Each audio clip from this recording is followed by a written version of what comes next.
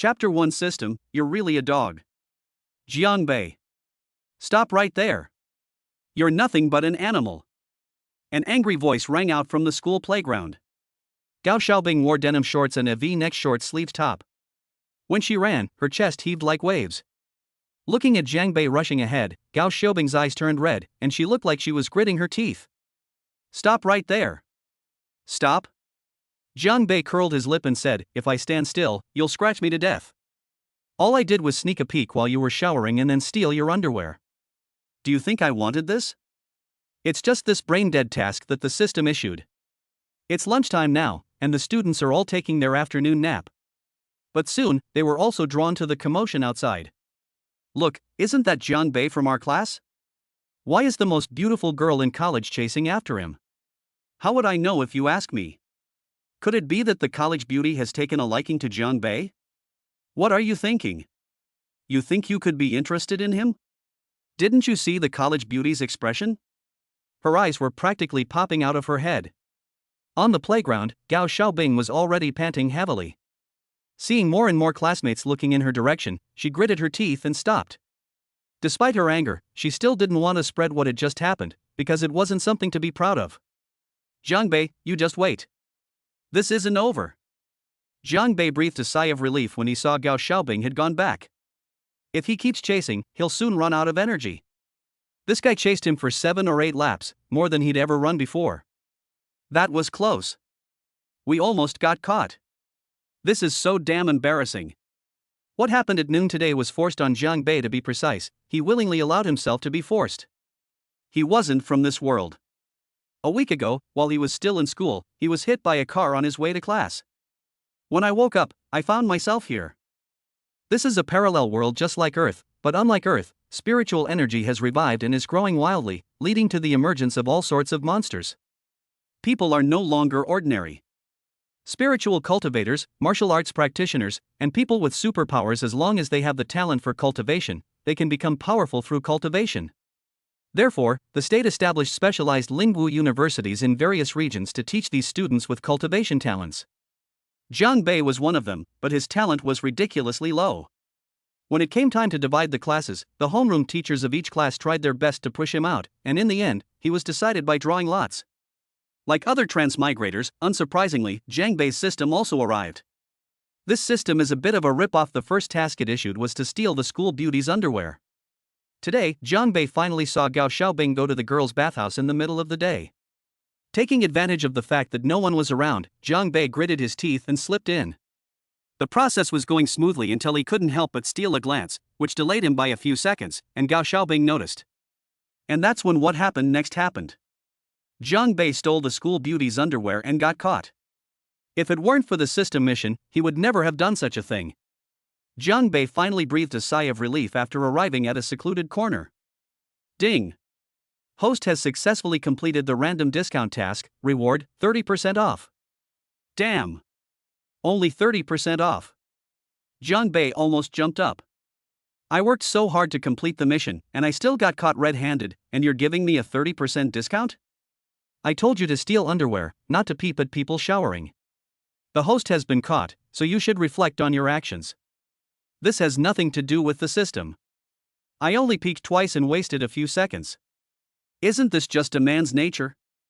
The host's true nature is irrelevant to this system. Jiangbei. Fine, 30% off it is. How much energy do I have left? 7,530 points. A 10 pull requires 10,000 energy points, but now it's 30% off, which is just enough for Jiangbei to do 1 pull. Jiangbei opened the system lottery panel and clicked on a 10 pull. 10 consecutive draws successful. 1 invincible rejuvenation pill obtained. 1 invincible rejuvenation pill obtained. 1 invincible rejuvenation pill obtained. Jiangbei's face darkened as he listened to the system's repeated voice. The last time the system gave him a free 10 pull, he received 10 invincible great restoration pills. He didn't expect to get the same thing again this time. A black iron spoon and a marrow cleansing pill. Finally, the voice behind changed. Marrow cleansing pill. Jiangbei's eyes lit up. This marrow cleansing pill is extremely useful to him. During the entrance exam last week, his talent was the worst. He lacked the mental strength required for spiritual cultivation, and his martial arts talent, martial soul, was only at half a level. His classmates even gave him the nickname Jiang the Half-Immortal. Jiang Bei used to read a lot of novels, and when he heard the name of this marrow cleansing pill, he knew it was used to cleanse the marrow and improve the body. As for this so-called mysterious iron spoon, what use is it to me? For cooking. Although the system's description of the Xian iron spoon was to harmonize spiritual energy, he had no idea how to understand it. I checked the time on my phone, it was almost time for class. Jiang Bei took something out of his pocket. Gao Xiaobing's underwear. It even has lace trim. What should I do with this? Throw it away? Why don't we return it later and explain it to them? We can't let ourselves be labeled as a perverted monster. After thinking for a moment, Jiang Bei crumpled the dough into a ball and put it in his pocket. Jiang the fortune teller, how did you manage to mess with that college beauty? As soon as I entered the classroom, all the students crowded around me. Everyone was very curious about what had just happened on the playground. This one. It's because I'm too charming. Gao Xiaobing insisted on setting me up with someone, but I didn't agree. As a result, she kept chasing after me. Jiang Bei spoke without batting an eye, as if it were the truth. Cut. Forget it, if Gao Xiaobing ever falls for you, I'll jump off a building in front of the whole class. Everyone scattered in a panic. Clearly, no one believed them. Hey! What's in your pocket? It's so bulging. Wang Yuan, Jiang Bei's deskmate, asked curiously when she saw his bulging pockets. It's nothing, just some toilet paper, do you want some? Jiang Bei said casually. Pa! Vulgar! Wang Yuan blushed deeply and turned her face away. What's so vulgar about this? If you saw that what I'm wearing inside is actually Gao Xiaobing's underwear, you'd be scared to death. After class in the afternoon, Jiang Bei left the school and went to his rented room. There are dormitories in the school, but because of the system, Jiang Bei didn't want other students to know, so he rented a house and lived outside. Jiang Bei is an orphan who grew up in an orphanage. When he came to university this time, the director of the orphanage gave him 3,000 yuan. The room costs 600 yuan a month. It's just a single room, and the shower and toilet are shared. I only managed to find this place through a friend in Jiangbei. This made his already impoverished life even worse. Chapter 2, The landlady's laughter was terrifying. Oh, Jiangbei is back. A woman came out of the house next door and was incredibly enthusiastic when she saw Jiangbei return.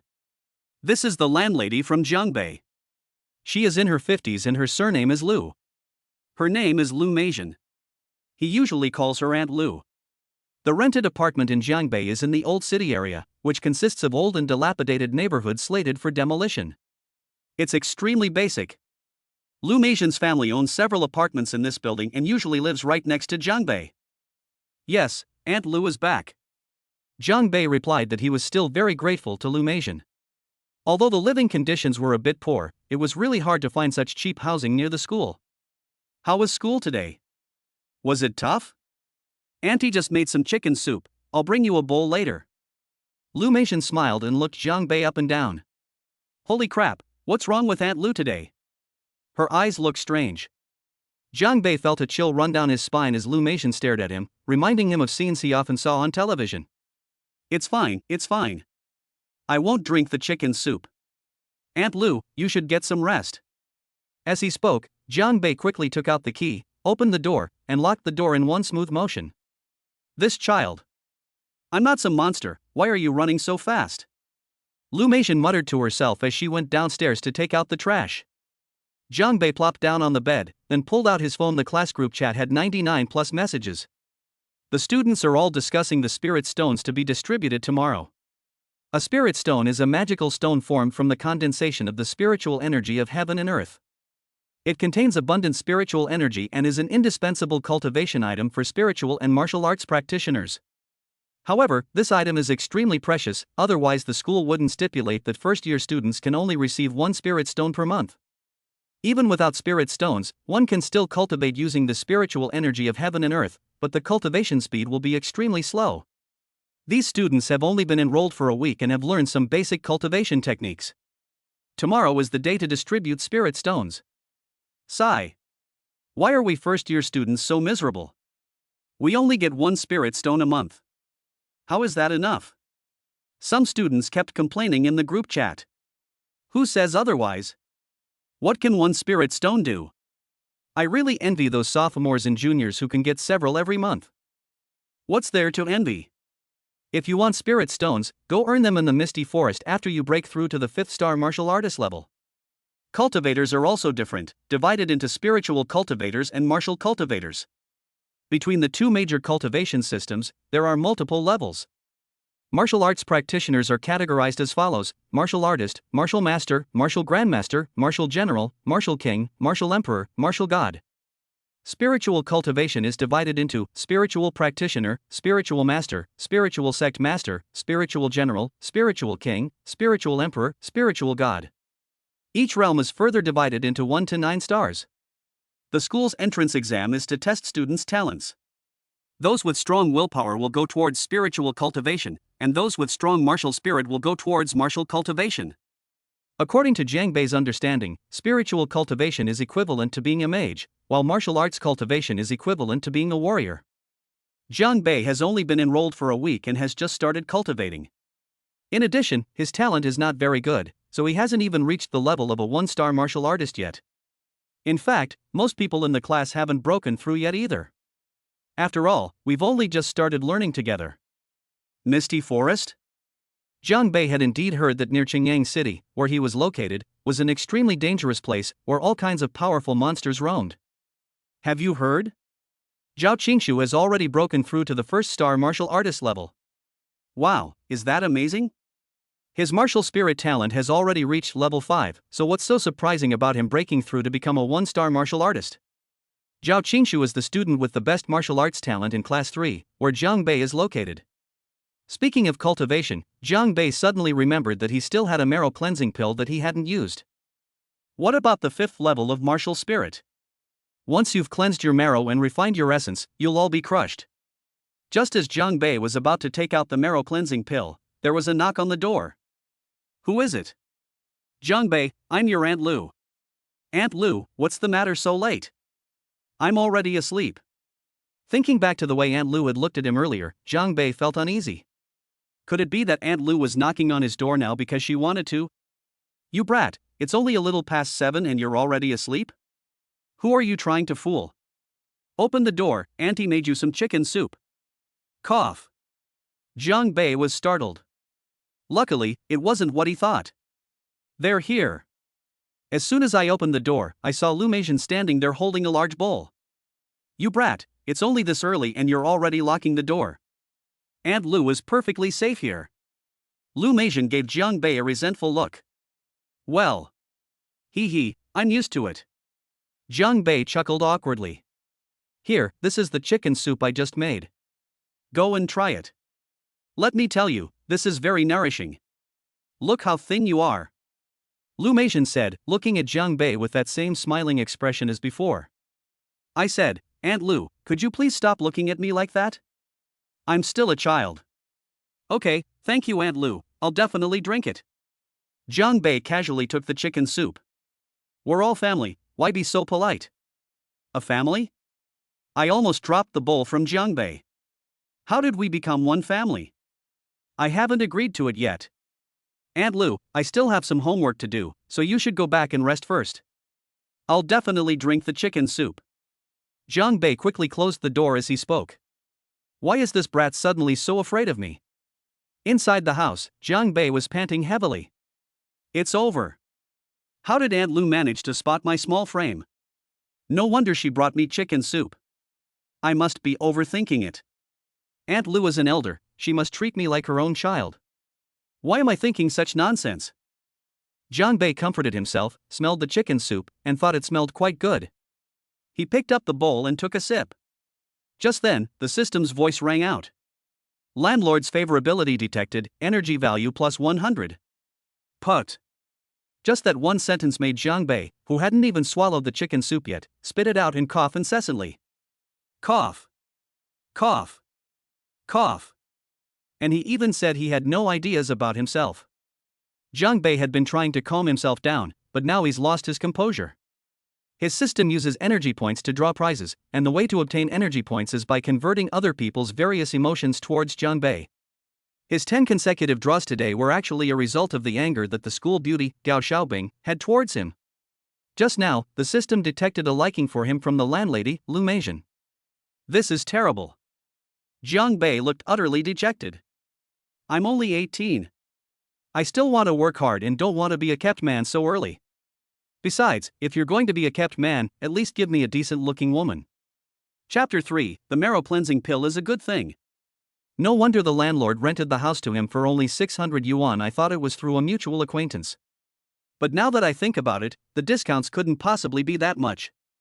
So she's taken a liking to me. No, I need to find a way to move to a different place. Jiang Bei was having a lot on his mind right now.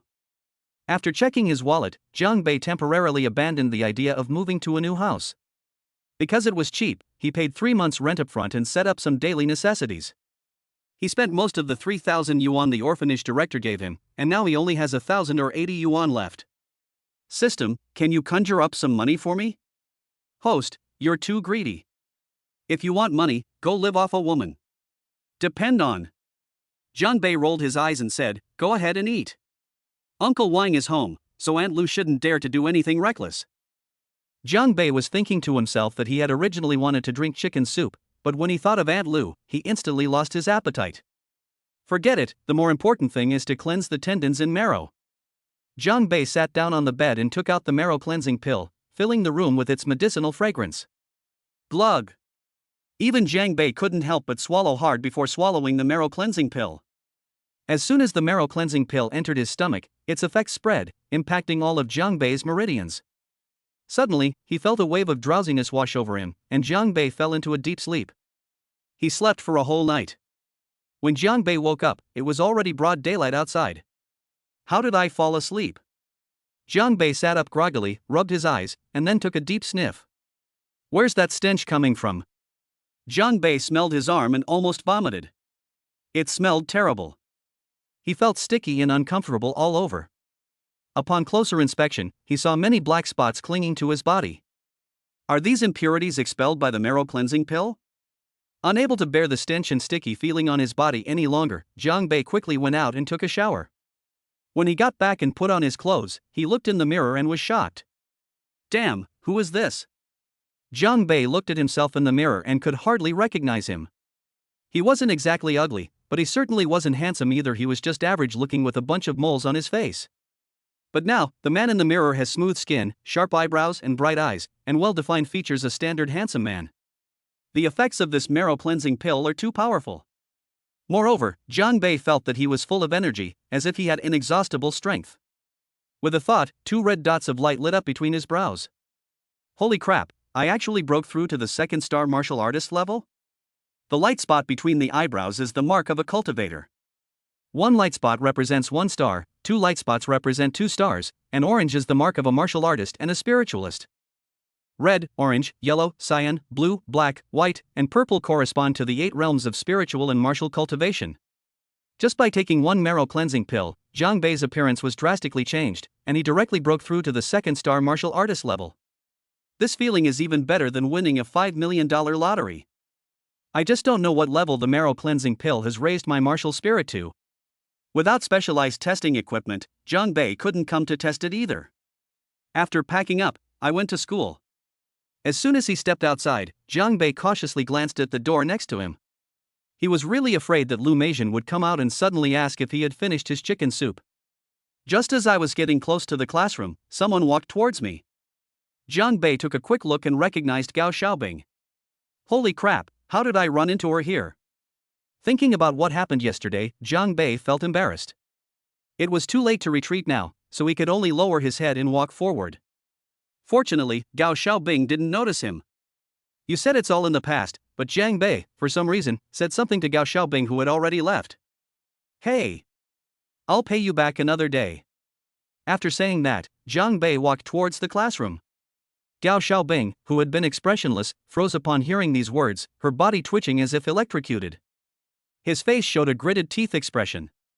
You pervert, I'll make you pay. Actually, Gao Xiaobing had already noticed Jiang Bei, but she pretended not to. Who would have thought that after they had just passed each other, Jiang Bei would say something like that? Sensing Gao Xiaobing's anger, energy points plus 500. System, did I just say something inappropriate? You're such a brat. Jiang Bei wasn't very popular in class. Except when people joked about him, he was just like the worst student in an ordinary university. Jiang Bei's seat was in the last row. Ha! Jiang Bei? Just as Jiang Bei was about to reach his seat, a classmate glanced at him and froze. Ha! What's wrong? Jiang Bei responded casually, then looked up at the student's expression and understood immediately. It must be because I took the marrow cleansing pill that my appearance has improved so much that it has been noticed. Are you really from Jiang Bei? Your face. Holy crap! Jiang Banxian, you didn't get plastic surgery, did you? Zhou Xiaoliang stared wide-eyed, looking utterly incredulous. How did things change so drastically overnight? You look like poop, your whole family looks like poop. The other students also noticed the changes in Jiang Bei and were all amazed. Only Zhao Qingshu glanced at it and then turned his head away. Jiang Bei, tell me quickly, how did you do it? Do you have any beauty secrets?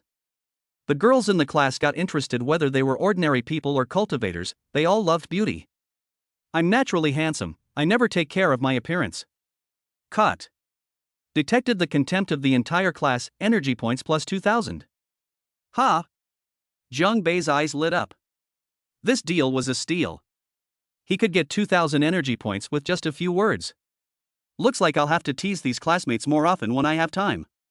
Back in her seat, classmate Wang Yuan kept glancing towards Jiang Bei, as if she had something to say but hesitated. Hey Jiang Bei, how did you get rid of the mole on your face? Exclusive recipe, cannot be shared. Humph, I don't care to know. He. Jiang Bei leaned closer and looked at Wang Yuan. You're quite observant of me. You even noticed the mole on my face.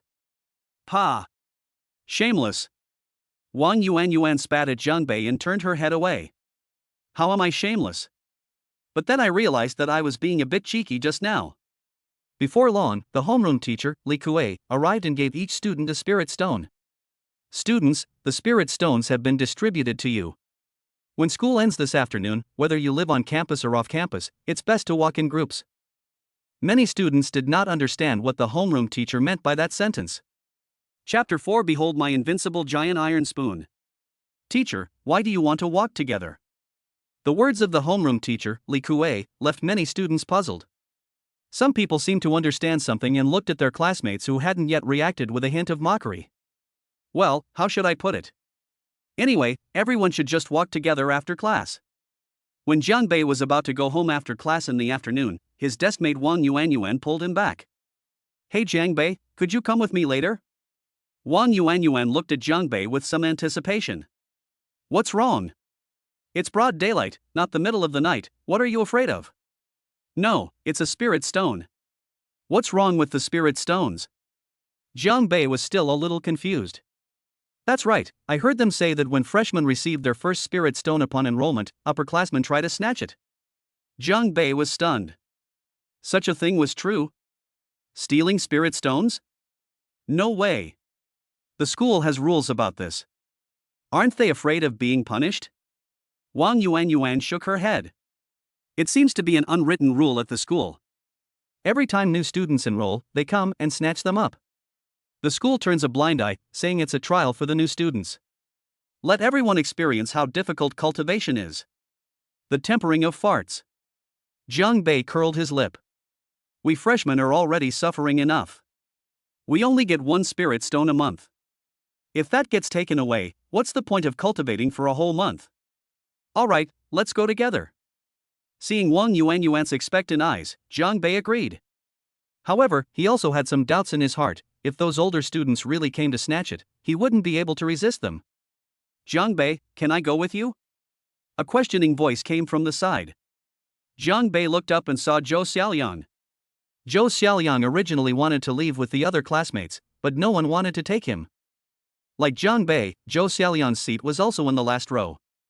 He and Wang Yuan's talents were both at the first level of martial spirit, belonging to the kind of existence that was at the bottom except for Jiang Bei. School is a small society, especially Lingwu University, where everyone likes to hang out with those who are talented. Hey, why aren't you going with them? Ugh. They didn't take me with them. So you only came to me because you had no other choice. Jiang Bei rolled his eyes. Just take me with you, it'll be safer if the three of us are together. Alright, let's go. The three of them left the classroom together. Zhou Xiaoyang, you look tough and resilient, you should be able to take a beating, right? What's wrong? If someone really tries to rob us later, remember to stay at the front and let the two of us run first. Zhou Xiaoyang. As soon as Jiang Bei stepped out of the school gate, he noticed something was wrong. Many freshmen were blocked by people when they left, including their classmates. Let's go this way. Jiang Bei pointed to a deserted path next to them and said. Zhou Xiaoyang and Wang Yuanyuan followed closely behind Jiang Bei. The three of them quickly arrived at the path. As they got further and further away from the school, before they could even breathe a sigh of relief, three people jumped out of the bushes by the roadside. Despite running as fast as I could, I was still stuck in traffic. Jiang Bei looked at the student badges on the three people's chests. They were second-year students. Hey, hello three seniors. Taking a stroll here? As the saying goes, 100 steps after a meal will help you live to 99. You seniors, take your time, we're on our way.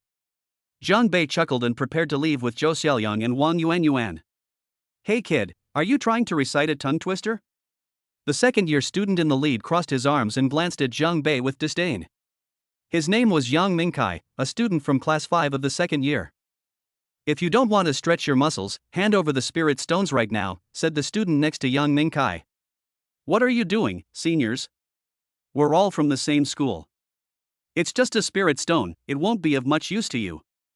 We see each other all the time, it would be bad if we had a falling out today. Jiang Bei kept a smile on his face. Putting everything else aside, he couldn't even beat these few sophomores. Not to mention Zhou Xiaoyang, who was already huddled behind him. You're such a coward. It seems you're right. Another sophomore nodded. You're right, my ass. Are you stupid? Yang Mingkai slapped the guy right on the head. Kid, you've got a sharp tongue, but too bad, your brother Kai isn't buying it. Hand over the spirit stones and I'll let you go, or I'll show you the dangers of this school. We only have this one spirit stone, what right do you have to take it from us? Wang Yuanyuan, I don't know where she got the courage, retorted. Hey, you dare talk back? Give it to me now. The student next to Yang Mingkai stepped forward and grabbed Wang Yuanyuan's arm. It seemed that Wang Yuanyuan was hurt by the grab, and tears were about to fall from her eyes. Let me go. Wang Yuanyuan struggled desperately, but the student showed no sign of letting go and was about to search her body. Jiang Bei immediately got angry when he saw this. How could you be so rude to a girl? Are you even human? He seems to have forgotten that he was stealing underwear. Screw you. Jiang Bei spotted the student's stomach and kicked him directly. The student hadn't paid any attention to Jiang Bei, but he hadn't expected Jiang Bei to launch a sneak attack. Caught off guard, he almost tripped and fell. Ouch. You fucking dare to hit me? Zhang Tiadan's anger detected, energy value plus 500. Jiang Bei no longer cared what the system was saying. His kick meant that none of them could leave easily today. But I don't regret it. At worst, I'll get a beating, but I won't just stand there and let you beat me up. Jiang Bei is currently only a 2-star martial artist and doesn't know any martial arts techniques, while his opponent is a second-year university student with at least the strength of a 7 or 8-star martial artist. If only I had a weapon. There's no need to bring weapons to school. You can't exactly carry a kitchen knife with you every day. Suddenly, Jiang Bei remembered the system. He drew an iron spoon yesterday, didn't he? He'll just have to make do with it for now. Jiang Bei's mind stirred, and the black iron ladle appeared directly in his hand. When Yang Mingkai and his group saw Jiang Bei pull out an iron spoon from somewhere, they were stunned for a moment, then burst into laughter. Haha, kid, you're killing me with laughter. You even brought your cooking spoons out. You could have brought a kitchen knife too. Hee hee, you kicked me just now I'm going to beat you up. Zhang Taidan grinned maliciously, his fist, as big as a sandbag, smashing directly towards Jiang Bei. As for the iron spoon in Jiang Bei's hand, he didn't pay any attention to it and completely ignored it. Chapter 5, The Robber Gets Robbed Instead. Zhang Tiadan's talent wasn't particularly high, but he possessed the strength of a 7-star martial artist. Although martial artists represent the lowest level of martial arts cultivation, they are still physically stronger than ordinary people. Even without practicing martial arts techniques, they can easily smash a brick on the head if they concentrate fully. Therefore, he completely disregarded the spoon in Jiang Bei's hand. The kick he just delivered was because it caught me off guard, which is why the other party succeeded. Seeing Zhang Tietan's fist, as big as a sandbag, about to reach him, Jiang Bei didn't dare to be careless and seized the opportunity to dodge. At the same time, he swung the black iron ladle in his hand and smashed it directly at Zhang Tietan's back. Zhang Taidan looked completely nonchalant, but the next moment, his expression changed drastically. The black iron spoon landed on his back like a huge rock crashing down. A sharp pain shot through him, and he collapsed to the ground, howling in agony. Holy crap! What's going on? Jiang Bei stared in disbelief at Zhang Taidan, who was lying on the ground groaning in pain. I used force, but the other party shouldn't be that weak. Could it be because of this iron spoon? At first, Jiang Bei thought it was just an ordinary spoon, but now it seems that it's not that simple. Yang Mingkai was also stunned. He knew Zhang Tietan's strength. Dealing with a freshman was a piece of cake for him. But the result was exactly the opposite. Zhang Taidan, what are you doing? Yang Mingkai asked coldly. This kid can't act, can he? Brother Kai, it hurts so much. Yang Mingkai really didn't understand how just being hit with a spoon could have led to this. How about it, senior? Want to give it a try? Zhang Bei chuckled and waved the black iron ladle in his hand. Humph, you're really treating this broken spoon like a treasure? I'll teach you a lesson today. Yang Mingkai was also enraged by Jiang Bei, and he wanted to give Jiang Bei a good beating. With that, he charged over. Take this punch. Take a spoonful of my food. Without saying a word, Jiang Bei raised his spoon and smashed it towards Yang Mingkai's fist. Ah! The black iron spoon struck Yang Mingkai's fist, causing the latter to let out a scream. He felt his bones crack and blood flowed down his fingers. Take advantage of your weakness to kill you. Seeing Yang Mingkai clutching his fist in pain, Jiang Bei grabbed the black iron spoon and struck him. Ouch! It hurts. A strange scene unfolded on the road. Jiang Bei repeatedly hit Yang Mingkai with a spoon, and the latter clutched his head and cried out in pain. Stop, stop. I was wrong. Yang Mingkai begged for mercy repeatedly, saying that if Jiang Bei continued to beat him like this, he would definitely be crippled. Now you know how powerful I am? Okay. And you? Jiang Bei looked at the last student, whose lips were twitching and who was almost crying. Big brother, I was wrong, please don't hit me. He's also afraid of the spoon in Jiang Bei's hand. Just look at Zhang Taidan and Yang Mingkai, they're still lying on the ground. It's good that you admit your mistake, you're still a good child. Wang Yuanyuan and Zhou Xiaoliang stared blankly at the scene before them. Is that all? They thought they were doomed today, but they didn't expect Jiang Bei to be so powerful. He defeated the other party with just a spoon. Jiang Bei, let's go quickly. The two stepped forward. Leave? We can't leave now. Jiang Bei's eyes darted around, and he gave a sly smile. Your name is Yang Mingkai? Jiang Bei glanced at Yang Mingkai's student ID. Yes. Robbery. You three, hand over all your spirit stones. The three of them were dumbfounded, and Wang Yuanyuan and the other two were also dumbfounded. You can do that. You. Yang Mingkai stared at Jiang Bei, stammering and unable to speak. What, you're not convinced?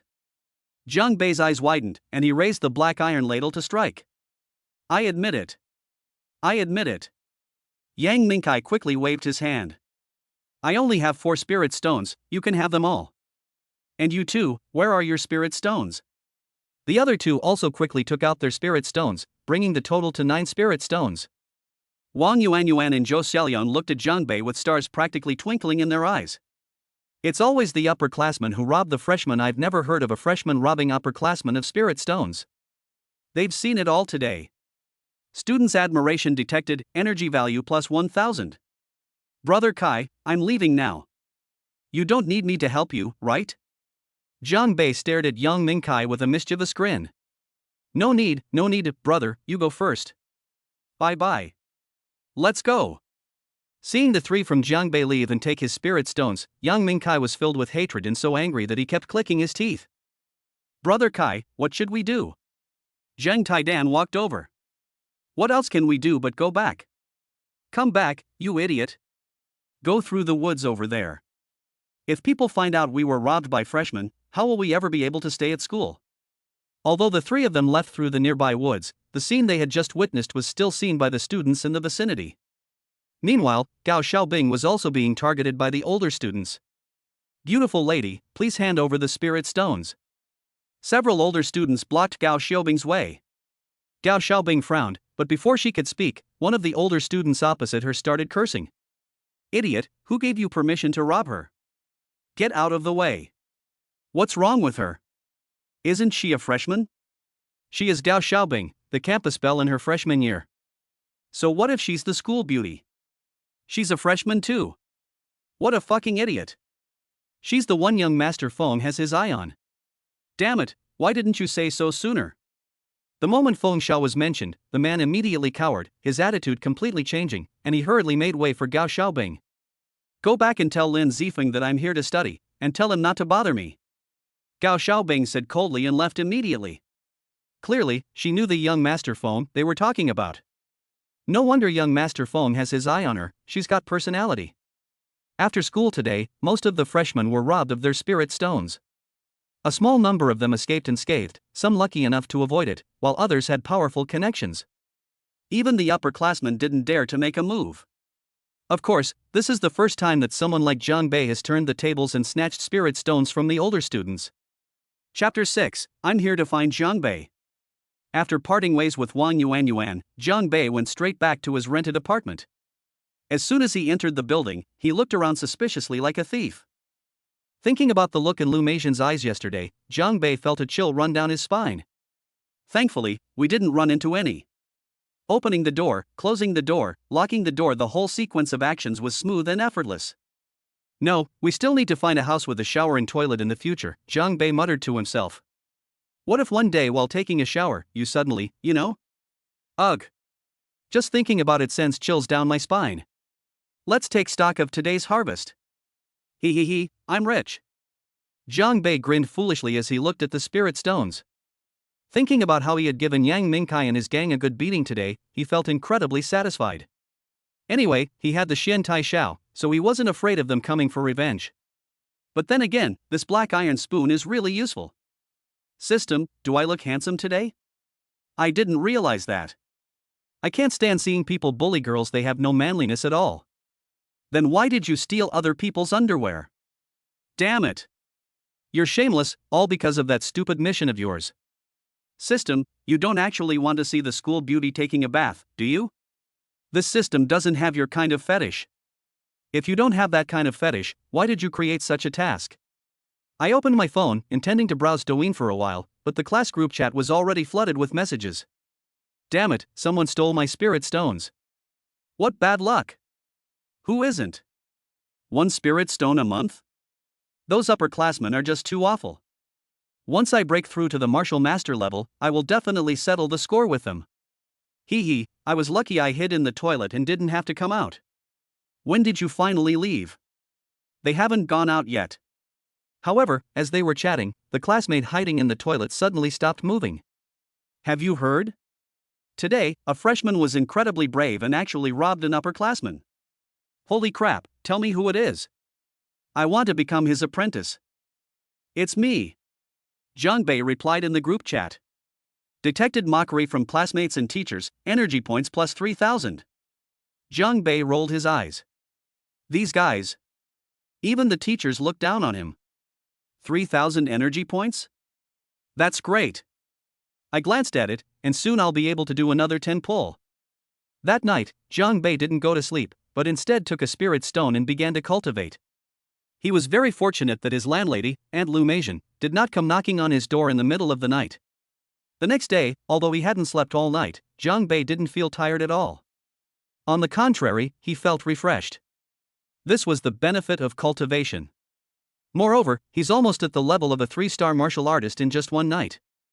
According to the school's rules, once you break through to the 5th-star martial artist level, you will be able to cultivate martial arts techniques. Just before leaving, Zhang Bei inadvertently glanced at the underwear on the clothes rack Gao Xiaobing's. He was still thinking of returning it. After all, the misunderstanding needed to be cleared up. That day, I accidentally got some dirt on my hands, so Zhang Bei washed it off last night. I found a plastic bag, put my underwear in it, put it in my pocket, and went to school. SHHHHHH. Whistling in with his hands behind his back, Jiang Bei entered the classroom. Listening closely, I heard the students still discussing the theft of the spirit stones yesterday. By the way, have you found out who that student who fought back against the older student yesterday was? No, if I had known, I would have gone to worship him long ago. I heard it's Jiang Bei from our class. Him? Stealing spirit stones from older students? He's lucky he wasn't crippled. Alright. I've gained another small amount of energy. Brother Bei, you're here. Have you had breakfast yet? As soon as Jiang Bei sat down, Zhou Xiaoliang came over, carrying a breakfast in his hand. I haven't tea eaten yet. Jiang Bei raised an eyebrow and glanced at Zhou Xiaoliang. You're pretty savvy, kid. Hee, follow Brother Bei, and you'll have all the good food and drink. Zhou Xiaoliang chuckled. He had already prepared all the little words. After all, Jiang Bei had saved him a spirit stone. For a freshman, a spirit stone was precious enough, especially since most of his classmates had theirs snatched away. Jiang Bei, thank you for what happened yesterday.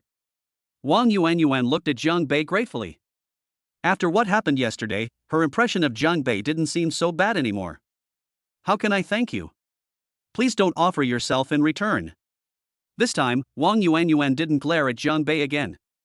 Instead, her pretty face flushed red, and she lowered her head. Wang Yuanyuan's favorability detected, energy value plus 10. Depend on. Jiang Bei was startled. He was just joking with Wang Yuanyuan, but he didn't expect her to actually develop feelings for him. Fortunately, it only added 10 energy points, so it should just be a small beginning. It's not even as good as the landlady and Wang Meijian. However, even the smallest signs must be nipped in the bud. Jiang Bei has no plans to get involved in romance right now, that's too much trouble. Just as Jiang Bei was thinking about how to nip Wang Yuanyuan's growing affection for him in the bud, a figure appeared at the classroom door and peered inside. Gao Xiaobing, the freshman campus belle. The moment Gao Xiaobing appeared, all the male students in the class went wild. From the moment they enrolled, Gao Xiaobing was privately voted the campus belle by the students. In just a few days, she had enough suitors and admirers to circle the playground twice. Now that Gao Xiaobing has appeared at their classroom door, the male students who were bragging and joking around have all sat up straight and are behaving in a gentle and refined manner. The scene was even more serious than when the homeroom teacher came. Ahem. Gao Xiaobing, who are you looking for? Deputy squad leader Wang Tailin stood up and asked a question, deliberately adjusting his large bald head as he did so. I'm looking for Jiang Bei. Gao Xiaobing's voice was somewhat cold. She glanced at Wang Tailin and then looked towards the classroom. Damn it, who should I call?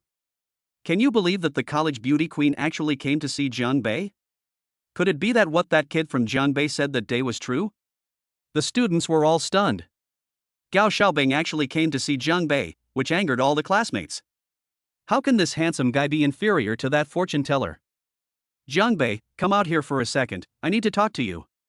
Gao Xiaobing's eyes swept around and finally found Jiang Bei's figure in the last row. Are they here to find you? To settle accounts. I'll explain it to her today to avoid future trouble. With these thoughts in mind, Lin Bei left the classroom under the resentful gaze of his male classmates. Holy crap, holy crap.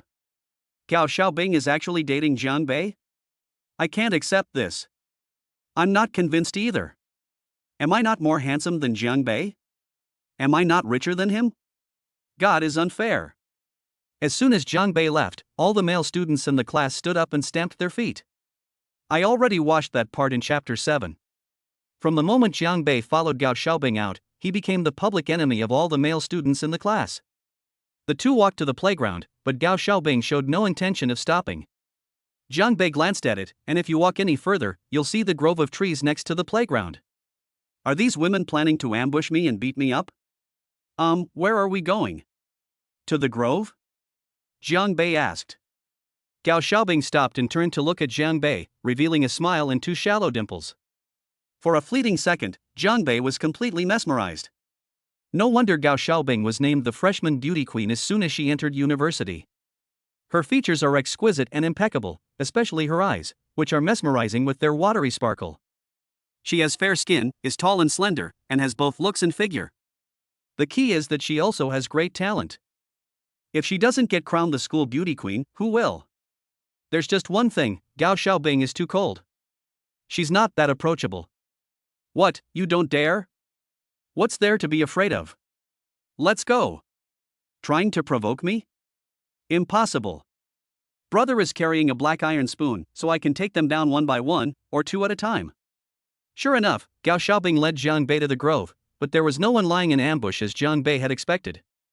No? Jiang Bei muttered. What's missing?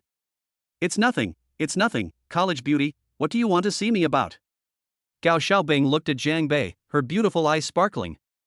I came to tell you that no matter what your reasons were that day, I don't blame you anymore. Ah? Really? Jiang Bei was somewhat surprised. He originally wanted to explain, but on the way here, Jiang Bei realized that he didn't seem to have anything to explain. He couldn't very well say that the system made him steal your underwear. Unexpectedly, Gao Xiaobing didn't intend to cause him any trouble, which made things much easier. Actually, that day was all a misunderstanding. You just need to know that I'm not a pervert. No way. Gao Xiaobing maintained a slight smile throughout. This made Jiang Bei think that what his classmates were saying was all false, and that Gao Xiaobing wasn't actually that cold. That's great. Oh, right, here you go. As Jiang Bei spoke, he pulled a plastic bag out of his pocket. Gao Xiaobing's underwear. Gao Xiaobing had been smiling the whole time, but when she saw what Jiang Bei was holding, her smile froze instantly, and her face turned pale and red. You're just using a plastic bag to put it? I don't want it anymore, you can throw it away.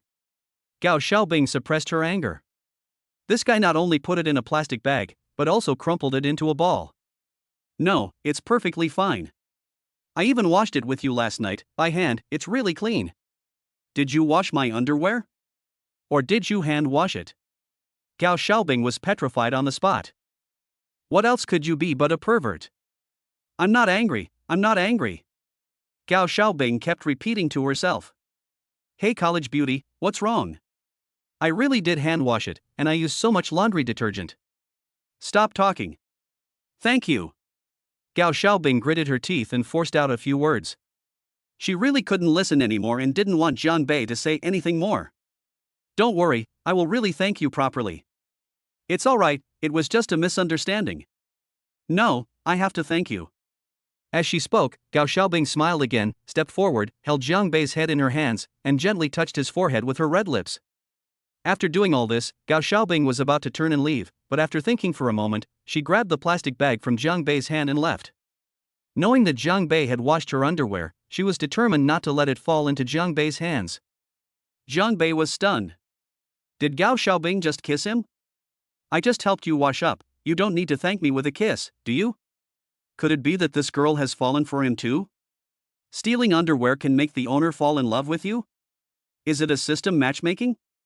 Seeing Gao Xiaobing leave, Jiang Bei also decided to leave. However, he stopped after taking only 2 steps. The system has been completely silent, and has not detected any affection or favor from Gao Xiaobing. The energy value has not increased at all. Damn, this is a trap. Do you know how the previous owner of this system died? The system's voice rang out. How did it disappear? Jiang Bei is quite curious. You're such a fangirl. Previously, Jiang Bei had been feeling a bit uneasy about what happened at the bathhouse last time, but he was relieved to see that Gao Xiaobing wasn't going to hold it against him. But now that I think about it, it seems like Gao Xiaobing was digging a pit for him, a huge pit. Jiang Bei, you're amazing. I didn't expect you to have won over the most beautiful girl in our school after only a few days here. Do you have any secrets? Jiang Bei, what did the college beauty want you to do outside just now? As soon as Jiang Bei returned to the classroom, some nosy classmates couldn't help but speak up. Going to kiss. Damn it. I don't believe it. Jiang Bei spent the entire morning wondering what kind of trouble Gao Xiaobing was digging for him. Around noon, Zhou Xiaoliang, who was scrolling through his phone, suddenly lost his temper. Brother Bei, you're amazing. I never thought what you said was true. What? Jiang Bei was stunned. See for yourself. Zhou Xiaoliang handed over the phone. Jiang Bei glanced at the phone and saw a photo showing Gao Xiaobing hugging his head and kissing him. Someone posted it online. Jiang Bei reacted instantly. Gao Xiaobing did it. The students also discovered the photos online. They're all acting like madmen. Ah. Jiang Bei, I challenge you to a duel. Jiangbei, from today onwards, you are my mortal enemy. Wang Yuanyuan stared blankly at the photo, her eyes dimming without her realizing it. The second-year class was also in an uproar. It's only a small portion of the people. Young Master Feng, look, isn't that Gao Xiaobing? And who's that male student? Damn it, which bastard is so bold as to touch the woman that young Master Feng has his eye on? He's got a death wish. The young Master Feng they were talking about is named Lin Zifeng, the top martial artist in Class 1 of the second year, a 9-star martial artist. He has extremely high talent and is highly regarded by the school. Moreover, the Lin family is quite prestigious in Xingyang City. If not the top 2, they are definitely among the top 5. Born into an extraordinary family, coupled with his talent for cultivation, he developed a domineering personality. Everyone in the class knew that Lin Zifeng was Gao Xiaobing's suitor. Lin Zifeng glanced at the photo, his eyes darkened, and his face turned black. Investigate. Gao Xiaobing belongs to me, Lin Zifeng, and I'll teach that brat a lesson. Chapter 8, We're a couple. In just one day, Jiangbei gained a huge amount of energy points in the class. After class, the students all went home to their mothers. Let's go, get out of class is over. Jiangbei noticed that Wang Yuanyuan hadn't moved and casually asked a question. Oh. Wang Yuanyuan realized what was happening, her eyes darting around as if she were somewhat absent-minded. She said oh and hurriedly ran away. What's going on? Jiangbei didn't think much of it and left the classroom, intending to go home. On the other side, in the classroom of Class 1, Grade 1, Gao Xiaobing and a girl also came out, and saw Jiangbei leaving the classroom from afar. Xiaobing, why did you have to teach this kid a lesson? And the price you paid was too high, you even kissed him. Li Hongyun said with some confusion. She is Gao Xiaobing's classmate and best friend. In the morning, Gao Xiaobing told her to hide in the grove of trees on the playground and take a picture of her kissing Jiangbei. Don't ask about the specifics, I just can't stand that kid. Gao Xiaobing was furious when she thought about the underwear incident, but she was too embarrassed to tell Li Hongyun. You're kissing him on one hand, and then you want to teach him a lesson on the other. I really don't know what you're thinking. Should we go take a look? No way. I'd rather beat him so badly his own mother wouldn't recognize him. You stole my underwear and even washed it. You pervert, I'll teach you a lesson you won't forget. Seeing the second-year students appear at the entrance of Class 3, Gao Xiaobing's expression was one of smugness. Not long after Jiangbei left the classroom, several students arrived at the door of Class 3. What about Jiangbei? Who was leading the group, addressed the students who hadn't left yet. Just left. Let's go, let's chase after him. Upon hearing this, Yu was about to lead the others to chase after him when she turned around and caught sight of several other students, also in their second year. If Jiangbei were here, he would definitely recognize that the people Yu encountered were none other than Yang Mingkai and his group who tried to rob him of his spirit stones that day. Hey, Yu, what are you doing in someone's freshman class? Yang Mingkai looked at Yu and said with a hint of sarcasm. He was in Class 5 of the second year, and the students in Class 5 and Class 1 didn't get along very well. What's it to you? Get out of the way, a good dog doesn't block the way. Yu sneered. I think you're asking for a beating. Yang Mingkai's anger surged. What, you want to fight? You bunch of trash from Class 5, you can fight anytime you want, but I don't have time for you today. Get out of my way and don't get in my way. Oh, by the way, I heard you got robbed by a freshman last time? This is so embarrassing. You guys in Class 5 are really stupid. Should we, Class 1, help you save face? Ha ha ha. You. Yang Mingkai was about to make a move when Zhang Taidan stopped him. He could only watch helplessly as Yu and the others left. Brother Kai, don't be impulsive right now. Yu has Lin Zifeng backing him up. We can't afford to offend him. What's Lin Zifeng? He only has one more star than me. I'll catch up soon. Yang Mingkai was about to leave when he stopped again. What do you think Yu is doing in Class 3 of the first year? It can't be anything good. Let's go, let's follow him and see. Yang Mingkai said, and then followed him. Jiangbei's place is only 2 streets away from the school, and you just have to walk through 2 alleys to get there. He has now arrived at the first alley, but before he can even leave, he has been blocked. At first glance, Jiangbei noticed the name tags on the chests of the several people they were also students of the school. Another sophomore. Kid, you're pretty fast. Yu blocked Jiangbei's path. Who are you? Are you robbing spirit stones again?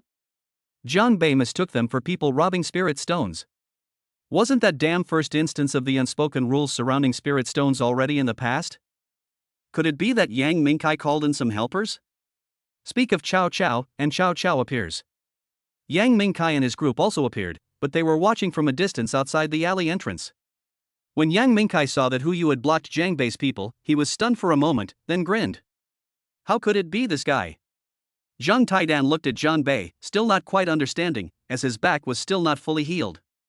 Hu Yu has really messed up this time. This is going to be good. Yang Mingkai chuckled.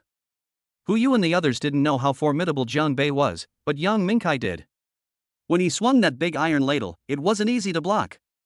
Hu Yu certainly didn't know, otherwise he wouldn't have only brought 2 people with him. In his view now, dealing with Jiang Bei, a freshman, is just a matter of lifting a finger. Steal spirit stones? Not that I look down on you, a newbie. Stop talking nonsense, I'm asking you, what is your relationship with Gao Xiaobing? Gao Xiaobing? Jiang Bei quickly realized that this must be related to the photo that Gao Xiaobing posted online. Is this Gao Xiaobing's revenge? Sending her suitor to teach me a lesson? What relationship is none of your business? Jiang Bei retorted. Anyway, with the Xin Tai Shou in hand, he wasn't afraid. You little brat, are you going to refuse a toast only to drink a forfeit? I'll ask you one more time, what exactly is the relationship between you two? Hu Yu grinned, his eyes almost popping out of their sockets. There was no other way. Lin Zifeng told him to find out what the relationship was between the two and, while he was at it, teach Jiang Bei a lesson. I'm saying you. Jiang Bei was about to speak when he suddenly remembered something. Bing Bing and I are definitely a couple. Didn't you see? We're kissing on the cheek.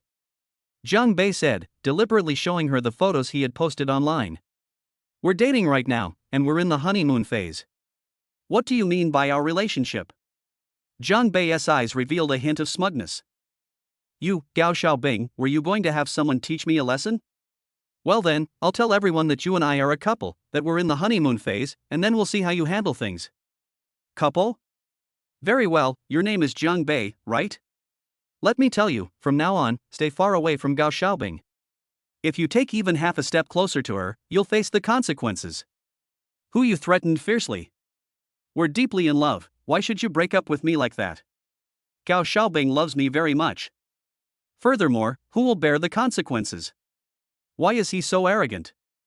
How would I know who the consequences would be? Hu Yu was stumped by the question, but he quickly realized what was going on. You dare to play me? Looks like I'll have to teach you a lesson you won't forget. Beat them. Hu Yu waved his hand, and the 2 students who came with him walked directly towards Jiang Bei. Chapter 9, Didn't sleep well all night. Kid, you dare to steal young Master Feng's woman? You're asking for trouble. 2 students rushed towards Jiang Bei and threw a punch that faintly whistled through the air. Neither of them used any martial arts techniques. Because it's completely unnecessary to deal with a freshman.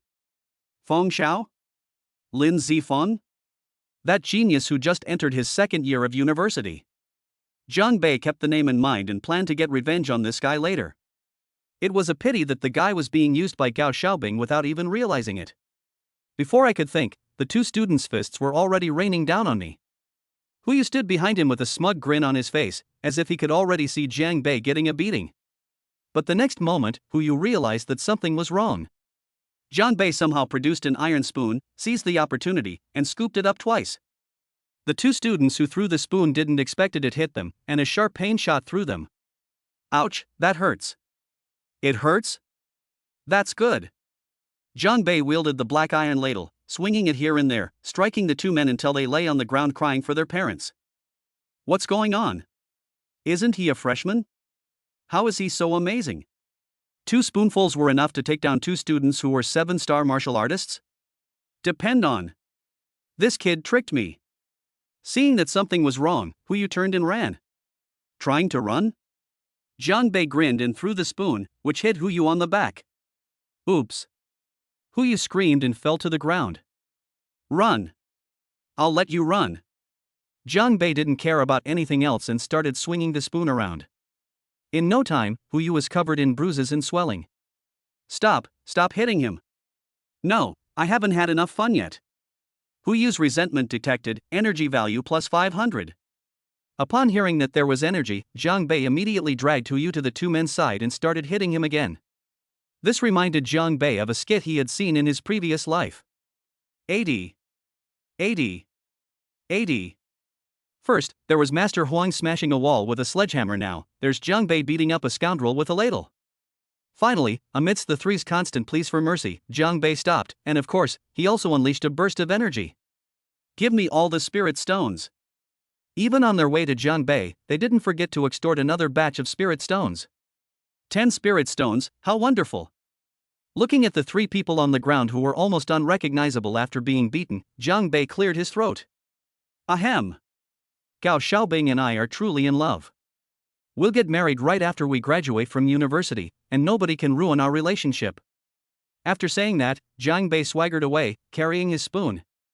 On the other side of the alley, Yang Mingkai was thoroughly enjoying the view, and all his resentment towards Jiang Bei vanished instantly. Looking at Hu Yu and the other two still lying on the ground, Yang Mingkai glanced at the bag in the nearby garbage heap and grinned mischievously. Hu Yu and the other two were stunned by Jiang Bei's beating. Brother Yu, how come that kid is so amazing? Is he even a freshman? A student said, his voice trembling with tears. You're asking me? Who the hell am I supposed to ask? Hu Yu had just been beaten up, so naturally he wasn't in a good mood either. Just then, the three of them had just sat up when suddenly everything went black. 3 burlap sacks were suddenly placed over his head.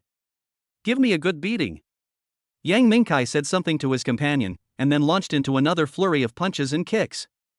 Damn it, who is it? Do you dare to fight me head-on? Hu Yu was furious.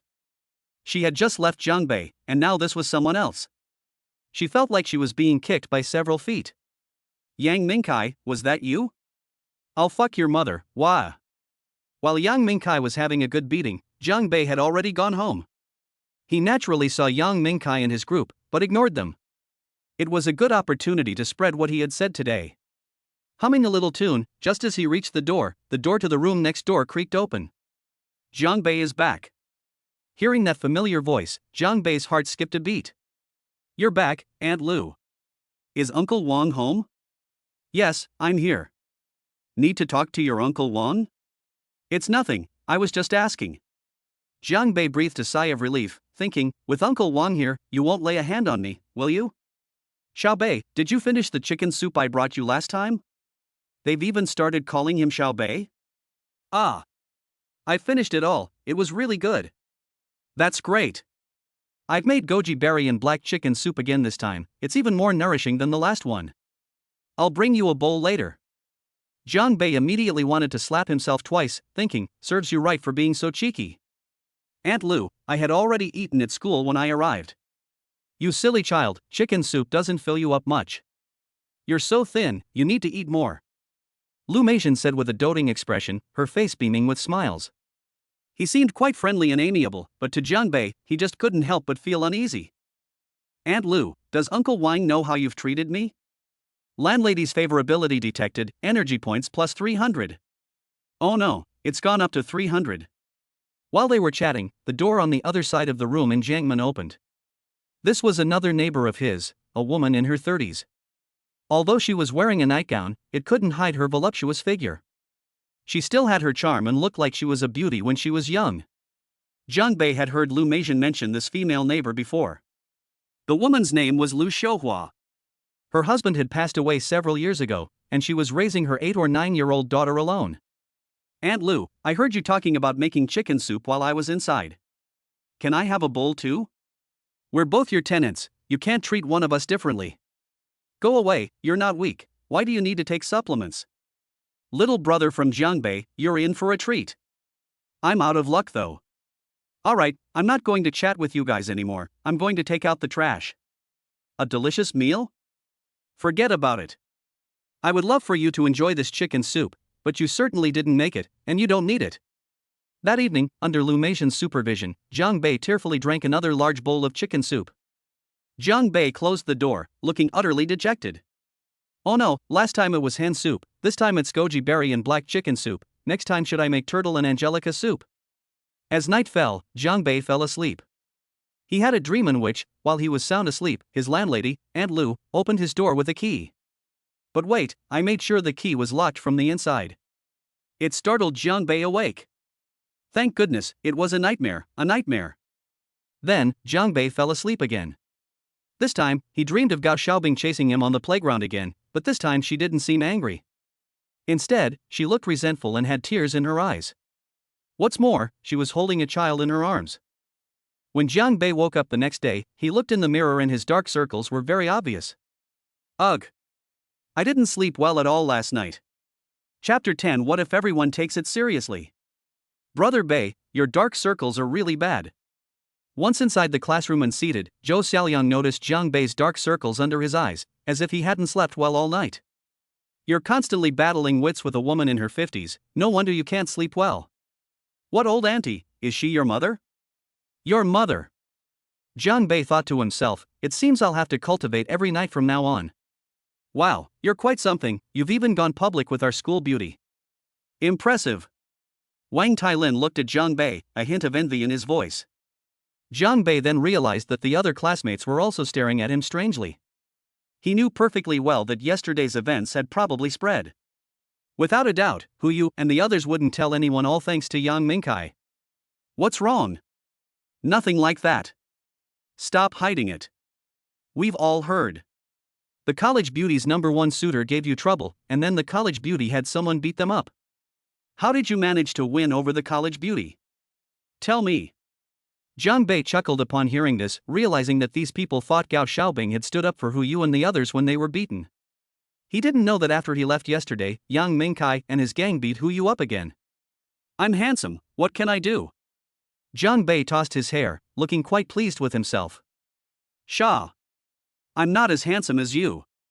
You know what, you're really not as handsome as Jiang Bei. Gao Xiaobing was in an exceptionally good mood today, especially after thinking about how that pervert from Jiang Bei had been severely punished.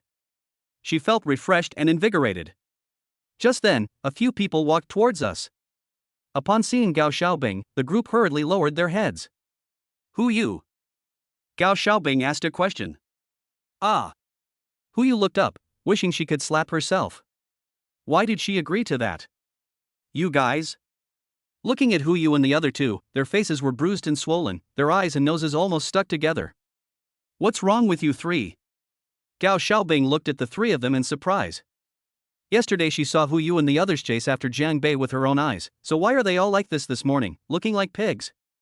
It's not as good as your dry, sentimental poems. Hu Yu's speech was slurred, and her angry expression was reduced to just her eyes. After saying that, Hu Yu left with the other two people. What nonsense! Gao Xiaobing frowned. Weren't you supposed to be teaching Jiang Bei a lesson? Why do you three look like you got beaten up? Although she had doubts, it was almost time for class, so she didn't think much of it and went into the classroom. As soon as Gao Xiaobing entered the classroom, she immediately noticed the unusual behavior of her classmates. Everyone was looking at her with a very strange expression. Even her good friend Li Hongyun was the same. What's wrong with you all? Xiaobing, even now, you're still hiding it from me?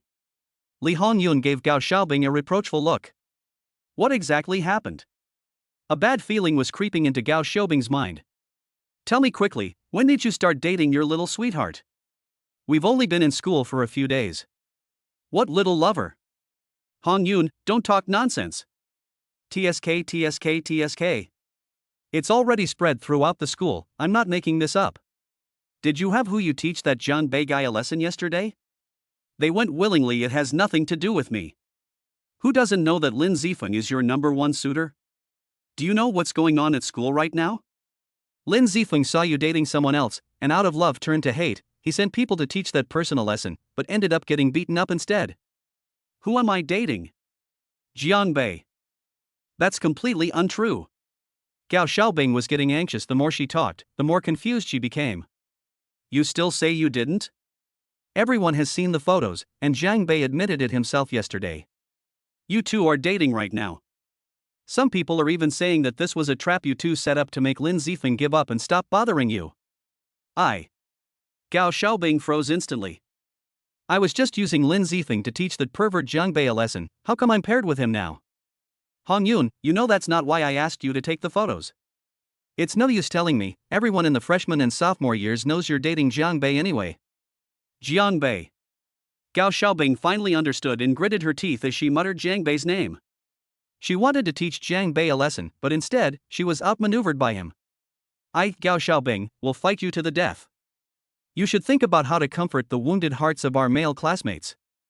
Actually, Xiaobing, we're both college students now, it's normal for us to date.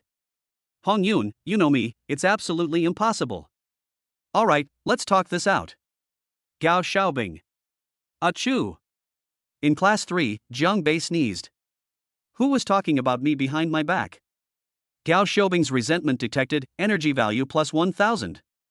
Looks like Gao Xiaobing already knows, huh? Hee, serves you right for being so smug. She must hate herself to death right now. But this girl didn't come looking for me after I tricked her.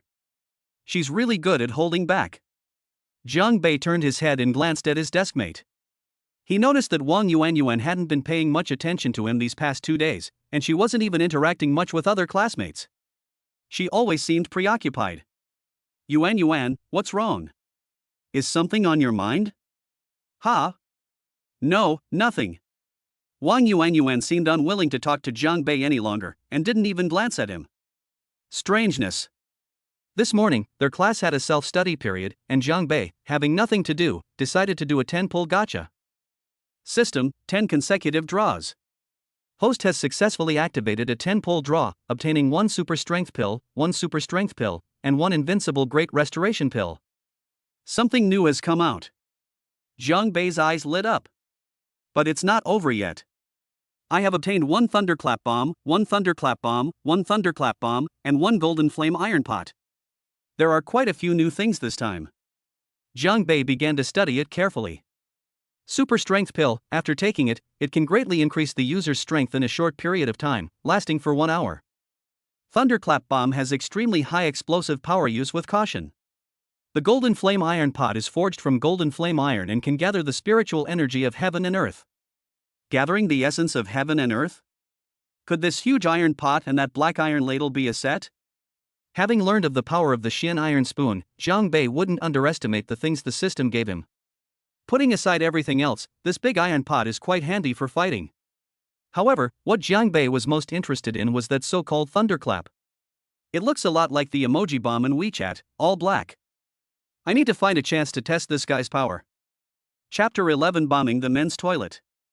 During class, Jiang Bei felt unwell in his stomach, probably because he drank too much of the lovingly prepared black chicken soup last night. Jiang Bei felt completely relaxed after leaving the restroom. There's nothing more wonderful in the world than eating, drinking, and relieving yourself. I was heading back to the classroom when someone walked towards me. Upon seeing this person, Jiang Bei raised his eyelids. Lin Zifeng. What a coincidence, I actually ran into him. This guy must have sent people to teach me a lesson. As a prominent figure in his sophomore year, Jiang Bei had met him when he enrolled in college.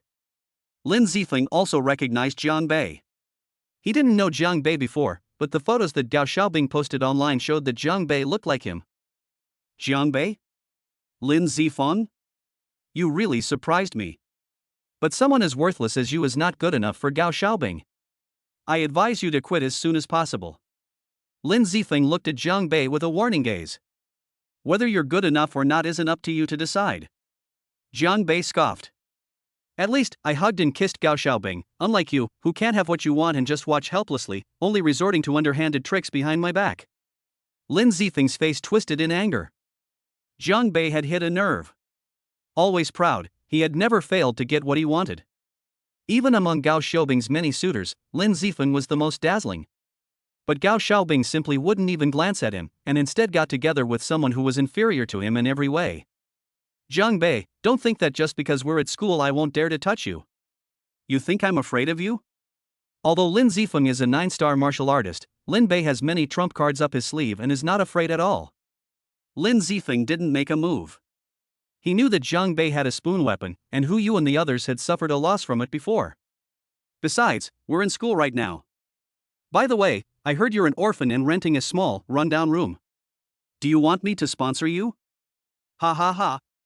I can't touch you now, but I can still mock you. In Lin Zifeng's mind, Jiang Bei was just an orphan and couldn't compare to a rich young master like him. After saying that, Lin Zifeng walked into the restroom with a smug look on his face. Holy crap! I was actually mocked. So what if you're rich? Jiang Bei already didn't have a good impression of this guy, and now that they've met, he's both warning and mocking me. Does he really think I'm a pushover? Jiang Bei's eyes darted around, and he seemed to have thought of something. He then chuckled to himself. There's a dark, unsightly thing in my hand. I was just looking for a place to test the power of this thunderbolt, so today I'll use you, Lin Zifeng, as my first test subject. Jiang Bei grinned mischievously, walked around to the side of the toilet, and threw the thunderclap bomb in through the window. I hope you fall into a cesspool. Bang! No sooner had the words left his mouth than a deafening explosion rang out, so loud that Jiang Bei's ears rang, and the ground trembled as if an earthquake had struck. Holy crap, this is bad. Jiang Bei looked up and saw that the toilet wall had cracked open and collapsed towards where he was standing.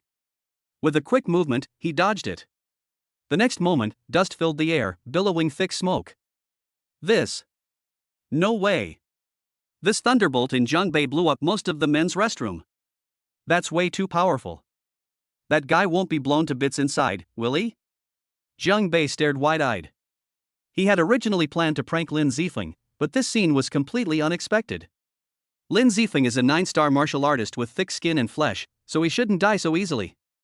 The loud explosion attracted the attention of the teachers and students in the classroom. Jiang Bei glanced around and saw a group of people rushing towards the toilet. It's too late for Jiang Bei to escape. Looking at the ruins in front of him, Jiang Bei didn't think much. He found a gap big enough to fit himself in, lay down inside, and covered himself in some dust. If the principal finds out that he blew up the men's restroom, he'll definitely be punished. Holy crap, what's going on? A terrorist attack? The teachers and students rushed over and were stunned by what they saw. How could the toilet have collapsed when everything was fine? Cough. Cough. Help me. Just then, a weak voice came from the dusty ruins. There's someone inside. Jiang Bei, are you alright? At this moment, Jiang Bei had half of his body exposed, covered in dust, and was recognized by the students of Class 3. It's nothing, cough cough, hurry up and pull me out. Soon, the students pulled Jiang Bei out. Jiang Bei, what's going on? Class teacher Li Kuei walked over, his expression somewhat grave. I don't know, it just exploded when I was in the bathroom. Jiang Bei shook his head, his eyes blank. Is anyone still inside? It seems like there is one, but I don't know if he's in here. There's one more. Li Kuei panicked a little. If something went wrong, it would have a huge impact on the school's reputation. Why, help me. A faint sound rose from the ruins. There's movement. There's movement. Everyone, dig quickly and get him out. Li Kuei commanded. The second-year students stepped forward one after another. Since they were all cultivators, they were much stronger than ordinary people. With so many people, they quickly dug to the place where Lin Zifeng was buried. Young Master Foam, are you alright? Holy crap, it stinks. The second-year student originally intended to pull Lin Zifeng away, but upon closer inspection, he saw that Lin Zifeng's body was covered in feces and urine, including his face, which made him unable to do anything. Whoosh! Whoosh! Lin Zifeng was panting heavily. The place where the thunderbolt had exploded earlier wasn't that close to him, but he didn't even have time to react. The stone slab under his feet broke open, and he fell into the cesspool. The air inside was already scarce, and the stench almost suffocated Lin Zifeng. The students who came to help originally wanted to pull Lin Zifeng out, but when they saw that he was covered in feces, the smell was simply unbearable. As soon as the stench spread, the surrounding students all covered their noses. Jiang Bei almost burst out laughing when he saw Lin Zifeng's appearance from afar. What are you all standing there for? Pull him up here. Li Kuei shouted as soon as he saw that the students weren't moving. Teacher, why don't you do it? You're useless. Get out of the way, I'll do it. As Li Kuei spoke, he leaped forward. At first, the stench wasn't so strong because he was far away, but when he got closer, the stench, especially when he saw Lin Zifeng in the cesspool, made him frown. At that moment, he truly regretted coming up. He should have ordered a few students to do so. Teacher, do it, a student next to him even reminded him. I know. Come on, you hold that hand, and I'll hold this one. The student who spoke earlier had a long face, just like a donkey's. Chapter 12. I suspect the system is a pervert. Finally, Li Kuei covered his nose with one hand and worked with the other students to get Lin Zifeng out. I can't take it anymore, I'm going to throw up. One student couldn't hold it in any longer and ran to the side to vomit violently. His vomiting had a significant impact upon hearing the sound. The other students couldn't help but vomit as well. It stinks so badly, it's like a walking cesspool. I think I won't be able to eat for 3 days. Lin Zifeng, how are you? Li Kuei looked at Lin Zifeng on the ground, covered his nose and said, although I also want to leave, the principal is not here today, so I have to handle this matter. Lin Zifeng was either stunned by the explosion or had been deprived of oxygen for too long. He hadn't recovered yet, and his eyes were glazed over. Go get some water, Li Kuei said upon seeing this. Soon, a student ran over carrying a basin of water. Splash it on. Without hesitation, the student splashed the water directly onto Lin Zifeng, completely disregarding the fact that the water mixed with other substances flowed into Lin Zifeng's mouth. Lin Zifeng finally regained consciousness. But his first reaction upon regaining consciousness was one of extreme rage, as if he had gone mad. Jiang Bei, you bastard, you'll die a horrible death. Jiang Bei, come out here. I'm going to kill you. Li Kuei frowned. What was going on? Lin Zifeng, wake up. What happened? Teacher, it was Jiang Bei, he tried to harm me, Lin Zifeng wanted to say something, but suddenly felt that the taste in his mouth was wrong, and looked at the disgusted looks of the students around him. Lin Zifeng looked down at himself. This sight was alarming. Seeing himself covered in feces, he almost vomited. Jiang Bei, come out here. Ah. Ah. Ah. Thinking about how he had been soaking in a cesspool, Lin Zifeng was about to explode. Lin Zifeng, calm down. Jiang Bei was also buried in there, and we rescued him. Lin Zifeng, you need to provide evidence for your words. How did I harm you? I had no idea what happened, and I was buried underground. You're the one who said you were trying to harm me. I hurt you? Lin Zifeng stared wide-eyed. I've gotten myself into this mess because of you? Teacher, it was him. He was seeking revenge. He had just left, That's enough, Lin Zifeng. Calm down and go take a shower. The school will investigate this matter thoroughly. Lin Zifeng wanted to say something, but when he smelled the scent on himself, he glared at Jiang Bei and ran away in a sorry state. Ever since Lin Zifeng used the public bathhouse, the male students at the school haven't showered at school for a week. Seeing Lin Zifeng's disheveled appearance, Jiang Bei felt a surge of satisfaction. Out of the corner of my eye, I spotted Gao Xiaobing in the crowd. A sly glint flashed in Jiang Bei's eyes as he walked over. Upon seeing this, Gao Xiaobing's expression darkened. What was this guy up to now? Bing Bing, I think I'm injured. Would you like to check me over? The students around her were all giving her strange looks, especially Li Hongyun. She's already called Bing Bing, and you're still saying you two aren't dating? Gao Xiaobing's face instantly flushed red, almost to her neck. She was so angry that she was trembling all over. Roll. I never want to see you again, Gao Xiaobing said, and then ran away. Cough. Cough. We had a little disagreement, and I couldn't make up with her, so she's still ignoring me. The classmate next to me looked at me with an I understand you expression. Jiang Bei was overjoyed. My acting was pretty good, wasn't it? The men's restroom was bombed, and the school quickly launched an investigation, but they couldn't find out who did it. In the end, they concluded that it was done by some psychologically twisted criminals who wanted to take revenge on society. But why would you blow up a toilet? That's incredibly twisted of a mind. As for Lin Zifeng, he insisted that Jiang Bei did it because there were only the two of them at the time. But the school didn't believe it. Jiang Bei was just a freshman. How could he have such power? He couldn't possibly be bringing grenades and explosives to school, could he? That was simply impossible. As the sole planner of this operation, Jiang Bei naturally wouldn't admit it. These past 2 days, Lin Zifeng hasn't come to school, and Gao Xiaobing hasn't caused any trouble for Jiang Bei. They seem to have become more obedient. Even when they run into Jiang Bei at school, there's not much of a commotion. Jiang Bei didn't believe that Gao Xiaobing had suddenly changed her mind. She definitely wasn't up to any good. After class, Jiang Bei returned to his rented room and lay on his bed scrolling through his phone. He used the energy points he had earned a couple of days ago to do another 10 pull, but the results were truly appalling. Besides the invincible Great Restoration pill and the Super Strength pill, Jiang Bei once suspected that this system was transformed from a pharmacy. Ding! Random mission issued, mission reward, 110 pull draw.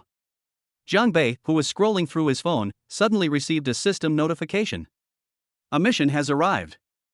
Jiang Bei's eyes lit up. He had just run out of energy points and needed to save up enough to do a 10 pull. Surprisingly, the system understands him quite well. Knowing that he was short of energy, it issued a task to give away 10 free draws. Jiang Bei hurriedly opened the task panel.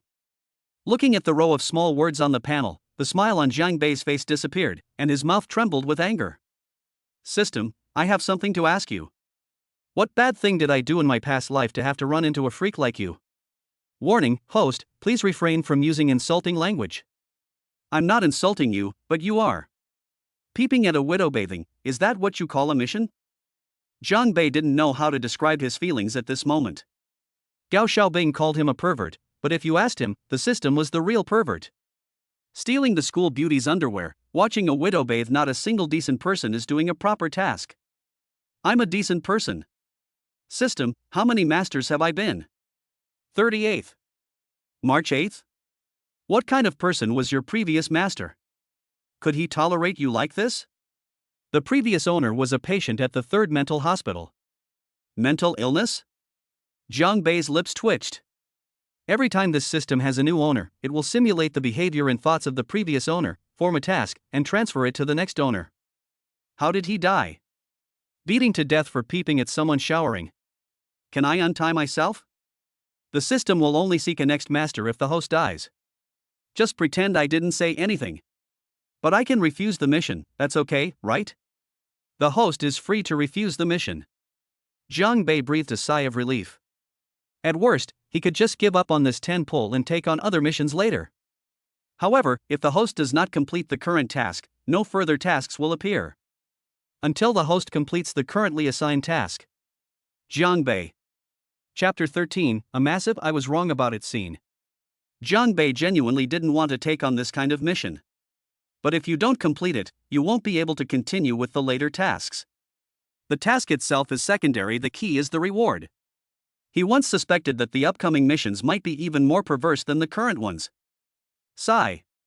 Last time, Gao Xiaobing chased me around for ages for this mission. What kind of mission is this, watching a widow bathe? How am I supposed to do that? The key question is, where are we going to find widows? Ha! There seems to be one right next to me, his neighbor, Lu Xiuhua.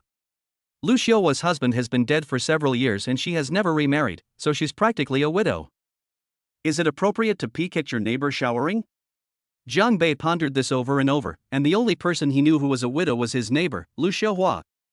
Yeah, I was just doing it to complete the mission, not actually watching her take a shower. Jiang Bei reassured himself, putting on a very serious face. I've run into her twice before in Jiang Bei. Lu Xiuhua usually goes to take a shower around 10 o'clock. The shower area, like the toilet, is communal. There is a small window above it, but it's right next to the toilet, and Jiang Bei doesn't want to be discovered. Oh, right. Balcony. The balcony outside is close to the shower area, which also has a window. However, there is a small distance between the two areas, and the wall protrudes outward by about 10 centimeters. I don't know if I can stand on it. To verify this, Jiang Bei even went out to take a look. Around 10 o'clock, there was a knock on the door next door. Through the peephole, I saw a figure carrying a wash basin into the bathroom. Jiang Bei opened the door and stepped onto the balcony. He stood ramrod straight, leaning against the small protruding section of the wall, as if afraid of falling. He lives on the 4th floor, so it would be quite dangerous if he fell. Luckily, the streetlights in this neighborhood aren't very bright. Jiang Bei took a deep breath and moved forward step by step until he finally arrived at the window. Because it's on the 4th floor, you can't see inside from below, so they usually leave a small gap open for ventilation. Through the crack in the window, Jiang Bei could see what was happening inside. However, Lu Xiuhua had her back to him, so you could only see her back. Even though it's just a view from behind, you can tell that Lu Xiuhua has a great figure. It's truly amazing. Congratulations, host, on completing the mission. Reward, 110 pull gacha. About 5 minutes later, the system's voice rang in Jiang Bei's mind. But right now, Jiang Bei's attention is completely off the system. Turn around, turn around. I don't know who was the one who disagreed earlier. This is definitely a huge I was wrong moment. A few minutes later, Jiang Bei felt his legs go numb, so he slowly moved back. Standing on the balcony, Jiang Bei took a deep breath. Hey, system, have I completed the mission? So Jiang Bei didn't hear that at all. The host completed the task 5 minutes ago. The system's emotionless voice rang out. Yeah.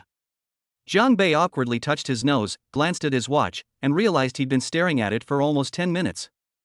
I wasn't afraid of not completing the task, I was just too engrossed in it and didn't hear you. He. Just as Jiang Bei was about to go back to his house, he ran into Lu Xiuhua, who had just finished taking a shower. Hey, Jiang Bei, you're still awake? I can't sleep, I'll go out and look at the stars for a while. Jiang Bei felt a little guilty for running into someone right after watching them take a shower. Really? The stars must be very bright tonight. The stars are quite white. Oh no, the legs are quite bright. No, the stars are especially bright. Sister Lu, you should get some rest. I'm going to bed. Jiang Bei was afraid he would say something wrong if he continued, so he quickly went inside. In Jiang Bei, what's all this talk about stars with white legs and bright lights? I don't remember stars being white at all. Lu Xiuhua didn't think much of it and turned back to her room. Jiang Bei came back inside, and even his neck turned red. I almost said the wrong thing just now. Damn it. I'm never doing this kind of mission again. It's all because of this stupid mission that I almost said the wrong thing. Please reflect on your own actions, host. This has nothing to do with the system. Jiang Bei curled his lip, none of this is your business. Thump. Thump. Thump. Just as Jiang Bei was about to start cultivating with spirit stones, someone knocked on the door. Jiang Bei was so frightened that he jumped up. Could it be that Lu Xiuhua just discovered it and came knocking on our door? Who is it? Jiang Bei asked in a low voice. Jiang Bei, I am your Uncle Wang. Holy crap, that scared the hell out of me. Uncle Wang, what brings you here so late? Your Aunt Lu asked me to bring you some food. I thought you were asleep, but I just heard you talking outside, so I brought it to you. Jiang Bei opened the door and saw Uncle Wang carrying 2 plates in his hands. Dumpling? Uncle Wang, I've already eaten. Jiang Bei gave a wry smile. It's almost midnight, why are you bringing me dumplings? I didn't tell you to eat it now. Your Aunt Lu just made and cooked this. You can heat it up for breakfast tomorrow morning. I was planning to bring it to you tomorrow morning, but your Aunt Lu and I have to go out tomorrow morning, so I'll bring it to you first. Jiang Bei, let me tell you, this is filled with chives. Eating more chives is good for a man's health. And this okra, remember to eat it together this morning. Uncle Wang looked at Jiang Bei with a smile. Chive dumplings with okra. Jiang Bei suddenly remembered the effects of these 2 things that were being talked about outside. Uncle Wang, Aunt Lu brings me this food every day, aren't you angry at all? You silly child, is Uncle Wang such a stingy person? Actually, this was my idea too. You're so thin, you must be weak. It's definitely good to nourish yourself. Uncle Wang said, and even reached out to squeeze Jiang Bei's arm. Take this and remember to eat it. Wang Dechan's favorability detected, energy value plus 200. Uncle Wang is gone, and Jiang Bei is stunned. Did he know? Or was it his idea? What do you mean by pinching my arm? You think I'm not strong enough? Aunt Lu had already made Jiang Bei a little uneasy, and now Uncle Wang is doing this too. The system even gave me a notification about my positive feelings towards it. Jiang Bei tried hard to get his thinking back on track. They didn't like children they were studying in other places, and besides, that look in their eyes wasn't right. This old couple probably don't have any unusual fetishes. Or it's an ogre, I'll fatten it up first, then chop it up with one blow. Jiang Bei felt a chill run down his spine. They seem like a normal couple usually, chatting and laughing together. Or maybe I'm just overthinking it? The old couple simply like me? Jiang Bei was also a bit confused. No, I guess I'll have to call the dean tomorrow. Uncle Wang and Aunt Lu know the director of the orphanage. Even if the director asked them to take care of the children, they wouldn't be treated like this. Chapter 14. This great rejuvenating pill is too big. After practicing all night, Jiang Bei felt refreshed and relaxed when he woke up in the morning, without the slightest feeling of fatigue. Moreover, in the past few days, he has already broken through to the 3-star martial artist level, and is only a little bit away from the 4-star level. If the other students knew about this cultivation speed, they would be green with envy. Similarly, Jiang Bei had very few spirit stones left. He only had 5 spirit stones left from the ones he had looted from those second-year students. School's out today, so Jiang Bei packed up and went out. He originally planned to call the dean, but then he remembered that he hadn't been back since he went to university, so he decided to go back and take a look. He had already absorbed the original owner's memories, so he also had feelings for the orphanage. The orphanage is in the suburbs. It took a full hour and a half by bus to get there from Jiang Bei. Jiang Bei, you've got some conscience, you even came back to visit. In the dean's office, a man in his 50s poured Jiang Bei a glass of water. Although he was muttering something, his face was full of smiles. The man's name is Niu Guoliang, and he is the director of the orphanage. When he was in the orphanage, everyone called him director, but he was different. He was called Old Niu. Of course. I just got my vacation started. Lao Niu, how's things at the barracks lately? Since you left, I've finally had some peace and quiet. No one's coming to complain anymore. Jiang Bei was a mischievous kid since he was a child. Every now and then, other children and caregivers would come to complain about him, which gave Niu Guoliang a lot of headaches. But everyone knows that of all the children in the orphanage, Niu Guoliang loves Jiang Bei the most. Old Niu, what you're saying really disheartens me. What are you so heartbroken about? How did things go at school? Let me tell you, you better study hard. Our orphanage finally produced a cultivator like you, don't embarrass us. In China, everyone is equal, but in the eyes of some ordinary people, cultivators are a superior existence, just like the martial arts masters in TV dramas, who possess extraordinary skills. As Niu Guoliang spoke, he opened a drawer and took out a wad of cash. What's going on? You've probably spent most of the 3,000 yuan I gave you last time, right? Here, take this and be careful with it. I don't want to. Jiang Bei shook his head and said he didn't want it. The orphanage he works at is a privately run orphanage founded by Niu Guoliang. It can be said that apart from the donations from kind-hearted people in society, everything at the orphanage is supported by Niu Guoliang alone. A few thousand yuan might not be much to others, but for the children in the orphanage, it can buy a lot of things. Although Jiang Bei can be a bit unreliable at times, he's still quite shrewd about these kinds of things. Don't want it? You struck it rich, haven't you? You've just started college, and you need money for rent, food, and everything else. Don't worry, I have money. No means no. I recently found a part-time job in addition to attending classes, which is enough to cover my daily living expenses. Really? Niu Guoliang was skeptical. Would I lie to you? By the way, Lao Niu, I want to ask you something. What exactly do Uncle Wang and his wife do? How did you two meet? They run a grocery store. In the past, this elderly couple helped the children here a lot, and we got to know each other over time. There aren't many good people like them these days. Good person. Do they have any special fetishes? Jiang Bei asked nervously. Preferences? It's just a hobby, a rather unique one. No, I remember now, you know what, there really is one. Upon hearing this, Jiang Bei's heart leaped into his throat. It was as if Jiang Bei had truly guessed correctly. The couple likes to collect old objects from the past when they have nothing to do. I've been to their house, and it's completely filled with them. That's it? Isn't there anything special? Have you gotten yourself into some trouble out there? Niu Guoliang raised an eyebrow. What trouble could I possibly cause? I was just asking casually. Jiang Bei rolled his eyes. Something terrible has happened. Dean, something terrible has happened. Just then, a female caregiver rushed in, covered in sweat. I'm perfectly fine, what's wrong with me? No, a child fell down the slide and broke his leg. What? Niu Guoliang jumped to his feet. Go and take a look. As he spoke, he hurriedly ran outside with the female caregiver. My leg is broken. Jiang Bei was also startled and ran out after him. There were many children and 3 or 4 caregivers around the slide area. In the middle, a little girl of 7 or 8 years old was lying on the ground with her face covered in tears, and a female caregiver was holding her. If you look closely, you can see that the girl's right leg is bent badly, as if it is broken, and her pants are soaked with blood. Get out of the way. Get out of the way. Niu Guoliang rushed over in a panic. He crouched down. Little mushroom, don't be afraid, the headmaster is here, be good. Dean, it hurts. Tears kept streaming from the little mushroom's eyes. Little mushroom is the strongest. Hang in there a little longer, I'll take you to the hospital right away. Did you call an ambulance? While comforting the child, Niu Guoliang asked the female caregiver next to him a question. Without. What are you thinking if you don't call an ambulance? Niu Guoliang took out his phone and was about to call an ambulance.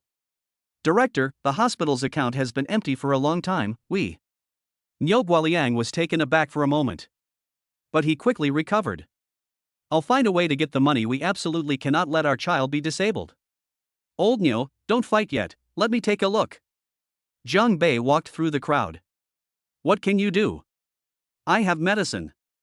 Before Niu Guoliang could react, Jiang Bei squatted down. Little mushroom, don't be afraid. I'm your brother Jiang Bei. I have a magic pill here. You'll be fine after you eat it. As Jiang Bei spoke, he took out an invincible great rejuvenation pill. It was about the size of an egg. Jiang Bei learned about the uses of this invincible great rejuvenation pill from the system. It has no effect on cultivation, but no matter how serious the injury, whether internal or external, as long as you take one, you will be cured immediately. Jiang Bei's lips twitched slightly as he looked at the great rejuvenation pill in his hand. This is fucking huge. Jiang Bei, are you sure? Now is not the time to make trouble. Niu Guoliang said seriously. Don't worry, have you forgotten where I came from?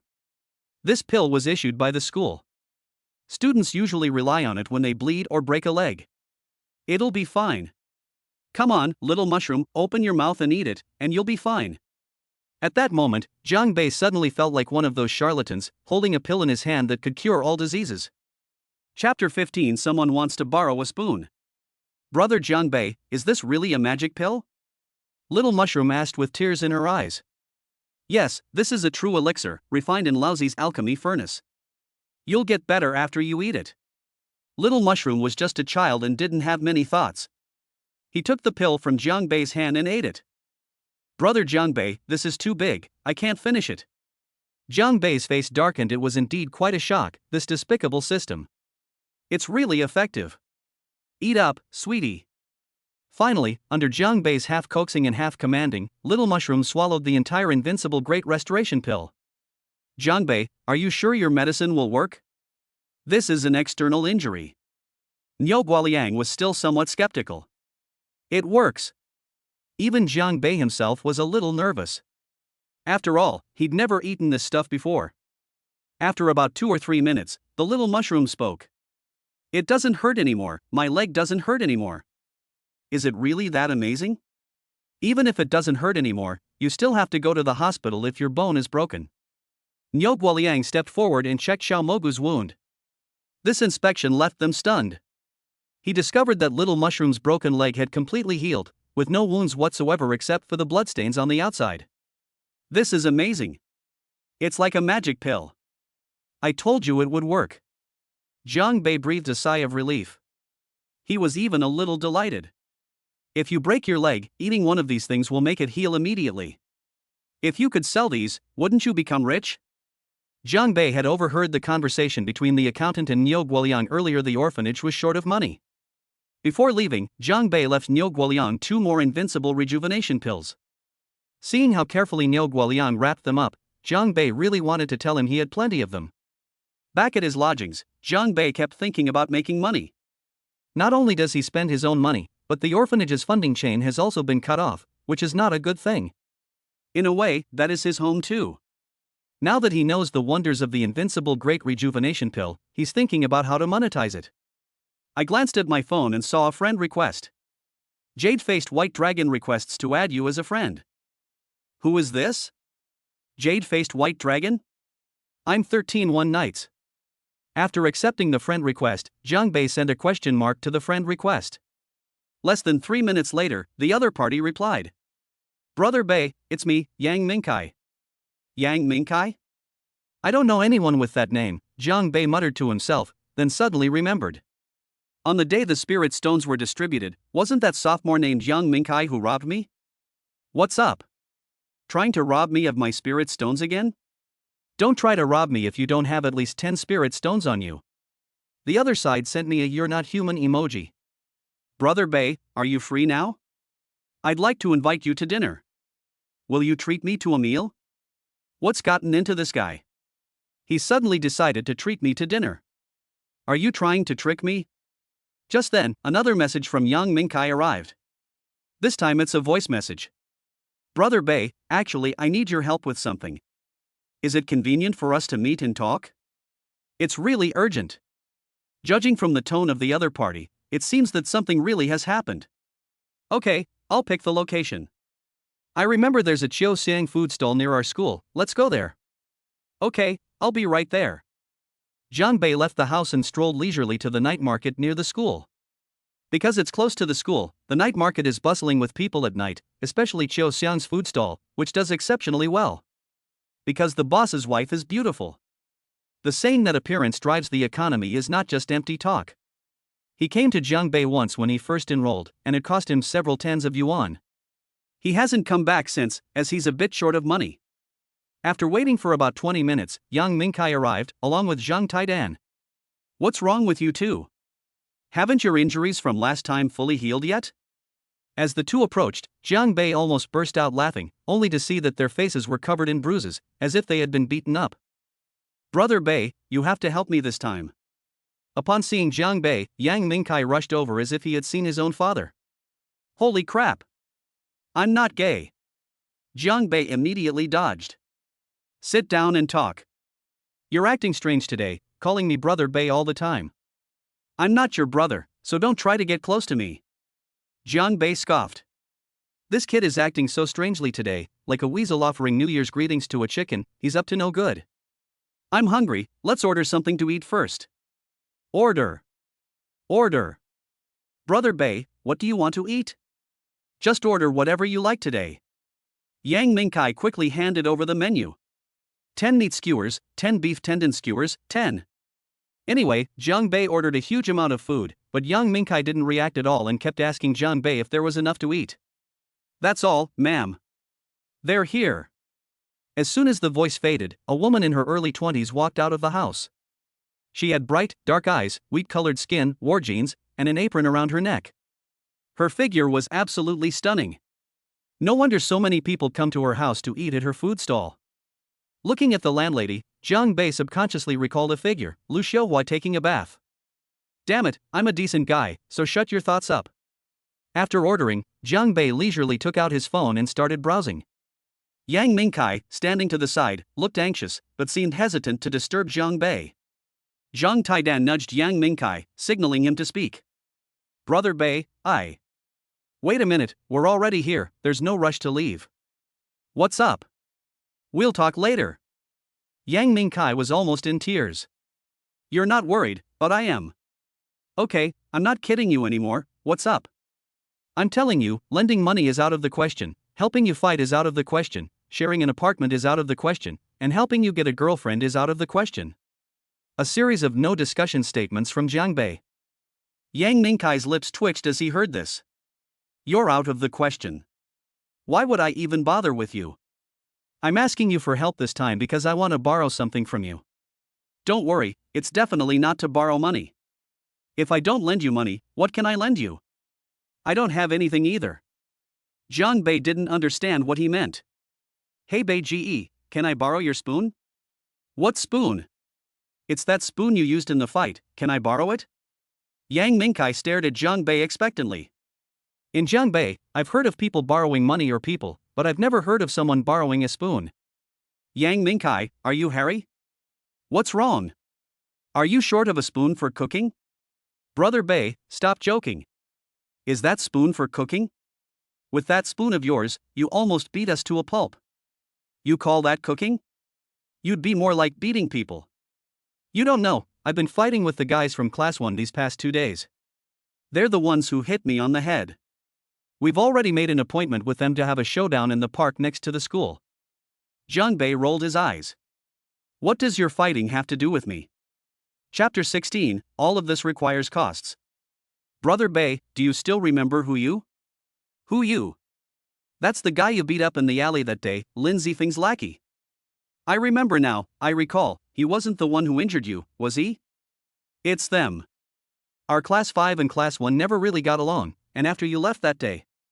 After Yang Mingkai recounted what happened in the alley that day, and after Jiang Bei left, the group of them gave Hu Yu and the others a good beating. Jiang Bei looked at Yang Mingkai and really wanted to say two words. Serves you right. Young people who lack martial ethics and resort to sneak attacks and underhanded tactics are bound to be attacked. We ran into them today, but they outnumbered us and beat us up. So you're not convinced and you've challenged me to a duel tomorrow?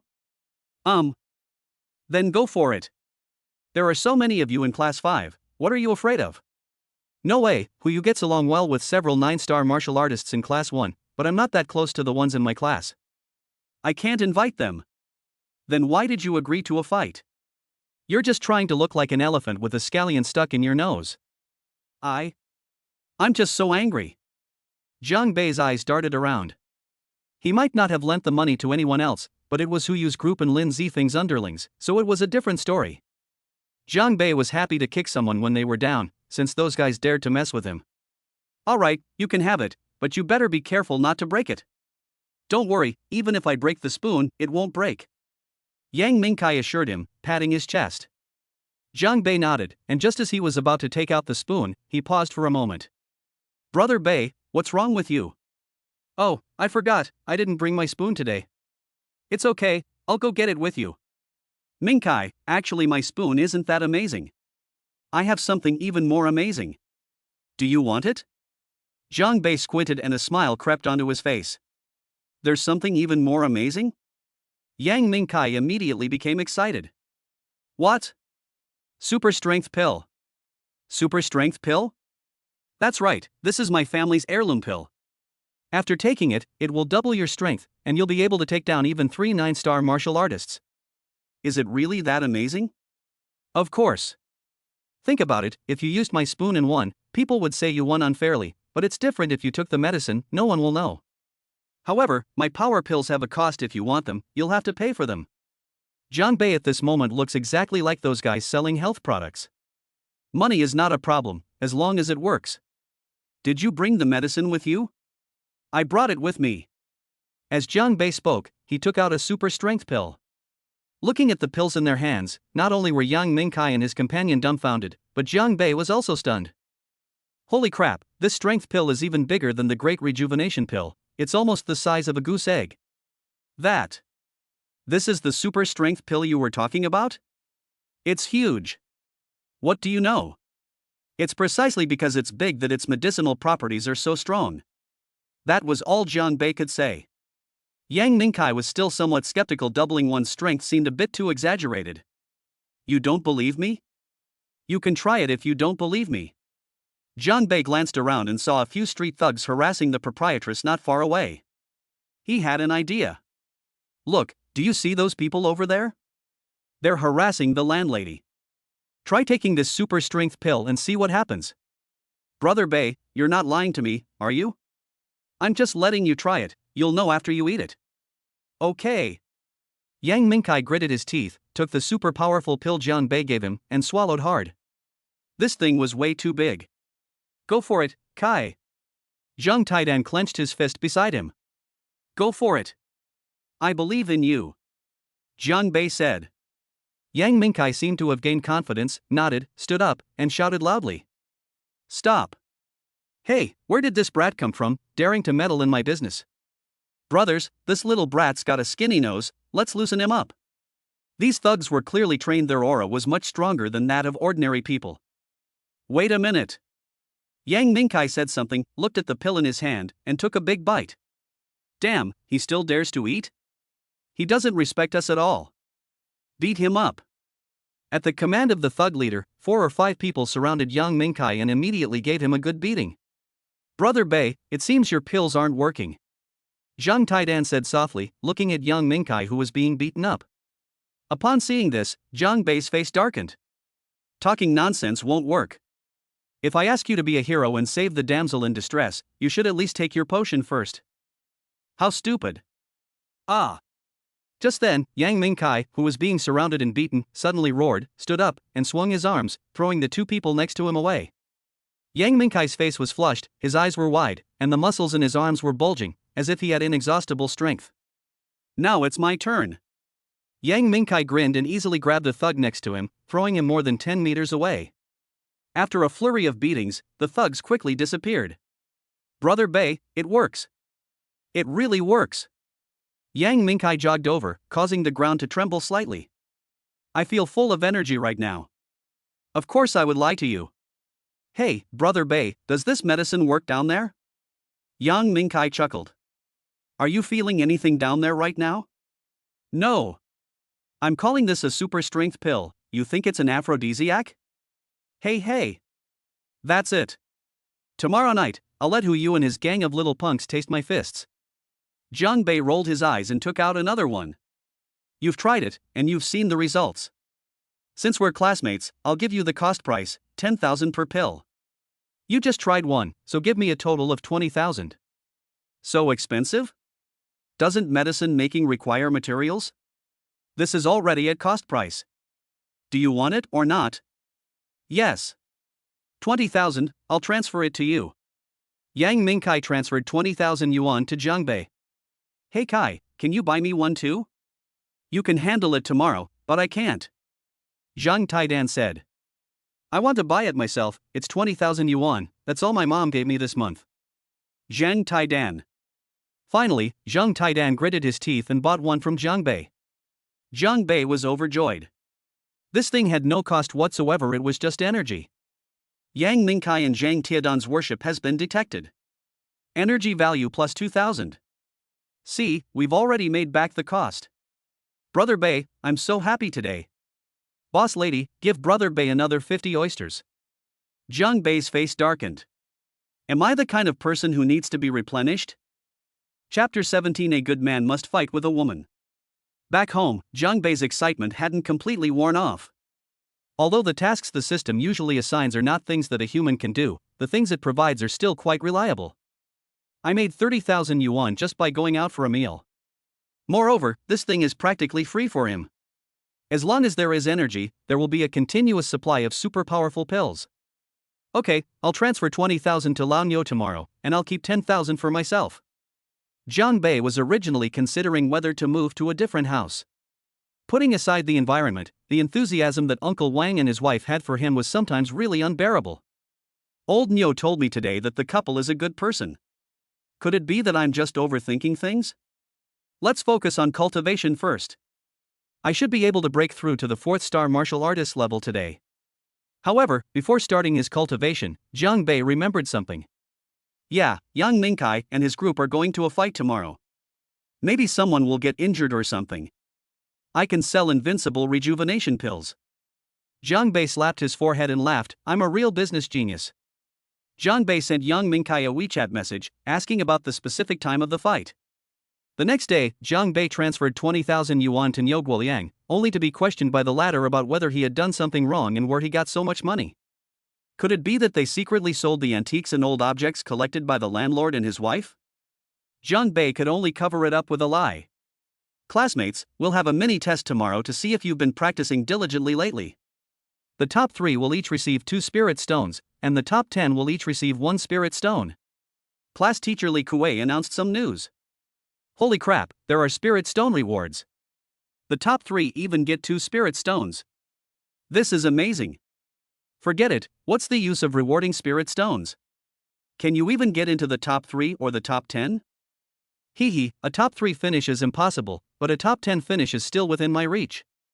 Everyone has to have dreams. Tomorrow I'm going to turn my life around. Li Lu declared confidently. Even if a salted fish flips over, it's still a salted fish. The sound rang out, it was Jiang Bei. Ha, that was a brilliant finishing blow. Li Lu's resentment detected, energy value plus 300. Jiang Bei, what right do you, a mere half-level martial soul cultivator, have to talk to me like that? Li Lu glared at Jiang Bei, wishing he could fight him. To be honest, getting into the top 10 isn't that easy. Jiang Bei shrugged. With 80 students in the class, getting into the top 10 was never an easy task. Humph. Even if I can't make it into the top 10, I'm still better than you, who's at the bottom. Li Lu, I remember your spirit stone was stolen last time, wasn't it? There were over 20 people in our class who didn't get it. You might not even make it into the top 10, a classmate said. Li Lu's face turned red from holding it in. Jiang Bei's mind isn't on the test right now, but on the fight he arranged with Yang Mingkai and Huyu that night. As for the test, after refining a few spirit stones last night, Jiang Bei has already broken through to the 4th-star martial artist level. Meanwhile, the students in the class are still at the 1st or 2nd star level, so there's nothing to worry about. How many pieces should we sell them for? After class in the afternoon, Jiang Bei went straight home. Yang Mingkai said the time was 9 p.m., but it was still early. Just as Jiang Bei was scrolling through videos on his phone, he received a friend request. A lonely meteor shower. Who is this? And it was a woman. Jiang Bei accepted the WeChat request. I'm Gao Xiaobing. Do you have time now? Oh my god, it's Gao Xiaobing. What does she want with me? It definitely wasn't just about eating and watching a movie. The last incident caused quite a stir, and everyone in the class was saying that the two of them were dating. These were all things Jiang Bei said in retaliation against Gao Xiaobing. Teasing her. What, you want to ask me to a movie? Didn't you say last time you never wanted to see me again? Jiang Bei sent the message and waited for 5 minutes, but there was no reply. Knock knock. No, I want to make things clear with you. Let's meet. Even though it was just typing, Jiang Bei could feel Gao Xiaobing's indifference. Okay, 8 p.m., at the school park in trance. We were going to the park in Jiangbei anyway, so this is a good opportunity to go there too. Around 8 o'clock, Jiang Bei got dressed and went out. In about 10 minutes, he arrived at the park entrance, but there was no one else there. Gao Xiaobing hasn't arrived yet. A few minutes later, a blue Lamborghini supercar stopped in front of Jiang Bei. The door opened and a person got out. Gao Xiaobing. Your car is nice, and it's a limited edition. Jiang Bei looked the sports car up and down. Everyone says Gao Xiaobing comes from a good family, and today he saw it for himself. It's more than just good. This one car alone is worth tens of millions. Alright, what did you call me here for? Just tell me. Gao Xiaobing looked at Jiang Bei and slowly spoke, her voice somewhat cold. Jiang Bei, I'm here today to tell you, put away your little schemes, there's no future for us. Gao Xiaobing sneered. What's your little scheme? Jiang Bei was a little confused. Explain yourself.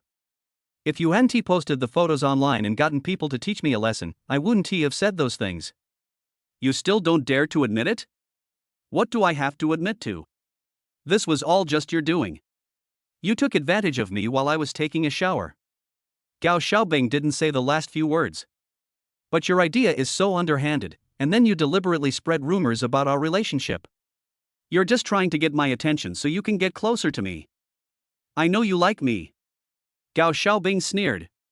But let me tell you, it's impossible for us to be together.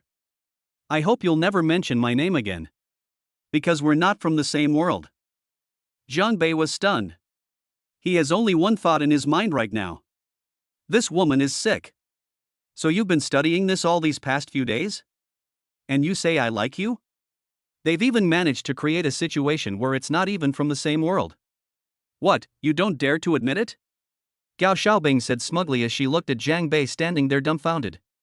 Just then, Jiang Bei spoke up. Gao Xiaobing, what have you been dreaming about these past few days? You still say I like you? You don't seem to have anything I like about you, do you?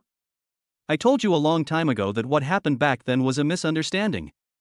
I apologized, and I even washed your underwear. It seems like you're the one who's been holding on to this. You still brought it up. Gao Xiaobing's delicate body trembled. What can I mention? So what if you're rich? What, you drove up here in a limited edition sports car to mock me? To show off your privileged background? Let me tell you, having money is nothing special. Don't think that just because a few guys at school are buzzing around you like flies, you're superior or that everyone revolves around you. The flies swarming around it are. Jiang Bei saw Gao Xiaobing's eyes and realized she was about to cry, so he didn't finish the last word. Put away your arrogance, it's useless against me. It's late at night, you're just sitting at home doing nothing. I'm leaving. After Jiang Bei finished speaking, he walked straight into the park without looking back, leaving Gao Xiaobing alone. Disheveled in the wind. Chapter 18. You fight, I sell medicine. Watching Jiang Bei leave, Gao Xiaobing stood there, motionless. But if you look closely, you can see that Gao Xiaobing's body is trembling. Moreover, her beautiful eyes were already misty with tears. I cried. She had been thinking about this for the past 2 days and finally came to a conclusion. Jiang Bei liked her and wanted to deliberately get close to her. But when she thought about what Jiang Bei did to her while she was taking a shower, she felt a surge of anger. So she came today, and even brought her supercar out. She wanted to deliberately provoke Jiang Bei and see how disappointed and humiliated he looked. As a result, Jiang Bei didn't get the short end of the stick. Instead, he managed to frustrate her quite a bit. What kind of shit and fart is this? Where did this girl learn to say such things? No one has ever said anything like that to her before. Why are you being so fierce? Is this how you treat a girl? I'm so angry. Gao Xiaobing stomped her foot, got into the car, and sped away. Jiang Bei had already arrived at the park, and he was in a very bad mood. I originally thought that Gao Xiaobing came to reconcile and that the past would be cleared up and forgotten. I didn't expect her to start by mocking and criticizing me. Jiang Bei couldn't tolerate this, and he unleashed his true nature as a former master of trash talk. That's strange. Why didn't she hold a grudge against me after I said those things to her? The system has not detected Gao Xiaobing's emotions so far. After calming down and letting his anger subside, Jiang Bei realized that he had indeed been a bit harsh with his words.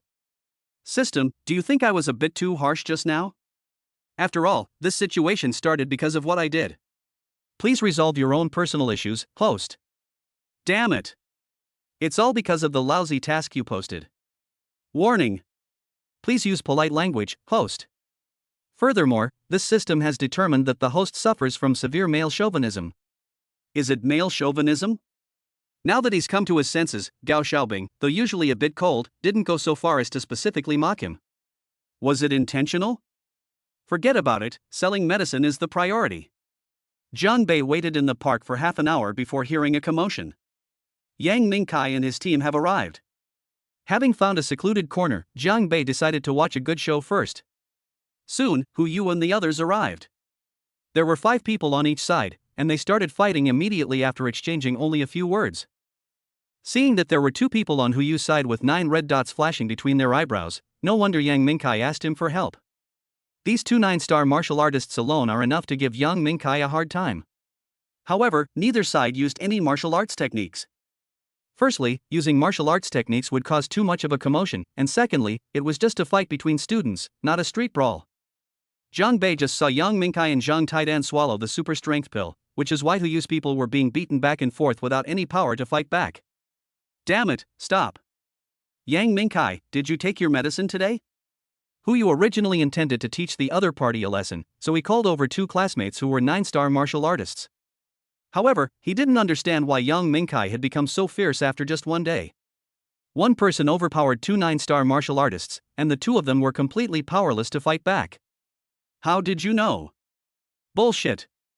Do I need medicine to deal with a little punk like you? I'm born with superhuman strength. Yang Mingkai, shirtless, looked at Hu Yu smugly. Actually, Hu Yu didn't know what kind of medicine it was, and had never heard of taking medicine that could increase strength, so he just said it casually. Could it be that this kid has been deliberately hiding his strength all along? But no matter what, they lost today. If they continue fighting, they will only get beaten even harder. We've lost today, I admit defeat. Ha ha ha, Hu Yu, now you know how powerful I am, right? We agreed that you'd avoid me from now on. Don't be so arrogant. Young Master Feng hasn't been to school lately, otherwise you definitely wouldn't be so cocky. Shaw, you think I'm afraid of him? Yang Mingkai is currently riding high on his success. He's not afraid of anyone, not even the Heavenly King himself. Taidan, let's go. After giving a shout, Yang Mingkai led Zhang Taidan and the others away. He and Zhang Taidan had both fought 2 opponents at once, so the men he brought were not injured at all, and there wasn't even a swollen spot on their faces. On the other hand, Hu Yu and the others looked like pigs, their bodies aching all over. Hu Yu, is this the damn Yang Mingkai you were talking about who's no good? I don't believe your nonsense. One of the 9-star martial artists said. I don't know how he suddenly became so powerful, something's definitely wrong. Bullshit. Nobody used any martial arts techniques, so what's wrong? Ouch, that hurts. Forget it, let's go. We've made a huge fool of ourselves today. Just as the group was about to leave, Jiang Bei jumped out from the side. Gentlemen, don't rush off. Who? Hu Yu and the others looked up and saw a figure blocking their way. You. Hu Yu stared at Jiang Bei, her eyes wide, and involuntarily took a step back. What's wrong, Hu Yu? Do you know him? The classmate next to me asked. That's Jiang Bei. So he's the one who offended young Master Feng? I heard you got beaten up by him last time? You're even more embarrassing than us. Hu Yu's face flushed red. Embarrassing? Why don't you guys give it a try? Everyone, stop arguing. I'm not here to fight, I'm here to sell medicine. Jiang Bei said with a smile.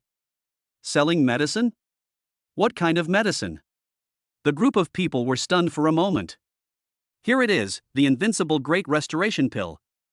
This is my family's secret recipe, which can heal any injury. After taking my medicine, you will feel as if you were never hit. No, you will be completely restored. Kid, are you kidding us? The student who had just spoken glared at them. Don't worry, listen to me. You guys made a fight with Yang Mingkai and his gang today. If you go to school tomorrow with injuries, won't the other students laugh at you? Yes. Will Yang Mingkai and the others laugh at you too? Yes. Take my medicine and you'll be back to normal. Go to school tomorrow and nothing will happen. Then no one will know you got beaten up. Yes. 20,000 each, absolutely genuine, would you like to? Jiang Bei said with a smile. 20,000 for one pill? You're fucking robbing people. I've never heard of any medicine that can instantly restore you to full health. He's just messing with us. We've been holding in a lot of anger, so we're taking it out on him. Jiang Bei rolled his eyes.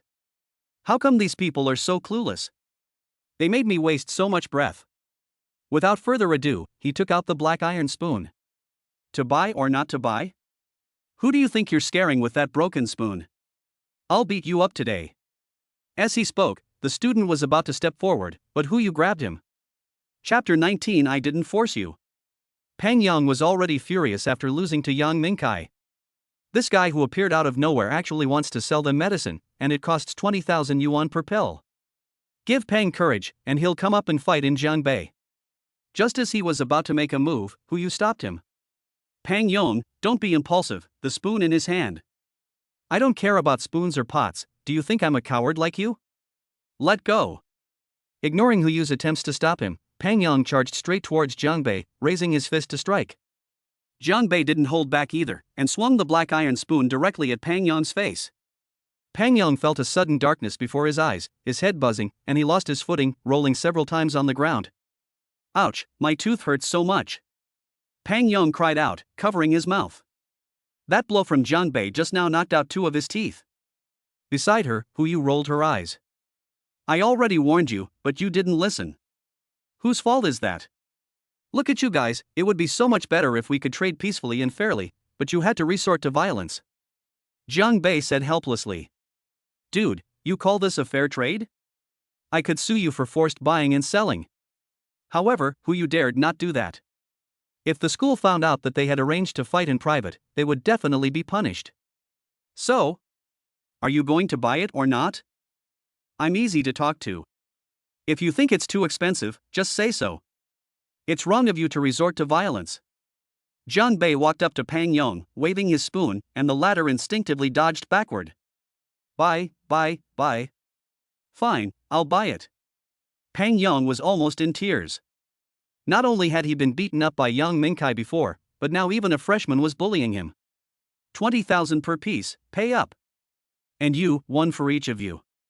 I'm doing this for your own good, why can't you appreciate my good intentions? Hu Yu, what are you standing there for? Hurry up and give me the money. Pang Yang glared at Hu Yu fiercely. It's all because of you, otherwise I wouldn't be here to be bullied. Ha?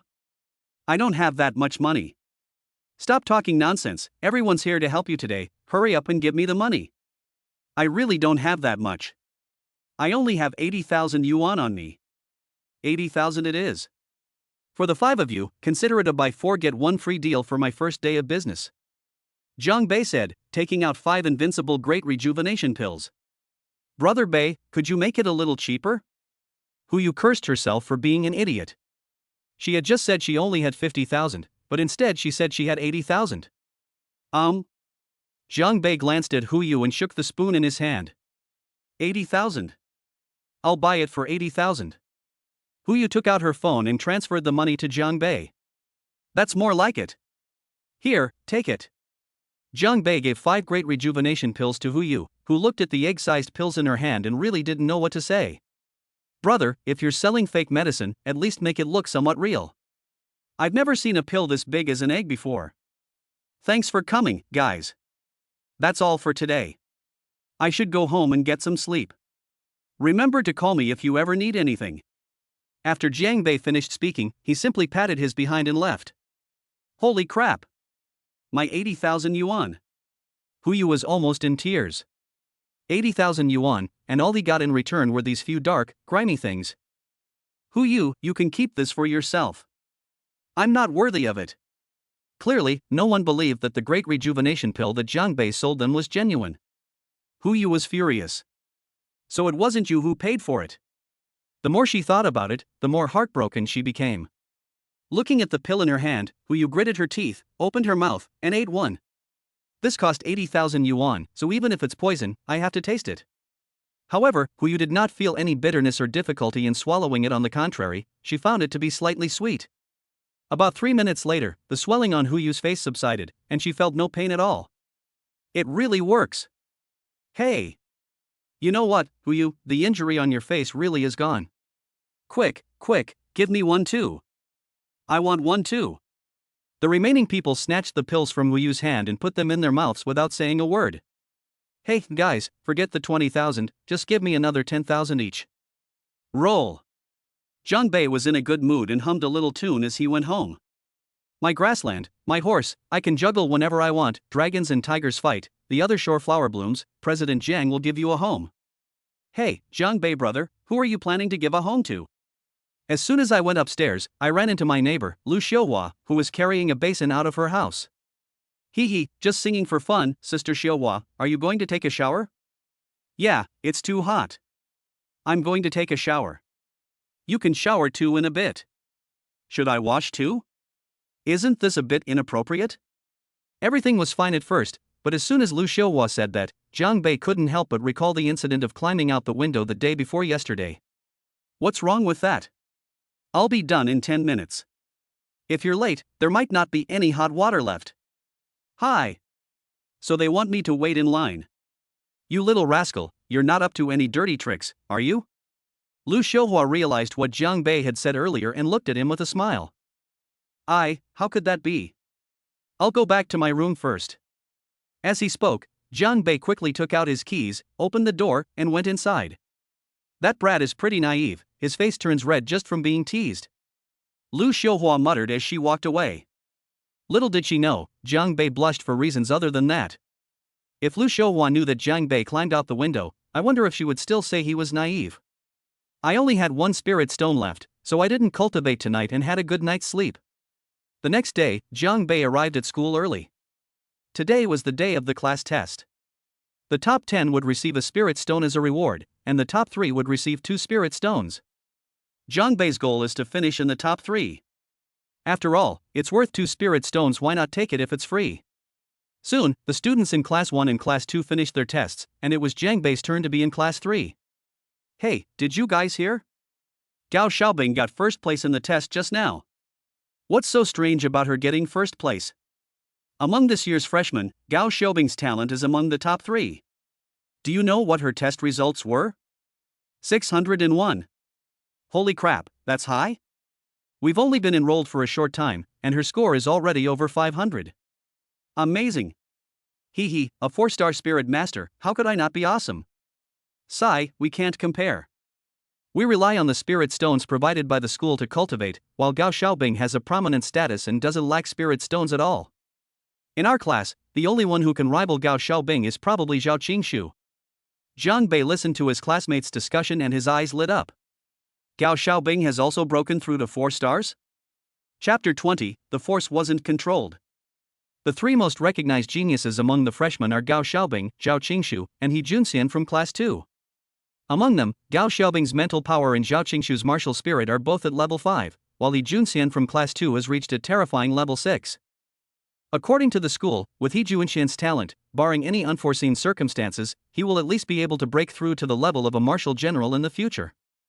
Military generals, looking across the entire country, are all powerful figures in their respective regions. It is said that when He Junxian enrolled, Lingwu University, which was even stronger, came to poach him, but for some reason, they were unsuccessful in the end. I wonder what He Junxian's score will be this time. Jiang Bei thought to himself, some of my classmates have already started talking about it. Gao Xiaobing is amazing, right? But there's someone even more formidable than her. You mean He Junxian from class 2, right? Yes, that's him. Do you know what his score was on this test? 830. Holy crap, that's incredible. It's almost 1,000. That's right, you should take a look at his talent. I heard from class 2 that he has already broken through to the 5th level martial artist level. A 5-star martial artist should already be able to choose a martial art to practice. TCH, He Junxian's family background is no worse than Gao Xiaobing's, but he doesn't care about the school's resources. Do you know why He Junxian stayed here? It seems the principal knows the He family. You only know one side of the story, not the other. It's all for a woman. Jiang Bei rolled his eyes. These geniuses all seem to be the same, they all seem to be obsessed with women. Alright, everyone, quiet down. Class teacher Li Kuei is here.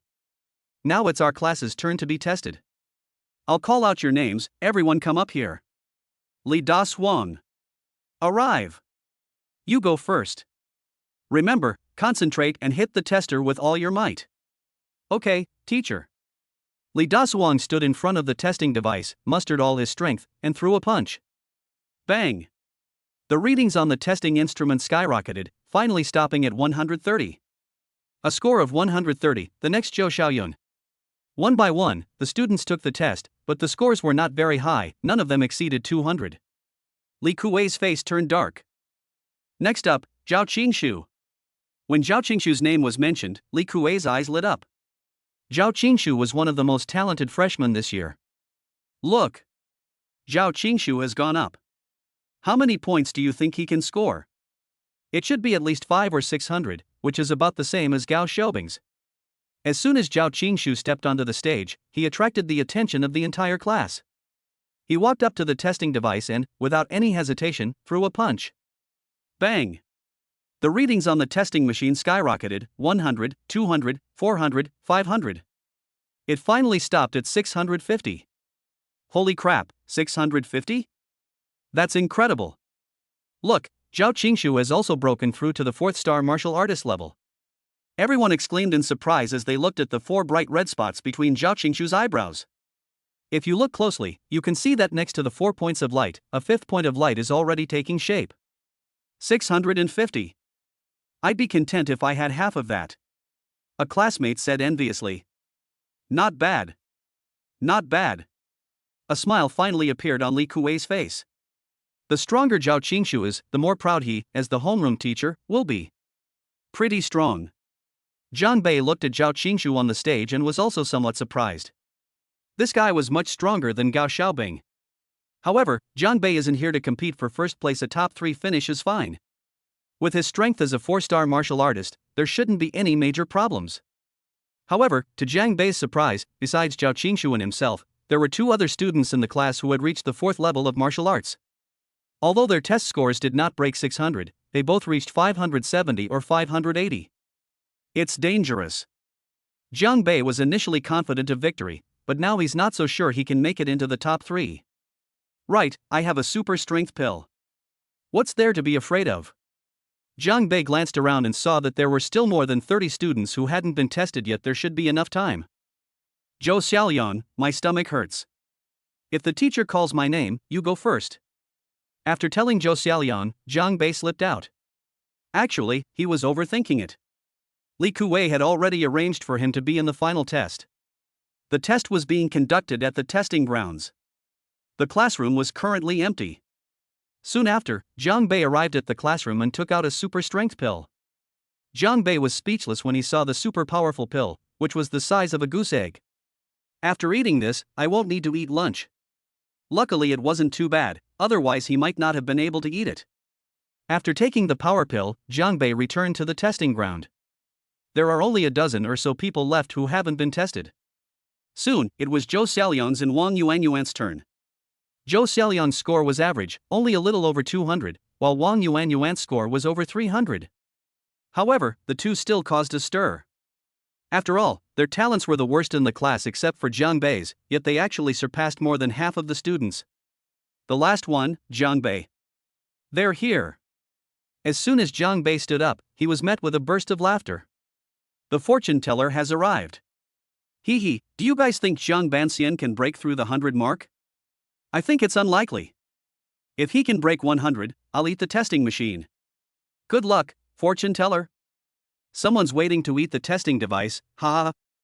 Hey, master, why is your face red? Are you scared?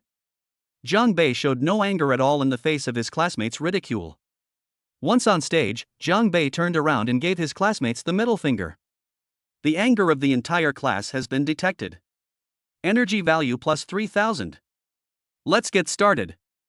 Li Kuei glanced at Jiang Bei and then lowered his head. Not only did his classmates laugh at Jiang Bei, but he himself had no hope for Jiang Bei. When Jiang Bei was being assigned classes, several homeroom teachers were unwilling to take them, so they decided by drawing lots, and Li Kuei got the spot. Jiang Bei walked up to the testing device and took a deep breath. I need to control my strength and just aim for a top 3 finish. Thinking this to himself, he clenched his fist and smashed it directly onto the testing device. Bang! A deafening sound rang out, and the readings on the testing device skyrocketed. 100, 200, 400, 500, 600. They showed no sign of stopping. Everyone was waiting to laugh at Jiang Bei, but when they saw the readings on the testing device, they were dumbfounded. Damn, am I seeing things? The numbers are still going up. This is impossible. It's already over 700, and it's still rising. The readings on the testing instrument kept rising, to 800, 900, and finally stopped at 1000. Not only were the students dumbfounded, but Jiang Bei himself was also dumbfounded. He originally intended to get a little over 600, but he almost doubled it. Damn, you didn't control your strength. Chapter 21. I think the people of Jiang Bei are pretty good. In fact, Jiang Bei had held back his strength, but he still underestimated the boost from the super strength pill. If he goes all out, he can still get a value of 1,300 or 1,400. That's a little awkward. Looking at the 1,000 value displayed on the testing instrument, Jiang Bei felt a little embarrassed. I accidentally showed off. The students were stunned, and the entire testing area was completely silent. A glint of light flashed in Zhao Qingshu's eyes, and he was equally incredulous. 1,000 values? How is that possible? Li Kuei had his head down, but there was no movement below for a long time. What was going on? I looked up, my hand trembled, and the laptop fell straight to the ground. 1,000? Li Kuei stood up in disbelief, staring intently at the testing instrument. A score of 1,000. This is the first assessment test for freshmen, and no one has ever scored 1,000 before. Jiang Bei, did you make this? Yes. I did it, but I don't think I used much force. Teacher, is the testing device broken? What a show-off. The students stared wide-eyed. This kid was such a show-off. Yes, teacher, the testing device must be broken. How could Jiang Bei possibly get a score of 1,000? Why don't we check it out? Li Kuei was also skeptical, but after checking the testing device, he found it to be intact. Call. The testing equipment is not broken. The test result from Jiang Bei is a value of 1,000. Holy crap, this is so unbelievable. I just can't believe it. A score of 1,000? No one has ever achieved that in their first test as a freshman, has they? Jiang Bei, a mere half-level martial spirit, managed to deal a damage of 1,000 points? Who would believe that? I refuse to accept this. That kid definitely cheated. The students started chattering away. Jiang Bei was secretly overjoyed because everyone's emotional fluctuations towards him were causing his energy level to rise rapidly, meaning he would soon be able to do another 10 pull. Jiang Bei, tell me honestly, what level of martial artist have you cultivated to? 2 stars. As he spoke, 2 points of light appeared on his forehead. Impossible. How could a 2-star martial artist reach a value of 1,000? Li Kuei didn't believe it. A value of 1,000 would require at least a 6-star martial artist to achieve. But to say that Jiang Bei has broken through to the 6th-star martial artist level is even more impossible. Ahem. Teacher, there's something I haven't said yet. Jiang Bei cleared his throat. He had already prepared his explanation. I've been very strong since I was a child. How should I put it? I killed a wolf when I was 5, killed a cow when I was 7, and was able to fight a Tibetan Mastiff when I was 9. When I was 12, I killed a bear with one punch. Because I'm strong, I've gotten into a lot of trouble, so my family doesn't want me to tell anyone. Jiang Bei remained completely calm and composed, without batting an eye. He fought wolves at 5, cattle at 7, and even battled Tibetan Mastiffs? You'll die if you don't brag. The classmates looked at him with disdain. However, Jiang Bei's explanation made everyone feel a little better, because it turned out he was just a little too strong. You're not just a little stronger, you're born with superhuman strength. Li Kuei sighed. He believed Jiang Bei's explanation. After all, in his view, it was absolutely impossible for Jiang Bei to break through to the 6th-star martial artist level in such a short period of time. Having great strength might be impressive for ordinary people, but it's not very useful for cultivators, who can cultivate powerful spiritual and martial arts techniques. He's strong, but his talent is too poor. Sooner or later, he'll be overtaken. Your strength is also an advantage, so keep training. Li Kuei didn't know what to say. In the crowd, Zhao Qingshu withdrew his gaze, a slight smile playing on his lips, seemingly disdainful. I thought I had met a threatening opponent, but it turns out he was just a bit stronger. It's nothing. Jiang Bei secretly rejoiced when he saw that everyone believed him without a doubt. Hey, you who just said you wanted to eat the testing device, hurry up and get up here right now. Sun Xuebing's resentment detected, energy value plus 500. Finally, upon Li Kuei's announcement, Jiang Bei won first place and received 2 spirit stones. The test was over, and most of the students looked listless. Sigh. I'm starting to envy Jiang Bei. Being strong is good too, and you get 2 spirit stones as a reward. TCH, what's there to envy? It's just brute force. Once you break through to the 5th level martial artist level and cultivate martial arts techniques, no matter how strong you are, it won't matter. When will that be? Last time my spirit stones were stolen, by the time I cultivate to the 5th star martial artist level, it would be like the monkey month. Jiang Bei has at least broken through to the 2nd star martial artist level. Just pure luck. You could do it too if you had spirit stones. The problem is, I don't have it. Jiang Bei scored a score of 1000 in the test, and the news quickly spread to all the classes. However, when everyone learned that his strength was extraordinary, they were not so shocked. After all, cultivators don't rely on brute force. This is exactly what Jiang Bei wanted, to get the spirit stones without anyone noticing him. Just before the afternoon classes were about to end, Jiang Bei's phone rang. A WeChat message from Gao Xiaobing. I heard you got a score of 1000 in the test? Yeah, just playing around. Jiang Bei replied. Brute force is not the right path. Cultivators value spiritual energy. Ha! Why is this girl coming to mock me again? Jiang Bei hasn't replied yet, and Gao Xiaobing's message has arrived again. Are you free tonight? How about we grab some dinner? Eating? Are you trying to use me to highlight your own superiority again? What limited edition car are you planning to drive this time? No, I did act impulsively last night. Of course, what you said wasn't exactly pleasant either. I just wanted us to have a proper talk, and then this matter would be over. Don't worry, I will never act impulsively again.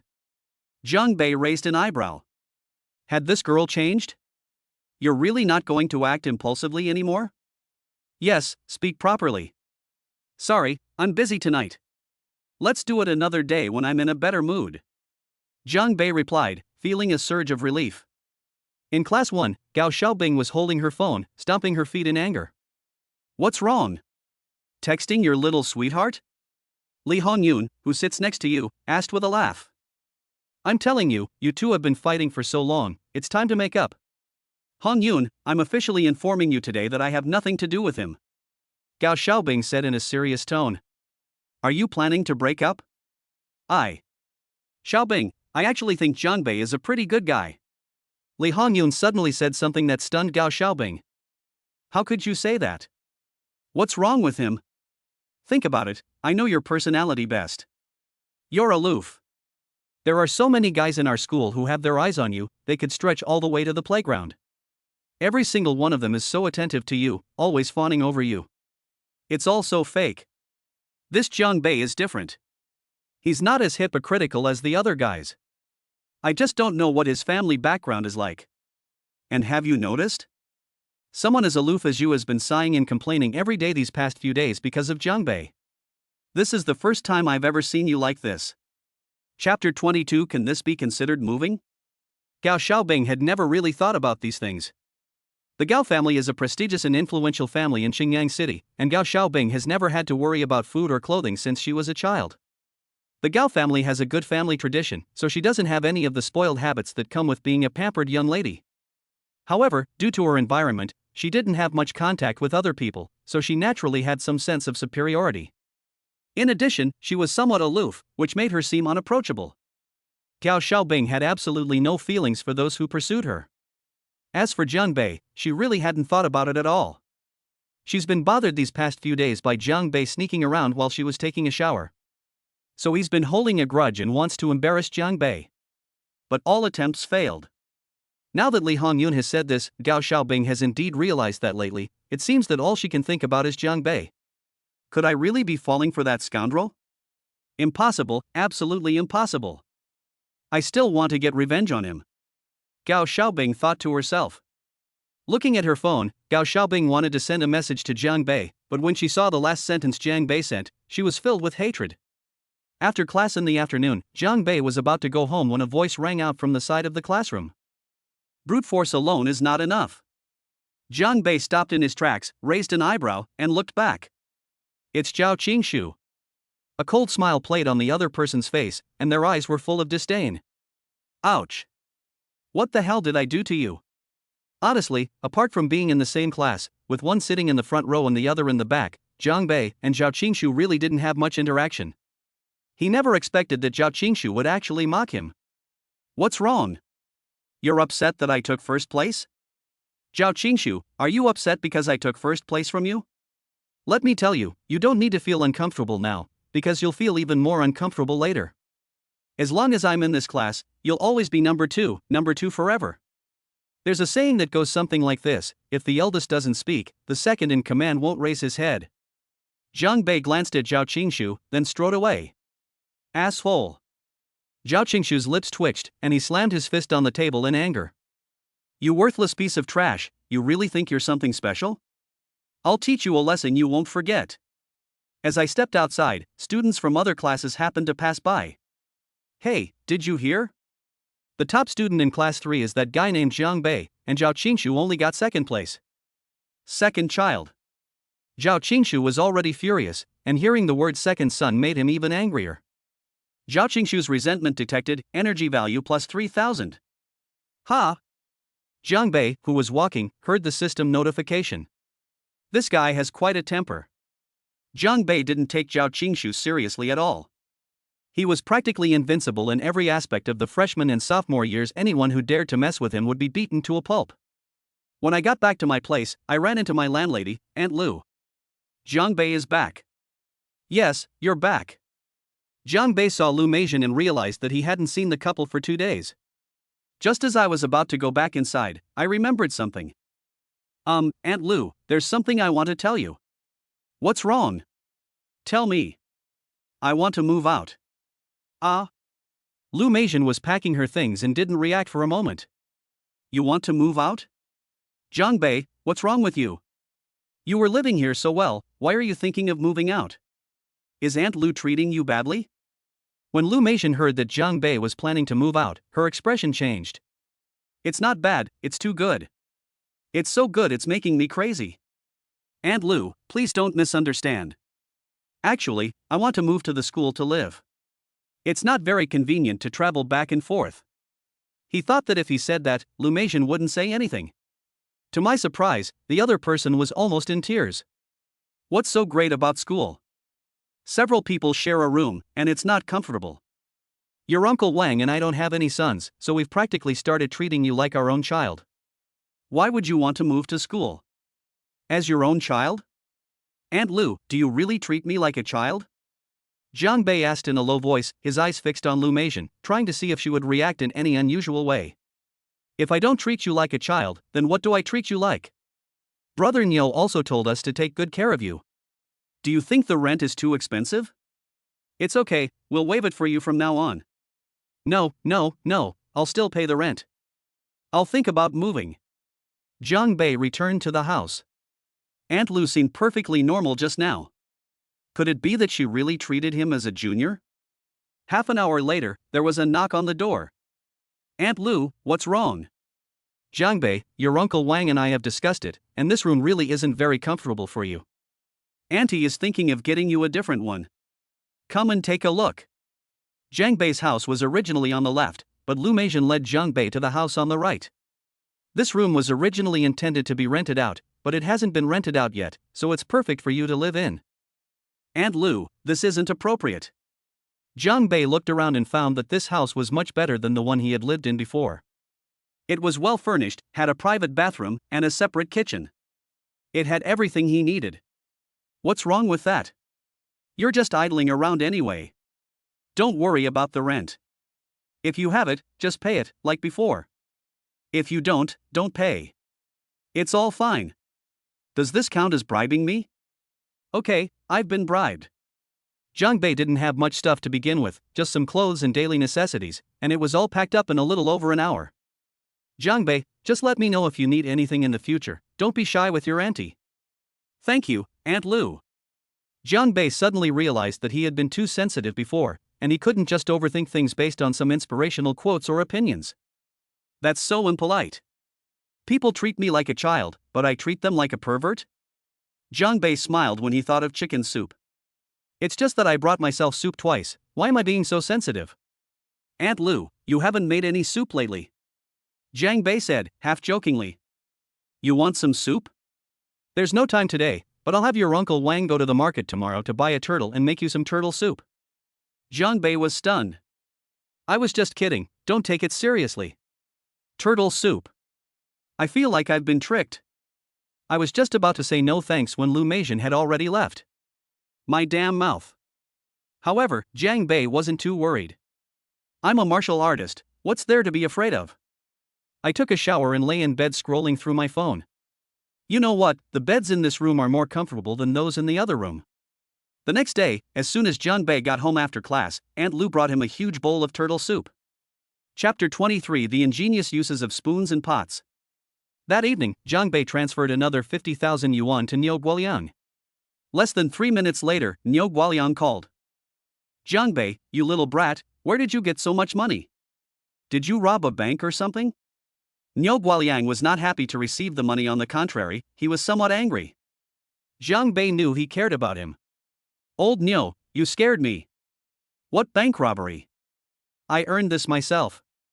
You transferred 20,000 to me a couple of days ago, and now you've transferred another 50,000. Tell me, what makes so much money, kid? You won't give it to those rich women. Damn it, Lan Niu, you're so old, can't you think of something better? You're the dean, after all. Our school has competitions, and I earned all of this at school, including spirit stones. You wouldn't understand even if I told you. You know I'm a cultivator, which is different from those ordinary university students. Jiang Bei managed to get away with it after much persuasion. After thinking about it, I realized I hadn't done a 10 pull in a few days. I checked my energy level and it was over 30,000. System, give me a 10 pull. Host has activated a 10 draw, obtaining 1 marrow cleansing pill, 1 heaven shattering thunderbolt, and 1 heaven shattering thunderbolt. I was lucky I drew a marrow cleansing pill on my first try. Jiang Bei had previously taken a marrow cleansing pill, which cleansed his marrow and greatly improved his physique. However, he was not sure how much his talent had improved. He decided to take another one to consolidate his gains. The host has completed 5 10 pulls, unlocking the exchange shop. You can exchange for items you've already drawn. Note, special items are excluded. Exchange shop. Jiang Bei opened the exchange shop, and sure enough, the invincible Great Restoration Pill, the Thunderclap Bomb, and other items he had previously obtained were all in the exchange shop, and even the Marrow Cleansing Pill was available. However, the Shen Tai Spoon and Jin Yen Iron Pot that I drew before are not included. Clearly, spoons and pots are special items. According to Jiang Bei's conjecture, mass-producible items like the Great Rejuvenation Pill and the Heaven-Shattering Thunder could appear in the exchange shop. As for the Shen Tai Spoon and Golden Flame Iron Pot, there should only be one of them. They cannot be mass-produced and are unique, so they cannot be exchanged. Looking at the prices, the Invincible Great Restoration Pill and the Super Strength Pill require 1,000 energy points to exchange, while the Thunderclap requires 2,000 energy points. The price of the marrow cleansing pill is a bit outrageous. It costs 50,000 energy points to exchange for one. With this exchange shop, I can exchange items anytime from now on. Jiangbei is booming, and another wave of 10 pull draws has started.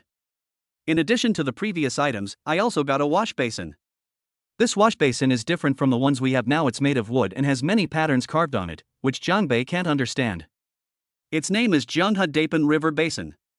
A basin is fine, but why make it look like a river basin? Can it hold a river or a lake? To be honest, when Jiangbei saw the functional description of the Jianghe Basin, he was stunned for a moment. A giant basin that can hold the water of rivers. Holy crap! Does that mean it can hold the water of a whole river? Driven by curiosity, Jiangbei took the large basin of river water to the pool and turned on the tap. A miraculous thing happened. He left it for a full 10 minutes, and the water in the basin remained at about half full. It just wouldn't fill up.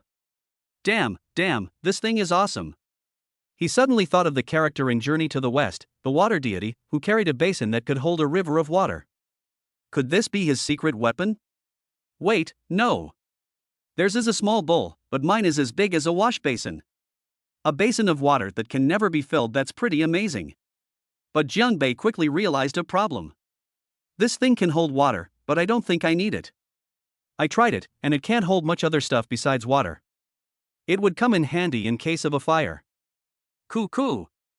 After fiddling around for a while, Jiangbei felt a bit hungry. We haven't even had the turtle soup yet. The turtle soup had gone cold after sitting for several hours. It's a bit fishy. It needs to be heated up. Jiangbei didn't use the usual rice cooker. Instead, he took out the golden flame iron pot and the black iron spoon. Not only can it be used for fighting, but it can also be used to heat soup. Not bad. While I was heating up the soup and scrolling through my phone, a message came in. What are you doing? The message was sent by Gao Xiaobing. Is this girl deliberately picking a fight with me lately? Is the soup hot? You can even make soup? That's right, I'm an all-rounder. What kind of soup? Turtle soup. Can you make soup from turtle? You don't understand, turtle soup is a very nourishing food. Jiangbei chuckled, typing rapidly. A great tonic? What kind of tonic? I've never tried it before. Is it good? Go look it up yourself. 3 minutes later, the other party became silent. They wouldn't actually go and search it on Baidu, would they? A few minutes later, the phone rang. Jiangbei, you filthy scoundrel. You pervert. What did I do to offend you? You're the one who asked the question. That's what they said. What does it have to do with me? Jiangbei rolled his eyes and said, I can't be bothered with you. Why would you drink turtle soup for no reason? I'm weak. Jiangbei originally wanted to reply to Gao Xiaobing's message to tease her, but subconsciously he sniffed and smelled a fragrance. What smells so good? Such rich spiritual energy. It can't be this turtle soup, can it? Jiangbei leaned closer and took a sniff. Sure enough, the closer he got, the richer the spiritual energy became, and the more fragrant it was. Strange, how can turtle soup have such a rich spiritual energy? This spiritual energy is far more concentrated than the surrounding spiritual energy of heaven and earth. Could it be that the landlord and his wife are also cultivators, and specially made this turtle soup with spiritual energy for me? That shouldn't be the case. Wrong. Jiangbei remembered something. He recalled that when he drew the golden flame iron pot, it was described that the pot could gather the spiritual energy of heaven and earth, and the Xian iron spoon was used to harmonize the spiritual energy. The pot is to blame. Then Jiangbei ladled out a bowl of soup and took 2 sips. After 2 sips of turtle soup, a surge of spiritual energy spread throughout my body. Holy crap! I'm rich! Ha ha ha ha! Jiangbei was so happy he could hardly stop smiling. The spiritual energy contained in this soup is comparable to that of a spirit stone. In other words, cooking with this pot allows you to condense the surrounding spiritual energy into the food, which is equivalent to producing spirit stones yourself. Jiangbei was so excited. With this, who needs bird spirit stones? Oh, right. Jiangbei ladled out the turtle soup and poured in 2 ladles of water. Sure enough, before long, even the water in the pot was filled with spiritual energy. Now Jiangbei knows how to use the Jianghe basin. With a pot, a spoon, and a large basin, you'll never lack spirit stones, no matter where you go. If I had known this would happen, why would I have bothered trying to get those two spirit stones from the school? Then, Jiang Bei gulped down the entire bowl of turtle soup. He didn't know whether he needed to replenish his energy or not, but his cultivation for tonight was settled. Chapter 24. The system is troublesome again. Jiang Bei was just wondering where to get some spirit stones, but now that he has this golden flame iron pot, he can eat and cultivate at the same time. The only downside is that you can easily feel bloated if you eat too much. Before going to bed, Jiang Bei took the other marrow cleansing pill he had drawn. When Jiang Bei woke up in the morning, he did not find any impurities being expelled from his body. It seems that one dose of this marrow cleansing pill is enough. On my way to school, I ran into Yang Mingkai. Brother Bei. He now admires Jiang Bei more and more, especially after taking Jiang Bei's super strength pill when he challenged Yu to a duel, which made him feel very powerful. As a result, his status in Class 5 also rose accordingly. Brother Bei, do you still have any of those power pills? I'd like to buy 2 more. You want to fight again, kid? Jiang Bei raised an eyebrow. You should call me before you fight, so I can sell more medicine.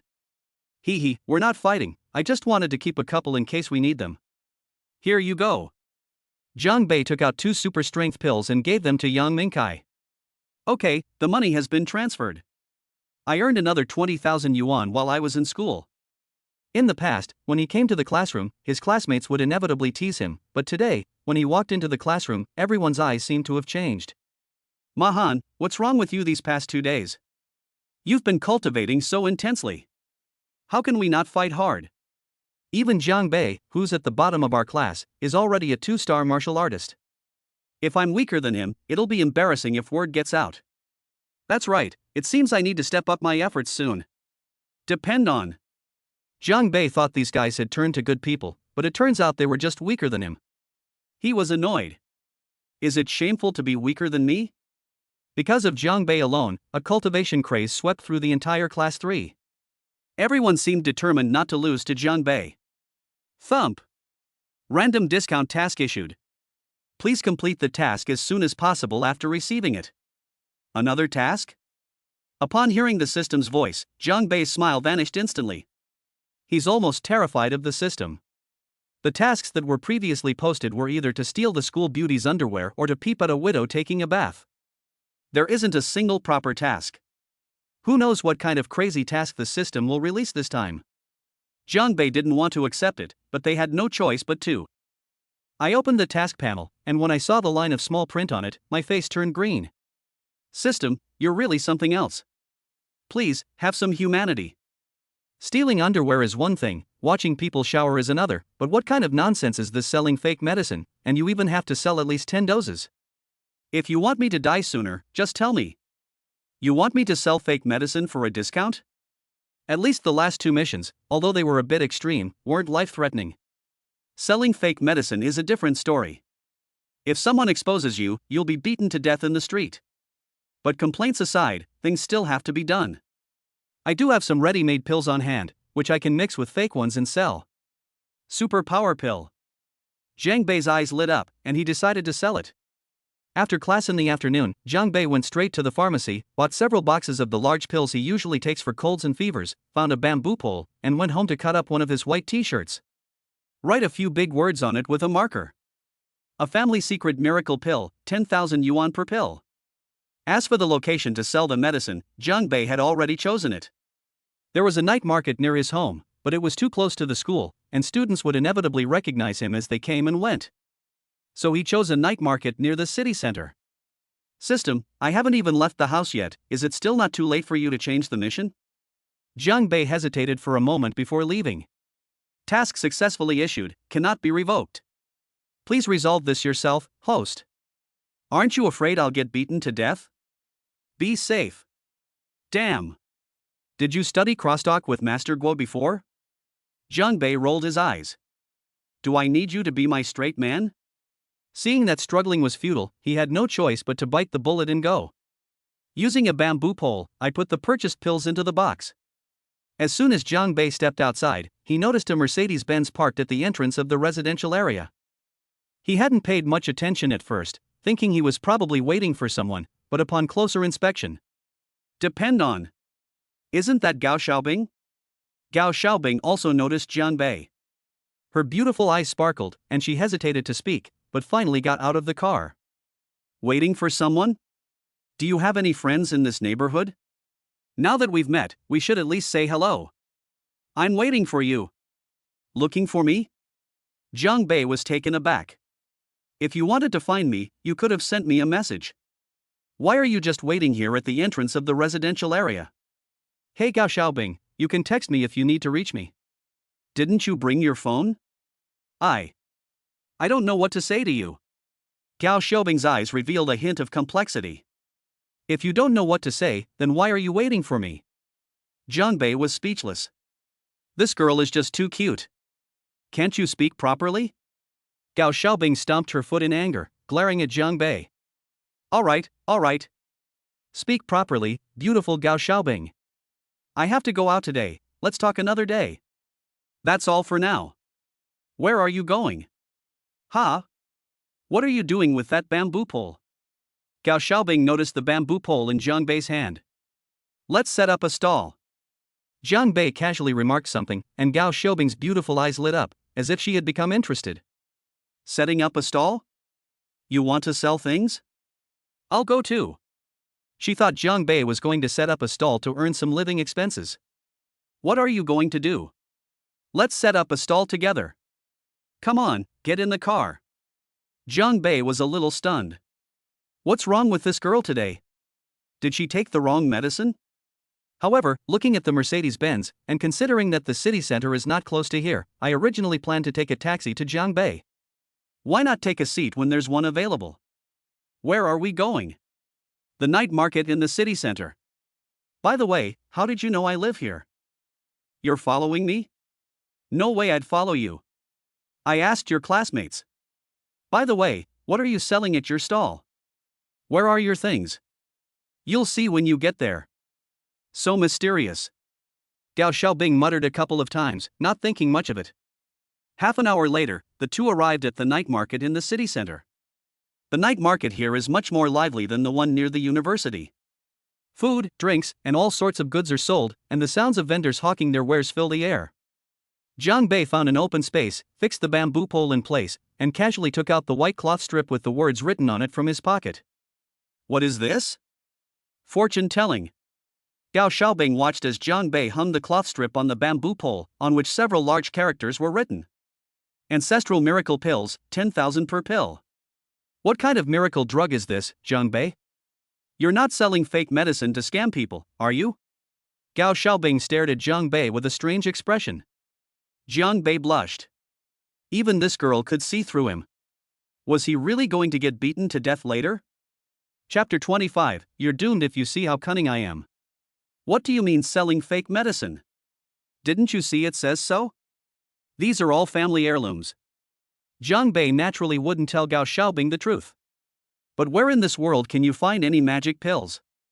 Gao Xiaobing had watched some TV dramas before, and there were street performers selling things like ancestral miracle pills or ancestral liniment, which were all scams.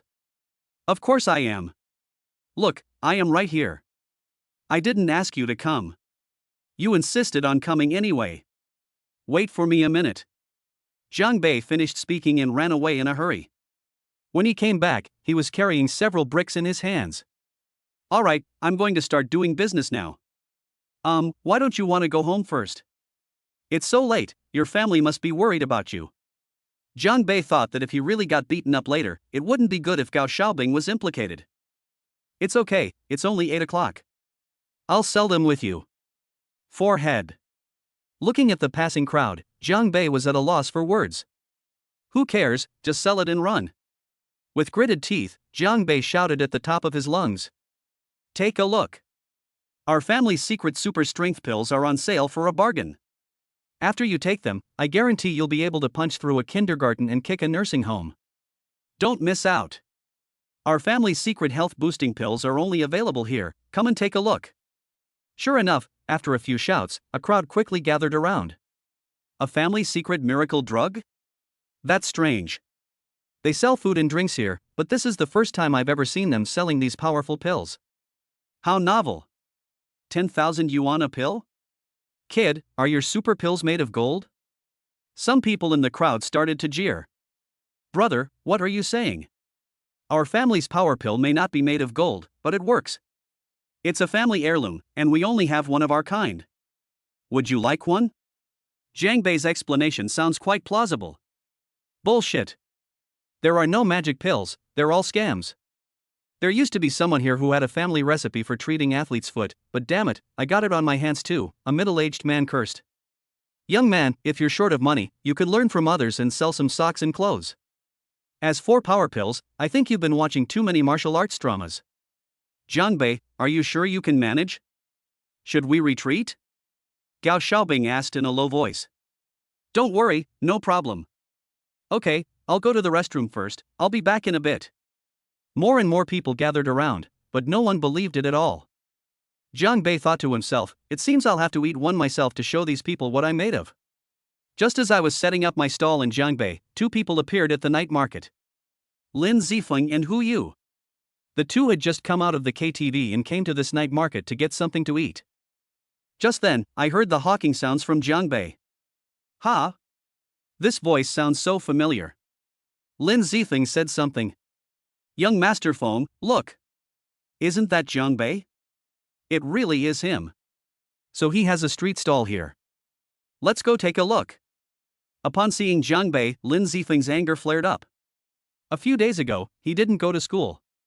One reason was because he was ashamed, and the other was because he felt that he still smelled of feces on his body. He soaked in his bathtub for several days and even used up several bottles of shower gel. Lin Zifeng's parents were so frightened that they thought he had caught a disease outside and gave him a severe scolding.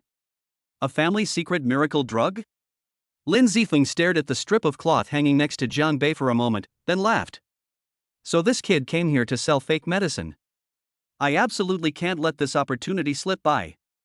Lin Zifeng looked like he had succeeded in his scheme, and an idea popped into his head. Hu Yu, come here. You'll cooperate with me later. We'll teach this kid a lesson today. Lin Zifeng explained his plan. Young Master Feng, is there any problem? Maybe what he's selling is genuine. Hu Yu was a little worried. He had taken the invincible Great Restoration pill that Jiang Bei had sold him last time, and his injuries healed very quickly. Bullshit, there's no such thing as a magic pill in this world. Just cooperate with me in a bit. Lin Zifeng said, then squeezed into the crowd. Seeing him go, Hu Yu gritted her teeth and followed. She thought about how Jiang Bei had sold her some medicine for 80,000 yuan, and she still felt the pinch. Just as Jiang Bei was about to test the drug on himself, a figure suddenly darted out from the crowd. Listen to me, everyone. I know this medicine, the ancestral miracle pill. I've taken it before, and it really works. Lin Zifeng said to the crowd. Jiang Bei's eyes widened in surprise. Damn it, Lin Zifeng. What is he doing here? He also said he had taken his own power pills. Jiang Bei quickly realized that this guy was probably trying to trick him. Let's see what tricks you're up to. As Lin Zifeng spoke, he winked at Jiang Bei when no one was looking, as if to say that we should pretend we don't know each other. You've eaten it? Really? I think you're a plant he hired, someone said, looking at Lin Zifeng suspiciously. No, no, no. Sir, if I were a shill, you can do whatever you want with me. I just bought medicine from him before, and I happened to run into him today. You can ask him if you don't believe me. Lin Zifeng pointed to the north bank of the river. He's right. You bought medicine from me before. I remember you told me that last time you went to the toilet, the house suddenly collapsed, and you fell into the cesspool. There were several layers of stone slabs on top of you. Everyone, the house collapsed, burying you inside. But guess what? You took my super pill and crawled out of there with your bare hands. As Jiang Bei spoke, Lin Zifeng's face turned green. His lips twitched uncontrollably. You just wait, you'll see. But for now, he has no choice but to cooperate. That's right, what happened last time was an accident. It was only because I took this guy's medicine that I was able to pry open the stone slab and climb out. Can you two come up with a more believable story? A toilet collapsed? Why don't you just say a building in the city center collapsed? It definitely collapsed, I blew it up. Hey! Isn't this Brother Bei? Just then, Hu Yu also stepped out from the crowd. Hu Yu? Jiang Bei raised an eyebrow. So you two are planning to team up against me? Looks like you haven't learned your lesson from the last time you got beaten up. It's me, it's me. Oh my, I've been looking for you for so long. Last time you gave me that super powerful pill, and after taking it, I killed a bear with my bare hands. I've finally run into you today. Do you still have that super powerful pill? Jiang Bei laughed. You're quite the braggart, aren't you? Winnie the Pooh, huh? Yes, there are still quite a few. We just ran into some trouble at home, so we had to bring out our family's secret herbal pills to sell again. Then give me another one. The three of them were singing in unison, and everyone almost actually believed them. Chapter 26. You two worked together really well. More and more people gathered around, but no one bought anything, even though Lin Feng and Hu Yu spoke with great enthusiasm. You three were in cahoots, weren't you? He even killed a bear? What a load of bull. Brother, you really shouldn't disbelieve me, I'm telling the truth. He's my savior. If it weren't for him, I would be dead already. If you don't believe me, I can test you right here. Hu Yu patted his chest and said. The three men had made grandiose claims that no one believed, but once they mentioned drug trials, everyone became interested. Okay. If it really works for you, we'll believe you. Brother Bei, you saved my life before, I can't just watch your family's secret miracle drug go to waste. Today I'll try it for you, so everyone will believe it. Jiang Bei was overjoyed. He didn't want to take the super strength pill in the first place, it was too big. Unexpectedly, the drug trial participants came to us on their own initiative. Alright, you've really helped me out today. I'll definitely treat you well another day. Jiang Bei said with a half smile. Hu Yu shuddered. The two of them wanted to trick Jiang Bei, but they also knew that even if Jiang Bei knew they had ill intentions, he wouldn't expose them in front of so many people. After all, you're selling fake medicine. As Jiang Bei spoke, he pulled out a super strength pill. This one is real. So big. Hu Yu stared at the super strength pill in Jiang Bei's hand, swallowed hard not because she was greedy, but because she was scared. This is way too big. But he can't complain. Yes, this is it. Hu Yu took the super strength pill and glanced at Lin Zifeng. The two of them had agreed to put on a show, with Hu Yu eating and Lin Zifeng playing along. Lin Zifeng looked at the pills in Hu Yu's hand as if he hadn't seen them. My friend, please eat it. Let everyone see what it's like. Soon, in front of everyone, Hu Yu swallowed the super strength pill and almost choked to death. I feel full of energy right now. Hu Yu said, her face flushed. He wasn't lying, he genuinely felt a surge of heat throughout his body, as if he had inexhaustible energy. Hu Yu winked at Lin Zifeng, as if to say, young Master Feng, this medicine is real. But Lin Zifeng was only thinking about scheming against Jiang Bei and completely ignored Hu Yu. Alright, now that this friend has taken his medicine, I'll have a contest with him and see how it goes, Lin Zifeng said. What effect will you get from fighting him? Anyone can act. Why don't you find someone else? Beside him, Jiang Bei gave a sinister smile. No need for all that trouble. If we were to find someone, you'd all say it's acting. See these bricks next to me? They're genuine big blue bricks. Let's just use these to test it out. Let this friend demonstrate how to break a brick with his head. I think it's feasible. If it can really split this brick, I'll believe it, someone echoed. Lin Zifeng and his companion were dumbfounded. A brick had been smashed into their heads? This is no joke. Hu Yu is an 8-star martial artist. If he has the luck, he can withstand it. The key is that there are also many martial artists present. They can tell the difference as soon as they use their luck. Come on, friend, how about this? I'll have him smash a brick over your head. That'll make it more realistic. After Jiang Bei finished speaking, he picked up 2 large blue bricks and handed them to Lin Zifeng. Lin Zifeng held the 2 bricks, somewhat stunned. Hu Yu shuddered. This wasn't how the story was supposed to go. He originally wanted to tell Lin Zifeng that it was no good and we should leave, but when he saw Lin Zifeng's eyes, it was clear that he was saying, why don't you just bear with it, brother? Go ahead and smash it, don't hold back. Jiang Bei added from the side. You'd better be careful. Hu Yu kept giving him meaningful glances. Lin Zifeng hesitated. What if he smashed the brick and it cracked the skull open? Just as I was hesitating, Gao Xiaobing returned. Xiaobing, what are you doing here? I'm here to help Jiang Bei set up a street stall. What are you doing? Gao Xiaobing asked, seeing Lin Zifeng holding a brick and Hu Yu squatting beside him, her legs trembling. Are they here to help set up street stalls in Jiangbei? Are the two of them really that close? Upon hearing this, Lin Zifeng was so angry that his liver trembled. Without saying a word, he picked up a large blue brick and smashed it directly at Huyu's head. Bang! The large blue brick shattered into two pieces. When Lin Zifeng saw Gao Xiaobing with Jiang Bei, he couldn't control his anger, but he realized he had hit too hard when he was about to smash down. But when he saw the large blue brick shattered in two, while Huyu's head was completely unharmed. Are you really alright? Are you alright? It's nothing. Huyu replied. It doesn't hurt at all. As she spoke, Huyu picked up a brick and crushed it with both hands. Lin Zifeng found it strange. Huyu had used her luck. He hadn't noticed it before.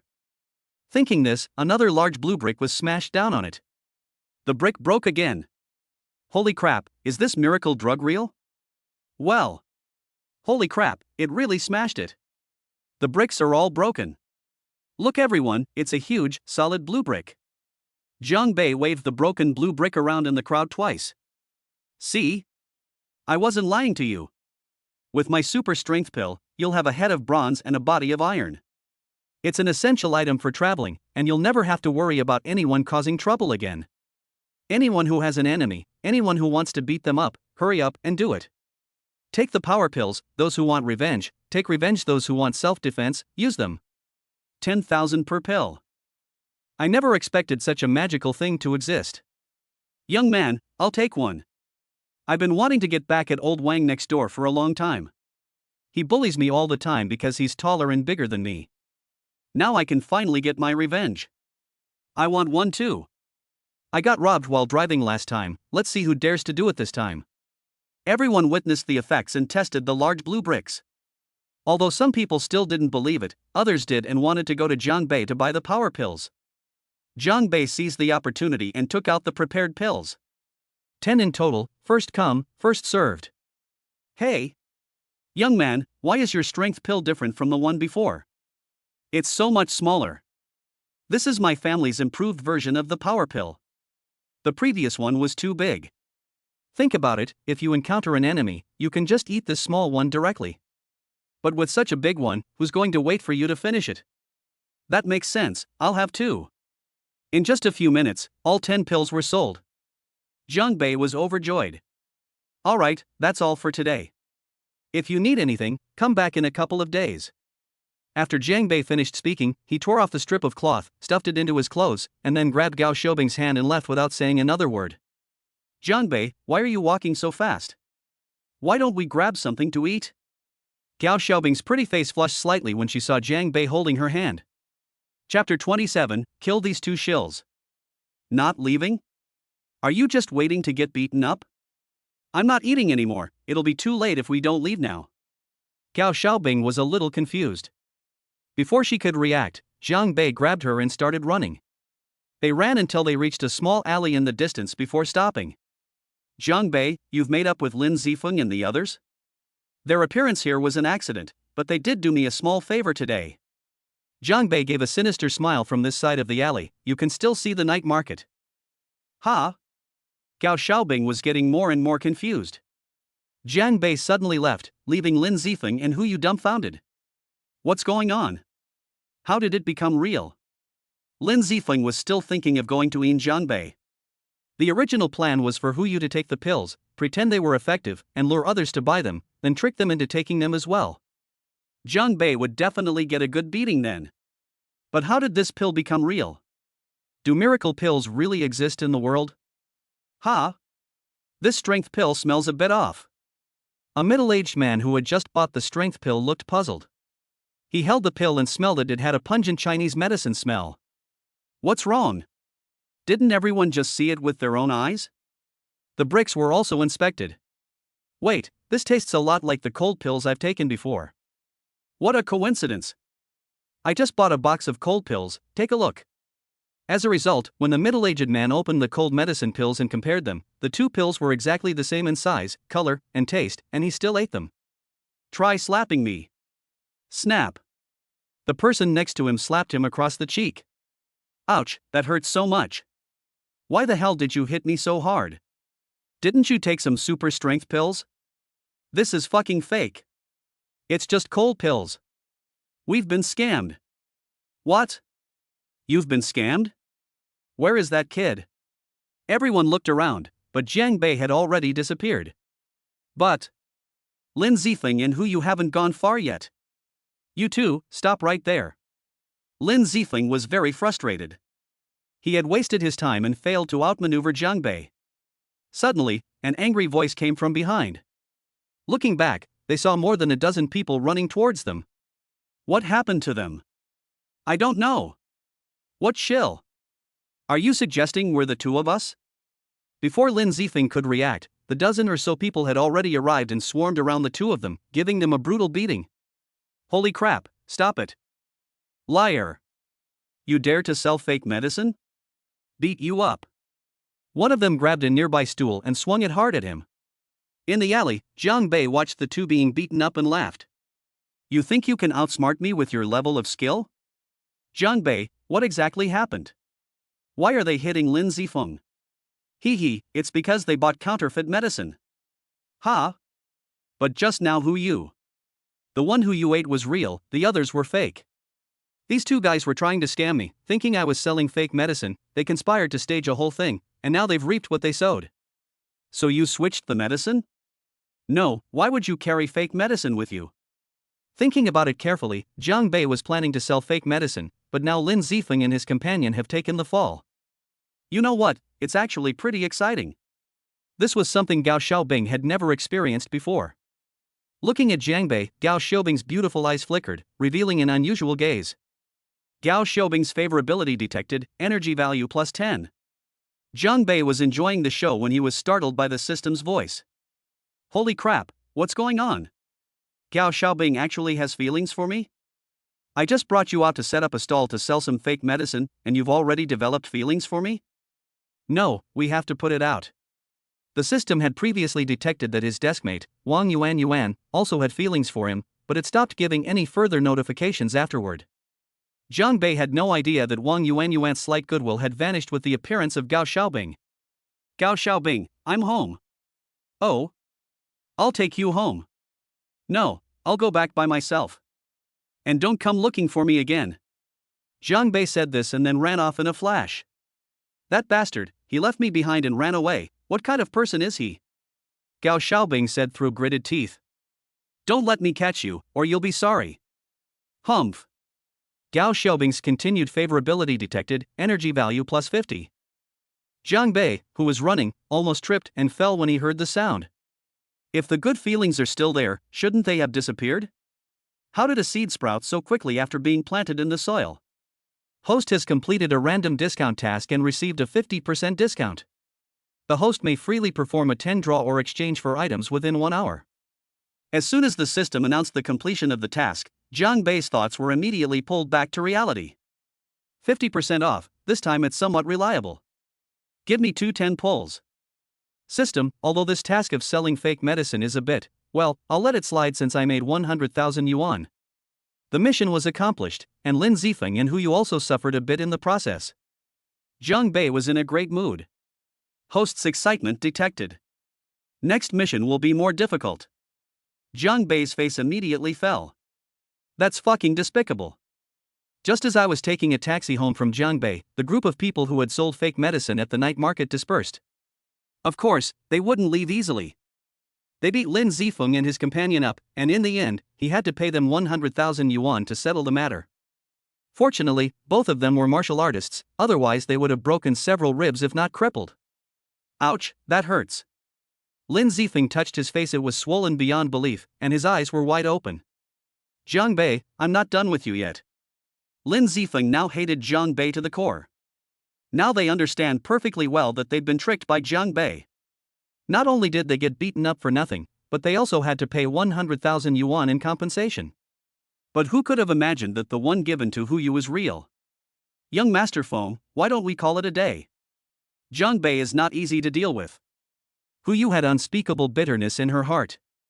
Ever since she met Jiang Bei, she had been unlucky all the time and had not gained any advantage at all. No way, I can't swallow this insult. I'm going to teach this kid a lesson.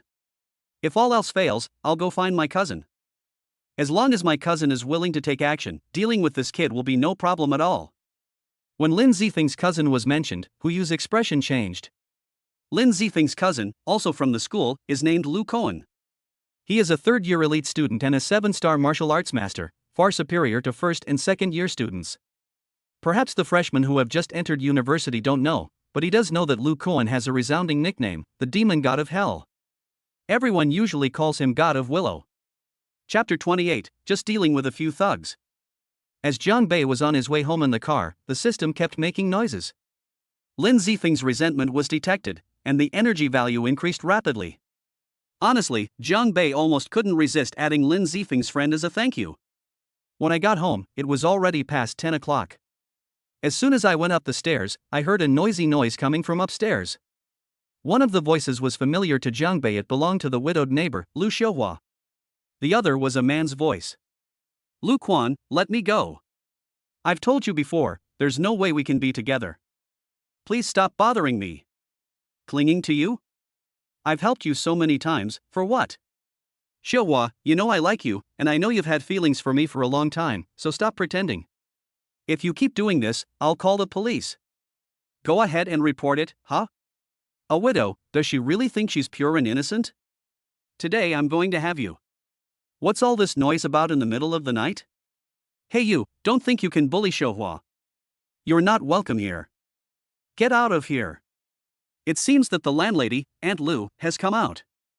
You old hag, mind your own business. Get out of my way. Ouch. Aunt Lu, are you all right? On the stairs, a cold glint flashed in Jiang Bei's eyes, and he quickened his pace. When he came upstairs, he saw a man in his 30s grabbing Lu Xiuhua's arm with one hand and raising his other hand to hit Lu Meijian. Stop. Jiang Bei roared. Hey. Another busybody here. Kid, this is none of your business, get down here and get on with it. Before Lu Quan could finish speaking, he suddenly felt a blur before his eyes, and Jiang Bei's figure was already in front of him, his fist the size of a sandbag smashing directly into his face. Ouch. Lu Quan winced in pain, covering his nose with both hands, his face contorted in agony. Upon closer inspection, blood was flowing from his nose. You little brat, you dare hit me? I'll kill you. Lu Quan's eyes flashed with ferocity as he grabbed a stick from the side and swung it at Jiang Bei. However, he was just an ordinary thug, no match for Jiang Bei. Jiang Bei easily dodged the punch and then landed a punch on his stomach. It hurt so much.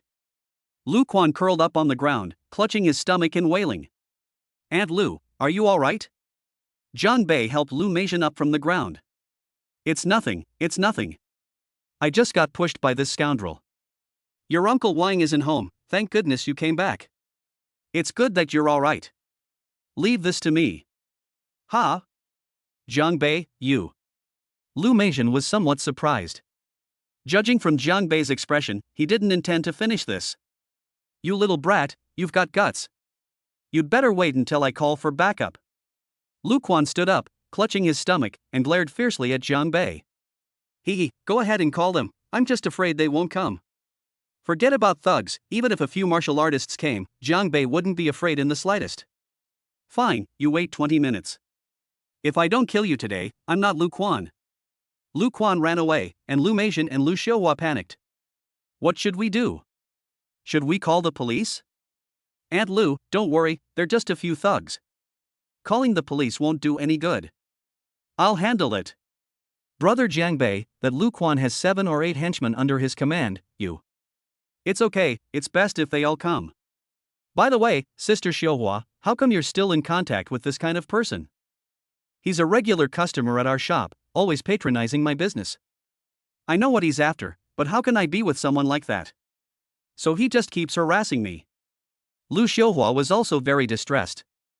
You might have one less customer in the future. All right, you all go inside. I'll deal with them. Jiang Bei brother, are you all alone?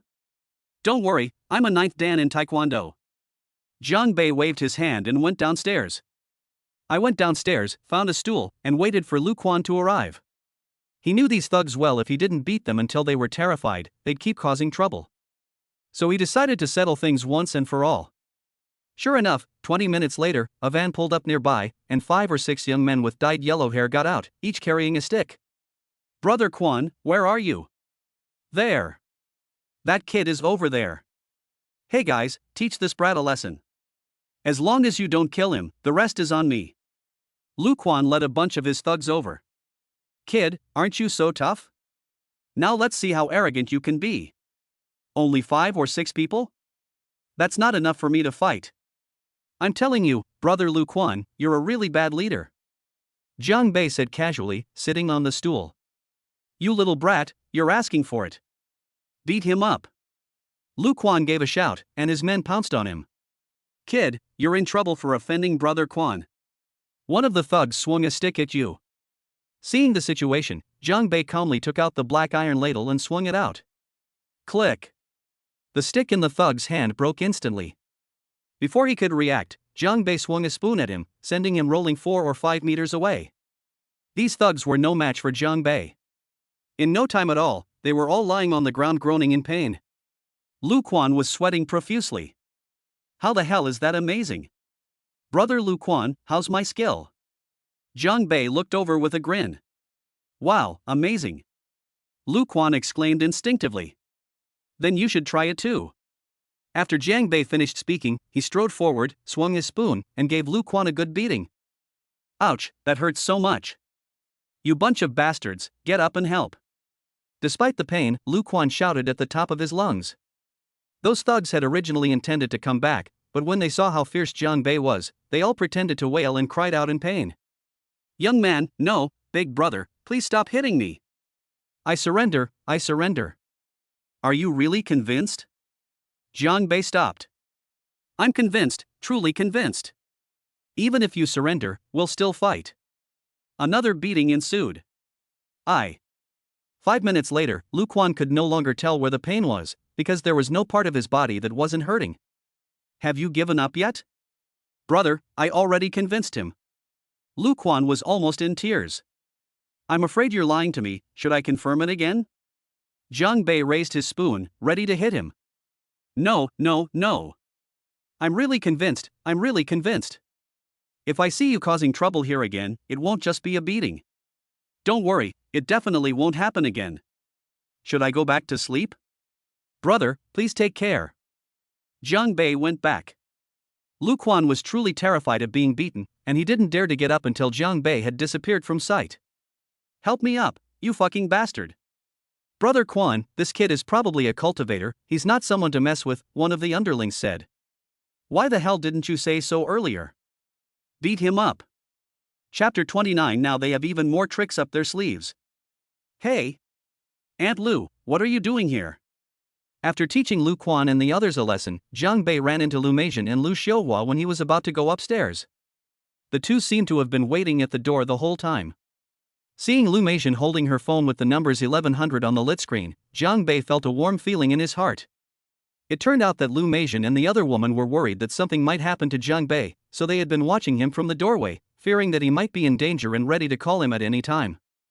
The two of them probably didn't expect that a student from Jiang Bei could so easily and decisively take down several of their opponents in such a short time.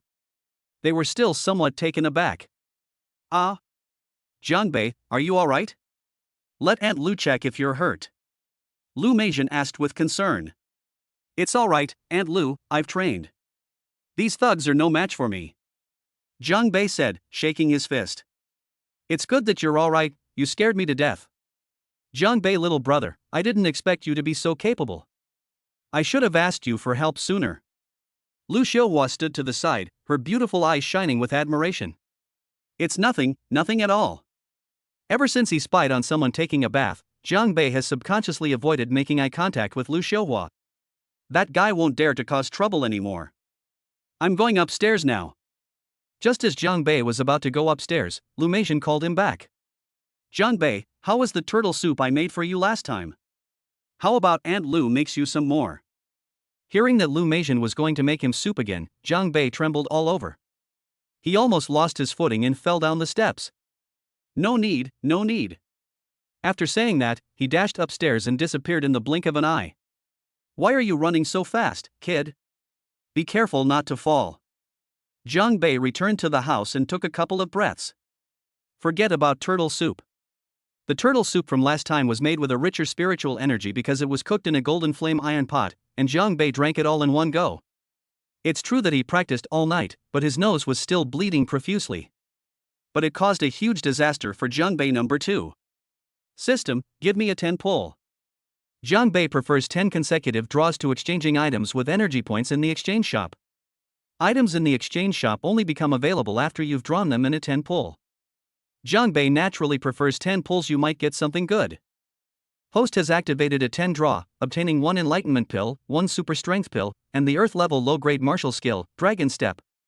Something new has come out? Jiangbei's eyes lit up. Take a gamble, and you might just turn a bicycle into a motorcycle. It really works. The low level earth rank martial skill, Dragon Step? Awesome. Martial arts and spiritual skills are also divided into levels, namely Heaven, Earth, Profound, and Yellow, with Heaven being the strongest and Yellow being the weakest. Each of these levels is further divided into low level, mid level, high level, and top level. Although the Dragon Step that Jiangbei drew was a low level martial skill, it was still a level 10 skill. Martial arts skills that surpassed the Yellow and Profound levels. He had previously learned that only freshmen who had reached the level of 5-star martial artist or spirit master were qualified to choose a martial art to cultivate, but these were all the lowest level Yellow rank techniques. Only those who perform well, or those who advance to their second year of university, can choose another intermediate level Yellow rank. To be qualified for a Xin level martial arts technique, you need to be at least a second or third year university student. As for those at the prefecture level or above, to be honest, I haven't heard of any students in Jiangbei who have practiced it. It's even uncertain whether the school has any prefecture level martial arts techniques. Even if it were possible, only the elite of the elite could cultivate it. Today's 10 pull was incredibly lucky. The Soaring Dragon Step. Jiangbei looked at the palm-sized jade slip in his hand, and following the instructions, placed it between his eyebrows. Soon the jade slip disappeared, and the Soaring Dragon Step martial arts technique recorded inside the jade slip was imprinted in his mind. Half an hour later, a look of helplessness appeared on Jiangbei's face. This Dragon Step is really difficult to master. There are many things he doesn't understand, let alone cultivation.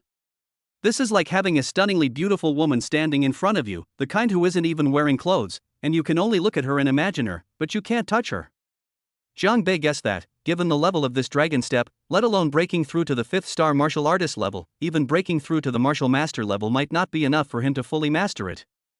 It's incredibly obscure and difficult to understand, which is why schools don't allow first-year students to practice Xin-level martial arts and spiritual techniques. The higher the level, the harder it is to master. Jiangbei felt a little irritated, but after glancing at the results of today's 10 pull, his eyes quickly lit up again. Enlightenment pill, what is that? The Enlightenment pill can temporarily enhance the user's comprehension, enabling them to quickly cultivate various martial arts and spiritual techniques. Ha ha ha. Jiangbei was so excited he almost jumped up. This Enlightenment pill came just in time. Although it only temporarily boosts comprehension, it should be enough for him to master the Soaring Dragon Step. System, I misunderstood you before. So you still love me after all? Please, host, put away your lewd thoughts. Depend on. I'm very innocent, okay?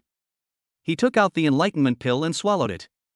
Although he only had 1 hour, Jiangbei was confident that he could master the Swimming Dragon Step. Ha!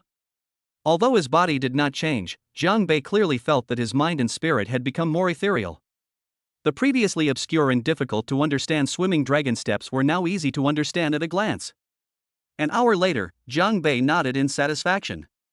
He had mastered most of the Swimming Dragon Step and even demonstrated it.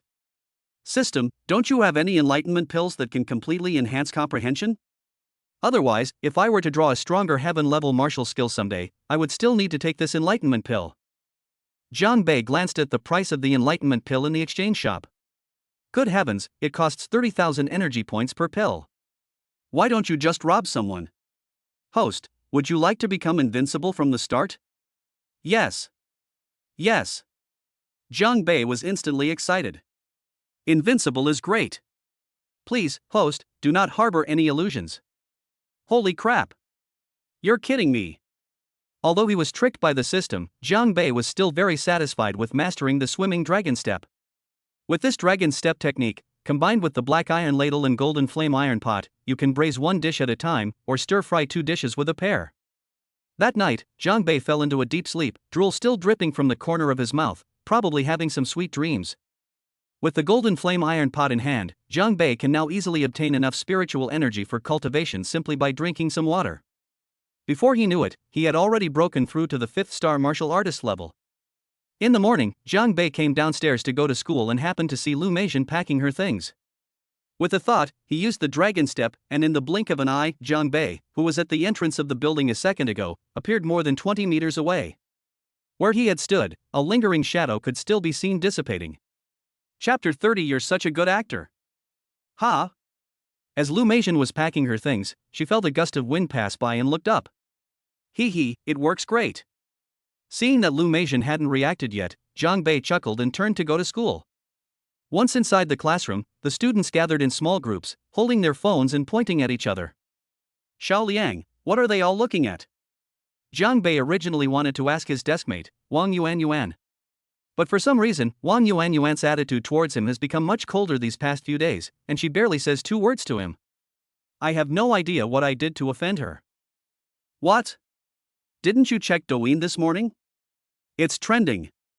Zhou Xiaoliang glanced at Jiang Bei in surprise. You can't be serious. What trending topic? Jiang Bei rolled his eyes. He had stayed up too late practicing the dragon steps last night and hadn't gotten up this morning. This one. Zhou Xiaoliang handed over his phone, which was playing a video.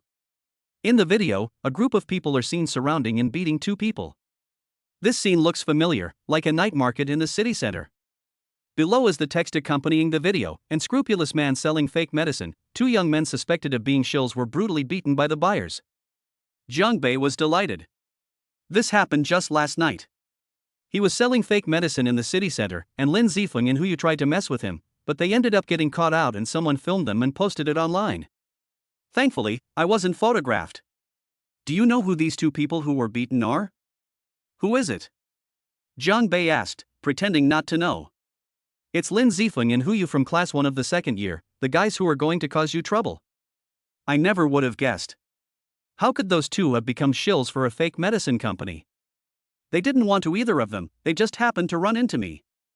Of course, Jiang Bei didn't say this aloud. As soon as they sat down, another commotion arose among the students. Jiang Bei looked up and saw that everyone had run to the window, looking outside and muttering to themselves. Holy crap, isn't that a junior in college? That's awesome. Ah. That boy is so handsome, am I dreaming? There's such a handsome boy in our school, I want to marry him. Wow, he's so stylish. Don't try to take him from me, he's my type. The 2 girls, their eyes sparkling, were jumping and hopping around, already arguing. She looks like a lovesick fool. Aren't the 3rd-year students supposed to be in the front yard? What are they doing here? The school is divided into 2 colleges.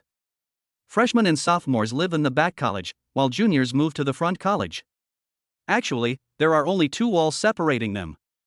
However, upperclassmen usually don't come to the freshman campus. I know him. He's Lu Kuan, a junior in college. Do you know his nickname? The demon god of hell, everyone calls him Willow God. In his freshman and sophomore years, he was invincible among his peers. A boy was spitting as he spoke, as excited as if he were talking about himself. I want to be a man like Lucian. I'll be invincible among my peers. By then, all those school beauties and goddesses will have to submit to me. You? Don't even dream about it. The boy next to her curled his lip. Exactly, you can't even compare to Jiang Banshan from our class, yet you want to be compared to Lu Kuan? Damn it. What did I ever do to you guys? However, Jiang Bei was also a little suspicious. What was this hellish demon god? What was this Lu Kuan? Why was everyone reacting so strongly? Thinking about it, Jiang Bei also went to the window and looked outside. This sight startled him greatly. It's not because the other person is a junior in college. It's not the person's appearance that matters. Suddenly, 6 or 7 people walked onto the playground outside.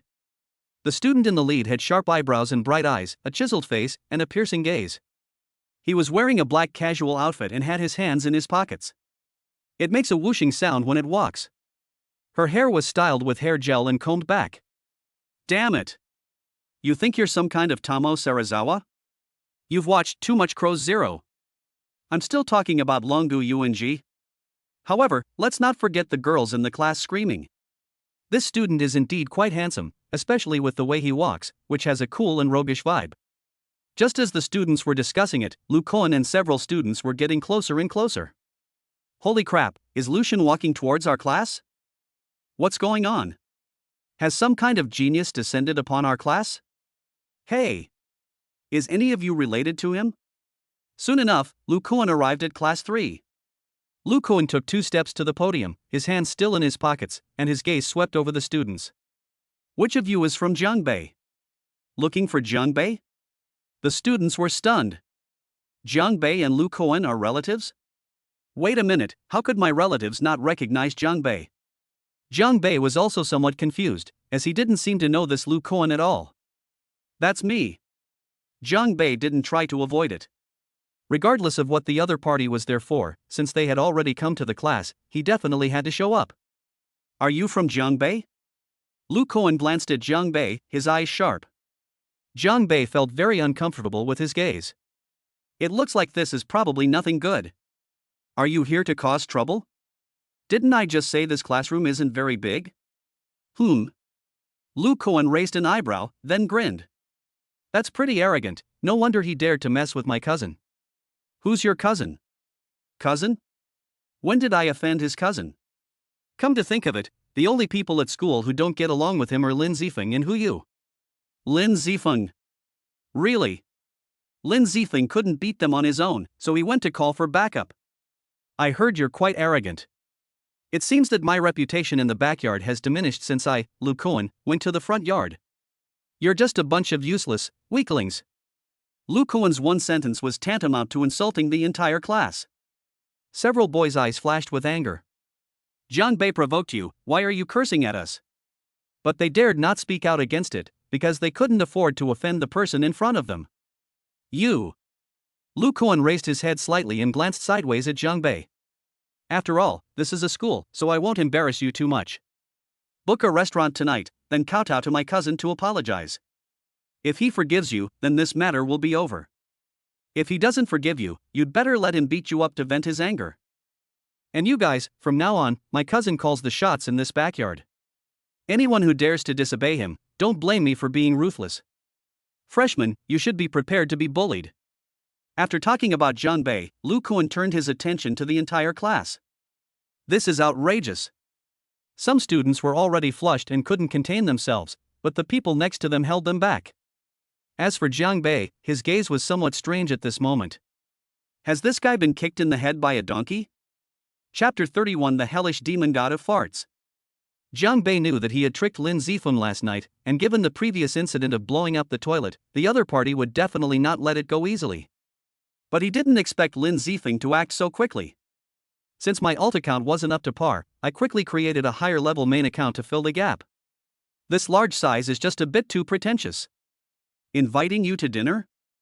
They even kowtowed and apologized? If you're not satisfied, you'll get beaten up? Putting aside the fact that Lin Zifeng provoked him, even if he hadn't, I still can't stand your attitude. You. Didn't you hear me? Lukoan looked at Jiangbei with an arrogant and condescending attitude, not taking Jiangbei seriously at all. Jiangbei snapped out of his daze, a smile playing on his lips, and slowly opened his mouth. I heard your nickname is the Demon God of Hell?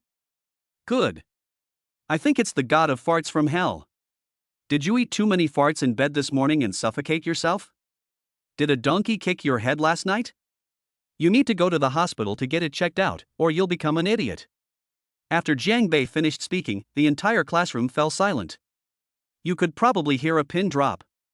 Not only did the students stare wide-eyed at Jiangbei, but even Lukoan was caught off guard. In his mind, a freshman was just a college freshman, whose mere presence was enough to overwhelm him. He never expected that the freshman would dare to fight back. Hellish fart god? Did you eat too much fart? No one has ever dared to say that about him since he enrolled. It's over, look, you've turned into an idiot. Seeing that Lukoan was somewhat distracted, Jiangbei added insult to injury. Zhou Xiaoliang kept tugging at Jiangbei's clothes and blinking his eyes, as if telling him to stop talking. The other party is Lukoan. When Lukoan came to his senses, his expression had already changed. The students who came with him also twitched at the corners of their mouths. This kid really had guts. You're asking for it. Lu Kuan's eyes turned cold.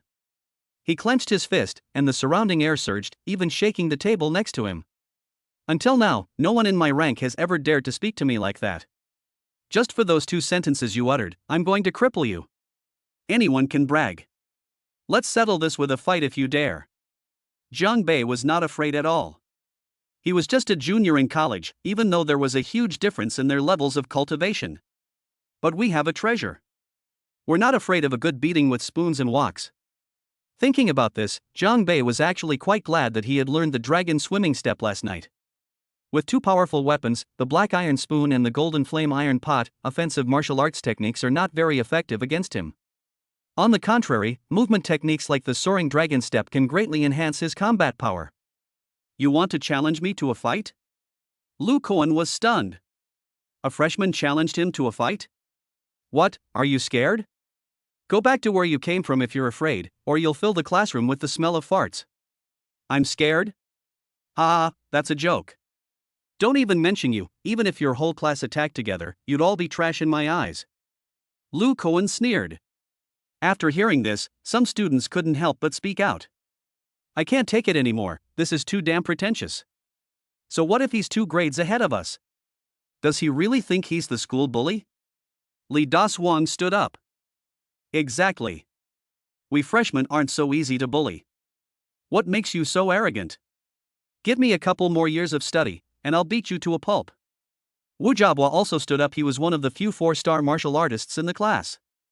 But some people, instead of being angry, resented Jiang Bei. Zhao Qingshu. Jiang Bei, what a mess you've made. You had nothing better to do than provoke Lin Zifeng, dragging the whole class into this mess. If you're a man, go and kowtow to him and apologize. Ha! Jiang Bei looked displeased when he saw Zhao Qingshu speak up. Does kowtowing and apologizing make a man? They've come to bully us right at our doorstep, and they've even started cursing at you. It's one thing if you don't fight back, but it's my fault for calling you trash? However, Jiang Bei did not respond to Zhao Qingshu, but instead rolled his eyes. Lu Kuan, stop talking nonsense. Tonight at 9 o'clock, you bring your men, and I'll bring my classmate. Let's meet at the park next door. Do you really think we're easy to bully? That's right, let us do it, who is afraid of who? Li Das Wang chimed in. So what if I get beaten up? It's so frustrating to be pointed at and called trash. Before Lu Kuan could speak, Jiang Bei spoke up again. He pointed at Zhao Qingshu. See that?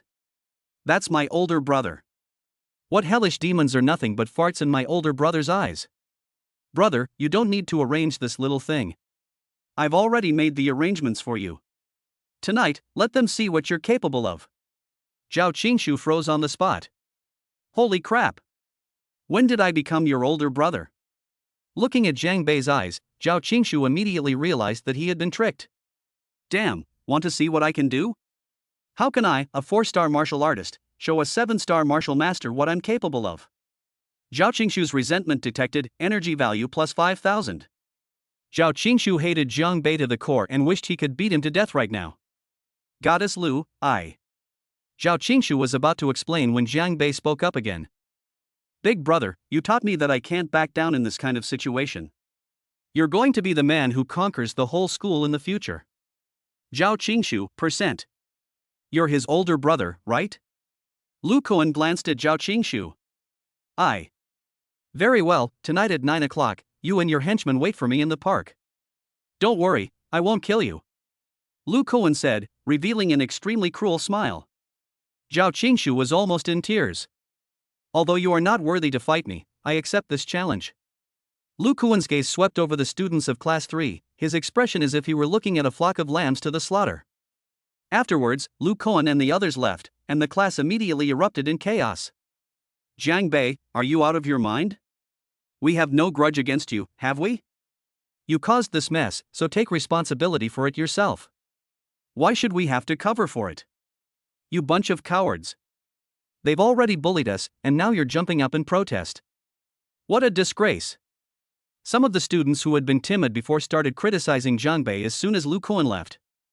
There were also those who couldn't stand Lu Kuan and these petty classmates. Zhao Qingshu's face turned green. He had originally intended to distance himself from the situation, but Jiang Bei had tricked him. Shut the fuck up. Just then, Jiang Bei shouted angrily, and sure enough, the whole class fell silent. What the hell are you arguing about? Did I say you could go? You've spoiled me rotten. After saying that, Jiang Bei left the classroom to pee. The rest of the class was left bewildered in the wind. When did our class's fortune teller, Jiang, become so assertive? Chapter 32. We're prepared to get beaten up. He usually doesn't take Jiang Bei's jokes or teasing to heart when they play pranks on him in class. But now, when facing external enemies, they come to our door and point their fingers at us, calling us trash and useless. A bunch of guys are still pointing fingers and criticizing us. It's really annoying. Although he caused this whole thing, you don't have to get involved. There's absolutely no need for you all to chime in. With the Shin Iron Spoon, the Golden Flame Iron Pot, and the Dragon Soaring Steps I just mastered, I should have no fear of that hellish fart god. Jiang Bei thought to himself, if all else fails, there's always the thunderclap bomb. When the time comes, a thunderbolt will surely send those guys to their doom. However, remembering how a single thunderbolt had blew up the men's restroom, Jiang Bei remained cautious and avoided using it if possible, as it would cause too much of a commotion. As for the other classmates who are willing to go with him, each of them will receive a power pill, along with the spiritual water he specially prepares in the Golden Flame Iron Pot. Even if I can't beat the opponent, I can take a beating and I'm not afraid of pain. And even if you get injured, it's okay, there's the invincible rejuvenating pill, it'll heal you instantly. You can get up and keep fighting, no matter what kind of martial artist you are, everyone runs out of energy eventually. With this in mind, Jiang Bei suddenly felt full of confidence. So what if I'm a junior? If a junior tries to mess with me, I'll still take them on. When we went to the cafeteria for lunch, few of the students in the class were willing to sit at the same table as Jiang Bei, for fear of getting into trouble. Jiang Bei doesn't care either. Jiang Bei, what are your plans for tonight? Wang Tailin and Li Dasuang carried the tableware over and sat down opposite Jiang Bei. Are you two really planning to come with me? Jiang Bei glanced at the two of them, somewhat surprised. After all, they were third-year students, and Wang Tailin and the others were unaware of his preparations. If they went, they would definitely get beaten up. Go, of course you're going. Li Dasuang said. Jiang Bei, you don't really think of us as cowards like them, do you? Let me tell you, although I'm not very strong, I can take a beating. So what if I get beaten up? You think I'll listen to Lin Zifeng from now on? No way. Alright. Besides the two of you, who else is planning to go? And Wu Jiabua, Wang Nankai, Lu Bing. Wang Tailin read out the names of 8 or 9 people. Upon hearing this, Jiang Bei realized that there were quite a few spirited people in the class. These people are enough. Jiang Bei, do you have any other plans? Don't worry, I promise you won't suffer any losses. Today, I'll teach those third-year students a lesson and show them that we first-year students aren't so easy to bully. Wang Tailin and Li Dasuang both stared at Jiang Bei with some strange looks. What they were asking about wasn't actually asking Jiang Bei to prepare anything, but rather whether they needed to gather everyone over, in case someone ran away. After all, having one more person take the beating will help share the burden. Jiang Bei, you don't really think we can be a match for Lu Kuan and his gang, do you? Otherwise what? We went there to get beaten up anyway. No one's going to die. We'll just have to get a beating to show him our class's backbone. Li Dasuang is honest, so it's understandable that he would think that way. Even a single Lu Kuan, a 7-star martial master, is beyond their capabilities. You call this backbone? How pathetic. Jiang Bei rolled his eyes. Just wait and see what I can do. Neither of them took it seriously, because the difference in strength between them was too great, and they had absolutely no chance of winning. By the way, where's Zhao Qingshu? Jiang Bei suddenly asked. There it is, on that table over there.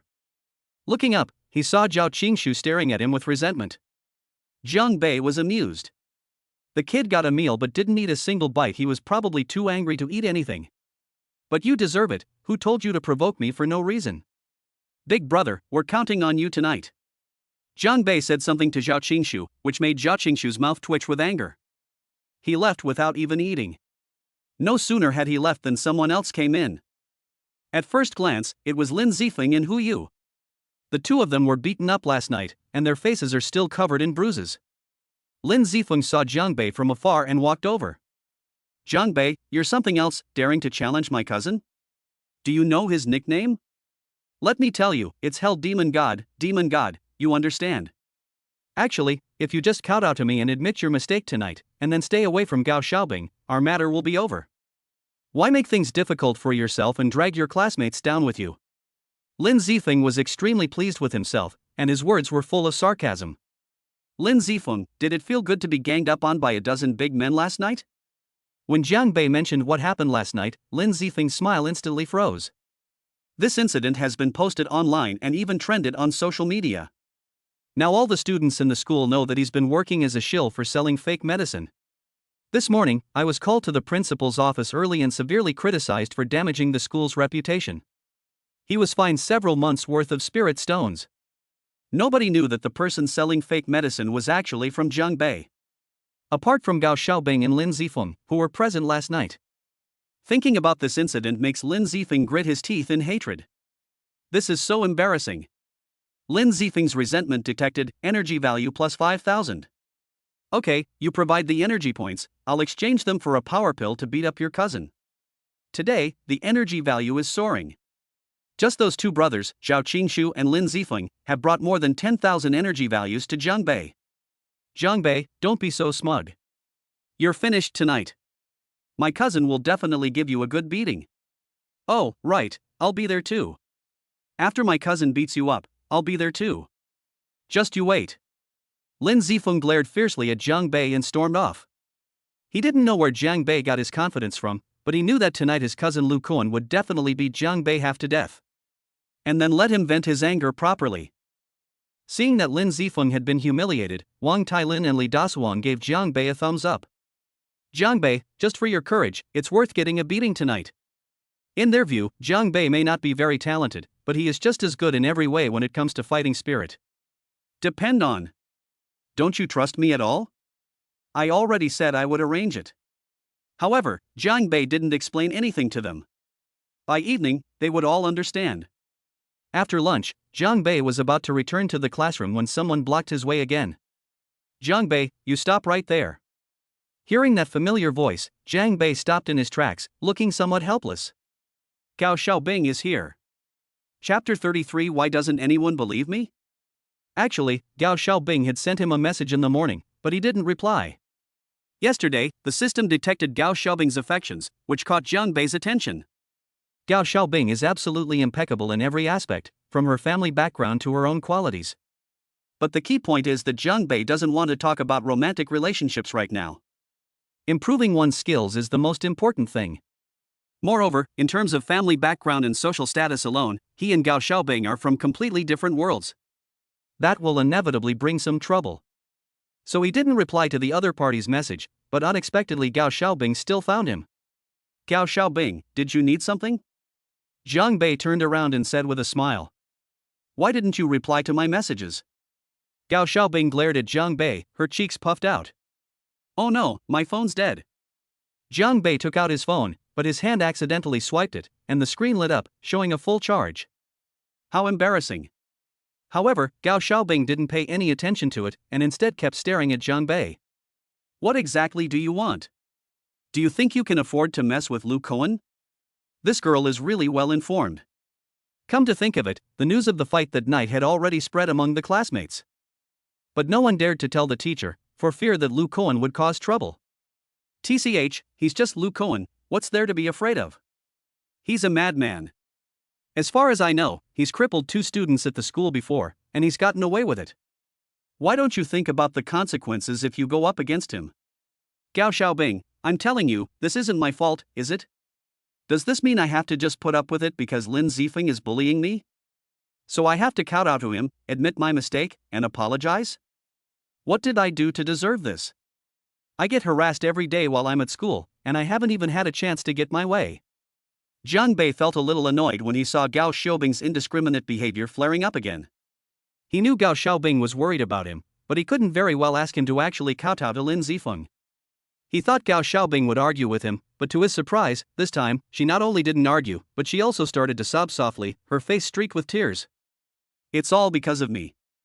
If I hadn't thought about getting revenge on you back then, you wouldn't have gone against Lin Zifeng and Lu Kuan. Hey! Don't cry. When Gao Xiaobing started crying, Jiang Bei was at a loss for what to do. Why are you crying all of a sudden? Big sister, no, beautiful lady, fairy, don't cry. This has nothing to do with you. Those guys deserve a beating.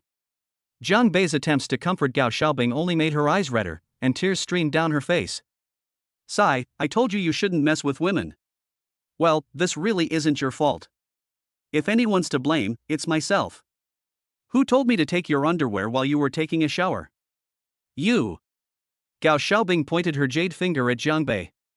You're bringing this up again. Let's not talk about it anymore, and you're not allowed to cry. It's not a big deal. I promise I'll beat that Lu Kuan so badly his own mother wouldn't recognize him. Put. Gao Xiaobing burst into laughter again. You change your temper faster than you can flip through a book. You? Stop bragging. Jiang Bei, now you finally admit that you deliberately took my underwear while I was taking a shower, right? Jiang Bei curled his lip. Undergarments? How elegant of you to put it.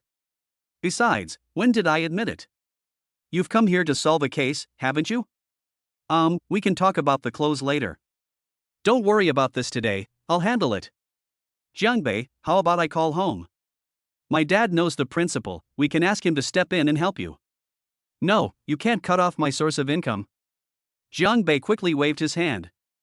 I've already assured you, what else do you have to worry about? I definitely won't suffer any losses tonight. Have you forgotten how I tricked Lin Zifeng yesterday? You're a real bastard. Which aspect are you referring to? Jiang Bei squinted at Gao Xiaobing. Rogue.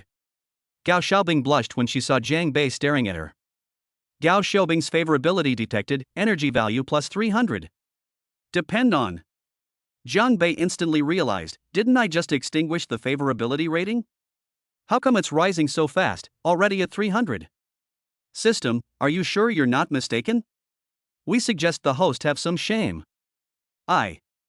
Seeing that she couldn't persuade Jiang Bei, Gao Xiaobing stopped talking. Then be careful tonight. If it really comes down to it, just admit your mistake. After all, Lu Kuan is a martial arts master. At worst, you'll just get beaten up and that'll be the end of it. Gao Xiaobing said seriously. Jiang Bei was speechless.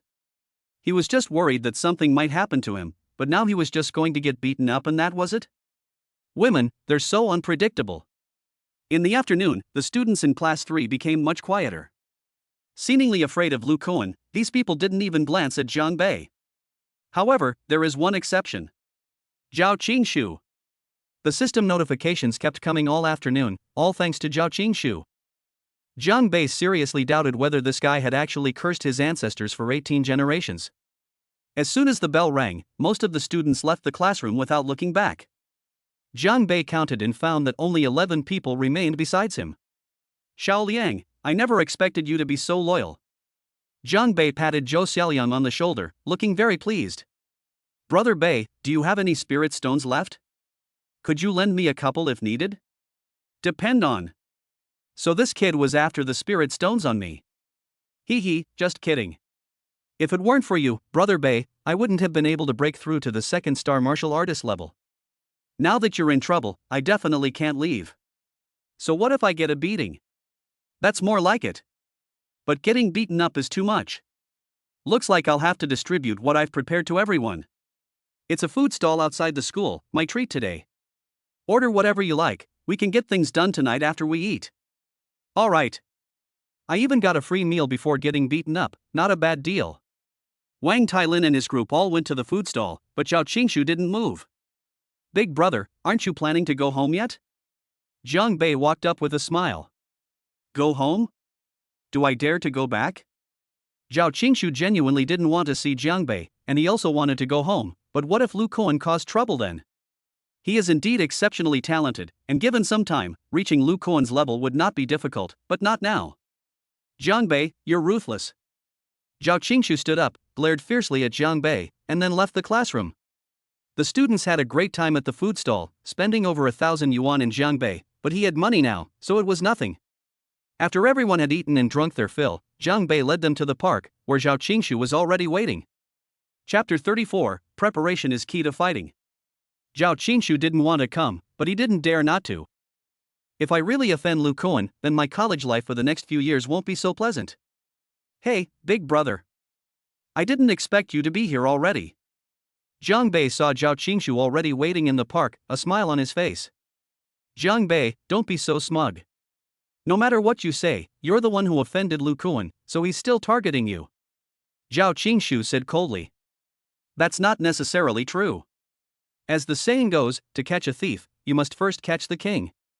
You, the eldest brother, will likely become their main target. Jiang Bei's serious expression made Zhao Qingshu grit his teeth in anger. Jiang Bei came in first place in the previous class test, stealing his thunder. But he now regrets ostracizing Jiang Bei. You. Jiang Bei didn't bother with Zhao Qingshu and turned to look at the other students.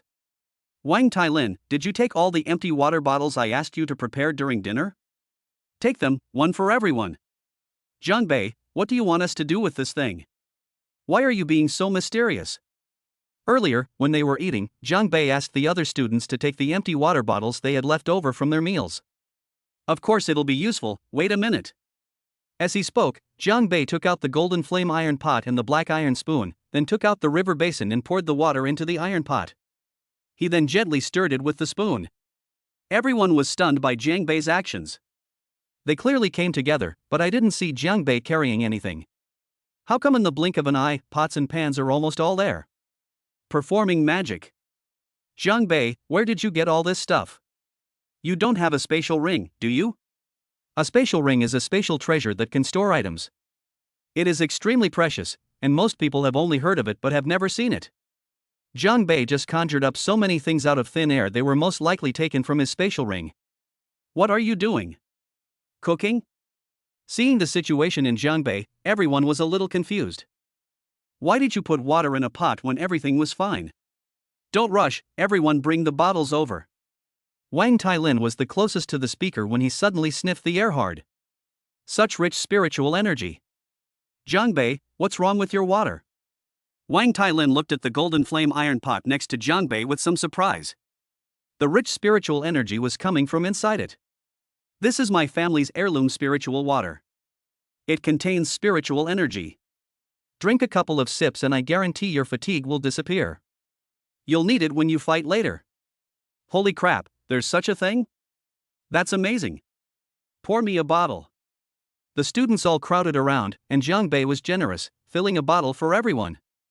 Then, Jiang Bei took out the super strength pills and distributed them to everyone. This pill is way too big. Are you sure this stuff will work? Don't worry, it's a family heirloom. This power pill will at least double your strength after you take it, and most importantly, it will make you more resilient. It'll be time in 20 minutes, so hurry up and eat. Urged on by Jiang Bei, the students swallowed the power pill with some skepticism. Within minutes, they were all red-faced and their necks were thick with anger. Holy crap, I feel like I'm bursting with energy right now. This feeling is absolutely amazing. I didn't expect you to have such a good thing. When Lu Kuan and his men arrive later, we might actually have a chance to run into them. Having experienced the effects of the super strength pill, everyone seemed less nervous than before, and instead became somewhat excited. Zhao Qingshu watched from the sidelines, his eyes gleaming. He had sensed the rich spiritual energy in the pot earlier and wanted to speak, but hesitated. Jiang Bei saw through Zhao Qingshu's thoughts and smiled. Big brother, would you like some? Humph. No need. Zhao Qingshu snorted coldly and turned his head away. Quite stubborn. Sure enough, Lu Kuan arrived with his men after a while. He brought only 6 people with him, including Lin Zifeng. I didn't expect you guys would actually dare to come. Seeing that Jiang Bei and the others were already waiting, Lu Kuan was somewhat surprised and raised an eyebrow, saying, "What's there to be afraid of?" Jiang Bei shrugged. Jiang Bei, it's not too late for you to admit your mistake. I can give you this chance so that others won't say that I, Lu Kuan, am bullying the weak. You bullshit. You talk too much nonsense. Are you going to fight or not? If you're not going to fight, we're going home to sleep. Very well. Even when you're about to die, you still dare to be so sharp-tongued.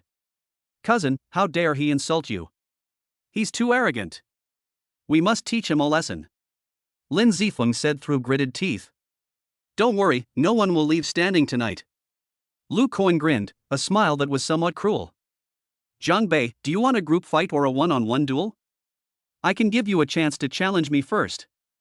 Jiang Bei didn't answer him, but turned to look at Zhao Qingshu behind him. Zhao Qingshu had been standing at the very back, as if afraid that Lu Kuan would see him. He was also planning that once the two sides started fighting, if he was really unable to continue, he would pretend to lie down on the ground. Unexpectedly, Jiang Bei contacted him again at this time. "Big brother, are we having a one-on-one fight or a group brawl? If it's a one-on-one fight, you should definitely go first." Zhao Qingshu cursed Jiang Bei's ancestors for 18 generations in his mind. Damn it. Seeing Lu Kuan looking at him, Zhao Qingshu gritted his teeth and walked to the front. "Hey, Lucian, how about we just let this matter drop? You're a magnanimous person, don't hold a grudge against us freshmen, what do you think?" Upon hearing Zhao Qingshu's words, before Lu Kuan could even speak, Wang Tailin and the others were the first to object. "Damn it, Zhao Qingshu, you're such a coward. You boost others' morale while diminishing your own. First in the class? We really misjudged you." Exactly. We outnumber them by a factor of 2, what are we afraid of? Zhao Qingshu's lips twitched incessantly. "You guys have such nice words. If you want to get beaten up, go ahead and do it yourselves." I don't want to get beaten up for no reason. Everyone in the school knows that Lu Kuan, the demon of hell, has no mercy when he strikes. Big brother, things have come to this point, so stop being so low-key and unleash your ultimate move. Let the but God see what you've got. Jiang Bei looked at Zhao Qingshu with a very serious expression. A big move? I'd like to see what your big move is. Lu Kuan looked at Zhao Qingshu with a mocking expression. Damn it, Jiang Bei tricked me. Zhao Qingshu wanted nothing more than to beat Jiang Bei up first. But right now, retreating is clearly not an option. With a determined effort, Zhao Qingshu decided to go all out. Lu Kuan, although I am not as strong as you, my cousin Zhao Zihu will definitely avenge me when he returns. He is a martial grandmaster. Your cousin is Zhao Zihu? Lu Kuan's expression changed, and he questioned him. That's right, he's my uncle's son. If he finds out what happened today, he definitely won't let you off the hook. For your cousin's sake, you can leave. Lu Kuan said after a slight hesitation. He had indeed heard of Zhao Zihu. In fact, he was their senior, though several years ahead of them, and he was no longer in Qingyang City. Zhao Zihu was also a student in the elite class. Anyone who can enter the elite class has the potential to become a military general in the future. Lu Kuan wasn't afraid, rather, his target wasn't Zhao Qingshu in the first place, so there was no need to make an enemy of him. Chapter 35. What exactly happened? Zhao Qingshu was taken aback when he heard Lu Kuan let him leave. But he quickly realized what was happening and a look of joy appeared on his face. Zhao Zihu is indeed his cousin. The reason he hasn't been mentioned before is because Zhao Zihu left Qingyang City several years ago. I didn't expect Lin Kuan to actually know him. If I had known, I would have mentioned my cousin's name much earlier. Zhao Qingshu breathed a sigh of relief, walked to the side, and looked triumphantly at Jiang Bei. That was like saying, "Kid, you're not good enough to trick me." Jiang Bei hadn't expected Zhao Qingshu to have a seemingly powerful cousin. He had originally planned to use Lu Kuan to trick him. Jiang Bei, sorry about that, it's your turn to perform now. Don't worry, if you can't get up, I'll call a car to take you home. No need for that. You'd better stand further away, so you don't get caught in the crossfire. Humph. Let you be arrogant, wait till Lu Kuan beats you up, then we'll see if you're still so arrogant. Kid, out of tricks now, huh? Lu Kuan sneered and waved his hand, and several third-year students behind him stepped forward. TSK. I really can't bring myself to deal with a bunch of freshmen like you. Why don't you guys discuss who should go first? A third-year student clasped his hands together, a smile playing on his lips, completely disregarding the group from Jiang Bei. Don't get too cocky, the outcome is still uncertain. Hey! Still dare to talk back? Then I'll use you as my first sparring partner, the third-year student said, his figure flashing as he pounced on Wang Tailin, throwing a punch that rang out with a resounding thud. I'll fight you to the death. Wang Tailin gritted his teeth and, not to be outdone, threw a punch in return. Bang! Although Wang Tailin had taken a power-boosting pill and his strength had greatly increased, the gap between their cultivation levels was too great, and it was not enough for him to directly confront a student at the martial master level. However, just like Jiang Bei said before, he may not be as strong, but he can take a beating. Although Wang Tailin was knocked several meters away, he was not seriously injured and dusted himself off and stood up. The student was somewhat surprised to see Wang Tailin stand up as if nothing had happened. Turns out, third-year students aren't all that great after all. Kid, you've successfully angered me. As he spoke, the third-year student attacked again, this time with significantly more force than before. Shameless. The juniors are attacking us freshmen. Let's all gang up on them. Lee Da-swon gave a shout and rushed forward to join the battle. Soon, the two sides clashed in a chaotic battle. Jiang Bei was fighting 2 against 1, but they didn't gain any advantage. He wasn't in a hurry, he'd find out who was stronger soon enough. Kid, now it's your turn. Lu Kuan grinned maliciously and walked directly towards Jiang Bei. You're the first freshman who dares to be arrogant in front of me. Today I'll show you how I earned the title of Hell Demon God. Lu Kuan quickened his pace and charged directly towards Jiang Bei. A glint flashed in Jiang Bei's eyes, and he used the soaring dragon step to suddenly become ethereal and elusive, dodging Lu Kuan's attack. I've really seen something new. I knew you were the god of hellish farts, but you wouldn't admit it. You're asking for it. Lu Kuan was initially surprised that Jiang Bei had managed to dodge his attack, but these words enraged him. With a single step, the blue bricks on the ground shattered, and his figure flashed once more, his sharp aura causing the surrounding air to faintly crackle. Jiang Bei only has 5-star martial artists, while Lu Kuan is a 7-star martial artist. The difference between the two is not small. However, Jiang Bei possessed the soaring dragon step, a powerful earth-level movement technique. Although Lu Kuan was strong and heavy with extremely fast steps, he still couldn't keep up with Jiang Bei's speed. I told you to hide. Lu Kuan was furious. After failing to hit Jiang Bei several times, he roared and 7 orange lights lit up between his eyebrows. As he waved his hands, flames shot into the sky and raged. Crimson Flame Palm. With a single palm strike, the scorching flames instantly dried up the air. It shot towards Jiang Bei. Holy crap!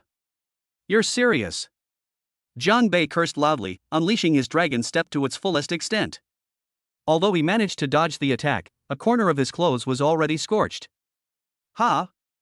It dodged it again? Lu Kuan's face was very ugly. He was a 7-star martial artist, and he couldn't even deal with a freshman when he used his martial skills. Wouldn't people laugh their heads off if word got out?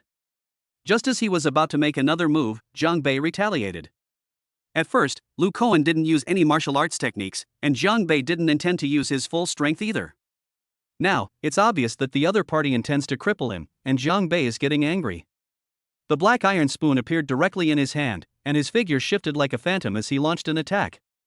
What is that?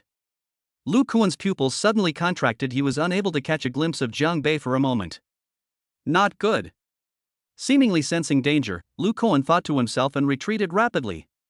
Where he had been standing, Jiang Bei's figure appeared, and the black iron spoon was swung into thin air. As the two fought, the surrounding situation gradually changed. At the beginning, Wang Tailin and his group of freshmen were indeed no match for them, and they fell to the ground one after another.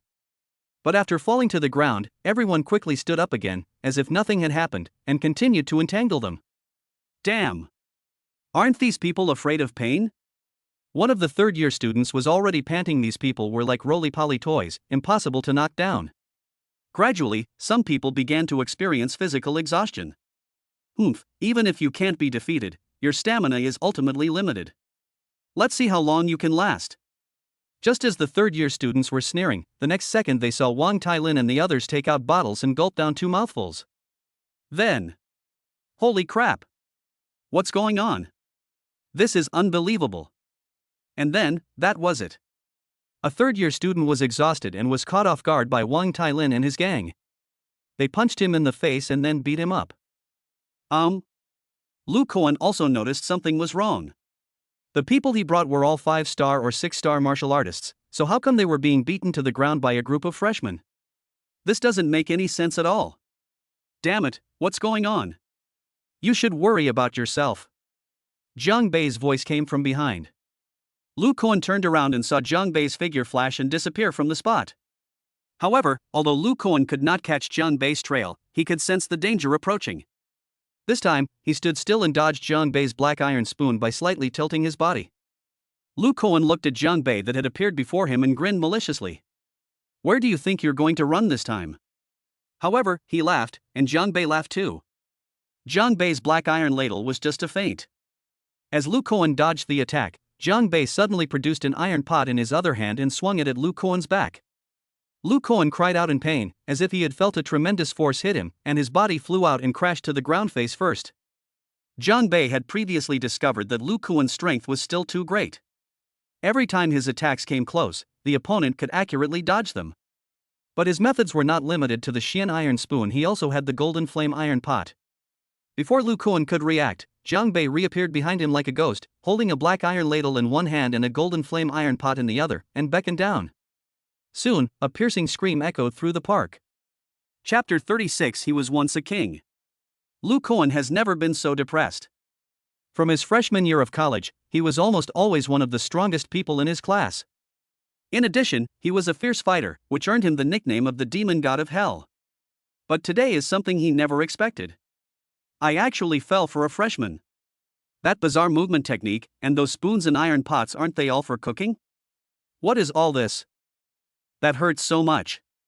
Originally, Lu Kuan still had the strength to resist, but after being hit a few times by Jiang Bei's spoon and iron pot, he was completely stunned.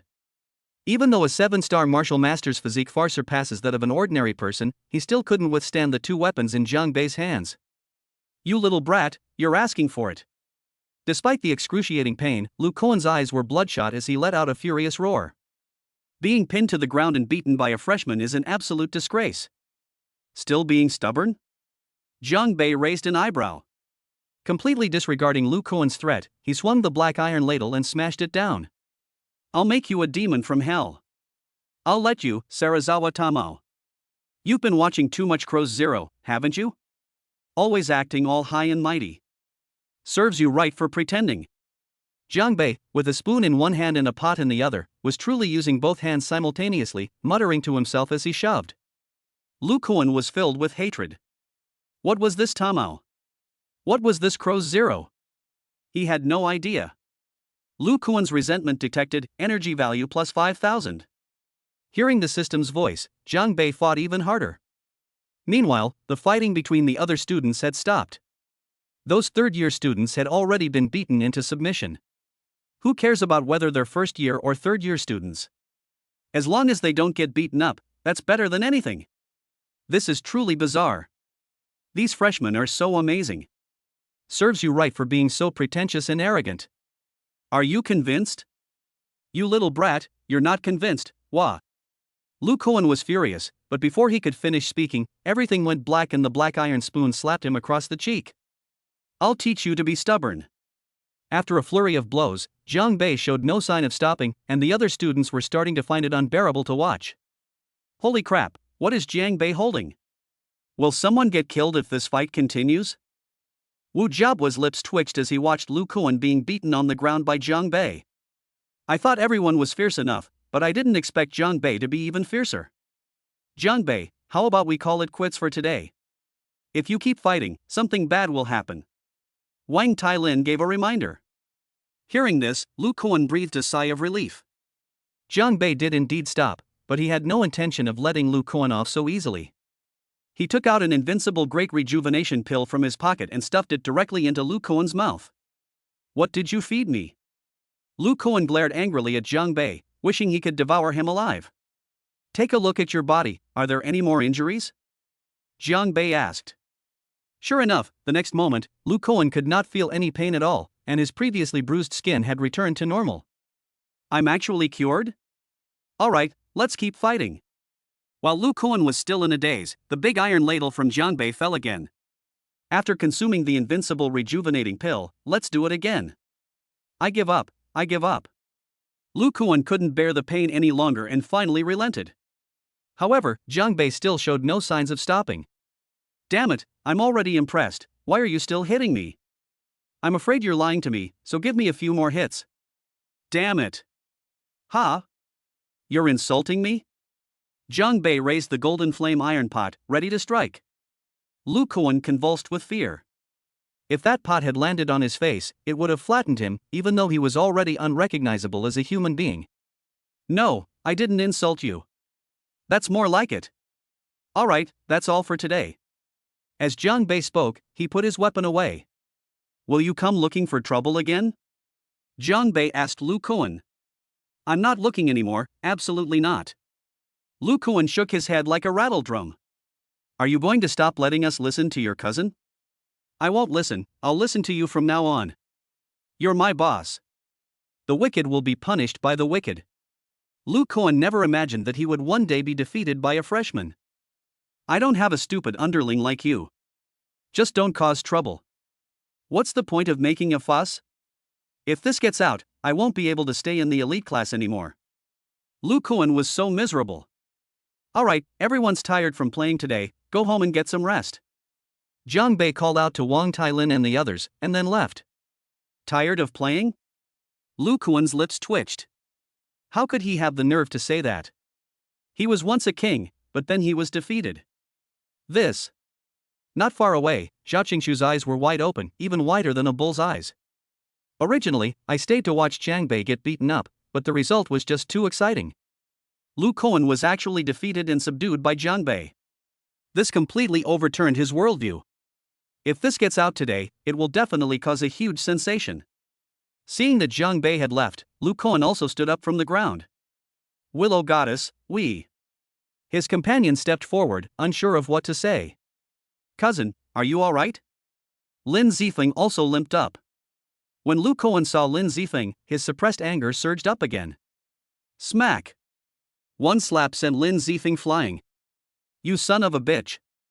It's all because of you. Lu Kuan was furious. If it weren't for his cousin, he would have crippled him today. Wah! Cousin, You dare to talk? Beat him up. Beat him hard.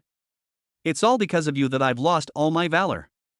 The other students were also angry and had nowhere to vent their anger, so they went up and started beating up Lin Zifeng. On the other side, just as Jiang Bei was about to leave, a figure rushed out of the woods next to him. Gao Xiaobing. What are you doing here? I'm worried about you. Gao Xiaobing's expression was a bit strange. She had come over because she was worried about Jiang Bei's safety, but when she saw Lu Kuan lying on the ground begging for mercy, she realized that her worries were unnecessary. Hello, sister-in-law Bei. Sister-in-law Bei is here. You two can chat, we'll be going now. Wang Tailin and the others looked at Jiang Bei with smiles, and then they all went home. Don't call me northern sister-in-law. Jiang Bei's face darkened. Why are you all making such a fuss for no reason? What's wrong with calling me sister-in-law Bei? Am I not good enough for you? Gao Xiaobing leaned closer, and Jiang Bei could smell her perfume. It tastes fruity. Don't listen to their nonsense about whether someone is good enough or not. Gao Xiaobing's favorability detected, energy value plus 500. Damn, it's gone up again. No, we have to stop it immediately. Jiang Bei's expression turned serious as he looked at Gao Xiaobing. Gao Xiaobing, I am now officially informing you. Hey, don't cry. I haven't finished speaking yet, why are you crying?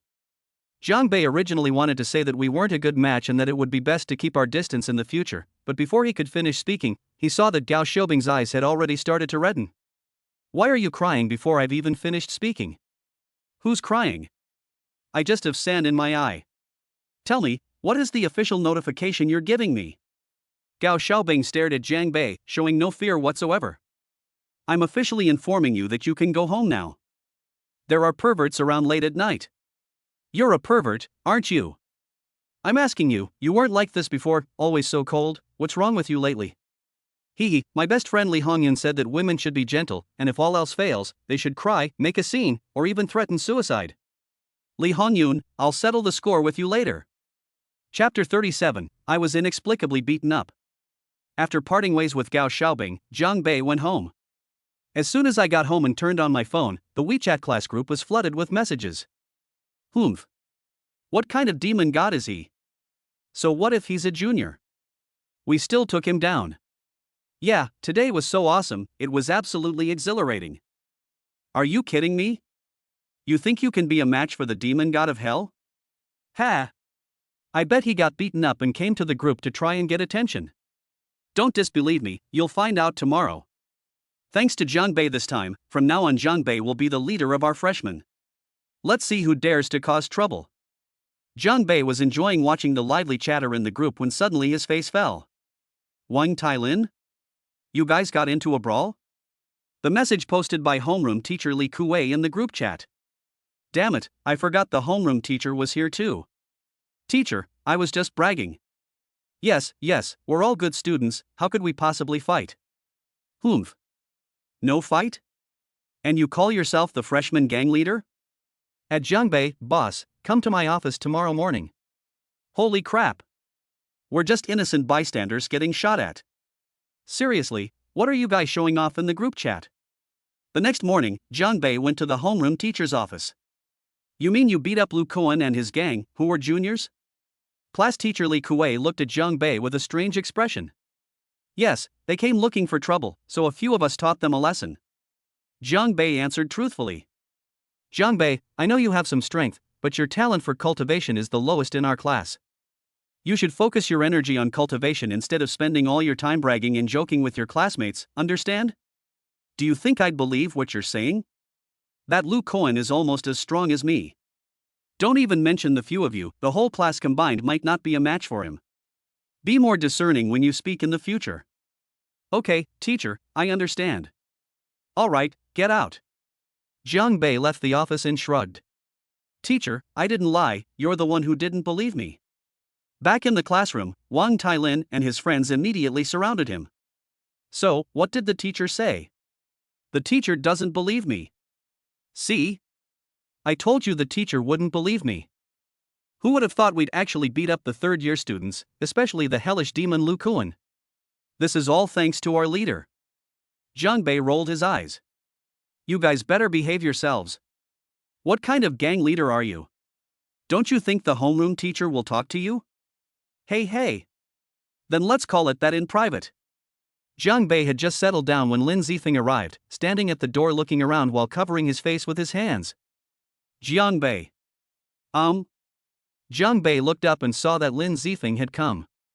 Did he think he hadn't been beaten up enough? After thinking it over, he still left the classroom. What, you want to get beaten up again? Lin Zifeng, who are you planning to call on to deal with me this time? No, how could I dare? Lin Zifeng said with a rare, apologetic smile. Jiangbei, I've come to apologize to you. Let bygones be bygones, don't take it to heart. When he said that, Jiangbei was a little stunned. Has this kid changed his ways? That can't be right. What Jiangbei didn't know was that Lin Zifeng had no intention of apologizing and even wanted to use his family connections to deal with Jiangbei. But Lu Kuan stopped him. According to Lu Kuan, if they haven't embarrassed themselves enough, then they should resolve school-related issues within the school. They even used their family connections to let the family elders know that the two of them had been wronged by a freshman, and that they might have to be punished by the family. This isn't like you at all.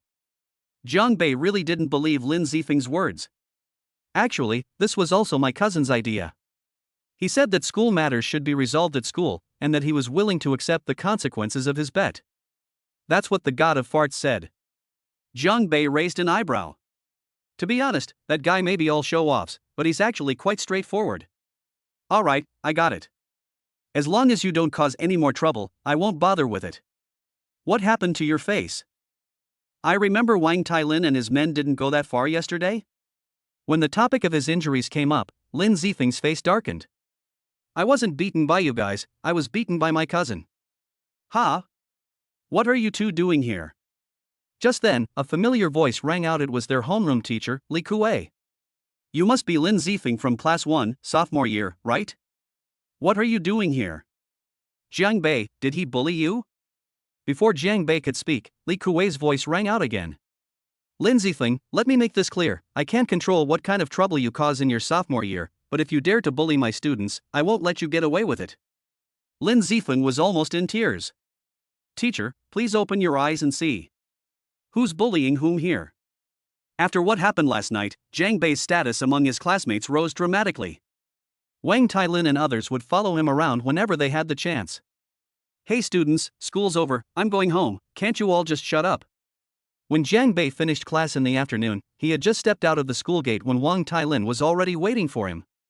Why are you all waiting for me? It's like you're welcoming a gangster who just came out.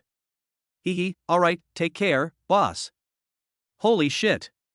After returning home, Jiangbei drank some spiritual water and then left home again after dark. Last night, when Jiangbei was fighting with Lu Kuan, he felt that he wasn't very skilled at using the swimming dragon step, so he planned to practice it some more. After all, this was his life-saving skill. When they arrived at the park, there weren't many people around, even though it was late at night. Jiang Bei found a quiet corner and practiced repeatedly for about 2 hours. When I checked the time, it was already past 10 o'clock, so I slowly started walking home. He lived there. After passing through 2 streets and 2 alleys, you would reach his home. When Jiang Bei reached the second street, he saw several people running towards him. Upon closer inspection, it turned out to be someone I knew. Isn't that Lu Quan and his henchmen? After teaching a few people a lesson outside the residential area last time, Jiang Bei has never seen them again. I never expected to run into you here. These people are acting flustered, constantly looking back. Have they done something bad again? Just as Jiang Bei was pondering this, Lu Quan also saw Jiang Bei. Big brother, please save us. Upon seeing Jiang Bei, Lu Quan felt as if he had seen a relative and ran even faster. Are you crazy? Who's your older brother? Look at yourself, you look at least 20 years older than me. Jiang Bei was about to retort, but when Lu Quan and the others got closer and took a look, they burst out laughing. These guys had bruises all over their faces, especially Lu Quan, whose arm was hanging limply, and it was hard to tell whether it was dislocated or broken. Where have you guys been up to this time, getting into some mischief? Serves you right for getting beaten up. Just as Jiang Bei was speaking fluently, a figure suddenly appeared from not far away. Upon seeing this, Lu Quan and the others hurriedly hid behind Jiang Bei. What's wrong with you guys? Jiang Bei looked up and saw a girl who was no more than 2 years older than him standing in front of him. The girl was wearing long pants and a short-sleeved shirt that exposed her midriff. She had blue hair and bright, clear eyes, but her expression was somewhat cold. I must say, this girl's looks are just as good as Gao Xiaobing's. Run, or not run? The blue-haired woman looked coldly at Lu Quan and the others, a sneer appearing on her lips. Big brother, please help us. Lu Quan tugged at Jiang Bei's clothes, his eyes pleading for help. Jiang Bei was a bit confused what exactly was going on. Are you their eldest brother? At this moment, the blue-haired woman also looked at Jiang Bei and sized him up. When I came out of Jiang Bei, I was wearing sneakers, shorts, and a short-sleeved shirt. Snap. Bang. Jiang Bei had intended to ask what had happened, but before he knew it, everything went black, a burning sensation spread across his face, and then he was kicked in the stomach. He collapsed to the ground like a toad. Holy crap! For no apparent reason, Jiang Bei got slapped hard across the face and then kicked. Chapter 38. What a small world. Jiang Bei just goes out for a stroll in the evening. They happened to run into Lu Quan and his group, and then they encountered a blue-haired girl. In a daze, before I could even ask what was going on, I was inexplicably beaten up. I was so frustrated. Holy crap! The fire in Jiang Bei suddenly ignited. What did I do to deserve this? Are you sick? When Jiang Bei stood up, he found that the blue-haired girl in front of him was gone. Damn it, where is everyone? Even now, Jiang Bei's cheeks still feel burning, and his lower abdomen is aching slightly. Fortunately, it wasn't mentioned on Jiang Bei number 2, otherwise it would have been completely destroyed. Get out here, you son of a bitch. Brother, she's already gone. Lu Quan whispered a reminder. They've left? Jiang Bei frowned, slapped himself across the face, kicked himself, and then left. That's not right. That blue-haired girl must have come to cause trouble for Lu Quan. Jiang Bei realized what was happening and stared at Lu Quan. Explain yourself clearly, or I'll cripple you today. Speak quickly. After hearing Lu Quan's explanation, Jiang Bei became even angrier. It turned out that Lu Quan had taken a few of his underlings to a nearby bar to have some fun, and they happened to run into that blue-haired girl. After having a few drinks, they went up to her and started flirting with her. As it turned out, the blue-haired girl was a cultivator just like Jiang Bei. Not only did Lu Quan and his group not gain any advantage, they were also beaten up. Before leaving, he said a few harsh words and ran away, but unexpectedly, the blue-haired girl chased after him. Next, we encountered Jiang Bei. I originally wanted to ask you for help, brother. Lu Quan glanced at Jiang Bei guiltily. Who the hell is your older brother? Who the hell is your older brother? Jiang Bei immediately gave Lu Quan a sound beating. Big brother, it hurts, it hurts. My arm is broken. Are you still yelling? Jiang Bei was furious. You bunch of good-for-nothings, it's one thing to go around harassing young girls, but you even dragged him into getting beaten up. The blue-haired girl mistook him for Lu Quan and the other's older brother. Serves you right for harassing young girls. Big brother? Why don't you just say I'm your grandfather? Grandpa, ancestors, please stop fighting. Jiang Bei kicked them several more times before letting them leave. Back home, Jiang Bei was still furious. I'm not only angry at Lu Quan, but also at that blue-haired girl. You should at least figure things out before you do it. I'm so handsome and dashing, how could any I see that I look like a gangster boss? Don't let me touch you, or I'll slap your face until it's swollen. After another night of cultivation, Jiang Bei successfully broke through to the 6th star martial artist level. Since he used the marrow cleansing pill, his physique has greatly improved, and his speed in absorbing and refining spiritual energy is many times faster than before. With the added aid of spiritual water, it would be strange if their cultivation level didn't increase rapidly. The next day when I arrived at school, I received a message from Gao Xiaobing first thing in the morning. Hey you big pervert, good morning.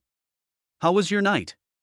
Jiang Bei had completely forgotten about what happened last night, but Gao Xiaobing's question brought it all back to mind. Don't even mention it, I got beaten up yesterday. Ha? Who would dare to hit you, the freshman gang leader? Did Lu Quan and his gang cause you trouble again? No, it's not. It's a woman. Jiang Bei recounted what happened last night to Gao Xiaobing. Instead of receiving comfort from Gao Xiaobing, he did not. Ah, this is hilarious. You big pervert, you actually got mistaken for a gang leader and even got beaten up by a girl. Smirking emoji. No, I'm going to laugh so hard my stomach hurts. Ugh, I have to hold it in class. Yeah, you're usually pretty much a hooligan. It's not surprising that people misunderstand you. Holy crap, is that how you comfort someone? Oh, by the way, my dear older sister is treating me to dinner tonight, do you want to come with me? Jiang Bei was stunned for a moment. Having dinner with your sister? He hasn't had time to think about his relationship with Gao Xiaobing these past 2 days. He originally intended to nip Gao Xiaobing's feelings for him in the bud, but not only did he not nip them in the bud, her feelings for him actually grew stronger. He was thinking of letting things take their course. However, no matter what, it hasn't come to the point of meeting the parents yet. Gao Xiaobing, nothing's happened between us yet, there's no need to meet the parents. Serious expression. Pa, what nonsense are you thinking? What do you mean by meeting the parents? This is a senior I'm good friends with, she goes to the same school as us. What are we having for dinner? I know a good hot pot restaurant near the school, let's go eat hot pot. Jiang Bei agreed. As for the senior, it doesn't matter. Anyway, the relationship is all over the place at school. I can even get a free meal there. It's great. Why not eat it if it's free? After class in the evening, Jiang Bei went straight to a hot pot restaurant. This shop is near the school, it only takes 3 to 5 minutes to walk there. Jiang Bei, this way. Gao Xiaobing was waiting for him at the restaurant entrance. Where's your senior? Jiang Bei walked up and casually asked a question, only to be met with a strange look from Gao Xiaobing. I already regret asking you to come. Hee, don't worry, I'm not interested in your senior. Gao Xiaobing rolled her eyes, she was already used to Jiang Bei's unreliable attitude. Your senior is already waiting inside. Let me tell you, she's a famous ice queen in our school, so don't say anything out of line. Colder than you? An ice queen is fine, she's still better than that femme fatale I met last night. As they were talking, Jiang Bei followed Gao Xiaobing to the private room on the 2nd floor. The door opened, and inside sat a girl. That head of long blue hair was particularly eye-catching. Jiang Bei was slightly taken aback. Your senior also has blue hair? Sister Luor, we're here. Gao Xiaobing said with a grin. Lan Luor looked up, initially intending to look at Gao Xiaobing, but then noticed Jiang Bei standing beside her. Their eyes met. Jiang Bei had a smile on his face, but when he saw Lan Luor's face clearly, his smile froze instantly. Depend on. Isn't this the girl who beat me up last night? What a small world. Jiang Bei looked at Lan Luor with a gritted teeth expression. The latter looked at Jiang Bei, as if he had remembered something, and frowned. Let me introduce you. This is my senior, Lan Luor, a third-year student. This is Jiang Bei, my classmate. Gao Xiaobing was still introducing the two people and didn't notice their expressions. Hey! What's wrong with you two? You two don't know each other, do you? Gao Xiaobing was taken aback, something was off about these two. More than just acquaintances. Jiang Bei gritted his teeth and glared. I don't know her.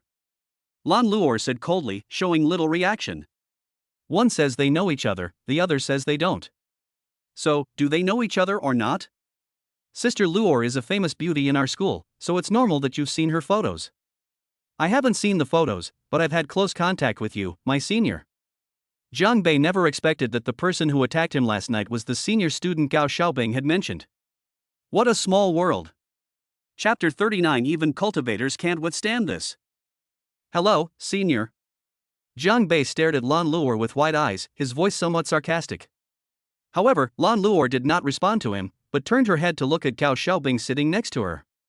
Xiaobing, you need to be careful when making friends. Some people might have ill intentions. Lan Luor said, glancing at Jiang Bei intentionally or unintentionally. Depend on. I haven't even bothered you yet, and you're already turning the tables on me. What a vicious heart. Gao Xiaobing also noticed that there seemed to be something wrong with the way the two of them were looking at each other, but she didn't know why. It seems there might be some misunderstanding between the two. I'll have to ask them about it later. Sister Luor, what are you saying? Jiang Bei isn't that kind of person. Bingbing understands me best. Some people may appear impeccably dressed, but they may also have a side that no one knows about. Jiang Bei frowned slightly. Are you getting addicted to saying this? If Gao Xiaobing hadn't been there, he would have already confronted Lan Luor about last night's events. Unexpectedly, even though he didn't say anything, Lan Luor kept making sarcastic remarks. All right, let's order. Before Jiang Bei could speak, Lan Luor sat up straight and said calmly. Yay! Let's have a hot pot with 2 broths. Gao Xiaobing scribbled a few lines on the menu. Sister Luor, I've ordered for you. Jiang Bei, here, take a look at what you'd like to eat, she said, handing the menu to Jiang Bei. Jiang Bei held the menu. This restaurant was famous not only for its hot pot but also for its excellent seafood, including Australian lobster and king crab. Is Lan Luor treating us today? I'll eat you into bankruptcy. I've ordered. Do you want to take a look? No need, you can order whatever you want. All right then, waiter. Soon, a young waitress walked in. Hello sir, how can I help you? Hey, let's go, just like what's drawn here. The waiter took the menu, glanced at it, and gave it a strange look. Sir, there are only 3 of us. Do you see there's an extra 0 at the end? That's right, just press this button. Okay. Etc. Just as the waitress was about to leave, Lan Luor called her back. Jiang Bei's heart skipped a beat. Was this girl going to check what he had ordered? Please make me one of your signature dipping sauces. Me too. Gao Xiaobing shouted, raising her hand. Okay, please wait a moment. Jiang Bei, what did you just order? What's with all those extra zeros and missing zeros? No, it was just a normal order. I have a big appetite, so I ordered a bit more. Jiang Bei said, shrugging. Gao Xiaobing didn't think much of it and turned to chat quietly with Lan Luor. Jiang Bei glanced at the two of them, his eyes darting around. Please have a seat, I'll go prepare some seasoning. After getting up and leaving the private room, they went to the condiment area and happened to run into the waiter who had just prepared the condiments for Lan Luor and the other person. Hey, give this to me, I'll take it inside. Okay, sir, thank you. Jiang Bei took the condiment packet, a slight smile playing on his lips. He found the bottle containing wasabi and grinned mischievously. I'll teach you to be so cocky. Soon, Jiang Bei nodded in satisfaction and took the condiments back to the private room. Gao Xiaobing and Lan Luor were chatting and laughing about something, and they didn't notice that the 2 bowls of dipping sauce seemed to be slightly different in color. A moment later, the waiter pushed the cart in. As plates of meat were served, Gao Xiaobing glanced at them. Why is there so much? Jiang Bei, how much did you order? Not much, just 10 plates of mutton and 10 plates of beef. Are you sure you can finish it? Hee, I have a big appetite. I think the senior will make sure we're well fed. Lan Luor glanced at Jiang Bei, her eyes seemingly showing some disdain. Don't worry, eat as much as you want, just don't overeat. Still showing off? The best is yet to come. Sir, here are your Australian lobster and king crab. Okay, put it there. Jiang Bei, why did you order all this? You. Gao Xiaobing kept giving Jiang Bei meaningful glances, as if she was somewhat resentful. Even Lan Luor's expression changed slightly. Just this one king crab, judging by its size, is probably worth tens of thousands of yuan. Of course, she's not short of money.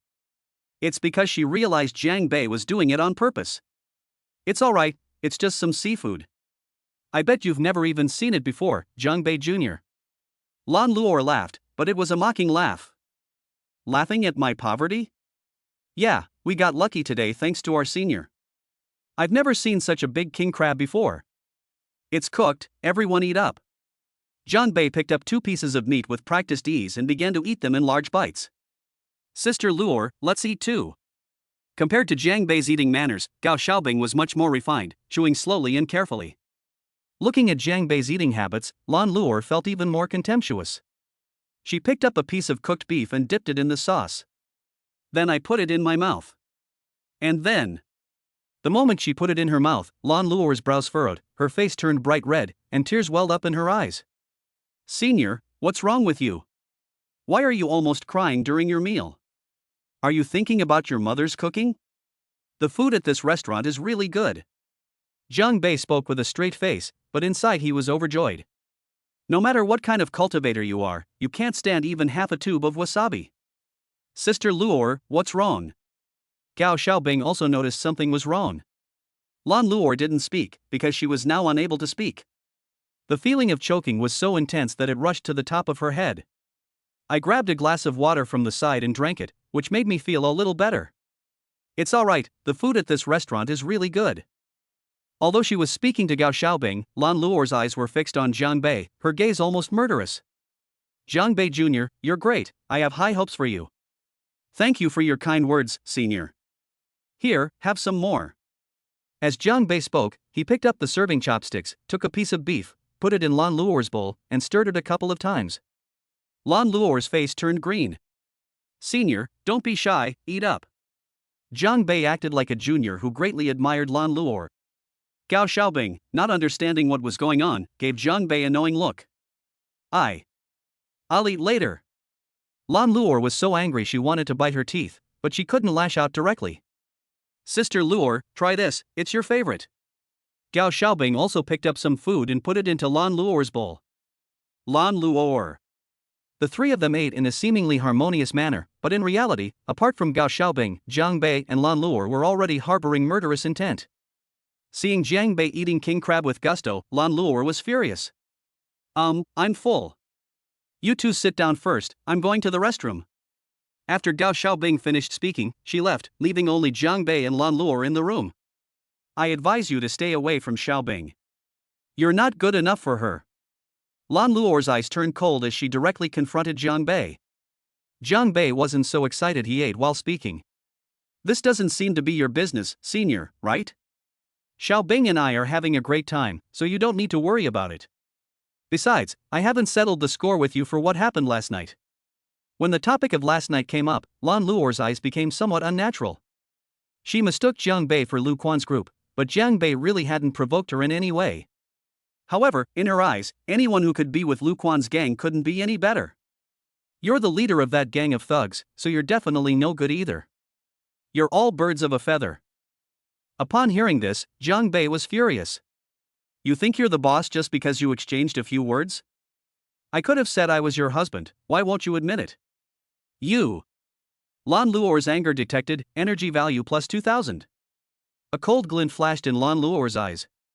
She was furious she had never met anyone as sharp-tongued as Jiang Bei. You'd better stay away from Xiaobing, or I'll cripple you myself. I'm back. Hey.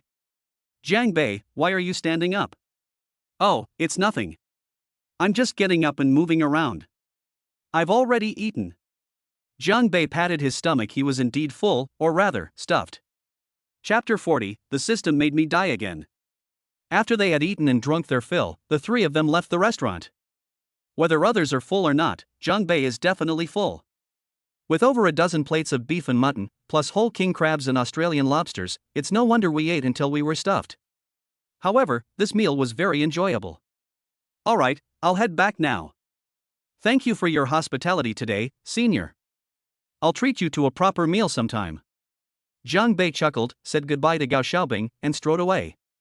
Lan Luor stared at Jiang Bei's retreating figure, her eyes conveying a complex mix of anger and coldness. Xiaobing, I advise you to stay away from him in the future. He really doesn't deserve you. Sister Luor, what's wrong with you today? Just now inside, I felt that something was off with you guys. Do you have some misunderstanding about Jiang Bei? Misunderstand? Lan Luor sneered. There's no misunderstanding. In short, he's not a good person. Besides, I've heard you say that Jiang Bei is an orphan with little talent and limited future potential. Your family wouldn't approve of him either. It's best not to associate with someone like that. Jiang Bei isn't as bad as you think. Gao Xiaobing looked somewhat unhappy. No matter how powerful Lu Kuan is, he still got beaten to a pulp by Jiang Bei. You mean Lu Kuan was beaten by him?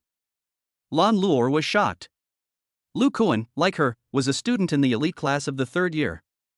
Lu Kuan's strength was definitely in the top 5 in the elite class, and it could be said that he was on par with her. She had also heard that Lu Kuan had recently lost a fight, and the injury on his face was good proof of that. It is said that he had a conflict with a freshman. At the time, the classmates joked about it and didn't take it seriously. How could a freshman be a match for Lu Kuan? I can't believe it, it's actually true. Yes, I saw it with my own eyes that night. Lu Kuan brought a few students to cause trouble for Jiang Bei, but in the end, Jiang Bei pinned them to the ground and beat them until they begged for mercy. So, Sister Luor, don't underestimate Jiang Bei from now on. He might not even be a match for you. Lan Luor's feelings became somewhat complicated. The opponent was just a freshman, how could he possibly defeat Lu Kuan? Jiang Bei is in a great mood tonight. Although he didn't retaliate with the slap and kick, he still thoroughly pranked Lan Luor and gave her a good beating. Just thinking about how Lan Luor's face turned red from being choked by wasabi made Jiang Bei feel extremely satisfied. However, this does not mean that Jiang Bei has forgiven Lan Luor. He had already played a prank on the other party and it was over, but after Gao Xiaobing left, Lan Luor not only warned him to stay away from Gao Xiaobing, but also threatened to cripple him. Cripple me? You're not done yet, and I'm not planning to be either. I took a shower and was lying in bed scrolling through my phone when the system notification sounded. Thump. Random quest triggered, reward, 1 premium 10 pull. Another mission? Jiang Bei's eyes lit up, but then dimmed the next second. The system is courting death. The tasks it issued before were absolutely inhuman. Who knows what kind of insane tasks it will issue this time? Thinking about it, Jiang Bei opened the task panel and looked at the task description. He was stunned for a full 10 minutes. System, are you out of your mind? Is this something a human would do? Can't you learn something good? Why is it that when other people transmigrate, they either have a perfect life or become invincible, but when I transmigrate, you give me this? Really, why don't you find a way to send me back to Earth? Jiang Bei really couldn't hold back this time. So, shall we ask the host whether they're willing to do it or not? The system's voice came through. Jiang Bei was speechless when asked the question. He could complain, but if he didn't do the task, he wouldn't be able to trigger any more tasks in the future. Moreover, the rewards this time are a little different. In the past, it was usually a discounted 10 pull mission or something, but this time it's a premium 10 pull.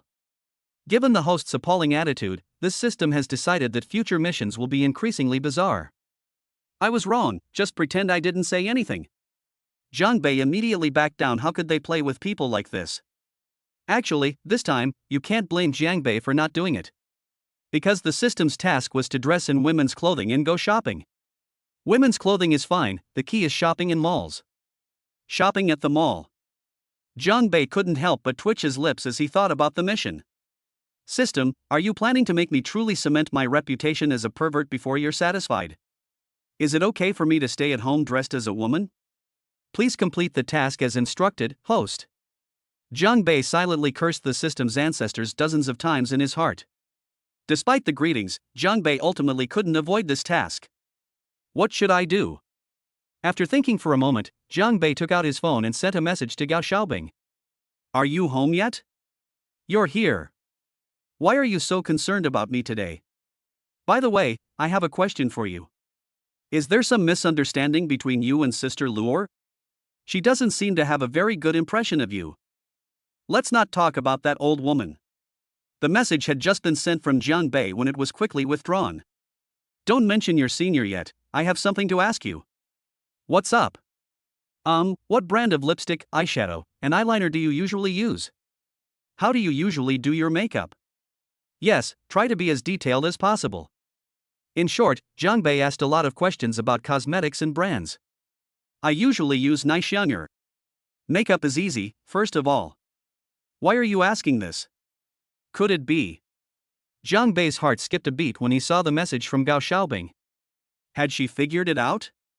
Before he could reply, another message came from the other party. Do you know my birthday is next month on the 6th? Are you going to give me cosmetics? I don't remember telling you that. Did I let it slip? I was planning to tell you in a couple of days. But I'm so touched, Jiang Bei, you're so kind. You're so touched. If I were to wear women's clothes, I definitely need to wear makeup, otherwise what if someone recognizes me? Gao Xiaobing's birthday is on the 6th of next month? I checked the time, and it's next Friday. Ahem. Ahem. I knew it was your birthday, so I looked into it in advance. No need, I don't need anything. It would be great if you could come. We'll talk about it later, you should go to sleep early. Jiang Bei learned a lot from Gao Xiaobing, but he was still confused and didn't learn anything. Right, aren't there a lot of cross-dressing masters on Douyin? I can just draw like them. Jiang Bei slapped his thigh and said. Jiang Bei finally fell asleep after studying for most of the night. School's out tomorrow, so Jiang Bei slept in until almost noon. I put on the clothes, followed the instructions in the video, and went to a cosmetics store to buy a bunch of things. The sales assistant kept praising Jiang Bei as a rare gem of a boyfriend. Handsome, that's 5,600 in total, all packed up. You really love your girlfriend so much. Being your girlfriend must be so wonderful. The female shop assistant's eyes gleamed. After Jiang Bei took the marrow cleansing pill, his appearance was absolutely stunning. Of course, this only applies when he doesn't verbally attack people. Any woman who sees him can't help but take a second look. Women are meant to be cherished. Jiang Bei paid the bill, turned around and left. That damn attitude. Jiang Bei had originally planned to have the female shop assistant do his makeup, but he couldn't bear the embarrassment, so he went and bought 2 more pieces of clothing and a wig, and rushed back after finishing his shopping. When I got home, I took out all my cosmetics, turned on the video, and started learning in a very serious manner. The video explains it in detail, but Jiang Bei always either can't control the amount well or draws it crookedly. I couldn't help but twitch my lips. If we went out like this, the pervert wouldn't be able to escape.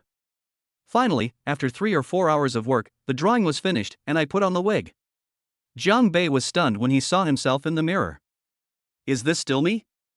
Willow leaf eyebrows, phoenix eyes, and a tiny cherry-like mouth. Jiang Bei himself was so moved by what he saw that he even wanted to marry himself.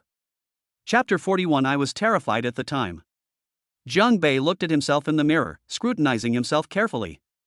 It's no different from having a completely different person. With skills like mine, it would be a real shame if I didn't become a makeup artist. Jiang Bei even felt a little smug. Then, I put on the floral maxi dress I had bought, but I still felt like something was missing. Yes, her chest is a bit too flat. This is a huge vulnerability.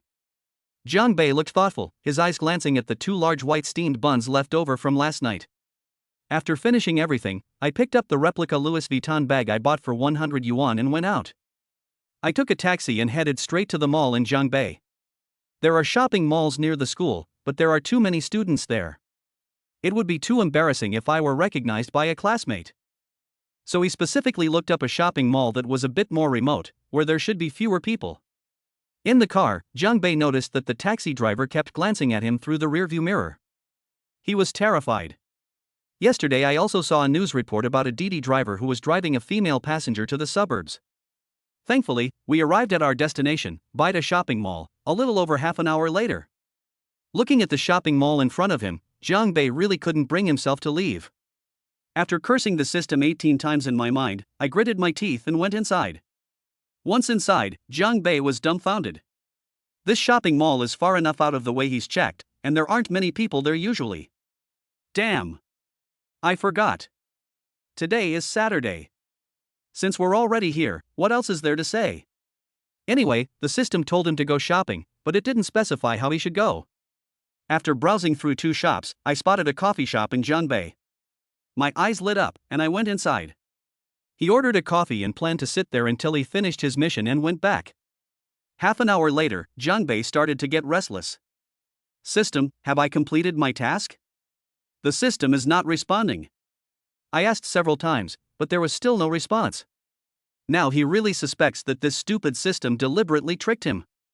10 minutes later, still no response from the system. Two people entered the coffee shop. Jiangbei hadn't paid any attention at first, but when he glanced at the two of them, his eyes widened in surprise. Isn't that Lu Kuan and his cousin Lin Zifeng? What are they doing here? By sheer coincidence, I ended up sitting across from Jiangbei. Depend on. What are two grown men doing shopping at a mall? Are they crazy? What terrified Jiangbei even more was that Lu Kuan would glance at him every now and then. If you look again, I'll gouge your eyes out. Still watching. Jiangbei really wanted to beat Lu Kuan up again, but he couldn't now. Unable to bear Lu Kuan's gaze any longer, Jiangbei had no choice but to lower his head. If she hadn't lowered her head, nothing would have happened, but the moment she did, Lu Kuan thought the beautiful woman in front of him was shy. Ahem. Ahem. Beautiful lady, are you all alone?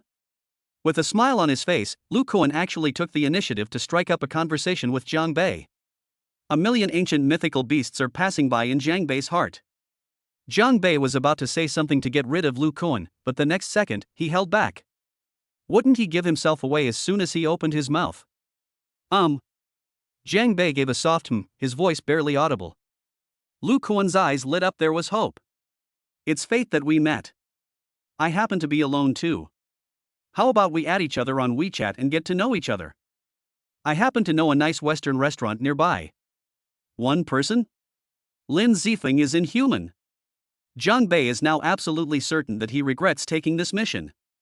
But right now, unable to speak, I could only wave my hand as a form of refusal. Why aren't you saying anything? Waving your hand doesn't count. I'll take your silence as a yes. As he spoke, Lu Kuan actually took out his phone and opened the QR code. Jiangbei couldn't sit still any longer and was about to get up and leave when Lu Kuan grabbed his arm. Holy crap! Just as Jiangbei was about to lose his temper, a beautiful figure appeared in front of him. Upon seeing this person, Jiangbei suddenly felt a sense of despair. Lan Luor. She's here too. What did I do wrong in my past life to deserve this torment? However, Lan Luor didn't recognize him either. Lu Kuan, in broad daylight, you really are a disgrace to the school. Lan Luor sneered. It turned out that she happened to be shopping nearby when she saw Lu Kuan trying to pick up a girl. When the girl refused and tried to leave, he wouldn't let her go. Lan Luor couldn't stand it, so she came over. Humph. Lan Luor, are you just bored and have nothing better to do? Have a finger in the pie. Lu Kuan seemed extremely displeased, but he still let go of her hand, snorted coldly, and left with Lin Zifeng. So it turns out they were standing up to uphold justice. Jiangbei is now very grateful to Lan Luor. But, hey beautiful, did he hurt you? I've always been hit on these kinds of annoying pickup lines. Next time you encounter one, just slap him across the face. Huh? Why aren't you saying anything? Lan Luor looked at Jiangbei, and for some reason, that look in his eyes suddenly felt familiar. Lan Luor, how come I didn't know you were such a gossip? Where did your icy beauty persona go last night? Would you die if you didn't say something? Jiangbei wasn't silent, he just couldn't bring himself to speak. Suddenly, an idea came to me. He pointed to his mouth with his finger and then shook his head. It means I'm mute and can't speak. Surely you won't say anything more about that now. Seeing this, Lan Luor remained silent, but a look of sympathy welled up in her beautiful eyes. So he was mute. Looking at Jiangbei, Lan Luor couldn't help but think of a childhood friend of hers, who was also mute. It's okay, life is beautiful. When God closes a door, he will surely open a window for you. Who knows, we might even become friends. Jiangbei is going crazy, but this is just the beginning. Let's go, there's a nice clothing store nearby, let's check it out. Jiangbei waved his hand. Oh, let's go. Lan Luor grabbed Jiangbei's hand and walked straight towards the clothing store. Feeling the warmth of Lan Luor's hand, Jiangbei almost turned to stone. But you know what, Lan Luor's little hands are quite smooth. Jiangbei had no choice but to follow Lan Luor into the clothing store. The latter grabbed a few clothes and ran to the fitting room to try them on. Jiang Bei, on the other hand, was still waiting for the system notification. As soon as the mission was over, he would leave this awful place as soon as possible. No, it would be troublesome if Lan Luo noticed. I'd better leave here first. Jiang Bei was thinking to himself when, just as he was about to leave, Lan Luo lifted the curtain. Come quick, help me. The back zipper is stuck. Lan Luo is trying on a blue long dress, the kind with a zipper in the back.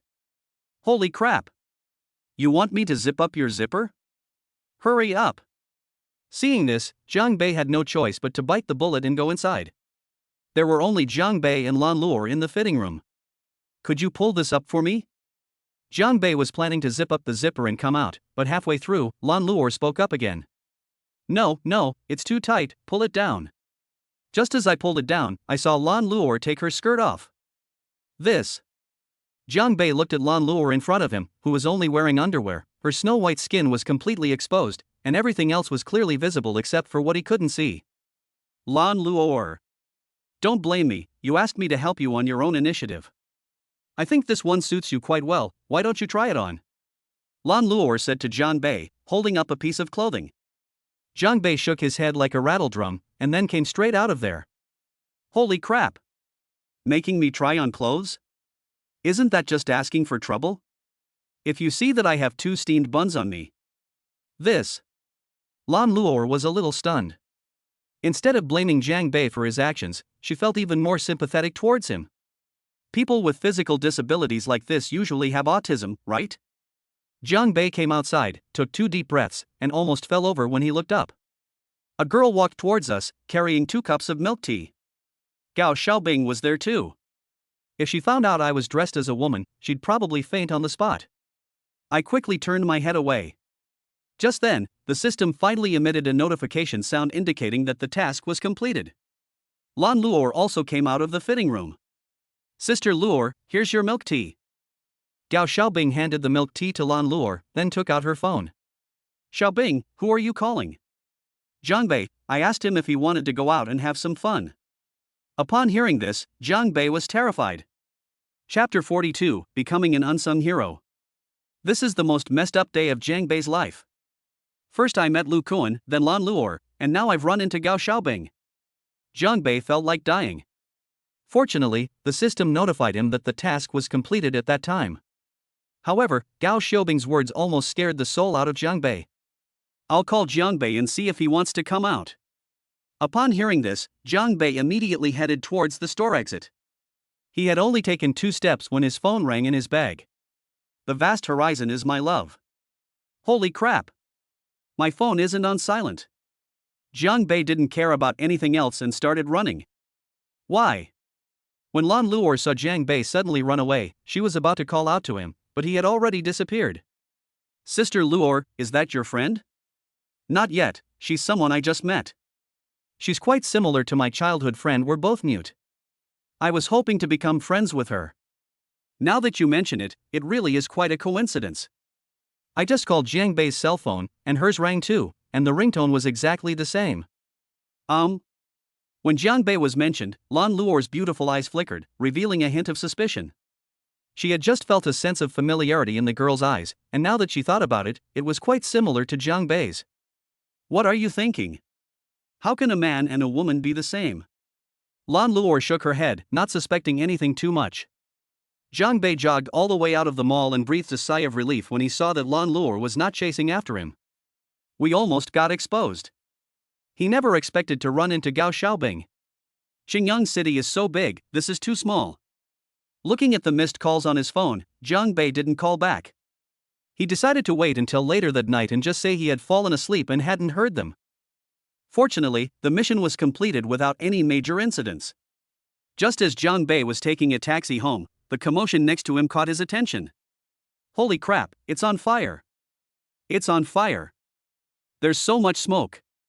People outside the mall were all looking across the street, and some had even run across. What happened? Look up from Jiang Bei. What a huge plume of black smoke. Across the street, thick smoke billowed out from what appeared to be the 5th or 6th floor of a residential building, and flames could be seen shooting into the sky through the windows. Most importantly, right in front of the window, a little girl of about 10 years old was lying there, choked and barely recognizable. She was crying and sobbing. The flames in the room seemed very close to the little girl. It wouldn't be long before they burned her. The little girl seemed very scared. Half of her body was already hanging out of the window. If she hadn't been rescued in time, she would have either been burned to death or fallen to her death. A crowd had gathered downstairs, watching from above. It's not that they're unwilling to help, it's that they simply can't get up there. Everyone seemed completely at a loss. Seeing this, Jiang Bei didn't hesitate at all. He suddenly jumped up, jumped over the railing, and crossed the road at an extremely fast speed. The hood fell off the moment he climbed over the railing, but he didn't even notice. Look, a flying man. Wow, he can jump that high? That's incredible agility. That must be a cultivator. With a cultivator's help, they should be able to save the little girl. People outside the mall were talking about it.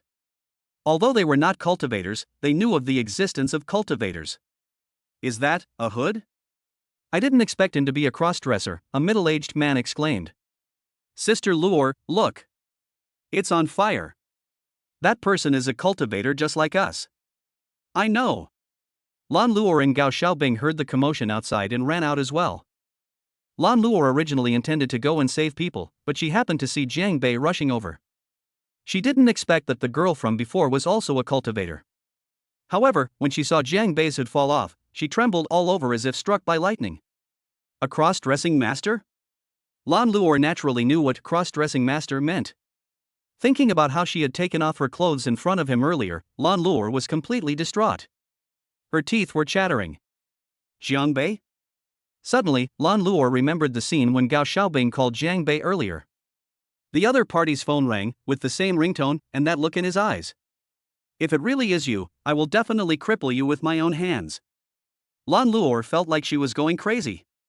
As for Jiang Bei, he couldn't care less about anything else at this moment, and he didn't even notice that his hood had fallen off. In less than a minute, we arrived at the bottom of the building. Without hesitation, he used the protruding corner of the wall to climb up. The onlookers, who were initially very anxious, were all amazed when they saw someone climbing up the mountain at an incredible speed. He's a cultivator. Wow, that was fast.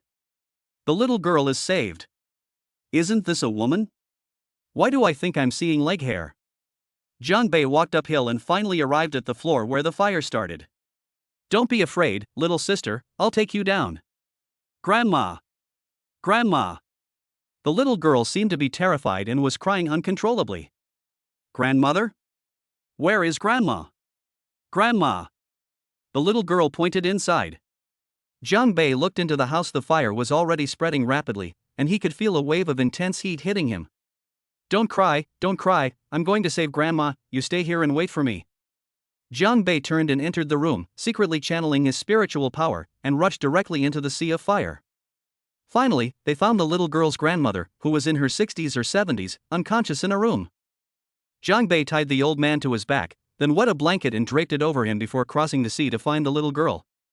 Little girl, hold on tight. Carrying the elderly man on his back and holding the little girl in his arms, Jiang Bei climbed down from the window again. They're saved.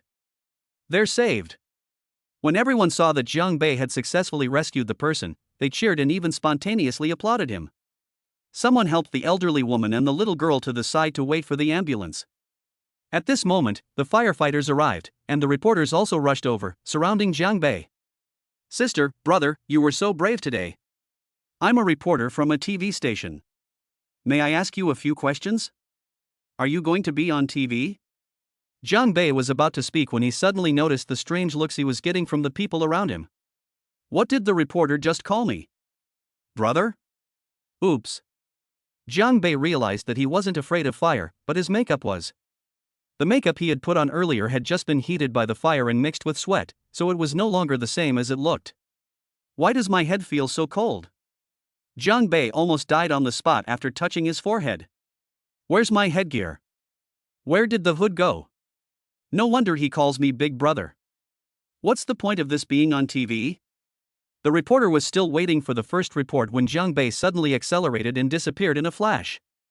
Strange, why are you running? Maybe it's because they do good deeds anonymously. These unsung heroes are worthy of our emulation. Even though they've left Jiang Bei, the reporters will continue their coverage.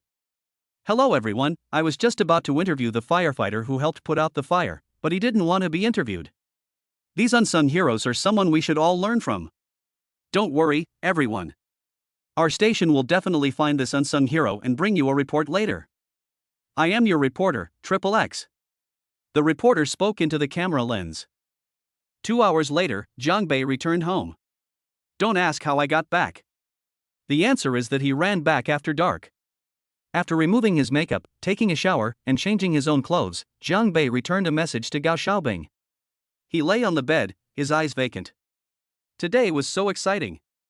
Thinking back to when he rescued someone today, his hood fell off, and Jiangbei's mouth twitched. I opened my phone, and sure enough, the fire across from the mall made headlines, and there were even videos of him running across the street and being interviewed. Watching the video, Jiangbei finally realized where his hood had fallen off. The comments section exploded. That leap over the railing was so graceful, and the moment the hood flew off was even more graceful. Chapter 43. There is a cemetery south of the city. Of course, Jiangbei isn't concerned about the hoods. Instead, they were worried about whether they would recognize themselves. Watching the video of himself being interviewed by a reporter, Jiangbei carefully checked it and finally breathed a sigh of relief. Fine. Although his makeup was smudged, you still couldn't tell what he really looked like.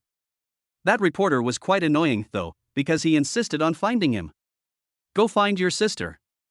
The video's comments section was buzzing with activity. What an unsung hero. He did good deeds without seeking recognition. We must find him and reward him properly. Yes, we must find them. We can't let our heroes be forgotten. We should publicize the heroic deeds of saving lives. I suggest we include them in elementary school textbooks.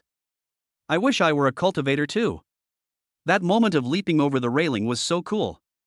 There were even more bizarre comments that made Jiangbei's lips twitch. You dared to call us cross-dressing masters? We cross-dressing masters can be heroes too. Yes, this is just our hobby. You guys keep nagging about it every day. See? We cross-dressers are men too. I will never laugh at you again, really. Long live the cross-dressing masters. Long live Daddy. However, Jiangbei felt much better after being able to save that little girl and the old man today. I can see the video, and Lan Luo can see it too, right? Broken. Jiangbei sat up abruptly.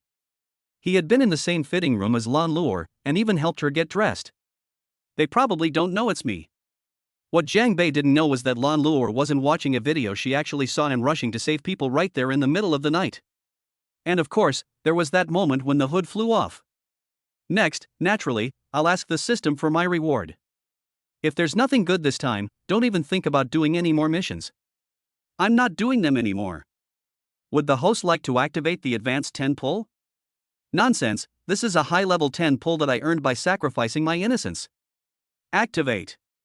Host has successfully activated a high-level 10 draw, obtaining 1 youth preservation pill, 1 enlightenment pill, and 1 youth preservation pill. Damn, the youth preservation pill is considered a high-end product? Jiangbei is extremely unhappy.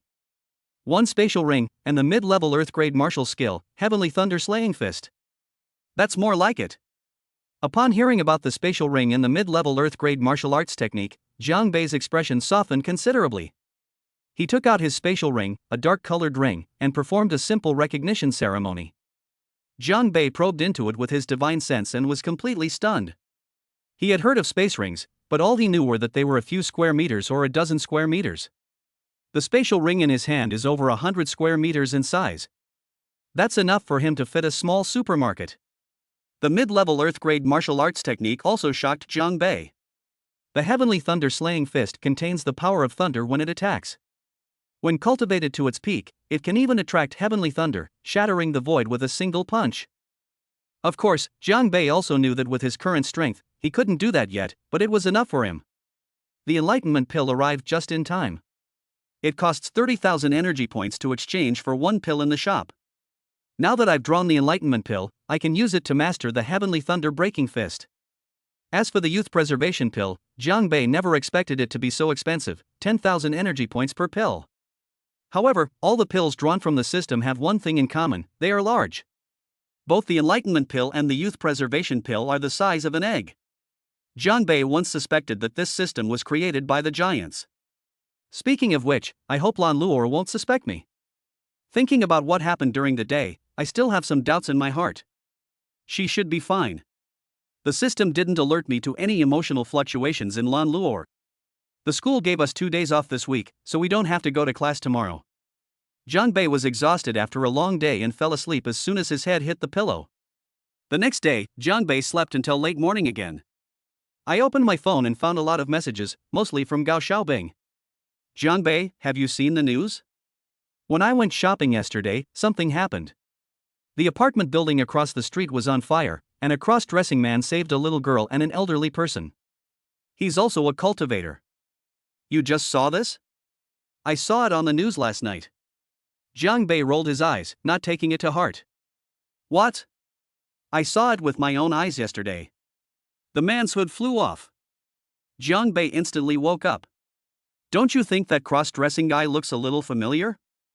No, that cross-dressing guy is mute. I actually had a chance to get to know him, but thankfully I didn't. Even though he saved someone. But his ringtone is the same as yours, you should change it later.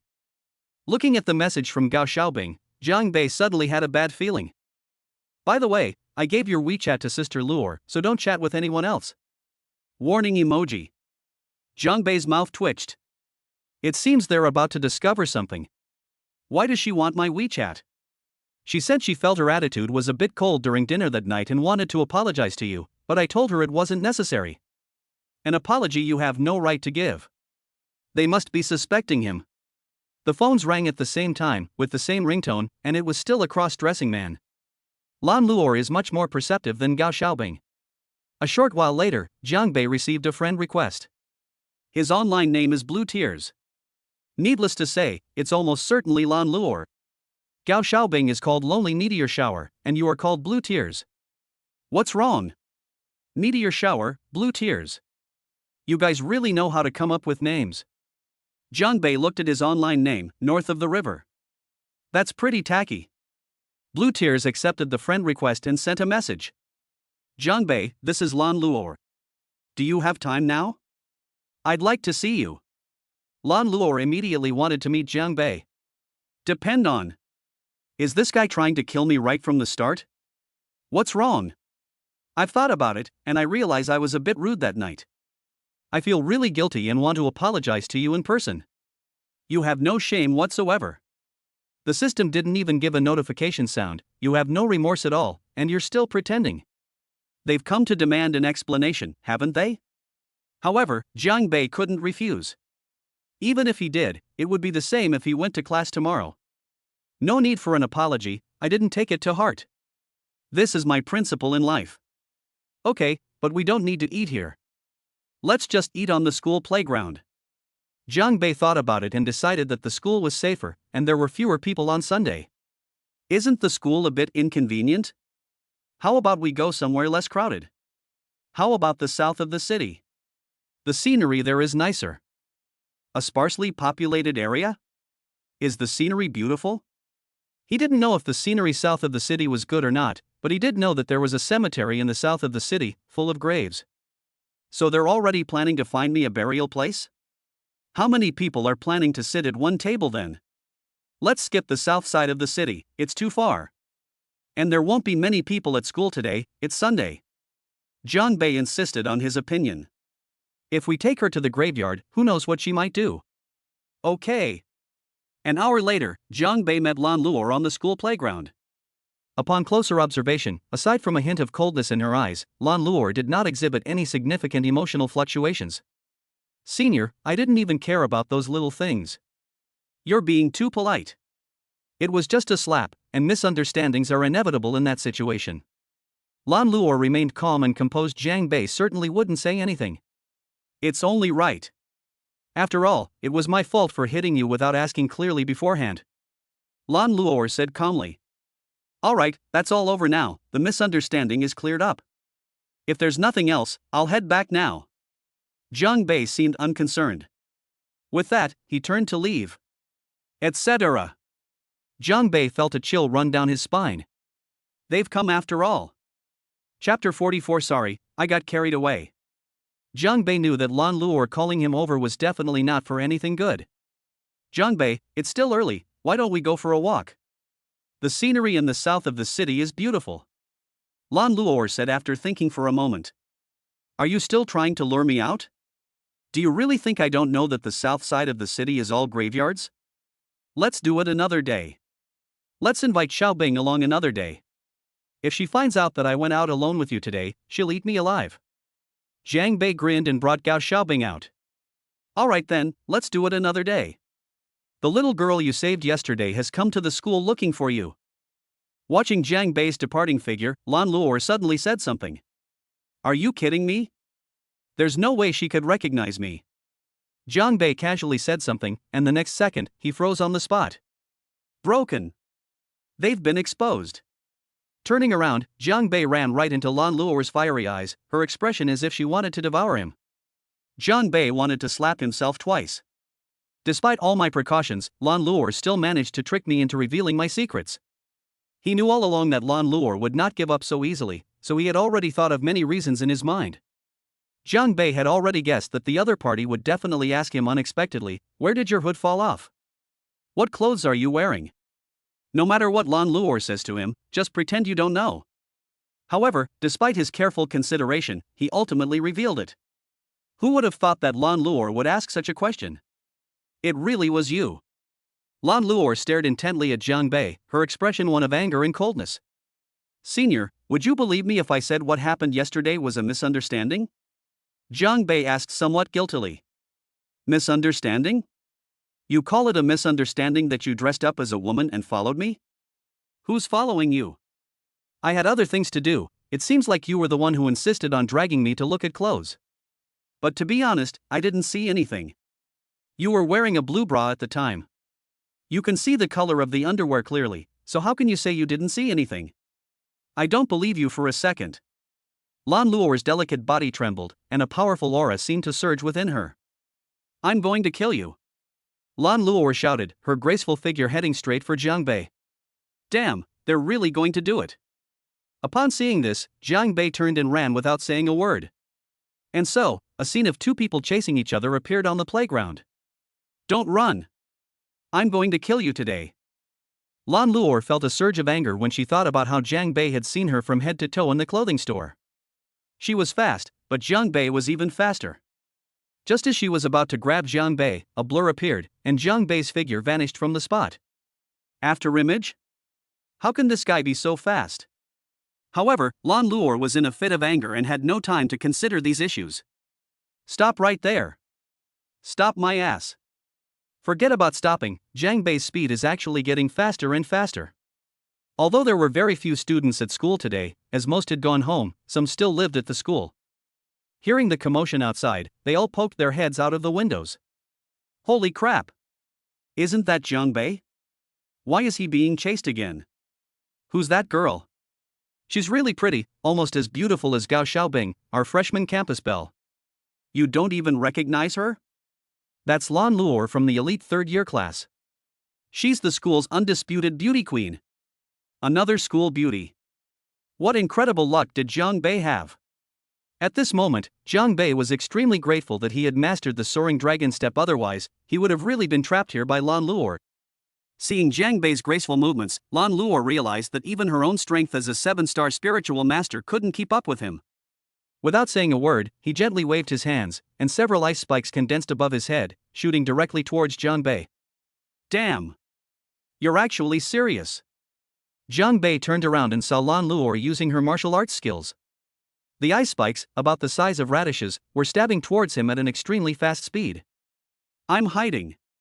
Jiang Bei dodged the ice spike with his agile movements using the dragon step technique, but the ice spike exploded after hitting the ground. Although Jiang Bei dodged the ice spike, he did not avoid the impact of the explosion, and a pain shot through his back. Ha! Let's see where you can hide. Lan Luor sneered. Lan Luor, are you ever going to stop? I didn't kill you, why are you fighting so hard? You're the one who insisted on asking me for help. Didn't I already say I didn't see anything? Jiang Bei is also getting a bit heated, but it's not a big deal. You still dare to talk? Lan Luor gritted her teeth and waved her hands again, causing the air to surge. Jiang Bei suddenly felt a chill all over his body. When he looked up, he saw a huge piece of ice in the sky, which caused the surrounding temperature to drop several degrees. Break the ice. Lan Luor let out a delicate shout, and ice surged down from above. Depend on. Jiang Bei cursed under his breath, wanting to use the dragon step to dodge again, but the next second, his expression changed. Whether it was due to the temperature or something else, his movements became a little slower. In the blink of an eye, the ice shards crashed down, engulfing Jiang Bei. But before Lan Luor could even feel smug, the ice surface suddenly shattered, turning into numerous ice shards that scattered in all directions. Upon closer inspection, Jiang Bei suddenly had a spoon in his hand. He actually blocked it. How is that possible? Lan Luor's cherry lips parted slightly, her eyes filled with shock. She was unaware that the black iron spoon in Jiang Bei's hand was a very powerful weapon. Jiang Bei was also feeling somewhat frustrated. Unexpectedly, Lan Luor's attack could actually slow down the speed. Fortunately, he took out the Xian iron spoon in time, otherwise such a large piece of ice would have disfigured him if it had hit his face. What a vicious heart. Jiang Bei looked at the somewhat shocked Lan Luor and grinned. Everyone else was just going through the motions, but I didn't expect you to be serious. So don't blame me for being impolite. As Jiang Bei spoke, his feet shifted, and his figure became ethereal, bringing the swimming dragon step to its fullest potential. Lan Luor realized that she couldn't detect Jiang Bei's true whereabouts. Whoosh! The next moment, Jiang Bei appeared behind Lan Luor, and with the black iron spoon in his hand, he slapped her directly on the buttocks. Lan Luor is a spirit master with powerful ranged attacks, but she is not so good at close combat, especially since she can't even track down Jiang Bei. A sharp pain shot through her buttocks, and Lan Luor stumbled forward, falling to the ground. Upon seeing this, Jiang Bei's figure flashed. He actually rode on top of Lan Luor. Jiang Bei. Lan Luor didn't react for a moment. When she came to her senses, her pretty face turned red and her eyes were full of anger. Jiang Bei, you bastard, get out of my way. Ha? Huh? Still daring to show off? I'll teach you to be so cocky. Jiang Bei didn't care about any of that. He raised his hand and slapped Lan Luor's bottom hard. The latter felt a pain accompanied by a tingling sensation, which made her both ashamed and angry. However, this was only the beginning. Jiang Bei's slaps continued to fall. The students in the dormitory building who were watching the commotion from their windows were dumbfounded. Jiang Bei pinned Lan Luor down, his hands constantly slapping her buttocks. Ah! Ah! Ah! That's too much. Jiang Bei is so awful. How dare he treat my goddess like this? Why don't you mention that Lan Luor just attacked Jiang Bei? Regardless of what her classmates were saying, Lan Luor didn't know how to describe her feelings at this moment. Jiang Bei, I beg you, please get up. The anger that followed has now turned into pleading. Jiang Bei saw that Lan Luor's eyes were already covered with a layer of mist, and she was about to cry. Looking at his own posture, Jiang Bei also came to his senses. Holy crap, I'm hooked. How did I end up riding on Lan Luor's back? Senior, I didn't mean to. I'm leaving now. As Jiang Bei spoke, he got up from Lan Luor and disappeared in a flash. Lan Luor stood up, her eyes red, and looked at Jiang Bei, who was almost out of sight, her delicate body trembling. Jiang Bei, I will never let you get away with this. Chapter 45, The Competition Between the Two Classes. Jiang Bei jogged all the way home. Thinking about how he had just ridden on Lan Luor's back, it seemed a bit indecent. You can't blame me, it's just that she kept pestering me. But now that I think about it, those few slaps on Lan Luor's butt actually felt pretty good. The system just converted Lan Luor's emotions, which directly earned Jiang Bei 5,000 energy points. It's clear that Lan Luor hates him to the core now. Speaking of which, the system is still to blame you. Tell me about those tasks you posted.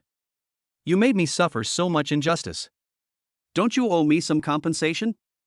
Unreasonable demands from the host have been detected. The system has decided to increase the difficulty of the next mission. Depend on. You win. Jiang Bei arrived at school early the next morning. Because of the fight with Lu Kuan last time, Jiang Bei's status in the minds of some classmates has skyrocketed. What's wrong with you all?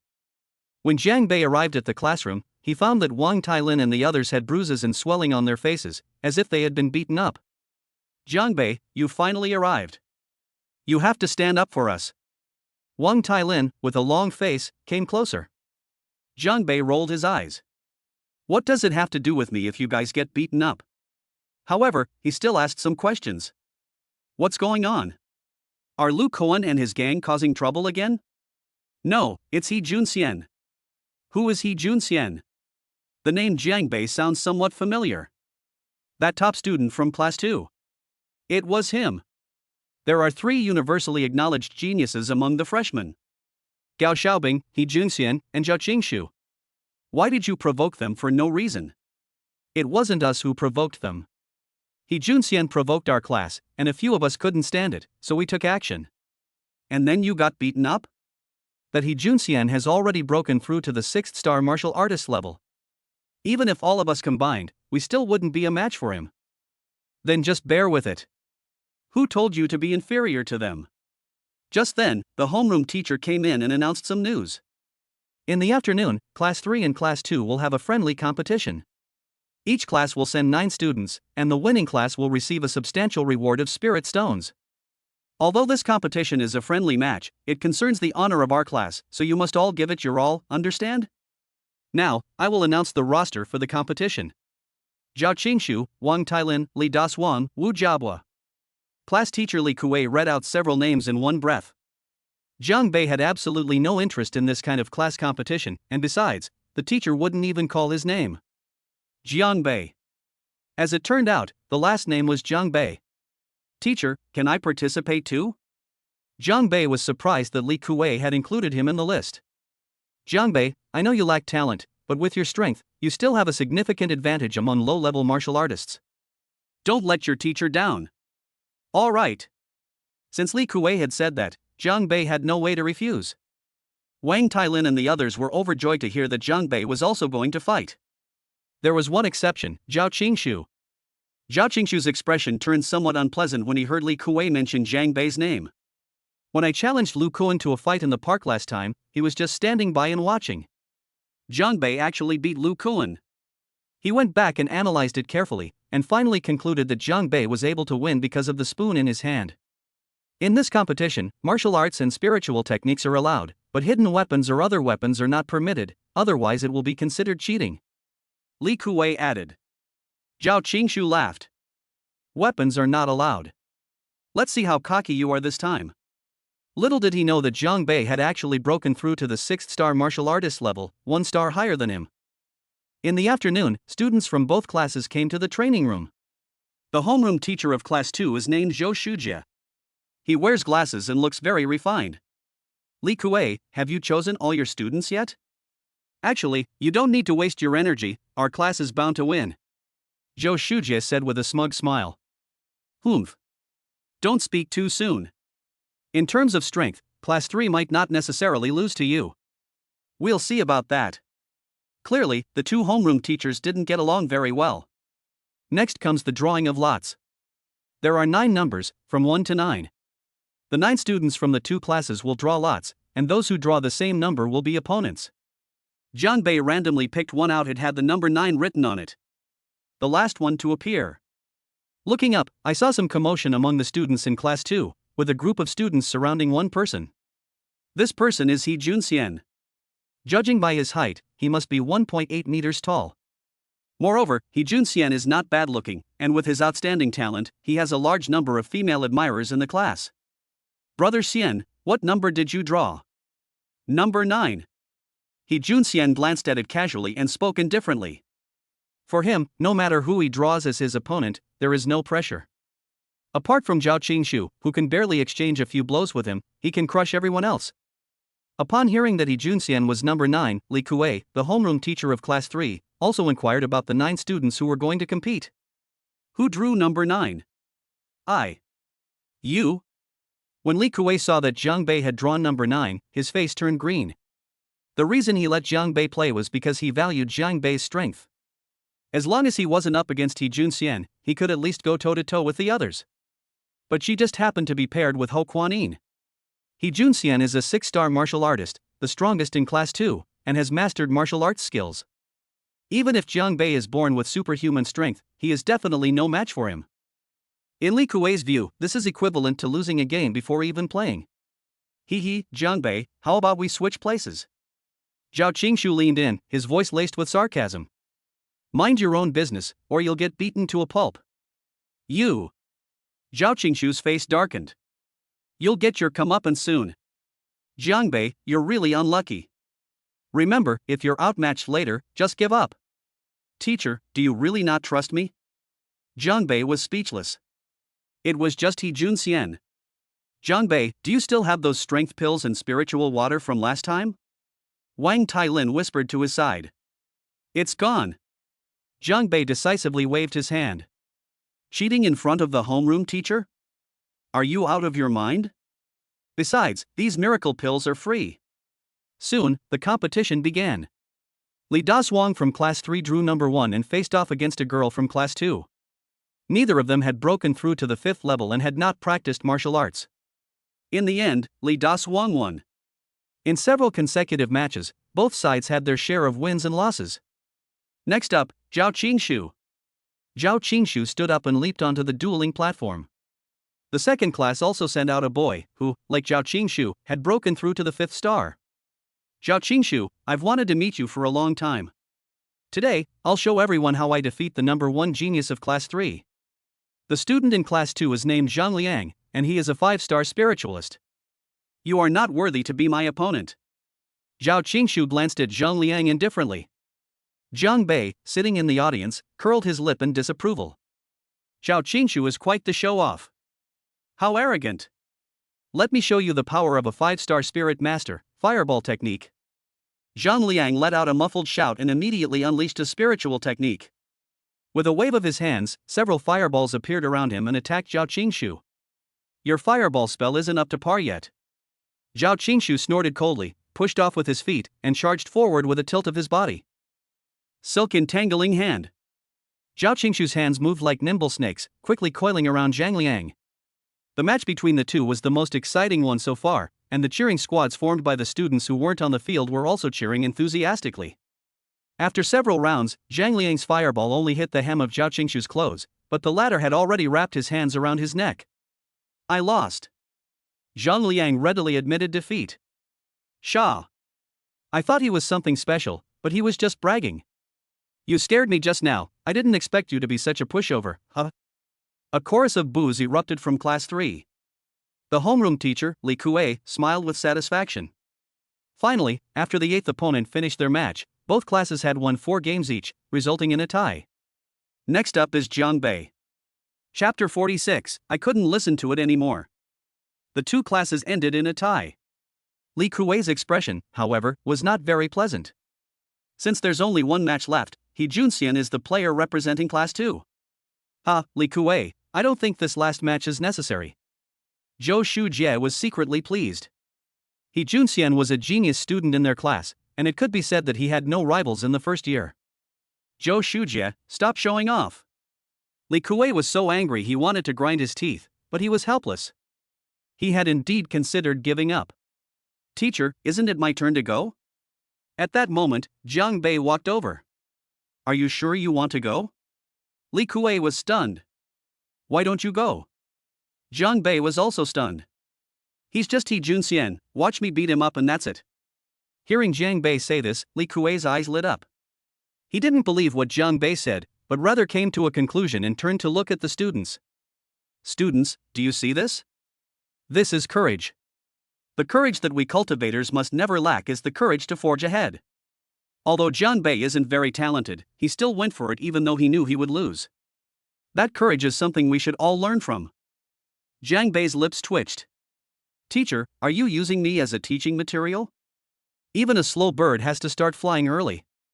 Jiang Bei, go ahead. Even if you lose, the teacher won't blame you. Well. Jiang Bei sighed inwardly. These days, it's not so easy to play dumb and outsmart others. Stepping onto the competition stage, Jiang Bei looked towards Class 2. He Junxian also walked up slowly, his hands behind his back, as slowly as possible. Can you hurry up? You must be Jiang Bei, the least talented student in Class 3. He Junxian glanced at Jiang Bei. It's me, what's wrong? You're really unlucky. Meeting me is like a rabbit meeting a tiger. How lonely it is to be invincible. Holy crap, that's so pretentious. Go! Go! Just then, cheers and shouts of encouragement came from below. Jiang Bei looked up and saw that Gao Xiaobing had also arrived. She secretly stuck out her tongue at him, looking very playful, and she brought a lot of students with her. There are quite a few beautiful girls in the class. See that? Even Gao Xiaobing from class 1 came to cheer me on. Heroes are always paired with beauties. Kid, I was just planning to teach you a little lesson, but now that a beauty is in front of me, I'm not going to hold back. He Junxian grinned. Jiang Bei slapped his forehead. His head was starting to hurt. Is this guy out of his mind? He should be sent to a mental hospital. Haven't you heard the rumors outside? What rumor? He Junxian has not been at school these past few days, so he is unaware of the relationship between Jiang Bei and Gao Xiaobing. It's alright, come on, you grown men are so slow. Go ahead and make your move. I'll give you 3 moves. He Junxian still looked disdainful. Holy crap, I can't take it anymore. Jiang Bei couldn't stand it anymore, so he rushed forward and punched He Junxian in the mouth. Heh, all you know is how to use brute force. He Junxian shook his head, moved his feet, and dodged past. Looks like I can't deal with this kid without using the dragon step. Jiang Bei thought to himself. He had already broken through to the 6th star martial artist level, but in order not to attract attention, he did not go to the school to choose a martial art, so what he just threw was just an ordinary punch. As for the mid-level earth-grade martial skill, Heavenly Thunder Killing Fist, which he had mastered, he dared not use it lightly, otherwise a single punch could take He Junxian's life. You're too weak. Shut up. Jiang Bei let out a low shout, and then his whole body became ethereal. Before He Junxian could react, he was already in front of him, grabbed him by the collar, and with a back throw, threw He Junxian away. The latter crashed heavily to the ground. Great. Upon seeing this, Li Kuei couldn't help but clap his hands and burst into laughter. Kid, you dare to lay a hand on me? He Junxian stood up. Caught off guard, Jiang Bei had thrown him away, leaving him face first in the mud, and his whole body ached. Are you out of your mind? You forced me to this. Now I'll show you what a true powerhouse is. Thunderbolt Fist. He Junxian roared and threw a punch. A faint layer of electric arcs surrounded his fist, and even the air resounded with sonic booms. Look! He Junxian is using martial arts. Thunderbolt Fist. It said that the school made an exception and allowed He Junxian to choose a mid-level yellow-rank martial art. Jiang Bei is in danger. Luckily I didn't face He Junxian. I couldn't even withstand his thunderclap fist. Zhao Qingshu breathed a sigh of relief. If he had faced him, he would have lost face big time today. However, it wouldn't be bad to let He Junxian teach Jiang Bei a lesson. Recently, his classmates have been praising Jiang Beiji, which makes him, the top genius in class 3, very uncomfortable. Li Kuei, I told you long ago, our class 2 is going to win. Li Kuei's lips twitched. He Junxian had used his martial arts skills, and Jiang Bei probably had no chance at all. There was a lot of discussion below, but on the competition stage, Jiang Bei looked disgusted. What Thunder Fist? Compared to my Heavenly Thunder Strike Fist, it's like comparing a raindrop to a waterfall. Just as He Junxian's attack was about to hit him, Jiang Bei subtly shifted to the left and dodged it. I'm telling you, your thunderclap fist isn't very good. How about we call it the fart-blowing fist? You can't even fart with one punch. You're asking for death. Seeing that Jiang Bei had dodged the attack and was even mocking him, He Junxian's eyes flashed with a cold light, and he attacked again, aiming straight for Jiang Bei's face. Hey! Jiang Bei chuckled and vanished from his spot in the next second. This. He Junxian was somewhat stunned. Where did the person go? Not to mention him, even Li Kuei and Zhou Shujie were stunned, as neither of them had been able to detect any trace of Jiang Bei. I'm right behind you. Jiang Bei's voice suddenly rang in He Junxian's ear, startling him. Get down. Jiang Bei kicked He Junxian hard in the leg. The latter, who had been poised to attack, suddenly buckled and collapsed to the ground in the next second. Just as he turned over, Jiang Bei plopped down on him. I'll teach you to be a show-off. As Jiang Bei spoke, he punched Jiang Bei in the face. I'll show you how cocky you are, I'll make you invincible and lonely. Every punch landed with a visceral impact, leaving the audience mesmerized. Soon, the students in class 3 realized what was happening and burst into cheers. Ha! I never expected this. Li Kuei stood up, his mouth agape. Zhou Shujie, the homeroom teacher of class 2, looked grim. His most valued student had been pinned to the ground and beaten. He Junxian, get up. Use thunder fist to beat him up. I. Wah! Just as He Junxian was about to speak, Jiang Bei's fist landed on his face again, leaving him speechless. Wah, I give up. He Junxian was stunned by the beating. Is the other person cheating? However, Jiang Bei did not stop. I'll beat you up even if you admit defeat. Serves you right for showing off. Jiang Bei, alright, come back. Li Kuwei said. Since the other party has admitted defeat, there is no need to continue fighting. However, Li Kuwei's words received no response. Li Kuwei, quickly pull your students away. Oh right. Jiang Bei, stop fighting, you've already won. Li Kuwei agreed verbally, but his speed on stage was slower than a snail, and his voice wasn't very loud either, which infuriated Zhou Shujie. Halfway there, Li Kuwei saw that He Junxian had been beaten to a pulp by Jiang Bei, so he quickly quickened his pace and pulled Jiang Bei up. Alright, that's enough, don't kill anyone. You really are something. The other person has already admitted defeat, why are you still fighting? Look at how badly you've beaten their child, you can't even see their face anymore. Although Li Kuwei was scolding Jiang Bei, his face was beaming with joy. Teacher, He Junxian came to Zhou Shujie's side. Humph. Useless thing. How have I taught you? You still hit him. Zhou Shujie glared, his face full of anger. He Junxian had unspeakable bitterness in his heart. I wanted to fight back too. But did I manage to get my hands on it? Chapter 47. You stepped on my hand. In the end, the competition between the two classes ended with Class 3 emerging victorious. Students who did not participate each received 1 spirit stone, while students who did participate each received 2 spirit stones. As for Jiang Bei, he was the key to winning this victory, so Li Kuwei gave him an extra reward. In the old days, 3 spirit stones would have made Jiang Bei quite happy. But now spirit stones are useless to him. Spiritual water is much better than spirit stones. Jiang Bei, we owe you so much this time. Zhou Shujie, the homeroom teacher of Class 2, has always been at odds with me, and this time he really got what he deserved. Li Kuwei stared at Jiang Bei with a smile, he had never found him so pleasing to the eye. Jiang Bei was getting really scared just watching. By the way, when you sparred with that He Junxian earlier, I noticed your movement technique. What kind of movement technique is that? Actually, teacher, I've been incredibly strong and fast since I was little. Everyone calls me Speedy Legs. Jiang Bei can lie without batting an eye. Speedster? Come on. Li Kuwei wasn't stupid. He naturally understood that Jiang Bei didn't want to talk about it, but it didn't matter. Everyone has their little secrets. We beat Class 2 today, especially Jiang Bei who beat He Junxian up. Wang Tailin and the others were overjoyed and insisted on taking Jiang Bei to a food stall. Jiang Bei couldn't refuse, so he went alone. It was almost 10 o'clock when I came out of the food stall. I can't drink alcohol anymore, it gives me a headache. Jiang Bei walked through the alley and arrived at his residential area.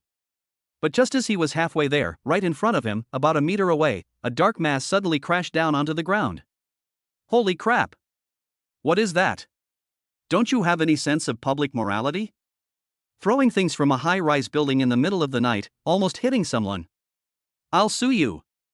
Jiang Bei shouted up, but there was no response. When he looked down to see what had almost hit him, he nearly jumped up. What is this thing? This is clearly a person. Holy crap, could it be a case of murder and body disposal in the middle of the night? Upon closer inspection, the man was a middle-aged man in his 30s or 40s, dressed in all black, and he was making noise. Are you alright? Ah. Wah. Should I call an ambulance for you? Wah. Jiang Bei found it strange that this person kept covering his mouth, staring at him with wide eyes, and not saying a word. Say something. Is someone trying to harm you? I'll call an ambulance for you. Stop making that woo-woo-woo sound and say something. Wah, you. You stepped on my hand. Jiang Bei looked down and an embarrassed expression appeared on his face. He had stepped on the middle-aged man's hand. No wonder my feet felt so soft just now. Sorry, sir, I wasn't paying attention. Who's your uncle? I'm only 35. Call me Big Brother. Jiang Bei rolled his eyes. You're practically dead already, what do you care about a nickname? Hey buddy, are you alright? Who threw you down from up there? Was it murder and body disposal? What's the situation up there now? The little detective from Jiangbei immediately got to work. I'm fine, I'm not going to die. I fell down on my own. Oh. I understand. Jiang Bei looked like he had just realized something. Wow, bro, you've been cornered at home? What's blocking your house? Hee hee, you're a man, you don't need to hide anything, I know everything. You must have been having an affair with the lady of the house, and then the master of the house came back, so you hid outside the window and then accidentally fell out. Right? My damn detective brain. From now on, please call me Holmes North. Xiang Xiaolong's lips twitched and his face turned green. Young man, if you have the time, could you please take me away from here first? I'm afraid you're trying to extort money from me. Xiang Xiaolong was speechless. Let me call an ambulance for you. The hospital can't heal my wounds. Are there injuries that hospitals can't treat? Jiang Bei was puzzled, but after a closer look, he understood what was going on. There was a faint fluctuation of spiritual energy around Xiang Xiaolong, but he seemed somewhat weak. So he was a cultivator. I wasn't having an affair. I was being chased here. I fell because I was injured. Young man, I can tell you're a cultivator too. If you help me get out of here, I can give you spirit stones. Don't want. Xiang Xiaolong was stunned. There were people who didn't want spirit stones? Give. Jiang Bei took out an invincible Great Restoration pill from his person and handed it to Xiang Xiaolong. What's this? The Great Rejuvenation pill can't cure your internal injuries, but it can cure your external injuries. Once you take it, you can run away. Xiang Xiaolong took it and looked at the large, dark pill in his hand, seriously suspecting that Jiang Bei was playing a trick on him again. Is this something for humans to eat? Damn it. Fine, don't take it. Jiang Bei was about to snatch it away when Xiang Xiaolong stuffed it directly into his mouth. Let's try anything, since he can't walk anyway. A few minutes later, Xiang Xiaolong's eyes lit up. He could feel that his external injuries had all healed. He then stood up from the ground. Truly amazing. I wasn't lying to you. Okay, you can leave now, I should go home and sleep. Young man, wait a minute. Jiang Bei immediately became alert and, without saying a word, pulled out the Xian iron spoon. In his other hand, he held a thunderclap bomb. This person wouldn't want to repay kindness with enmity, would they? However, with the Xian Tai Shao in hand, there's nothing to fear in Jiang Bei. Although he is only a 6-star martial artist now, with many trump cards, even a martial grandmaster might not be his match. Xiang Xiaolong saw Jiang Bei holding a spoon. What kind of weapon was that? Young brother, don't be alarmed. You saved me today, so please consider these spirit stones as my token of gratitude. As he spoke, he took out 5 spirit stones. Just 5 yuan? Jiang Bei asked casually. $5 isn't enough? Xiang Xiaolong was a little confused about Jiang Bei. Judging from your appearance, you're just a martial artist. 5 spirit stones are a huge sum of money for a martial artist. They still think it's not enough. However, Xiang Xiaolong couldn't produce any more spirit stones. He originally had quite a few, but he used them all to absorb and heal his injuries along the way. These 5 stones were equivalent to half of what he had on him now. Fine, you can keep it. I'm leaving. Jiang Bei waved his hand and turned to leave. He had only taken 2 steps when a dark shadow flashed by and blocked his way. Another cultivator. Jiang Bei turned around and saw another one behind him, blocking his way. Xiang Xiaolong, let's see where you run this time. The man in front of Jiang Bei smiled sinisterly, his face obscured by his black robe. Xiang Xiaolong? He must be referring to the person he just saved. It turns out that our enemies have come knocking. Jiang Bei, being sensible, stood by the wall. I didn't expect you to catch up so quickly. Xiang Xiaolong's expression was solemn, and his voice was low. You were just too slow. You were struck by the Dharma Protector and you're lucky to be alive. But in the end, you couldn't escape. Come back with us, maybe you can save your life. Go back? The only way to get me back is with my corpse. Xiang Xiaolong sneered. It seems you're going to have to suffer the consequences. The Protector has already given instructions that you can take the body back. The man in black robes was about to make a move. Etc. What? You've agreed to go back? This is a personal matter between me and you. Don't involve others. Let this young man leave and don't hurt him. Standing by the wall, Jiang Bei almost couldn't resist throwing a spoon at Xiang Xiaolong when he heard this. Damn it, if you hadn't said anything, it wouldn't have been my problem. That guy's a complete idiot. Looking at the man in black robes, Jiang Bei chuckled. Hey sir, I'm just passing by. I'm still a student, and I have class tomorrow. You guys go ahead with your business, I'll be going now. After Jiang Bei finished speaking, he saw that the other party had no intention of making way. Leave? The man in black robes gave a sinister smile. Since you've seen me, then stay. It's just killing one more person. He is my savior, you can't kill him. Xiang Xiaolong immediately shielded Jiang Bei behind him. Jiang Bei turned green with rage.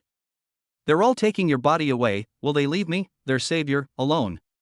Dude, seriously, can't you just shut up? Chapter 48. A pot flying from outer space. Jiang Bei had no intention of getting involved in the fight between Xiang Xiaolong and the man in black. So I obediently hid to the side from the beginning. Wait until you start fighting, then take the opportunity to leave. But Xiang Xiaolong's words got him caught up in it too. Jiang Bei was furious. People are coming to kill you, and you come out and say I'm your savior. Isn't this obviously a scam? To repay your benefactor, I'm now your enemy. Why didn't that invincible elixir choke you to death? A savior? Then they must be kept alive even more. Let's do it. The man in black robes said something, and his other companion immediately attacked Xiang Xiaolong. As for him, he glanced at Jiang Bei and casually slapped him across the face. Jiang Bei felt a strong gust of air rushing towards him, and he couldn't breathe properly. This is a master. Without hesitation, Jiang Bei pushed off with his feet and dodged to the side, leaving behind a trail of afterimages. Afterimage. Jiang Bei's ability to evade the attack was far beyond the black-robed man's expectations. In his view, even a casual strike from him would be enough to instantly kill Jiang Bei. I never expected to dodge it. Not bad. But too bad, he's still going to die. The man in black robes gave a low shout, stretched out one hand, slightly bent, and his whole body reached out to grab Jiang Bei's head like a ghost. That one claw of his was enough to crush Jiang Bei's head.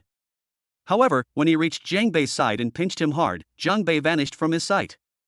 Or is it just an afterimage? This kid is only at the martial artist level, how come he's so fast? Brother, I don't know him at all, let's just let it go. Jiang Bei's voice came from behind. The man in black robes seemed to ignore what Jiang Bei was saying. After his two attacks missed, a surge of anger welled up inside him. His aura surged, his eyes flashed like lightning, and he leaped high into the air, extending a hand that gleamed with a cold light over a meter long. Damn! Do you really have to be like this? Seeing that the man in black really wanted to kill him, Jiang Bei didn't bother to say anything. Holding the golden flame iron pot in his hand, he swung it and flung it violently at the man in black robes. Screw you! Behold my giant flying pot from outer space. The man in black robes sneered when he saw Jiang Bei throw a large pot at him. He originally intended to smash the iron pot to pieces with one blow, but upon impact, a terrifying force surged forth, sending him flying. It was more than 10 meters away, and like a sandbag being thrown, it crashed heavily to the ground. Wow! He spat out a mouthful of blood, his face turned deathly pale, and his eyes stared at Jiang Bei in terror. Who exactly are you? The man in black robes stared intently at Jiang Bei, his expression extremely solemn. I don't know what kind of magical artifact that iron pot was, but it seriously injured him with just one blow. I was just passing by. You should have just done what you were supposed to do. Why did you have to hit me? Nearby, another man in black robes was engaged in a fierce battle with Xiang Xiaolong. It can't really be called a fierce battle, because Xiang Xiaolong was constantly being pressured by his opponent. If Jiang Bei hadn't given him the invincible Great Restoration pill earlier, which healed his external injuries, he would probably be down there drinking soup by now. Even so, Xiang Xiaolong had serious internal injuries and wouldn't be able to hold on for long. It was at this moment that the two saw the black-robed man who had attacked Jiang Bei fly backward. Big brother, are you alright? The other person abandoned Xiang Xiaolong and rushed to the black-robed man's side. Second brother, I have no strength left to fight. Take me away first. This person is hiding his true strength. I'm afraid even if you and I combine our strength, we wouldn't be a match for him. What? His companion was startled by the sound. Damn it, how could this happen? Walk. As they spoke, his companion lifted the man in black robes and, using the wall beside them, disappeared into the night sky in a few quick movements. Hey, don't run away. Explain yourself. Jiang Bei quickly said something. Please explain yourself clearly before you leave. They're already far away. Cough. Cough. Xiang Xiaolong walked over, clutching his chest, and looked at Jiang Bei with some surprise. Young man, you saved me again. You are my. No. I'm not your savior, we have nothing to do with each other. Oh, and remember to tell them not to cause me any trouble. Don't worry, they won't bother you again after I leave here.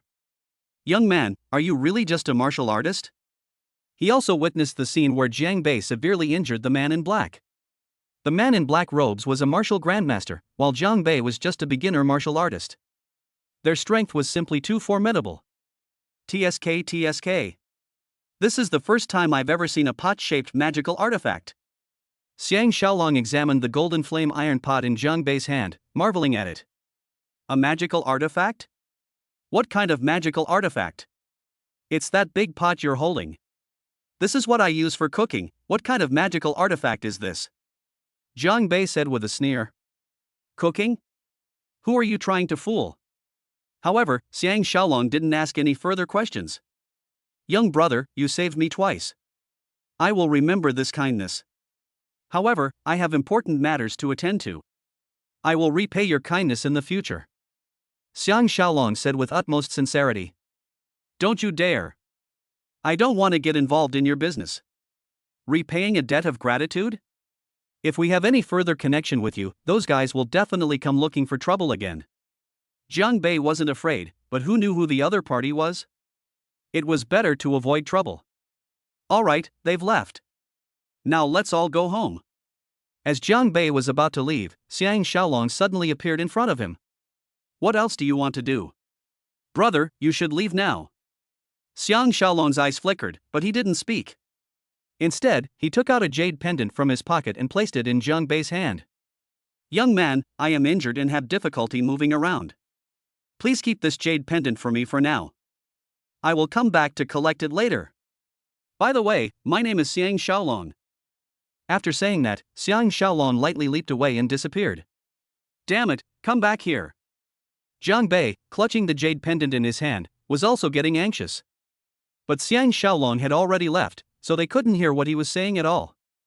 This isn't a jade pendant, it's a time bomb. Jiang Bei was speechless. We're not related, why are you trying to harm me? Looking at the jade pendant in my hand, it was a little smaller than my palm, crystal clear, and had a cool feel to it. There was a pattern engraved on it, which looked like the shape of a dragon. Could this be some kind of token? On TV, there are often scenes where someone has a jade pendant or something similar to a token or symbol of status or power belonging to a particular family or clan. But whatever you are, we're not related, why are you giving this to me? Chapter 49. What does this have to do with me? Jiang Bei felt somewhat depressed. He just went home and encountered so many things. Before leaving, Xiang Xiaolong even gave him a jade pendant. If those men in black robes find out, they might come looking for trouble again. It's not like Xiang Xiaolong fell from the sky, it's more like a scourge fell from the sky. If I had known something like this would happen, why would I have gone to the food stall with Wang Tailin and his group? Never mind, let's go home first. In a dark corner of Qingyang City. Brother, if Xiang Xiaolong escapes today, it won't be so easy to catch him in the future. Do you think I want this? I never expected that such a powerful figure would exist in such a small city as Xingyang. I suspect that the boy must be a martial arts master, and his strangely shaped magical weapon is just too powerful. The man in black robes still felt a chill when he thought about it. Military general level? But how old is he? You're confused. A true strongman can turn the world upside down. What's the big deal about maintaining his appearance? That person only appears to be a child. So what should we do now? The plan has changed. Let's inform the Dharma Protector first. There has been a major upheaval in the sect recently. We'll wait until the Dharma Protector is free. Meanwhile, Jiang Bei returned home, drank a bottle of spiritual water, and began to cultivate. As for the jade pendant Xiang Xiaolong gave him, he casually tossed it into his spatial ring. After a night, Jiang Bei felt refreshed and inexplicably comfortable all over. The entire class's admiration has been detected. Energy value plus 10,000. Ha? What's going on? Jiang Bei was a little confused. Why were all the classmates admiring him for no reason? He only learned the whole story after he arrived at school. Brother Bei, you're here. Brother Bei, have you had breakfast? I brought you steamed buns and soy milk. Brother Bei, are you tired? Let me massage your shoulders. As soon as they arrived in the classroom early in the morning, before they could even sit down properly, Wang Tailin, Zhou Xiaoliang, and their gang surrounded them, so enthusiastic that they practically offered them tea and water. What's wrong with you guys? If someone is being unusually attentive, they're definitely up to no good. Great news for Brother Bei. It's wonderful news. Happy event? I'm getting married or having a baby. What kind of happy event is this? Hee, Brother Bei, you don't know yet, do you? He Junxian dropped out of school. Zhou Xiaoliang said with a sly grin. Did you drop out of school? Jiang Bei was also taken aback. Why would someone drop out of school for no reason? Whether he drops out of school or not has absolutely nothing to do with him. So what if I want to cancel? What does it have to do with me? Of course it's related. You beat He Junxian up badly in yesterday's competition, and he dropped out of school this morning. Apparently, you made him depressed. Is this a valid reason for dropping out of school? Is it really that fragile? You usually seem so boastful. So what if he got beaten up? If that's the case, then Lu Koan and Lin Zifeng should have dropped out of school long ago. How can you be so petty? I've disliked He Junxian for a long time. He's always so arrogant. Now that's finally here, it's so satisfying. Exactly. If we're talking about who's better, it's Brother Bei. What kind of bullshit genius is he? Listening to his classmates' praise, Jiang Bei felt something was off. Sure enough, the homeroom teacher, Li Kuei, arrived with a dark expression on his face. Jiang Bei, come to my office. Jiang Bei had a bad feeling, and it must be related to He Junxian's dropping out of school. What? Teacher, do you mean I should apologize to He Junxian and persuade him to come back? In the office, Jiang Bei stared wide-eyed at Li Kuei. What a joke! What does it have to do with him that He Junxian dropped out of school? And he even tried to persuade him to come back? I'm his father. Jiang Bei, I know you won honor for our class in this competition, but He Junxian's cultivation talent is outstanding among you. This matter has already reached the principal, there's nothing I can do about it. If anyone should be trying to persuade him, it should be his homeroom teacher or the principal. What does it have to do with me? Jiang Bei rolled his eyes. You're the one who hit him. You told me to hit him. Li Kuei's face darkened. How was I supposed to know you could beat up He Junxian? Of course, he had forgotten and didn't know who had cheered and encouraged them yesterday. The principal has already tried, but it didn't work. He Junxian is a student the principal values highly. If he doesn't come back, you will be implicated. Threatening me? You're overthinking it. Jiang Bei is no longer afraid of threats. Anyway, he has the system in his hands, and he can't rely on the school for anything related to cultivation. At most, his energy source will be reduced a bit. How about this, if you find He Junxian, I'll apply for 10 spirit stones for you, okay? That's quite a huge investment. Jiang Bei's eyes darted around, they were trying to negotiate with him. I don't need the spirit stones. How about this, I'll go, but the school has to agree to let me choose any 2 martial arts techniques below the Xin level to practice. Jiang Bei also had his own thoughts. The martial arts skills the system gave him were too high level, and it would be too high profile to use them. That's impossible. Li Kuei immediately rejected the idea. Look, you want me to go, but you don't want to agree to my conditions, so there's nothing I can do. Li Kuei's lips twitched. Who the hell is the teacher and who's the student? Besides, with such low talent, why bother practicing so many martial arts techniques? They're even letting you choose any below the Xian level. I can't grant your request right now. Let me ask the principal for help.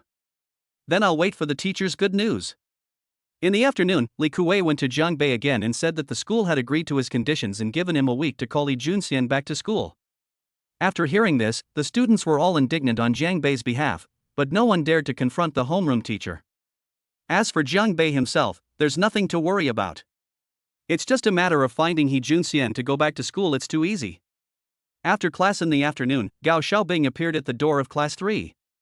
Jiangbei, are you free tonight? What's wrong? Going to dinner with your senior again? What are you thinking about? But I don't know what's wrong with Senior Luor lately. I send her messages, but she hardly replies. Gao Xiaobing muttered a few words. Mentioning Lan Luor reminded Jiang Bei of what happened on the playground that day. I wonder if this girl has also become depressed because of herself. By the way, what did you want to see me about? Hee, have you ever heard of the cultivation market? I'd like you to come with me to check it out. A cultivation market? What kind of place is that? Jiang Bei had never heard of it before. It's where cultivators buy and sell goods. I heard it's very lively there. Upon hearing this, Jiang Bei also became interested and followed Gao Xiaobing. Chapter 50. This looks like something from a meat processing plant, doesn't it? However, Jiang Bei and Gao Xiaobing weren't the only ones who went to the market. As soon as I got on the bus, there were two other people already sitting there. One is Li Hongyun, Gao Xiaobing's best friend, and the other is someone Jiang Bei also knows. Yang Mingkai. What are you doing here? Hey. Yang Mingkai chuckled and gave Jiang Bei a wink. Jiang Bei glanced at Li Hongyun and instantly understood. So those two were working on the same thing. So you two know each other? Then there's no need for introductions. Gao Xiaobing said casually. Yang Mingkai, I'm telling you, you're not allowed to bully Jiang Bei, do you hear me? Li Hongyun glared fiercely at Yang Mingkai. Bullying him? Yang Mingkai's eyelids twitched. Please, it's good enough that he doesn't bully me. The four of them drove straight to the cultivation market. On the way, Jiang Bei also heard some things he didn't know before. Qingyang City has many cultivators, not just Lingwu University. There are also many private spiritual cultivation halls, martial arts cultivation halls, and numerous independent cultivators. A rogue cultivator is someone who ventures out and cultivates alone. Later, in order to facilitate transactions among cultivators, cultivation markets came into being. Qingyang City is near the Misty Forest, a place where monsters roam. These monsters are not only fierce and brutal, but their parts can also be used to refine pills, craft weapons, and so on. Therefore, many cultivators go to the Misty Forest to hunt monsters and sell them at the market to exchange for spirit stones for cultivation. Many students from the school also go to the Misty Forest for training, but to survive there, they must at least break through to the 5th level martial artist level and master a martial skill, and even then, it must be the outermost level. After driving for an hour and winding through several alleys, the group finally arrived at the cultivation market. It's called a market, but it's similar to a night market with street stalls, except it's inside a huge shed. This was Jiang Bei's first time visiting a place like this, so he was quite curious. With a glance, you can find everything for sale. He even saw a huge tiger carcass, covered in black fur, more than 2 or 3 times the size of an ordinary tiger. Spirit sprout grass, freshly picked from the Misty Forest, 1 spirit stone per plant, come and take a look. Silver wind wolf teeth, excellent material for refining magical artifacts, selling for a bargain price of 2 spirit stones. Take a look. Top quality black pig demon meat, 1 piece of spirit stone costs 10 caddies. A young man in his early 20s kept shouting enthusiastically. What's the black boar demon's meat used for? Jiang Bei was a little puzzled. He knew that the black boar demon's hide could be used to make armor and the like, but he really didn't know what the meat was used for. You don't need this stuff for alchemy. Eat. Yang Mingkai explained from the side, he's been here twice before. Eat this stuff? That's right. This black boar demon is the lowest level demon beast, with impure and scarce spiritual energy in its body. Using it for cultivation is not as good as absorbing the spiritual energy of heaven and earth, but it tastes delicious. This stuff tastes much better than regular pork, and it doesn't have any demonic aura. If ordinary people ate it, it could even prolong their lives. Demonic energy is the inherent aura of a demon beast that it evolves by absorbing the spiritual energy of heaven and earth.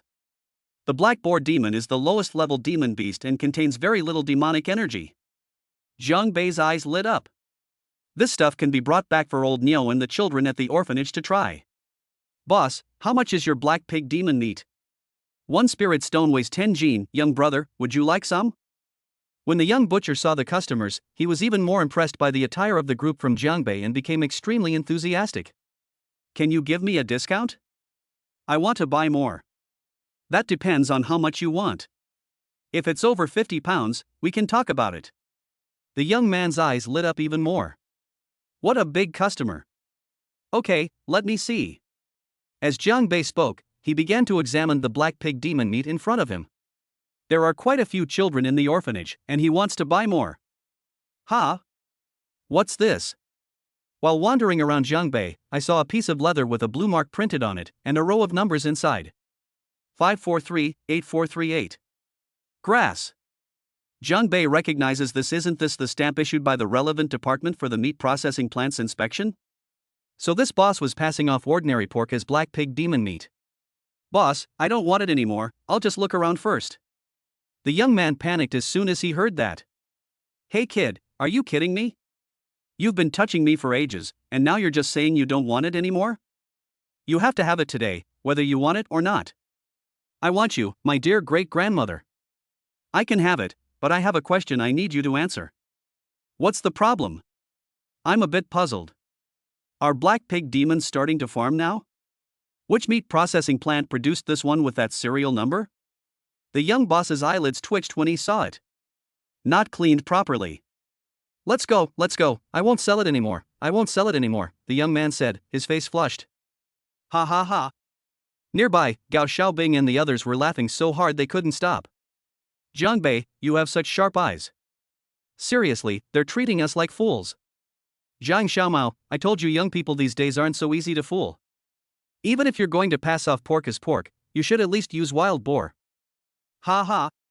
The stall owner next to him also burst into laughter. After this incident, Jiang Bei decided not to buy anything and just strolled around behind the others. Soon, the group stopped at a stall. Jiang Bei glanced at the stall owner and saw that he was an elderly man in his 60s or 70s, dressed in coarse linen clothes, and his body was somewhat hunched over. However, the old man's eyes were deep and bright, and there was a strong aura emanating from his body. This must be a martial grandmaster. Jiang Bei had seen martial sect cultivators before, and the aura of this old man was not much weaker than that of Xiang Xiaolong and the others he had encountered before. On the old man's stall were several spiritual herbs, a few beast teeth, and a ring. The ring is entirely blue, but the workmanship is rather rough to the average person. It looks like it was polished from stone. Uncle, how big is the space in your spatial ring? Gao Xiaobing squatted down in front of the stall.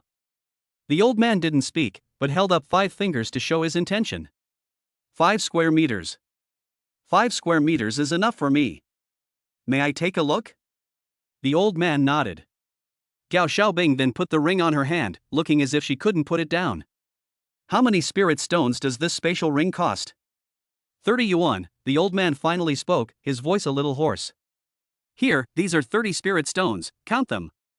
Gao Xiaobing took out a small bag she was carrying, unzipped it, and inside were 30 spirit stones neatly arranged. No. With a wave of his hand, the spirit stones in the bag vanished without a trace. Upon closer inspection, the old man was also wearing a spatial ring on his finger. After putting away the spirit stones, the old man glanced at Gao Xiaobing. Young lady, let me remind you, be careful in places like this. Jiang Bei, who was standing to the side, understood what the old man meant and looked around. Sure enough, strange gazes were directed in their direction. Chapter 51, Being Targeted. When Gao Xiaobing took out the spirit stones, Jiang Bei noticed that some people around her had greed in their eyes. After all, 30 spirit stones is no small sum. Okay, I've bought it. Gao Xiaobing stood up. She came to the cultivation market this time intending to buy a spatial ring. Let's go back first. Jiang Bei said. Ha? Aren't you going to wander around anymore? If you want to be eaten, you can stay. Jiang Bei shrugged. This girl used to be quite clever, but lately she's been acting a bit silly. Is love blinding him? Gao Xiaobing looked around and, sensing everyone's gazes, immediately understood. Okay.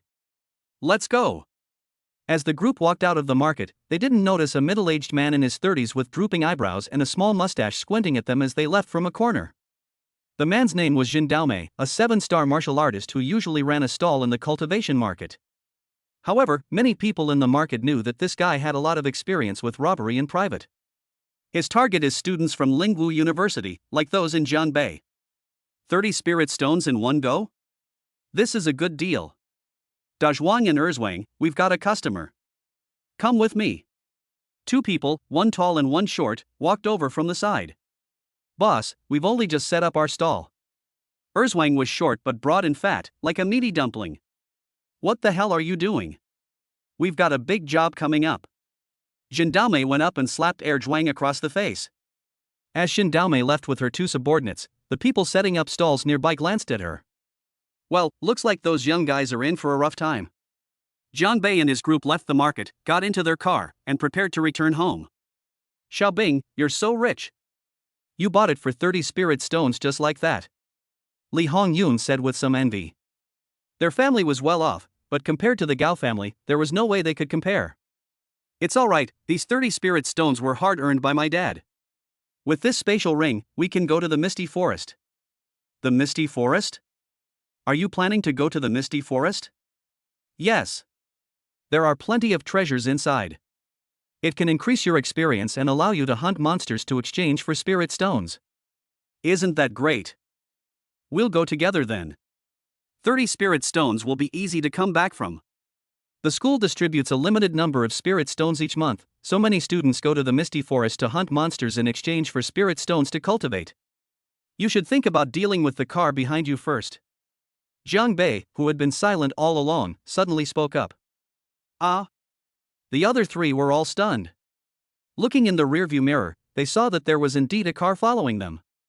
Why is that car following us? Li Hongyun asked, puzzled. Are they going to rob us? Yang Mingkai stared wide-eyed. You guys are only just realizing it. Jiang Bei rolled his eyes. He had noticed a car following them a long time ago. They must have been watching me when I bought the spatial ring. But Xiaobing used all her spirit stones to buy spatial rings. Why don't they go and rob that old man? That old man is a martial grandmaster. They might want to snatch him, but they'd better dare to. A martial grandmaster? Upon hearing what Jiang Bei said, the group was all taken aback. What do we do now? Gao Xiaobing was also starting to panic. Let's try shaking them off first. Gao Xiaobing nodded, then slammed on the gas pedal and accelerated. Immediately afterward, the car behind her also accelerated. We can't shake them off. How about we go back to school? It's too far. Jiang Bei shook his head and looked out the window. This place seems to be quite close to the southern suburbs of the city. I remember there was a cemetery in the south of the city. Let's go to the south of the city. Jiang Bei said, his eyes darting around. You mean? Yang Mingkai seemed to understand something. Hee, since he wants to take it from us, let's fight back. Jiang Bei chuckled. He originally intended to shake off the other party and be done with it, but since the other party kept chasing him, he simply decided not to run anymore. I know this trick all too well. Yang Mingkai's eyes lit up as well. What kind of trick is this? It's nothing. The two girls were unaware that when they first enrolled, Yang Mingkai had stolen Jiang Bei's spirit stones, but the result was. However, knowing that Jiang Bei was now going to take the other party's money back, the two women were both nervous and excited. After checking the navigation, I realized that the car, which was originally heading back to the city, turned and headed straight for the cemetery that Jiang Bei had mentioned. Boss, they've turned. In the car behind, the driver, De Zhuang, shouted at the top of his lungs. Damn it, I'm not blind. Follow them. Boss, this road leads to the southern suburbs of the city. I remember there's just a cemetery there, nothing else. We've been discovered? Or are they from a neighboring city? Zhendame raised an eyebrow. However, he wasn't worried about anything. Although there were 4 of them, they were all martial artists and no match for him at all. Thinking back to how he had seen those people take out 30 spirit stones without batting an eye, Zhendame felt a surge of envy. 20 minutes later, Zhendame followed Gao Xiaobing's car to the southern outskirts of the city, where there was a desolate cemetery on both sides. This is the perfect place to get your hands dirty. Da Zhuang, go over and stop them. De Zhuang stepped on the gas and overtook Gao Xiaobing's car, forcing it to stop. Get off the bus, let's get to work. Zhendame got out of the car first and led Da Zhuang and Erzwang to the back. What do you want to do? Li Hongyun opened the car window and looked at Zhendame and the other two with some nervousness. If you looked closely, you could see that her body was trembling slightly. What are you doing? Don't worry, we only rob you of your money, we don't kill you. Get out of the car immediately, or else things might get complicated. Zhendame said with a sinister smile. Gao Xiaobing and the others immediately got out of the car, looking completely panicked. Very good, Dazhuang and Erzwang, tie them up first. Jindaomei threw out a rope. This rope is made from the sinews of the fireball demon, don't even think about breaking free. I'll search this girl, you guys search the others. Jindaomei stared at Gao Xiaobing, her eyes filled with an indescribable malice. Don't do anything reckless, or I'll call the police. Li Hongyun said, trembling. Call the police? Go ahead and call them. Can you play it manually? As Jindaomei spoke, she was about to make a move. Boss, something's not right. What's wrong? Didn't you just say there were 4 of them? There are only 3. Erzwang pointed with his fingers, counting several times. Ha! There really are 3. Jindaomei raised an eyebrow. He had indeed seen 4 people at the market. Could it be that after the other one came out, he separated from the others? Chapter 52 The Unlucky Trio. When they were at the market, Jindaomei saw clearly that there were 4 people, 2 men and 2 women. 3 are tied up now, but where is the other one? I checked from inside the car, but it wasn't there. Did that person separate from the others when they came out? Where's the kid who was with you? Just to be on the safe side, Jindaomei still asked a question. There have always been 3 of us. Bullshit. I clearly saw there were 4 of you before, little girl, don't try anything funny. Jindaomei looked at Li Hongyun, licked her lips, and thought, I didn't notice her earlier, but she's not bad looking. Don't hurt me. Li Hongyun said in a trembling voice. Hee, I won't hurt you, but then you'd better tell me obediently, where did your companion go? He's right behind you. Jindaomei's lips twitched, and his face darkened instantly. Are you kidding me? I'm not kidding you, he's right behind you. See for yourself if you don't believe me. I think you're going to refuse a toast only to drink a forfeit.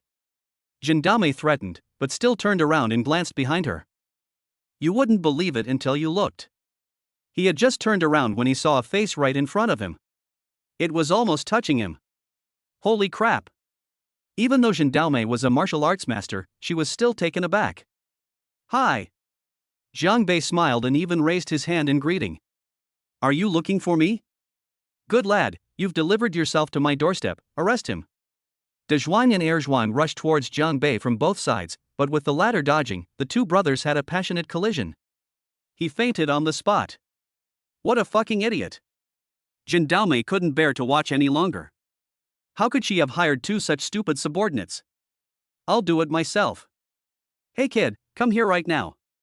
Jindaomei was a 7-star martial artist, and her strength was not bad. She moved swiftly and arrived in front of Jiang Bei in the blink of an eye. He reached out to lift Jiang Bei up, but when he grabbed hard, the figure in front of him vanished. Is this an afterimage? Jindaomei was stunned. How could this kid be so fast? He even left afterimages. Even he couldn't do that. I'm here. When he turned around, Jiang Bei appeared behind him again. Humph. Playing tricks. Jindaomei snorted coldly, and his aura surged, with 7 orange light spots faintly flashing between his eyebrows. Just to be on the safe side, he used all his strength. However, the next moment he found that Jiang Bei had disappeared again. Before he could react, a dark object suddenly appeared in front of him and rushed towards his face. Before he could even speak, the large iron pot slammed down on his face. Jindaomei was completely stunned by the slap. The world spun around her, and she saw stars. Just as I was recovering, I felt a sharp pain in my back, and I collapsed onto the ground, sprawled out on my back. Done. Jiang Bei put away the golden flame iron pot, clapped his hands, and stepped forward to untie the ropes binding Gao Xiaobing and the others. How was it, Jiang Bei? My acting wasn't bad, was it? Li Hongyun proudly showed off her acting skills to Jiang Bei. You call that acting? That's way over the top. If you were to become an actor, you'd definitely not last 3 seconds. They untied the ropes and then tied up Jindaomei and the other 2 again. A rope made from the sinews of a fireball demon? Not bad, not bad. Kid, you'd better let me go right now, or I won't let you off the hook. Jindaomei glared at Jiang Bei, her eyes full of threat. Damn it, I've been hunting geese for years, and today a goose pecked my eye. Still not behaving yourself? Jiang Bei frowned, took out the iron pot, and walked towards Jindaomei. You stay away. Jindaomei panicked a little. He had just tripped over that strange iron pot. I don't know what kind of magical artifact it is, but even he couldn't withstand it. Snap. Jiang Bei didn't hold back either, and smacked Zhen Daomei across the face, causing the latter to sway her head and almost lose consciousness. Search them, Jiang Bei said to Gao Xiaobing and the others. you stinky man, I don't want you. Whoever finds the treasure keeps it. Swoosh. Swoosh. Swoosh. Jiang Bei had just finished speaking when he felt 3 streams of air rushing past his face. Upon closer inspection, they discovered that the group had almost torn off Zhen Daomei and the others' clothes. Alright, if you keep pulling it down, you'll be left with only your underwear. Jiang Bei, look. It's a spatial ring. Gao Xiaobing was holding a spatial ring, which he had taken from Zhen Daomei's hand. As for his 2 subordinates, De Zhuang and Air Zhuang, they only had a few spirit stones on them. What's inside? Gao Xiaobing took out a small pile of spirit stones from her spatial ring. I counted them, and there were about 50 or 60 pieces. There are also some rare herbs and medicines. Damn, I'm rich. Yang Mingkai stared at the spirit stone, drool practically dripping from his mouth. Hey, Jiang Bei, how should we divide these? As soon as Gao Xiaobing spoke, Yang Mingkai and Li Hongyun also looked longingly at Jiang Bei. Let's split it evenly. Yay! Jiang Bei, you deserve the most credit today, so here you can have this spatial ring. Gao Xiaobing handed the spatial ring to Jiang Bei. The other 2 naturally had no objections. Jiang Bei took the ring and looked at it. It was only about 3 to 5 square meters in size, far smaller than the spatial ring in his hand. I have a spatial ring, which one of you 2 wants this? As he spoke, Jiang Bei raised the spatial ring he was wearing on his hand. The group hadn't noticed at first, but then they realized that Jiang Bei actually had a spatial ring. Hee, since you have it, why don't you give it to me? Yang Mingkai chuckled and was about to take it. Cough. Cough. Li Hongyun coughed lightly twice. Hongyun, I got this for you. Let me put it on you. It's so beautiful. Jiang Bei and Gao Xiaobing stood aside watching, rolling their eyes. Simp. That's more like it. Since you've been behaving so well, I'll agree to go on a date with you. Li Hongyun said casually, glancing at the spatial ring on her hand. Great. Great. Yang Mingkai's face beamed with joy. Jiang Bei shook his head. This brother is hopeless. At this moment, Zhen Daomei also woke up and saw Jiang Bei and the others dividing his property, and he was so angry that he gritted his teeth. Kid, that's mine, put it down right now. Do you know who I am? I am Zhen Daomei, I. Before Zhen Daomei could finish speaking, everything went black, and Jiang Bei slapped her face again, causing her to faint instantly. Zhen Daomei's anger detected, energy value plus 3,000. Zhen Daomei, really unlucky? Your name is unlucky if you don't have bad luck, who will? Jiang Bei, what are we going to do with those 3? As Yang Mingkai spoke, he even made a throat-slitting gesture towards Jiang Bei. You're tougher than me. Gao Xiaobing and Li Hongyun were also somewhat surprised. Are they really going to kill me to silence me? Chapter 53. Which is scarier, a ghost or a wild boar? Can you please not kill us? Jiang Bei, we're still students, and besides, we've never experienced anything like this before. Gao Xiaobing said nervously. Robbery may be exciting, but to actually kill someone to cover it up is too cruel. What are you thinking about? Jiang Bei rolled his eyes at her. His eyes darted around, scanning the graveyards on both sides. I've got it. Let's throw them in there. It'll be nice to look at the stars at night. The group worked together to throw Zhen Daomei and the other 2 into the nearby graveyard. Damn, these 2 guys are so heavy, they must eat a lot. Da Zhuang and Erzwang were too heavy, and it took a lot of effort to move the 3 of them to the side. After doing all this, the group drove off. After an unknown amount of time, Zhen Daomei was the first to wake up. Seeing that he was only wearing his underwear and his spatial ring had been stolen, his face turned as green as a cucumber. He's robbed so many times and never failed. I never expected to be completely outmaneuvered by someone today. You 2 idiots, wake up now. Looking at Da Zhuang and Erzwang, who had been knocked unconscious, Zhen Daomei felt even angrier. Why did I hire 2 idiots like you? You're completely useless. Actually, when he recruited the 2 men as his subordinates, he really took advantage of their stupidity, because such people are easy to fool, put in more effort, and get paid less. Boss, what happened to us? Where are we? Da Zhuang and Erzwang woke up after being yelled at by Zhen Daomei. Where is she? On your wife's bed. Where are my clothes? This looks like a graveyard, boss. Look at that blue glowing thing, it's a ghost.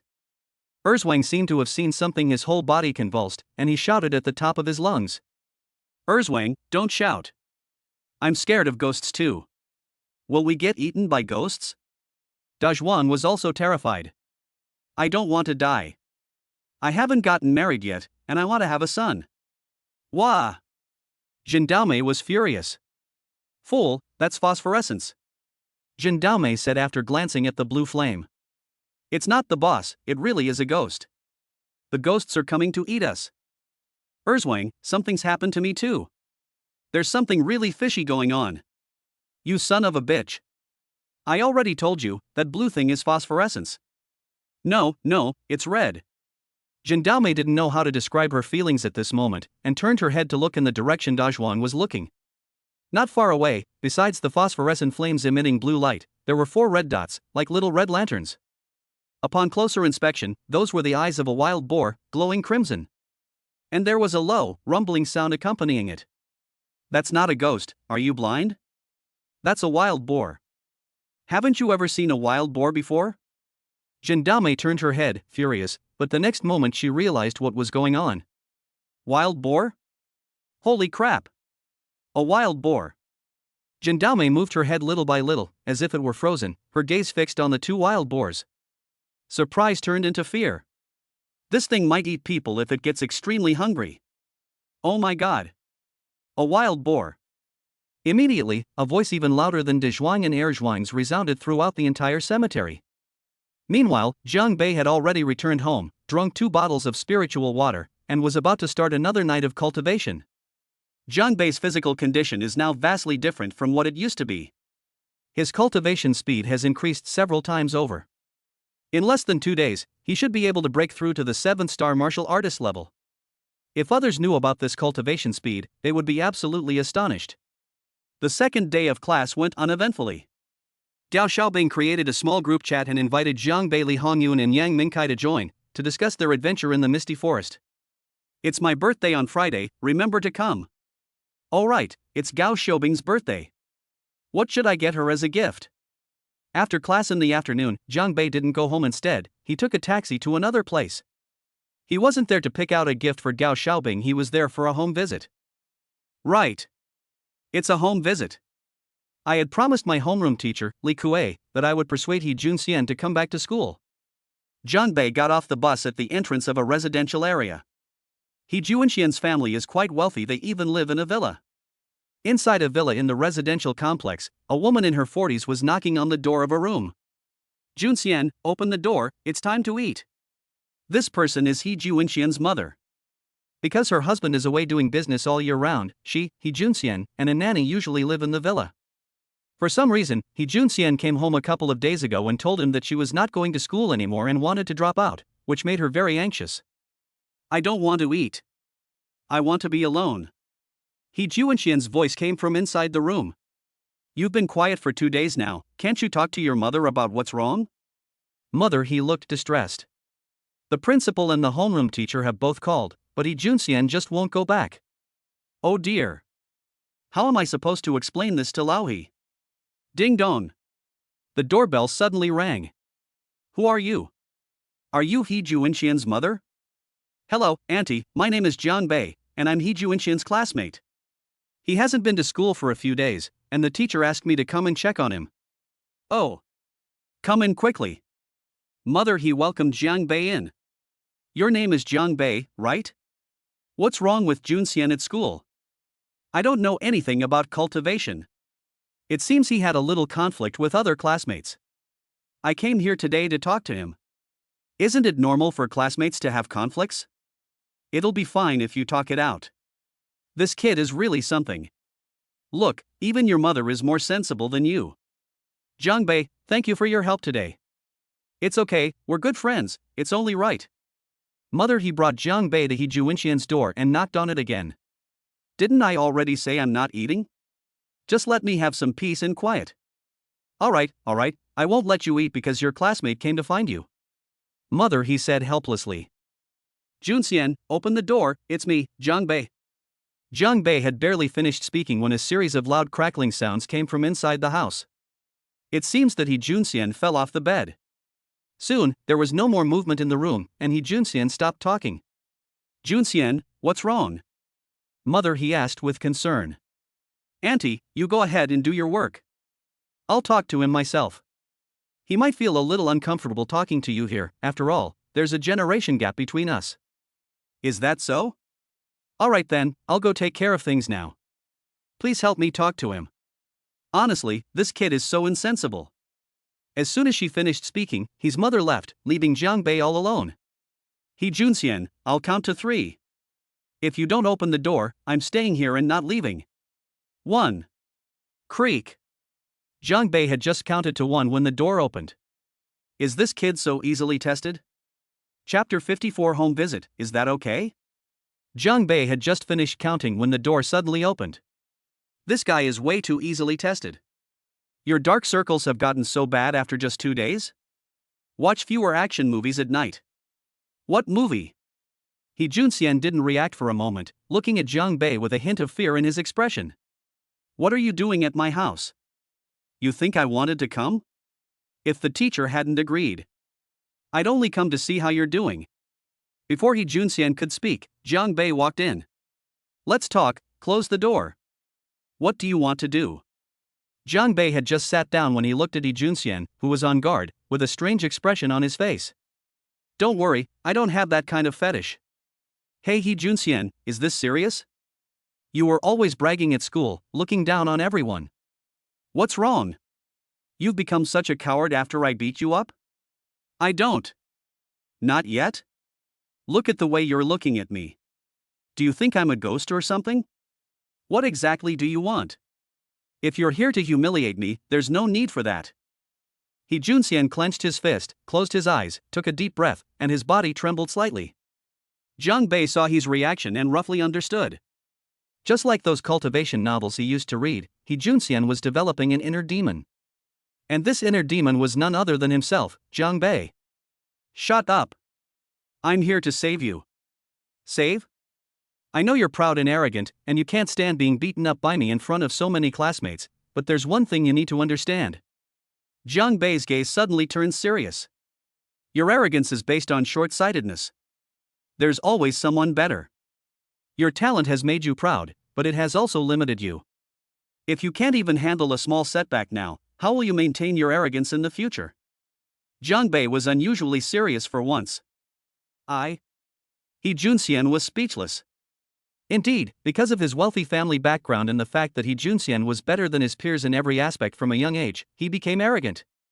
The last defeat to Jiang Bei was indeed a significant blow to him. What do you mean, you? You hide in this dark room all day, who are you being fair to? What's a little failure? If you're so capable, try harder and surpass me. Although it's highly unlikely. Surpass you? He Junxian's eyes gradually brightened. Cough. Cough. You might still have a way to go to surpass me, but you can give it a try. I will definitely surpass you. He Junxian's eyes hardened. He Junxian's fighting spirit detected, energy value plus 3,000. That's more like it. Jiang Bei stood up and patted He Junxian on the shoulder. Besides, what's shameful about losing to me? You should think of it this way, throughout freshman year, I was number 1, and you were number 2. Apart from me, didn't you walk all over the place with your head held high? Can you please stop criticizing me? Okay, I won't discourage you. Remember to go to school tomorrow. Alright, I'm going home to sleep. Jiang Bei, thank you. Jiang Bei turned around and saw He Junxian staring at him with a look of gratitude in his eyes. He Junxian's worship has been detected. Energy value plus 1,000. Holy crap! Now it's all about worship? What happened to the fighting spirit? Oh, my irresistible charm. Thanks my ass. Think about it yourself. I'm leaving. It was almost 9 o'clock when Jiang Bei left He Junxian's house. Sigh. Do you know how hard it is for me? Being a student means I have to make home visits and comfort people's fragile hearts. Damn. The taxi fare alone will cost over 100 yuan round trip, who's going to comfort me? When Jiang Bei got home, he realized he hadn't done a 10 pull in a long time, so he decided to do 2. Host has successfully activated a 10 pull, obtaining 1 true word pill, 1 true word pill. The true word pill? What kind of strange thing is that? After taking it, users can express their true inner thoughts within 30 minutes. Isn't this the elixir that makes people tell the truth? I have no use for this thing. Jiang Bei really didn't know what use this thing was to him. I don't need to know any of other people's secrets. Hey, you know what? This truth pill can be taken by the landlord and his wife. Jiang Bei was already somewhat suspicious of the landlord couple's enthusiasm, but after taking this truth pill, he would naturally know what they were thinking. However, the pills were almost the size of eggs, so getting them to eat them wouldn't be so easy. Let's put it away first. After a night of training, Jiang Bei successfully broke through to the 7-star martial artist level. The next day, after arriving at school, I went straight to Lingwu Pavilion. The Spirit Martial Pavilion is where the school stores its spiritual and martial arts techniques. Last night, Jiang Bei sent a message to his homeroom teacher, Li Kuei, saying that He Juinxian's matter had been resolved. He came to Lingwu Pavilion today, naturally to choose martial arts techniques. Students can freely choose any martial arts skill below the Shen level. Other first-year students don't have this privilege. Found it, Thunder Fist. During the last competition, He Junxian used the Thunder Fist. Jiang Bei has his own reasons for choosing this mid-level yellow rank martial art. He had previously practiced the earth-level martial art, Heavenly Thunder Breaking Fist, but did not want to reveal it yet. On the surface, the Thunderclap Fist was somewhat similar. Besides Thunder Fist, Jiang Bei also chose a mid-level yellow rank spiritual skill called Windblade Sword. Upon successful cultivation, one can instantly condense wind blades, up to a maximum of 9. Because Jiang Bei took the marrow cleansing pill, his martial spirit and willpower were greatly enhanced, so to be precise, he can cultivate both spiritual and martial arts. After making his selections, Jiang Bei went back to the classroom. The homeroom teacher, Li Kuei, also received the news. This kid does know his place, mid-level yellow rank. As for why Jiang Bei chose one martial art and one spiritual art, Li Kuei didn't think much about it. He knew more or less about the rumors between Jiang Bei and Gao Xiaobing. Who knows, it might have been a gift for his mistress. With He Juinxian's matter resolved, there was another matter that still troubled Jiang Bei. Gao Xiaobing's birthday is tomorrow night, and he doesn't know what to give her. In his mind, women are nothing more than gifts like lipstick, perfume, and jewelry, but Gao Xiaobing has none of those. Oh right, don't I have a youth-preserving pill? Girls will definitely like this. I'll also bring 2 buckets of spiritual water later. It's both economical and innovative, let's go with it. Whether it's innovative or not is unclear, but the key point is that it really saves money. After class in the afternoon, Jiang Bei went straight to the night market near the school. Chapter 55: Attending a birthday party. Because it's next to a university, the night market has a lot of customers, and they sell all sorts of things. After searching all over Jiang Bei, he finally found what he was looking for. Boss, how much is this box? 21. They're so expensive, how about 10 yuan each? As Jiang Bei spoke, he casually picked up a few boxes and hugged them to his chest. Seeing this, the boss immediately agreed. 10 yuan it is, take it. I've transferred the money to you. Payment received successfully, 10 yuan. Jiang Bei threw down the boxes he was holding, grabbed one, and left. The boss was left watching his retreating figure, bewildered in the wind. On the way, I bought 2 large bottles of Nongfu spring mineral water. Back home, he took out a youth-preserving pill, put it in a box, poured the farmer's 3 fists into the golden flame iron pot, and then put it back in after a while. It's done. Looking at the birthday gift he had prepared, Jiang Bei nodded in satisfaction. After finishing all this, he practiced the Thunderclap Fist and Windblade Sword again before finally falling into a deep sleep. The next day in class, nothing special happened. Zhao Qingshu, who didn't get along with Jiang Bei, had become much more well-behaved lately. The birthday party was held at a place similar to a party house. Jiang Bei checked the address and found it wasn't too far from the school. As soon as get out of class ended, he strolled over there. When Jiang Bei arrived, there were already more than a dozen people inside. Upon closer inspection, he realized that he didn't recognize anyone except Yang Mingkai. These people must all be Gao Xiaobing's classmates. Jiang Bei, this way. Yang Mingkai spotted Jiang Bei from afar and quickly beckoned him over. Big brother, why are you so late? It hasn't even started yet. Jiang Bei rolled his eyes. Why did they come so early? I don't know any of these people, so there's nothing to talk about. Where is Gao Xiaobing? Jiang Bei looked around and realized that Gao Xiaobing wasn't there. She and Han Yun are inside, they'll be out in a bit. Oh. By the way, how are things going between you and Li Hongyun lately? Jiang Bei asked casually, having nothing better to do. Hee, good progress. Yang Mingkai chuckled. Got it? Yeah, I got her. We've successfully gone on a date and seen a movie. Did you get her? Does that mean the same as got it? You're such an idiot. Handsome, which class are you in? I'm in class 1, Zhou Mengmeng. Just as Jiang Bei and Yang Mingkai were chatting, a heavily made-up girl came up to them. It seemed she was attracted by Jiang Bei's handsome appearance. The marrow cleansing pill not only enhanced Jiang Bei's talent, but also greatly improved his appearance. It can be said that he is no less handsome than those celebrities and young idols. Class 3, Jiang Bei. You're Jiang Bei? Zhou Mengmeng was somewhat surprised, her cherry lips slightly parted. When the other students heard this name, they all looked over. What, am I that famous in your class? You're more than just famous. Everyone knows you won over our college beauty. Zhou Mengmeng was initially looking forward to it, but upon hearing that it was Jiang Bei, her interest waned considerably. The other woman was already taken. What? I managed to win over the college beauty. She's the one pursuing me, okay? However, Jiang Bei was too lazy to refute anything. So you're from Jiang Bei? Just then, a high-pitched voice rang out, like a duck's quack.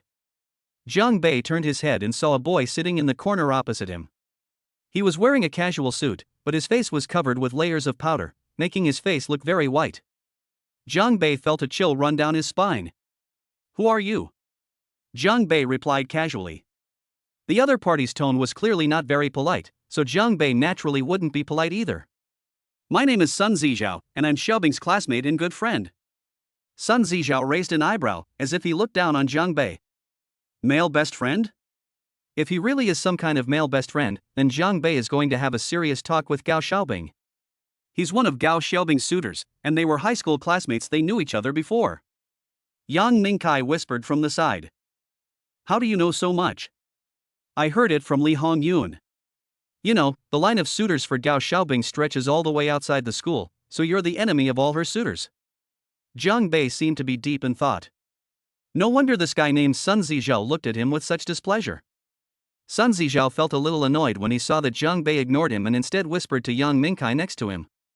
I really don't know what Xiaobing sees in you. Judging from your clothes and appearance, your family must not be well off. Sun Zizhao mocked. The situation instantly became a little awkward. Jiang Bei's clothing wasn't exactly casual, but it was mostly cheap, low-quality stuff from street vendors. He doesn't care about any of that, as long as he's comfortable. However, Sun Zizhao has a rather sharp tongue.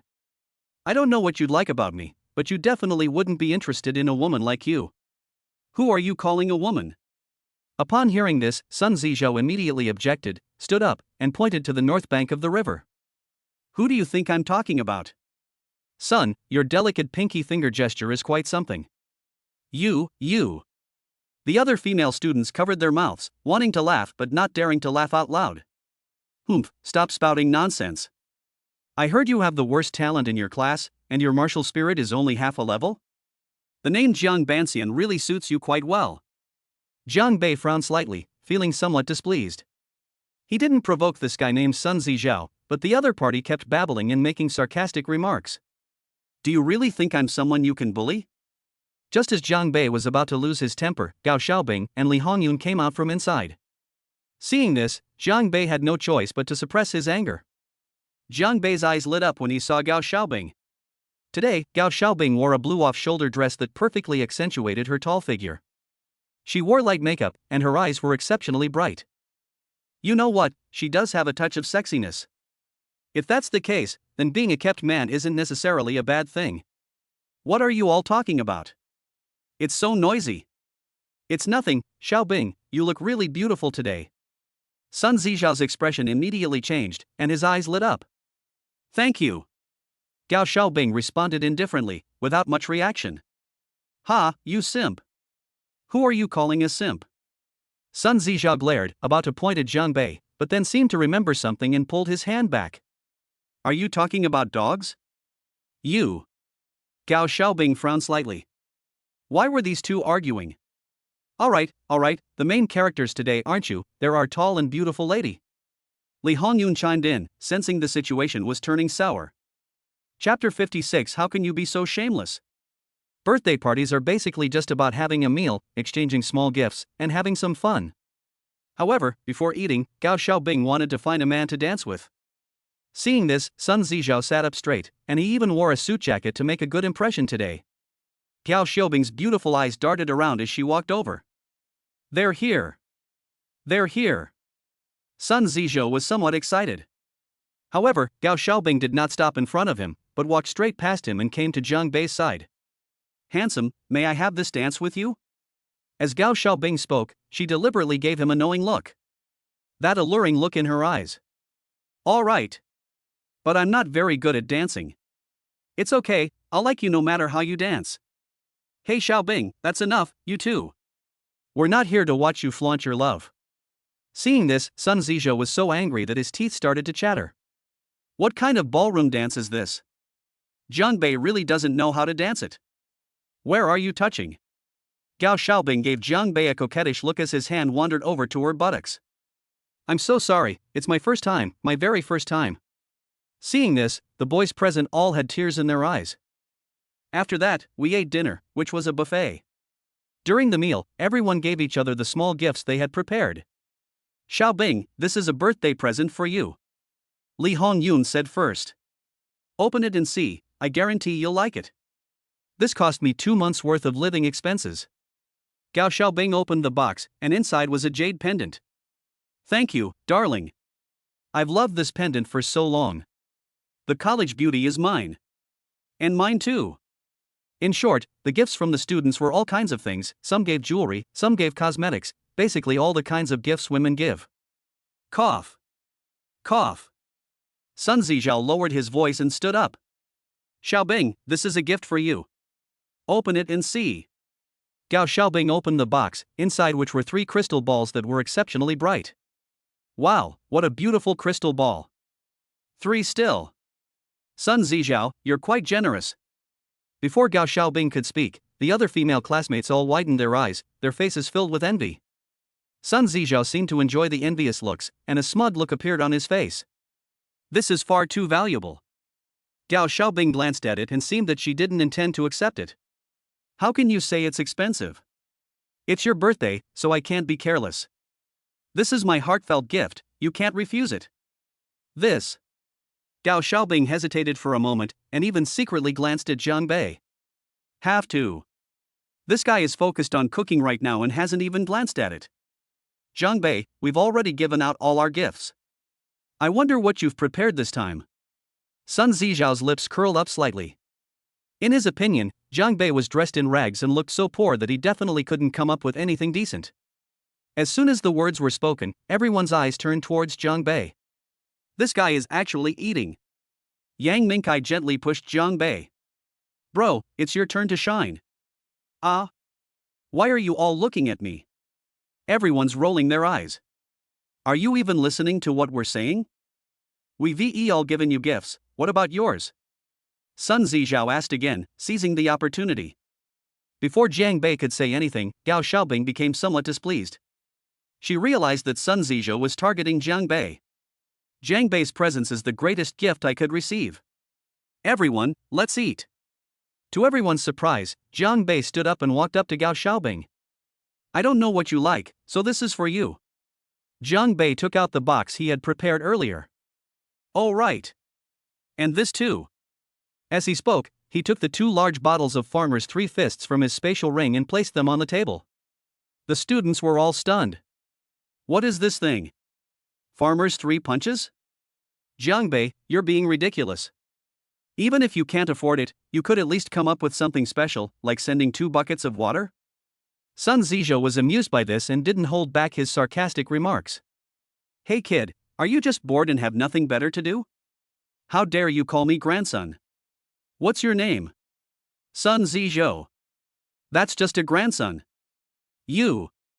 Alright, Zhang Bei also has a gift box. Xiaobing, hurry up and open it to see what's inside, a classmate teased. Gao Xiaobing didn't actually want to open it. She knew Zhang Bei wasn't very wealthy and never cared about such things, but now her classmates were egging her on. Just open it, it's fine. Jiang Bei said nonchalantly. My youth-preserving pill will annihilate everyone here. Gao Xiaobing opened the box. Inside was a pale white pill. Pill? Everyone looked at each other, wondering what was going on. Yang Mingkai's eyes lit up. He knew a little about it. He had taken the powerful pill given to him by Jiang Bei, which was how he beat up Hu Yu and the others. He just didn't know what the pill was supposed to do. I don't have anything to give you, but this youth preservation pill will keep you young forever and make you more and more beautiful. Put. What do you mean by eternal youth? You're really good at bragging. Why don't you just say you're immortal? Sun Zizhao never missed an opportunity to mock Jiang Bei. Yes. I like it very much. Gao Xiaobing smiled sweetly and happily put it away. I'm a bit thirsty, and I don't like these drinks, but I want to drink Farmer's 3 punches. Yang Mingkai stepped forward and said. He originally intended to smooth things over for Jiang Bei. Get out of here. What are you drinking? This isn't something you can handle. However, Yang Mingkai had already opened the lid, and instantly, a rich spiritual energy wafted out. Wow! Such rich spiritual energy. This isn't ordinary water. Its spiritual energy is even more concentrated than that of spirit stones. Although everyone is bound by worldly affairs, they are all cultivators. Sensing this rich spiritual energy, they all inhaled it deeply through their noses. Jiang Bei, what's going on here? Yang Mingkai was stunned. This is my family's heirloom spiritual water. 1 sip is enough for you to cultivate all night. The effect should be better than spirit stones. Jiang Bei spoke casually, leaving his classmates dumbfounded. It's even more effective than spirit stones. 1 sip and you can cultivate all night? These are 2 huge buckets full. Now that we're talking about it, the gifts they gave were nothing compared to those from Jiang Bei. Those gifts can be bought with money, but this spiritual water is different. It cannot be measured by money. Nobody complained about the Farmer's 3 punches bottle anymore. You make it sound so amazing, but I don't believe it at all. Let me try it and see if it's real. Yang Mingkai shamelessly tried to pour himself a glass. I want to try it too. I want one too. Here, this isn't for you. If you want some, go buy some yourself. Jiang Bei snatched it away and screwed on the cap. I didn't want to pretend, but you guys forced me to. Look at you all, each holding a cup, how shameless. Chapter 57. Let's do something exciting. Jiang Bei had already noticed it when he took out the spiritual water. The group of classmates in front of me looked at the 2 bottles of Nongfu Spring on the table. Although they didn't say anything, the disdain in their eyes was unmistakable. They then discovered that the contents were spiritual water, and everyone picked up a cup. That's absolutely shameless. I'll give you a drink later if you want one. This one isn't for you today. Jiang Bei rolled his eyes at Yang Mingkai, knowing full well that Yang Mingkai was trying to smooth things over for him. You promised me, I won't ask for much, just 1 bucket will do. Yang Mingkai chuckled. Seeing this, the other students also awkwardly put down their cups. All this pretense and nonsense, who knows what's mixed in with it? Sun Zizhao sneered. At this moment, someone noticed the spatial ring on Jiang Bei's hand. Wow! Jiang Bei, you actually have a spatial ring, a female classmate exclaimed, her eyes shining. The other students also realized why 2 large bottles had suddenly appeared out of nowhere in Jiang Bei. For students like them at Lingwu University, spatial rings were a luxury. This is something not everyone can own. No one is surprised that Gao Xiaobing has a spatial ring. After all, her family background speaks for itself. But Jiang Bei also has them, which makes many students envious. Jiang Bei, how much space does your ring have? It's not very big, maybe 100 square meters. Jiang Bei said casually. Cut. What a load of bull. I've heard of 3 square meters, 5 square meters, and even 10 square meters, but I've never heard of 100 square meters. That's as big as a house. Don't exaggerate. Detected disdain from the students present, energy points plus 3,000. Hey. I knew you wouldn't believe me, so here's a chance to harvest some energy points. Quickly put it away and take it home to drink slowly. Jiang Bei reminded him. Gao Xiaobing put away the spiritual water, feeling incredibly sweet inside. It turned out that Jiang Bei cared about her so much that he even gave her his family's heirloom spiritual water, as well as the youth-preserving pill. Of course, she didn't know that Jiang Bei had an abundance of this kind of spiritual water if needed, an entire river wouldn't be a problem. Jiang Bei may be broke, but he has treasures. Humph. You're good at bragging, but not at anything else. 100 square meters? Why don't you just say the whole of Qingyang City is that big? Sun Zizhou was actually quite annoyed. Jiang Bei actually had a spatial ring. This thing was definitely a cool and stylish artifact. This is so frustrating. Now that they've heard Jiang Bei bragging, they naturally don't want to miss the chance to mock him. Oh my god. This kid's really got hooked on arguing with me. Jiang Bei glanced at Sun Zizhou. It seemed he needed to teach this guy a lesson. Sun Zizhou, shut up for a bit. Jiang Bei hasn't offended you. Li Hongyun glared at Sun Zizhou.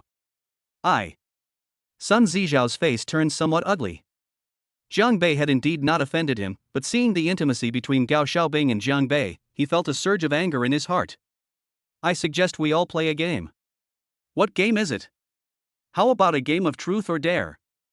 Li Hongyun asked. Okay, this is good. I love truth or dare the most.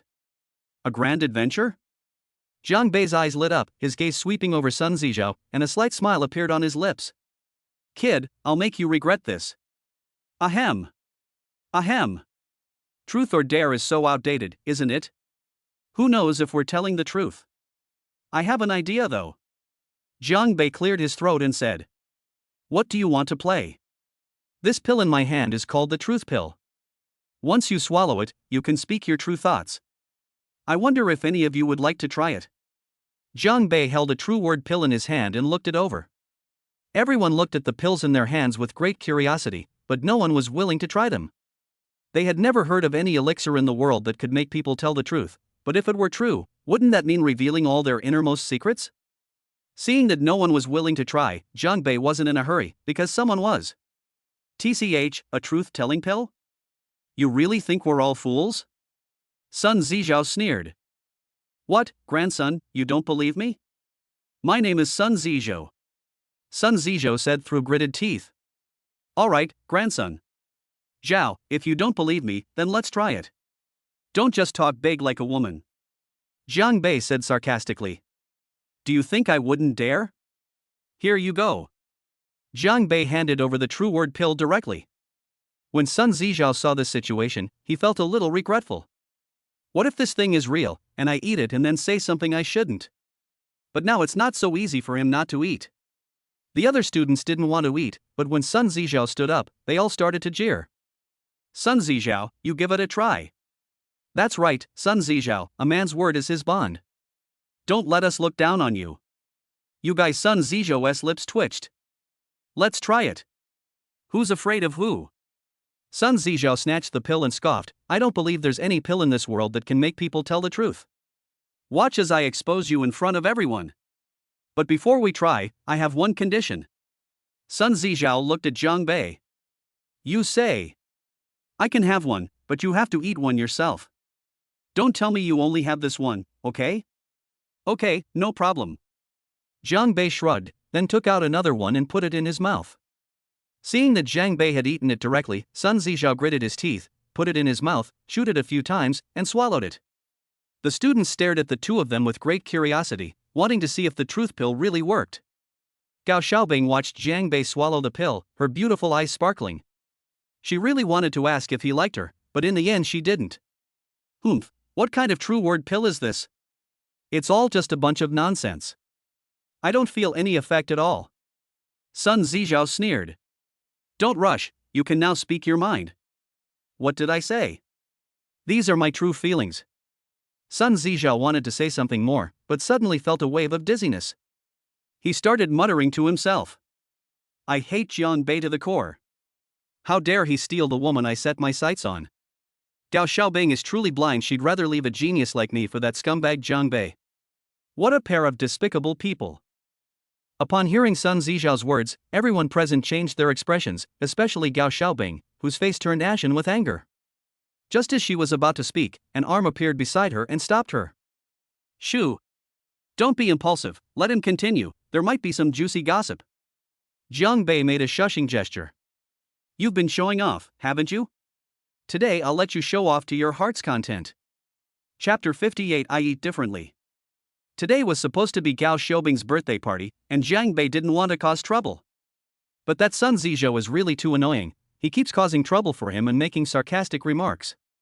Since that's the case, Jiang Bei won't stand on ceremony. After swallowing a truth pill, Sun Zizhou started muttering to himself less than 3 minutes later. They started talking badly about Jiang Bei and Gao Xiaobing. This isn't the end of it. A bunch of idiots, they thought the gift I gave them was something valuable. I bought those crystal balls at a street stall, 3 for 10 yuan. A bunch of idiots couldn't even tell, they're really stupid. In all my years, I've never given away a gift that cost more than 10 yuan. They're all cheap, low-quality items. I'm practically a genius. When I was 7, I would peep at older women taking a bath.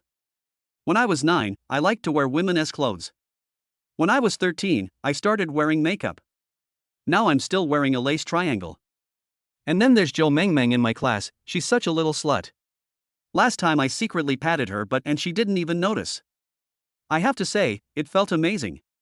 And Su Yuhong, her figure is absolutely stunning. I still have her picture hanging above my bed, and I look at it every night. It's a pity none of you have Gao Xiaobing's family background. Once I win her over, I'll have more money than I can spend. Jiang Bei suppressed his laughter, almost causing him internal injuries. System, I always thought you were weird enough, but I didn't expect this guy to be even weirder. Host, don't go looking for trouble. The next mission will be twice as difficult, no. Double the difficulty. Holy shit. Jiang Bei was laughing so hard, but the other students didn't look so happy, especially Zhou Mengmeng who was sitting next to Sun Zizhou. Zhou Mengmeng initially found it quite interesting, but after hearing Sun Zizhou mention her, calling her a little slut and saying she even touched his butt, Zhou Mengmeng's face turned as green as could be. And Su Yuhong next to her didn't look much better either. This pervert actually hung his own photo above his bed. Snap. While Sun Zizhou was still talking, Zhou Mengmeng couldn't hold back any longer and slapped him hard across the face. That slap woke Sun Zizhou up instantly. Ouch, why does my face hurt so much? Who hit me? Sun Zizhou was still in a daze. Your mother. Are you fucking crazy? What did I ever do to you? I'll let you touch my butt, and I'll let you talk about me like that. Zhou Mengmeng was so angry that she was panting heavily. She immediately started groping him, using both hands. You pervert, you shameless bastard. Zhou Mengmeng, are you looking for death? Sun Zizhou was also a little angry.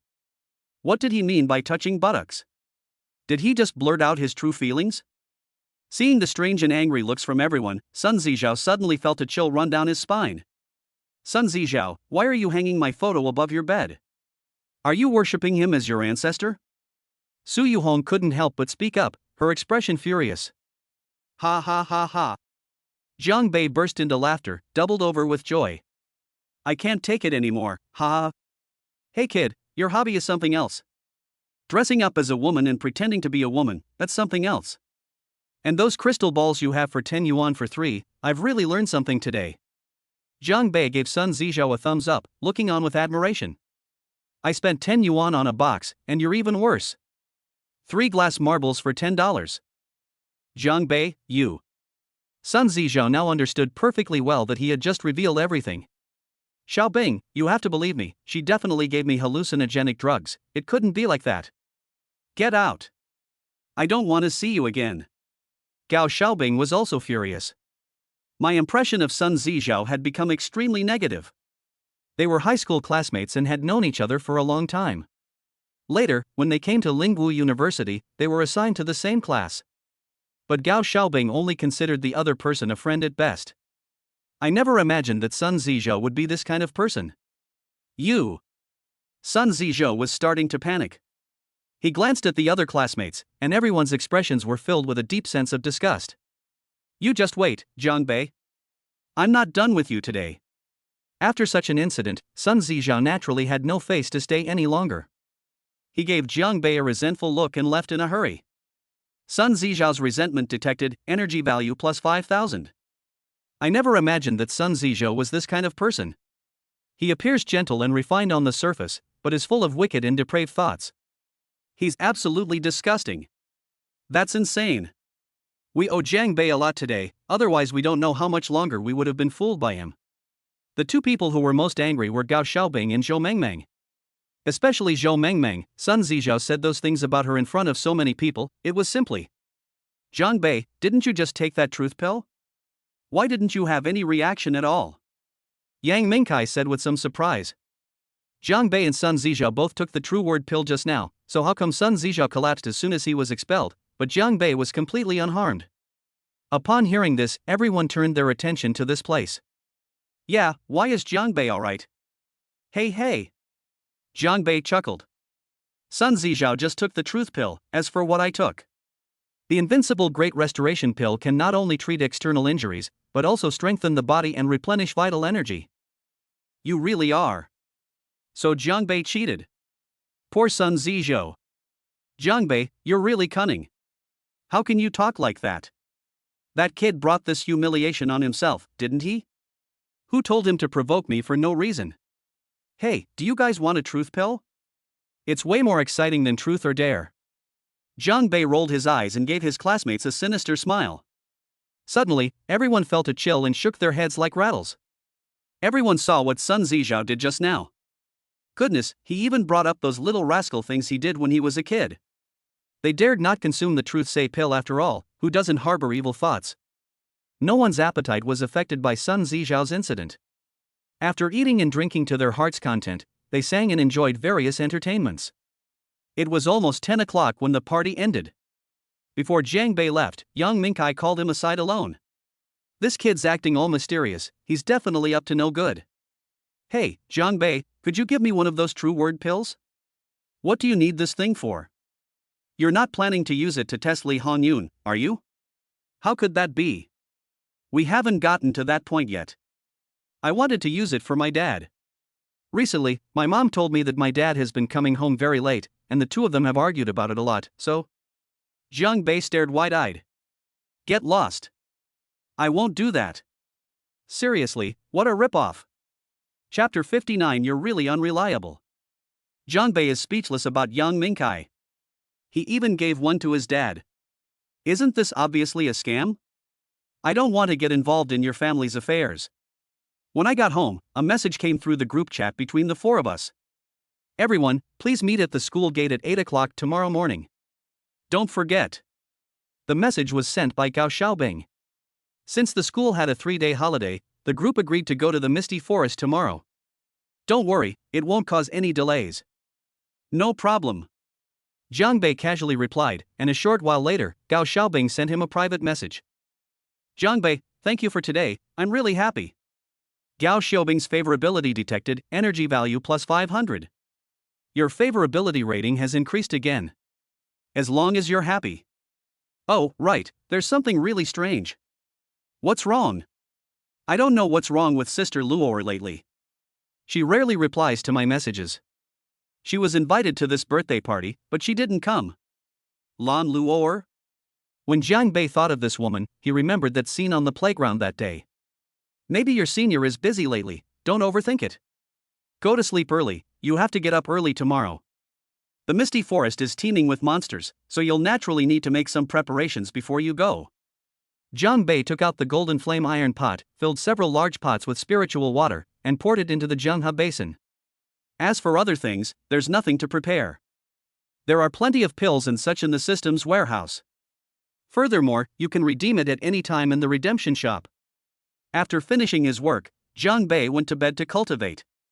The next morning, when they arrived at the school gate, Gao Xiaobing and the others were already waiting. Okay, let's switch to a raptor today. Jiang Bei saw that Gao Xiaobing had changed cars again and joked. Yang Mingkai said there's a mountain road to the Misty Forest, this car is perfect, get in quickly. Of the group, only Yang Mingkai had been to the Misty Forest twice during his freshman year, the other three were visiting for the first time. Jiang Bei, you can actually have all of these things. Being a kept man is still pretty sweet. Yang Mingkai said with a wicked smile. Depend on. What do you mean by living off a woman? Even if I did, I'd rather live off a woman forcefully. Yang Mingkai, it seems you also want to live off a woman? Li Hongyun turned around and glared at Yang Mingkai. How could that be? I'm different from Jiang Bei. I like to eat hard food, really hard food. Yang Mingkai said with an embarrassed smile. Holy crap! I didn't do anything to you, why are you being so mean? The Misty Forest is located west of Qingyang City. According to Yang Mingkai, including the mountain road behind it, it will take about 2 hours to reach. However, more than 2 hours later, the group was still wandering around a desolate mountain. Damn, Yang Mingkai, this is the Misty Forest you were talking about?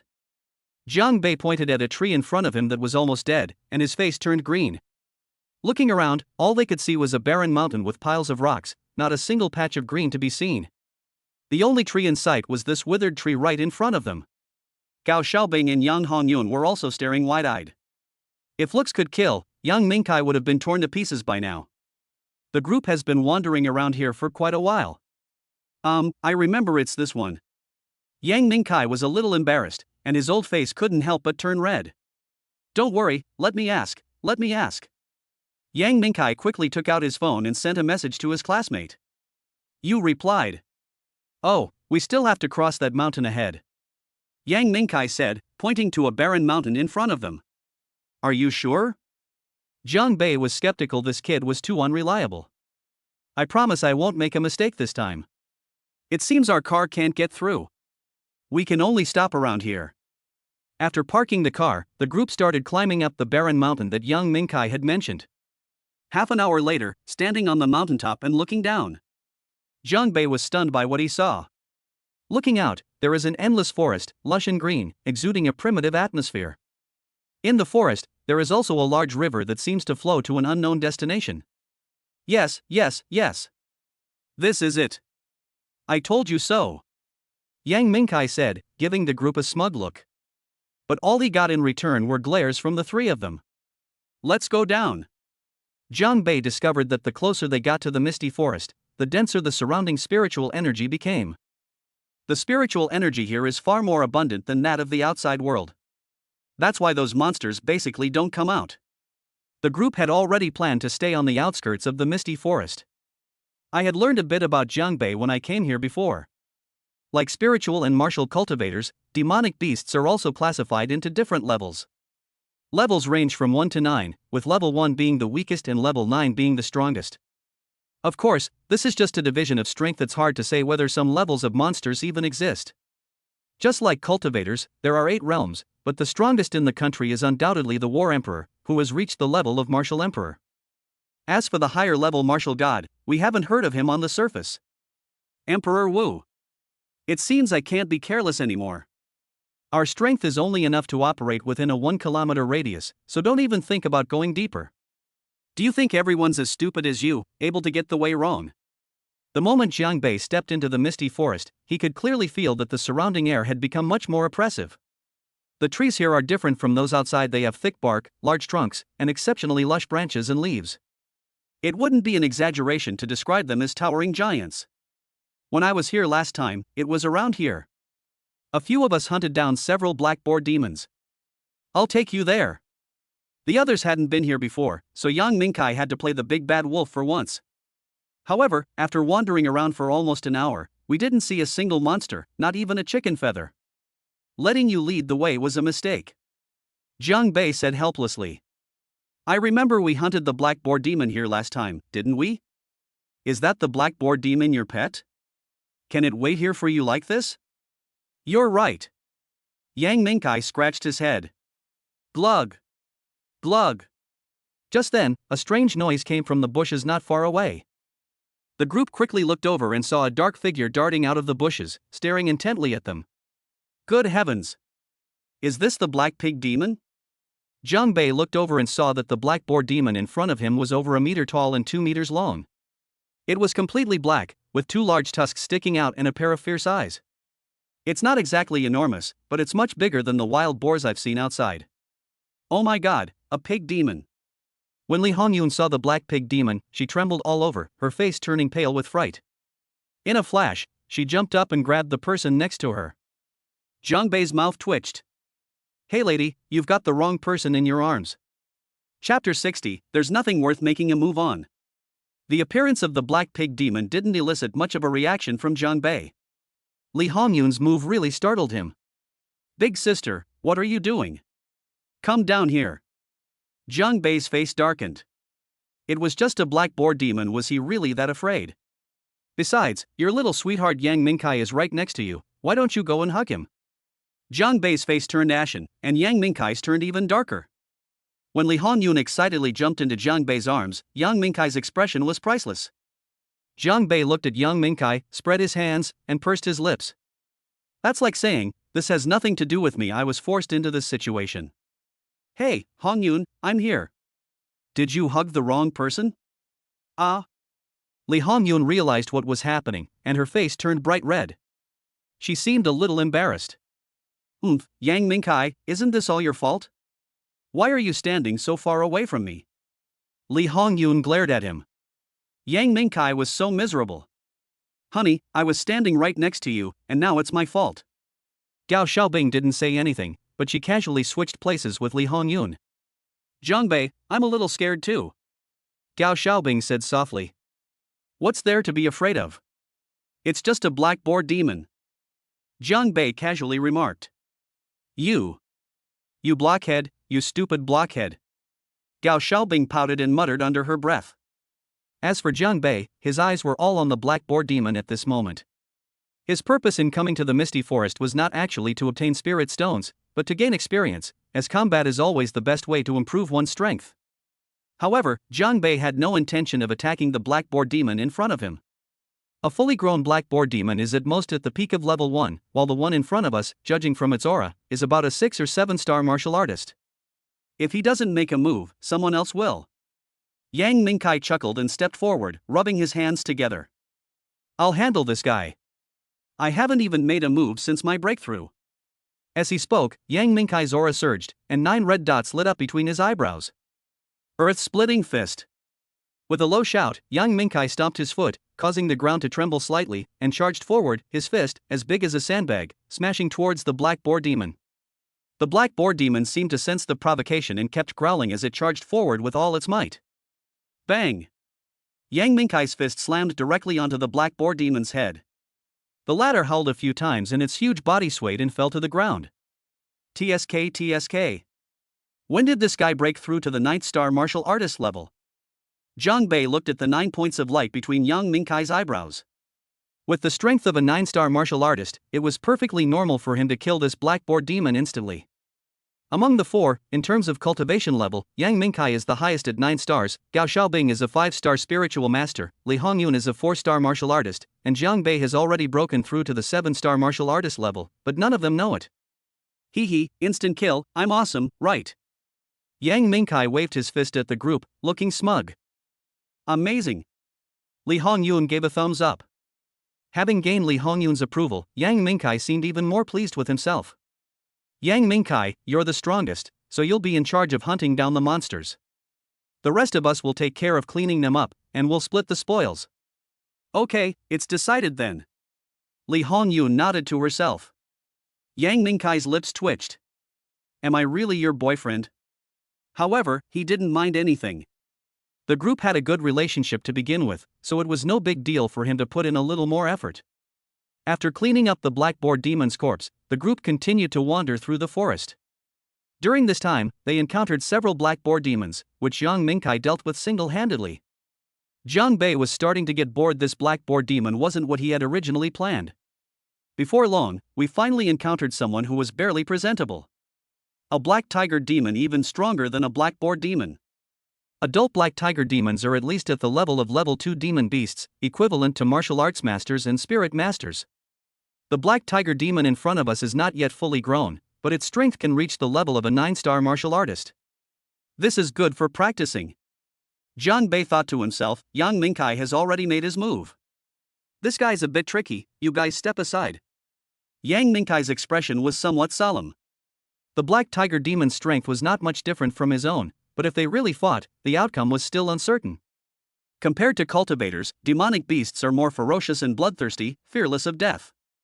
Their only weakness may be that they are not as intelligent as cultivators. Earth-splitting fist. Yang Mingkai roared, his fist radiating a layer of earthy yellow light.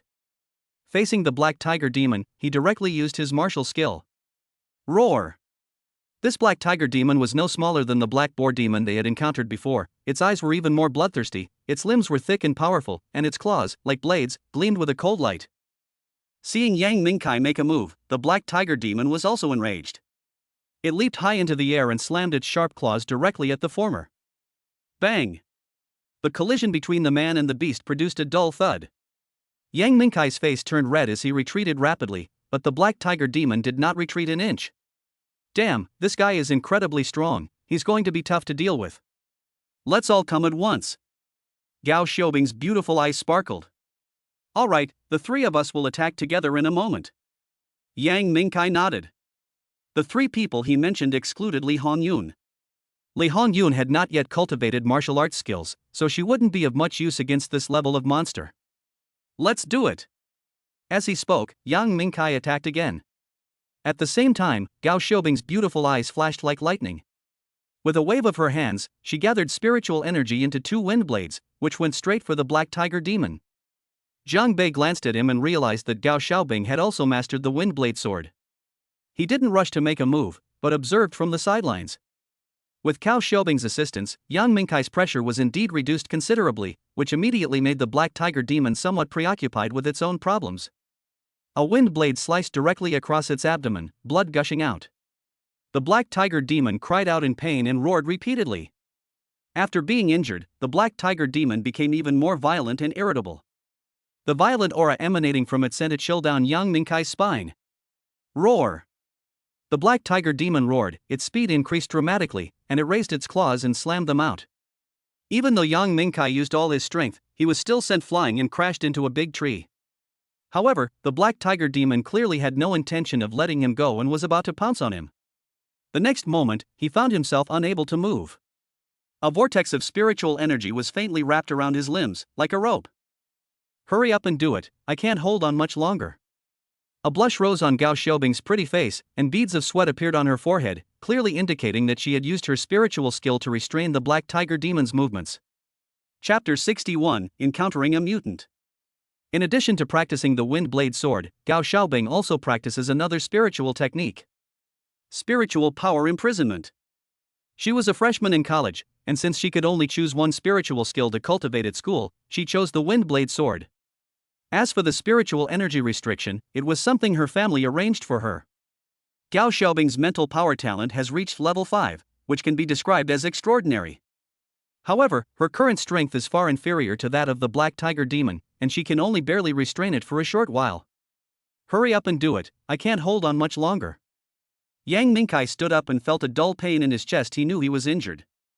Seeing that the black tiger demon was imprisoned by Gao Xiaobing, he gritted his teeth and was about to make a move. But the next second, the black tiger demon let out a roar, and the spiritual energy vortex on its limbs was directly dispersed. Gao Xiaobing's face also turned somewhat pale. Broken. Yang Mingkai's expression turned solemn. He hadn't expected the black tiger demon to break free of its restraints so quickly and pounce on him. Judging by this momentum, he'll have a hard time holding out. At that very moment, Zhang Bei made its move. Zhang Bei's figure vanished from his spot and reappeared above the black tiger demon's head in the blink of an eye. Without any hesitation, Zhang Bei raised his fist, and arcs of lightning flashed as he punched the black tiger demon in the head.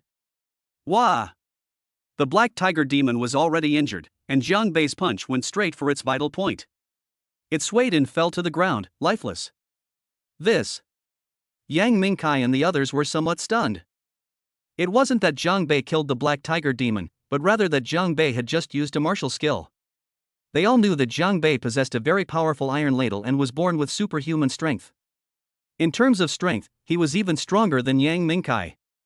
But when did Zhang Bei start practicing martial arts? The school rules state that only 5-star martial artists can choose to practice martial arts. Has he already broken through to the 5th level martial artist level? Zhang Bei, were you using the thunderclap fist just now? Yang Mingkai asked in surprise and doubt. Yes. Zhang Bei didn't hide anything either. Damn, when did you break through to the 5th level martial artist? We had no idea. You didn't even ask. Breaking through to the 5th level martial artist level isn't anything to be surprised about. The key point is that when Zhang Bei was tested, his martial spirit was only half a level. How come his realm has caught up with Gao Xiaobing's? Although they were surprised by Zhang Bei's level of skill, the fact that they had hunted down a black tiger demon was enough to excite them. However, this does not include Zhang Bei. Overall, this black tiger demon is still too weak. His punch just now was actually just the thunderclap fist, he didn't use the more powerful heavenly thunder slaying fist. Shall we go further inside? Watching the group clean up the black tiger demon's corpse, Jiang Bei had a deeper idea in mind. This experience won't do him any good at all. Glug! Glug! Just then, a low growl of a monster suddenly came from not far away. What's that noise? It looks like a black-boar demon. Sure enough, a huge figure rushed over from a distance. It was indeed a black-boar demon. But when the group sensed the aura emanating from the black-boar demon, they were dumbfounded. The aura of this black-boar demon. The colors aren't quite right either, there's a black and a white stripe. Jiang Bei's eyes lit up. This was a great practice tool. The black-boar demon before them was twice the size of the one they had encountered before. Its body was covered in black and white stripes, and its nearly 1 meter long tusks gleamed with sharpness. More importantly, the black-boar demon's aura was even more violent, reaching the level of a second-level demon beast. Isn't it said that even the strongest black-boar demon is only level 1? Could this one be a different breed? Yang Mingkai stared wide-eyed. This was the first time he had ever seen a black-boar demon with such a powerful aura. It should be a mutated black-boar demon, Gao Xiaobing said in a deep voice. I once read in a book that the bloodlines of some demonic beasts can mutate under certain conditions, making them much stronger than their kind. This one in front of me should have already reached the martial master level. Glug! Yang Mingkai swallowed hard. Should we run away? If we encounter it, we can only run away. Gao Xiaobing gave a bitter smile. They planned to run away, but when they took a look, they were stunned. Jiang Bei was walking straight towards the mutated black-boar demon. Jiang Bei, are you crazy? Come back quickly, Gao Xiaobing said anxiously, her expression full of worry. Ha! Maybe we don't actually need to run. Yang Mingkai seemed to have thought of something. Jiang Bei has an iron spoon on him, which is incredibly powerful, and he also has that ancestral super strength pill. Maybe he can fight this mutated black-boar demon. Jiang Bei, how about I do it? Give me the weapon. Yang Mingkai was still a little worried and said, You wish. Jiang Bei glanced back at him. You think you can just give up the one capable fighter you finally found? You're dreaming. A mutated black-boar demon? Interesting. You could be considered Marshal Tianpeng of the Misty Forest. Jiang Bei Station stood 10 meters away from the mutated black-boar demon and took a good look at it. Glug! Glug! The mutated black-boar demon didn't understand Jiang Bei's words, but the latter still dared to approach it, which was a blatant provocation. Its hind hooves kicked up dust as it charged straight toward Jiang Bei. Seeing this, Jiang Bei did not dodge. His fist was covered in arcs of lightning, and he smashed it directly. Get the spoon out, hurry up and get the spoon out. Where's that energy you had when you hit me before? Why are you using the thunder fist now? Get your spoon out. Yang Mingkai was getting anxious, but Jiang Bei didn't pull out the black iron spoon as he expected. Just as he was getting anxious, Jiang Bei and the mutated black-boar demon had already clashed. Jiang Bei punched the mutated black-boar demon, and lightning flashed, but it didn't seem to cause any real damage. Instead, he himself was thrown away by a huge force and crashed to the ground. Damn! It actually hurts a bit. Jiang Bei cursed and stood up. Although he was knocked away, Jiang Bei was not afraid at all. On the contrary, he was even more excited. If hard tactics don't work, we'll try soft ones, Jiang Bei said, and then rushed out again, his figure shifting and appearing ethereal. Although the mutated black-boar demon was extremely ferocious, Jiang Bei, relying on his dragon steps, kept dodging and couldn't attack him at all, and even landed a heavy punch from time to time. What the hell? Why is Jiang Bei always hiding? Why don't we call Jiang Bei and run away together? Li Hongyun whispered. She thought Jiang Bei was no match for the mutated black-boar demon and could only try to avoid it. Didn't you notice?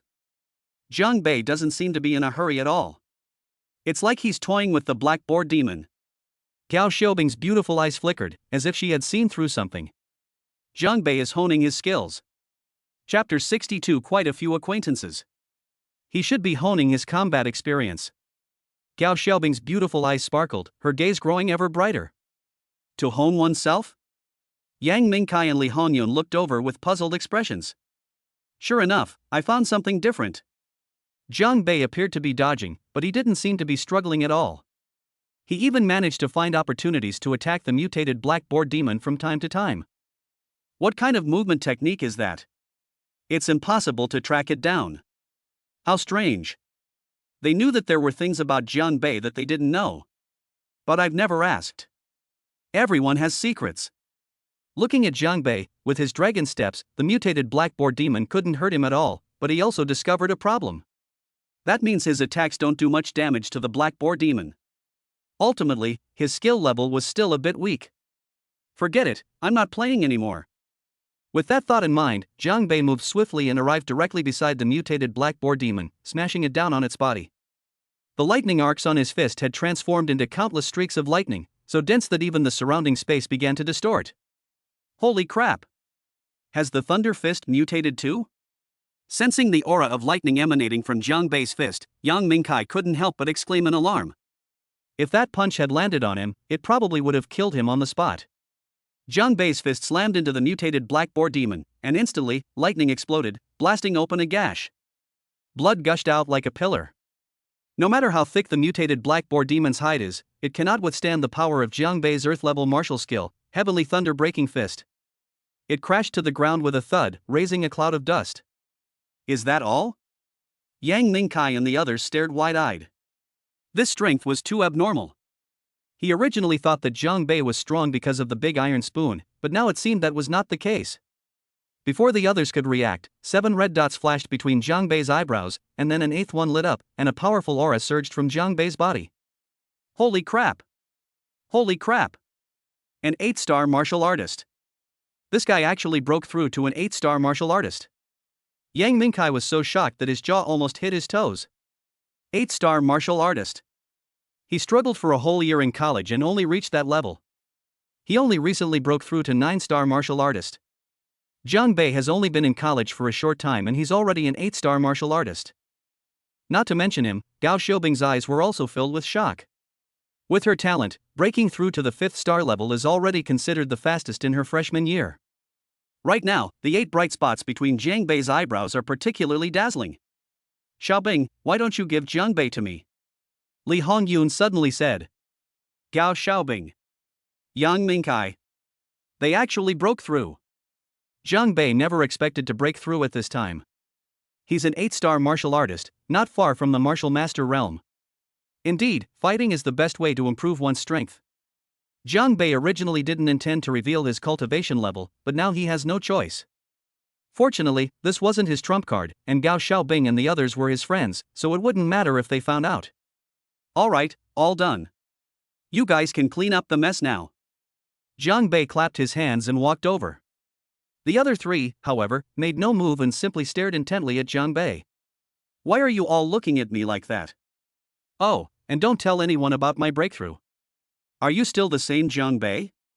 Yang Mingkai stared, his eyes never leaving Jiang Bei. Didn't they say you were at the half level of martial spirit? I suspect you're not from Jiang Bei at all. Jiang Bei's mouth twitched. Are you out of your mind? Yes, I'm not Jiang Bei, I'm actually a god. There's a limit to bragging. If you know you're bragging, why don't you clean up the mess? Jiang Bei kicked Yang Mingkai directly. After cleaning up the battlefield, Jiang Bei suggested taking a walk into the forest. This time, Yang Mingkai and the others didn't refuse anything. After all, Jiang Bei's strength speaks for itself. Just as Jiang Bei and his group were heading deeper into the forest, 2 groups of people clashed somewhere in the misty forest. 4 people on one side, 3 people on the other. If Jiang Bei were here, he would definitely find that he knows people on both sides. Lu Kuan and Lan Luor. Both of them were in the elite junior class, and the reason they were matched up was because everyone else was too. At this moment, lying between the 2 sides was a huge black tiger demon. Unlike the one they encountered in Jiang Bei, this was an adult black tiger demon, a level 2 demon beast, with strength comparable to a 9-star martial artist. Lu Kuan and 2 other classmates came to the misty forest for training. They finally managed to kill the black tiger demon together, but Lan Luor's group jumped out. Dugu Ming, you've gone too far. We hunted down this black tiger demon, and you jumped out to try and steal it? Do you really think I, Lu Kuan, am a pushover? Lu Kuan clenched his fists, his expression furious, staring intently at the young man. The person before me was tall and handsome, with a pair of eyes that exuded a hint of evil. His name is Du Ming, and he is also a student in the elite class of the 3rd year. Like Lu Kuan, he is a 7-star martial artist. The two of them don't usually get along. But that was at school, and Lu Kuan never expected that Du Ming would be there too. And they even tried to steal the black tiger demon that they had finally managed to hunt down. Behind Lu Kuan, 2 classmates also looked angry. He.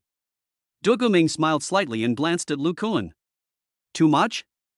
So what if it's excessive? I'll just take you from you today. You. Looks like we'll have to fight today. Lu Kuan took a deep breath. He and Du Ming were evenly matched, so he wasn't afraid of anything. Ha, you're overthinking it. You 3 must have been injured fighting the black tiger demon just now. You must have used up a lot of your strength. Furthermore, we have 3 7-star martial artists and 1 6-star martial artist on our side, while you only have 2 7-star and 1 6-star. What do you have to fight me with? You expect to fight me one-on-one? Don't joke around. If it were so easy to get, do you think I would bother with you? Du Ming's repeated taunts infuriated Lu Kuan to the point of bursting. He wasn't afraid of Du Ming, but what the other party said was true. He was injured and outnumbered, so if they really fought, he would only suffer losses. I should have brought more people. Fine, very well, I'll remember this debt. I, Lu Kuan, will definitely get my revenge another day. Lu Kuan suppressed his anger but ultimately backed down. There was no other way he couldn't win. He couldn't let his 2 companions who came with him be implicated. That's more like it. A wise person knows when to yield. As Du Ming spoke, he put away the black tiger demon's corpse. Lu Kuan glared at Du Ming with hatred. Let's go. Just as they were about to leave, they bumped into a few people. Oh my god, isn't this Lu Shen? Have you been bullying any kids lately? Jiang Bei never expected to run into Lu Kuan and his group.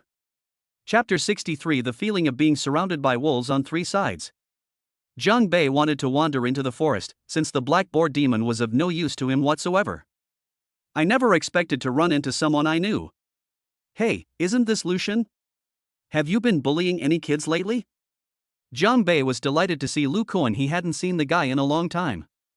I remember last time he took advantage of me while I was dressed as a woman, but Jiang Bei would never tell anyone about it. I never expected to run into you here today. Looking up, he saw several people in the distance, one of whom he recognized. Lan Luor. Lan Luor and 2 others stood beside Du Ming.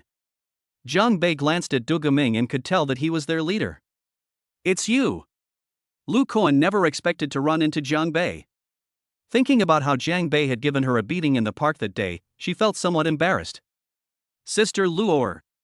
Gao Xiaobing also saw Lan Luor and was a little excited. She greeted her, and the latter nodded. Xiaobing, what are you doing here? Let's get out of here, it's too dangerous. Lan Luor warned. Luor, do you know them? Du Ming asked casually. Lan Luor looked at Jiang Bei with a slightly cold expression, then whispered something to Du Ming. Du Ming's eyes lit up. You mean Lu Kuan was beaten by this kid? Lan Luor nodded. Ha ha ha. Du Ming laughed. Lu Kuan, so you got beaten up by this scrawny freshman? How embarrassing. Ha ha ha. Lu Kuan's face flushed red, and he was too choked to speak. Jiang Bei is fed up. Holy crap. I don't know you, yet you call me a brat? Hey. Whose dog got off its leash and ran away? Is it yours? Jiang Bei asked, looking at Lu Kuan. Before Lu Kuan could speak, Du Ming's expression changed drastically. What did you say? I'm asking if someone's dog is out of leash and barking and yelling here. Do you have a problem with that? Du Ming wasn't stupid. He could naturally tell that the person was talking about him. Say it again. Jiang Bei rolled his eyes. Do you like being praised or what? Go home and call your dog if you want. Oh, and bring your bitch with you. Jiang Bei said, his eyes sharpening. Du Ming isn't stupid, and neither is Jiang Bei. Lan Luor was whispering something in the other person's ear, obviously talking about his grudge against Lu Kuan, trying to stir up trouble. Jiang Bei doesn't usually get angry, but that doesn't mean he won't. Upon hearing Jiang Bei's voice, Lan Luor's expression changed drastically. Jiang Bei, you. Gao Xiaobing also stepped forward and asked in a low voice. She didn't know what conflict had occurred between Jiang Bei and Lan Luor. You'd better keep quiet now. I've already given your senior a lot of face.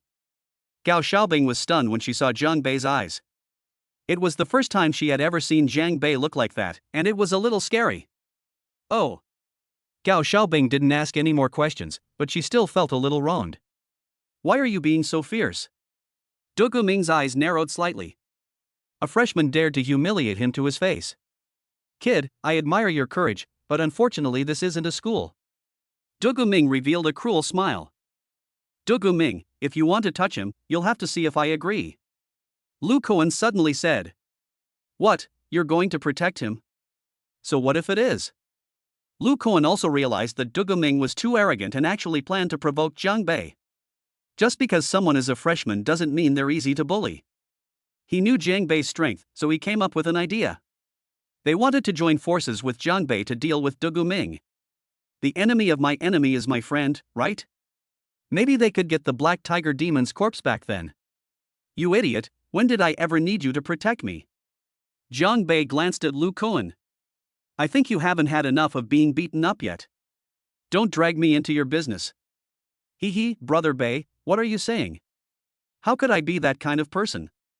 I admire you from the bottom of my heart. Of course, I also can't stand people like Du Guming. Lu Koan had changed his demeanor, smiling broadly, a stark contrast to his usual self. Jiang Bei could also sense that Lu Koan wanted to join forces with him, not to use him to provoke conflict, so he didn't make things difficult for him. Protect him? You think you can protect him? Du Guming sneered. He didn't know how Lu Koan lost to Jiang Bei, but they had 3 experts at the 7-star martial master level.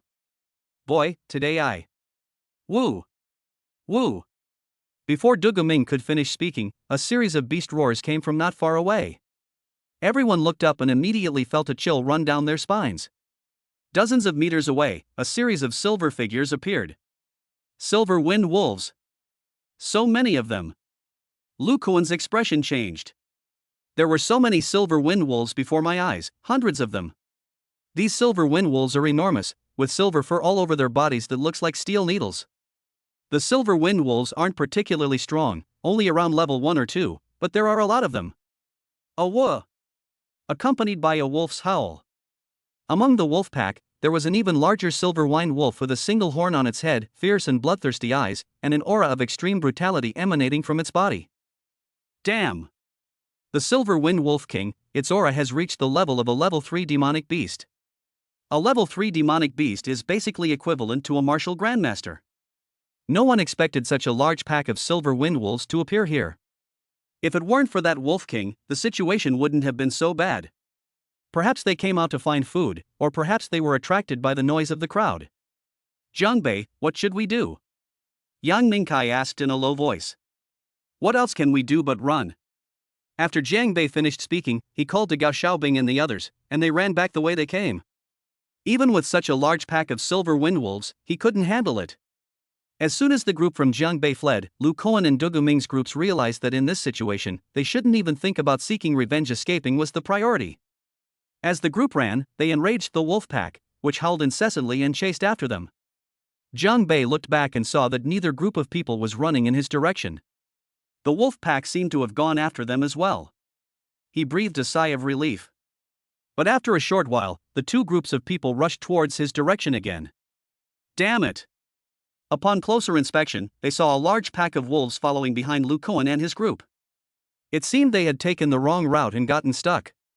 Upon seeing this, Jiang Bei was about to run back the way he came when he suddenly discovered that a large pack of wolves had also appeared on the way he came. Damn it! Only the right side was free of wolves, so without any hesitation, they ran straight to the right. As I ran, the road ahead ended. This area is still considered the outer edge of the Misty Forest.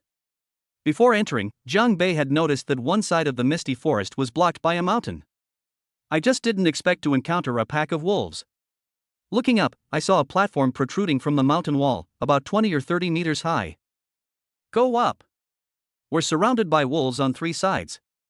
We either fight our way out or we have to get onto the platform. Chapter 64. I'm just taking a nap. Jiang Bei, what should we do now? These people have clearly come to regard Jiang Bei as their backbone. Go up! After glancing at the platform on the stone wall, Jiang Bei spoke without any hesitation. There are now hundreds of silver wind wolves surrounding us, and breaking through will not be an easy task. The platform was about 20 to 30 meters above the ground. Since they were all cultivators, it wouldn't take them much effort to get up there. Soon, Lu Kuan and Dugu Ming's groups also arrived. Let's go up too. Surrounded by wolves, no one cared about fighting or arguing, because no one wanted to be eaten by the wolves and left with only bones. Fortunately, the platform is big enough that it can easily accommodate 30 to 50 people. The Silverwind wolves surrounded the platform, howling incessantly, showing no intention of leaving. Perhaps in their eyes, these 11 people are just enough to fill their teeth. The Silverwind Wolf King stood in the center of the pack, his eyes gleaming with a sinister light. He seemed to know that he had driven everyone to a dead end, yet he was not in a hurry. Standing on the platform and looking down, everyone felt a chill run down their spines. This is the first time I've ever encountered such a large wolf pack. Master Lu, what should we do now? Asked one of the students who came with Lu Kuan. What else can we do but wait for them to leave? Lu Kuan had no choice. If it were just a few silver wind wolves, he could easily deal with them, but with so many, there probably wouldn't even be any bones left. Dugu Ming also had a gloomy expression, never expecting to encounter such a thing. Jiang Bei, on the other hand, looked relaxed and didn't seem anxious at all. There were 3 groups of people. Jiang Bei and his group were on the far right, Lu Kuan and his group were in the middle, and the rest, including Dugu Ming, were on the left. Jiang Bei, are we not going to be trapped here and die? Let's wait and see, no rush. It's getting dark, let's rest for a while. Jiang Bei turned around and walked to a rock next to him. He leaned against the rock wall, put his hands on his head, and closed his eyes. Nonsense. Dugu Ming glanced at Jiang Bei, a cold smile appearing on his lips. Several more hours passed, and it was completely dark, but the wolf pack below showed no sign of dispersing. There's no cell phone signal either. Hong Yun, do you have a cell phone signal? If your phone has no signal, how can mine get a signal? Li Hongyun rolled her eyes at young Mingkai. Looks like we really are going to have to spend the night here. Looking down from the platform, under the cover of night, pairs of wolf eyes glowed with a blue light, which was quite eerie. Don't worry, we can't go down now anyway, so we might as well get some rest. Jiang Bei stood up and said. On the left, Dugu Ming's eyes flickered. They were supposed to leave today, but they didn't expect to run into this kind of thing. There were just too many silver wind wolves, plus that wolf king. Let's train first, everyone conserve our energy. Dugu Ming said something to Lan Luor and the others, then sat cross-legged on the ground and began to cultivate. Lu Kuan and his group did the same, but while cultivating, both sides maintained a high degree of vigilance. Jiang Bei, let's cultivate too. Gao Xiaobing whispered from the side. Cultivation? Jiang Bei raised an eyelid. The autumn air here is crisp and clear, it would be so comfortable to take a nap here. You're going to sleep here? Yeah, what's the point of not sleeping? We've been running around all day, we're exhausted. Brother, are you kidding me? How are you going to sleep in this place? Yang Mingkai curled his lip. There was nothing here but rocks. Sleeping was not as comfortable as cultivating. Jiang Bei didn't answer him. The next moment, a blanket appeared in his hand and, to everyone's surprise, he spread it on the ground. Then he took out a pillow, placed it in the pillow, and lay down on it. This. Yang Mingkai's mouth twitched. Brother, are you sure you came here on an expedition? Are you guys going to sleep? I have another blanket here, but I don't have a pillow. Jiang Bei then took out another blanket and gave it to the 3 of them. The 3 of them looked at each other, then finally sat down, ready to begin their cultivation. They weren't as relaxed as Jiang Bei, they simply couldn't sleep. Snoring. Snoring. A moment later, a snoring sound rang out. Everyone else was cultivating, but they were all awakened by the snoring. Lu Kuan looked at Jiang Bei, who was sleeping soundly, and his lips twitched incessantly. This guy is sleeping. You can really sleep well. Dugu Ming frowned, but ignored it and closed his eyes to continue cultivating. Snoring. Snoring. Everyone wanted to cultivate, but Jiang Bei's snoring grew louder, disturbing everyone's peace of mind and making it impossible for them to concentrate on their cultivation. Court death. Dugu Ming couldn't take it anymore and was about to get up and teach Jiang Bei a lesson, but Lan Luor stopped him. Let's just forget about it. We can't leave here now, so it's better to avoid trouble. We might need them later. Lan Luor said softly. Ming nodded, suppressing the anger in his heart. Lucian, this guy's snoring is so loud, I can't concentrate on my cultivation. As if I can cultivate. Lu Kuan rolled his eyes and glanced at Jiang Bei, who was fast asleep. To be honest, he's actually starting to admire Jiang Bei a bit now. And so the night passed, and when dawn broke, Jiang Bei also woke up. Ah, phew. This feels so good. Jiang Bei sat up, stretched, and looked up to be startled to see Yang Mingkai staring at him. Holy crap, who are you trying to scare to death? Yang Mingkai, why are you looking at me like that? It's like I've abandoned you. Jiang Bei glanced around and found that everyone's eyes were on him, and everyone looked exhausted and listless. That look in his eyes was so full of resentment. They're like a bunch of complaining women. Resentment detected from everyone, energy value plus 5,000. Depend on. Jiang Bei checked the system and found that his energy value had increased by tens of thousands overnight. What did I do? Why is it all my fault? Why are you all staring at me? How dare you say that? Gao Xiaobing pouted. What's wrong with me? Big brother, your snoring is so loud. You're sleeping soundly, but we're suffering. Yang Mingkai was almost in tears. He had already been through a lot yesterday, and if he could cultivate without sleeping, it wouldn't matter at all. But the problem is, I can't cultivate. That night, Jiang Bei's snoring was almost constant. He woke me up from my nap, let alone my cultivation. That's all? You can't even stand a snore? Your willpower is too weak. Resentment detected from everyone, energy value plus 5,000. Hearing Jiang Bei's words, everyone was so angry they were practically clicking their tongues. It turns out that it wasn't you who had a hard time this night. Chapter 65. You're here for camping, aren't you? After going around in circles, it turns out it was sleeping that caused the problem. Honestly, I was just taking a nap. What did I do to deserve this? Glug. Glug. Just then, Jiang Bei's stomach started growling. I'm a little hungry. Cultivators can live without eating, but to truly achieve the state of abstaining from grains, one must cultivate to the level of a martial general or spiritual general. As for those below the rank of military officer, they do need to eat, but they rely on cultivation on a daily basis, making them much more resilient than ordinary people. In fact, many military officers also choose to eat, not because they are hungry, but to satisfy their appetite. Jiang Bei was busy all day yesterday and didn't practice last night, so it's normal to be hungry. And you know what? When people in Jiang Bei say they're hungry, everyone feels their stomachs are empty. Here, I brought some bread. Gao Xiaobing took out a piece of bread from her spatial ring and handed it to Jiang Bei. I have lots of things here too. Li Honyun also took out quite a few things from her spatial ring. Jiang Bei glanced at them and saw peanuts, melon seeds, and bottled water. Are you riding a mini train?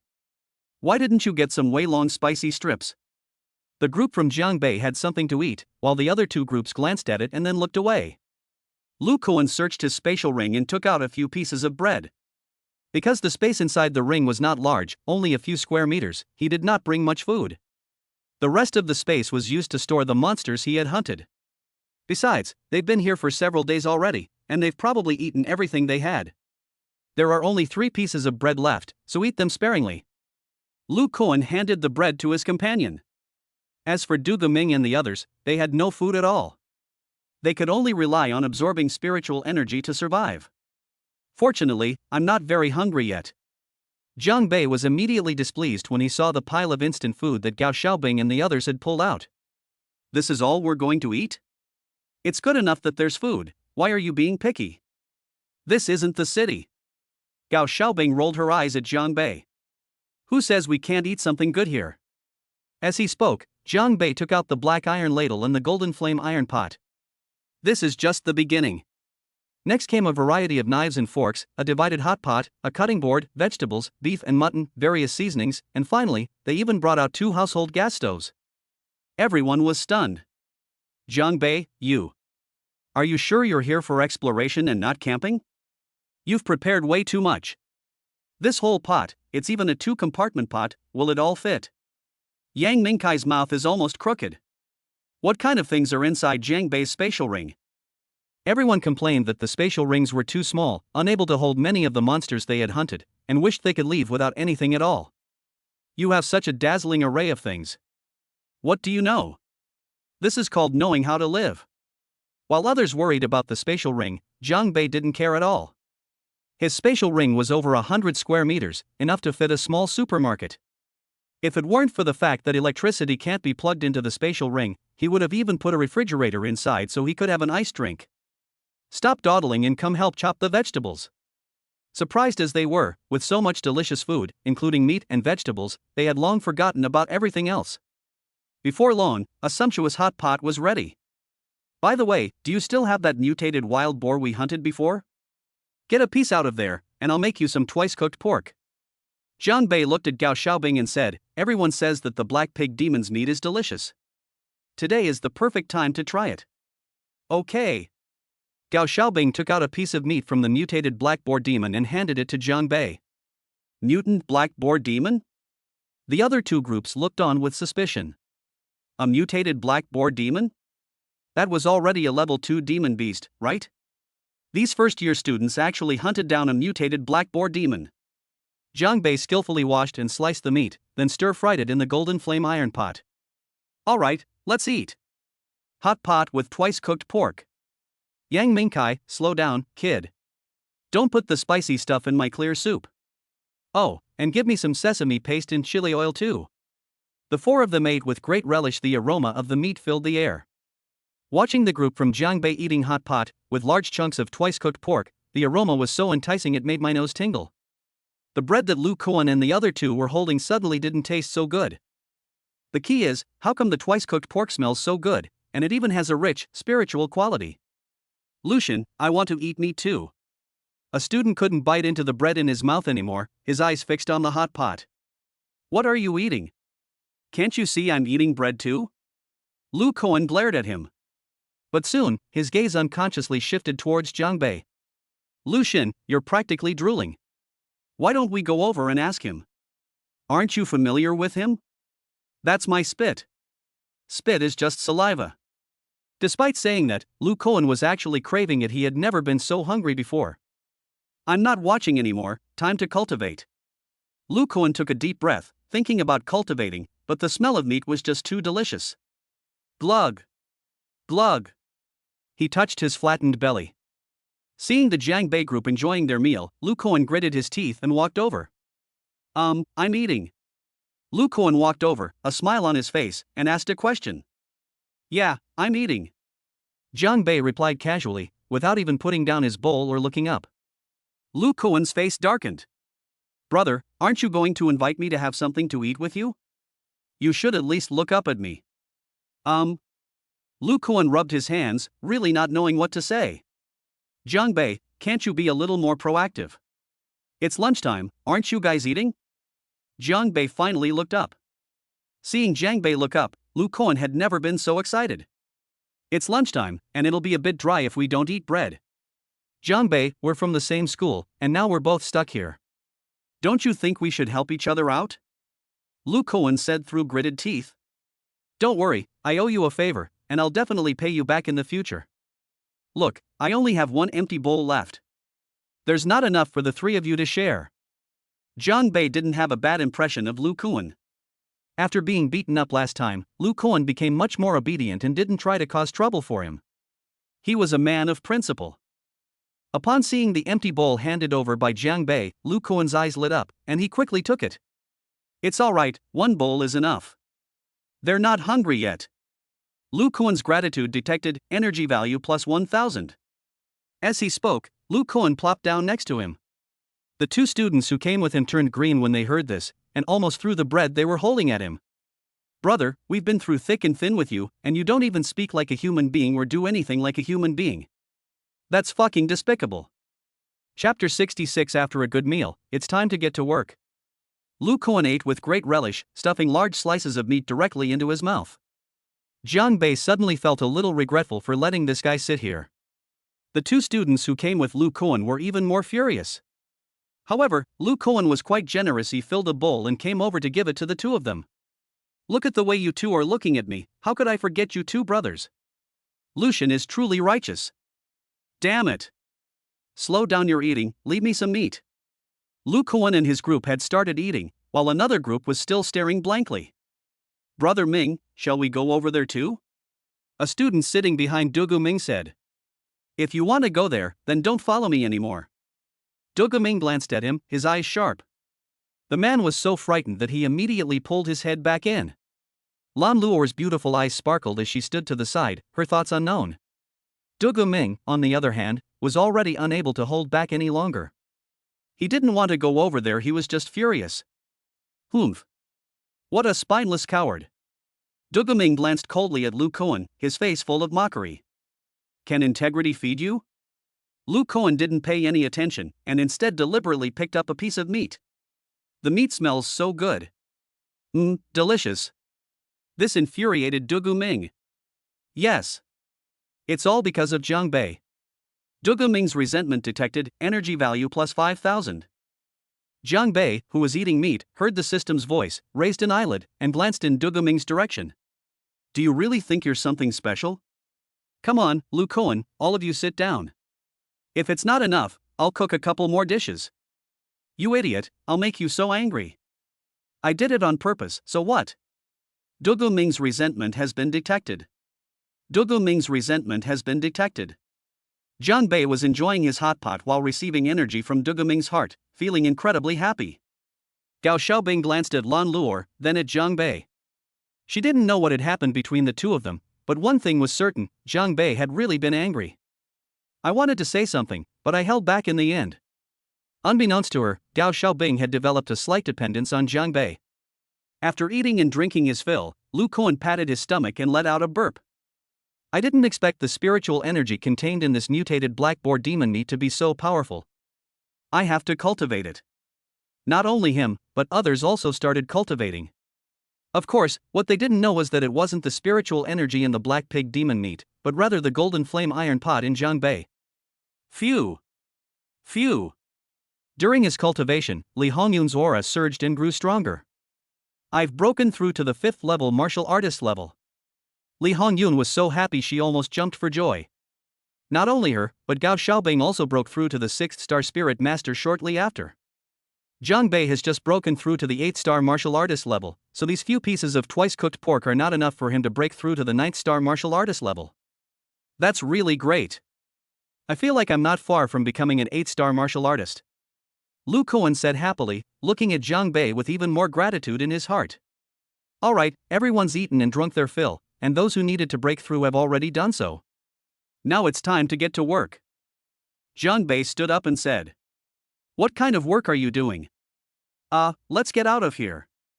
The group looked surprised. Leave here? How do we leave? Looking down, hundreds of silver wind wolves were all watching them intently. Especially when they were eating the meat just now, it seemed that the silver wind wolves also sensed the rich spiritual energy in the twice-cooked pork and rushed upwards frantically, but they were too high to reach the top. Jiang Bei, are you kidding me? If we go down there now, they'll tear us to pieces. I have a plan. Just follow me from now on.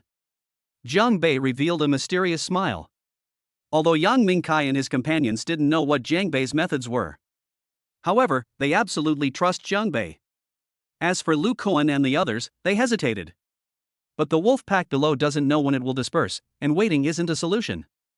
Okay, I'll do as you say. Lu Koan said through gritted teeth. Not far away, Dugu Ming overheard their discussion and a cold smile appeared on his lips. You think you can escape from here with just a mere martial artist like yourself? Wishful thinking. He soon discovered that Jiang Bei and his group were climbing down. Brother Ming, should we follow them? What if they really do have a way? Humph. You really think the Silver Wind Wolf King is easy to mess with? Going down there now is just suicide. But since this kid dared to go down there, we have to be careful. If he really has a way, we'll take this opportunity to leave. Although Dugu Ming did not believe that Jiang Bei had any solutions, he still made preparations. After all, he didn't want to be trapped here. As the group from Jiang Bei slowly climbed down, the wolves, with their fierce eyes, gradually approached. Why are your legs shaking? Jiang Bei looked at Yang Mingkai, whose legs were trembling slightly. I'm scared. What are you afraid of? Look at those two, and you, a grown man, are really something else. Jiang Bei originally wanted to take the opportunity to criticize Yang Mingkai, but when he turned around, he saw that Li Hongyun's legs were shaking even more violently. Forehead. As they were about to reach the bottom, the group became even more nervous and all looked towards Jiang Bei. Jiang Bei then took out a dark, black object. Thunderous roar. In fact, Jiang Bei had a way to leave yesterday, but he didn't want to give Du Ming and the others a free ride. I'm going to throw this thing out. When it explodes, you all run in the direction I'm pointing. As Jiang Bei spoke, he threw the thunderclap bomb into the wolf pack. Immediately afterwards, a deafening sound rang out, and a huge explosion occurred among the wolf pack, sending flames and smoke billowing everywhere. Dozens of silver wind wolves were blown up, creating an opening. The silver wind wolves circling around were also frightened and scattered to both sides. Now! Jiang Bei let out a low shout and charged out first. Seeing this, the others followed suit. On the platform, Du Ming saw this scene and, before he could even be shocked that Jiang Bei had such a powerful thing, he also planned to leave. Come on, let's hurry down. To his surprise, just as he finished speaking, he noticed that Jiang Bei, who was rapidly retreating, turned around and grinned at him. Another thunderbolt appeared in his hand. Jiang Bei threw the ball high into the air this time. His target wasn't the wolf pack, but the area below the platform. Get out of the way. Du Ming was taken aback and quickly hid behind him. The thunderbolt struck the platform below, causing a massive explosion that instantly collapsed it. The original platform is now less than 1/10 of its original size, barely enough for Du Ming and a few others to stand on. Cough. Cough. When the smoke cleared, all that could be seen was Du Ming with gritted teeth and bloodshot eyes. Jiang Bei. Chapter 67, Luckily, it's not your type. Du Ming clenched his fists, his eyes so wide you could see the blood vessels in them. He never expected Jiang Bei to pull this stunt at the end. The key point is that the Silver Wind Wolf King did not order the wolf pack to chase Jiang Bei and the others, but stayed where they were. On the other side, Jiang Bei breathed a sigh of relief when he saw that the wolf pack was not chasing after them. It's really out. Jiang Bei, you're the best. Lu Kuan gave Jiang Bei a thumbs up, thinking about what he had just witnessed. Jiang Bei had blown up the platform with a single lightning bolt. Where did he get all this stuff from? I must never offend this guy again. Thank goodness. I hope no one is hurt. No. We've reached the exit. The forest is now visible to the naked eye. What, you're not planning to leave yet? Lu Kuan looked at Jiang Bei and the others with some surprise. Don't leave yet, you all go back first. Alright, then we'll head back now. Jiang Bei, I've remembered what happened today. I, Lu Kuan, owe you a favor. From now on, if anyone bullies you, just mention my name, the demon god of hell. Lu Kuan patted his chest and said, only to find Jiang Bei staring at him with narrowed eyes. Well, yes, it does seem a bit awkward. Who can bully him? Lu Kuan and his two companions left, but Jiang Bei chose to stay. This place was an excellent training ground, so he naturally wanted to make good use of it. Jiang Bei, where are we going now? Look, it's naturally in the opposite direction from the wolf pack. Jiang Bei pointed casually. With the thunderclap bomb in hand, there's nothing to fear when encountering these gregarious monsters again. As for Du Ming, Lan Luo, and the others, Jiang Bei never intended to care about them at all. Jiang Bei, I have a question for you. Did you blow up the men's restroom at the school? You're talking nonsense. How would I know? Then where did you get that bomb from? They were family heirlooms, there were only 2 in total, and we just used them both. It's an heirloom again. Your ancestors must have been quite something. The group chatted and laughed as they walked deeper into the area. Another day has passed. From somewhere in the forest came an angry roar. From a distance, 3 people stood nearby, while in the center, a human and a beast were engaged in a fierce battle. Before them was a mad bull demon, its aura extremely violent and its strength immense. As for the one fighting the mad bull demon, it was naturally Jiang Bei. I really don't know how this guy cultivates, it's a bit unscientific. This mad bull demon's strength is almost close to that of a level 3 demon beast, so how come it's like child's play in Jiang Bei's hands? Yang Mingkai was already somewhat numb. On this day, more than a dozen demonic beasts had died at Jiang Bei's hands, including powerful ones like the mad bull demon. Just as Yang Mingkai was speaking, Jiang Bei's figure flashed, lightning crackled around his fist, and he punched the mad bull demon. Solved again. However, this time was different from before. Jiang Bei's aura surged, and 9 points of light lit up between his eyebrows. He had actually broken through to the level of a 9-star martial artist. Sigh. There's just no way to compare people. They're used to it. Alright, that's settled. Let's clean up the mess. Jiang Bei clapped his hands and walked towards the three of them. The day's training was worthwhile, and Jiang Bei was satisfied with his successful breakthrough to the 9-star martial artist. Jiang Bei, can I ask you something? Why is your thunder fist so powerful? Don't tell me it's a family heirloom. Well, I guess I'm just exceptionally talented. After cleaning up the Mad Bull Demon's corpse, the group prepared to leave. They've been in the misty forest for 3 days now, and their harvest isn't just good, it's a huge windfall.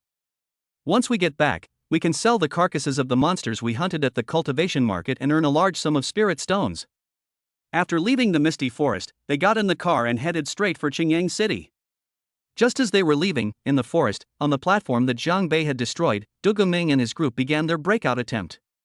By the time Jiang Bei got home, it was almost midnight. As soon as he closed the door, Jiang Bei turned around and froze. A chubby girl walked out of the bathroom. The girl was wrapped in a bath towel and was drying her hair with a towel in one hand. Just then, I looked up and saw a man standing in the doorway. Ah! Ah! The girl and Jiang Bei shouted at the same time. Holy crap! Has our house been burgled? Not only did they steal things, they even took baths? What are you yelling for? This is my house. Who are you? Get out of here! Wang Area shouted, pointing at Jiang Bei. Are thieves really this brazen these days? Get the master out. However, before Jiang Bei could speak, there was a knock on the door. When he opened it, it was the landlord and his wife. Uncle Wang, Aunt Lu, you've come at the right time. My house has been burgled. You brat, what thief? That's my daughter. Aunt Lu said irritably. Daughter? Jiang Bei was a bit confused. Your daughter can't take a bath in my room. He knew that the couple had a daughter named Wang Area, who was studying in another city. Upon closer inspection, you have to admit, Wang Area does look somewhat like the elderly couple, except she's gained weight. Mom, he peeked at me while I was taking a shower. Wang Area jogged over, and the ground trembled slightly. Jiang Bei was speechless. What the heck? I peeked at you taking a shower? I must be blind. Aunt Lu, what's going on? I just got home and saw this. Hey Jiang Bei, didn't you say you were going out of town for a few days? My water heater broke, so I had Arya come over to your place to take a shower. Look what a mess this has become. Arya, this is Jiang Bei, I've mentioned it to you before. Jiang Bei rolled his eyes. Why bring me up? Alright, since it's a misunderstanding, and Jiang Bei is back, let's all go back. The family of 3 went out, and just as Jiang Bei was about to close the door, he heard Aunt Lu's voice coming from outside. Arya, what do you think of Jiang Bei? You're our only daughter, and we'll have to rely on you when we're old. Mom, what are you saying? He's as skinny as a monkey. I like strong guys. At least as strong as me. Jiang Bei was completely bewildered. What did he think of me? What could he possibly expect? Jiang Bei quickly understood. He now understood why his landlord and landlady had been so good to him. They were grooming him to be their son-in-law. Since their daughter isn't here, should the elderly couple try to build a good relationship first? No wonder you've been giving me black chicken soup and turtle soup every day. With your daughter's size, she really needs to take care of her health. I need to take a lot of supplements. A scene suddenly popped into my head. The bed frame collapsed in the middle of the night. Damn it! Get your thoughts back. Jiang Bei looked at himself in the mirror.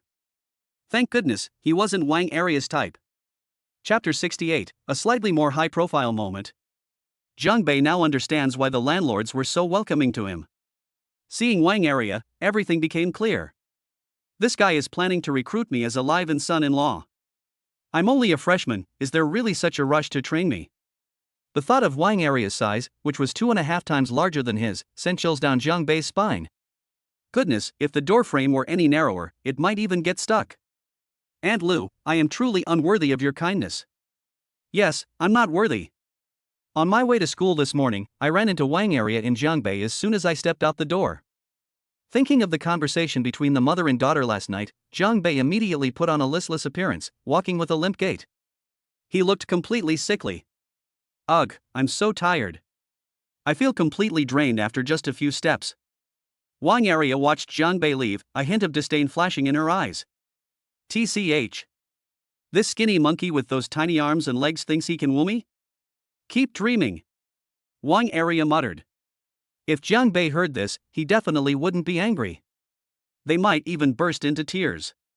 Girl, thank you so much. When we arrived at school, all the students in the class went to the playground. Lingwu University is different from ordinary universities. Although it also has academic courses, they are few and far between, and the focus is on cultivation. The homeroom teacher hadn't arrived yet, so the students formed a circle, with 2 students in the middle sparring with each other. Great! Keep it up, Li Das Wang. Go Wu Jiabua. Attack his bottom lane. The students cheered them on, bursting into cheers every now and then.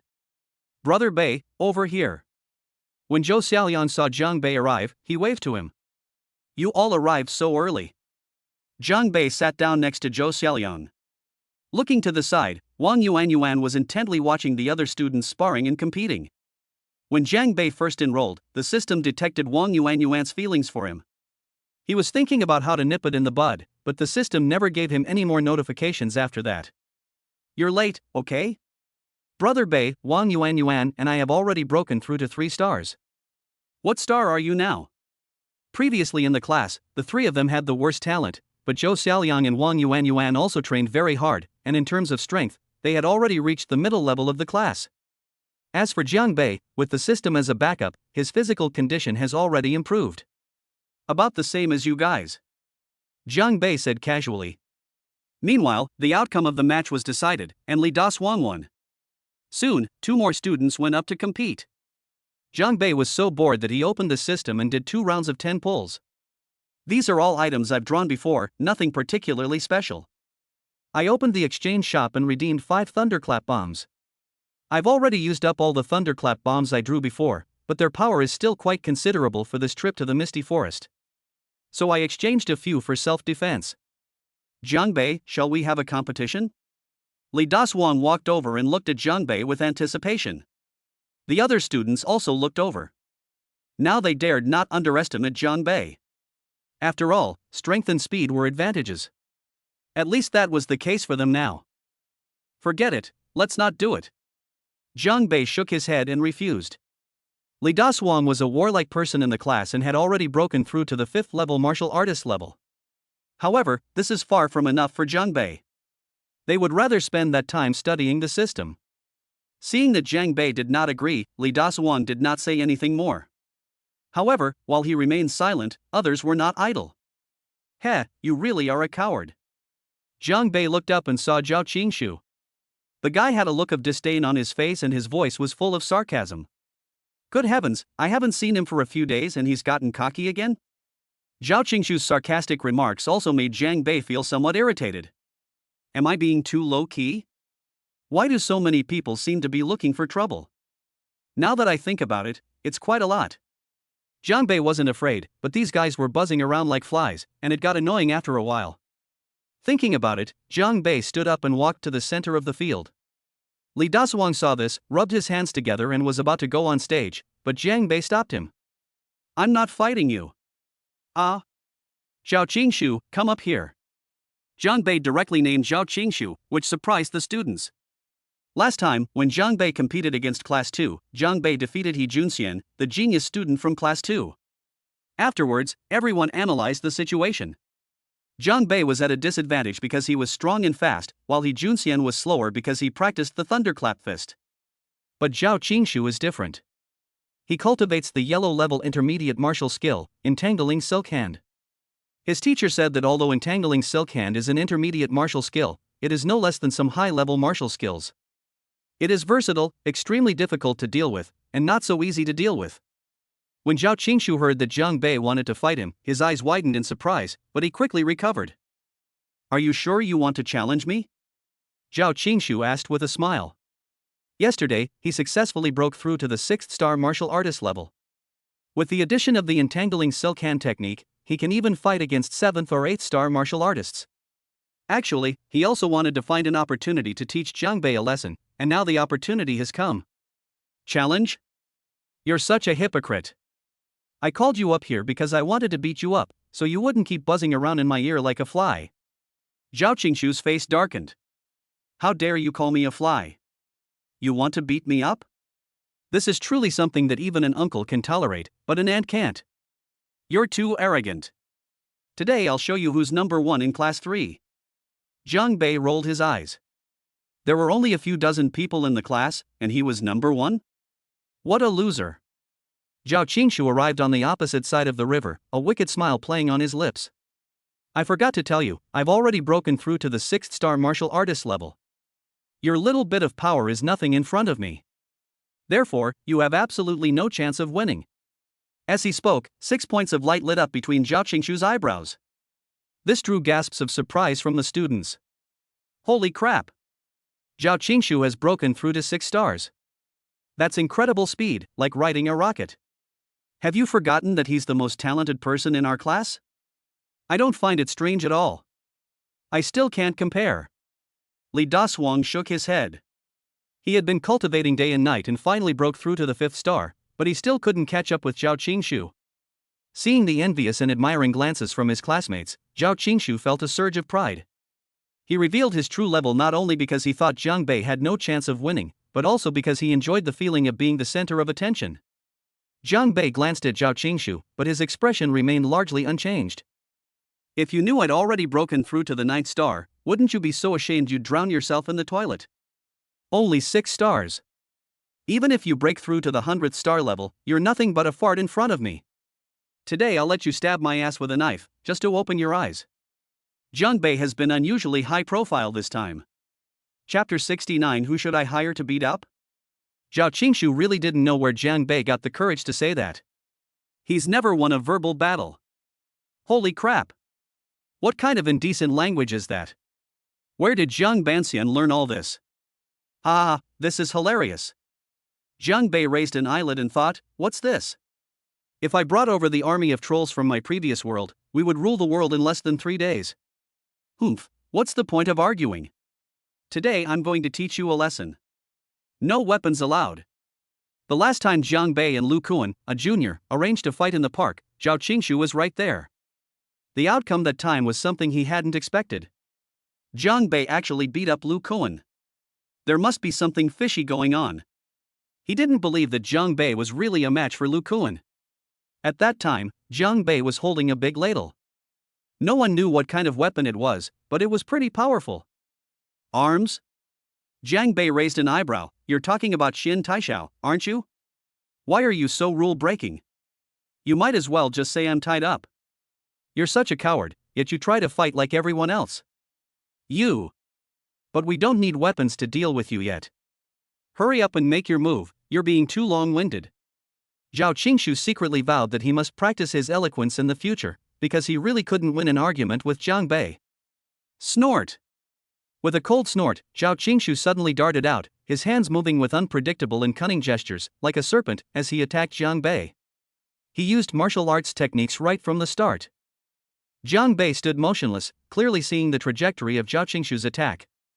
Zhao Qingshu didn't think so. He thought Jiang Bei was dumbfounded. Just as his hands were about to attack him, Jiang Bei suddenly grinned at him. Not good. Zhao Qingshu instinctively sensed a hint of danger, but it was too late. Everything went black, and Jiang Bei's big hand slapped him directly across the face. Snap. The sound is as crisp and clear as it can be. The slap made Zhao Qingshu see stars, and he staggered, barely managing to stand up. Zhao Qingshu, you're no good. These words seemed to provoke Zhao Qingshu, who glared at him with anger surging within him and lunged forward again. Snap. Jiang Bei didn't make any unnecessary moves and slapped Zhao Qingshu again, this time landing on the other side of his face.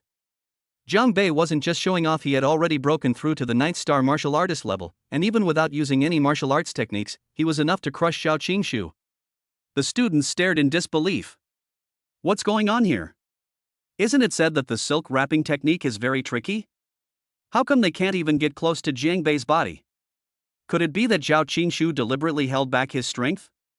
That shouldn't be the case, those 2 slaps looked painful. You're asking for it. Zhao Qingshu was slapped twice in a row, and with so many classmates watching, he became even angrier and was about to retaliate when Jiang Bei took the initiative this time. With a flash, he arrived directly in front of Zhao Qingshu and kicked him. Before the latter could react, he fell face first to the ground. 2 slaps and a kick left Zhao Qingshu completely stunned. When he came to his senses, he glared at Jiang Bei with resentment. Zhao Qingshu's resentment detected, energy value plus 5,000. Oh dear, they haven't been convinced yet. Thinking to himself, Jiang Bei looked at Zhao Qingshu, ready to make another move. The latter trembled, fear showing in his eyes. Zhao Qingshu's fear detected, energy value plus 2,000. Just as I was about to make a move, our homeroom teacher, Li Kuei, arrived. The students are all very enthusiastic. We need to practice with each other to increase our combat experience. Hey! Zhao Qingshu, what happened to your face?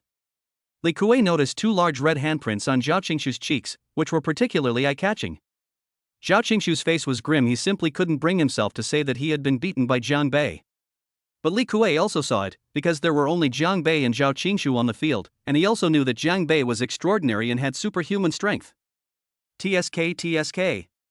Zhao Qingshu has already broken through to the 6th star martial artist level, and with his entangling silk hand technique, he's not so easy to deal with.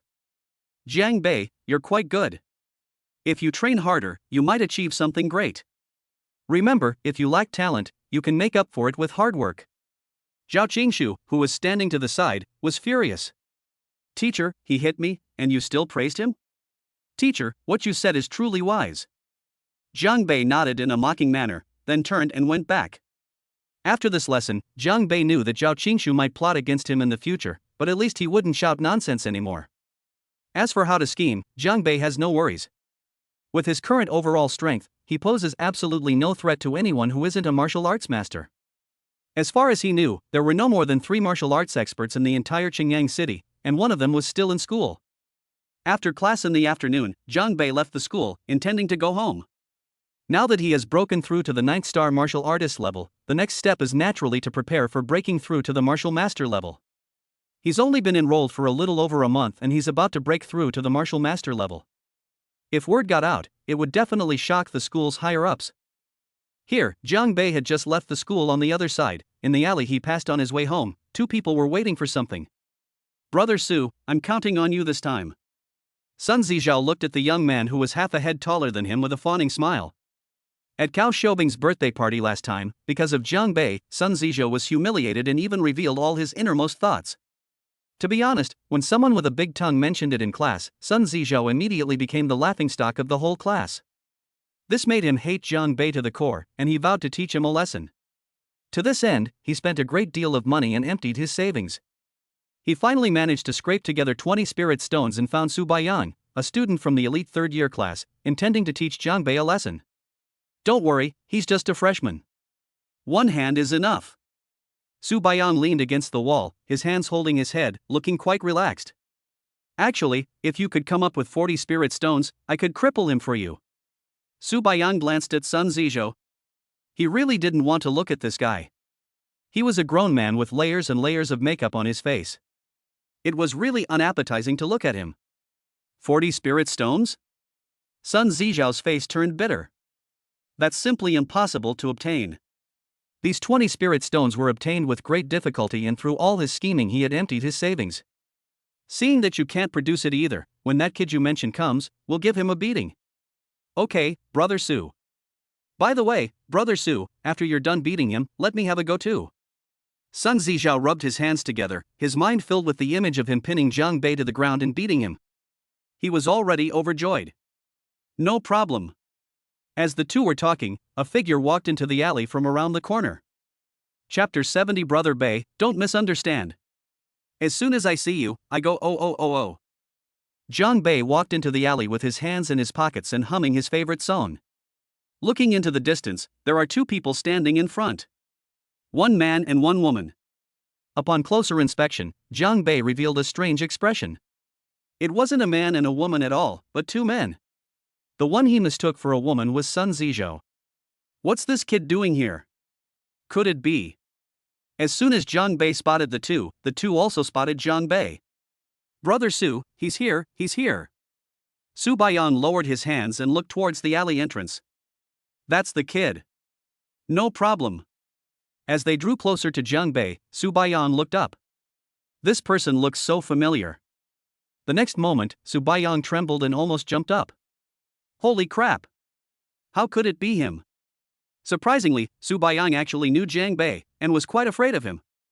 Brother Su, what's wrong with you? It's this kid, you have to teach him a lesson. Sun Zizhao still didn't understand. Are you sure it's him? Jiangbei? Su Baiyan looked at Sun Zizhao and confirmed it again. Yes, it's him, Brother Su. How did you know his name is Jiangbei? You didn't ask me my name before. Su Baiyan's lips twitched. I didn't even ask your name. If I had, I wouldn't have accepted your spirit stones to teach others a lesson. I'd have beaten you up first. At this moment, Jiangbei had already arrived. Isn't that Sun de Piao Liang? What, you little brat? Did you send someone to teach me a lesson? Jiangbei looked at Sun Zizhao with a smile. He had already guessed what the other party wanted to do. This was the only way for him to get home. Sun Zizhao's appearance here must mean he was waiting for him. He kept calling Sun de Piao Liang a nickname and Sun Zi another nickname. Sun Zizhao stared intently at Jiangbei, his teeth practically grinding to powder. Jiangbei, don't be so smug. You embarrassed me in front of my classmates the other day, and today I'm going to teach you a lesson. Brother Su, the rest is up to you. Make sure you beat him so badly he piss. Sun Zizhao had barely finished speaking when he saw Su Baiyan take 2 steps forward. He thought Su was going to teach Jiangbei a lesson, but little did he know. Hey, Brother Bei, I didn't expect to run into you here. Su Baiyan was completely different at this moment. He treated Jiangbei the same way that Sun Zizhao had fawned over him. You know me? Jiangbei glanced at Su Baiyan. He didn't recognize any of the street thugs, except for Lu Quan and his gang, whom he had beaten up before. My name is Su Baiyang, you can just call me Xiao Su. I'm in the elite class of my junior year, and I'm with Lu Kuan. Brother Bei, you may have forgotten, but I was one of those who got beaten up when you challenged Lu Kuan to a fight in the park last time. When that matter was mentioned, Su Baiyan looked somewhat embarrassed. He originally had no connection with Jiangbei, but ever since Lu Kuan returned from the Misty Forest the day before yesterday, he has instructed them that if anyone dares to provoke Jiangbei in the future, they should not blame him for being impolite. And when you meet him, you have to obediently call him Brother Bei. Even Lu Kuan was afraid of such a being, so Su Baiyan naturally wouldn't dare to provoke him. So he was one of Lu Kuan's men. No wonder. Little Poplar, do you know him? Jiangbei pointed at Sun Zizhao. I don't know him, I don't know him. What are you doing here if I don't know you? Su Baiyan's eyes were a little unfocused. Actually, I was hired by Sun Zizhao to do this to you. But he simply couldn't bring himself to say it. I was just thinking that Brother Bei has been lacking spirit stones in his cultivation lately, so I thought I'd send you some. As he spoke, Su Baiyan took out the 20 spirit stones that Sun Zizhao had given him and gave them all to Jiangbei. 20 yuan? Jiangbei looked surprised. Su Baiyan took one look, shuddered, and took out another 20 yuan. He misunderstood Jiangbei's meaning. Jiangbei was surprised because Sun Zizhao was quite generous, spending 20 spirit stones to find someone to teach him a lesson. He had already figured out that Su Baiyan was lying. However, the latter thought that Jiangbei was not enough. No, it's 40 yuan in total, 40 yuan. Su Baiyang said, a hint of pain flashing across his face. The last 20 yuan was his own. Brother Baiyang, you're too kind. I can't accept this. While Jiangbei was talking, his hands were not idle. He directly put 40 spirit stones into his spatial ring. Although Su Baiyang was reluctant, there was nothing he could do. Let alone whether Jiangbei will cause him trouble. If Lu Kuan finds out when he gets back, he'll definitely teach him a lesson. Brother Bei, this is all from my own heart, so please don't tell Lu Kuan about it. No problem. You're pretty savvy. Jiangbei patted Su Baiyang on the shoulder. Alright, I'm leaving. You two have fun. As he spoke, Jiangbei prepared to leave and came to Sun Zizhao's side, a slight smile playing on his lips. Hey beautiful, someone's treating you to a big meal later. Jiangbei left, and Sun Zizhao was stunned. He summoned Su Baiyan to teach Jiangbei a lesson, but just now. Su Baiyan was surprisingly polite to Jiangbei, calling him Brother Bei repeatedly. He didn't scold him at all, and he was all smiles from beginning to end. How does he know students in the elite third-year class? What exactly happened? And Jiangbei said he'd treat us to a big meal, but who's treating us to that big meal? Looking around, I saw Su Baiyan walking up with a fierce look in his eyes. Brother Su, what are you doing? Sun Zizhao trembled, sensing something was wrong, and kept backing away. What for? I'm treating you to a big meal, of course. Su Baiyang grinned, rubbing his hands together incessantly. His eyes looked like he wanted to devour Sun Zizhou. It's all because of this guy in front of me. I didn't earn any spirit stones, and I even lost 20 of them, which is enough for 2 months' worth of supplies. The angrier Su Baiyang got, the more he thought about it. He punched Sun Zizhou in the face, stunning him completely, and then gave him a good beating. Ah! I told you not to make a move on Brother Bei. Damn it, you almost killed me. If I don't beat you so badly today that you won't even recognize your own mother, I'm not surnamed Su. I'll give you 3 days to bring me 40 spirit stones. Wah! Brother Su, it was clearly supposed to be 20 yuan, but the other half is mine. Sun Zizhao's speech was slurred, and his makeup was ruined, leaving him with bruises and welts. He was so upset. I paid for it myself, and then I got beaten up. What kind of world is this? This is such a misunderstanding. Damn it! You dare talk back? The rest is my emotional compensation. Then, he unleashed another beating.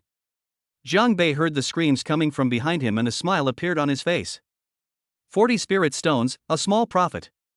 He now cultivates with spiritual water, so he doesn't need spirit stones much, but he can sell them. On the black market, spirit stones are selling for tens of thousands of yuan each. As for Sun Zizhou, with Su Baiyang keeping an eye on him, there's no need for him to take action at all. Chapter 71, a worry finally relieved. The next day, Jiang Bei skipped class, took a day off, and slept in. After getting up, I took a taxi directly to the cultivation market. Jiang Bei went directly to the old man who had sold the spatial ring to Gao Xiaobing. Senior, do you still remember me? Zhou Yifan looked up and his eyes clearly showed a hint of surprise. He does indeed still remember Jiang Bei. It wasn't because of Jiang Bei's handsome face, but because Jiang Bei and his group of 4 had come to him last time to buy spatial rings. At that time, I took out 30 spirit stones, and that guy Zhendaomei set her sights on them. Others may not know, but Zhou Yifan knows all the shady things Zhendaomei does in private. But I haven't seen Zhendaomei since that day. But today I saw Jiang Bei. Remember? Zhou Yifan nodded. What, you want to buy a spatial ring? I happen to have one here. No, I've come to discuss a business deal with you, senior colleague. He. Zhou Yifan laughed. Discuss business? Little brat, you think you can afford to do business with me? That's not necessarily true. I wonder if you accept the corpse of the black boar demon. No. What if it's a mutated black boar demon? Jiang Bei smiled, his eyes narrowed. You have the corpse of a mutated black boar demon? Zhou Yifan was stunned for a moment, then a sharp glint flashed in his eyes. It's not that the mutated black boar demon is particularly strong, but rather that it's difficult to encounter. The tusks and flesh of the mutated black boar demon are quite valuable and very useful to it.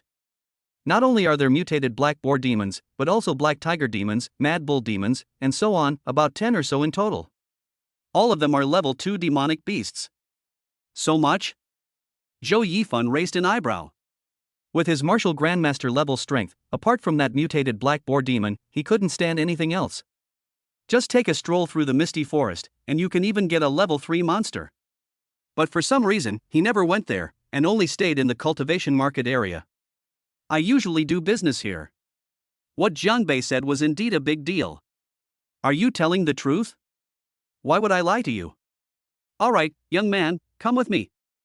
Zhou Yifan thought for a moment, then left the cultivation market with Jiang Bei.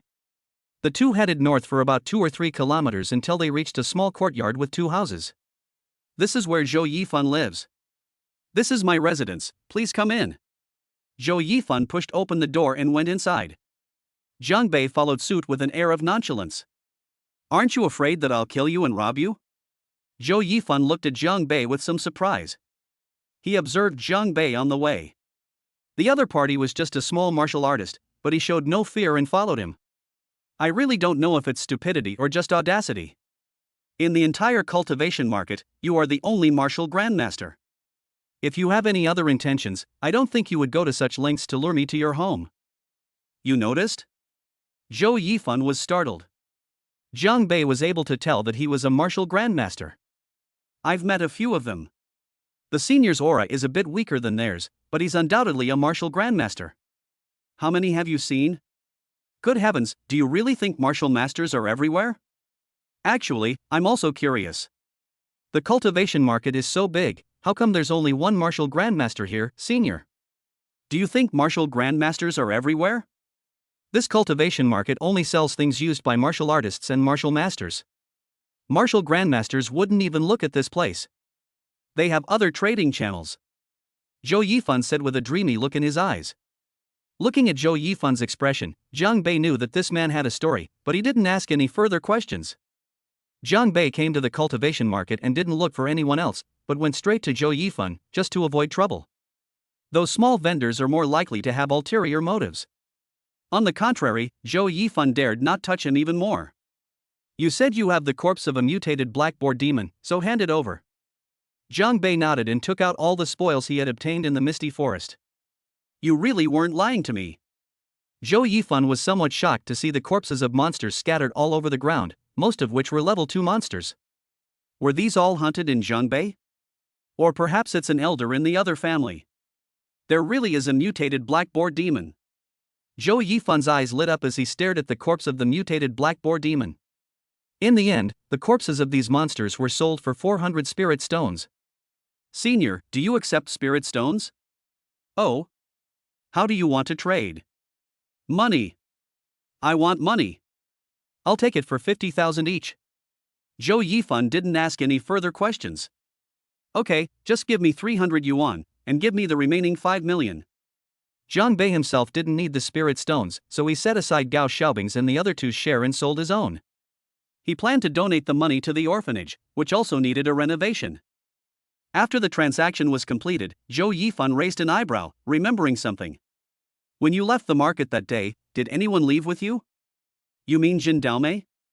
That's right, that guy may not be very strong, but he's always up to no good in the back, killing and robbing.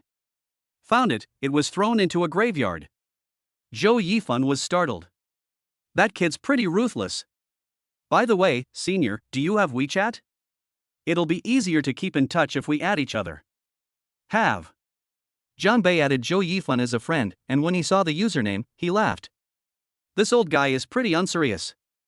I created an online name, Grandpa Joe gets a minimum living allowance. As Zhou Yifan watched Jiang Bei leave, his eyes narrowed slightly. This kid is something else. After leaving Zhangbei, he went straight to the orphanage.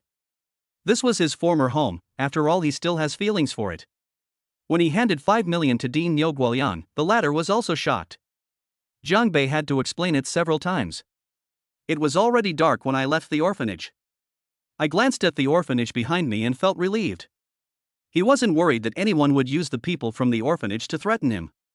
Because the country has a special department for cultivators to supervise all of this, although cultivators and ordinary people coexist in the same world, there are different management systems for the two in the country. The system is extremely strict. Cultivators can act without restraint among themselves, but they are not allowed to attack ordinary people. If they are found to be doing so, they will be severely punished.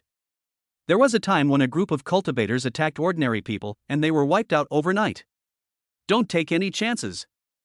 Jiang Bei saw this in the cultivator's handbook at the school. After leaving the orphanage, Jiang Bei took a taxi home.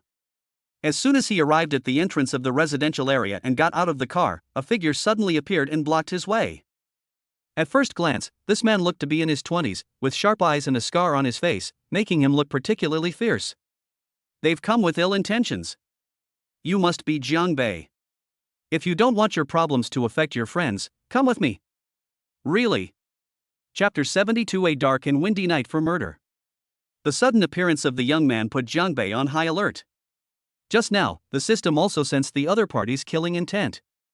Moreover, Jiang Bei could sense that the other party had a strong aura of killing intent emanating from him, and his aura was even stronger than that of Zhou Yifan, whom he had encountered during the day. This person wants to kill me? Jiang Bei's mind raced as he thought of everyone he had ever wronged, including the group that had been chasing Xiang Xiaolong. If you don't want your friends to get involved, come with me. The scarred youth glanced at Jiang Bei, then turned and walked away. Jiang Bei's eyes flickered, and after hesitating for a moment, he decided to follow. Unbeknownst to him, a group of people were secretly watching his every move. You mean this kid? This is clearly a martial artist, how could he possibly be a martial general level expert? From the shadows, 5 men in black robes watched outside, and a voice filled with doubt rang out. Do you think I would lie to you? If it weren't for this person, Xiang Xiaolong would never have escaped. If Jiang Bei were here, he would definitely recognize that one of the voices belonged to the black-robed man who had chased Xiang Xiaolong and gotten a beating from him. Unexpectedly, they came to our door again, and this time they brought people with them. The group originally intended to make a move against Jiang Bei, but the appearance of the scarred youth disrupted their plans. Ha! That person's aura isn't much weaker than ours. They must be at least a 7-star martial grandmaster. Such a strong aura of malevolence, it seems this person has blood on their hands. Look, they're gone. Let's follow them. 5 men in black robes quietly followed them. The scarred youth ahead walked faster and faster, eventually running. Jiang Bei followed behind, casually taking out a super strength pill and swallowing it. It's best to be careful. About 20 minutes later, the scarred youth stopped in front of an unfinished building. Why did you bring me here?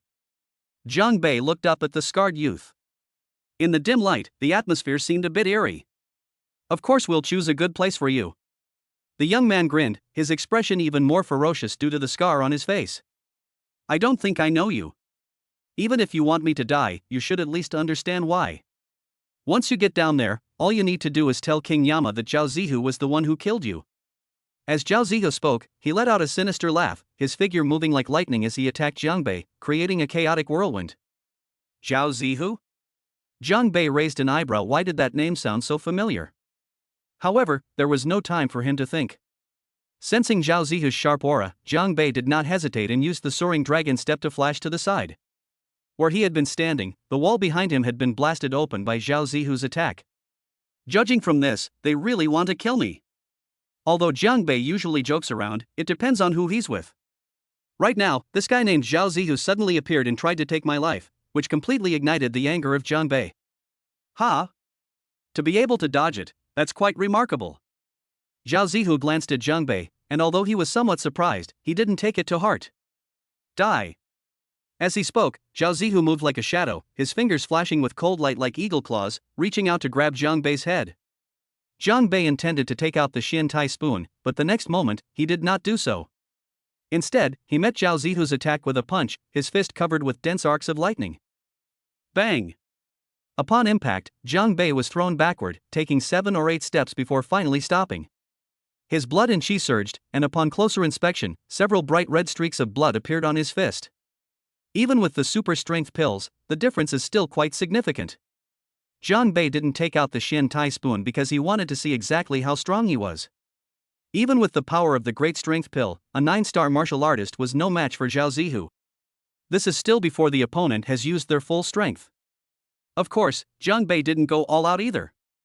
Thunder Fist was merely his most inferior technique. Zhao Zihu was stunned for a moment. He had only used 6 or 7/10 of his strength in this attack, but he did not expect Jiang Bei to block it without any injury. This situation caused a surge of anger within him. Even as a dignified 7-star martial grandmaster, I failed to kill Jiang Bei, this martial artist, in 2 attempts. Just as he was about to make another move, Jiang Bei made its move. As Jiang Bei swung his sword, 5 wind blades condensed and took shape, whistling out like sword energy. They actually cultivate both spiritual and martial arts. Shocked as he was, the power of the wind blades was not enough to cause him any real damage. With a series of swift strikes from his eagle claws, the 5 wind blades were shattered. Bring on whatever tricks you have up your sleeve. Zhao Zihu had a smiling face. He didn't want to kill Jiang Bei so soon. Jiang Bei wasn't surprised that the mid-level yellow rank spirit skill Wind Blade Sword couldn't cause any damage to Zhao Zihu. That was just a probing attack. It seems that the Thunder Fist and Wind Blade Sword are still too low level. I can only use that one move. Jiang Bei thought to himself. Thinking it over, Jiang Bei looked at Zhao Zihu, his eyes flashing. Then take a deep breath. He used the dragon step to its fullest potential, disappearing from his spot in the next second and reappearing only 2 meters away from Zhao Zihu. Heavenly Thunder Destruction Fist. Jiang Bei clenched his fist, as if all his strength was concentrated into one point, and bolts of lightning flashed and fell around him. Damn it! Zhao Zihu's smile froze instantly. He could clearly feel the terrifying aura of those bolts of lightning, and a sense of dread welled up in his heart. That feeling suffocated him. In a panic, he used his hands to defend himself. Click. As their fists and palms collided, all the lightning flashing around Jiang Bei was channeled into Zhao Zihu's body through his arm. Bang! The next moment, half of Zhao Zihu's body exploded open, his belly ripped open, and he fell to the ground, blood flowing everywhere. He intended to play a trick on Jiang Bei, but instead ended up losing his own life. Jiang Bei was panting heavily, his forehead covered in sweat. He used all his strength in that punch, almost draining his body dry. The heavenly thunder-breaking fist was powerful enough, but even with Jiang Bei's current level of cultivation, he still felt somewhat powerless to unleash it, otherwise he wouldn't have collapsed from exhaustion. Fortunately, we managed to kill the opponent. After making a slight adjustment, Jiang Bei glanced at Zhao Zihu's corpse, his expression becoming somewhat solemn, and then turned and left. In the shadows, inside an unfinished building, Zhao Qingshu looked at everything below and collapsed to the ground. Chapter 73, Ideals are often harsh. That's right, it's Zhao Qingshu. This Zhao Zihu is Zhao Qingshu's cousin, and he just returned from out of town these past 2 days. The conflict between Zhao Qingshu and Jiang Bei has been going on for a long time. From the initial class test to the later sparring between the two. If you can't win an argument, you'll only get beaten up in a fight. Seeing his classmates increasingly praising Jiang Bei fueled Zhao Qingshu's jealousy, which twisted his personality. So he went to his cousin Zhao Zihu, hoping he could cripple Jiang Bei. He was already waiting at the unfinished building. I just want to see Jiang Bei crippled. However, the result was completely different from what he had expected. My cousin was no match for Jiang Bei and died at his hands. Zhao Qingshu was so frightened that his body swayed and he collapsed to the ground. Not only was he terrified, but the 5 black-robed men who came with Jiang Bei were also terrified. Now you believe me, right? Just from that aura, do you really think we're a match for each other? A 7-star martial grandmaster. He was defeated in a single move. That aura of lightning just now was absolutely terrifying. It seems that only the Dharma Protector can personally handle this matter. Withdraw. Wait, there seems to be someone over there. On the other side, Jiang Bei walked out of the unfinished building, and the system's voice rang in his mind. Zhao Qingshu's fear detected, energy value plus 5,000. What is Zhao Qingshu afraid of? Wrong. Jiang Bei suddenly remembered something, and his expression changed. He now understood why the name Zhao Zihu felt so familiar. Back when he challenged Lu Kuan to a fight in the park, Zhao Qingshu mentioned that he had a cousin named Zhao Zihu. Thinking of this, Jiang Bei was filled with rage. This kid actually hired someone to kill me. Zhao Zihu is here, then Zhao Qingshu. Jiang Bei remembered something, took out some spiritual water, gulped it down, and then turned back. Zhao Qingshu might be hiding in the shadows watching. Zhao Zihu is dead, and Zhao Qingshu cannot be allowed to live either. However, just as he returned to the unfinished building, he heard a commotion in the distance and quickly hid. He could see clearly through the streetlights. Several people dressed in black robes appeared in the unfinished building. One of them had someone under him, and that person was Zhao Qingshu. Jiang Bei was stunned. These men in black robes are dressed exactly like the people who chased Xiang Xiaolong back then. Why did they arrest Zhao Qingshu? After thinking it over, Jiang Bei finally understood. This man in black robes must have also come looking for him, but Zhao Zihu's sudden appearance disrupted their plans. He didn't make a move just now because he saw that he had killed Zhao Zihu. Jiang Bei's expression turned somewhat solemn as the men in black robes disappeared into the night. It seems trouble has found me. Back home, Jiang Bei carefully thought about what had happened that day. Zhao Zihu is dead, that's all. Ordinary police superintendents don't interfere in the life and death of cultivators. Zhao Qingshu was arrested, presumably to obtain information about himself. Jiang Bei was worried about the faction that the group of men in black robes belonged to. They would definitely not let him off so easily. Xiang Xiaolong, you can run away all you want, but why did you drag me into it too? Jiang Bei cursed Xiang Xiaolong's ancestors for 18 generations in his heart. He really wanted to capture Xiang Xiaolong and hand him over to the other party. The next day, Jiang Bei didn't go to school and took a few days off. He wanted to use this time to break through to the martial master realm. Judging from this encounter with Zhao Zihu, without using any magical weapons, he could handle most martial grandmasters with his dragon step and thunderclap fist. But he himself was also exhausted. Only by elevating one's level of cultivation can one avoid falling into weakness. Those men in black robes failed this time, but they will surely send out even more powerful people next time. As for Zhao Qingshu's arrest, Jiang Bei didn't intend to say anything. He only had himself to blame. This training lasted for a full 3 days. Jiang Bei also successfully broke through to the martial master realm. Call. Feeling the surging power within him, Jiang Bei couldn't help but laugh. Even among the second-year students, very few have reached the martial master realm. If the school finds out that he has already broken through to the martial master realm, they'll probably treat him like a national treasure. With the Xian Iron Spoon, the Golden Flame Iron Pot, the Thunderclap, the Mighty Pill, and my own strength, I should be unmatched below the martial general level. I wonder if I can fight against a powerful military general. Thinking about this, Jiang Bei couldn't help but complain about the system.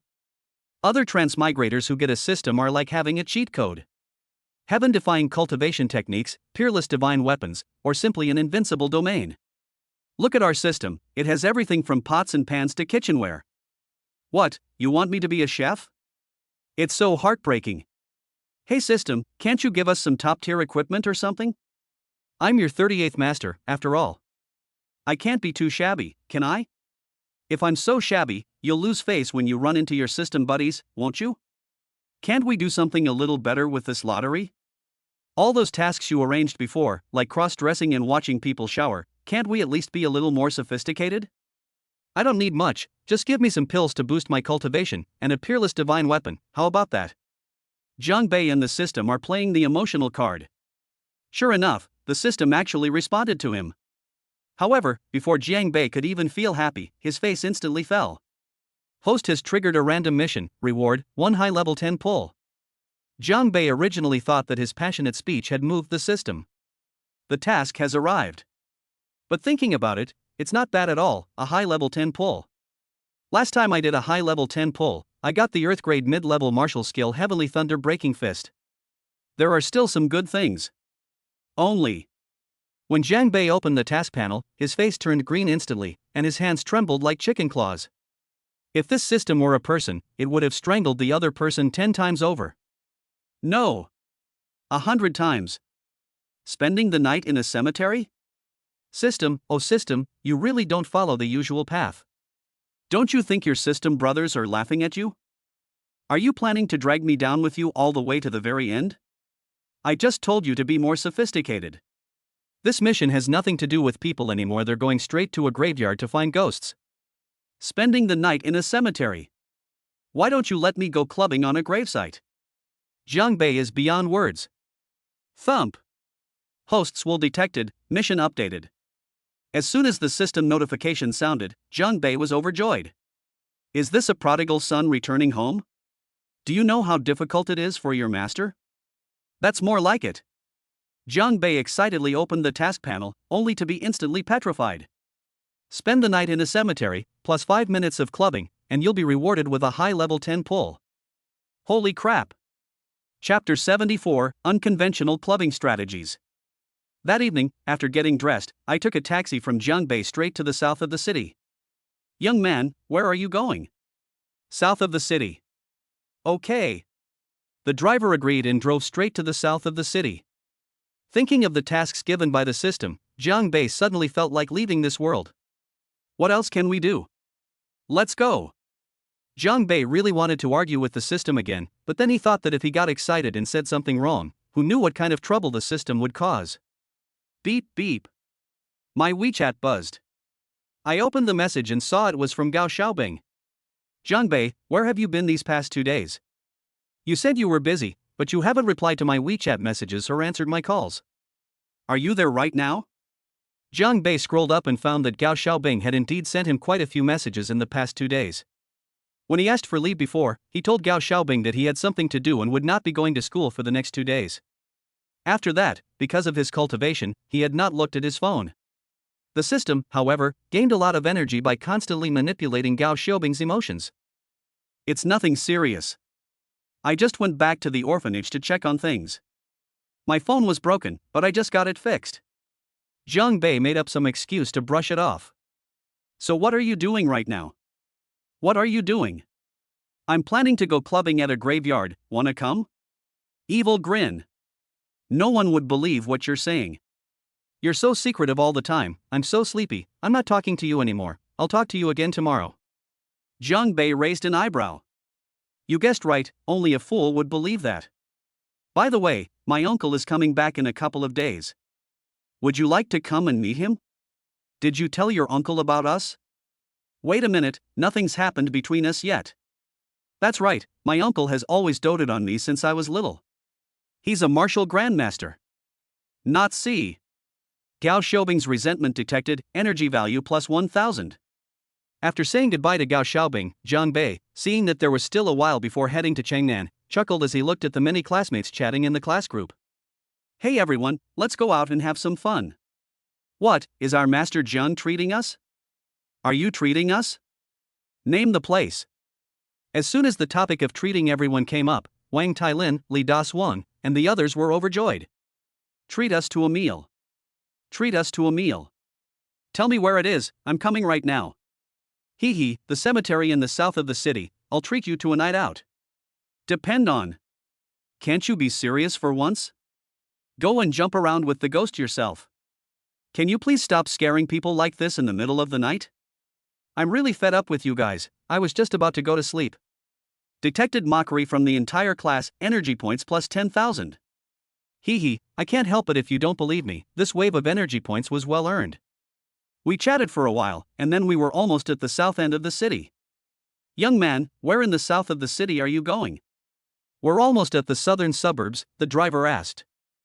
Just keep driving straight along this road, and I'll let you know when you get there.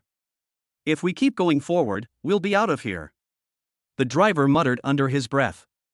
However, he didn't ask any more questions. It was so late at night, and he finally got a big order. After it was done, he could go back to Huamao Et and have some skewers. About 10 minutes later, the houses were no longer visible on either side. The driver glanced at both sides. They had already reached the cemetery area in the south of the city. At first glance, it's a bit creepy this late at night. Did this guy overshoot his turn? He forgot to remind himself. Small. Just as the driver was about to speak, Zhang Bei spoke up. We're here. Let's stop here. As Zhang Bei spoke, he scanned a QR code while looking at the price displayed on the meter. This. Young man, what are you doing here so late at night? Go to sleep. Zhang Bei casually replied. He definitely came here to sleep. But it was this one sentence that almost made the driver explode. Sleep? You.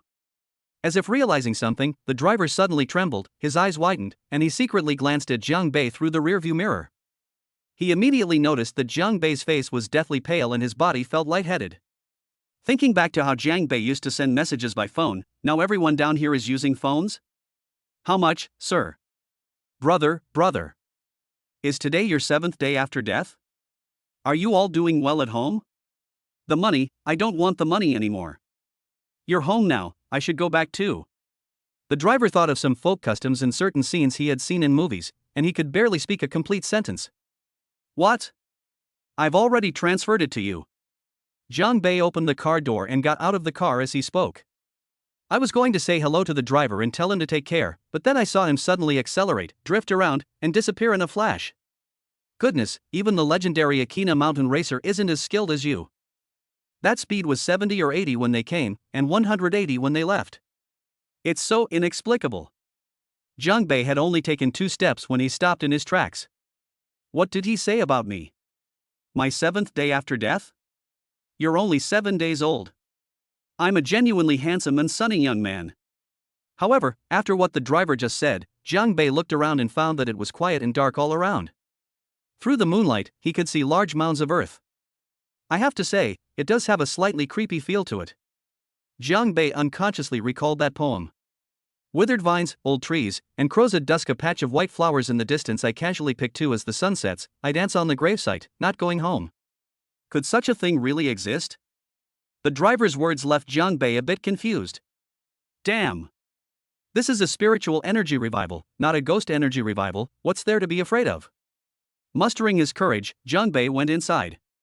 Good students of the new era don't believe in that stuff.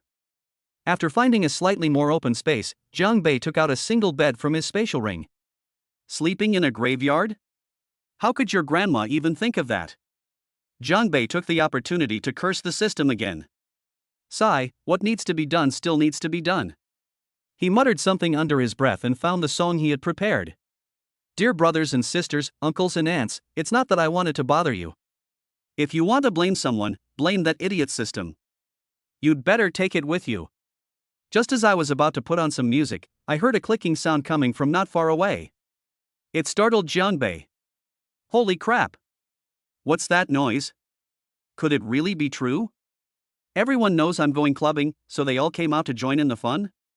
Jiangbei wasn't afraid at first, but the commotion left him a little bewildered. Click. Click. The sound keeps going on. To be honest, Jiangbei is actually a little curious. He's never seen anything like it before. After a slight hesitation, Jiangbei quietly walked towards the source of the sound. Upon closer inspection, it turned out to be a person. By the moonlight, you could make out the person's appearance, disheveled, wearing tattered clothes, and eating an apple. Turns out he was a scavenger. That scared the hell out of me. Chapter 75. This time it's somewhat decent. It turns out he was a scavenger, probably starving, who came here in the middle of the night to pick up apples to eat. Uncle, is it delicious? Jiangbei's single sentence almost sent that man who was eating an apple to his death. Who is it? Uncle, don't be afraid, I'm not a ghost, I'm a person. The man looked up at Jiangbei and breathed a sigh of relief. Young man, who are you trying to scare to death in the middle of the night? Are you homeless too? Hungry? Let me tell you, there's plenty of food here. The man assumed Jiangbei was also homeless, just like him. But upon closer inspection, it doesn't seem like it. The clothes are perfectly clean. Jiangbei looked at the man, his eyes darting around. I'm not hungry.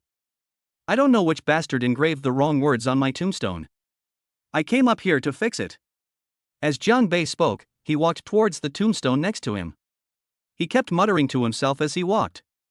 My name is clearly Yang Mingkai, how come you can't even read the characters? As he spoke, he placed his finger on the stone tablet and a spark flew up. Yang Mingkai, who was far away at home, was about to go to sleep when he sneezed violently. Damn it, which bastard is cursing me? The man was still eating an apple when he heard Jiangbei say that. He walked towards the tombstone, his fingers were on fire when he touched the stone, and he suddenly felt his legs trembling. Something warm flowed down.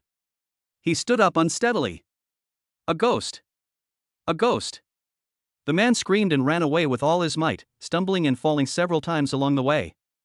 Seeing this, Jiangbei shrugged. Uncle, I didn't mean to scare you, but if you don't leave, you'll probably be even more scared when I start dancing later. I'm doing this for your own good. After the man had run far away, an electronic sound came from the graveyard. The rhythm of the wind is like your gentleness. A figure twisted and turned. Dance moves ignored. The next day, just as dawn broke, the system announced that the mission was complete. I drove a long way through Jiangbei before I finally managed to hail a taxi and get home. System, if you don't get anything good this time, I'm not finished with you. He was so exhausted last night, he'd rather go out in women's clothes than sleep in a cemetery. Activate the premium 10 pull. Host has successfully activated a high-level 10 pull. Obtained a top-grade spiritual weapon, the Golden Greatsword. Obtained 1 enlightenment pill. Obtained 1 marrow cleansing pill. Jiangbei's eyes lit up. A top-grade magical artifact actually appeared. But that's not all. I obtained the top-grade Dao artifact, the Azure Dragon Demon Slaying Sword, and the Purple Flame Demon Eye. Damn it! This time, my luck has really turned around. He took out a top-grade spiritual weapon, a golden broadsword, the gleaming blade almost blinding Jiangbei. Jiangbei knows about magical artifacts. Weapons used by cultivators. Spiritual artifacts are divided into low-grade, mid-grade, high-grade, and top-grade spiritual artifacts. Compared to spatial rings, spiritual artifacts are far more precious and cannot be bought for just a few dozen spirit stones, even the lowest-grade spiritual artifacts. As far as Jiangbei knows, he has never seen anyone possess a magical artifact. The Xian Iron Spoon and Golden Flame Iron Pot that I drew before can also be considered spiritual weapons, but they are only auxiliary spiritual weapons. In terms of attack power, they cannot compare with the top-grade spiritual weapon Golden Cleaver in Jiangbei's hands. Hello everyone, I'm Zhe Hui, 1/deals 999 damage. If you're a brother, come and fight me. Jiangbei looked at the golden knife in his hand, which was 5 or 6 feet long, and swung it lightly twice. If we sold this thing, we could probably make a lot of money. Of course, he was just joking. The material of this golden machete is not the same as the material that old ladies wear around their necks on the market. This is a top-grade spiritual artifact. Golden Greatsword sounds awful, from now on I'll call you Golden Dragon Slayer. Putting away the dragon slaying saber, Jiang Bei took out the Azure Dragon Demon Slaying Sword. Holy crap! That's so cool! Looking at the Azure Dragon Demon Slaying Sword in his hand, the blade was about 4 feet long, with a chilling light. It was engraved with mysterious runes, and the hilt resembled a dragon's head. Holding it in his hand, he could faintly feel the roars of dragons whistling past his ears. The system also contains an introduction to the Azure Dragon Exorcising Sword, Azure Dragon Exorcising, which annihilates all evil spirits in the world. When the Azure Dragon appears, evil spirits vanquish. The Azure Dragon Demon Slaying Sword gave him an indescribable feeling, as if it were perfectly formed by nature, and as if it contained the great Tao of heaven and earth. A Tao artifact, it should be even more powerful than a spiritual artifact. There is currently no such thing as a Taoist artifact in this world. Having acquired 2 wonderful treasures, Jiang Bei couldn't contain his excitement. It was just like a pillow coming when you're sleepy. Suddenly he realized that the system wasn't so bad after all. In fact, it was kind of cute. System, I take back what I said before, you're actually quite cute. Yes, that's right. Let's do it that way from now on. Please use the Azure Dragon Demon Slaying Sword with caution, as you are not yet fully capable of controlling it at your current cultivation level. Such a wonderful treasure is definitely meant to be used as a trump card. Isn't there still the Golden Dragon Slayer? Moreover, even if I use the Azure Dragon Exorcising Demon as an ordinary weapon, most people still can't withstand it. Speaking of the Golden Broadsword, Jiang Bei remembered something. He named his name Golden Dragon Slayer, and this Azure Dragon Demon Slaying Sword is a dragon. This makes me restrain myself. Forget it, whatever, the Azure Dragon Demon Slaying Sword is too high level to kill it anyway. Purple Flame Demon Eye, what is that? Jiang Bei looked at the pair of purple eyes in his hand with some suspicion. Besides the sword and the blade, I also drew the Purple Flame Demon Eye. At first, Jiang Bei thought it was a martial arts technique, but when he took it out, he realized it wasn't. According to the system's description, the Purple Flame Demon Eye was crafted from the eye of the ancient ferocious beast, the Purple Crystal Demon Flame Beast. It can see through all illusions and falsehoods, and can also unleash the Purple Crystal Demon Flame Beast's natal flame, the Purple Flame Demon Fire. To burn everything under heaven, how domineering! The system contains the refining method for the Purple Flame Demon Eye. According to Jiang Bei's current cultivation level, he can cast the Annihilation Illusion technique, but releasing the Purple Flame Demon Fire is still a bit of a stretch. This time, the Premium 10 pull really made me lick a huge bunch of supply packs. After consuming an enlightenment pill, Jiang Bei began refining the Purple Flame Demon Eye. After a day and a night, Jiang Bei finally refined the Purple Flame Demon Eye. When he opened his eyes, his original black and white pupils turned purple, making him look somewhat eerie. Having broken through to the martial master realm, and now possessing 2 more spiritual artifacts and Tao artifacts, these past few days have been incredibly fruitful. After getting ready, Jiang Bei went to school. As soon as I arrived at the school, I was stopped. Isn't this our young master Feng? Here to warn me again? Lin Zifeng looked somewhat embarrassed. He wouldn't dare cause trouble for Jiang Bei now and had become much more obedient. Actually, it wasn't me looking for you, it was my cousin. Lu Kuan? He should just text me on WeChat. Jiang Bei rolled his eyes. What era is this? Why do we still need people to relay messages? But he soon realized something was wrong. Chapter 77 Lu Kuan was almost crippled. Jiang Bei learned some information from Lin Zifeng. Du Guming, Lan Luo, and the others have returned from the misty forest, but they seem to be in a strange state. Jiang Bei was well aware of this. Breaking out of the encirclement of the Yinfeng wolf pack was no easy feat. Another thing is that Lu Kuan was seriously injured in a beating. Lin Zifeng came to Jiang Bei at Lu Kuan's behest, to tell him to be careful and guard against Du Guming and his group. So, it was Du Guming and his group who did it? Jiang Bei raised an eyebrow. This group of people acted quite quickly. It doesn't seem so, but my cousin said they're involved too. Anyway, just be careful. Lin Zifeng left after he finished speaking, leaving Jiang Bei somewhat confused. They didn't do it? What, did you find some helpers? Jiang Bei didn't take Du Guming and Lan Luo seriously, especially since he now had top-tier equipment, which was equivalent to having a weapon without level restrictions. Facing a bunch of trash with broken sticks. However, the problem remains a persistent hidden danger. Even if you're not afraid, it's still annoying to have a swarm of flies buzzing around your ear all day long, isn't it? Jiang Bei, are you free tonight? My uncle wants to have a meal with you. During break, Gao Xiaobing sent me a WeChat message. Having dinner? That's not appropriate. I don't know your uncle, and we're not even the same age. It would be so awkward to have dinner together. I have something to do tonight, let's talk about it another day. Jiang Bei really couldn't quite put his finger on how he felt about Gao Xiaobing. In short, it's too early to meet the other party's family now. In his words, we're only freshmen, we're still young, what's the rush? After class in the afternoon, Jiang Bei found Lin Zifeng and asked him to take him to find Lu Kuan. Lin Zifeng led Jiang Bei to a high-end apartment. Upon seeing Lu Kuan, Jiang Bei was greatly startled. This guy was wrapped up from head to toe, just like a rice dumpling. That's serious? You're practically a mummy. Jiang Bei approached Lu Kuan, saying, "You're supposed to be a 7-star martial artist, why are you so fragile?" Stop talking. It turns out you weren't the one who got beaten up.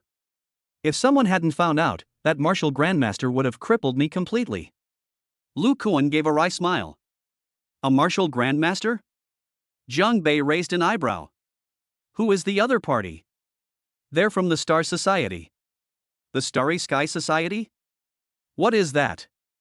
You haven't even heard of the Starry Sky Society? Lu Kuan stared at Jiang Bei with wide eyes, somewhat surprised. What's wrong? Is Xingchen some kind of awesome organization? I have to find out. Jiang Bei curled his lip. He really didn't know anything about these so-called associations. The Starry Sky Society is a cultivation force in our Qingyang city. In terms of strength, it should be ranked among the top 5. From Lu Kuan, Jiang Bei learned some information about the local cultivators' power structure. Jiang Bei knew that some cultivators had their own gangs, but he didn't know much about the others. In Qingyang City, there are more than a dozen cultivator factions of varying sizes, and the Starry Sky Society is considered one of the more powerful ones. There were several martial grandmasters in the association, and the president himself had reached the 9-star martial grandmaster level. His strength was among the best in Qingyang City. This time, Lu Kuan was almost crippled because a martial grandmaster from the Starry Sky Society made a move. If he hadn't encountered someone along the way, he probably would have been crippled. How do you know so much? It's no secret.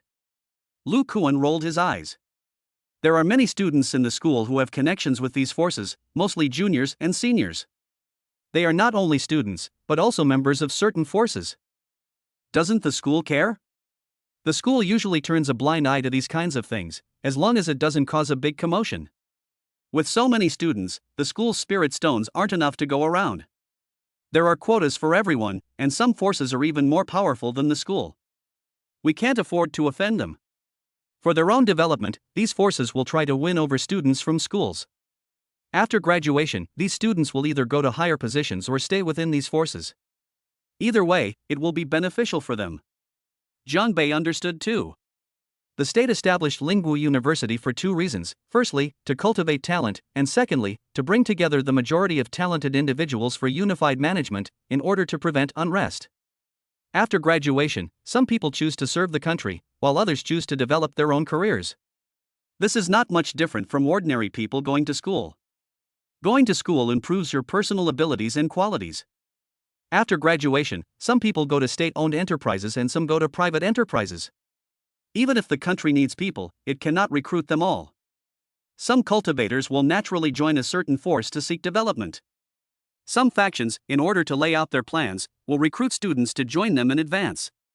In order to maintain a balance of power, most Lingwu universities in various regions turn a blind eye, since these forces can still provide students with cultivation assistance.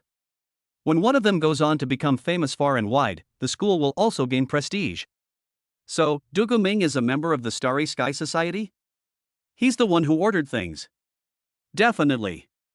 Thinking of this, Lu Kuan's eyes twitched, and he gritted his teeth. Not only him, but the 4 people you encountered in the misty forest that day, including Du Ming, were all members of the Starry Sky Society. I have absolutely no grudge against the Starry Sky Society. It must have been him who instigated this. Lan Luor is also a member of the Starry Sky Society. Jiang Bei hadn't expected this. Have you joined any outside forces? He hired someone to mess with you, you get someone back at him. No. I rejected them all. The Starry Sky Society is utterly beneath the notice of the Hell Demon God. I, Lu Kuan, am destined to stand at the pinnacle of the world. As Lu Kuan spoke, a glint of light flashed in his eyes. Ouch. That hurts. Why are you pinching me? Lu Kuan yelled and grimaced, realizing that Jiang Bei had just grabbed his leg. Brother, don't you know your bones are broken? I'm trying to tell you, you're about to be beaten to death, and you're still talking about being at the pinnacle of the hellish demon god world? Wake up! That's right. I don't respect these local forces. Either I build my own force. Hey, Jiangbei, how about we form our own faction? That high school you told me about in the misty forest was so exciting. Just thinking about it makes me so excited. Jiangbei rolled his eyes. How can these be the same? However, Lu Kuan's suggestion caused a ripple in Jiangbei's heart. Jiangbei, tell me more about Crow's Zero. What happened to Tamo Sarazawa in the end? Want to hear a story? 11,000 minutes. How many minutes do you want to listen to? Jiangbei asked with a wicked grin. Why don't you just rob it? I'm robbing them. Chapter 77. Sometimes, it's just a coincidence. After leaving Lu Kuan's residence, Jiang Bei took a taxi straight home. Before leaving, he gave Lu Kuan an invincible great restoration pill. He could not cure the internal injuries, but the external injuries were still fine. The reason Jiang Bei helped Lu Kuan was because he also had an idea in mind. He came into this world alone, with nothing but a few classmates and friends from school. With the system around, there's naturally no need to worry about cultivation. But Jiang Bei still understands the principle that the tallest tree in the forest will be felled by the wind. Jiang Bei never considered joining any faction to work for them that didn't suit his personality. It was better to make his own decisions without any constraints. In that case, it would be better to establish your own faction. You're only a freshman now, and you're already facing a lot of trouble. Who knows what kind of trouble you'll encounter in the future? Having your own power base and subordinates means you won't have to do many things personally. It also provides protection for those you care about. Moreover, Jiang Bei doesn't know much about this world. It's complex and complicated, so it's always good to be prepared. However, establishing one's own power base certainly cannot be done like Lu Kuan suggested, by simply finding a few decent small-time players within the school. We should be like the Starry Sky Society, having a foothold outside of school. As for Jiang Bei himself, he naturally managed to control everything while attending school. But I don't seem to know any cultivators outside the school. Jiang Bei does know someone named Zhou Yifan, but he doesn't really know him well, so he decided to pass on the idea. Speaking of Zhou Yifan, one has to say that this old man truly lives up to his online name, Grandpa Zhou, who has a minimum living allowance. One day, when Jiang Bei was browsing Douyin TikTok, he even followed Zhou Yifan. But when he opened the list, he found that the old man's favorite people were all big-breasted beauties. They even comment everywhere, saying things that Jiang Bei wouldn't dare say out loud. That's absolutely disrespectful to elders. This isn't some martial grandmaster expert, he's just an old rogue. Hey, master, let's stop here. The car stopped near the school. Jiang Bei realized it had been a long time since he'd had barbecue at Zhouxiang's place, so he decided to go there today to satisfy his craving. Come on, big meat skewers. 5 yuan a skewer, or your money back. Phone screen protector needed? Look here. The latest issue of the fashion magazine is just released. It's at the forefront of fashion, featuring supermodels, socialites, and more. The night market is as lively as ever. Jiang Bei had only taken a few steps when he heard someone calling him from the side. Big brother, big brother. Looking back, Jiang Bei was overjoyed. Isn't that Lu Kuan? Wow, Lu Kuan, you've reformed? You're selling grilled cold noodles now. And barbecue too. Lu Kuan is the same guy who harassed Jiang Bei's neighbor Lu Xiuhua last time and got a severe beating from him. I didn't expect that after not seeing you for a while, you'd actually turned into a street vendor. What's wrong with you? Can't make it this generation? Giving up? Brother, you're joking, aren't you? I'm just doing a little business to make a little money. Lu Kuan blushed. He really couldn't make it anymore. Before, he could be a bit cocky because he had a few underlings, but lately, I don't know what's wrong with him. He keeps running into cultivators and gets beaten up several times. Even being a hoodlum isn't easy anymore, so I had to start a street stall business. Don't call me big brother, it sounds awkward. My name is Jiang Bei. Brother Bei, I've missed you so much. Come on, take whatever you want to eat. It's on me. That's so embarrassing.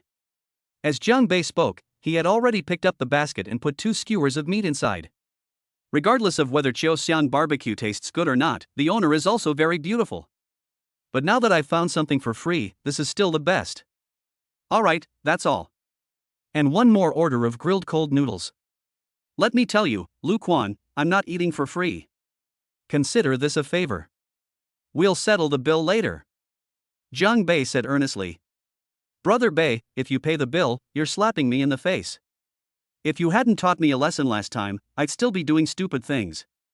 Now I'm setting up a stall, and I'm making way more money than I did back then. Seeing Lu Quan's enthusiasm, Jiang Bei really wanted to wipe out all the local thugs and have them set up stalls at the night market. Then they could eat whatever they wanted. Never mind. I myself think this idea is a bit shameless. I found a stool and sat down. Before long, the dishes were served, and I must say, they tasted really good. While Jiang Bei was eating, a quarrel broke out next to them. Gentlemen, this isn't right of you. Please don't make things difficult for this little girl. Get out of my way, what the hell is it to you? Snap. Accompanied by a crisp slap. Jiang Bei turned around and saw that, just 4 or 5 stalls away, a young man slapped another man across the face, sending him flying. Hey! I didn't recognize you at first. Isn't this our school's senior Chen? What's he doing setting up a street stall? The young man's eyes were full of mockery. Senior Chen? Jiang Bei was somewhat surprised. Looking at the group of people, they should be juniors and seniors. The one who was beaten was also a student at the school. Jiang Bei understood from the surrounding chatter. It was probably because those students were harassing a girl that Chan, the senior student who ran the stall, couldn't stand it anymore and spoke up to stop them, which is why he got beaten up. I'm not your senior Chen, please don't interfere with my business. Chen Xiaoyang stood up from the ground.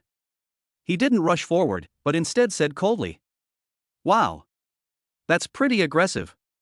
I'll teach you to do business, you'll end up making a mess of things. The student who had hit him earlier kicked Chen Xiaoyang's stall twice, making a complete mess of it. You're asking for it. Seeing this, Chen Xiaoyang's eyes flashed with anger, and he immediately pounced on him. Get out of my way. The young man kicked Chen Xiaoyang in the stomach, sending him flying several meters away. Does he really think he's still the genius student he used to be? Trash. Alright, let's go. Don't let him ruin our mood, his companion said from the side. Pa. If I ever see you setting up a stall here again, I'll smash it every time. The young man spat fiercely and left with his companion. Chen Xiaoyang curled up, clutching his stomach with both hands, his expression pained. He lay on the ground for a while before standing up, blood trickling from the corner of his mouth. His eyes seemed to hold anger, but also a hint of helplessness. Jiang Bei's eyes flickered. This kind of thing happens every day, but today's is a little different.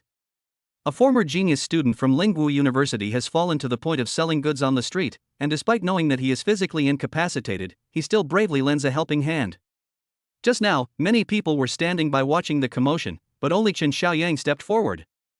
Jiang Bei immediately became interested in Chen Xiaoyang. Chapter 78 Jiang Banxian is always online. Jiang Bei doesn't know Chen Xiaoyang, but some people do. Among the people eating nearby were also students from the school, and several of them were discussing it. I've seen these students before in Jiang Bei, they're freshmen and sophomores. Senior Chen, which senior Chen? How come I've seen him before? Of course you haven't seen him. He dropped out of school 6 months ago. If he hadn't dropped out, he would be a senior now. Did you drop out of school? Wasn't he a genius student? How could he have dropped out of school? That's all in the past. Let me tell you, Chen Xiaoyang's strength is no less than that of the current elite class of third-year students. When he entered his third year, he was already a 7-star martial artist, and he broke through to a 9-star martial artist in less than half a year. This matter caused quite a stir at the time. But why has he become like this now?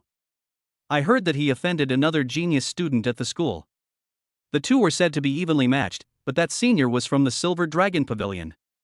In the end, it seems that someone from the Silver Dragon Pavilion intervened and destroyed Chen Xiaoyang's spiritual sea. Isn't the school going to take responsibility for this? The school has always turned a blind eye to this kind of thing. It's fine if it's an ordinary force, but Silver Dragon Pavilion is different. They have a martial arts general level expert in charge. As you know, for us cultivators, being crippled and unable to cultivate is an incredibly painful thing. What a pity. How did he break through from a 7-star martial artist to a 9-star martial artist in less than half a year? Jiang Bei raised an eyebrow. This Chen Xiaoyang's talent for cultivation was no less than Lu Kuan's, and might even be a step ahead. Don't be fooled by Jiang Bei's seemingly effortless cultivation. It's because he uses marrow cleansing pills and spiritual water to aid him. Moreover, martial artists and martial masters are fundamentally different. The higher one's cultivation level, the more difficult it becomes. Many people, even if they spend their entire lives, will never be able to break through to the martial grandmaster realm. Just like in the school now, many students in the elite class of the 3rd year have already broken through to the 7th or 8th star martial arts master and spirit master level, which is much stronger than some 4th year students. It's such a pity. It seems that Chen Xiaoyang is a man of strong character and has great talent. It's a pity that he has now fallen to the point of being unable to cultivate and instead setting up a street stall. Having gotten a free meal, Jiang Bei was about to leave when he stopped after taking only a few steps. Chen Xiaoyang is quite a good candidate.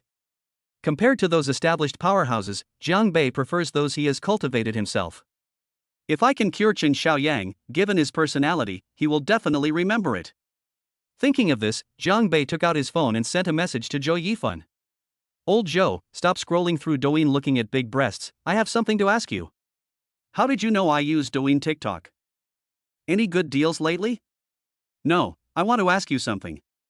If a person's spiritual energy sea is destroyed, is there any possibility of recovery?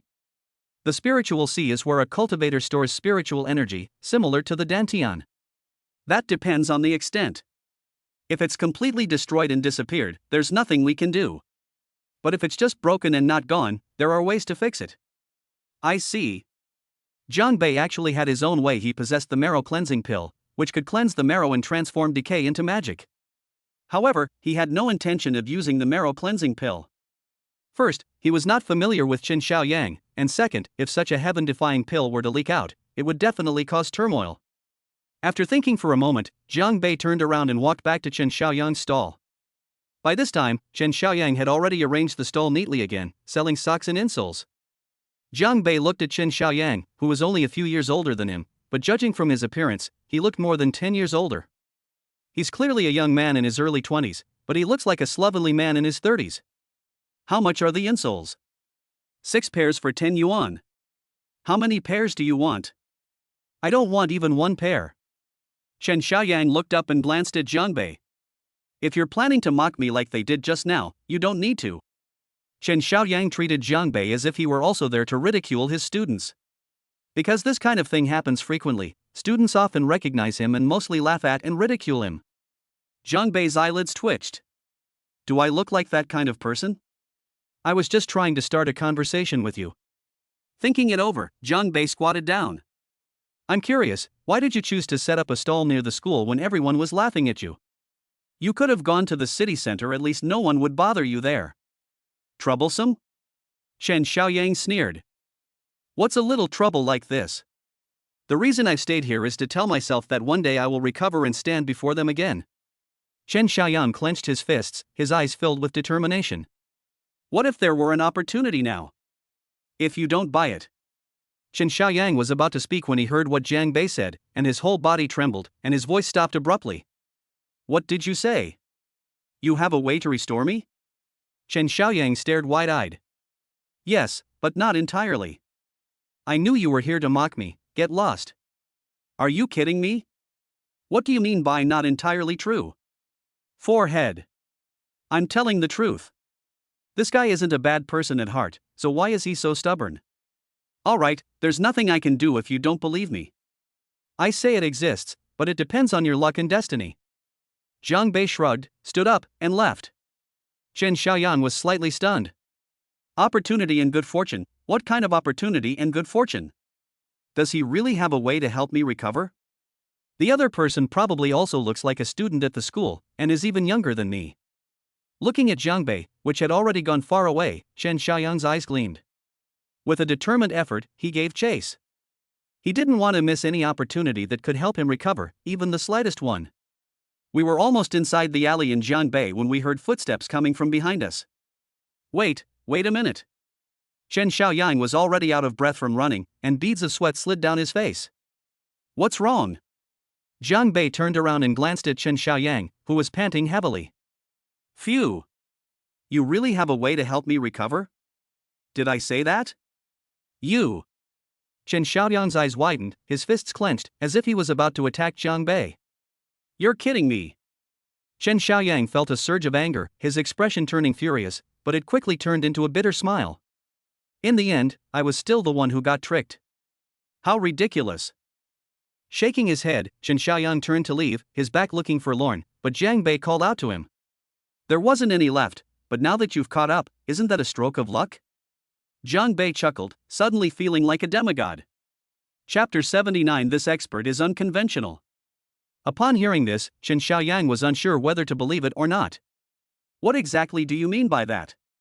Chen Xiaoyang looked at Jiang Bei with suspicion. What I mean is that it depends on you. If your spiritual sea hasn't completely dissipated, there's still a possibility of recovery. Real?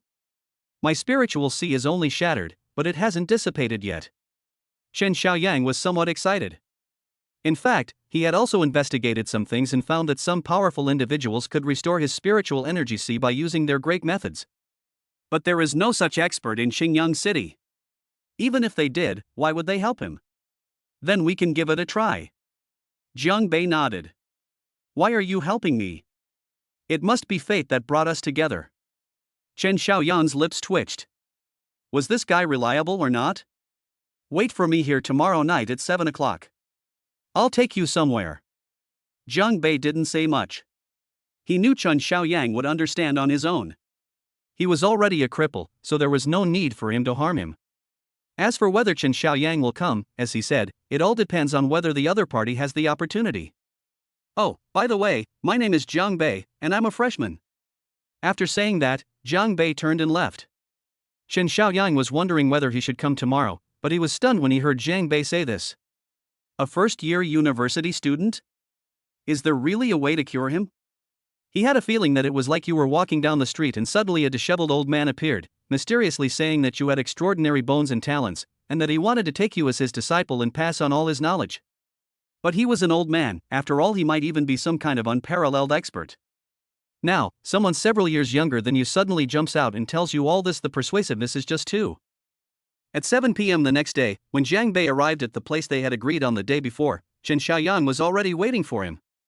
Chen Xiaoyang seemed to have made a special effort to dress up today. He got a haircut and changed into clean and tidy clothes. Looking at his appearance, Jiang Bei nodded. To be honest, he was quite handsome, almost 3/10 as good looking as me. Let's go.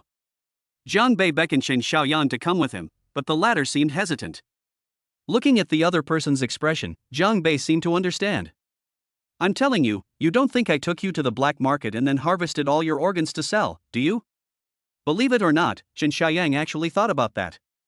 Even though I'm disabled, my organs are still usable. If you don't believe me, then forget it. Jiang Bei said, turning to leave. No, I'll go with you.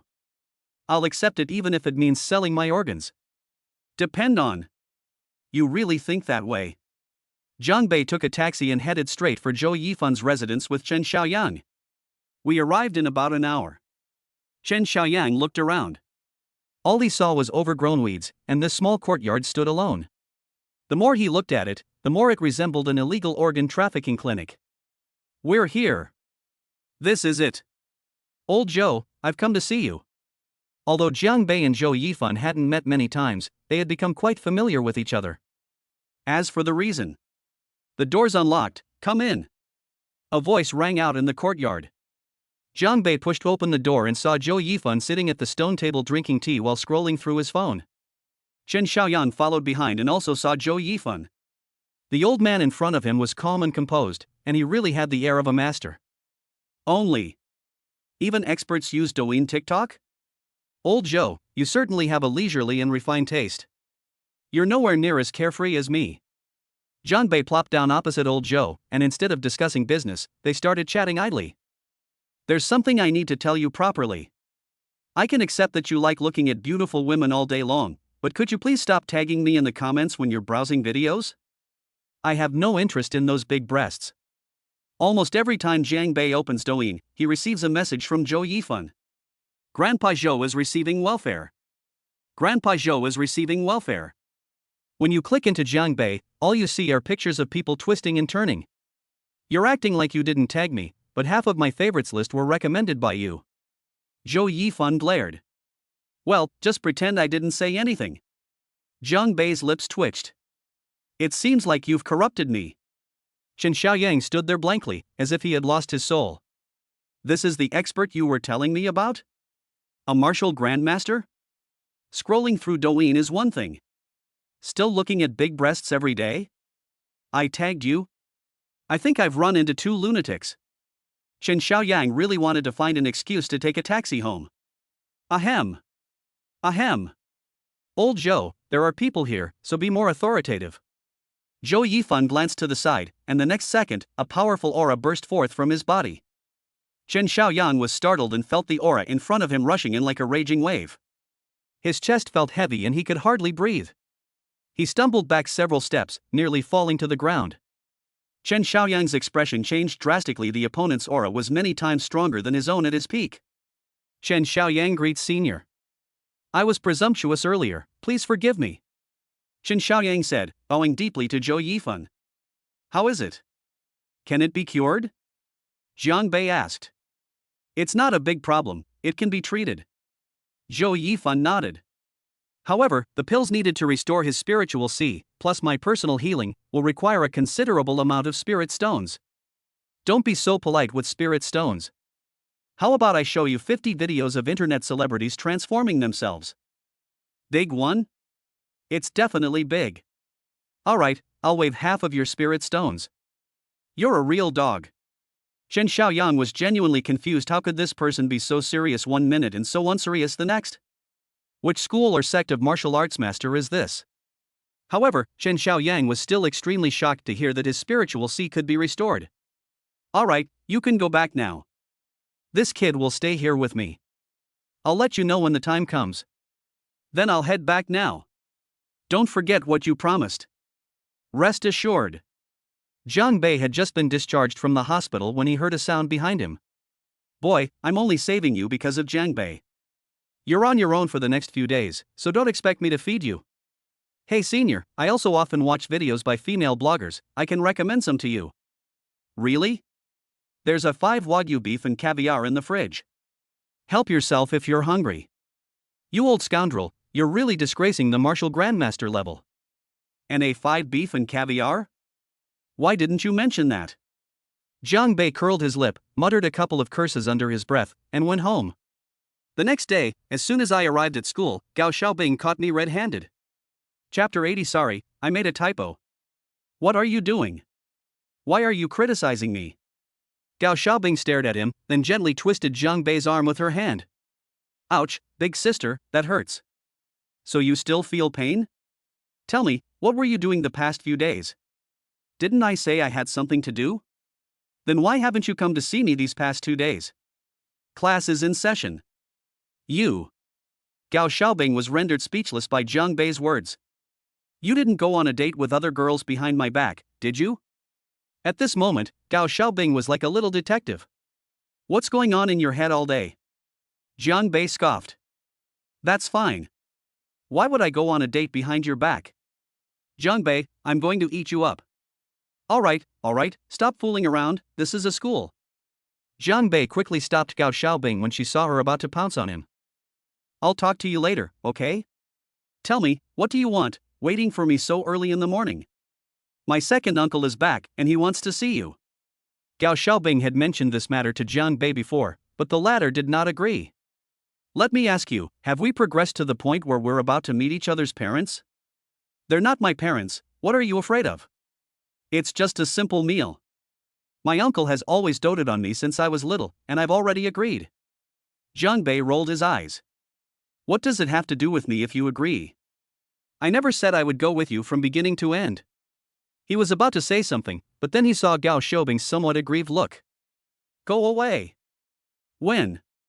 I'll take you with me tomorrow night. Gao Xiaobing beamed with joy when Jiang Bei agreed. Jiang Bei really can't quite put his finger on how he feels about Gao Xiaobing right now. If you say you don't like it, sometimes I really do think about it. But if you say you do like it, Jiang Bei doesn't want to focus his energy on romantic relationships right now. After class, Jiang Bei went to Lu Kuan's place. This kid is almost fully recovered. There's just one more problem. Whenever he sees Jiang Bei, he has to hear stories about Crow's Zero. Jiang Bei could only remain speechless in the face of this. If you had that kind of free time, you might have already broken through to the 8-star martial arts master level. After leaving Lu Kuan's house, Jiang Bei strolled back, since it wasn't too far from where he lived. It was already 11 o'clock when I got close to home. As I passed by the alley I walked to school every day on Jiangbei Road, I stared into the depths of the alley and paused for a moment. There was a shadowy figure, dressed in all black. Someone's there. Jiang Bei raised an eyebrow, as if he had remembered something.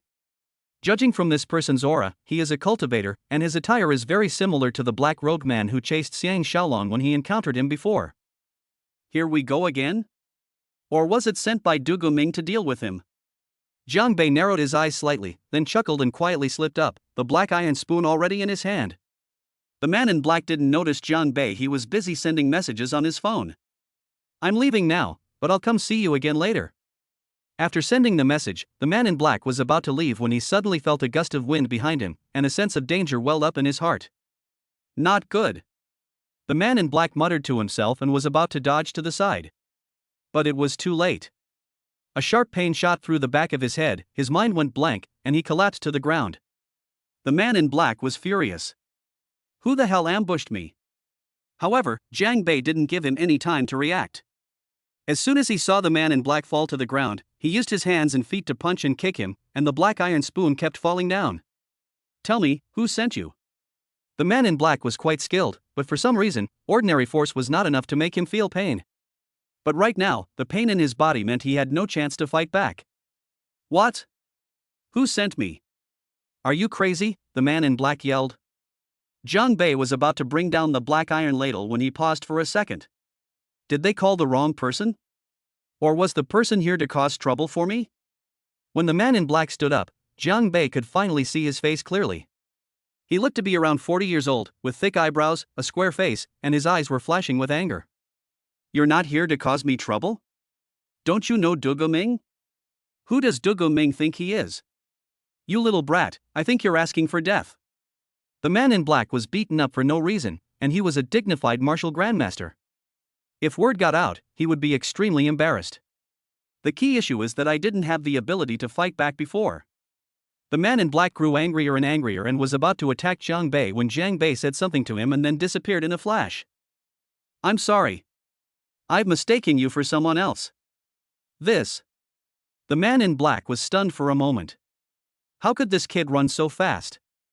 You brat, how dare you ambush me? Don't let me catch you.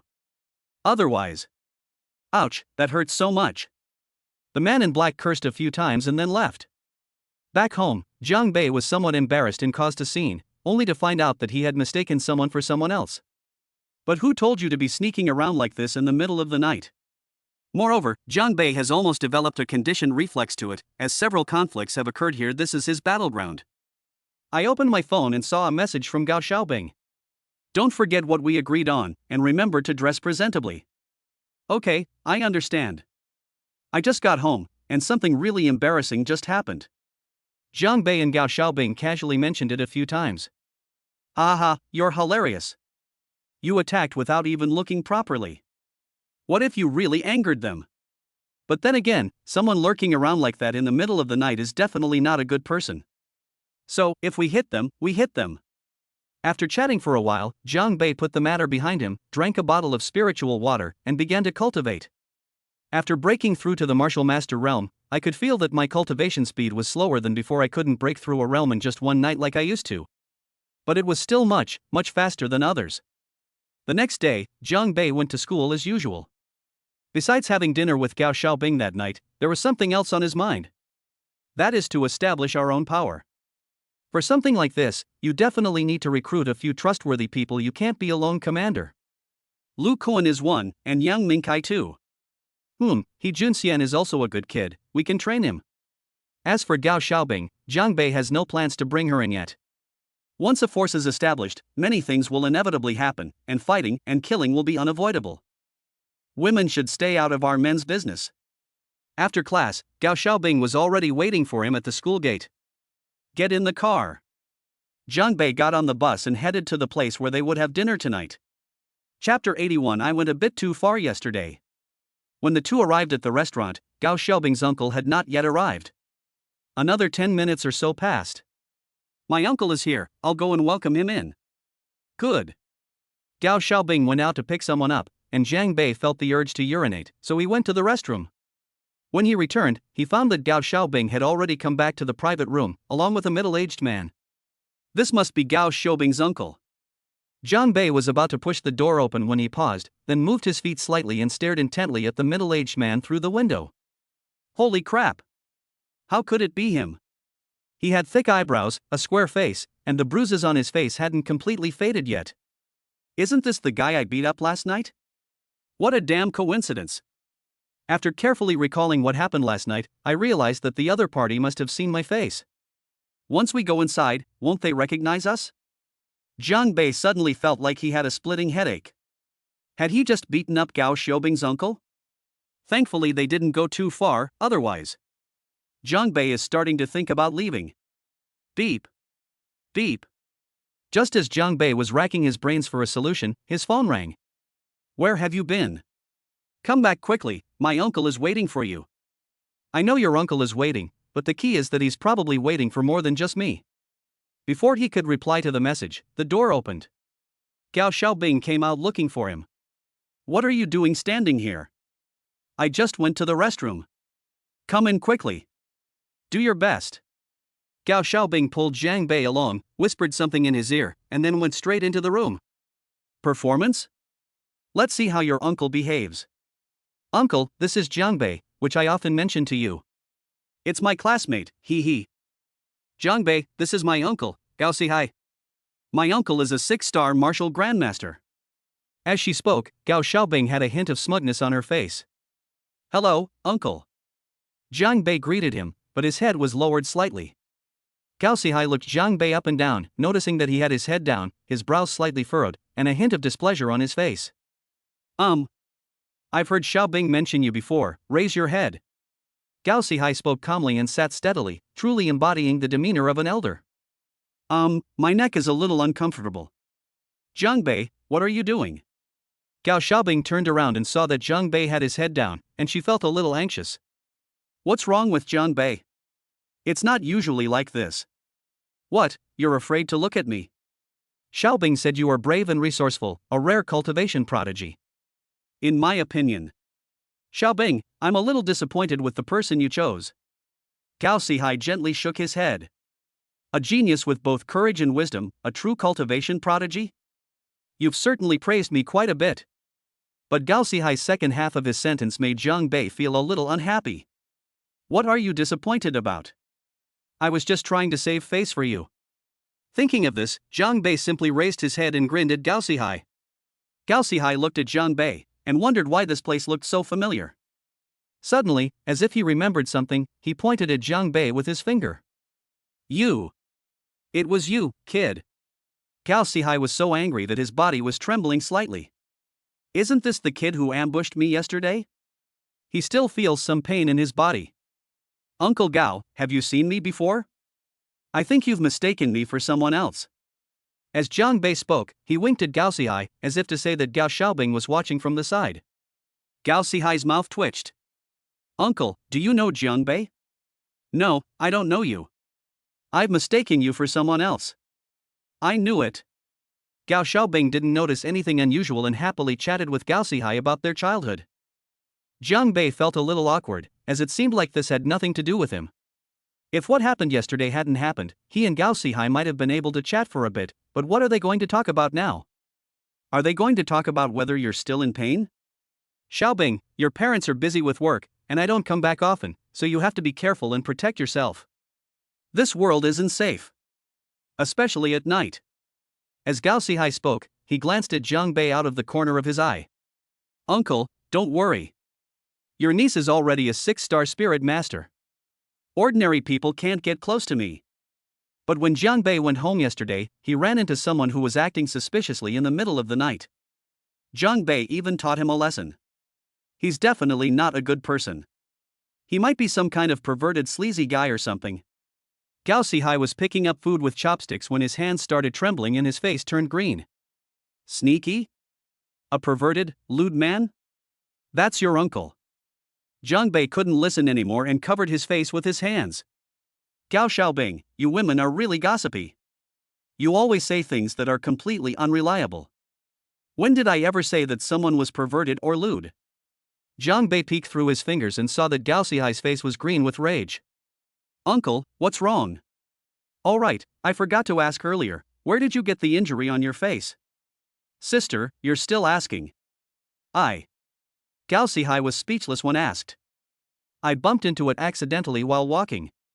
That shouldn't be the case, uncle, you're a martial grandmaster. Gao Xihai felt a surge of turmoil in his heart, and he almost exploded. Xiaobing, make sure your uncle eats something, or it'll get cold. Jiang Bei suppressed a laugh. He simply couldn't bear to listen anymore. How come I never realized you were so cute before? Gao Xihai's expression finally improved. Jiang Bei was incredibly embarrassed by the meal. It wasn't that he was afraid of anything, but the other person was, after all, Gao Xiaobing's uncle, and he felt somewhat ashamed for beating him up. Xiaobing, I'm very satisfied with your classmate. You're quite capable. Before leaving, Gao Xihai said something to Gao Xiaobing and glanced at Jiang Bei. It seemed to be a warning, telling him not to tell Gao Xiaobing about the protagonist from last night. Gao Xiaobing was delighted to receive Gao Xihai's approval. She naturally didn't know that Gao Xihai's words had a hidden meaning. Uncle, don't praise him, he'll get too big for his britches. He's already floating away. Gao Xihai sneered inwardly. Jiang Bei looked up at the sky, his eyes darting around, as if none of this had anything to do with him. The stars are so beautiful tonight. Gao Xiaobing. Gao Xihai. When he was all alone at home, Jiang Bei couldn't hold back any longer and burst out laughing, clutching his stomach. This world is truly amazing. I've encountered all sorts of coincidences. I opened my phone and saw a message from Grandpa Joe saying he was receiving a minimum living allowance. Kid, come over tomorrow night. Remember, 50, not one less. Jiang Bei's eyes lit up. Had Chen Xiaoyang's injuries been healed? Chapter 82. I plan to recruit you all. Just before starting her training, Gao Xiaobing sent her a message.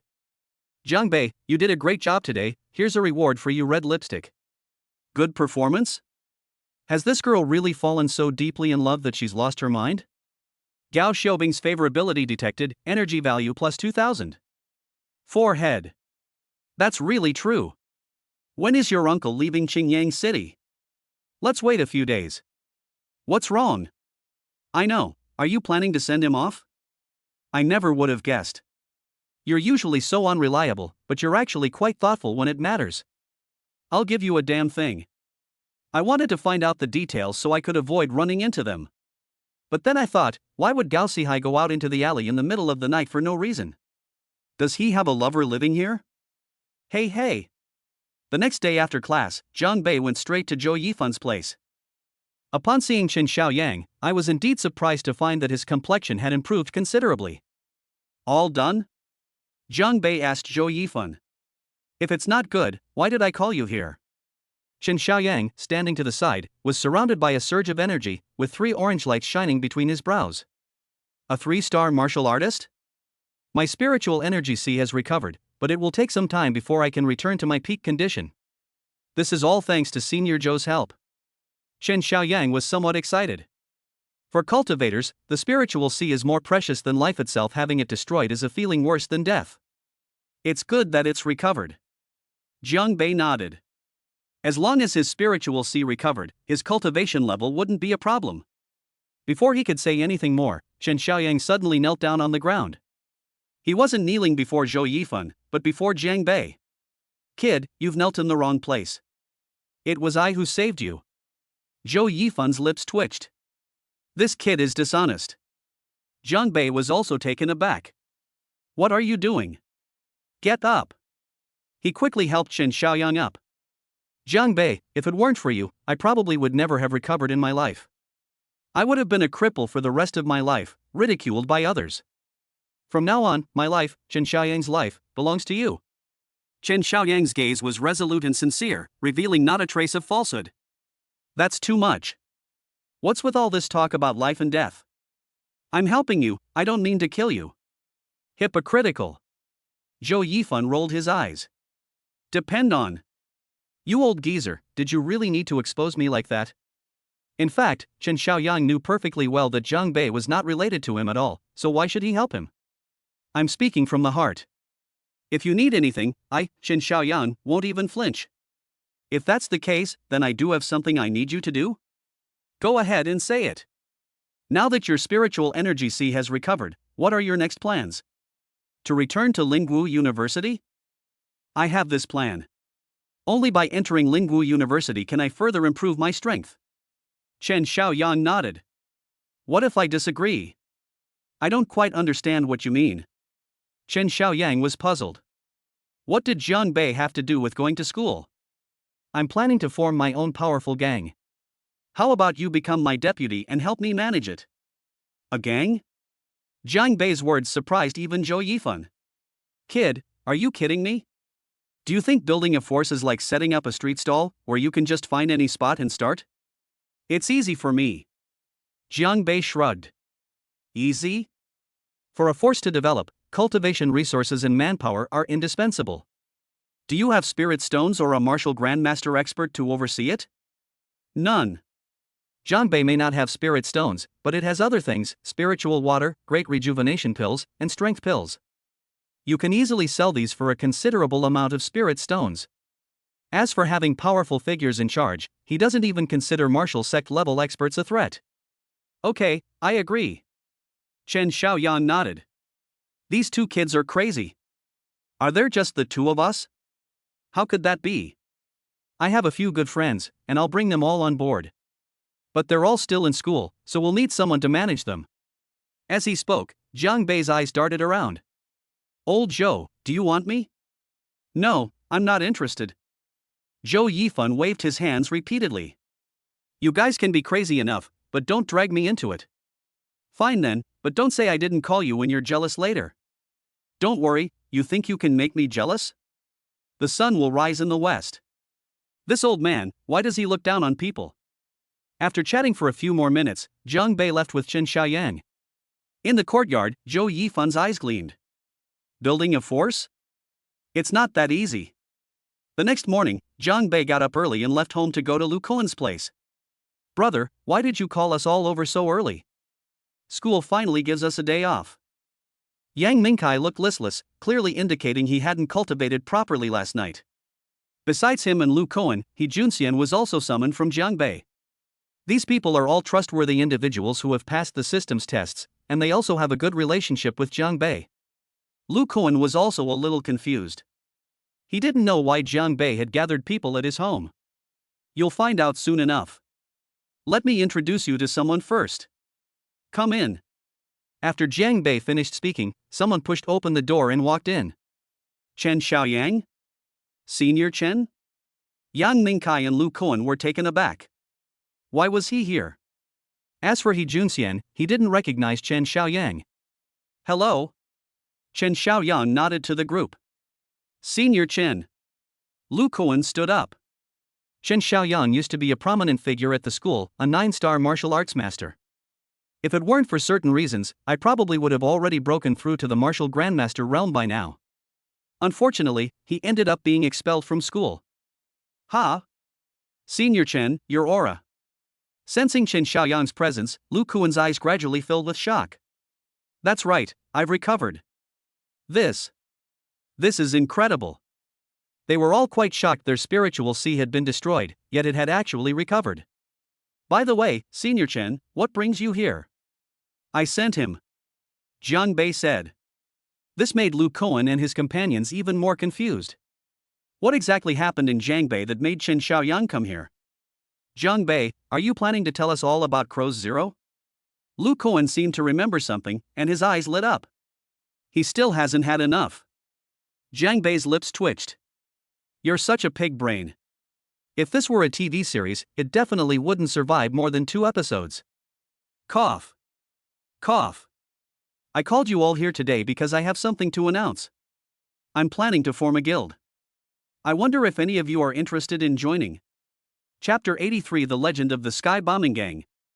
To form a gang or faction? Everyone was stunned for a moment.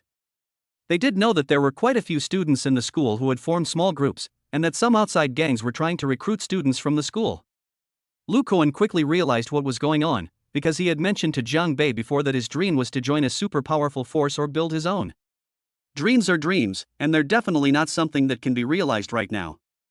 Is Jiang Bei really taking this seriously?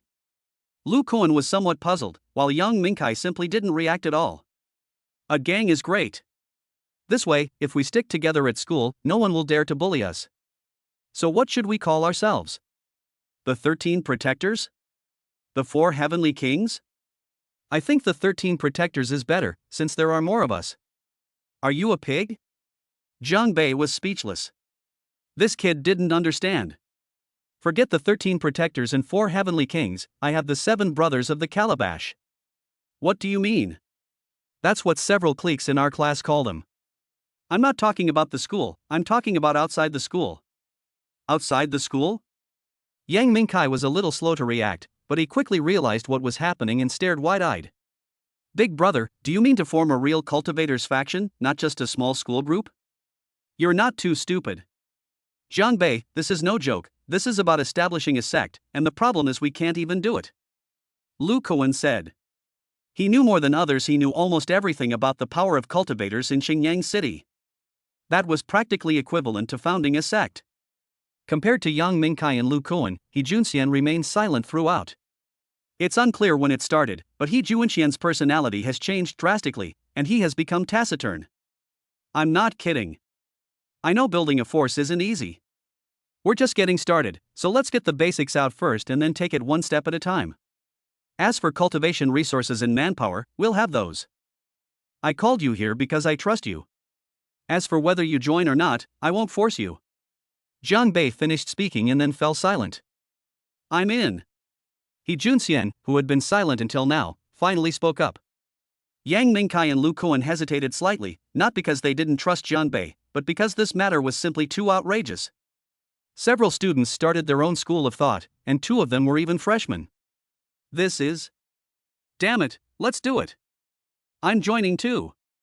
Lu Kuan said through gritted teeth. Since you've all said so, I'll definitely join.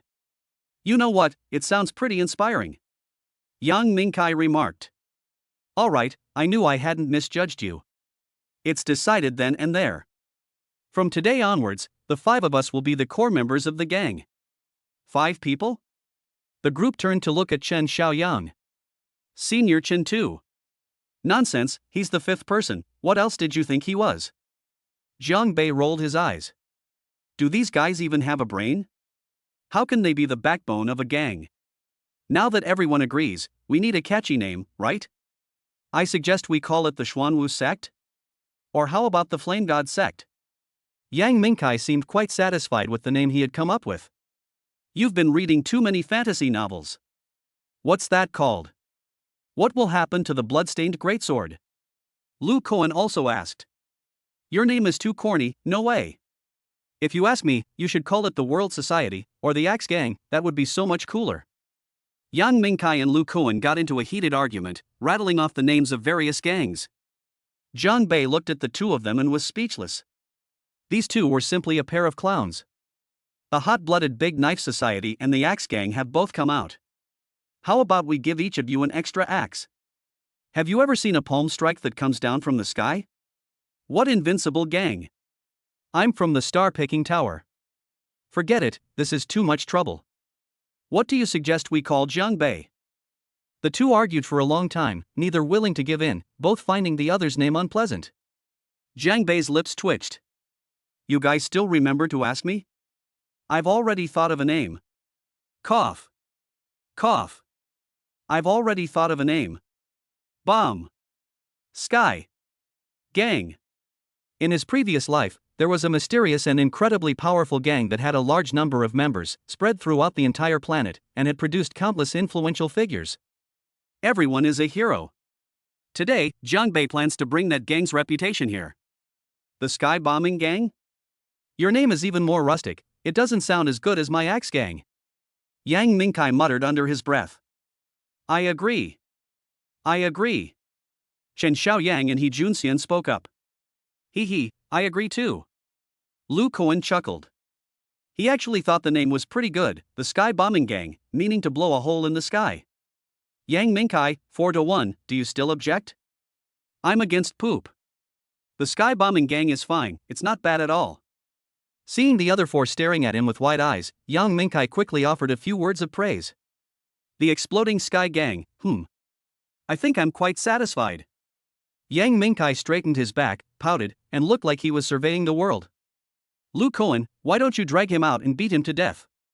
How can you be so shameless? I think it's a good idea, Yang Mingkai. According to seniority, I should be the leader. Everyone knows my nickname is the Demon God of Hell. Hellish Fart God, huh? Yang Mingkai curled his lip. Jiang Bei is right, you should be dragged out and beaten to death. Alright, enough fooling around. This gang leader position definitely belongs to Jiang Bei. Jiang Bei, you decide, we'll all listen to you. Yang Mingkai said. He was just joking with Lu Koen. Of the group, only Jiang Bei stands out in terms of both strength and credibility. Unconsciously, they have already regarded Jiang Bei as the leader. That's more like it. Otherwise, Jiang Bei would really think that it was a mistake to bring them and he had simply recruited a bunch of idiots. It was established in the morning and dissolved in the afternoon. Jiang Bei, since you want to start your own sect, we're all still in school, and I'm not very good at management, though I'm good at fighting. Lu Koen scratched his head. Look, Chen Xiaoyang, he'll handle the gang's affairs. Senior Chen? The group exchanged bewildered glances. Jiang Bei had clearly planned everything all along. Suddenly, the group realized something. It was common knowledge that Chen Xiaoyang's spiritual sea had been destroyed, but now it was restored. Could it be because of Jiang Bei?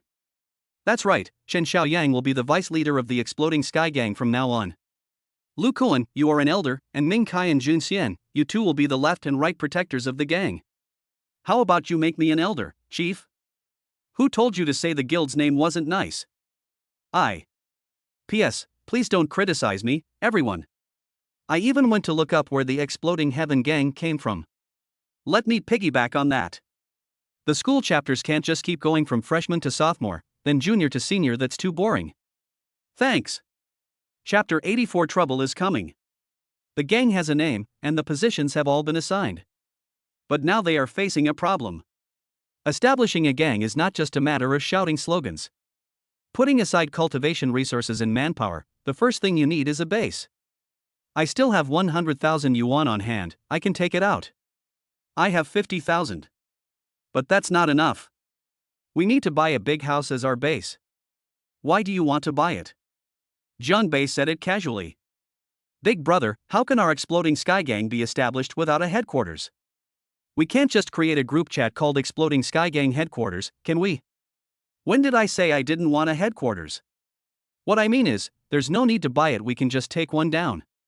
The remaining few people exchanged glances, seemingly in disbelief. One was shot down. Is this a prelude to taking action against other powerful gangs?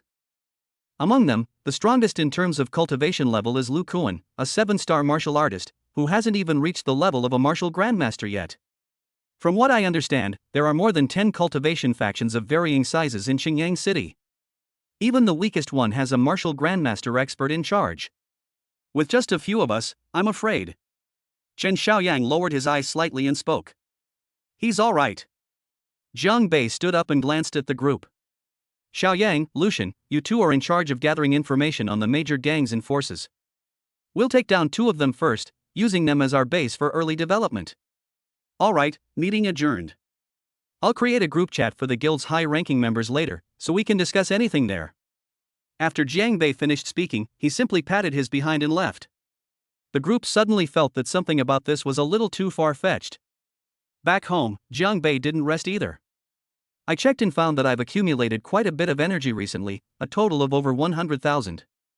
Jiang Bei exchanged for a lot of invincible Great Restoration pills and super strength pills, and did several more 10 draws. Although he didn't get what he wanted, all of these things could be exchanged for spirit stones. Building a force is not as simple as just talking about it, you need spirit stones to have a foundation for development. As for the martial grandmaster level experts that Lu Koen and the others were worried about, Jiang Bei didn't take them seriously at all. With his current strength, he could easily deal with a martial grandmaster without even using his strongest trump cards. System, my guild is about to have its grand opening. Aren't you going to give a small gift as a token of your appreciation? Thump. Congratulations, host, on completing the hidden quest to create a faction. Reward, a generous gift pack. Advanced 10 pull function successfully unlocked. Getting it right. Jiang Bei's eyes lit up. Sometimes this system can be quite reliable. Open the gift pack. Open successfully. Obtained 1 low-level yellow rank martial skill, 1 low-level yellow rank spiritual skill, 1 mid-level yellow rank martial skill, and 10,000 spirit stones. I'm rich. Jiang Bei was overjoyed. 10,000 spirit stones, plus spirit and martial arts skills, this was exactly what he needed right now. And there's this premium 10 pull. Previously, you had to complete tasks to get the reward of a high-level 10 pull, but now it's completely open. However, when he saw the energy required for a high-level 10 pull, he couldn't help but curl his lip. It takes 100,000 energy points to draw once. System, you're really ruthless. Jiang Bei had just used up all 100,000 energy points he had. Normal 10 pull, premium 10 pull, I wonder if there's a super 10 pull. Looking at the time, it was already past 9 o'clock at night. Jiang Bei decided to go for a stroll in the nearby park, breathe some fresh air, and briefly contemplate life. At this time, there are hardly any people left in the park, and the square dancing aunties have all left. While strolling around Jiang Bei, the atmosphere around them suddenly changed, and a terrifying aura enveloped Jiang Bei. Huh?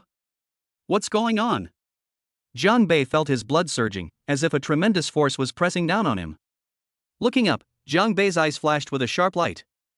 A dozen meters away from him, a person was standing in mid-air. The man, dressed in plain robes, stood with his hands behind his back. He appeared to be in his 40s or 50s, with deep, unfathomable eyes that seemed to be an abyss. The aura emanating from him gave Jiang Bei an extremely strong sense of oppression. Soaring through the air with the power of Qi, a general-level expert. This is the first time Jiang Bei has ever seen a powerhouse of this level, soaring through the air with his aura. This is the unique mark of a general-level powerhouse.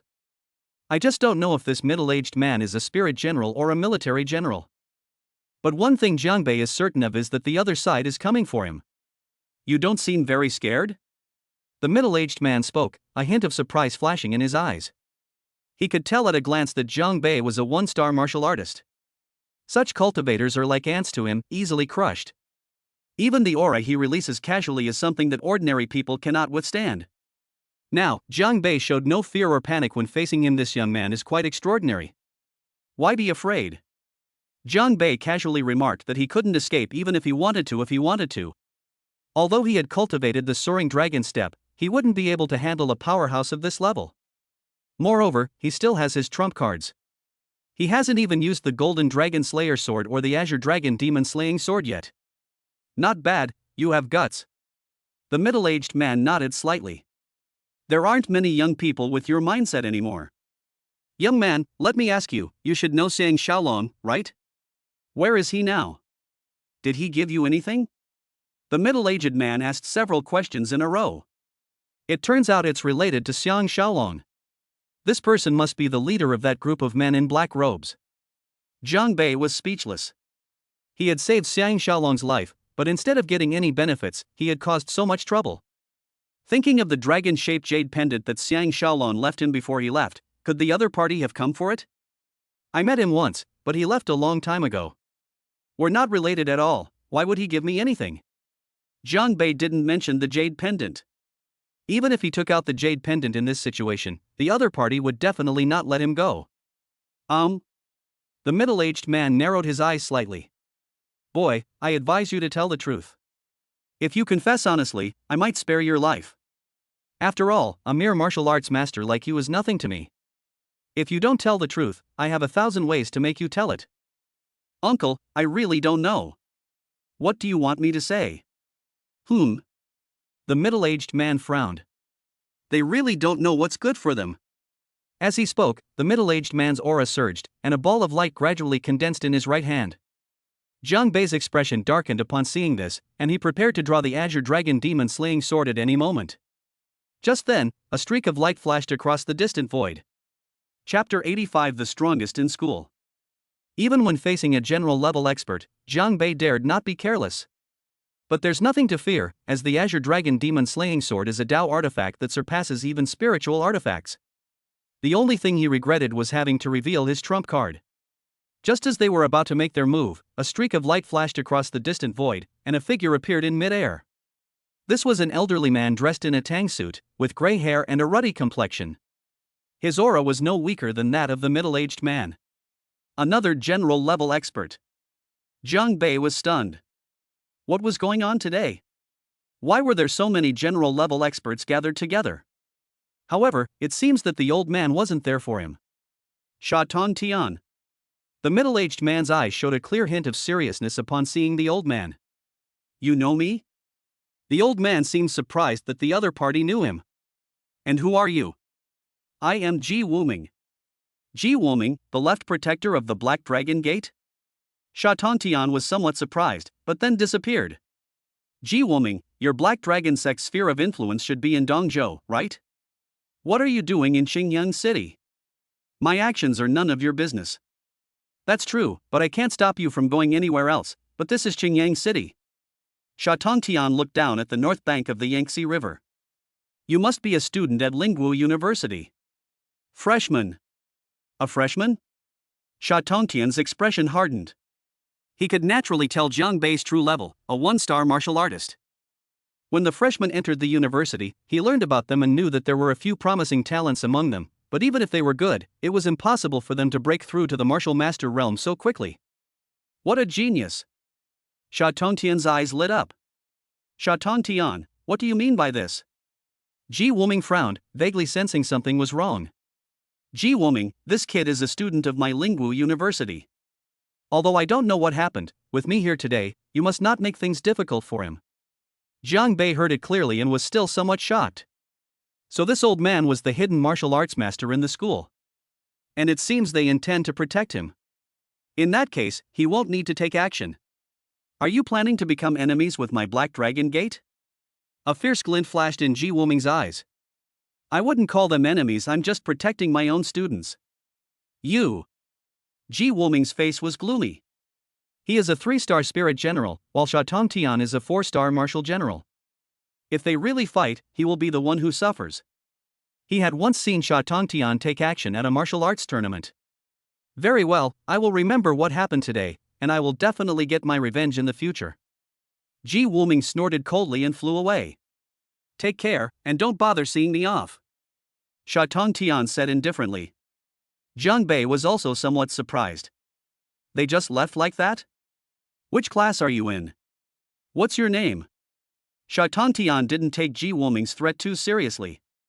The Black Dragon Gate's power was indeed considerable, but that was in other areas. My name is Jiang Bei. I'm a student in Class 3, freshman year. Jiang Bei. This name seems familiar. The reason for the sense of familiarity was that when the freshmen entered university, Sha Tong Tian had learned that there was a student among them who was only at the half level of martial spirit, which was extremely poor. It seems to be called Jiang Bei. Sha Tong Tian wouldn't normally pay attention to these things, but Jiang Bei's talent is just too poor. He's only at the half level of martial spirit, something I've never heard of before. Alright, come to Lingwu Pavilion tomorrow morning. I'll be waiting for you. Waiting for me? Jiang Bei was somewhat confused. Surely the other party wouldn't do anything to harm him. I'll have to wait until tomorrow to see it. After what happened, Jiang Bei lost all interest in strolling around and turned to go home. Hidden in the shadows, Sha Tong Tian had not completely left. Instead, he secretly observed Jiang Bei until he arrived home safely. He broke through to the first-star martial master in less than 2 months since enrolling. Could it be that those guys down there made a mistake? Sha Tong Tian muttered to himself as he disappeared into the air. Back home, Jiang Bei's heart was also filled with turmoil. In the past, no matter how strong the opponent was, they were only martial grandmasters. But now, even general-level experts have appeared, which makes him feel a sense of crisis. Looks like I still need to work harder on my training. Xiang Xiaolong, don't let me find out where you are, or I'll smash you to death with a spoon. According to Jiang Bei's previous plan, he would slowly cultivate at the school. Now the situation is different, and even general-level experts have come to his door. After cultivating all night, Jiang Bei arrived at the Lingwu Pavilion early the next morning. The Lingwu Pavilion is where students receive martial arts and spiritual skills. The administrator is a martial grandmaster named Tian, who is over 50 years old. He wasn't a teacher at the school, but even the teachers and the principal treated him with great respect. Get your card. Old Tian was sitting in a recliner with his eyes closed, resting. When he saw Jiang Bei come in, he didn't even lift his eyelids. He thought Jiang Bei was a student who had come to receive martial arts and spiritual techniques. Elder Tian, I'm not here to receive martial arts techniques. Senior Sha sent me. Old Tian didn't react much to the first half of the sentence, but when he heard the second half, he suddenly opened his eyes and stared at Jiang Bei in disbelief. He naturally knew who Senior Sha was. Lingwu Pavilion has 5 floors in total, and Sha Tongtian lives on the 5th floor, which is also a forbidden area of the school. Say it again? Old Tian thought he had misheard. He had been in Lingwu Pavilion for several years and had never seen Sha Tongtian personally summon any student. Let him come up. Before Jiang Bei could speak, a faint voice rang out in the hall. Upon hearing this voice, Old Tian immediately became respectful. Yes. Go upstairs, Senior Sha lives on the 5th floor. Thank you very much, Mr. Tian. After Jiang Bei finished speaking, he walked towards the stairs. Old Tian watched Jiang Bei's back with a glint in his eyes. This kid is something else, he actually managed to be summoned by Senior Sha. When Jiang Bei arrived at the 4th floor, the scene before him changed when he walked up to the 5th floor. There was lush greenery, birds singing, and flowers blooming, and a pavilion on the side. The air was filled with a rich spiritual energy. It was truly a treasure trove for cultivation. That's not right. When viewed from below, Lingwu Pavilion looks no different from any other building. How come the scene before me is like this? I have set up several formations inside, so you won't see anything unusual from the outside. A voice answered Jiang Bei's doubts. In fact, Jiang Bei has cultivated the purple flame demon eye, and it would be easy to tell if he used it even slightly. Looking up, I saw that Sha Tongtian was already standing in front of me. Jiang Bei greets Senior Sha. Jiang Bei didn't joke around too much in front of this powerful military general, since they were familiar with each other and he didn't know why the other party had come to him. Chapter 86. Then I won't be polite. Jiang Bei was still somewhat wary who knew why Sha Tongtian had summoned him here. However, the system has not detected any of Sha Tongtian's emotions yet, so it seems he doesn't mean any harm. No need for formalities. Jiang Bei, now unleash your full power. Sha Tongtian said. Good. Although Jiang Bei didn't understand what the other party meant, he still released his aura, and an orange light spot between his eyebrows shone brightly. Really? Sha Tongtian's eyes lit up. Come with me. Jiang Bei looked up and saw that it was a testing device for testing martial spirit talent levels. Put your hands on it, and remember, concentrate completely. A hint of anticipation flickered in Sha Tongtian's eyes. Jiang Bei nodded, walked up to the testing device, and placed his hand on it. He now roughly understands what Sha Tongtian means, because it's due to his own level of cultivation. When Jiang Bei placed his hand on the testing device, lights quickly illuminated, 1, 2. As the 7 lights came on, Sha Tongtian became somewhat excited. Martial Spirit Level 7. Lingwu University in Xingyang City hasn't had such a talented student in a long time. Just as he was overjoyed, the 8th and 9th lights on the testing device lit up. All 9 lights lit up, instantly bursting forth with a dazzling burst of light. This. Sha Tongtian stared intently at the testing device, somewhat dazed. When he came to his senses, he was so excited that his whole body trembled. 9 stars aligned. It's actually the talent of 9 stars alignment. Sha Tongtian's voice trembled slightly as he spoke. Sha Tongtian's joy has been detected, energy value plus 10,000. Wow, this old man was so happy that his energy level increased by so much. As for the 9 lights on the testing device lighting up, Jiang Bei wasn't that excited. He had taken 2 marrow cleansing pills before, so it would be strange if his talent didn't explode. However, this also made Jiang Bei even less inclined to let the marrow cleansing pill be leaked.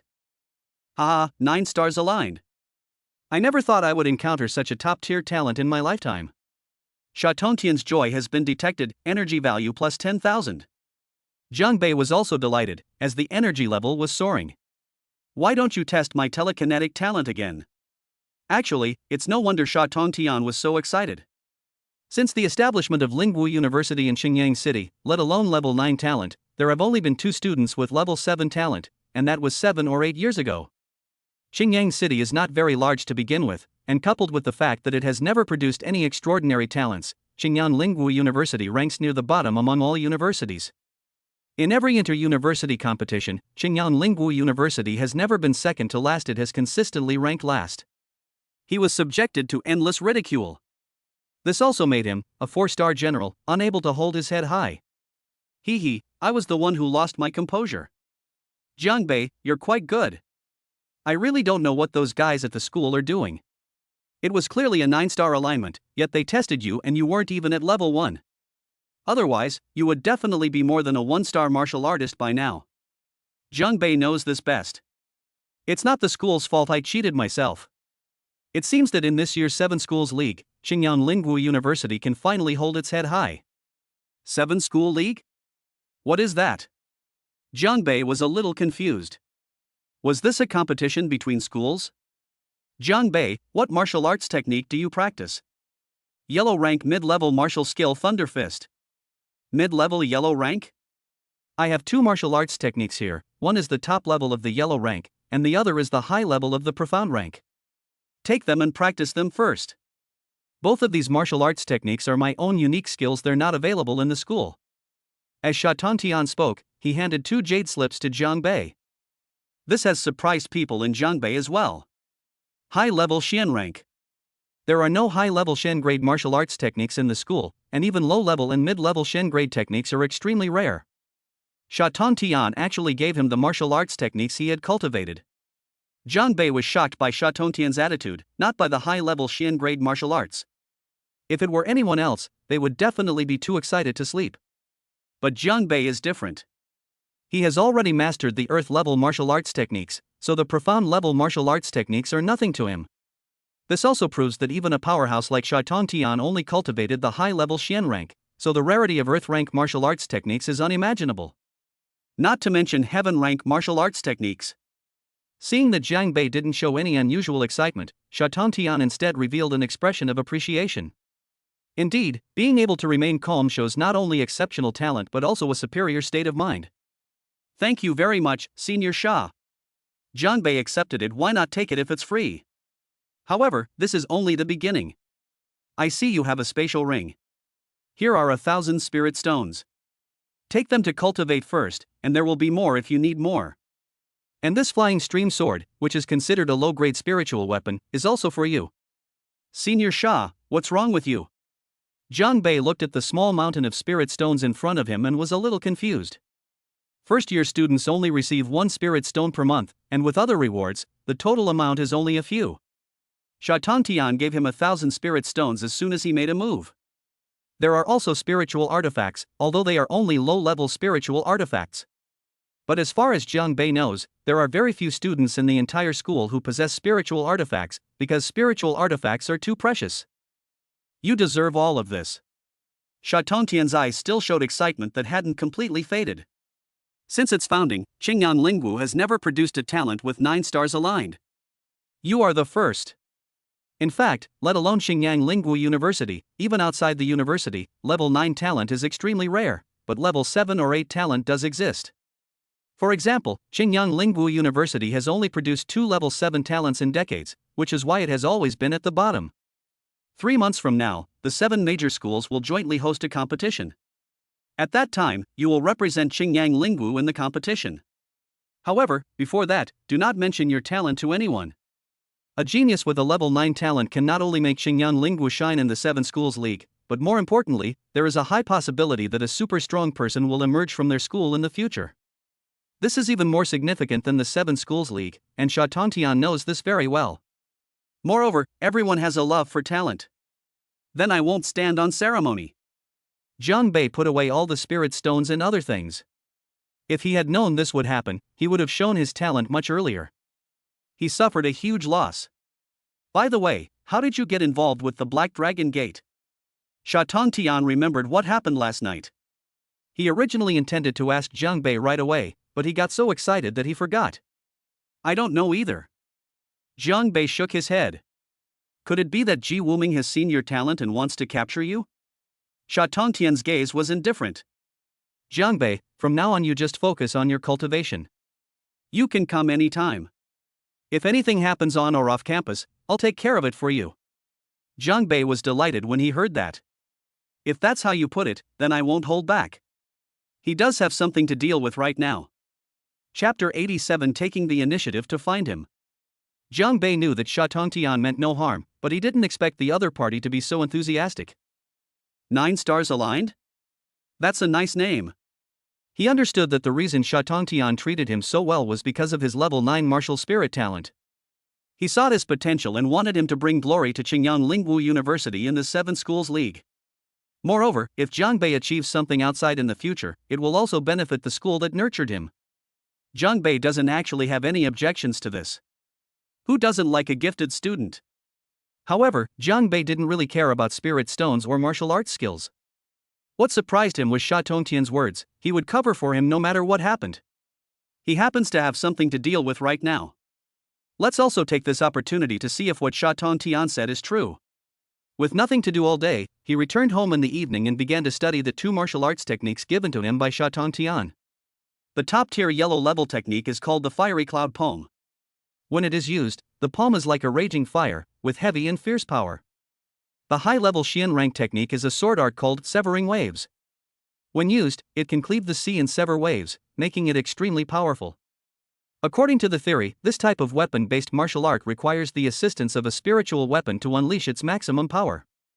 In fact, there are many martial arts techniques in schools that involve swords, spears, and staffs, but many students do not practice them and instead choose martial arts techniques such as fists and palms. Because there are no magical artifacts. With Jiang Bei's talent, he could master these 2 martial arts techniques in just a few days, which would be astonishing to others. However, there is an even faster way in Jiang Bei: take the enlightenment pill.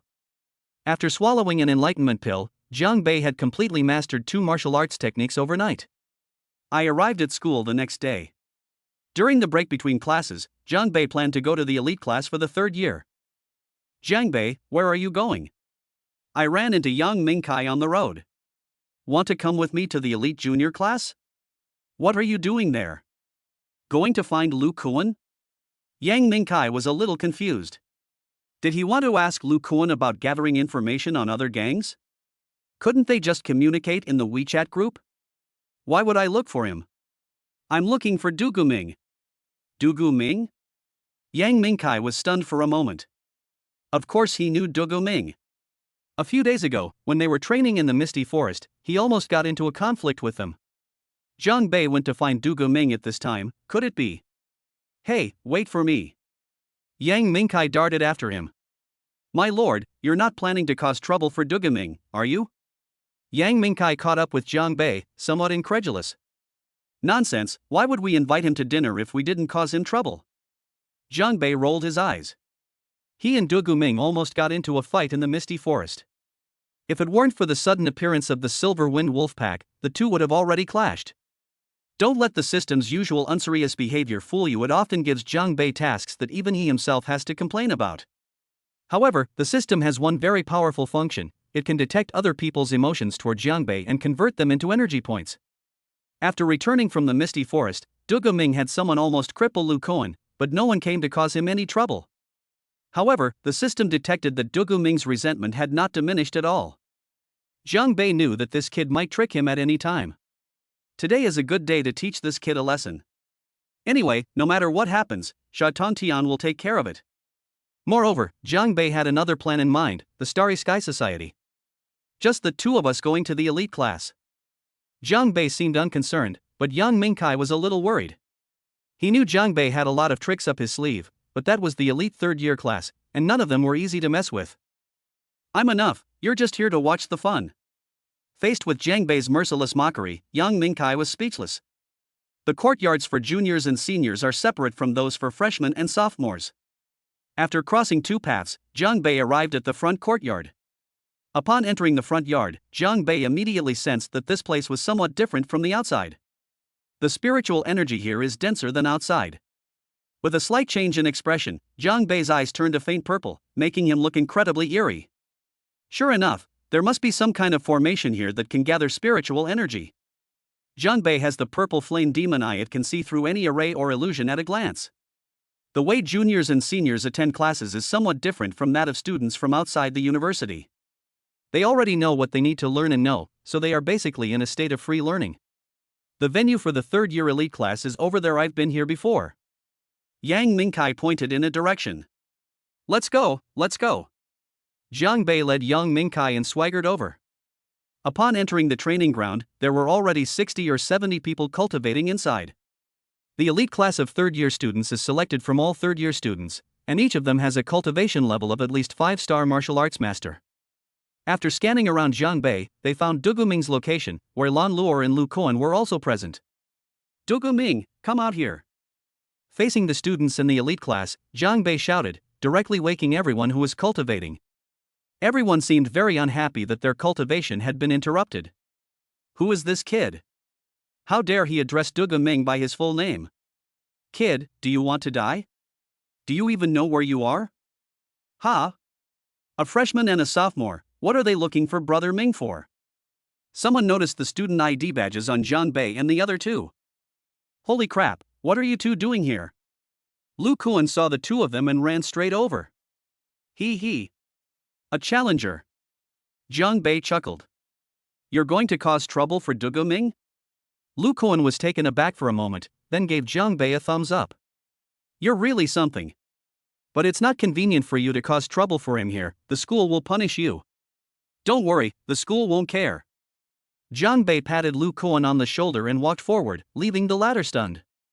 Lucian, is Jiang Bei a suitable location? Can he do it? You should remove the word can no, you should remove the word no. My strength is about the same as Duguming's, yet I was still beaten so badly by Jiang Bei that I couldn't fight back. Don't you think he's amazing? Are you just too bad at the game? I think you're asking for trouble. Duguming, who was cultivating, also noticed Jiang Bei. He was quite surprised to see Jiang Bei there, but soon a fierce glint flashed in his eyes, and he stood up. Jiang Bei, I didn't go looking for you, yet you dared to come to my door. Duguming let out a sinister laugh. It was he who had someone cripple Lu Kuan, but the latter was lucky enough to be discovered and escaped. As for Jiang Bei, he planned to take action himself after his injuries healed, because he didn't take Jiang Bei seriously at all. Chapter 88. Are all freshmen this violent? Lan Luor also saw Jiang Bei. Deep down, she looked down on Jiang Bei. To some extent his talent was low, and he had no connections, especially after that incident at the mall. She felt even less favorably towards him. She didn't know where Jiang Bei got the courage to provoke Duguming. Putting aside our past grievances, I came here this time to secretly send people to deal with my little brother, almost crippling him. You really are a cunning old fox. Jiang Bei doesn't mince words. Lu Kuan looked somewhat embarrassed. Dude, can you at least show me some respect?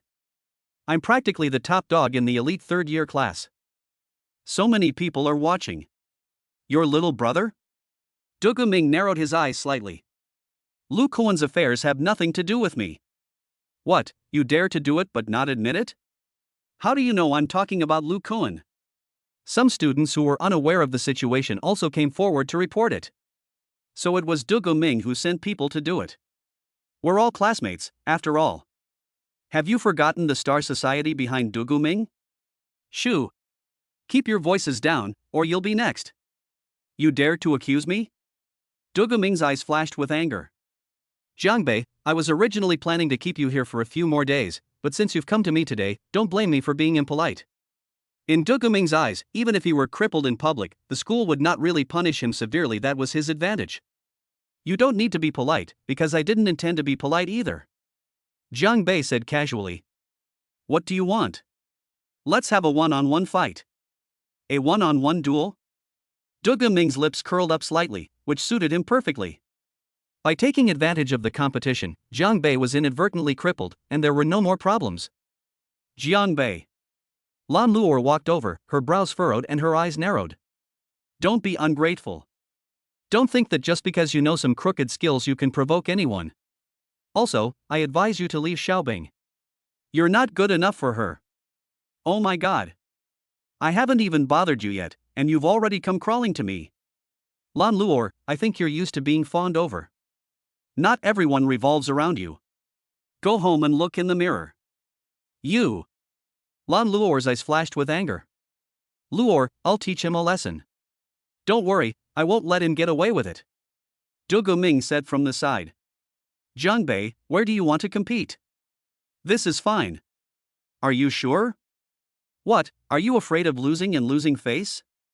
Jiang Bei retorted. Ha! I really don't know where you get your confidence from. Doguming sneered. Since you're so eager to die, I'll grant your wish today. Everyone wisely made way for them. You make the first move. Doguming glanced at Jiang Bei. Oh, by the way, I heard you have a magical spoon. Don't forget to use it later, or you won't have another chance. Doguming had investigated Jiang Bei before. The other party had a large spoon in his hand, so in his opinion, the reason why Jiang Bei dared to be so arrogant was simply because he was using that large spoon as a magical artifact. You talk too much nonsense. Jiang Bei shook his head, his figure flashed, leaving a blur, and he threw a punch at Doguming. Thunderbolt fist? That's too childish. Doguming dodged it with a sidestep. In the midst of dodging, his hands moved constantly, and waves of spiritual energy appeared between his palms as he slapped towards Jiang Bei's back. The palm landed directly on Jiang Bei, but the latter's figure vanished instantly. After image? Doguming frowned slightly. You're not much better than me. A mocking voice came from behind me. Doguming's expression changed immediately. He didn't understand why Jiang Bei's speed was so fast that even he could hardly keep up. But in front of everyone, he couldn't deal with a freshman. His anger surged. Court death. Doguming snorted coldly, and a powerful aura suddenly erupted from his body. He leaped high into the air and kicked out, causing the surrounding space to tremble. It's Doguming's heavenly gang kick. He's serious. I wonder how this kid will handle this. Faced with Doguming's attack, Jiang Bei remained calm and composed. Even without using his purple flame demon eye, he was able to clearly detect the trajectory of the opponent's attack. With a thought, the flying stream sword appeared in his hand. Broken waves. Jiang Bei let out a low shout and leaped into the air. With the swing of his flying stream sword, layers of waves seemed to gather around him. From among those waves, a sharp sword aura burst forth and slashed directly toward Doguming. Doguming's pupils suddenly contracted. Not good. The next moment, his figure flashed, but it was too late. The sword energy slashed across his right arm, leaving a bloody gash that stained his sleeve. That sword moved just now. What a powerful aura. What kind of swordsmanship is that? If it were me, I definitely wouldn't be able to block it. Behind them, Lu Kuan and Yang Mingkai were also stunned. When did Jiang Bei learn such powerful martial arts skills, and that magical lone sword? A magical artifact. That's something. Lu Kuan exclaimed with a hint of envy. Ah! Doguming was completely enraged when he saw the bleeding wound. You dare hurt me? You're asking for death. Doguming was like a wounded wild beast, and soon, a magical longsword appeared in his hand. This longsword was a reward from the Starry Sky Society. He hadn't used it much because there were no rivals in the elite class of his third year, so he had no need for it. I'm going to kill you. Doguming's eyes were bloodshot, and he thrust his long sword toward Jiang Bei at lightning speed. Streaks of sword energy swept out like a gust of wind. Lu Kuan was also shocked when he saw this. He had always thought he could fight Doguming to a draw, but now it seems that was not the case. The other party had been hiding his strength. I wonder if Jiang Bei can hold them off. Naturally.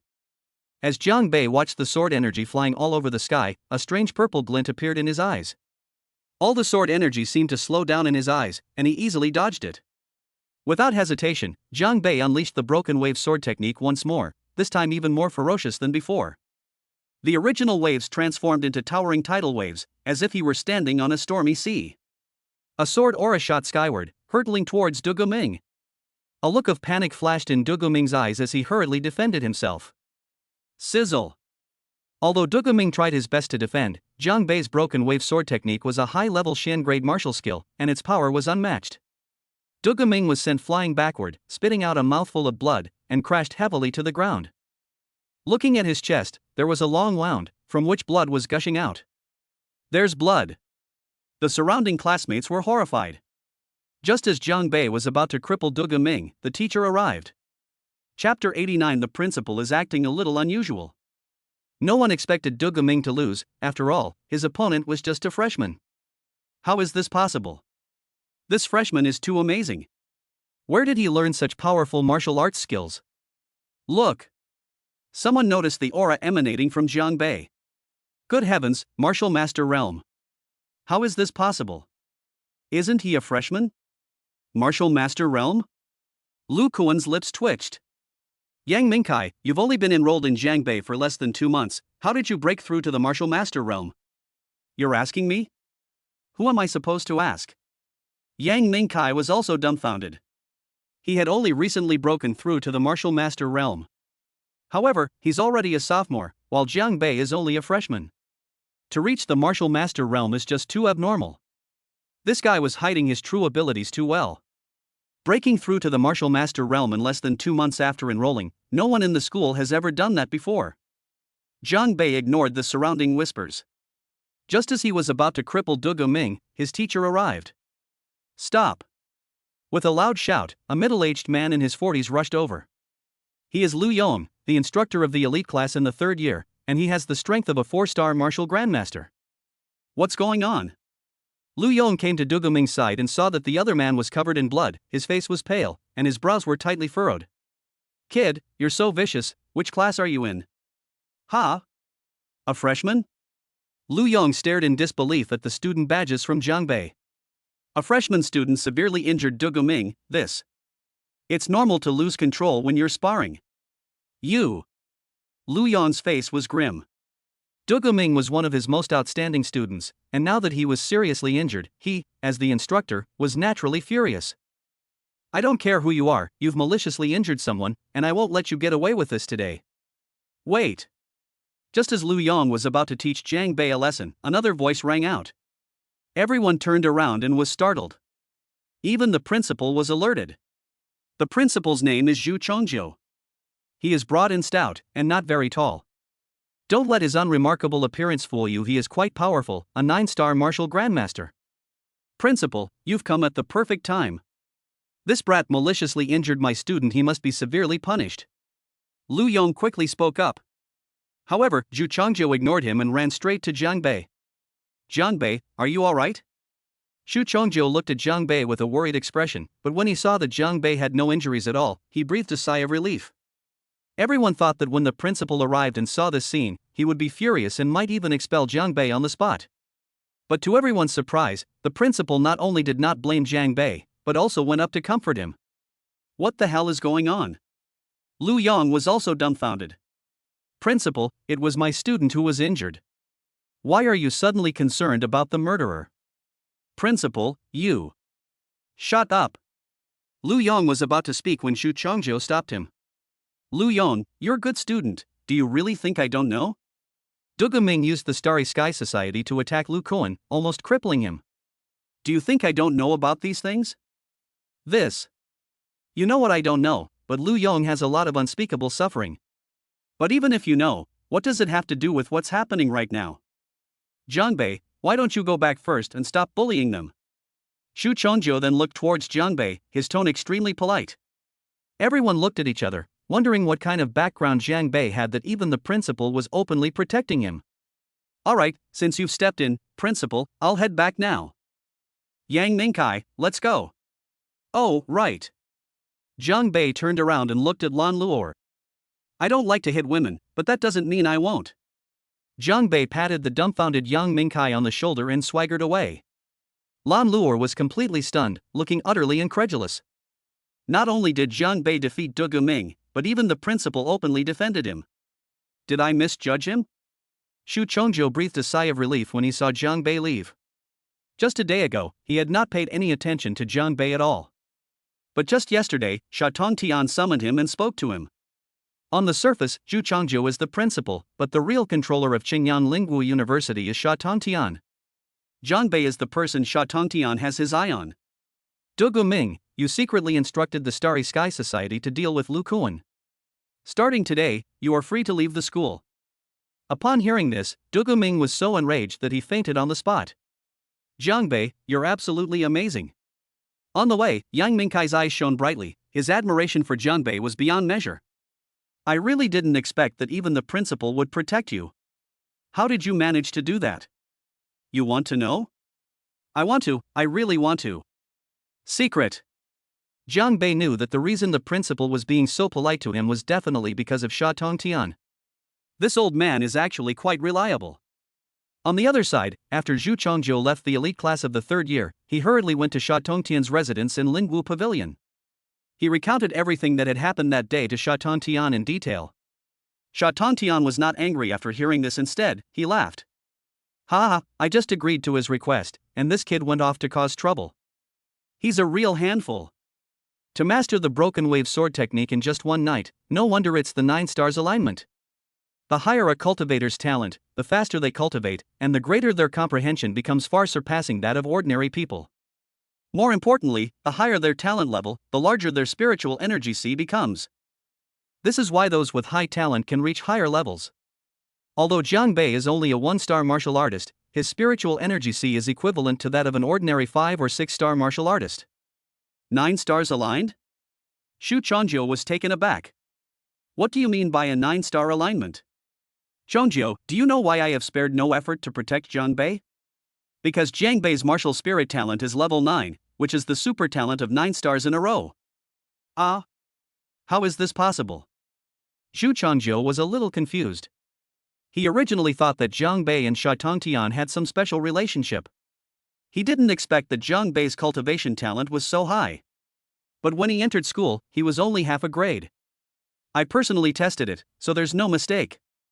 You should know what such a gifted student means to our Qingyang Lingwu University, right? I know. The day has come for Qingyang Lingwu to finally hold his head high. Xu Chongjiu also became excited. A student with a level 9 talent means that, barring any unforeseen circumstances, their future achievements will be limitless, and they may very well become a super strong person. And this super strong person came from his Qingyang Lingwu. Chapter 90, let's see some territory.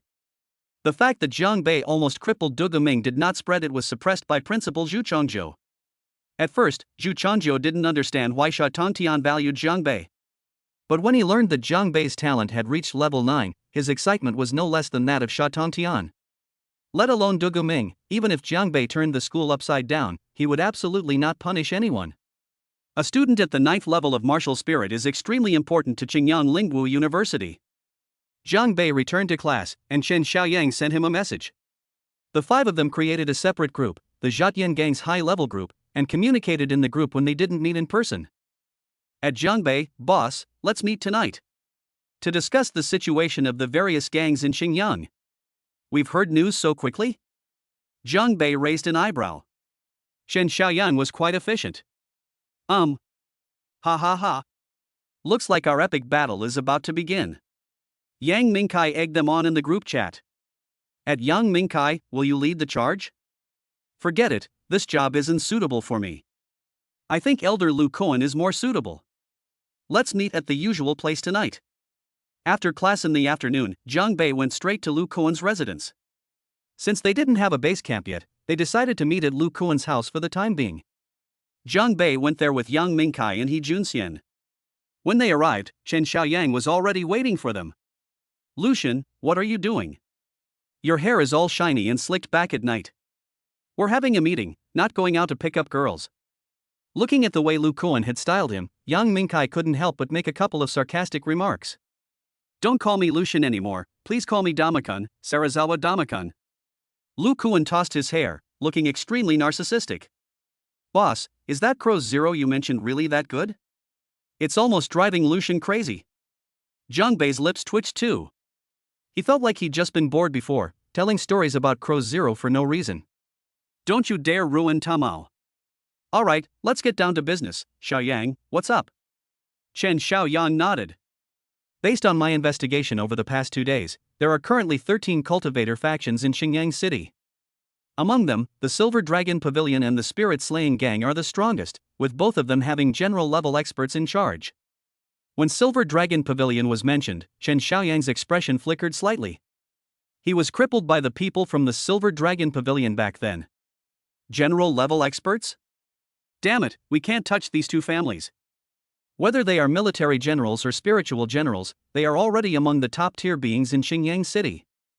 For most low-level cultivators, the Grandmaster level is the first hurdle, and too many people remain at the Martial Master or Spirit Master level without being able to break through.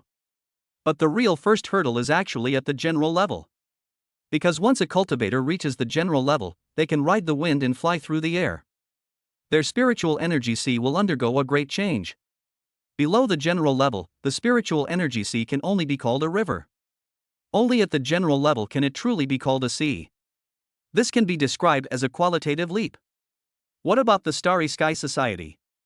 How strong is the Starry Sky Society?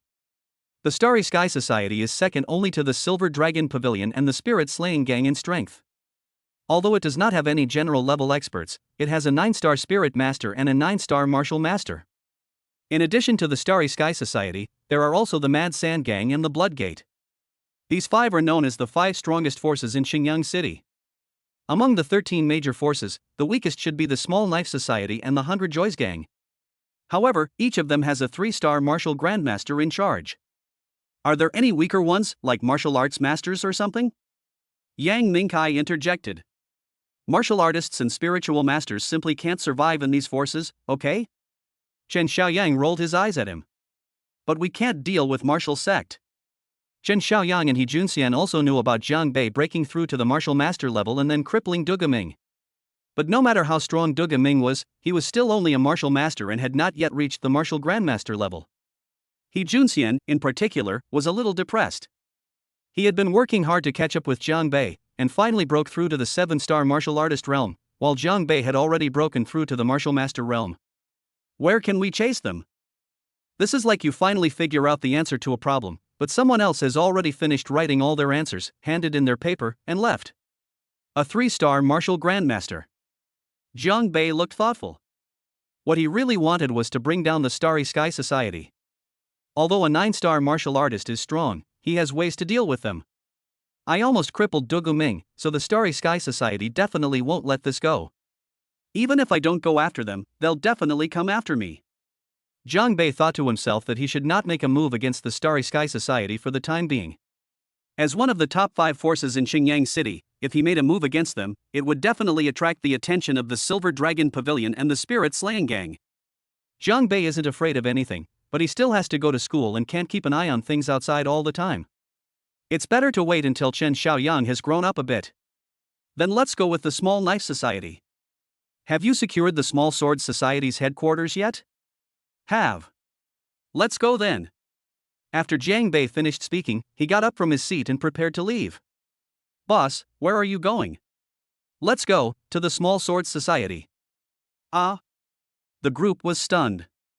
Go now? Shouldn't we investigate the situation further and make proper preparations?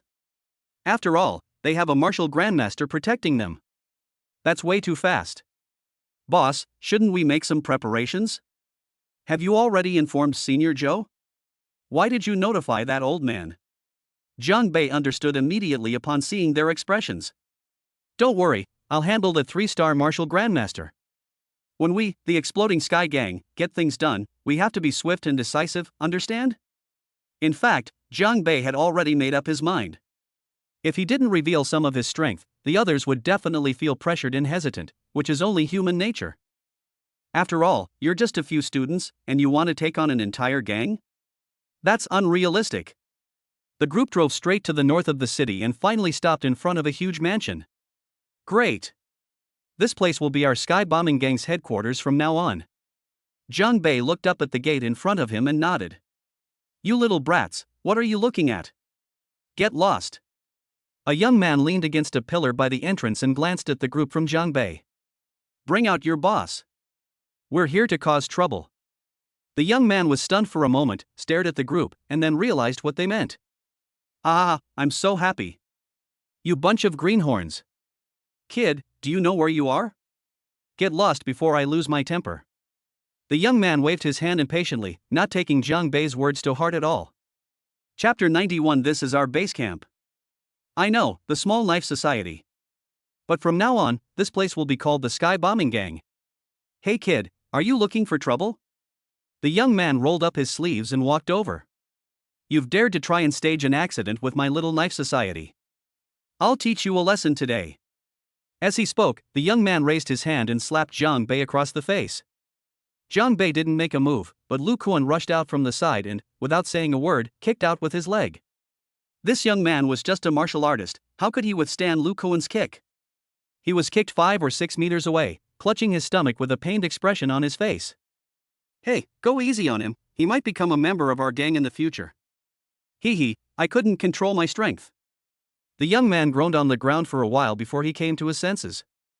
After he stood up, he didn't make a move again, but ran into the courtyard. He realized that the people in front of him were cultivators like him, and much more powerful than him. A short while later, a large, chaotic group of people emerged, surrounding a middle-aged man. President, it's them. It's them who's trying to cause us trouble. The young man who had been kicked by Lu Kuan earlier was standing next to the middle-aged man, pointing at the group of people. The middle-aged man was named Louis Fu, the leader of the Small Knife Society, a 3-star martial master. Louis Fu glanced at the group from Jiangbei and smiled. So you guys want to challenge us? This isn't about challenging us, it's about recruiting you. Louis Fu raised an eyebrow. To incorporate? Ha ha ha ha. Louis Fu burst into laughter after hearing this, and his men around him also laughed heartily. Kid, are you perhaps getting carried away with your emotions? You think you can recruit my little knife society with just a few kids? Looks like you're students from Lingwu University. I'm not kidding you. Now your little knife society is disbanded and you've joined our exploding sky gang. That's it for today. Louis Fu's mouth twitched. A mere youth stood before him, a dignified martial grandmaster, and declared his intention to recruit them. They're really young and ignorant. Someone, teach these kids a lesson. Louis Fu waved his hand, and a man walked up from the side. I'll do it. Lu Kuan shuddered, an aura spread out, and 7 orange lights lit up between his eyebrows. A 7-star martial master? On the Small Knife Society's side, the person who was about to make a move was startled. President, I can't beat him. Useless. Louis Fu cursed, but his expression also turned strange. Is the other party really here to cause trouble? A 7-star martial master aside from him, a 3-star martial grandmaster, there's no one else in the entire Little Knife Society who can be found. A 7-star martial master is still just a martial master. In that case, I'll personally teach you a lesson. As Louis Fu spoke, his aura surged dramatically. Go, President. Seeing that Louis Fu was about to make a move, Lu Kuan retreated and looked towards Zhang Bei. Boss, he's made his move, you go. It's not that Lu Kuan is a coward, but he really can't beat a 3-star martial grandmaster. Louis Fu was stunned for a moment, wondering what was going on. He glanced at Zhang Bei, thinking that this kid had only recently broken through to the martial master level. Louis Fu felt as if he had been insulted. Court death. With a low shout, Louis Fu leaped down and attacked Zhang Bei directly. He was going to teach these arrogant fools a lesson today. Upon seeing Louis Fu make a move, Zhang Bei vanished from his spot in a flash. Ha! Louis Fu was slightly startled. He had rushed to Zhang Bei but found nothing. He hadn't even seen how Zhang Bei had disappeared. I'm right behind you. Immediately afterwards, a voice came from behind. Louis Fu turned around abruptly and felt everything go black. A huge pot came straight at his face. Bang! With a scream, Louis Fu was sent flying backward. Well, this whole pot of soup made him see stars, and he even knocked out 2 of his teeth. You're looking for. Louis Fu endured the pain and was about to stand up when Zhang Bei suddenly appeared in front of him again, as if by magic.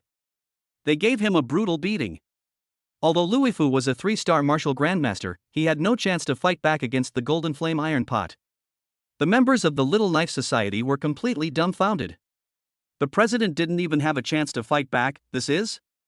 Damn it, what are you all standing there for? Attack! Let's see who dares. Lu Kuan and Chen Xiaoyang stepped forward and released their auras. The members of the Little Knife Society sensed their auras but none of them made a move.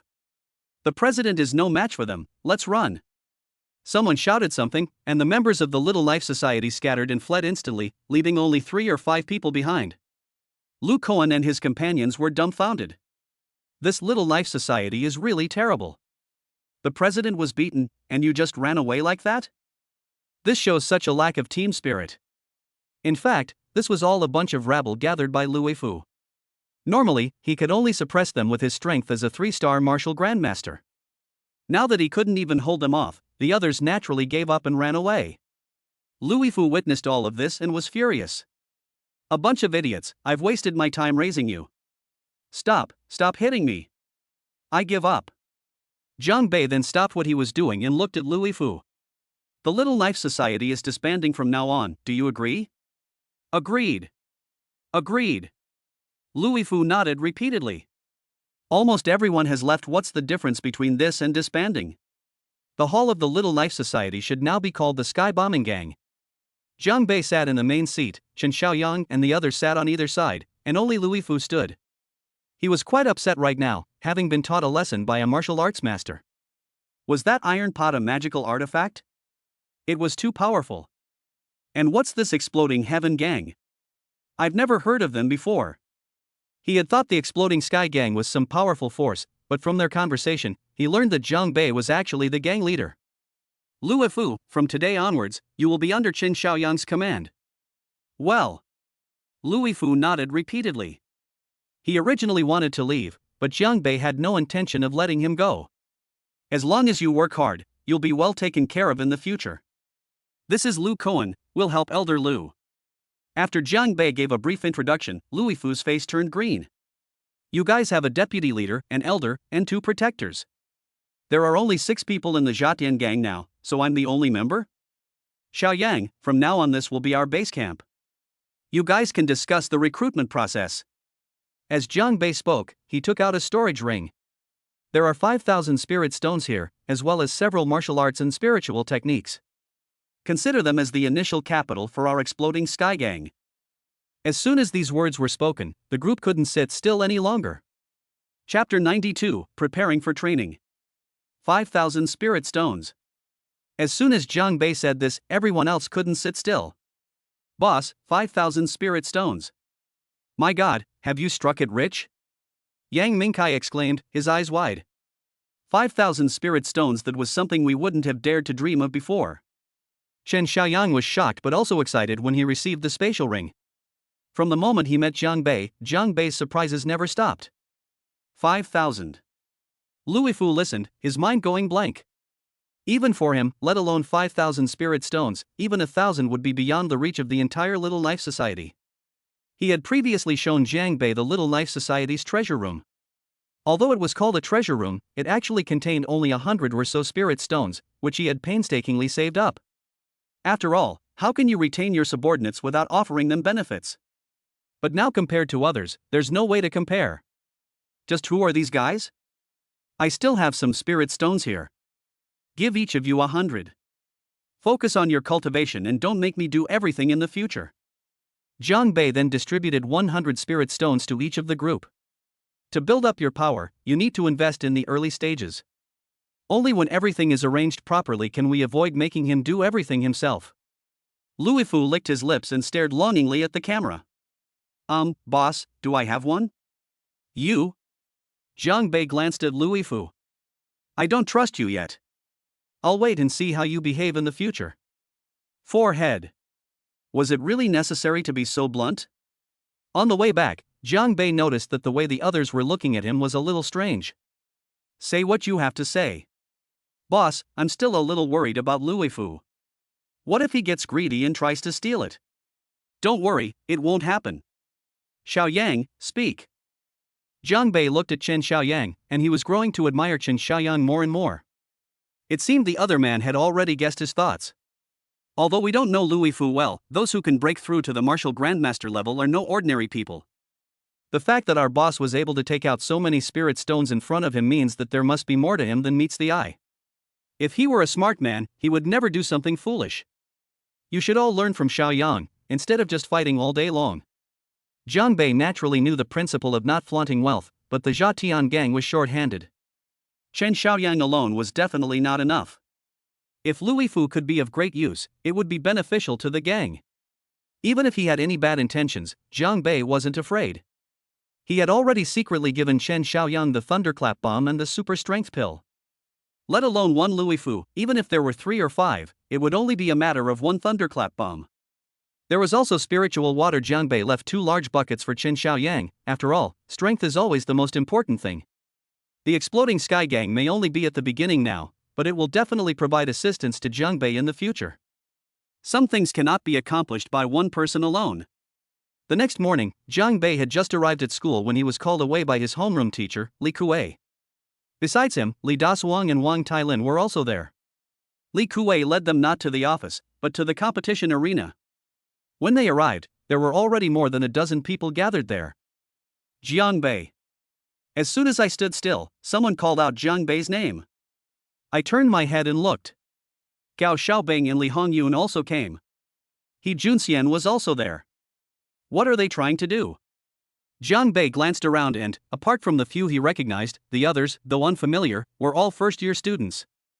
There are 5 classes in the first year, and it seems that 3 people came to each class. After a while, Principal Zhu Chongjiu also arrived. Dear students, I have gathered you all here today to announce something. 3 months from now, it will be the day of the 7 Schools League.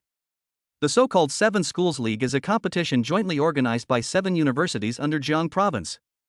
At that time, each university will send 15 freshmen to participate, and you are the 15 people selected by our school. Not only will the school receive rewards in this league, but you individuals will also receive generous rewards, provided you achieve good results.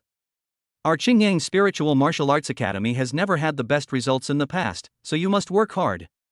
If you can achieve a top 3 ranking, the school will give you extra rewards, such as martial arts skills, spirit stones, and even spiritual weapons. Wow, the students looked at each other, thinking, this reward is way too generous. However, some students seem to know about the 7 Schools League. I heard that our school has never gotten 6th place in the 7 Schools League. Is it that amazing? What was the highest ranking achieved in our school? 7th. 7th? There are only 7 schools in total. You're not trying to say we'll always be last, are you?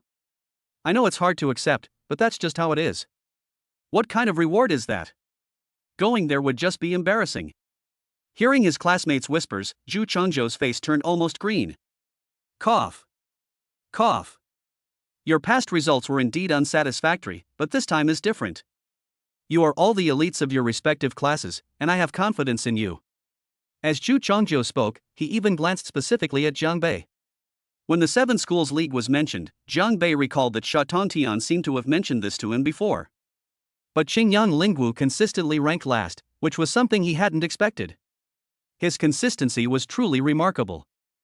The reason I've gathered you all here today is not only to announce this, but also because starting tomorrow, you will be heading to the Misty Forest for a 2-month training program. The school will send instructors at the martial grandmaster level to ensure your safety. After giving another impassioned speech, Zhu Chongzhou dismissed everyone except Jiang Bei. Jiang Bei, old Sha wants you to come over. Despite his stern demeanor in front of other students, Zhu Chongzhou was incredibly enthusiastic towards Jiang Bei, his eyes practically squinting into slits. Jiang Bei is the hope of their Qingyang Lingwu University, so it would be strange if they weren't enthusiastic. Zhu Chongzhou's joy has been detected. Energy value plus 5,000.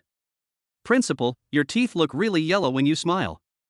Upon arriving at the 5th floor of Lingwu Pavilion, although Sha Tongtian wasn't as enthusiastic as the principal, Jiang Bei could still sense his anticipation. Jiang Bei, our school is counting on you for the 7 Schools League. I have only one request: you must break through to the 9th Star Martial Master level during this Misty Forest training. The time is a bit tight, but with your talent for cultivation, it shouldn't be too difficult for you. 9-star Martial Arts Master. Jiang Bei touched his nose. It's really not a difficult task. Chapter 93, Pre-Departure Instructions. In the past 2 days, Jiang Bei has felt that he is about to break through to the 2nd Star Martial Artist level, or more accurately, the Spirit Martial Artist level. In just 2 months, and in the Misty Forest no less, breaking through to the 9th star level wasn't a difficult thing. I will do my best. Jiang Bei nodded in agreement. Sha Tongtian's expression shifted, and a golden vest appeared in his hand. This is a golden silk robe. Although it can only be considered a mid-level defensive magical artifact, wearing it will be enough to withstand a full-force attack from a martial grandmaster. As long as you don't go to the deepest part of the Misty Forest, you will be safe. Jiang Bei's eyes lit up, and he took it. This is a real treasure. This gold-threaded garment is as thin as a cicada's wing, cool to the touch, and full of ethereal beauty. Defensive magical artifacts are already rare, and their value is much higher than that of offensive magical artifacts of the same level. In a critical moment, this thing can save your life. Jiang Bei didn't stand on ceremony and put it on immediately. Afterwards, Sha Tongtian said some words of expectation, and Jiang Bei left. Jiang Bei also told Chen Xiaoyang and the others in the group that he and He Junxian were going to train in the Misty Forest for 2 months. Boss, you have to take good care of my Hongyun for me. She's naturally timid, she'd definitely be scared if I wasn't around. Yang Mingkai sent a message to Jiang Bei in the group chat. She's timid, But is she more timid than you? I wonder who hid behind the girl last time. Boss, could you please not expose me? Ha, dear Protector Yang, you have such heroic deeds. Lu Kuan, don't get cocky. Have you forgotten how the boss beat you up in the park last time?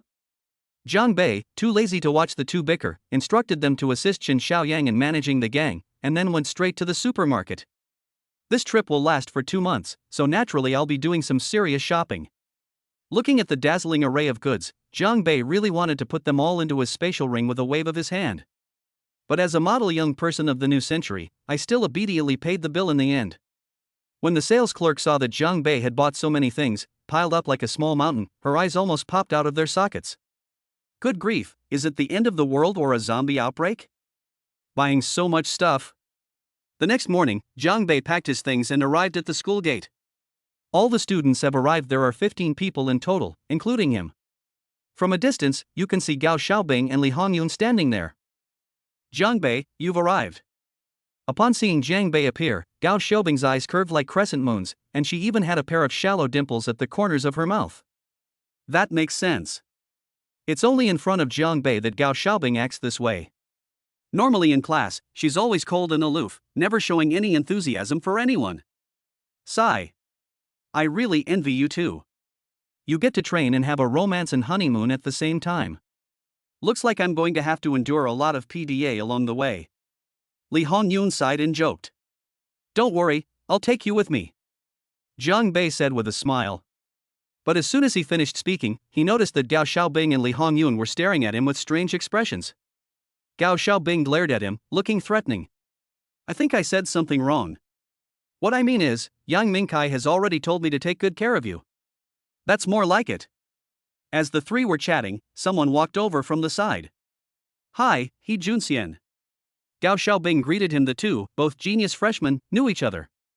He Junxian nodded in response, then turned to look at Jiang Bei. Boss. Boss? Gao Xiaobing and Li Hongyun were taken aback. What did He Junxian call Jiang Bei? Boss?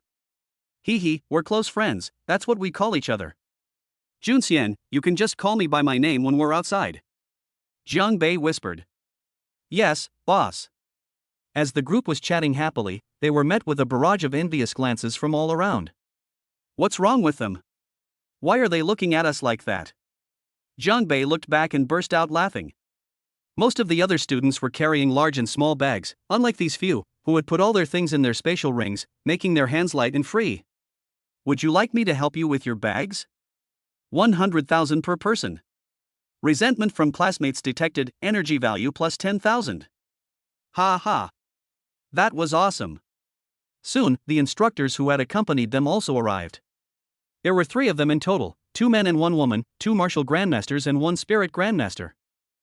Jiang Bei even knew one of them, Lu Yong, the instructor of the elite class in the 3rd year. Hello students, I'm sure you don't know me yet.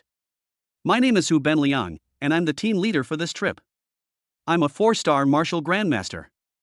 These 2 are instructor Lu Yong, a 3-star martial grandmaster, and instructor Mu Xiaoxiao, a 3-star spirit grandmaster.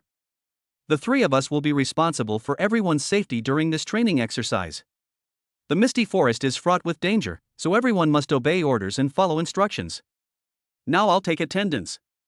Li Hongyun. Alright, everyone's here, let's get in the car. Jiang Bei followed behind the group and was about to get into the car when Hu Benliang walked over. Jiang Bei, if you need anything, just let me know. Hu Benliang said with a smile. I don't need anything. Thank you, instructor. No one else asked, but only he. Jiang Bei wasn't stupid. He naturally knew that the principal must have told him before leaving.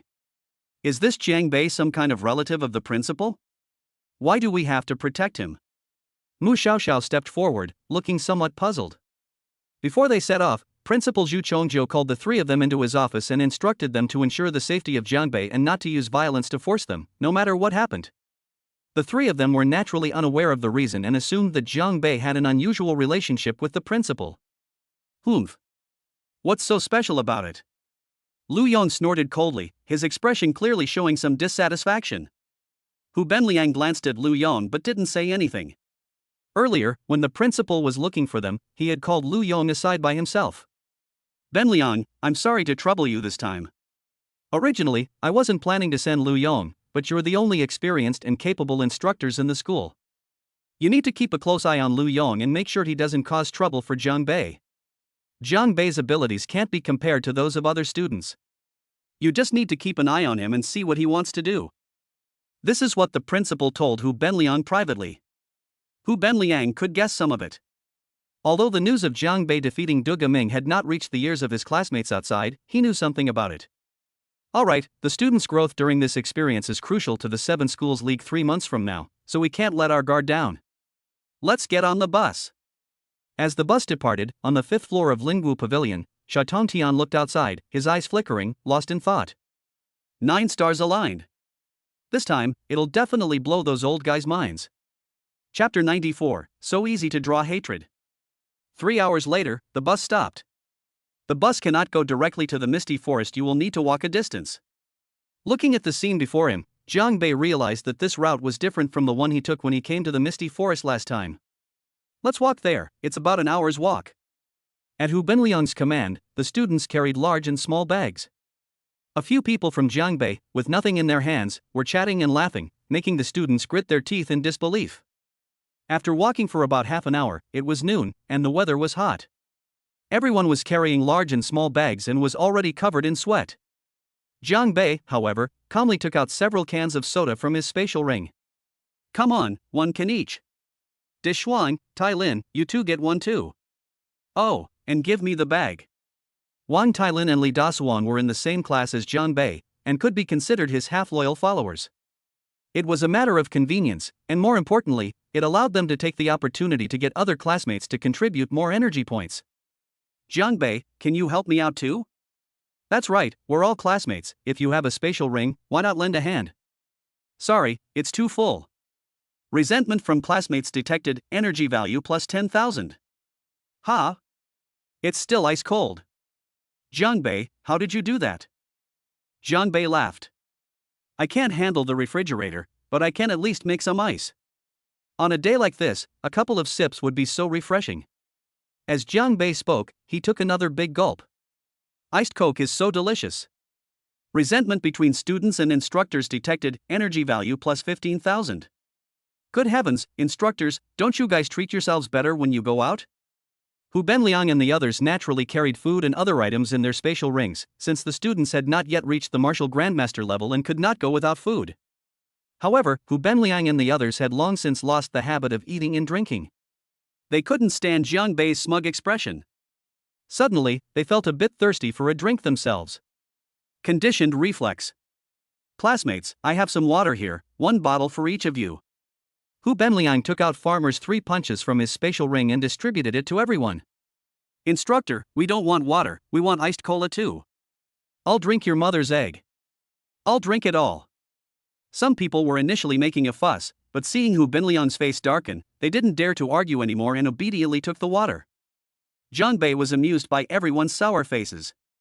Putting aside cultivation level, this experience will definitely yield a huge harvest of energy. About half an hour later, the group finally arrived outside the misty forest. Wow! Such rich spiritual energy. Cultivating here should be faster than cultivating with spirit stones. If I had known, I would have come here sooner. If you had come sooner, you would have been eaten by the monsters. Most of the students were visiting the misty forest for the first time, and they were all very curious. Everyone, stay put and don't wander off. Hu Benliang's expression became somewhat tense. He knew what these 15 students meant to the school, so there couldn't be the slightest mistake. After walking about 2 kilometers through the forest, they came to a large clearing by a small river. This was where they set up camp.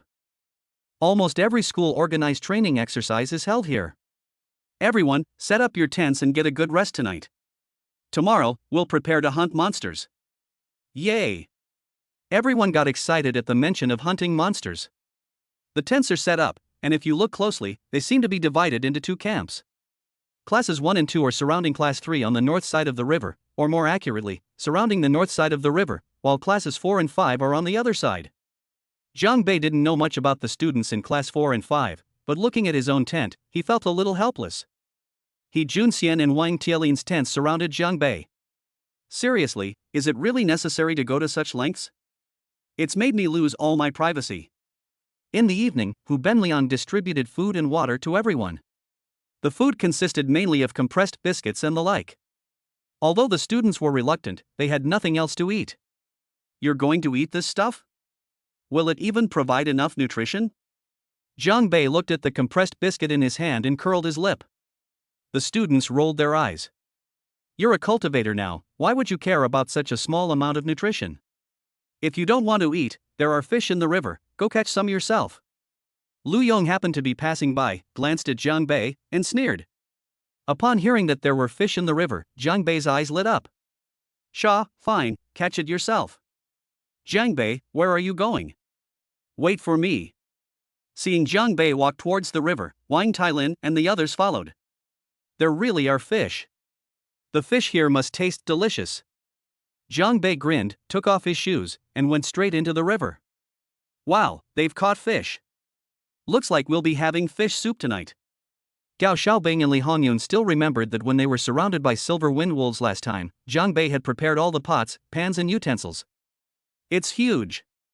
Jiang Bei spotted a fish and tried to grab it, but the fish dodged it. Ha! The fish in this misty forest are really different, they swim much faster than the ones outside. Simply put, Jiang Bei caught a few fish and even performed a series of acrobatic feats. Soon, while the other students were dumbfounded, Jiang Bei took out all the pots and pans, and in no time, a delicious fish soup was ready, the aroma of fish mixed with spiritual energy wafting to the side. The students in class 4 and 5 suddenly felt that the compressed biscuits in their hands didn't taste good anymore, and they really couldn't swallow them. Brother Yu, shall we go over there too? A student from class 4 asked Xinyu, who was standing next to him, exclamation point. Xinyu, a genius student in class 4. Her talent is no less than that of Gao Xiaobing and the others. He didn't enroll at the beginning of the semester, he only arrived in the last 2 weeks and doesn't know much about the school yet. Because of his high talent and strength, he quickly became the leader of the students in class 4. It's just a pot of rotten fish soup, what's there to be proud of? We're here to train, not for a vacation. You have no sense of self-awareness at all, you'll never amount to anything. Xinyu sneered, seemingly very disdainful. He didn't try to lower his voice, but Jiang Bei heard him too. He glanced at Xinyu. Who's that kid? She seems to be a new transfer student, her name is Xinyu, and she's quite strong, probably a 6-star spirit master. Jiang Bei responded with an "oh," without paying any further attention. Hu Benliang and his instructors had just returned from patrolling the area when they saw Jiang Bei and the others sitting together drinking fish soup, their expression strange. Especially Lu Yong, who had just deliberately mocked Jiang Bei, but unexpectedly the kid actually caught a few fish. The night passed peacefully, and early the next morning, the 3 instructors led the students to hunt monsters. Chapter 95. Is this considered training? Kill them. Get out of the way and watch my mighty Vajra fist. Here I come, you dead pig demon, take this. Ha! I'm going to settle things with one kick. In the dense forest, a group of people surrounded a black boar demon, launching continuous attacks. Fists flew everywhere, and air currents surged wildly.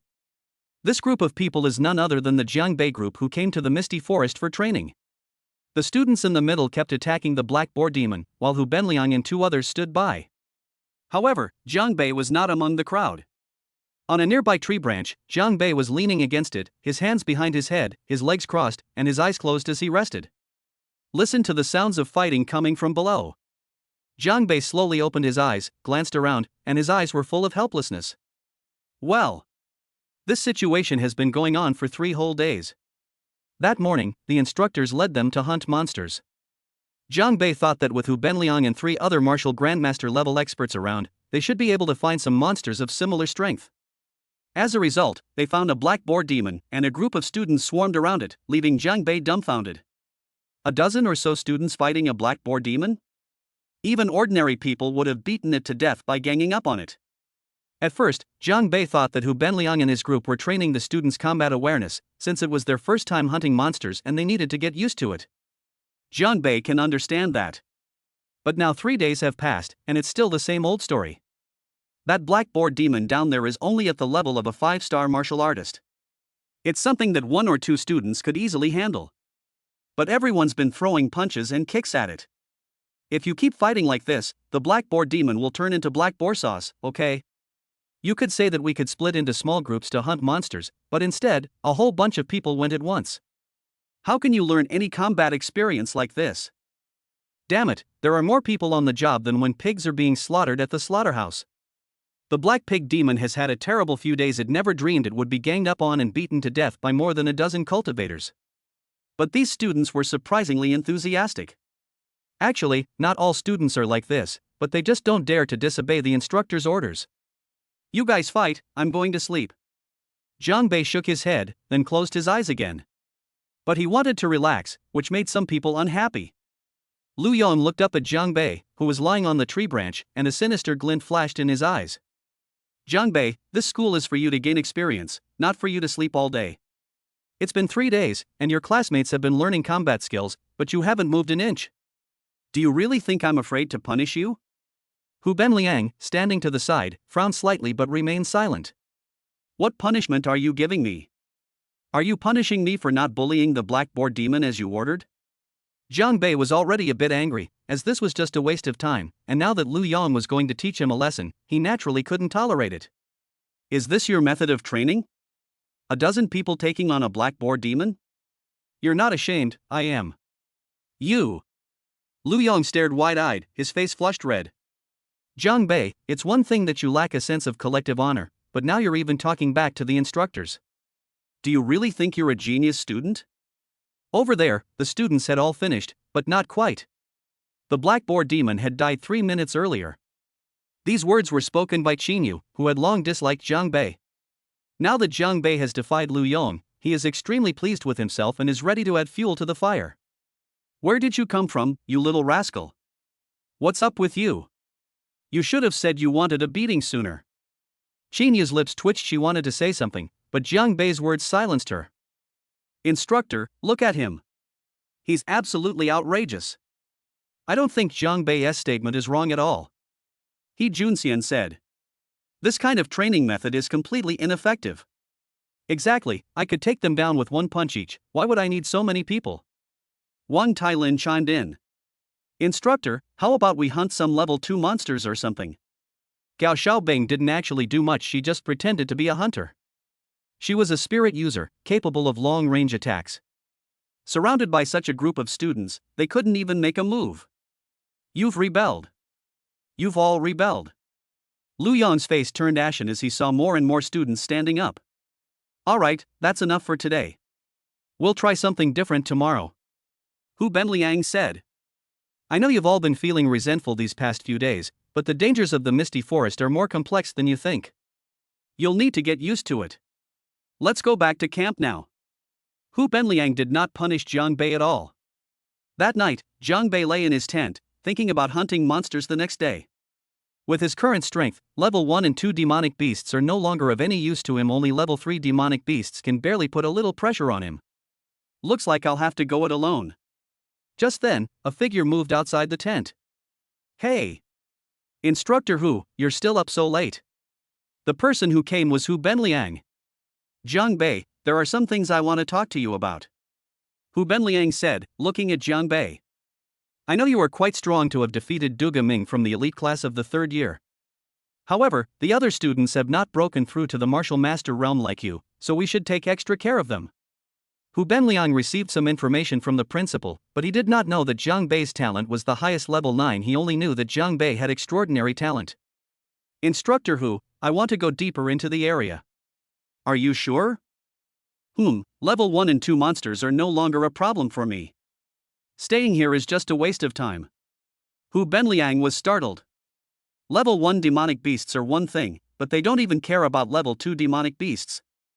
You should know that a powerful level 2 demonic beast can be comparable to a 9-star martial artist or spirit master, but judging from Jiang Bei's words, he wants to hunt down a level 3 demonic beast.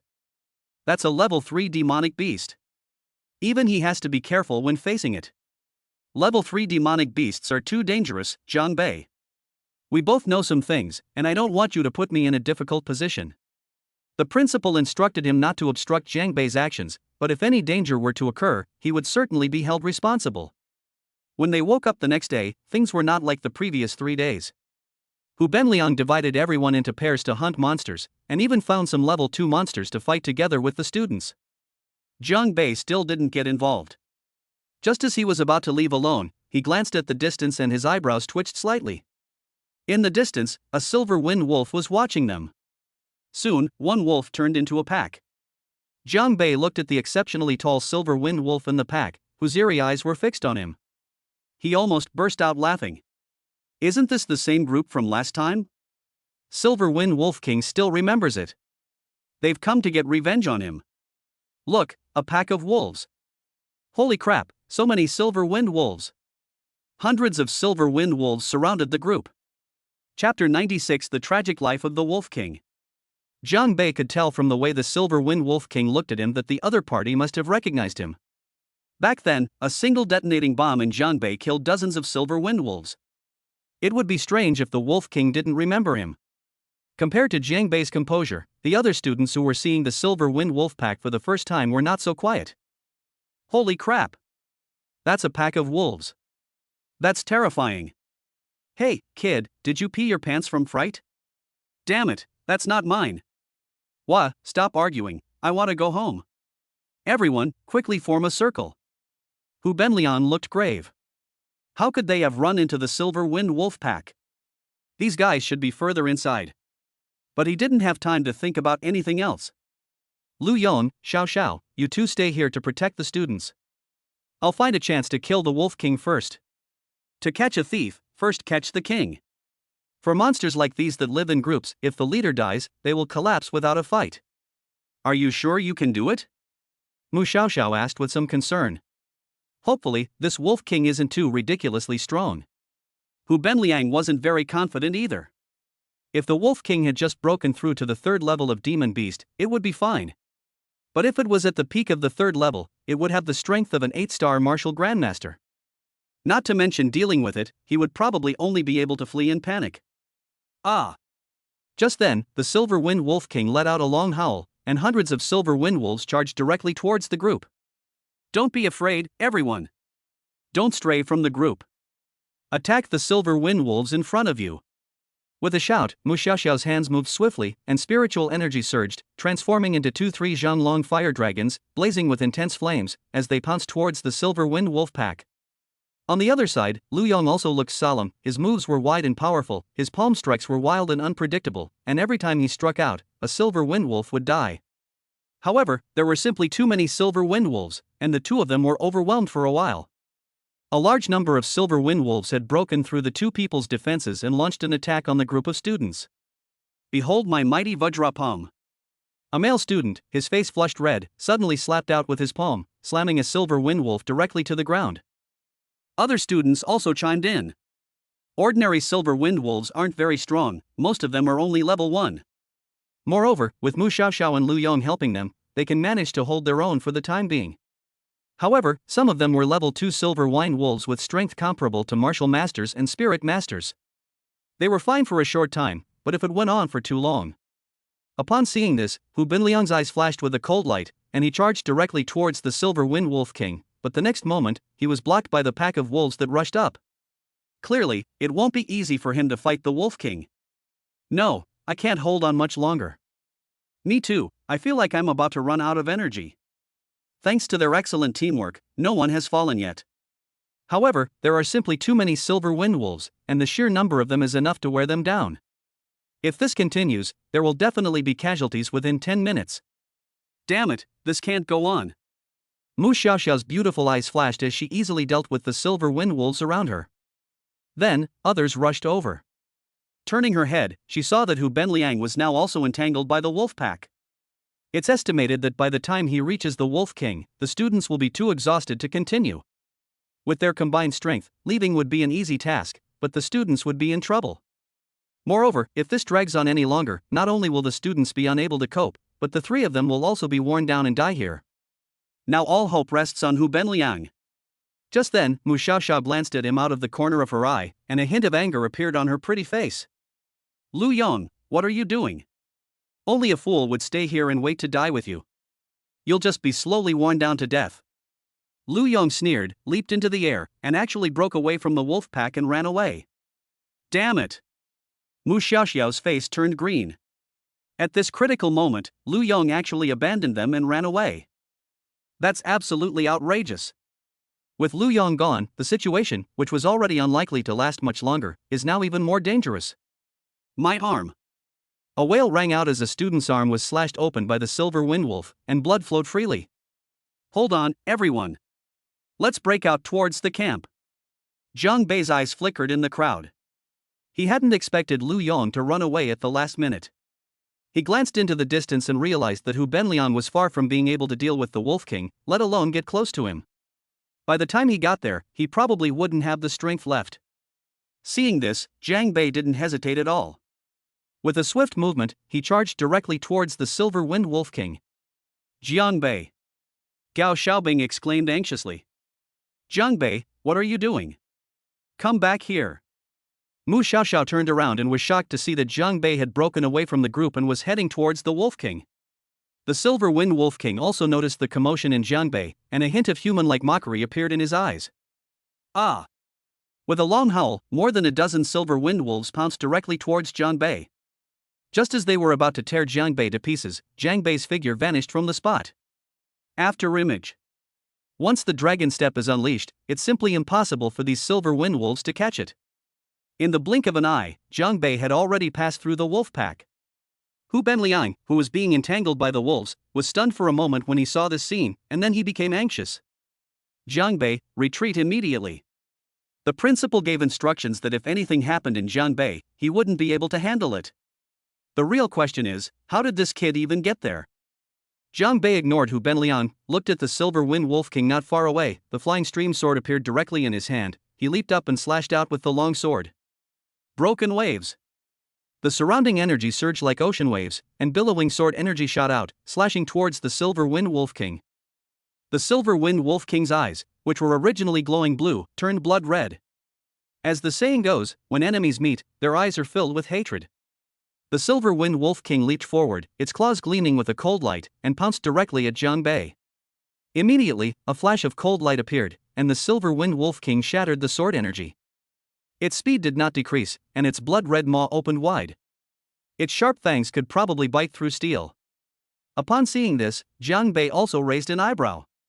This Silver Wind Wolf King's strength has probably reached at least the 7-star martial grandmaster level. Before he could think too much, the man and the beast clashed in close combat. The Silver Wind Wolf King tried to bite off Jiang Bei's head, but Jiang Bei dodged it. However, its sharp claws had already scratched Jiang Bei's chest. Taking advantage of the situation, Jiang Bei plunged the flying stream sword deep into the Silver Wind Wolf King's chest. His eyes flashed with a sharp light, and with a burst of strength from both hands, he pierced through the Silver Wind Wolf King's body, even pulling out its intestines. Bang! Awah! With a mournful howl, the Silver Wind Wolf King crashed heavily to the ground. Chapter 97. The opportunity has finally arrived. With Jiang Bei's methods, he has many ways to kill the Silver Wind Wolf King. However, he did not use them, because he came here to gain experience, and constantly using his trump cards would not increase his strength. The rewards the system gave him did not go to his head. True strength lies in one's own abilities. So he kept it. Looking at the Silver Wind Wolf King on the ground, whose body had been pierced by his sword, he was now beyond dead. I was so close to getting injured. Jiang Bei felt a dull pain in his chest. He pulled up his clothes and saw that it was just a little red and there was nothing serious. This was because he was wearing a golden silk robe. Otherwise, the Silver Wind Wolf King's claws, comparable to magical weapons, would have surely slashed him. This is also the source of Jiang Bei's confidence to engage the Silver Wind Wolf King in close combat. With the Wolf King dead, the other Silver Wind Wolves let out low growls, seemingly in mourning. Soon, the large pack of wolves scattered and fled. Seeing this, Mu Xiaoxiao breathed a sigh of relief. But more than anything, it was shocking. Her beautiful eyes were fixed on Jiang Bei. He actually killed the level 3 demon beast, the Silver Wind Wolf King. This is absolutely outrageous. That's the Silver Wind Wolf King. Even if she used all her strength, it's uncertain whether she could even fight it to a draw, let alone kill it. Hu Benliang was even more shocked because he was closer. Thinking back to his conversation with Jiang Bei yesterday, where Jiang Bei wanted to go deep into the misty forest but Jiang Bei disagreed, it seems he made a fool of himself. There's absolutely no need for me to protect them. It's more like the other way around. Jiang Bei, are you alright? Are you hurt? Gao Xiaobing rushed over immediately, looking at Jiang Bei with a worried expression. He Junxian and the others also gathered around. It's alright, this little fight won't get me injured. Damn, Jiang Bei, you're amazing. You even killed the Silver Wind Wolf King. That was absolutely awesome. It was so cool. Xin Yu looked at Jiang Bei with a somewhat unpleasant expression. When he came to the school, he heard that Jiang Bei was a guy with very low talent, but he was very popular with his classmates, even more popular than himself, a genius. Now it seems that the gap between him and Jiang Bei is not just a little bit. Jiang Bei, I underestimated you. No wonder the principal values you so much. Hu Benliang stepped forward, having long since abandoned any airs of an instructor. Jiang Bei chuckled dryly, without saying a word. Benliang, Lu Yong, Mu Xiaoxiao also came over. Humph. This guy disregarded everyone's safety and deserted his post. He's utterly despicable. I will tell the principal about this. Hu Benliang then checked the students' injuries. Fortunately, only a few students had minor injuries and were not seriously hurt. That's all for today. Everyone, pack up and head back to camp. Jiang Bei watched as everyone returned to camp, but he didn't follow them. Have you made up your mind? Hu Benliang knew what Jiang Bei was thinking. Jiang Bei, where are you going? Gao Xiaobing sensed something was wrong. I'm going for a stroll inside. Don't worry, I'll be back soon. Junxian, Tailin, I'm leaving this place to you. Junxian nodded. He knew that Jiang Bei had entrusted him with the care of Gao Xiaobing's safety. Instructor, I'll be back as soon as possible. Jiang Bei bid farewell to the others and walked alone into the depths. Benliang, this. Mu Xiaoxiao wanted to say something. Do you think we can keep him here? Hu Benliang gave a bitter smile. Yes, right. Staying here is pointless and a constraint for him. But it's too dangerous inside. Do you think he needs our protection? Mu Xiaoxiao fell silent. Jiang Bei's strength was truly beyond her expectations. Indeed, if they were to encounter real danger, let alone protect Jiang Bei, the other party would have to protect them. Traveling alone in Jiang Bei was indeed much easier. A few days ago, watching his classmates hunt down the black boar demon almost gave him internal injuries. Jiang Bei had previously researched the Misty Forest. He knew that level 3 monsters were not the most powerful beings. In the deepest part of the forest, there were level 4 monsters, and even level 5 monsters. A level 5 demonic beast is comparable to a martial king or a spirit king. The strongest person I've ever seen in Jiang Bei is Shatong Tian from the school, a 4-star general. After walking several kilometers deeper into the area, the sound of fighting in the distance attracted Jiang Bei's attention. Ha! Those who can stay here are at least martial sect or spirit sect level experts. Jiang Bei approached slightly and his eyes widened in surprise.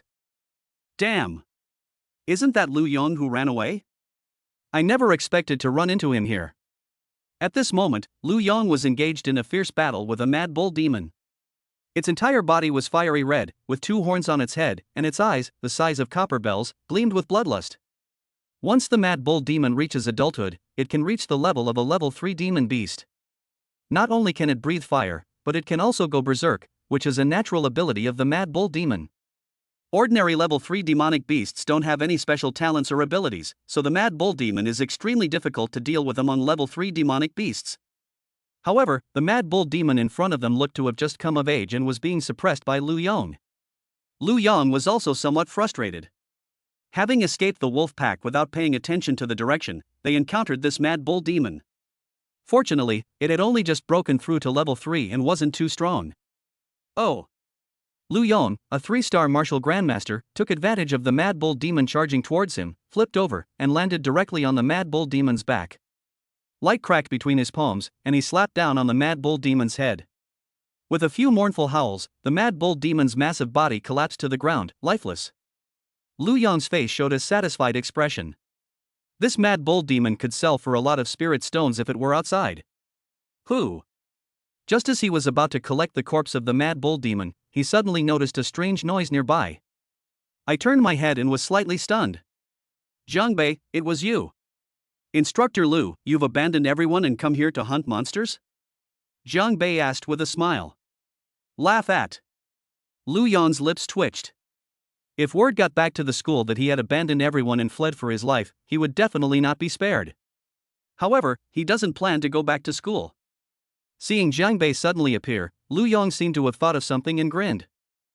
Jiangbei, you've really chosen the path to hell when there's a way to heaven. I was just thinking about how to bring you back, but I never expected you to come to me like this. What's the meaning? Hee, to tell you the truth, I'm also a member of the Starry Sky Society. You almost crippled Duga Ming, which has angered the guild leader. I was originally thinking about how to bring your body back, but now it seems. Lu Yong smiled sinisterly, his expression one of extreme smugness. Chapter 98. Nothing is faster than battle. Jiang Bei always thought that Lu Yong held a grudge against him because he almost crippled his student. I never expected that the other party was also a member of the Starry Sky Society. They want to kill him. You're very talented to be able to defeat Du Ming, even though you're only a one-star martial artist. No wonder the principal values you so much, but so what? Lu Yong's lips curled up slightly. Unfortunately, there are only the two of us here now, so no one knows that I was the one who did it. In Lu Yong's view, no matter how strong Jiang Bei was, he could never be a match for him, a 3-star martial grandmaster. Of course, he wouldn't have said that if he had seen Jiang Bei kill the Silver Wind Wolf King before. Unfortunately, he didn't see it. It's a bit of a shame. Jiang Bei shook his head. You could have just run away, but you had to come looking for trouble. Didn't the fortune teller say you had bad luck? Stop talking nonsense. Do you really think this is a school? No one will protect you. A cold glint flashed in Lu Yong's eyes. He moved swiftly and raised his hand to slash at Jiang Bei. He knew that Jiang Bei's movement technique was very strange, so he used his full strength right away. One strike, one kill. This is, after all, a misty forest. If we linger here too long, we might attract other monsters. He thought Jiang Bei would back down, but he was wrong this time. Jiang Bei watched as Lu Yong made his move, without even trying to dodge, and the golden broadsword appeared directly in his hand. Without saying a word, he slashed out with his sword. A blade of energy, over 10 feet long and gleaming with golden light, descended upon Lu Yong's head with an astonishing aura. When Lu Yong first saw Jiang Bei take out a large golden sword, his eyes widened in surprise. Good heavens! This kid's got some money, he's made of pure gold. But when he sensed the aura emanating from the golden broadsword, his eyes widened in disbelief. That's absolutely terrifying. No. Lu Yong let out a terrified cry, but it was too late. The blade energy pierced through the center of his body, splitting him in two. Holy shit! Disgusting. Jiang Bei looked at the scene before him, and his stomach churned. However, he was still very satisfied with the power of the golden greatsword. With this top-grade spiritual weapon, he didn't need to master any fancy attack methods. A casual strike was enough to instantly kill a 3-star martial grandmaster. Sigh, it feels great to have cheat codes, but it's not challenging at all. Jiang Bei said smugly, and then took off Lu Yong's spatial ring. He probably wouldn't want these things himself, but he could give them to Chen Xiaoyang as resources for the gang. Afterwards, Jiang Bei collected the corpse of the Mad Bull Demon. Maybe one day I can make a roast beef dish and try it. I checked the time, it's almost dark.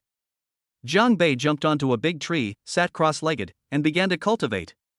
He exchanged 2 blows with the Silver Wind Wolf King today, and he has a vague feeling that he is about to break through to the 2nd-star martial artist level. As the night passed and the sky brightened, 2 orange dots of light shone brightly above Jiang Bei's forehead. Call. Finally broke through to the 2nd star.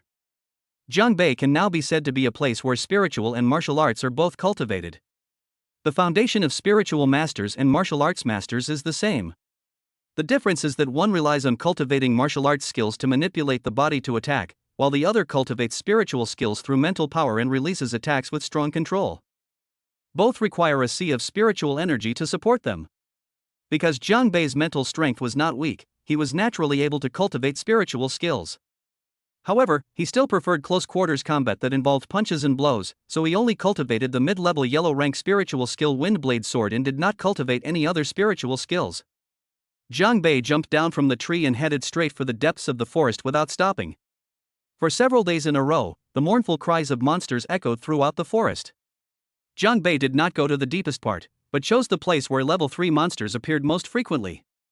When encountering ordinary level 3 demonic beasts, Jiang Bei can handle them with the Dragon Step and the Broken Wave Sword technique.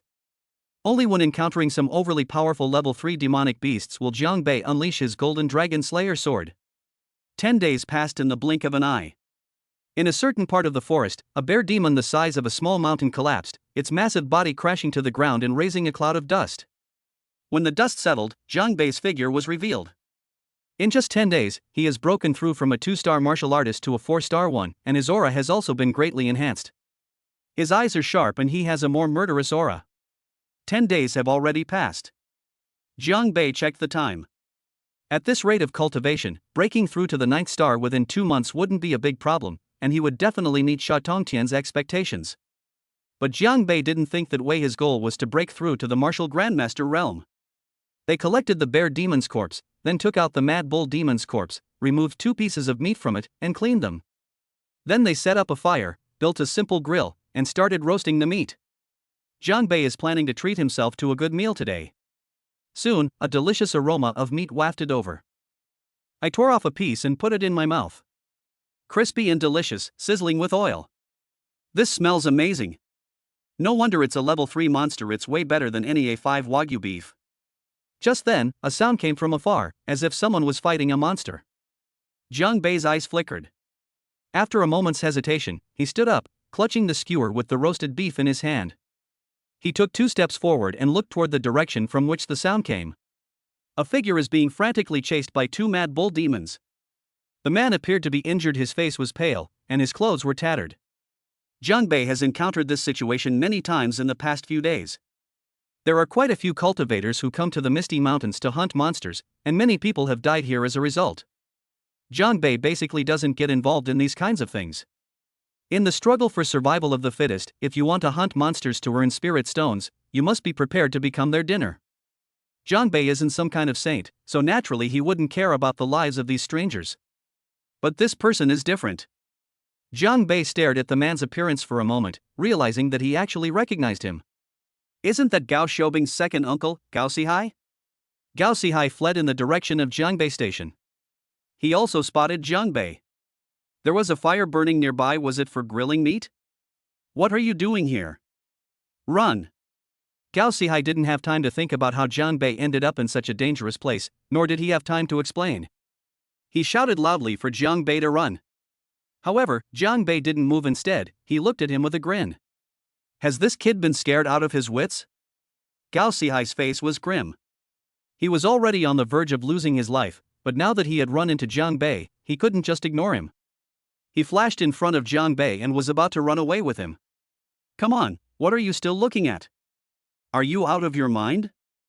Uncle Gao, no rush, it's just 2 calves, we can easily deal with them. Chapter 99, I'm planning to treat myself. Gao Sihai came to the Misty Forest to hunt monsters. He was a rogue cultivator who had not joined any faction and had been wandering around since breaking through to the martial grandmaster level. For a rogue cultivator to break through to the 6th star martial grandmaster level shows that Gao Sihai's methods are not simple. A few days ago, I came here and hunted down quite a few monsters, but today I encountered 2 mad bull monsters. These 2 mad bull demons are nothing like the one that Lu Yong killed earlier. In its berserk state, even a mad bull demon is stronger than Gao Sihai. We can't afford to mess with them, so we have to run. Unexpectedly, while running, I ran into this kid from Jiang Bei. Putting aside how Jiang Bei ended up here, the key thing is, why don't you run away? Are you scared out of your wits? Left with no other choice, Gao Sihai decided to run away with Jiang Bei. Who knew that Jiang Bei not only didn't appreciate it, but also stood there bragging? Uncle Gao, it's just 2 calves, we can take care of them easily. Gao Sihai was stunned for a moment. A calf? Do you think you're some kind of ox that you raise to plow the fields? This is a level 3 demonic beast, the mad bull demon. Just as he paused in a daze, the 2 mad bull demons caught up, their bloodshot eyes fixed on the 2 of them. Gao Sihai felt a chill run down his spine, he was doomed. Humph. What smells so good? Gao Sihai saw the roasted meat in Jiang Bei's hand. This smells amazing. But he couldn't care less about whether it smelled good or not. Kid, I'll hold them off for a bit, you run? But you'd better run fast, I can't hold you off for long. Gao Sihai said, staring intently at the mad bull demon. Jiang Bei was somewhat touched by Gao Sihai's actions. This is like treating me like family. But running away is out of the question, we have to accept the ingredients that are delivered to our door. Uncle Gao, don't worry, it's all right. Here, have some meat first. As Jiang Bei spoke, he tore off a large piece of roasted meat and handed it to Gao Sihai. Gao Sihai's lips twitched. What the hell is going on? You still have the mind to eat barbecue at a time like this. He thought to himself, but his hand unconsciously took it. Before he could even eat, the two raging bull demons opposite him seemed to become even more agitated. They stared intently at the roasted meat and were about to pounce. What kind of meat is this? Mad bull demon meat. Gao Sihai's hand trembled, and he almost dropped the barbecue on the ground. Two oxen and two men stared at each other. Eating someone else's own kind right in front of the mad bull demon. Gao Sihai's face turned green and then white. Is this something a human being would do? He really wanted to say, Brother Nyo, this kid grilled it. The two mad bull demons seemed to realize that the person in front of them had eaten their companion, and they immediately erupted. They released a violent aura and charged directly at the two of them. You hurry! Gao Sihai originally wanted to say that Jiang Bei should go first, and he would block him. Before he could finish speaking, Jiang Bei had already rushed out. Instead of fleeing, they charged straight at the mad bull demon. Good heavens, are students this fierce these days? Despite his thoughts, Gao Sihai naturally didn't think Jiang Bei was a match for the two mad bull demons. Just as he was about to help, he froze on the spot before his raised foot could even land. Because he could barely catch a glimpse of Jiang Bei's figure, only seeing a series of afterimages. In a blur, only a golden flash could be seen, and then the heads of the two mad bull demons were neatly severed. What is that? Gao Sihai's shock has been detected. Energy value plus 5,000. By the time Gao Sihai came to his senses, Jiang Bei had already turned back and was standing in front of him. Uncle Gao, what's wrong with you? Gao Sihai stared intently at Jiang Bei. Are you really from Jiang Bei? Yeah, have you forgotten the night I beat you up in the alley? Kid, why are you bringing this up again? Gao Sihai's lips twitched. You just now. Gao Sihai was really dumbfounded. Just like that, the two mad bull demons were dead after a swipe. Even magic tricks don't go this fast. Just what level of cultivation does this kid have? And what was that golden yellow thing? Not simple. Gao Sihai could only come to these three words of conclusion. Alright, Uncle Gao, come sit down and have some barbecue. The two arrived at the campfire, and Jiang Bei gave Gao Sihai a large piece of roasted meat. Gao Sihai usually hardly eats anything, but this mad bull demon roasted meat was so fragrant, sizzling with oil, that he couldn't help but smack his lips. Not bad, smells good. The meat of this mad bull demon is not only fragrant and delicious, crispy on the outside and tender on the inside, but it also contains spiritual energy. It's absolutely delicious. Jiang Bei, you really know how to enjoy life. For a moment, Gao Sihai also started eating heartily, forgetting to ask about what had just happened in Jiang Bei. By the way, how did you kill those two mad bull demons just now? It's simple, just go up there and slash around, and he'll be dead. Gao Sihai's lips twitched. How come I can't kill him? However, he knew that Jiang Bei was unwilling to talk about it, so he stopped asking. You didn't tell Xiao Bing that it was me who happened in the alley that day, did you? How could I possibly betray you, Uncle Gao? But speaking of which, Uncle Gao, did you go on a secret rendezvous with your lover the other day? Jiang Bei chuckled. Gao Sihai blushed. Stop asking such irrelevant questions. But overall you're pretty reliable, Xiao Bing didn't misjudge you. The two ate and chatted, and soon only one piece of grilled meat remained. Their eyes met, and in a flash, Gao Sihai ripped the barbecue off. Kid, if you can't handle this, let me handle the last piece. Jiang Bei shrugged. Uncle Gao, you've almost eaten half a cow, can't you give way a little? I was originally planning to treat myself to this. Alright, I should go too, those two mad bull demons. During their conversation, Gao Sihai already knew that Jiang Bei had come here for training, and that Gao Xiaobing was also in the misty forest. Jiang Bei was able to kill two mad bull demons, so there was no need to worry about his safety. Gao Sihai didn't ask any more questions. Everyone has a secret, after all. Before leaving, Gao Sihai stared at the two dead mad bull demons, hesitating to speak. You can take these two, Uncle Gao, with you. You're a sensible kid, consider this an advance on the bride price. With that, Gao Sihai put the two mad bull demons into his spatial ring. Jiang Bei's lips twitched. You, as the uncle, have sold your own niece? After seeing Gao Sihai off, Jiang Bei planned to continue his journey. Wherever it went, Jiang Bei became a nightmare for level 3 monsters. Another half-month passed, and Jiang Bei successfully broke through to the 6th star martial artist level. In the blink of an eye, a month has already passed in the misty forest. From the students' camp to here, we have already ventured dozens of kilometers into Jiangbei. Although we haven't reached the deepest part yet, the monsters here are clearly much stronger than those outside. System, grant me a high level 10 pull. Chapter 100, Courting Death Turns into Desperate Suicide. Thump. Host has successfully activated a high level 10 pull. I obtained 1 Yuanling pill, I obtained 1 Yuanling pill, I obtained the concealing breath technique, I obtained the high-grade spiritual weapon, the frost sword. The Yuanling pill can instantly restore the spiritual power of experts below the general level. This is really good stuff. Jiang Bei grinned. With this Yuanling pill, he would never have to worry about overconsumption again. This works way better than Red Bull. Of course, what Jiang Bei was most interested in was the breath concealing technique. After cultivation, one can conceal their aura, making them undetectable within 3 major realms. In other words, as long as I cultivate this concealing breath technique, no one below the king level can discern my true cultivation level. Besides the breath concealing technique and the Yuanling pill, there is also the high-grade spiritual weapon, the frost sword. The sword is 3 feet long and entirely silver white. The moment the frost sword appeared, the surrounding temperature plummeted. With the top-grade spiritual weapon Golden Greatsword and the top-grade Dao artifact Azure Dragon Demon Slaying Sword now in Jiangbei, the frost sword is no longer of much use. You can take it back and give it to Gao Xiaobing.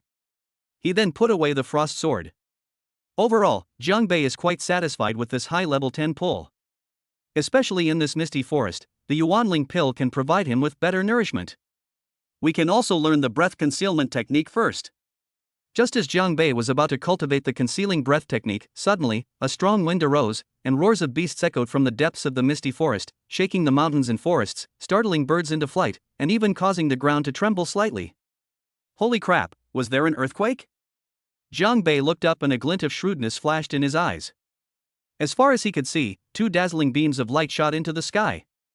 Even from a great distance, Jiang Bei could feel how terrifying the aura beneath the light was. Such a powerful aura. These 2 auras were several times stronger than the aura of Sha Tian that he knew. Those 2 auras were clearly those of cultivators, which piqued Jiang Bei's interest. Want to go take a look? After a brief hesitation, Jiang Bei darted into the depths of the forest like a cheetah. The closer you get, the stronger the tremors become, and many monsters even flee from inside. A level 4 demonic beast? Jiang Bei sensed the presence of a level 4 demonic beast among the horde of monsters. Who is this person who can frighten even a level 4 demon beast into fleeing in panic? Far from being afraid, Jiang Bei became even more excited. Finally, he arrived at the source of the sound. In front of him was a cliff, and below, 2 figures were fighting fiercely in the void. With each move, mountains collapsed and the earth cracked, wind and clouds surged, and multicolored light burst forth. The area within several kilometers was already riddled with holes, and countless towering trees were destroyed and broken. The aftershocks alone are something that ordinary people cannot withstand. Jiang Bei had refined the purple flame demon eye, giving him extraordinary eyesight. He immediately spotted the 9 cyan light spots shining between the 2 people's brows. And 9-star general level expert. Wow, this is a true powerhouse. These are 2 middle-aged men. One is dressed in black, has short hair, a dignified expression, and is handsome and imposing. Every move he makes exudes great power. The other person was dressed in white, with long black hair, and distinct facial features, especially his eyes, which were deep and bright, and he exuded an ethereal aura. Seeing the battle between 2 powerful figures filled Jiang Bei with excitement. After about 10 minutes, the 2 seemed to be evenly matched. They each took a blow from the other, their faces turned pale, and they sat cross-legged on the rocks below to recover. Jiang Bei could sense that the 2 men's auras had weakened considerably, and their faces were pale, clearly indicating that they had suffered serious injuries. Thinking back to the scene of their battle just now, Jiang Bei felt even more determined to break through. These 2 are really something. If they're going to fight, they should just fight, but they had to choose a place like this. They scared away all the monsters. Jiang Bei pursed his lips. It seemed he would have to find another battlefield to hunt monsters. Just as he was about to leave, the system's voice rang in his mind. Congratulations, host, for triggering a random mission. You will receive a mysterious reward upon completion. Ah. It feels like it's been ages since I've had a mission. Jiang Bei raised an eyebrow, thinking about the system's consistent style. This mission was bound to be no better.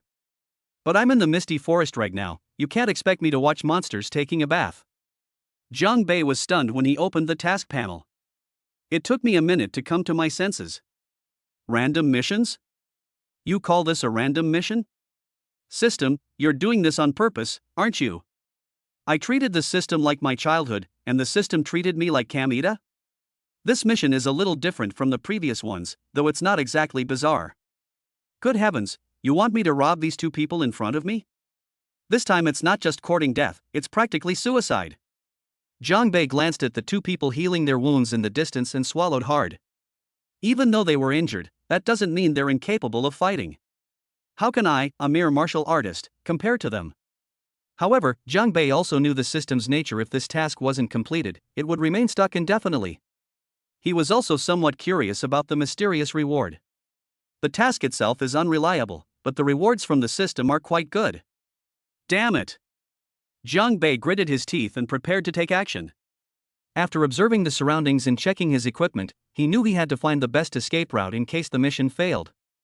With everything prepared, Jiang Bei quietly crept up. At this moment, the two people who were healing their wounds also spoke. Bai Yuxing, you're exhausted now, aren't you? After being hit by my earth-splitting palm, you won't recover for at least 2 hours. The man in black sneered. He. Bai Yuxing chuckled lightly, without the slightest hint of anger on his face.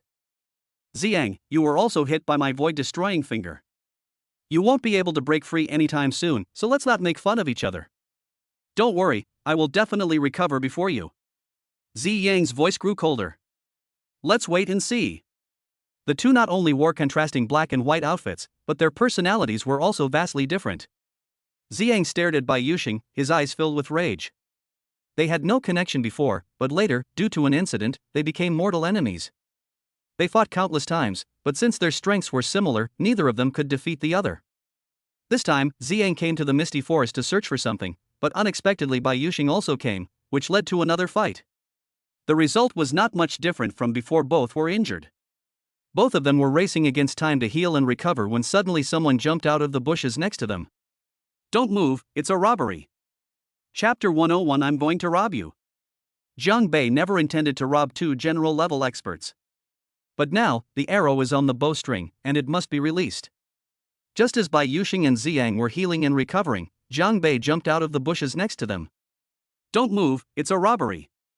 Jiang Bei held the golden dragon slayer in one hand and a thunderclap bomb in the other, staring at the two men with a fierce expression. This scene left Bai Yuxing and Ziyang completely stunned. Robbery? They've come after us? The two glanced at Jiang Bei with strange looks. Martial Master Realm? This is really interesting. In all my years of life, this is the first time I've ever been robbed, and by a mere martial master. Bai Yuxing chuckled, showing no fear whatsoever. Kid, I think you're asking for trouble. Get lost. A cold glint appeared in Ziyang's eyes. Wow. These two are completely blind to the situation. Jiang Bei overheard their conversation just now. Hey you two, it seems you can't see the situation clearly. If you really have the guts to talk, then come and hit me. Bai Yuxing and Ziyang exchanged a glance, their lips twitching. They really can't make a move right now. If they force it, it will only worsen their injuries. Dealing with Jiang Bei is fine, but if it benefits the other side, they're doomed. You guys are really stubborn. If I don't teach you a lesson, you'll think I'm a weakling. As Jiang Bei spoke, he threw the thunderclap bomb in his hand directly forward. The thunderclap bomb drew a beautiful arc between the two of them and landed at the bottom of the cliff. Bang! A huge explosion rang out, the force of which shattered a massive boulder, sending debris flying everywhere. Upon seeing this, Bai Yuxing and Ziyang were slightly taken aback, and then became somewhat excited. The two men stared intently at the sight of the explosion, and only breathed a sigh of relief when the dust settled. What are these two so nervous about? Jiang Bei noticed their unusual behavior and went over.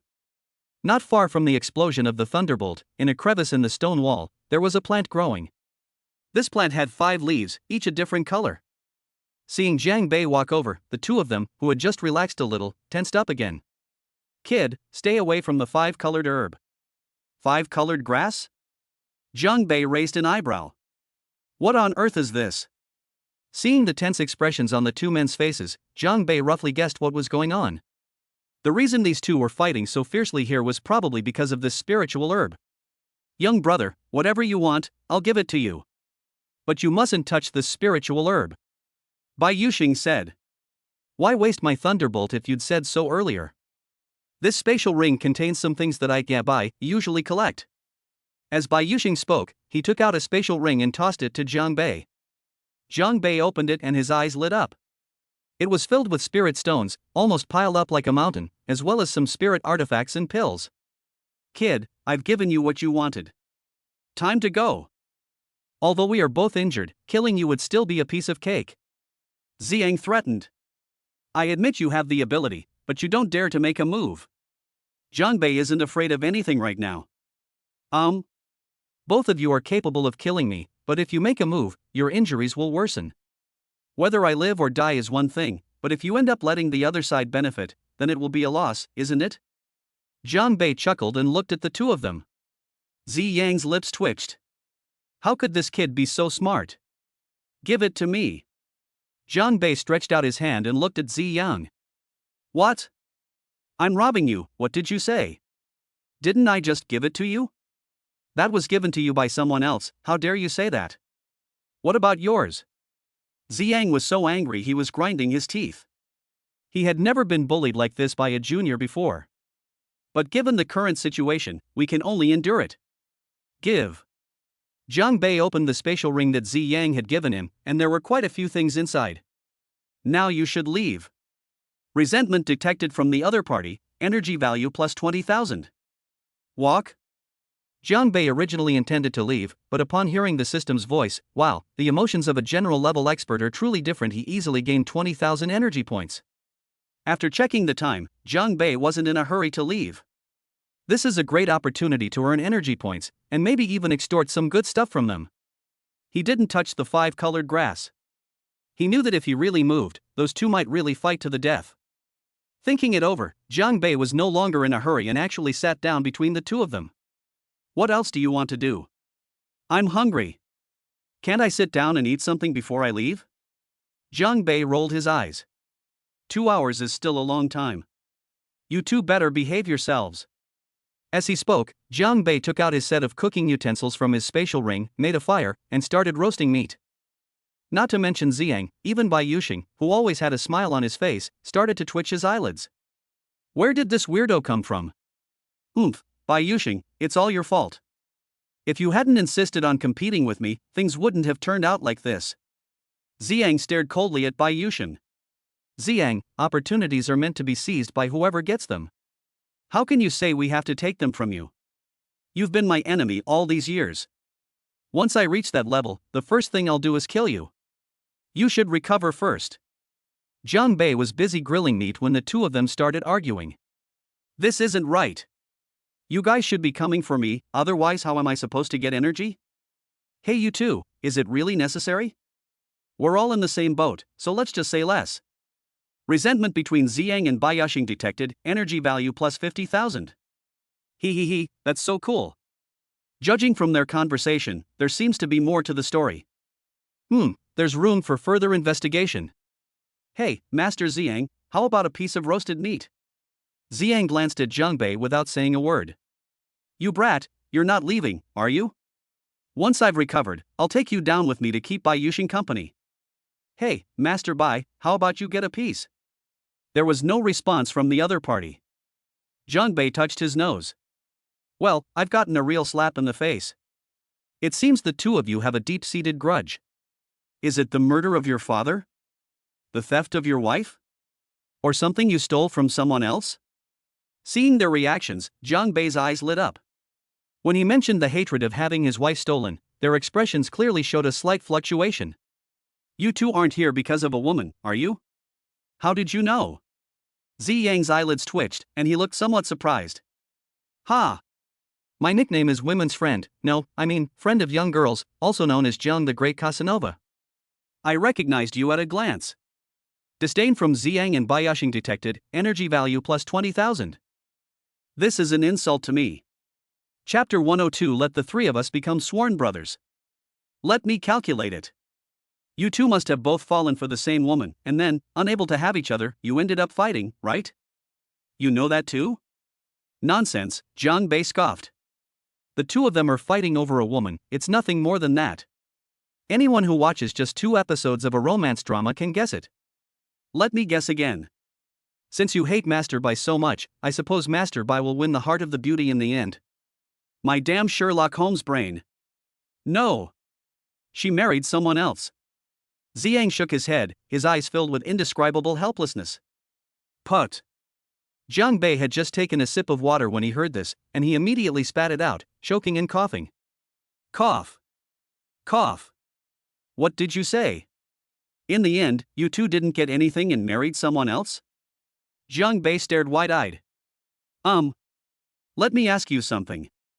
She's married to someone else, so why are you so angry with her? Jiang Bei pointed at Bai Yuxing. If he hadn't fought me for her, Fenger would never have married someone else. Jiang Bei rolled his eyes. Returned Fenger. What kind of melodramatic plot is this? Do you powerful people even play these kinds of games? Bai Yuxing, who had been mostly silent, finally spoke up. You think I'd fight you for her? Did Fenger ever say she wanted to marry you? Did she ever say she liked you? I only found out on the day she got married. Did she ever like you? Jiang Bei asked. It seems not. Damn it. Jiang Bei looked at the two of them and said, the grass behind you is really green. So both of you were just being wishful thinkers. Bullshit. Fenger clearly likes me. Ziyang shouted. You like me and want to marry me but you didn't tell me? So what if the person you like doesn't like you back? If you really like them, just wish them happiness. It's ridiculous that two people with unrequited love are stirring up trouble here. From your perspective, you two are in the same boat, both victims. That young couple was all lovey-dovey, and you two just started fighting like this. It's a fight to the death. I'm ashamed for you. If word gets out, how will you two manage to get along in the circle of the strong? Your circle is really messy. As Jiang Bei spoke, he took out a can of Harbin beer and gulped down 2 big mouthfuls. This simple life is just so great. Jiang Bei's words left Ziyang and Bai Yuxing completely stunned. Did I get taught a lesson by a little brat today? But you know what, it actually makes a bit of sense. What this young man says is true. Bai Yuxing sighed softly. Speaking of which, we are both people who love but cannot have each other, yet we ended up fighting. What's the point? Ziyang remained silent and glanced at Bai Yuxing. It's so simple.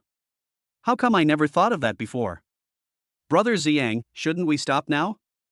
Both were exceptionally talented individuals whose cultivation paths were remarkably smooth. However, a conflict arose because of love. In fact, the two had been fighting for years, neither willing to concede to the other, yet they had long harbored a sense of mutual respect. It's just that nobody wants to give in. Now that Jiang Bei has said that, it's as if the thread between the two of them has been cut. I have indeed become somewhat selfless over the years.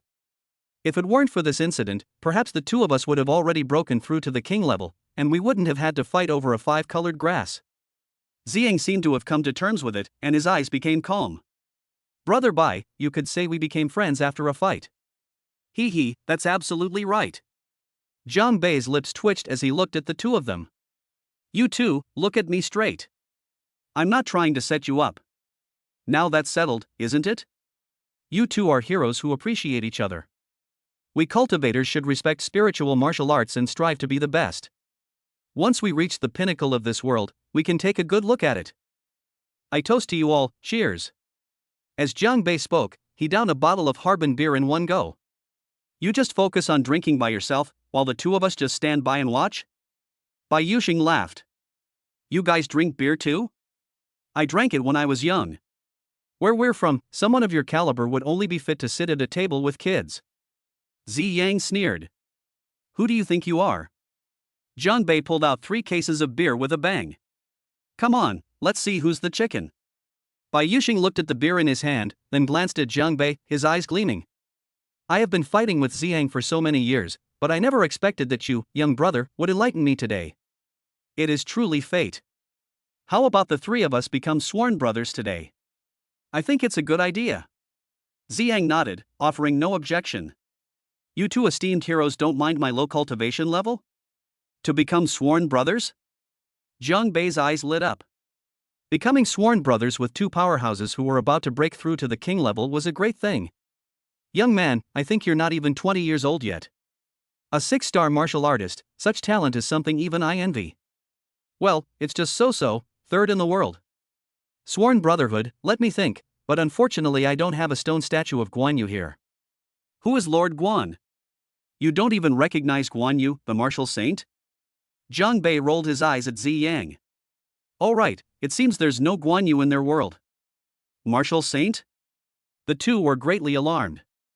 What level of powerhouse is that? Could it be an existence that surpasses the martial god realm? Let heaven and earth be our witnesses. Okay. I'll teach you a set of words. In a short while, the three of them knelt on the ground, holding beer in their hands. You all repeat after me. I am Jiang Bei. I am Jiang Bei. Big brother, say your own name. I am Ziyang. I am Bai Yusheng. Today we become sworn brothers, not seeking to be born on the same day, month, and year, but seeking to die on the same day, month, and year. After reading the Oath of Brotherhood, Jiang Bei realized what was happening. Damn it, dying on the same day, I seem to be at a disadvantage. Anyway, they swore brotherhood over beer. Come on, bottoms up. Big brother, by the way, I'm the third brother. Which of you two is the eldest brother and which is the second brother? I'm the eldest brother. Bai Yusheng smiled slightly. You're talking nonsense. Why are you the boss and I'm the boss? Ziyang, you've been competing with me for so many years, it's time to give in this time. The three of them drank 3 whole cases of beer and ate a whole Mad Bull demon. Before leaving, Bai Yusheng and Ziyang gave Jiang Bei a large amount of cultivation resources, which made Jiang Bei very happy. He felt that he hadn't been wrong to recognize these two big brothers. Jiang Bei even tried to trick the two of them into joining the Zhatian gang. At that time, 1 9-star spirit general and 1 9-star martial general will be in charge. That's a truly earth-shattering expedition, leaving not a single blade of grass standing. Third brother, things change, so don't forget to come looking for us in the future. Don't worry, I won't forget. Jiang Bei nodded, having already memorized their address. Chapter 103 Breakthrough to the Martial Grandmaster Realm. Bai Yusheng and Ziyang left, taking the 5-colored grass with them. Jiang Bei learned from the two that the pill made from that 5-colored herb was the key to their breakthrough to the king level. As for how to allocate the resources or find a better alchemist, that's not something he needs to consider. Jiang Bei understood that the two men's sworn brotherhood with him was not just based on his words. Another important point is that we saw his potential. They are qualified to associate with the two of them. Thump. Congratulations, host, for completing the random task and receiving a mysterious reward. Would you like to open it? Open. Jiang Bei was definitely going to open it, eagerly anticipating what the mysterious reward might be. Open successful. Congratulations, host, you have obtained a substitute puppet. The substitute puppet has been added to the exchange shop. Jiang Bei took a look at the description of the substitute puppet. This is incredible. After refining it, it can withstand any fatal blow. That's like having an extra life. Jiang Bei was very satisfied with the reward, and then he refined the substitute puppet. And this thing can be mass-produced. With this, I'll be immortal? Jiang Bei glanced at the exchange shop and almost cursed out loud when he saw the price of the substitute puppet. Damn! 1 million energy points each, why don't you just rob someone? That's way too expensive. However, on the other hand, it was a heaven-defying item that was equivalent to having an extra life.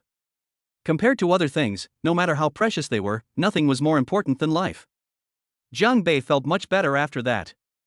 After that, Jiang Bei found a secluded place and practiced the breath concealment technique again. He may not be able to attract the attention of those powerful figures right now, but the 9 stars alignment talent will allow him to widen the gap between himself and others as time goes on. A common man is innocent, but possessing a treasure is a crime. When it's necessary to keep a low profile, it's best to be a little more discreet. In the days that followed, Jiang Bei resumed his journey of hunting monsters. The gains of other cultivators over several years cannot compare to what he has achieved in just 1 month. After all, they don't have a system attached to them. Let alone top-grade spiritual artifacts, even the lowest-grade low-level spiritual artifacts are not something everyone can possess. In the blink of an eye, another 20 days passed. Somewhere in the forest, a cold light flashed and directly split a monster in two. Jiang Bei's figure flashed out. At this moment, his face was calm and his expression was firm. The killing aura on his body was getting stronger and stronger. As the 9 orange dots between the eyebrows disappeared, a powerful aura surged into the sky, and a yellow dot appeared between the eyebrows. After more than 20 days of non-stop training and hunting monsters, Jiang Bei's combat skills became more and more refined, and his cultivation level finally broke through to the martial grandmaster realm. Is this what a martial grandmaster is like? Jiang Bei blinked, feeling his whole body brimming with power, and his spiritual energy sea within his body had expanded several times over. Looking at the time, there are only a few days left before the 2-month training period ends. If Sha Tongtian knew that Jiang Bei had broken through to the martial grandmaster realm in less than 2 months, he would be absolutely astonished. The 9 stars alignment martial soul talent is formidable, but there is another point that must be mentioned: Jiang Bei has no shortage of cultivation resources. Only through constant battles and hunting of demonic beasts, along with the assistance of spiritual energy, water, and spirit pills, can one successfully break through. A freshman breaking through to the martial grandmaster level, you should know that even among senior students, very few break through to the martial grandmaster level. It's time to go back and find them. After breaking through to the martial grandmaster level, Jiang Bei also planned to end his training. Under the effect of the breath concealment technique, Jiang Bei appeared to still be at the martial master level.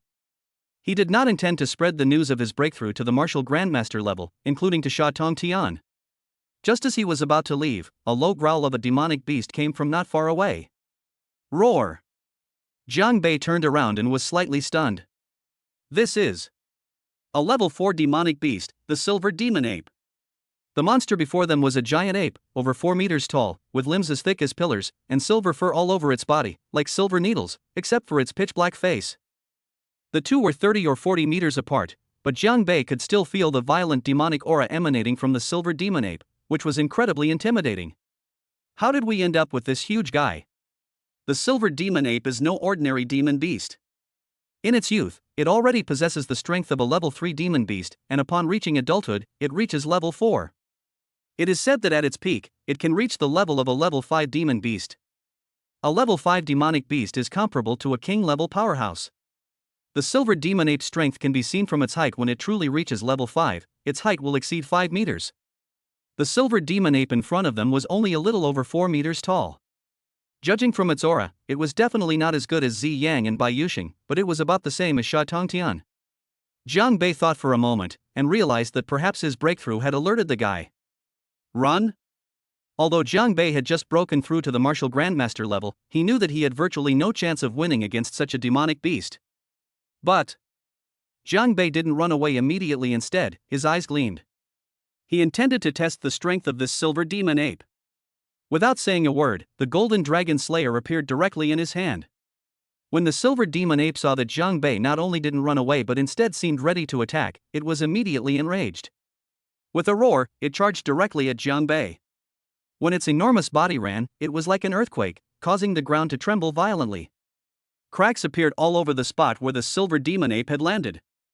An arm as thick as a stone pillar slammed down towards Jiang Bei's body. Despite its enormous size, the silver demon ape is surprisingly fast. Good timing. Jiang Bei let out a low shout and unleashed the soaring dragon step, dodging the silver demon ape's attack. The tree trunk behind him, where he had been standing, was blasted into dust. Jiang Bei came up behind us. Take this. Jiang Bei leaped high into the air, unleashing a golden blade of energy over 10 feet long, which slashed towards the silver demon ape. Clang! When the golden dragon slayer landed on the silver demon ape, there was no scene of flesh being torn apart as Jiang Bei had imagined. Instead, there was only a thin bloodstain and the sound of metal clashing. This strike was like hitting a steel plate. Jiang Bei felt a tingling sensation in the web of his hand gripping the knife hilt, along with a faint pain. Good heavens, this is really made of iron. Although this attack did not injure the silver demon ape, it seemed to feel pain. With a roar, its arm, imbued with terrifying power, slammed down on Jiang Bei once more. Without hesitation, Jiang Bei slashed out with his sword.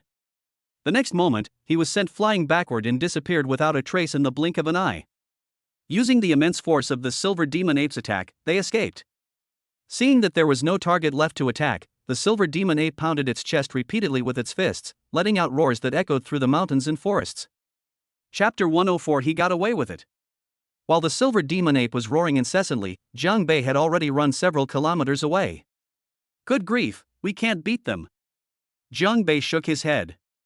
Sure enough, the gap was still quite large, even though he was using a top-grade spiritual artifact. This is no ordinary difference. Back when Jiang Bei was a martial artist, he was able to deal with martial masters and even martial grandmasters by relying on the spiritual weapon in his hand. That was because although there was a gap in the first few realms, it could be made up for by external objects. However, he was somewhat powerless against a level 4 demon beast. Unless Jiang Bei could break through a few more stars, he might be able to damage the silver demon ape. Or he could use the mid-level earth rank martial skill, Heavenly Thunder Breaking Fist, but he would probably be exhausted by then. Remember, it's about causing harm, not killing. After all, the other side isn't just standing there waiting to be hit. A level 4 demon beast is equivalent to a general level expert among human cultivators. Once one breaks through to the general level, it is a qualitative leap. It cannot be dealt with simply by relying on external objects, unless those external objects are extremely powerful. Take, for example, the Azure Dragon Demon Slaying Sword, a top-grade Dao artifact in Jiang Bei's possession. However, the Azure Dragon Demon Slaying Sword is Jiang Bei's strongest trump card at present, and he will absolutely not take it out unless it is a matter of life and death. Jiang Bei also has another trump card, the Purple Flame Demon Fire that can incinerate everything. However, releasing it would be a bit of a stretch with Jiang Bei's current physical condition, he might not be able to withstand it. In summary, aside from his two trump cards, his other methods and supernatural abilities are enough for Jiang Bei to sweep aside any martial grandmaster, unless the opponent also has a multitude of treasures like him. I think not. After glancing in the direction, Jiang Bei vanished from his spot in a flash. He was now heading back to the student camp. Somewhere in the forest, shouts shook the heavens. Hu Benliang and Mu Xiaoxiao were leading their students in a fierce battle against the monsters. The group was facing a level 3 demonic beast, the Mad Bull Demon. This Mad Bull Demon should have just broken through to level 3, which is roughly equivalent to a 1-star martial grandmaster. After nearly 2 months of training, all 14 students present have broken through to the martial master realm. Compared to their initial naivety, everyone has matured considerably, and their teamwork has become increasingly exquisite. 1 or 2 students would certainly not be a match for this Mad Bull Demon, but the 14 students working together, with their exquisite teamwork, even seem to be gaining the upper hand. Not to mention that Hu Benliang and Mu Xiaoxiao were there to protect the students and ensure their safety. Today's battle can be considered a graduation test for the 14 students. You old ox, take this. Thunderbolt Fist. Wind Blade Sword. Mighty Vajrapam. The students attacked from all directions, employing a variety of dazzling attack methods. However, the students' attack clearly enraged the Mad Bull Demon, whose eyes gradually turned blood red. Oh no, it's going berserk.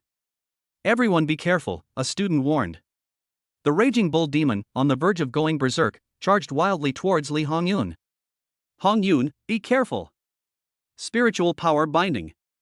Gao Xiaobing let out a delicate shout, and her pair of jade hands changed constantly. The spiritual energy vortex, as fine as silk, directly controlled the limbs of the Mad Bull Demon. Let's do it! A cold glint flashed in He Juanxian's eyes as he charged forward, his fist crackling with electricity and carrying the force of thunder. The other students also rushed forward. Finally, everyone worked together to defeat the Mad Bull Demon. Call. Gao Xiaobing also breathed a sigh of relief. Instructor, we did it. We've killed the level 3 demon beast, the Mad Bull Demon. A level 3 demonic beast. I never even dared to dream of that before. Everyone burst into cheers. Not bad, not bad. Hu Benliang smiled with satisfaction. He has successfully completed his mission, but he wonders how Jiang Bei is doing now. There has been no news of him since he left Jiang Bei. Roar! Roar! Just as the students were getting excited, a beastly roar rang out. Look, it's another Mad Bull Demon. Hee, this is practically delivered to our doorstep. Buy one get one free. They encountered another Mad Bull Demon, but instead of being afraid, everyone became excited. After all, they had just killed one. However, Hu Benliang's expression changed drastically. Retreat! Everyone retreat quickly. This Mad Bull Demon has reached the peak of level 3. Level 3 peak, isn't that equivalent to 8 or 9 stars? While everyone was still stunned, the Mad Bull Demon had already charged over, looking like a ball of fire from a distance. Not good. Hu Benliang thought to himself, and without any hesitation, he rushed forward. Oh! Facing the charging mad bull demon, Hu Benliang's aura surged, and he unleashed a punch that shook the void. Bang! Upon impact, Hu Benliang was sent flying like a kite with a broken string, crashing heavily to the ground. He spat out a mouthful of blood, his face turning deathly pale. Wow! Damn, even instructor who is no match for him. How can he be so strong? These must be the parents of that mad bull demon from before, they've come for revenge. Roar! Roar! The mad bull demon seemed even angrier as it looked at its slain kin. Run! Mu Xiaoxiao rushed forward, blocking the student's path, her expression grave. She knew she was no match for the mad bull demon, but she had no choice but to grit her teeth and charge forward. As the mad bull demon charged wildly towards her, Mu Xiaoxiao waved her hands, about to unleash her spiritual skill. The next second, a figure flashed in front of Mu Xiaoxiao, and without stopping, rushed out and punched the mad bull demon. Beneath the shadows of fists, a surge of lightning erupted. Bang! The mad bull demon's massive body came to an abrupt halt, as if struck by lightning. It convulsed, staggered back a few steps, and collapsed to the ground with a thud. Everyone was stunned by what they saw. He died like that? Thank goodness we arrived in time. Jiang Bei turned around and saw the scene on his way back. Without hesitation, he cleanly and neatly dealt with the enemy with a heavenly thunder-breaking fist. Is everyone all right? Jiang Bei? Jiang Bei smiled and tossed his hair, revealing his handsome face and deep eyes. He really pulled a fast one. He Junxian smiled when he saw Jiang Bei appear. Jiang Bei. From the crowd, a figure rushed out and pounced directly towards Jiang Bei. It's Gao Xiaobing. Jiang Bei, you're finally back. Gao Xiaobing jumped and landed right in Jiang Bei's arms. You have no idea how worried I was about you. Why did it take you so long to come back? Gao Xiaobing said, her nose tingling and her eyes reddening. Hey, come down first, everyone's watching. Jiang Bei stared wide-eyed. You've crossed your legs all over everyone's watching. I don't. The main problem is that you're pressing down on me so much I can hardly breathe. Jiang Bei said with a mischievous grin. Gao Xiaobing glanced down, her pretty face flushed, and she quickly jumped down. You're flirting with me. Hey lady, it was you who jumped up here. Chapter 105 Jiang Bei is back. After returning from Jiang Bei, the happiest person besides Gao Xiaobing was naturally He Junxian. Junxian. Boss. Not bad, you've already reached the 3-star martial arts master level. Jiang Bei patted He Junxian on the shoulder. He Junxian's talent is the best among the students besides him, so it's normal for him to be a step ahead of the others. Boss, what star level are you? He Junxian looked at Jiang Bei with anticipation. 9 stars.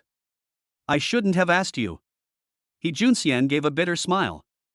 He had always wanted to catch up with Jiang Bei, but in the end, he found that the more he chased, the further away he got. Jiang Bei. Hu Benliang also came over. Instructor Hu, it's been a long time. It's been a long time. You must have had a fruitful 2 months, right?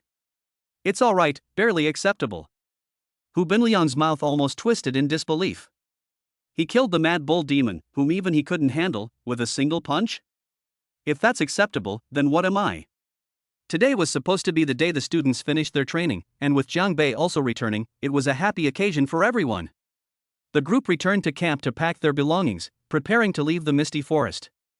Jiang Bei was quite satisfied with his trip to the misty forest. Not only did he break through to the martial grandmaster level, but he also made the acquaintance of 2 9-star general level experts.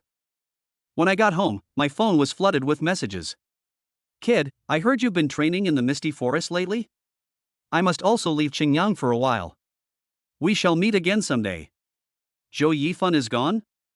Jiang Bei raised an eyebrow. He had hunted down quite a few demonic beasts this time, and he had originally planned to ask Zhou Yifan for help in dealing with them, but Zhou Yifan had already left. Boss, you're back? I'm a 3-star martial artist now, praise me. Boss, you're finally back. A lot of new people have joined the gang recently, and they're all waiting to see you. Jiang Bei browsed through the chat history of the Zhatian gang's high-level group. It seemed that the gang was doing quite well in the 2 months he had been away. Tomorrow night. The next morning, Jiang Bei went to the Linggu Pavilion at school. 9-star martial master. Excellent. Excellent. In just 2 months, he broke through from a 1-star martial artist to a 9-star martial artist. He truly lives up to his reputation as a 9-star genius. Sha Tongtian sensed the presence of Jiang Bei, and his joy was undisguised as he nodded repeatedly. Hee, this is all thanks to Elder Sha's help. Jiang Bei chuckled. Even Sha Tongtian couldn't discern his true cultivation level. This concealing breath technique is indeed very useful. You don't need to flatter me, this is your own good fortune. There's only 1 month left until the 7 Schools League. Next, I'll have you enter the school's best training room to cultivate and strive to break through to the martial grandmaster realm. This time, Xingyan Lingwu can finally hold its head high. Mr. Sha, what exactly is this 7 Schools League? From the very beginning, Jiang Bei had heard Sha Tongtian mention the 7 Schools League, and it seemed to be taken very seriously. The 7 Schools League is a competition jointly organized by the 7 Lingwu universities in Jiang Province. It is not only an assessment of the 7 schools, but also a selection process to identify the most outstanding students, who will have a better chance of entering the Heavenly Academy for cultivation. Heavenly Academy? What is that thing?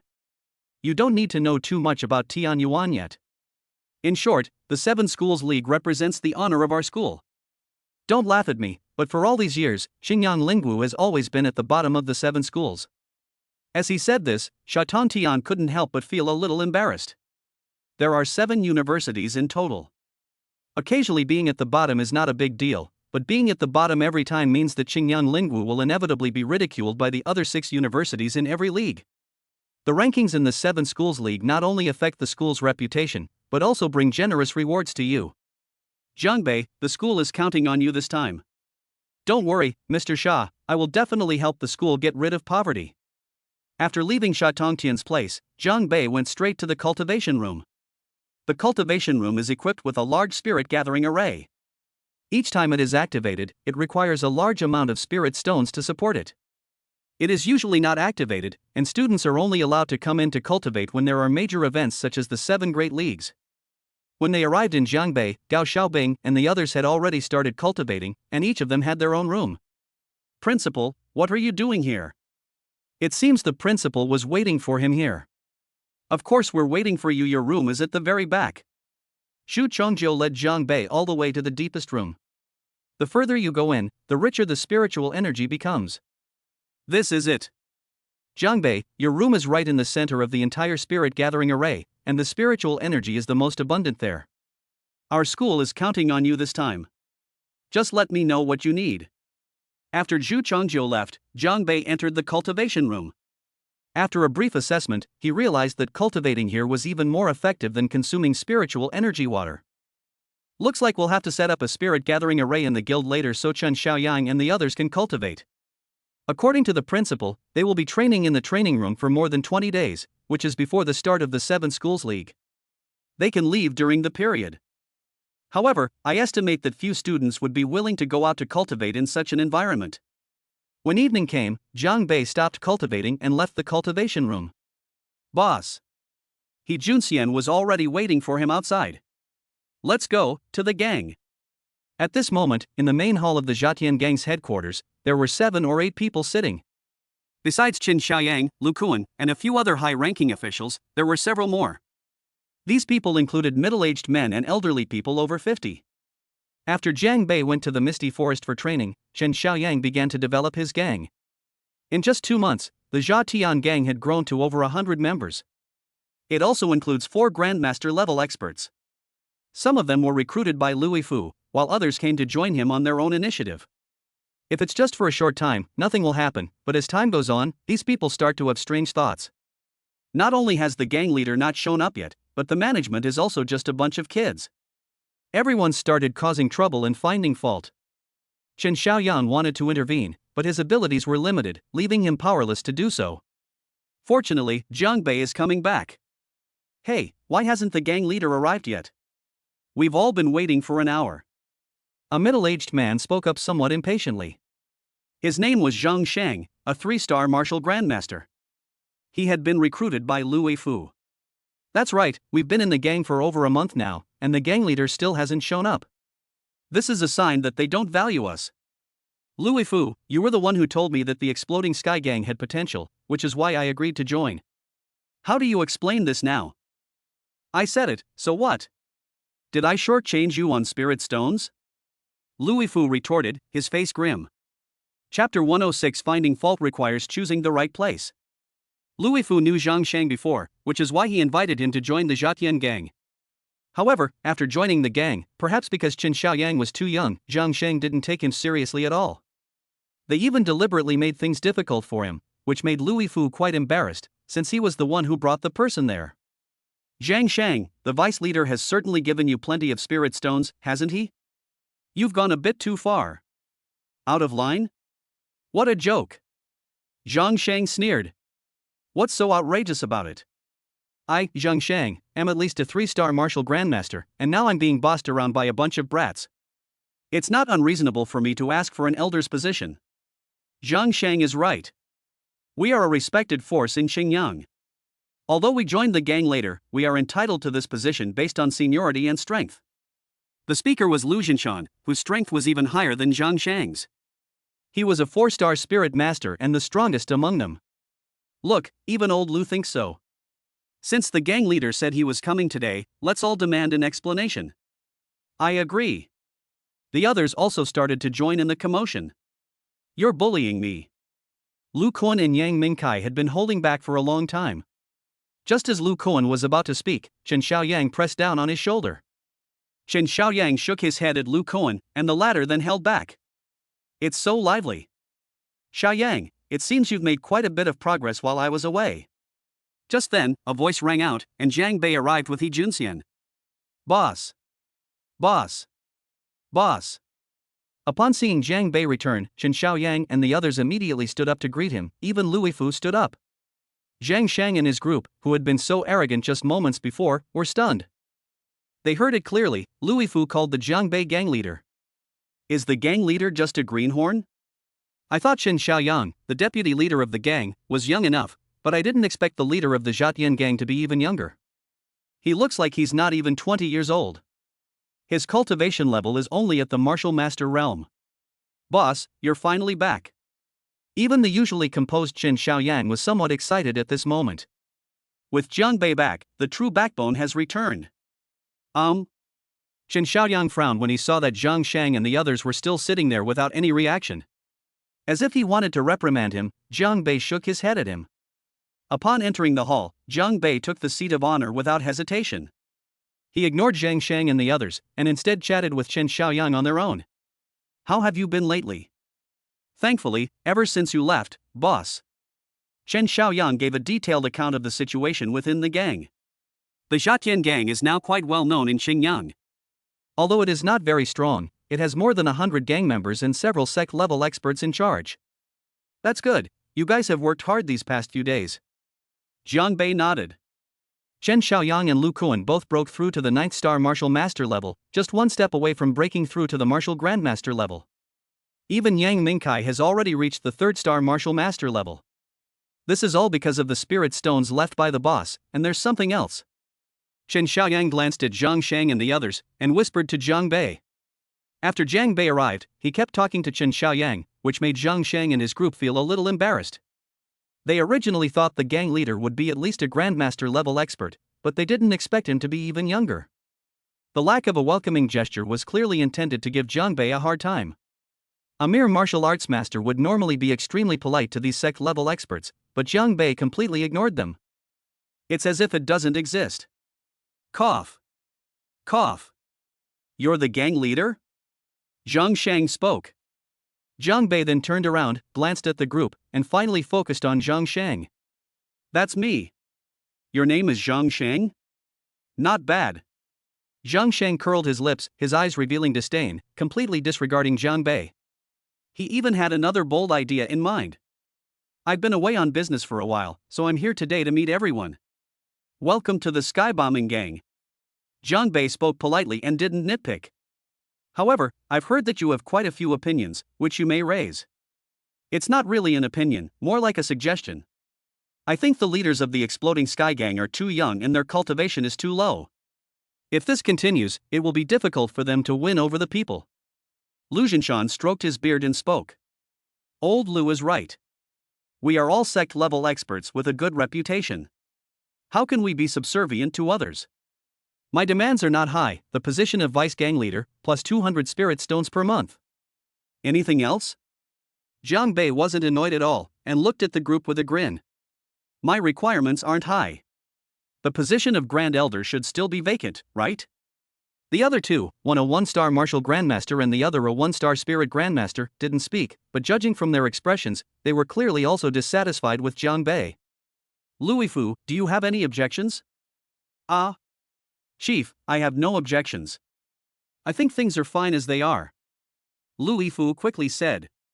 In the past, he had some dissatisfaction, but later he lost interest in competing for fame and fortune. Now that he is in the Exploding Heaven gang, he doesn't have to worry about anything and can get 100 or so spirit stones every month. This is much better than when he was the leader of the Little Knife Society.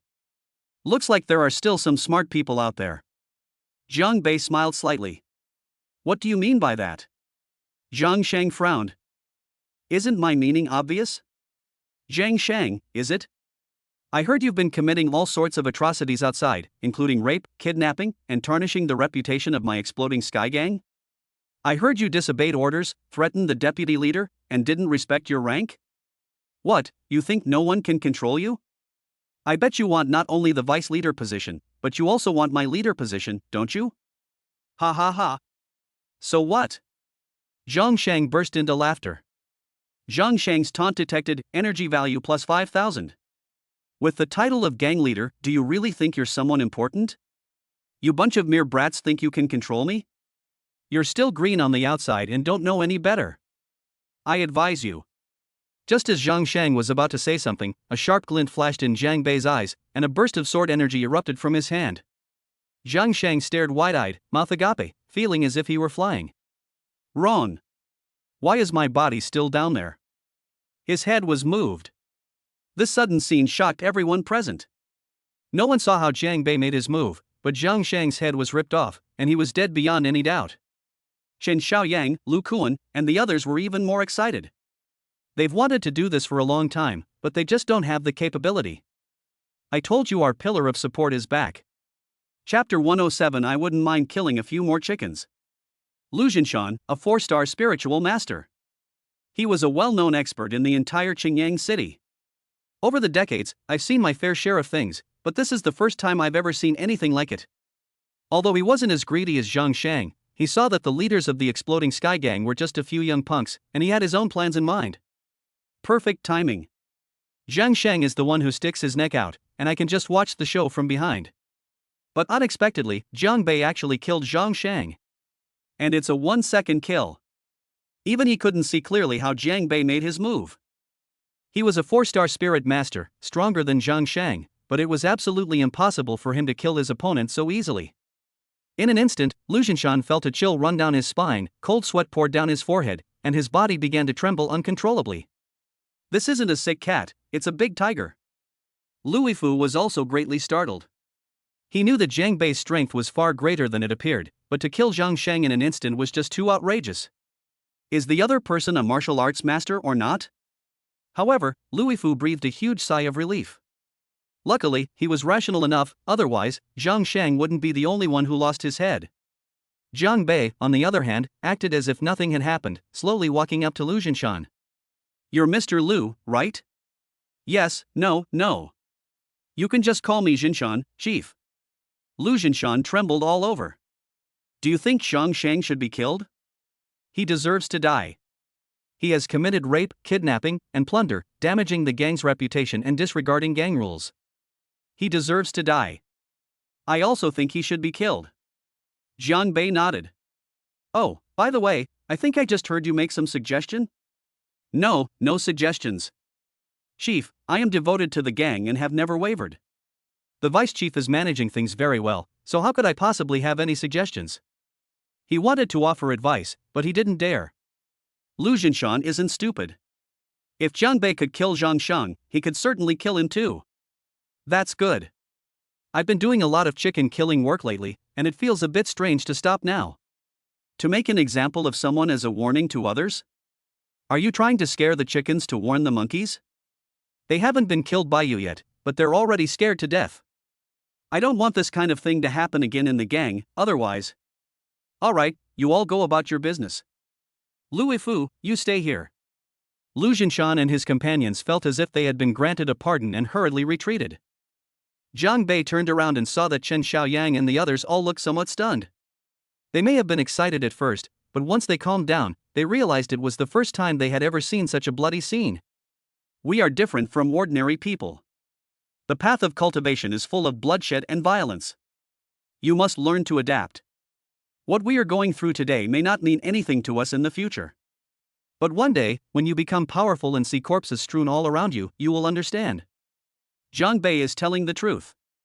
In the past 2 months in the Misty Forest, apart from the monsters, too many cultivators have fought each other due to conflicts and bloodshed. Goodness, I'll have to be your spiritual mentor this time. Although they were students, they understood what Jiang Bei was talking about.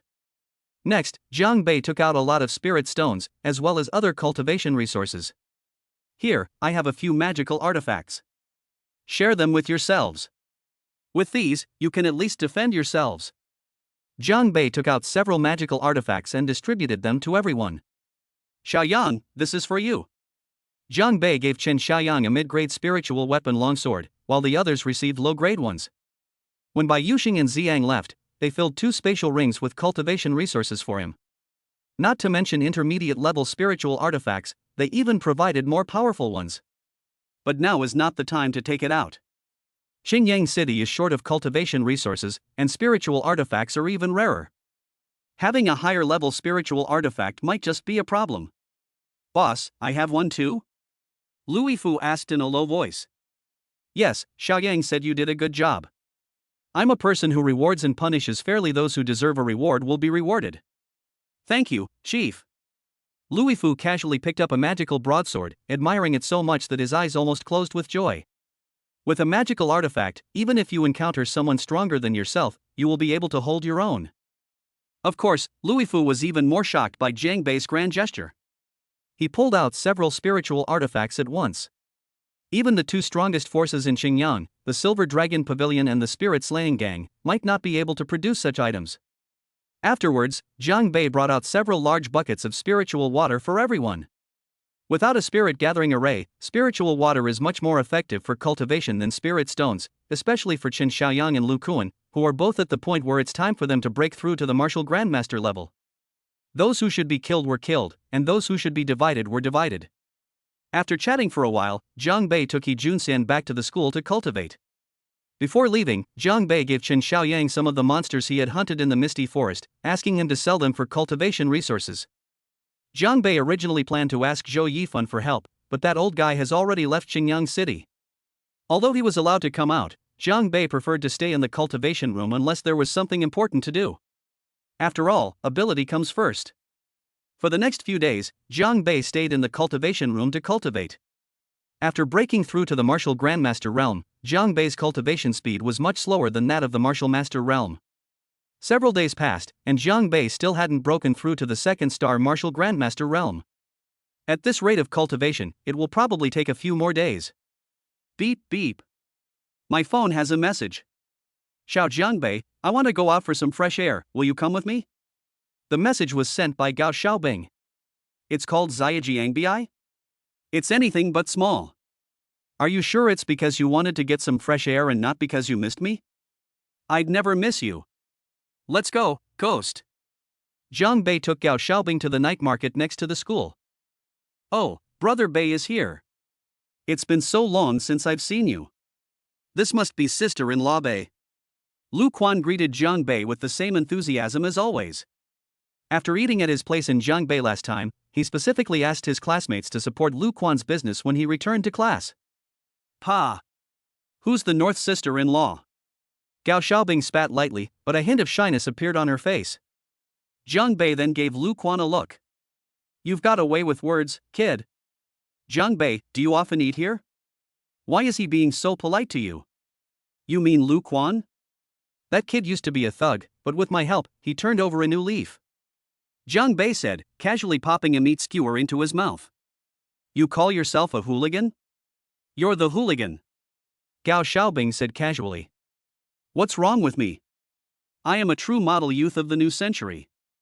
Jiang Bei looked at Gao Xiaobing and chuckled.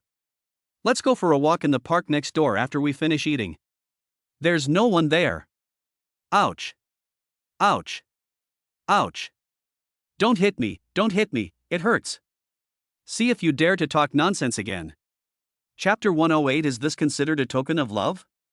After we had eaten and drunk our fill, we paid the bill for Lu Quan. Brother Bei, how can I charge you for your meal?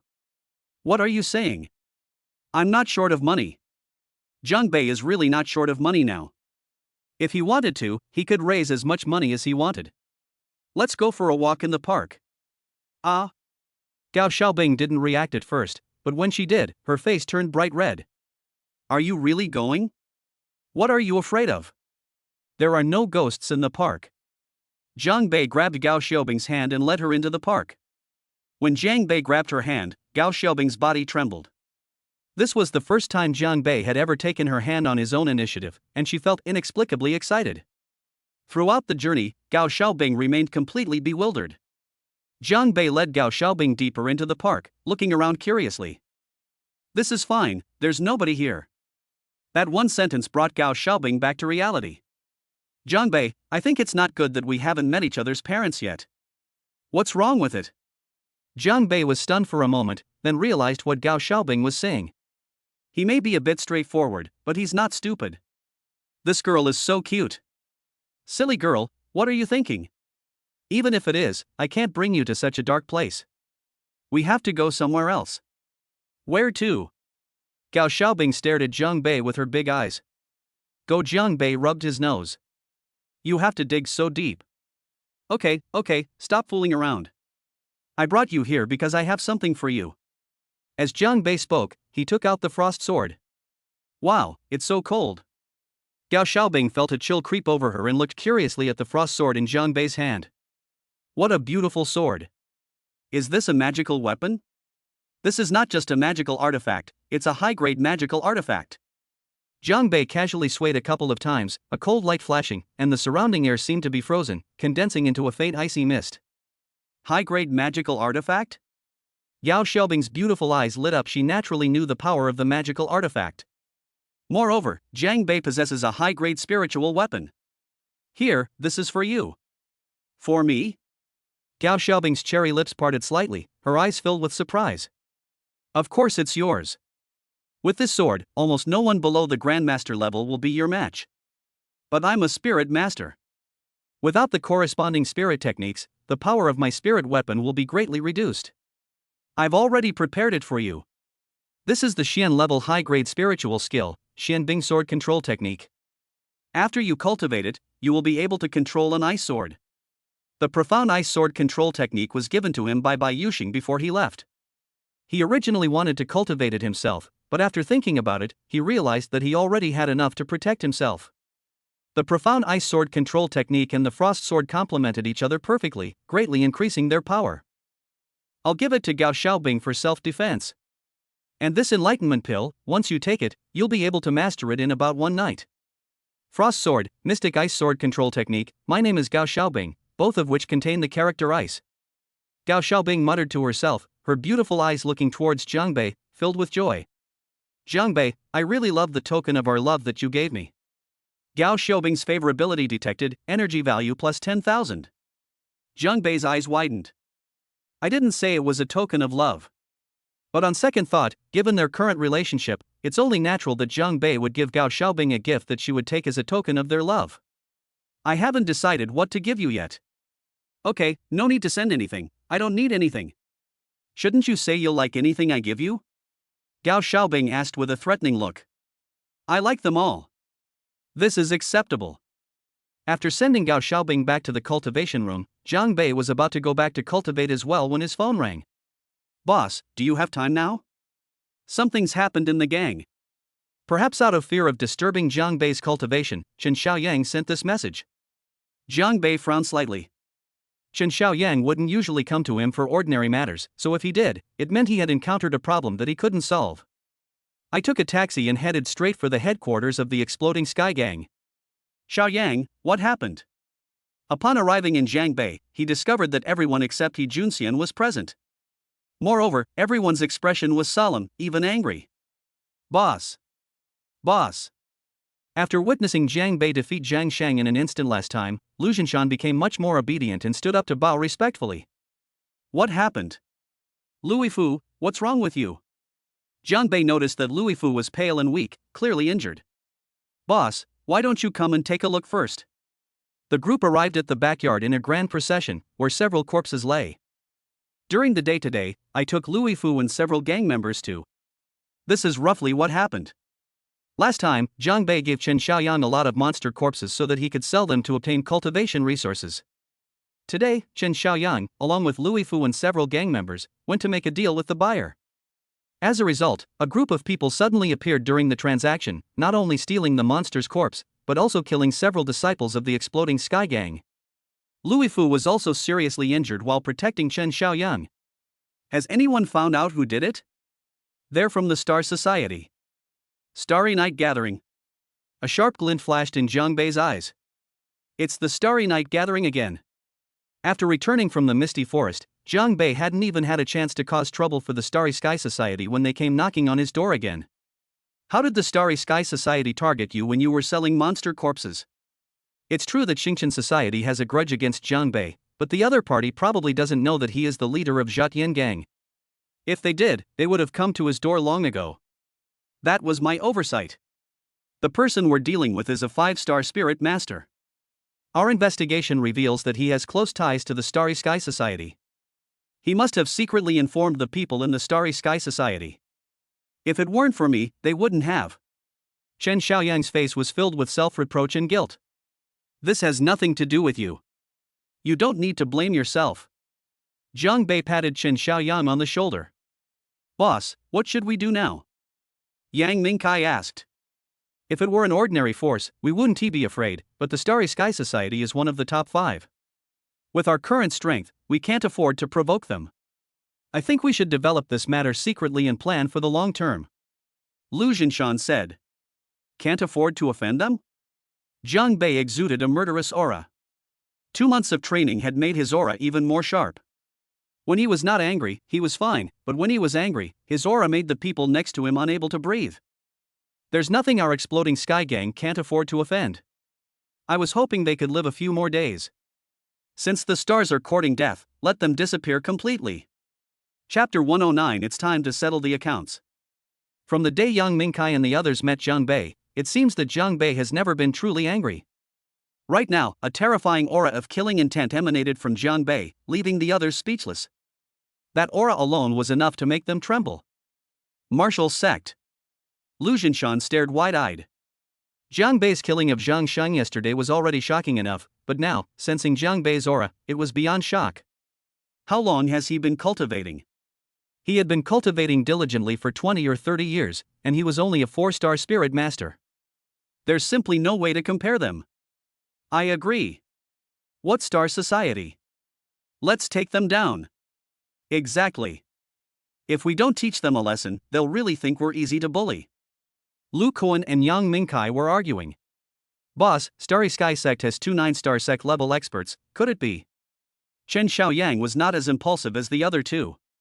Don't worry, I'll do what I say. Get ready. Originally, Jiang Bei didn't plan to be so high profile, but now that the Starry Sky Society has come to his doorstep to bully him, he no longer intends to hide anything. 20 minutes later, the group headed straight for the Starry Sky Society. At this moment, the stars gather. Inside the hall, 2 people sat upright. One of them was tall and imposing, with a dignified appearance and an aura of power and strength. This man is none other than Zhou Xiong, the president of the Starry Sky Society. Zhou Xiong is not only the president of the Starry Sky Society, but also one of the 2 9-star sect level powerhouses, a 9-star martial sect. To his left sat an old man, short and somewhat hunched, with a goatee and a pair of shrewd eyes on his aged face. If Chen Xiaoyang were here, he would definitely recognize that this old man is Tan Qinglang, the person who was preparing to make the deal earlier. Hee, brother Qinglang, thanks to your information this time, my Starry Sky Society has made a great profit. Come, let me toast you. Zhou Xiong raised his wine glass and laughed. President Zhou, you're too kind. Everyone just wants what they need. Tan Qinglang downed the wine in his glass in one gulp. As the two were talking, a man walked in from outside. He had sharp eyebrows and bright eyes, and a cold expression. Brother Qinglang, let me introduce you. This is my disciple, Dugu Ming. Dugu Ming greets Senior Tan. Tan Qinglang looked at Dugu Ming and was slightly startled. Truly a dragon among men. At such a young age, you have already broken through to the 9th star martial master. I really don't deserve to be called senior. Alright, Minger, how's the count going? When Dugu Ming was seriously injured by Jiang Bei and expelled by Zhu Chongzhou, he returned to the Starry Sky Society. Zhou Xiong not only healed his injuries but also took him in as a disciple. The inventory is complete. There are a total of 41 corpses of level 3 demonic beasts, worth nearly 100,000 spirit stones. 100,000. Hearing this number, Zhou Xiong was also somewhat surprised. 100,000 spirit stones is definitely a considerable sum for the Starry Sky Society. Ha ha ha, great. This is truly a pleasant surprise. Tan Xinglong's face also lit up with joy. As they had agreed beforehand, he would also receive a considerable amount of spirit stones. I never imagined that such a small gang like the Exploding Sky Gang would be so wealthy. No matter how rich they are, they're still just a third-rate gang. Chairman Zhou, let's stick to our previous split of 30-70 this time. Clearly, this isn't the first time either side has done something like this. Sanchi? Zhou Xiong's eyes flickered. Brother Qinglang, look at my Starry Sky Society. It's a large and powerful organization that needs spirit stones everywhere. Zhou, feel that splitting at 30-70 is a bit inappropriate. Zhou Xiong lowered his brows slightly and spoke softly. Tan Xinglong's smile froze instantly. President Zhou, we've always split things 30-70 before, it's never changed. Why is it like this time? Brother Qinglang, you must understand my predicament. Zhou Xiong glanced at Tan Xinglang, his face smiling, but the latter could clearly see the threat in his eyes. Then tell me, how should we divide it appropriately? Tan Xinglang chuckled dryly. He was naturally furious, but he didn't dare to show it in front of Zhou Xiong. How about this? I'll give you 10,000 spirit stones. 10,000 spirit stones are more than enough for a rogue cultivator like you. 10,000? Doesn't this mean the profits are split 90-10? Brother Zhou, aren't you being a bit too harsh? Zhou Xiong didn't speak, his eyelids drooping, his finger lightly tapping on the table.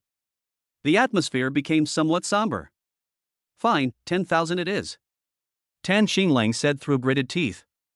Ha, Brother Qinglang is indeed straightforward. This way, our cooperation can last. Zhou Xiong laughed heartily, his face seemingly regaining its enthusiasm. Tan Xinglang had unspeakable suffering in his heart. What kind of relief was that? Who would willingly give up a spirit stone that they had already obtained? But he dared not offend Zhou Xiong. Bang! Just then, a shocking explosion suddenly came from outside, and even the hall trembled slightly. What's happening outside? Something terrible has happened, President. Something terrible has happened. A figure rushed in. What's the matter that you're in such a hurry? Someone's here. Someone's come looking for trouble.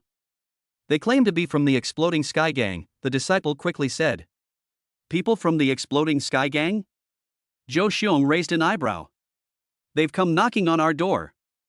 What, is the Exploding Sky Gang here to seek justice? I think they're a bit ungrateful.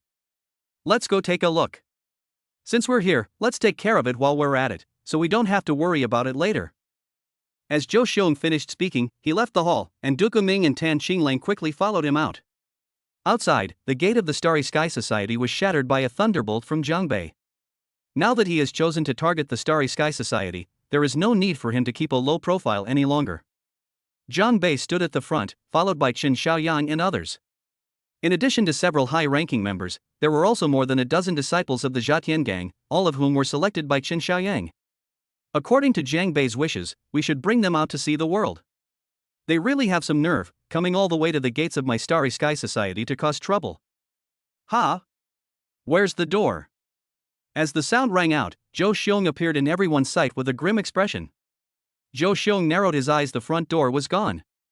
It's you, Jiang Bei. Just then, behind Zhou Xiong, Dugu Ming's expression changed drastically, his gaze fixed on Jiang Bei. His eyes were filled with resentment and venom. Jiang Bei? Minger, is he the kid who beat you up so badly? Zhou Xiong raised an eyebrow. He had heard of Jiang Bei's name. If it weren't for him, Dugu Ming wouldn't have been expelled by Zhu Chongzhou. Zhou Xiong had long ago instructed Lu Yong to find a way to deal with Jiang Bei, but it had been more than 2 months and there was still no news from the other side. Chapter 110, It's Simply Unstoppable. Dugu Ming? So you were here too. Perfect. Jiang Bei also spotted Dugu Ming. This guy seemed to have recovered from his injuries, and his aura was much stronger than before. You're the one who injured Minger? Zhou Xiong looked towards Jiang Bei, his gaze chilling. It's me. It's a pity I didn't manage to cripple him last time, but I still have a chance today. How dare they be so arrogant? What's your relationship with the Exploding Sky Gang? I am the gang leader. The gang leader? Zhou Xiong was somewhat surprised that Jiang Bei was actually the leader of the Zhatian gang. The next moment, he burst into laughter. Ha ha ha. You're quite the young man, already a gang leader at such a young age. Does that mean I should call you gang leader Jian? Are you Zhou Xiong? Did you send people to attack my gang? That's right. Zhou Xiong didn't refute it. Great. I was originally planning to deal with you guys after I finished this busy period, but it seems I won't have to wait. What did you say? Take over my Starry Sky Society? Ha, what a ridiculous joke. A mere kid thinks he's someone important just because he found a few people?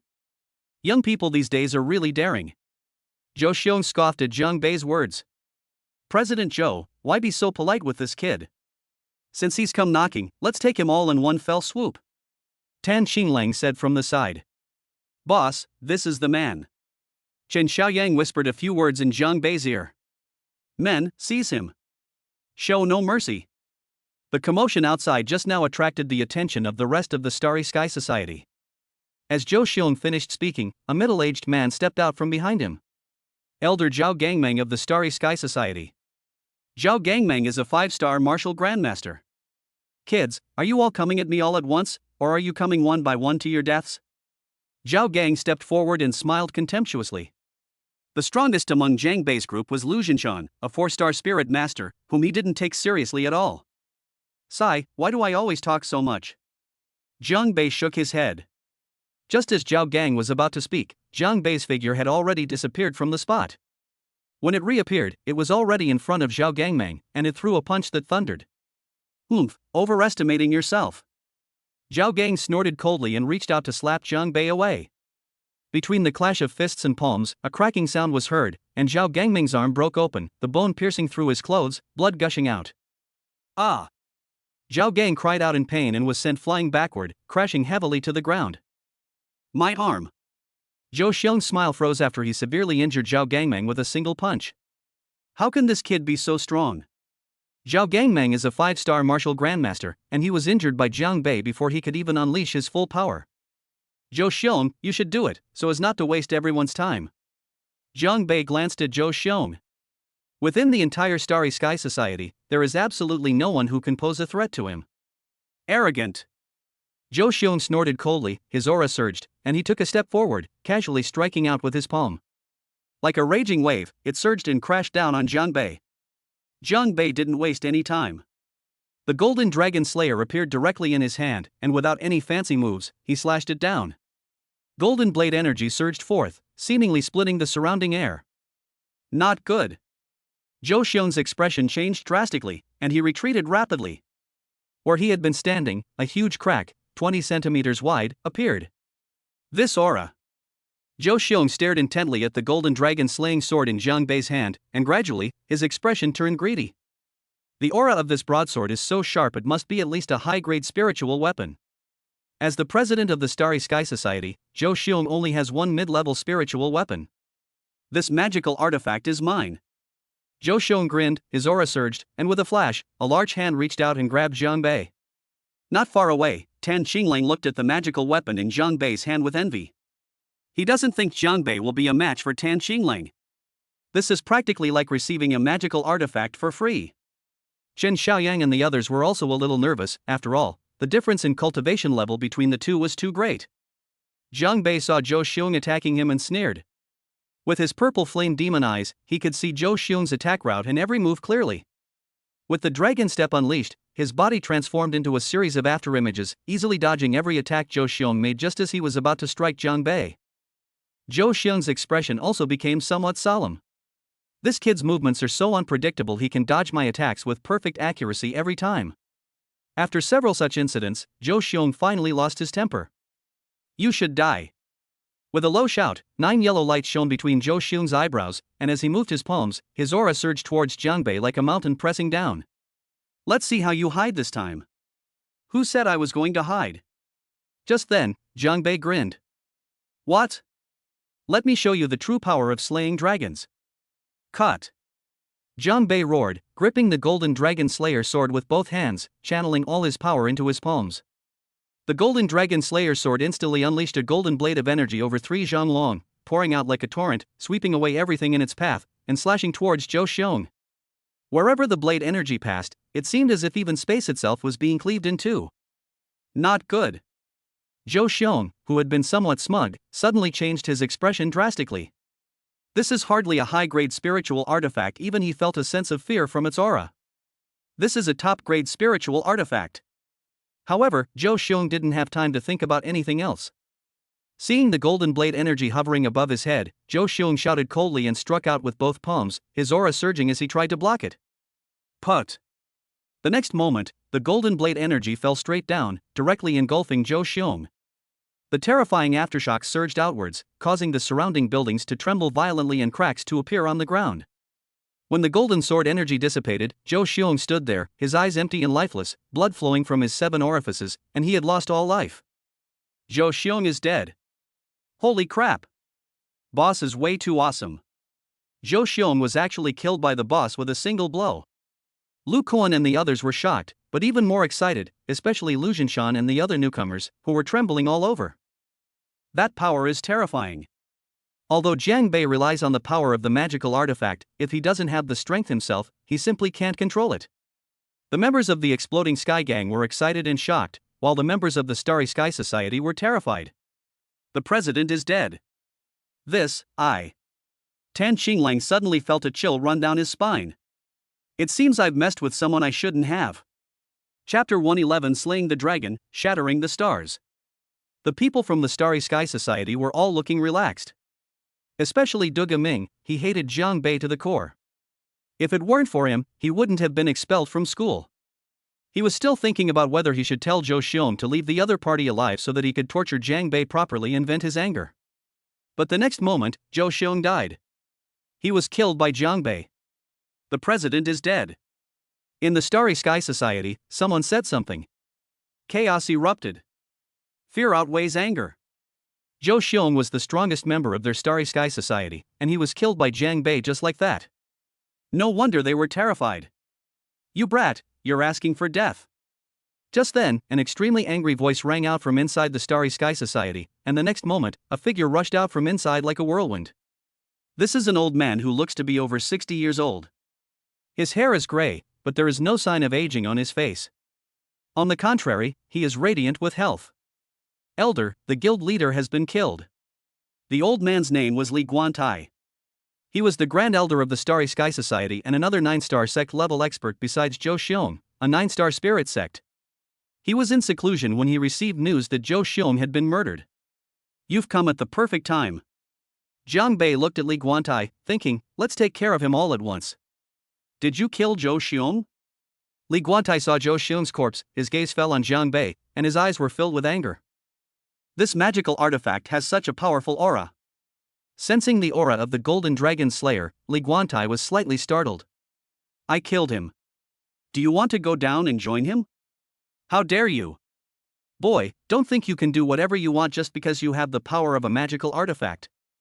If I'm not mistaken, you're already exhausted and on your last legs, aren't you? Jiang Bei's face did look somewhat pale. He had just exhausted most of his spiritual power in order to unleash the full power of the Golden Dragon Slayer technique. Hearing Li Guantai say this, Chen Xiaoyang and the others couldn't help but feel a little nervous. In contrast, Jiang Bei looked completely relaxed. I would have forgotten if you hadn't reminded me. As Jiang Bei spoke, he took out a Yuanling pill and swallowed it. Instantly, the spiritual energy he had consumed was fully replenished, and Jiang Bei's complexion became rosy. All right, we can begin now. Li Guantai's face was extremely pale, but he recovered so quickly. A top-grade spiritual artifact, a pill that can restore health instantly. Just who is this kid? However, the two sides are now at odds and there is no possibility of reconciliation. Moreover, Li Guantai is also eyeing the magical artifact in Jiang Bei's possession. Don't think that just because you've recovered I can't do anything to you. Li Guantai sneered. Disciples of the Starry Sky Society, heed my command. Slay all the invaders and avenge our leader. At a command, the disciples of the Starry Sky Society, led by several elders, charged towards Chen Xiaoyang and his group. Prepare to meet the enemy. Chen Xiaoyang let out a low shout and directly took out his magical weapon. Not only him, but everyone else, even the disciples of the Exploding Sky Gang who came with him, also took out their spiritual weapons. When they arrived, Jiang Bei had already given each of these disciples a spiritual artifact. Kill them. The Starry Sky Society was initially full of momentum, but when they saw the Sky-Breaking Gang members, each with a magical weapon, they were completely dumbfounded. How the hell are we supposed to fight like this? With a magical weapon in hand, combat power increases exponentially, and any martial artist can now spar with a martial grandmaster. What's more, everyone on the other side has a magical artifact. Are magical artifacts now sold in wholesale? Although the Starry Sky Society has many members. But what's the use of having more people? Damn, they have too many magical artifacts, we can't beat them. Run! Li Guantai's lips twitched as he watched the scene. The entire Starry Sky Society can't even produce 2 spiritual artifacts, while the other side has spiritual artifacts overflowing. Hey, are you still going to fight or not? Li Guantai snapped out of his daze and fixed his gaze on Jiang Bei. As long as this kid is subdued, all these spiritual artifacts will belong to his Starry Sky Society, and it's not impossible for them to become the #1 power in Xinjiang. You're so eager to die, I'll grant your wish. Li Guantai let out a cold shout, his aura surged, and the wind and clouds rose in the void. Flames leaped and quickly condensed into a sea of fire, which swept towards Jiang Bei. A trivial skill. Jiang Bei didn't make any fancy moves. He just slashed wildly with his golden dragon slaying sword, and golden sword energy flew all over the sky. The originally raging sea of fire was directly dispersed. Damn it! How can we fight like this? Li Guantai was so angry that his teeth ached. Jiang Bei's cultivation level was inferior to his, but Jiang Bei had a top-grade spiritual artifact in his possession. And just like that, he casually ate another pill, and his condition was fully restored. That's the only option we can use. A ruthless glint flashed in Li Guantai's eyes.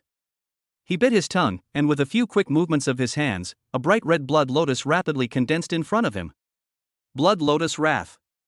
With a loud shout, the blood lotus exploded, turning into countless blood red petals that surged towards Jiang Bei.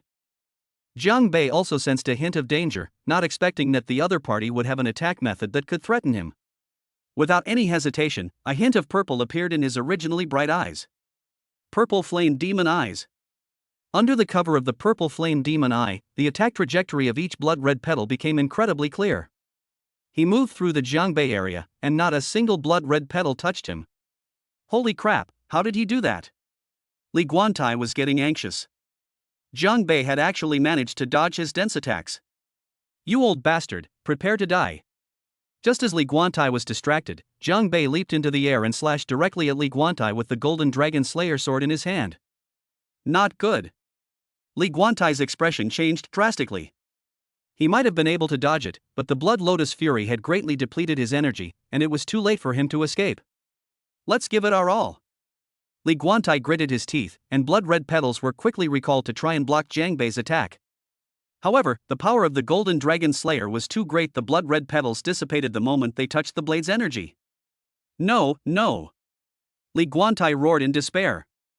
The next moment, he was pierced through the body by the blade energy and fell down with an unwilling expression. The Grand Elder is dead too. The already routed Star Society disciples were thrown into even greater chaos upon seeing Li Guantai killed, and scattered in all directions. Beside him, Tan Qinglang shuddered, realized what was happening, and tried to run away. However, Jiang Bei had been watching his every move closely and was not about to let him escape. He ended the man's life with a single slash.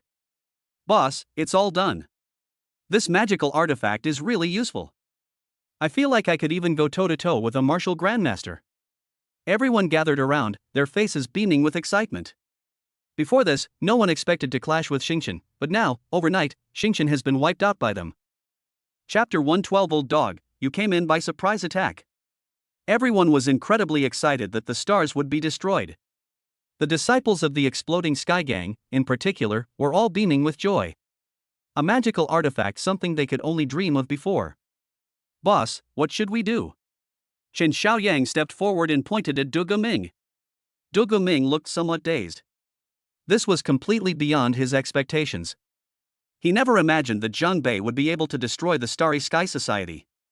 Lu Kuan, he's yours. Zhang Bei glanced at Du Guming, then said to Lu Kuan. Okay. Lu Kuan grinned. Last time, it was Du Guming who almost crippled him, so he couldn't be let off easily. Zhang Bei, I'll haunt you even as a ghost. Du Guming realized what was happening and glared at Zhang Bei with a venomous expression. Damn it, what are you yelling for? Go downstairs and you'll have plenty of room to yell. Lu Kuan went up and kicked him. As for Zhang Bei, he left long ago. Back at base camp, everyone's excitement hadn't completely subsided. Xiaoyang, let's move our headquarters to the Starry Sky Society tomorrow. Just now at the Starry Sky Gathering, Zhang Bei discovered that the other party had set up a spirit gathering array in their courtyard. Although it wasn't large, it was enough for many people to enter and cultivate. Okay. Chen Xiaoyan nodded. Furthermore, pass down the order that everyone in the gang who breaks through to Martial Master or Spirit Master will receive a spiritual weapon, provided they pass the assessment. We must be loyal to the Sky Bombing Gang. Every disciple must be registered, and their families must be compensated if any accidents happen in the future. We cannot let anyone down. Everyone has a magical artifact. Goodness. That's way too extravagant. Tonight, everyone witnessed the power of the magical artifacts. The Starry Sky Society members were completely unable to withstand them. Moreover, they also witnessed the terrifying nature of Zhang Bei. Facing a 9-star martial grandmaster, they can be annihilated in an instant, just like cutting melons and vegetables. But everyone tacitly refrained from asking any further questions, such as why Zhang Bei was so strong or where the magical artifacts came from. Everyone has secrets. If everyone had a magical artifact, wouldn't that? Chen Xiaoyang was worried that there wouldn't be enough magical artifacts, so Zhang Bei directly threw out a spatial ring. The magical artifacts here are enough for now. The spatial ring contained 100 or so magical artifacts, all left to him by Bai Yuxing and Ziyang. Once you reach Bai Yuxing's level, ordinary spiritual weapons won't be of much use anymore. Perhaps low-level spiritual artifacts are treasures to cultivators at the bottom, but to the strong, they are just useless. This made Zhang Bei sigh that the cultivation resources in Xingyang City were still too scarce, and the outside world was much bigger than this place. Moreover, even without what Bai Yuxing and his companion left behind, Zhang Bei no longer needs to worry about everyone's spiritual artifacts. Just when we wiped out the Starry Sky Society, the system added a new 10-pull function. 10 consecutive draws for magical artifacts. Furthermore, the low and mid-level spirit artifacts you draw can be exchanged for energy points in the exchange shop. As for high-level and top-grade spiritual artifacts, according to the system, they are not available for exchange for the time being. It's too disruptive to the world's balance. Zhang Bei could only roll his eyes at this. I'm already using cheats, why would I care if it affects the balance? He wanted to arm the members of the exploding Sky Gang to the teeth. It's always been my gang that bullies others, we're never the ones being bullied. Everyone, from today onwards, you must prioritize cultivation and refrain from unnecessary wanderings. Zhang Bei glanced at the crowd.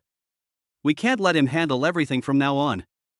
Hearing Zhang Bei say this, Chen Xiaoyang and the others were also ashamed. Indeed, whenever they encounter a strong opponent, all they can do is cheer them on. After everything was arranged, it was already past midnight, and Zhang Bei returned to the school to continue his cultivation. Zhang Bei didn't come out for the next few days either. He was unaware that the Qingyang cultivators were in an uproar. The Starry Sky sect was to be destroyed by a newly rising heaven-breaking gang, and panic gripped the people. 5 days later, a powerful aura erupted from the deepest cultivation room of the spirit gathering array, and a yellow light spot appeared between Zhang Bei's eyebrows. Finally broke through to the 2nd-star martial grandmaster level. At this rate, breaking through to 3 stars shouldn't be a problem before the 7 Schools League begins. I hadn't been out for a few days, so I took some time to stroll around the night market in Zhangbei. He didn't notice that a pair of eyes were watching him from the shadows. Beep beep. I received a friend request while I was eating. My online name is Passerby. Who is it? Third brother, I'm your eldest brother. Big brother? Bai Yuxin? Zhang Bei was overjoyed his older brother had finally gotten WeChat working. Back in the misty forest, Jiang Bei asked Bai Yuxing and his companion for their contact information, but they didn't even have a cell phone. The two were so engrossed in cultivation that they had no interest in anything external. However, after Jiang Bei's persuasion, the two agreed to go back and get a phone to play with. As Jiang Bei would say, we cultivators also need to keep up with the times. Big brother, is the phone fixed? It's fixed. This thing was so difficult. It took me ages to figure it out. Hee, you'll know once you try it. Where's second brother? Has he gotten it yet? Not yet, Ziyang is just too stupid, he still hasn't figured it out. After chatting with Bai Yuxing for a while and having a good meal, Jiang Bei strolled leisurely back to school. The night market is only a 10-minute walk from the school. Just as Jiang Bei was about to reach the school, he vaguely sensed that something was wrong. A sense of danger welled up inside me. Just as he was about to turn his head to look, suddenly, without any warning, a terrifying aura came crashing down on him. Jiang Bei felt his blood and qi surging wildly, as if he were about to explode. He was thrown more than 10 meters away and fell into the grass next to him. In the blink of an eye, it all happened in just a few seconds. Kid, let's see where you run this time. From the darkness, a pair of sinister eyes appeared. Hopefully that thing is on this kid. Just as Ji Wuming was about to make a move, another thunderclap resounded in the void. Ji Wuming, how dare you? As soon as he finished speaking, a sword light shot towards Ji Wuming like a falling meteor. Ji Wuming seized the opportunity to dodge and stared coldly at the suddenly appearing Sha Tongtian. Sha Tongtian, you've ruined my plans time and time again. Do you really think I'm easy to bully? Ji Wuming's eyes blazed with fury. Last time, it was the other party who ruined his plans. To be honest, Ji Wuming was also feeling frustrated. He knew that if he made a move here, his aura would definitely attract Sha Tongtian, but there was nothing he could do. He had been waiting in Jiang Bei for several days, but the kid just wouldn't come out. Today he did come out and was just loitering around the school. That's why they had no choice but to take action, but they didn't expect Sha Tongtian to arrive so quickly. Chapter 113. Do you really think I don't know how to call for backup? The last time I came to Qingyang City to deal with Jiang Bei, I was stopped by Sha Tongtian. Left with no other choice, Ji Wuming had to leave. After finishing his business, he returned. This time, in order to avoid being discovered by Sha Tongtian, Ji Wuming originally planned to choose a secluded place, far away from the school. That way, if I take action myself, Sha Tongtian won't notice. However, he hid his presence at the school gate for 3 whole days, but Jiang Bei didn't come out at all. He finally came out tonight, but ended up just wandering around the school area. Ji Wuming didn't want to wait any longer and had no choice but to make a move. Unexpectedly, Sha Tongtian discovered their move as soon as they made it. Sha Tongtian, you have repeatedly thwarted my plans. Do you really think I'm afraid of you?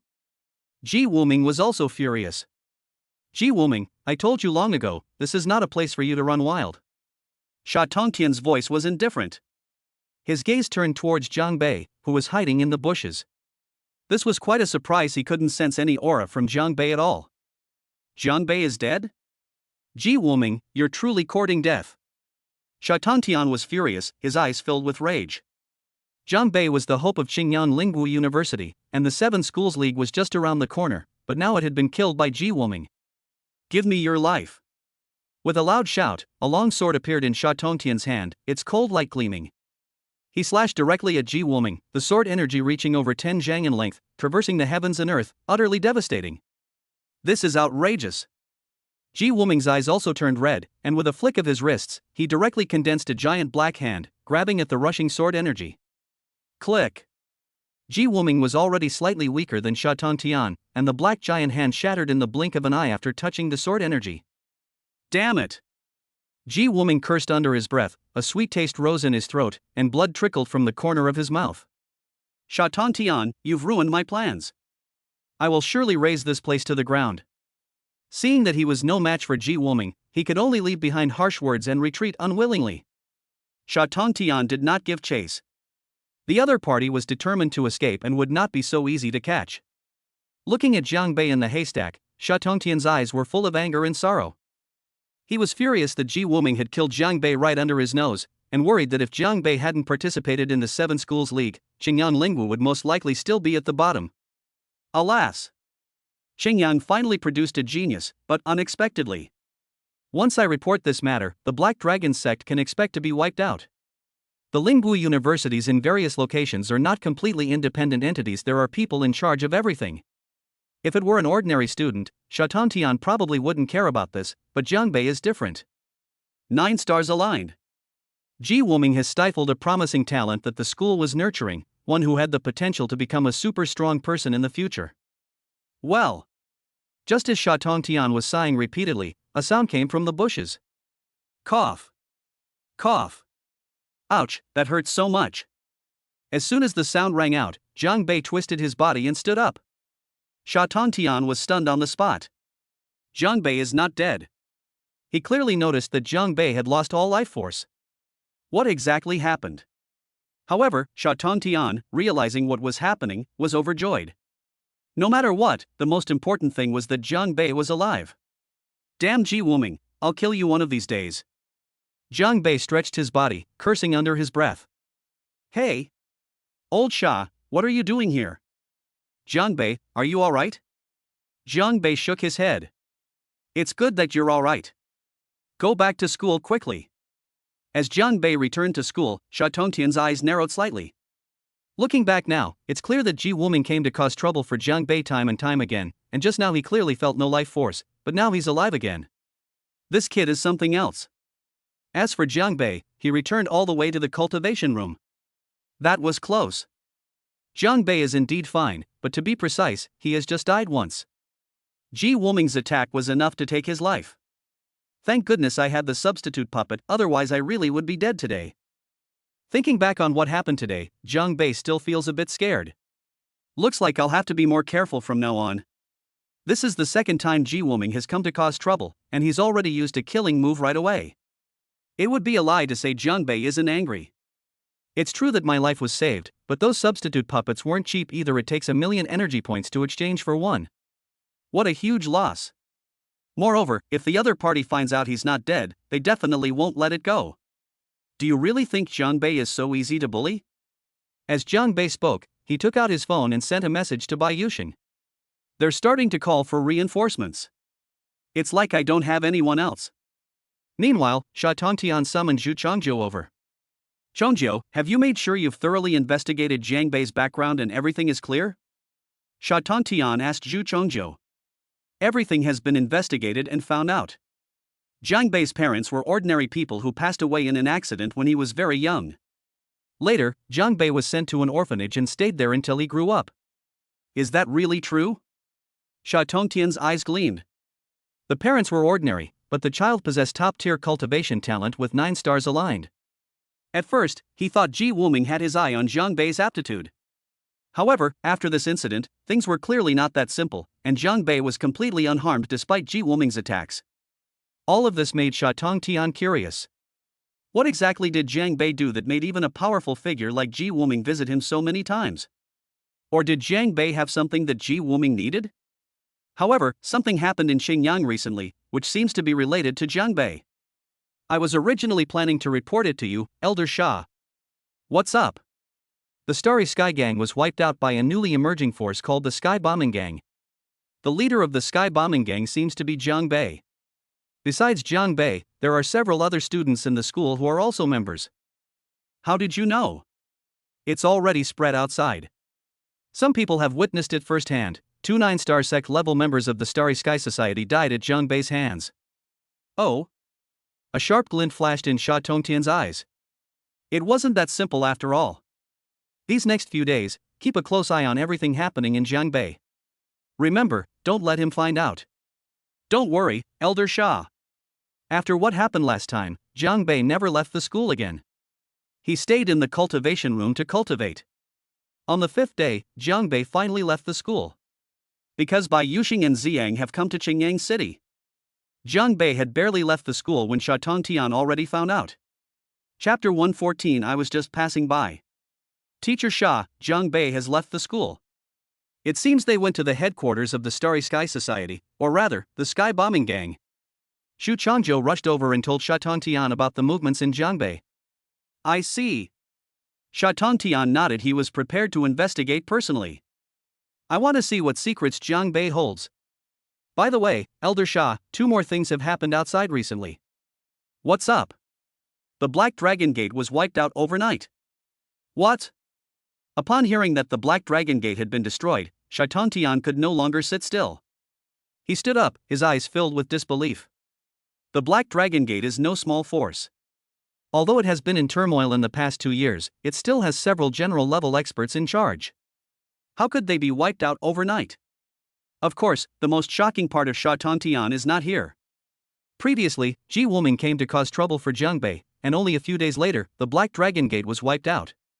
Could there be some connection between these things? He had originally planned to inform his superiors to take action against the Black Dragon Gate, but since Jiangbei was safe, he temporarily suppressed the matter. After all, the Seven Schools League is the most important thing right now. If this matter is indeed related to Jiangbei, then his background. What's the other thing? 2 new king-level powerhouses have recently appeared in the country. Has someone broken through to the king level again? A king-level expert can be considered a super strong expert. To reach the king level, one must be a genius among geniuses. Shaitan Tian's goal is to break through to the king level in his lifetime, but he has been stuck at the 4-star general level for several years without making any progress. At this rate, let alone reaching the king level, even becoming a 9-star general is a distant dream. I wonder which 2 have broken through to the king level. One is named Bai Yuxing, and the other is named Xiang. So it was the 2 of them. Shaitan Tian had indeed heard of the 2 men, and had even had the honor of meeting them once, at an auction. Knowing that these 2 were the ones who broke through to the king level, Shaitan Tian didn't find it strange at all. Well deserved. Alright, I understand. You may leave now. After Zhu Chongzhou left, Shaitan Tian also quietly left the school. He was very curious about everything about Jiangbei. At this moment, at the headquarters of the Exploding Sky Gang, Jiangbei is entertaining 2 distinguished guests. Big brother, second brother, you've both broken through to the king level? Upon hearing Bai Yuxing say that the 2 of them had successfully broken through, Jiangbei was overjoyed. King level. From this point on, the 2 of them can be said to have entered the ranks of super strong people. According to the military generals, the next level is the Martial King, and above the Martial King are the Martial Emperor, the Martial God, and the Martial God. Currently, there is only one Martial Emperor in the entire Xia Kingdom, let alone a Martial God. No one has been able to reach that level yet. Even Martial Emperor level experts are extremely rare, which shows that Martial King is definitely a super strong expert. Congratulations to my 2 elder brothers on joining the ranks of super strong individuals. A super strong person? Bai Yuxing gave a wry smile and gently shook his head. We are still far from being super strong. It's not as simple as you think. Huh? Jiangbei was taken aback. Isn't a king-level expert considered a super strong person? That's what everyone says. Third brother, do you know who is the strongest in our Xia Kingdom?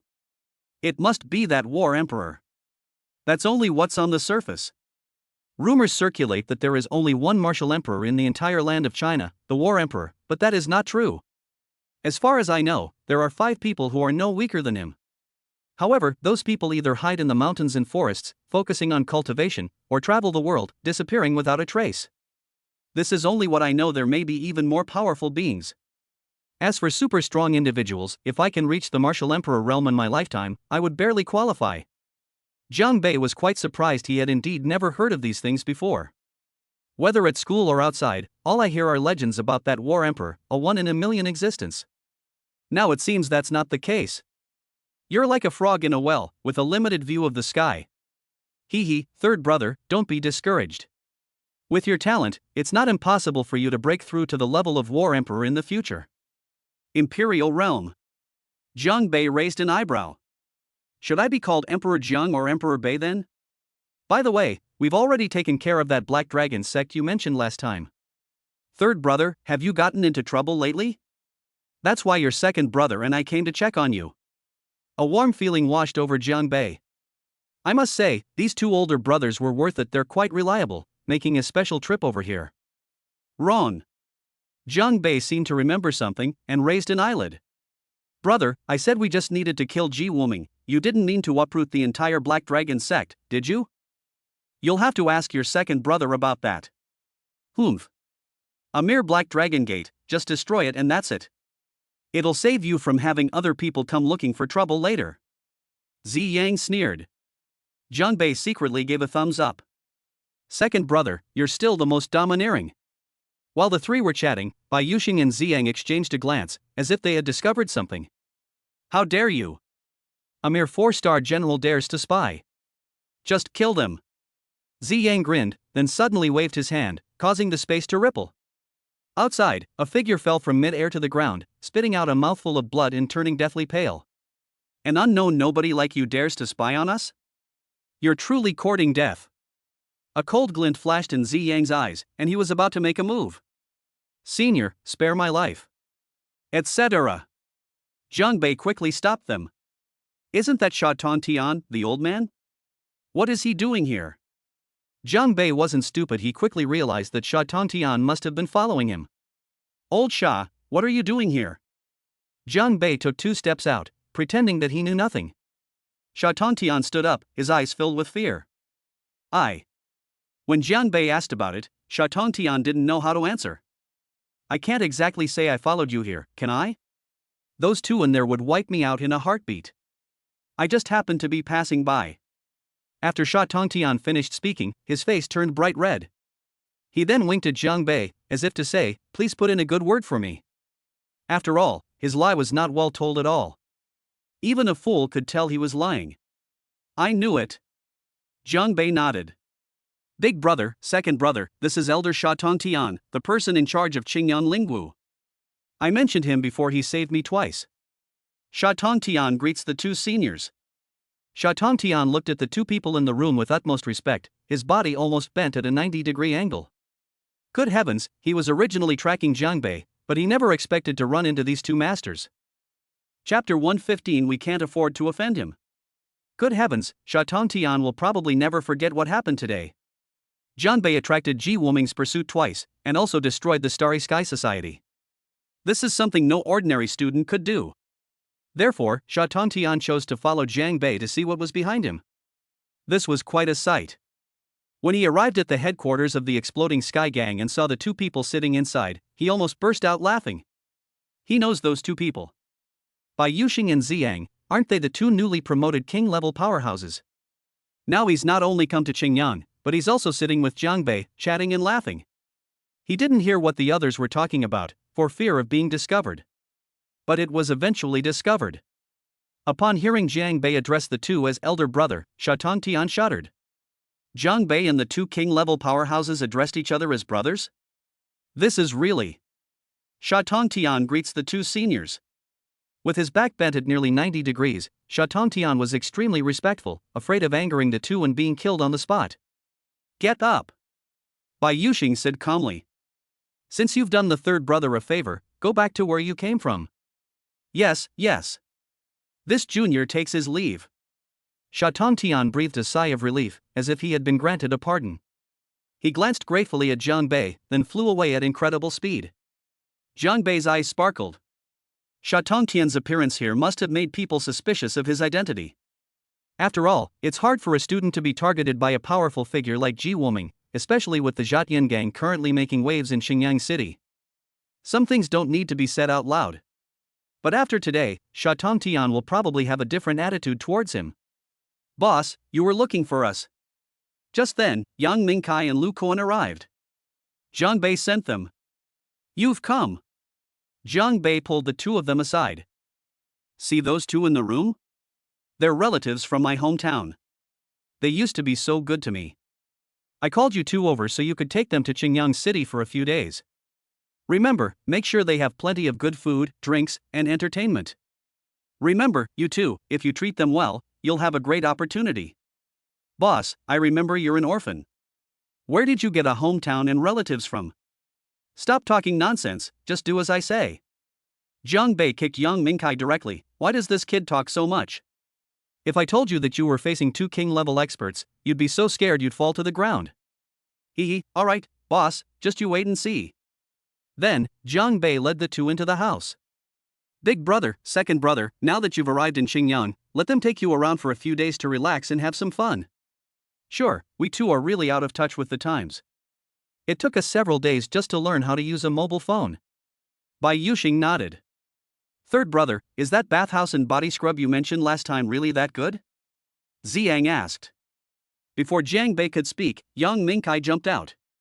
Don't worry, gentlemen, I guarantee I'll take care of everything: food, drinks, entertainment, and more, so you can fully enjoy the fun of the big city. Yang Mingkai, didn't you hear the boss call him big brother? Uncle? This is our eldest brother. Lu Kuan also curled his lip. Jiang Bei, listening from behind, couldn't help but twitch his lips. A dragon? And a big brother? How could you guys come up with something like that? He really didn't know whether it was the right or wrong decision to call those two over. Big brother? Interesting. You've really hit the jackpot by calling me big brother. Bai Yuxing and Ziyang were not angry, perhaps because of Jiang Bei. Otherwise, young punks like Lu Kuan and Yang Mingkai wouldn't even be qualified to stand in front of them, let alone talk to them. After settling the two of them in, Jiang Bei returned to school. Inside the cultivation room, Jiang Bei took out the jade pendant that Xiang Xiaolong had given him earlier and examined it closely. He showed the jade pendant to Bai Yuxing Ziyang, but the latter didn't even know what the jade pendant was. Perhaps it's some kind of inheritance token from a certain faction. Over the next few days, Jiang Bei stayed in the cultivation room and cultivated continuously, finally breaking through to the 3-star martial grandmaster level. At this point, there was less than a week left until the 7 Schools League. Call. Inside the cultivation room, Jiang Bei opened his eyes. It looks like we won't be able to break through to 4 stars before the 7 Schools League starts. With less than a few days left, Jiang Bei came out of the cultivation room, thought for a moment, and went to Sha Tongtian's place. These past few days, Sha Tongtian has been feeling uneasy. Good heavens, Jiang Bei is on friendly terms with 2 king-level experts. This is beyond his comprehension. You've arrived from Jiang Bei. Please, have a seat. When Jiang Bei arrived, Sha Tongtian was incredibly hospitable, bringing out chairs and pouring tea for him. Previously, Sha Tongtian only valued Jiang Bei because the other party could bring honor and benefits to the school through the 7 Schools League. But things are different now. He doesn't dare treat Jiang Bei as a junior anymore. Mr. Sha, you don't need to be so polite. Of course, of course. Jiang Bei, are the 2 seniors all right? Speaking of Bai Yuxing and Ziyang, Jiang Bei had a video call with them a couple of days ago. Wow, through the video, Jiang Bei saw the 2 of them soaking in a hot spring, with a beautiful woman massaging their shoulders behind them. They were living a very comfortable life. Those who know him would think he's a king-level expert, but those who don't would mistake him for a big boss. Thank goodness, my eldest and second eldest brothers were busy cultivating before, and they've been strolling around the city these past few days. Sha Tongtian's lips twitched. I respectfully address him as senior, but you call him elder brother, so how do we determine our seniority? Still wandering around? Only you would dare to say something like that. By the way, Mr. Sha, the 7 Schools League is about to start, right? It's about to begin. The competition starts in 5 days, and will depart in 3 days. I'll be leading the team myself. Hey Jiang Bei, is there anything else you need to tell me? I'd like to prepare accordingly. What am I supposed to confess? Jiang Bei looked up and saw Sha Tongtian, and then he understood. Mr. Sha, you don't need to do this. You are in charge of the school, and I am still a student. Just do things the way they always have. Sha Tongtian gave a sullen smile. I definitely wouldn't have done this before, but I have to dare to do it now. I'm not afraid of you, I'm afraid of the 2 big shots behind you. If it weren't for the fear of offending those 2, Sha Tongtian would have wanted to call Jiang Bei his brother. After leaving Sha Tongtian's place, Jiang Bei went to the Zhatian gang. The other students also came out of the training room. They were going to set off for the 7 Schools League in 3 days, so everyone was given a break to go home and prepare. Shayan, where are Yang Mingkai and the others? Jiang Bei had barely finished speaking when several people walked in from outside. Wow, the eldest and second eldest brothers are dressed quite fashionably. Chapter 116: Departure from Sunset Mountains. Big brother, second brother, what's going on here? As Jiang Bei was speaking, he saw Bai Yuxing and the others return. The 2 of them used to dress like, if not with an air of otherworldly elegance, they were certainly dashing and heroic. But now, they're dressed in baggy shorts and slippers, looking incredibly relaxed. Hee, relax. Third brother, your 2 little brothers are really good. Your eldest brother and I are very satisfied with them these past few days. Ziyang said. Especially Xiao Hong's technique, it was absolutely amazing. Jiang Bei glared. Is it really a full-service operation now? Half a dragon, half a dragon. Hee. Yang Mingkai stepped forward and chuckled. Jiang Bei noticed that Yang Mingkai's entire demeanor had changed. Good heavens, a 9-star martial artist. It's only been a few days, and he's already broken through to the 9-star martial artist level? I hope I didn't perform some kind of empowerment on you. Looking at Lu Koan, he has also broken through to the martial grandmaster realm. Alright, it's time for us to go. Cultivators should focus on their practice. Third brother, we plan to travel around for a while. If anything comes up, just send us a message on WeChat. Bai Yuxing smiled faintly, and in the blink of an eye, the two of them were dressed in their original light clothing again. Take care, big brothers. I'm off to participate in the 7 Schools League. Alright. With your talent, being selected by the Heavenly Academy shouldn't be difficult. Let's go. As they spoke, the two flew away. Chen Xiaoyang was dumbfounded when he saw this. Boss, your relative. Hee, my dear deputy leader, you don't know this, but the boss's 2 older brothers are quite something, they are general-level experts. Yang Mingkai grinned. He now understood what the great opportunity Jiang Bei had told him about was. After spending a few days with Bai Yuxing, his cultivation level skyrocketed like a rocket after the other party did something casually. He and Lu Kuan regarded the other party as a general-level expert. A general-level expert? Jiang Bei raised an eyelid and said, if you say so, then so be it. Boss, why didn't you call me when there was such a good thing? Chen Xiaoyang looked at Jiang Bei with a resentful expression. From now on. 3 days later, we will be leaving to participate in the 7 Schools League. There's not much to do in Jiangbei, but something big has happened to the Zhatian gang recently. That is the current Zhatian gang, which has transformed into the largest gang in Xingyang City. The Silver Dragon Pavilion and the Spirit Slayer gang no longer exist. Was it Elder Shah who made the move? Yes. Chen Xiaoyan nodded.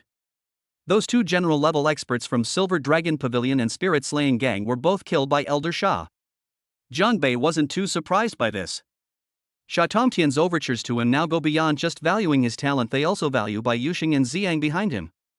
A king-level expert is powerful enough to suppress any region. However, no matter how strong others are, they are still theirs. Only when you become strong enough yourself can you be truly strong. Jiang Bei understands this principle. 3 days passed in the blink of an eye, and it was time to go participate in the 7 Schools League. Jiang Bei. When I saw Gao Xiaobing again, she had already broken through to the 5th-star spiritual master level. For the past 20-odd days, except for a meal break, Gao Xiaobing has been cultivating in the cultivation room. With her talent, it's not surprising that she broke through to the 5th-level spiritual master. Jiang Bei looked around and saw that, apart from Gao Xiaobing, Qin Yu had also broken through to the 5th-star martial artist level, He Junxian was a 6th-star martial artist, and the others were all around the 2nd or 3rd-star level. Not bad, a 5-star spirit master. What level of cultivation have you reached? Well, a 3-star martial grandmaster. Jiang Bei rubbed his nose. A 3-star martial grandmaster. Gao Xiaobing's cherry lips parted slightly. That's a monster. Boss, next time you talk about cultivation, could you do it when I'm not around? It's so discouraging.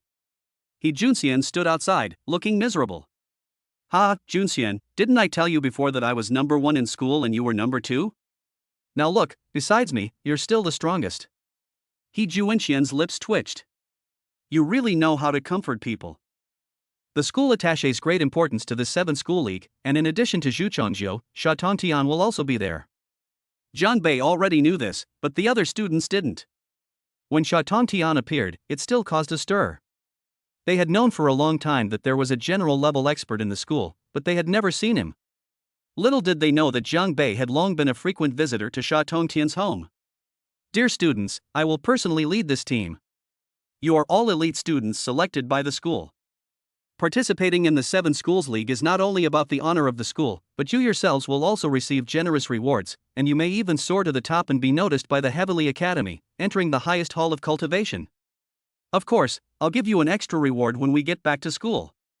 Sha Tongtian's pre-battle mobilization was the same old routine as Zhu Chongzhou's.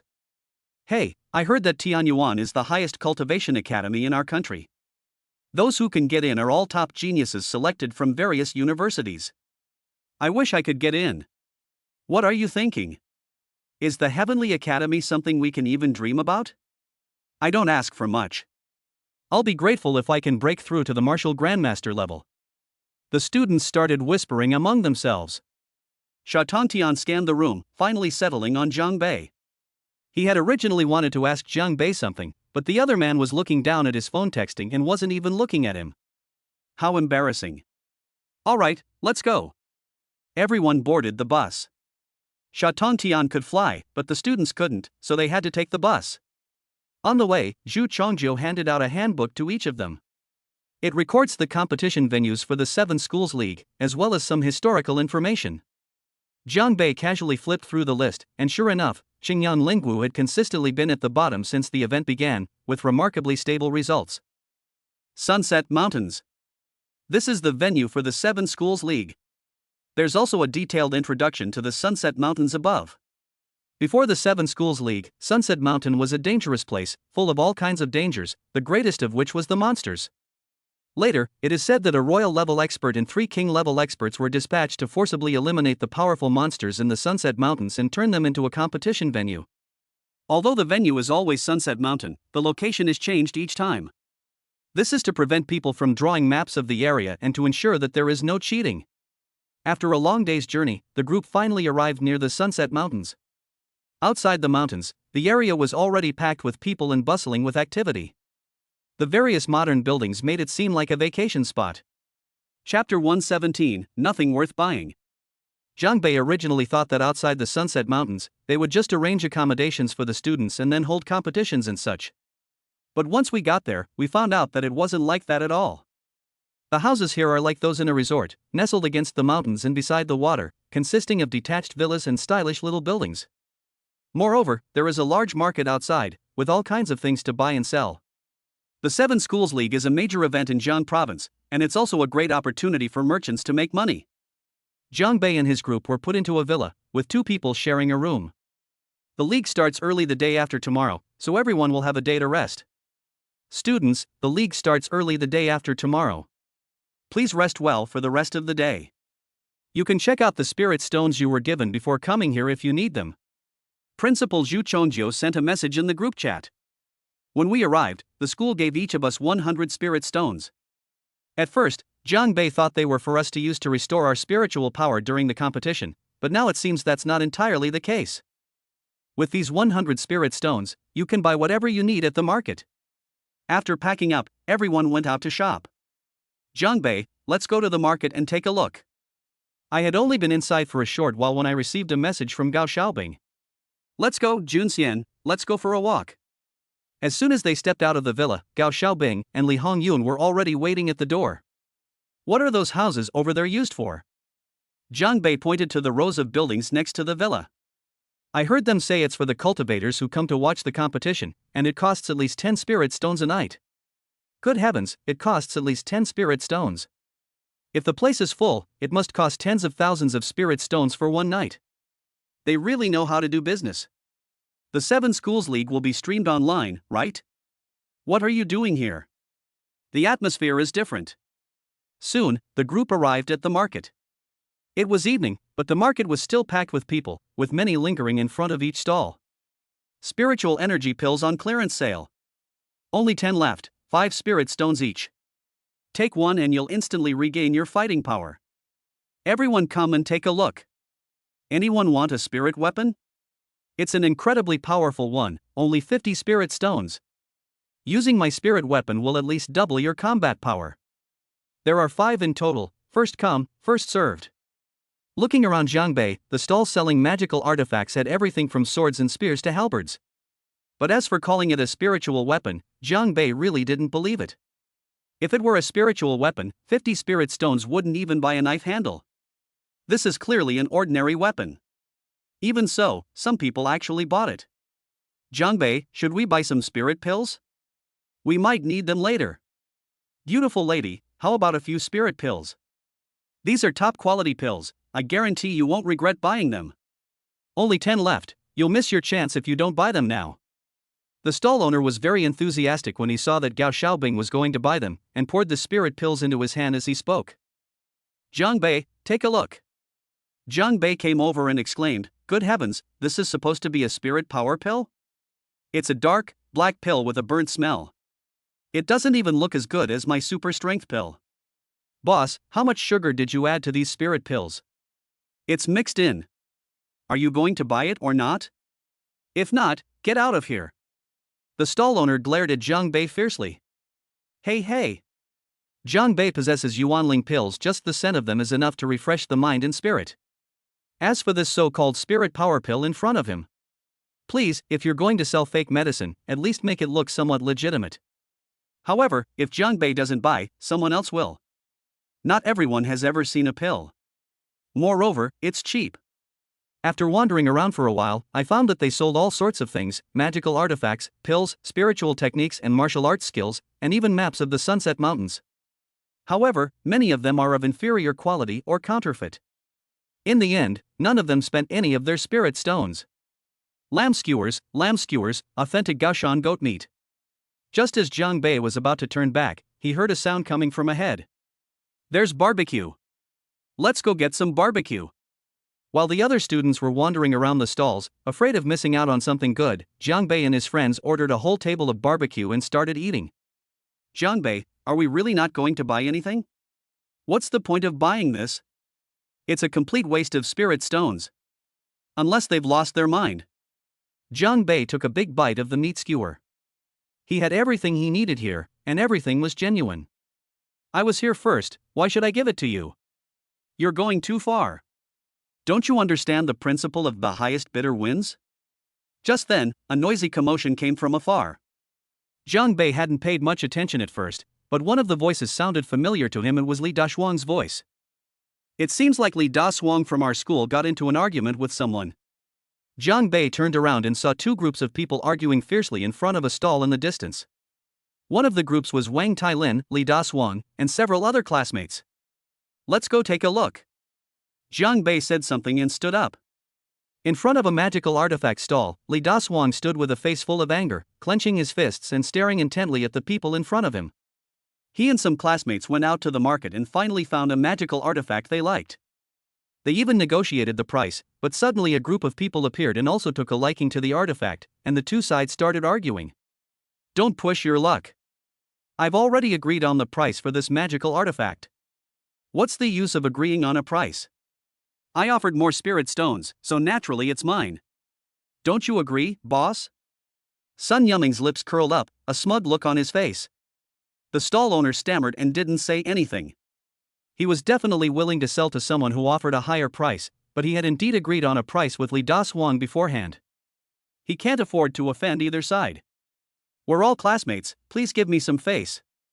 Qinyu stepped forward from behind Li Dashuang. Classmate? Sun Yuming glanced at Qinyu, then his gaze swept over the school uniforms of the group. You must be from Qingyan Lingwu. Does someone who always comes in last place even deserve to be associated with Dongshan Lingwu? Why don't you take a piss and look at yourselves in the mirror? You're a bunch of useless trash. Sun Yuming's face was full of disdain. Who are you calling trash? A voice suddenly rang out. I'm talking about you. Who insulted me? Sun Yuming was about to answer when he realized what was happening and his eyes widened. Of course I'm the one who's insulting you. What, are you out of your mind or blind? Before anyone knew it, Jiang Bei had appeared beside Li Dashuang. Chapter 118. You're still in trouble after you tried me. Originally, there was nothing wrong with both sides vying for magical artifacts. But this guy on the other side actually cursed the entire Qingyan Lingwu, which includes Jiang Bei. You called me trash? Say that again if you dare. Sun Yuming stared coldly at Jiang Bei. Ha? How can anyone make such a request? I said, you're trash. You're asking for death. Sun Yuming shouted angrily, about to make a move. But the next moment, he loosened his fist. The anger on his face turned into mockery. What, do the people of Qingyan Lingwu only have empty talk skills and no other abilities? If you can't even afford a few spirit stones, don't embarrass yourself here. What's the use of having a magical artifact anyway? It's just a waste of resources. Sun Yuming's sarcastic remarks fueled the anger of Li Dashuang and the others. Even Jiang Bei's expression changed. Who said I can't afford spirit stones? It's just a spirit weapon, I'll take it for 200 spirit stones. Jiang Bei seemed to be provoked and became somewhat agitated. You think you're so great, Dongshan Lingwu? Go ahead and challenge me if you dare. You think I'm afraid of you? 300. Sun Yuming held up 3 fingers, and he suddenly felt a surge of relief in his chest. You want to compete with me in spirit stones? A bunch of poor wretches. 500. Jiang Bei glared, seemingly determined to challenge Sun Yuming. 800. Sun Yuming stared at Jiang Bei, saying, "Go ahead and make another bet if you dare." Jiang Bei's expression changed. De Shuang, how many spirit stones do you have left? I only have 80 yuan left. And you guys? Jiang Bei looked at Gao Xiaobing and the others, blinking. Gao Xiaobing realized it instantly. I still have 200 yuan here. I have $100 here. Jiang Bei, why don't we just give up? We still need these spirit stones. Gao Xiaobing tugged at Jiang Bei's sleeve. No way. I'm going to buy this magical artifact today. We, the Qingyang spiritual martial arts, can't afford to lose face. Jiang Bei seemed to have gotten carried away, which made Sun Yuming increasingly smug. 800 spirit stones, right? I'll offer 1,000. Jiang Bei said through gritted teeth. The stall owner was dumbfounded, but secretly overjoyed. Good heavens, his profits had increased more than tenfold in just a short time. I'm probably going to make a killing today. 1,005. Jiang Bei, we really can't add anymore, or we really won't have enough people to go. Gao Xiaobing advised from the side. Don't worry about it. 2,000. Jiang Bei gave Sun Yuming the feeling that he was willing to go bankrupt to take it over. Today I'll bankrupt you all. 2005. Kid, go ahead and try again if you dare. Sun Yuming, don't bully people. Want me to lend you some more? Sun Yuming was so smug. This was much better than taking action. He wanted to see them make a fool of themselves. This time, however, Jiang Bei did not raise the price again. Instead, his expression calmed down. We can't afford it, let's go. A half-finished spiritual weapon is only worth a few dozen spirit stones. Who would buy this thing for over 2,000 spirit stones? Only an idiot would buy it. Sun Yuming had originally planned to raise the price in Jiang Bei, but unexpectedly, the other party withdrew on their own initiative. Even if he was stupid, he now realized that he had been tricked by Jiang Bei. The smile on his face froze instantly, and he trembled with anger. As Jiang Bei and the others left, Sun Yuming was about to chase after them, but the stall owner grabbed him. Young man, you haven't given me the spirit stones yet. Get lost. You think I'm an idiot for spending 2,500 on this piece of junk? Sun Yuming shoved the stall owner to the ground, and the latter simply refused to get up. Hey, everyone come and judge this. The students from Dongshan Lingwu are bullying us. They said they didn't want it anymore, but they still hit us. Are there any teachers at the school who will do anything about this? Damn it. Sun Yuming's face was grim. He really wanted to slap the stall owner twice, but seeing the people around him pointing and whispering, he didn't dare to act rashly. If this gets sent back, he might even be disqualified from the competition. The key point is that he himself doesn't have that many spirit stones. Originally, he planned to scam Jiang Bei, but he ended up being fooled by the other party's acting skills. Give me how many spirit stones you have. Sun Yuming turned around and looked at the classmates who had come with him. Brother Ming, I only have about 200 yuan. I saw something I wanted to buy but haven't bought it yet. I don't have much either, Ming Ji. If it doesn't work out, let's just run. Sun Yuming's lips twitched at crucial moments. Not a single person was reliable. Brother Fei, could you lend me some spirit stones first? Sun Yuming said, walking to the side of the crowd. There stood a young man with striking features, wearing the same school uniform as Sun Yuming. This person is named Chu Fei, and he is also a student of Dongshan Lingwu. Compared with Sun Yuming and others, Chu Fei is considered a top contender for Dongshan Lingwu this time.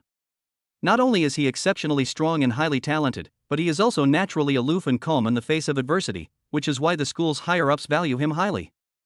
Previously, when Jiang Bei and Sun Yuming were vying for it, Chu Fei didn't say a word, and his face didn't even show much emotion.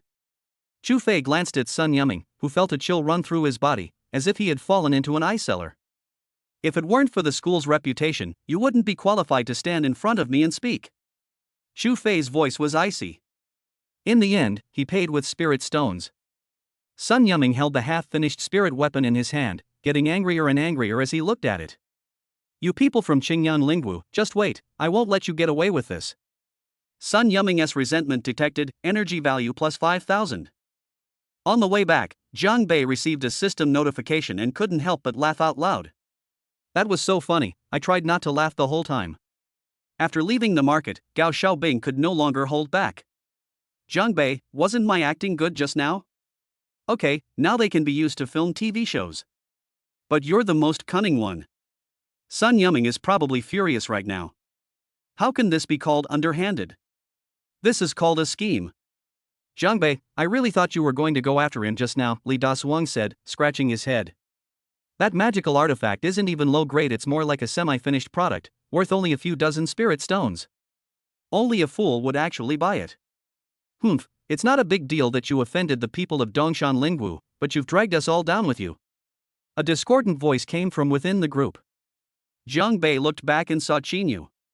Qinyu, what are you saying? They're the ones bullying us. Besides, what's with all this talk about being implicated? It's not like we're afraid of them, Wang Tailin said nonchalantly. Foolish, you want to be last, but I don't. You don't want me to teach you a way? Jiang Bei said. Go to Lingwu in Dongshan and ask them. Maybe they can temporarily recruit you. Chapter 119. The League is about to begin. You. Qinyu was so embarrassed by Jiang Bei's retort that she was speechless. Alright, we'll see. Qinyu said something and stormed off. Qinyu's resentment detected, energy value plus 3,000. Jiang Bei narrowed his eyes slightly. He hated this kind of person the most. Everyone was doing well and united, but they were being bullied. Yet, there were still people who came out to pour cold water on things and make trouble for themselves. It's like a rotten apple falling into a pot of good porridge. In this 7-school league, they are going to compete with students from other schools to see who is better, but if Qinyu really makes trouble, he doesn't mind giving him a good beating. The next day, Principal Zhu Chongjiu sent some messages to the group chat. Some information about the 7 schools and the rules of the competition. The schools participating in this 7-school league are Lingwu University, Qingyang Lingwu, Mingtan Lingwu, Dan Lingwu, Nanluo Lingwu, Fenghai Lingwu, Dongshan Lingwu, and Pingyun Lingwu. Among them, Qingyang Lingwu is always at the bottom, and Dan Lingwu is almost always second to last, only slightly better than Qingyang Lingwu. The 3 strongest schools among the 7 Lingwu universities are Nanluo, Fenghai, and Dongshan. These 3 universities have consistently ranked among the top 3, while Mingtan and Pingyun are considered to be in the same category. Moreover, the top 3 schools from the previous year have an advantage in that they have 5 more students than other schools. After looking at the cultivation information of the participating students, Jiang Bei finally understood why Qingyang Lingwu had been at the bottom for many years. The gap is too big. Take Dongshan Lingwu as an example. There are 4 people at the sect master level alone, and the remaining students are at the level of 8-star martial masters and spirit masters on average. Looking at Qingyang Lingwu, apart from Jiang Bei's martial grandmaster, the strongest among them is He Junxian, a 6-star martial master, who doesn't even reach the average level of others. Even the second to last ranked Dian Lingwu only has 1 martial grandmaster, but they still have at least 2 9-star spirit masters. That's the difference. With this lineup, it would be strange if they didn't finish last in previous years. Jiang Bei also noticed a few names on the list. Chu Fei, Lin Xiaohe, Luo Tianyi. 1 3-star martial grandmaster, and 2 3-star spirit grandmasters. Moreover, this is only the information that is publicly available. It may be even better and stronger. Take Jiang Bei for example. The information he reported was that he was a 1-star martial grandmaster, but in reality, he had already broken through to 3 stars. Of course, Jiang Bei didn't care too much. No matter how well he hid his cards, they couldn't compare to the number of cards he had up his sleeve. In this respect, we should still give the system face. Soon, the day of the competition arrived. On this day, the plaza outside Sunset Mountain Range was packed with tens of thousands of people. In front of the plaza was a huge screen used to broadcast the match live. Not only on site, but also with dedicated live streaming software for those who couldn't attend to watch. Live streaming also ensures the fairness and transparency of the competition. There are 7 schools, each accessible through a different entrance.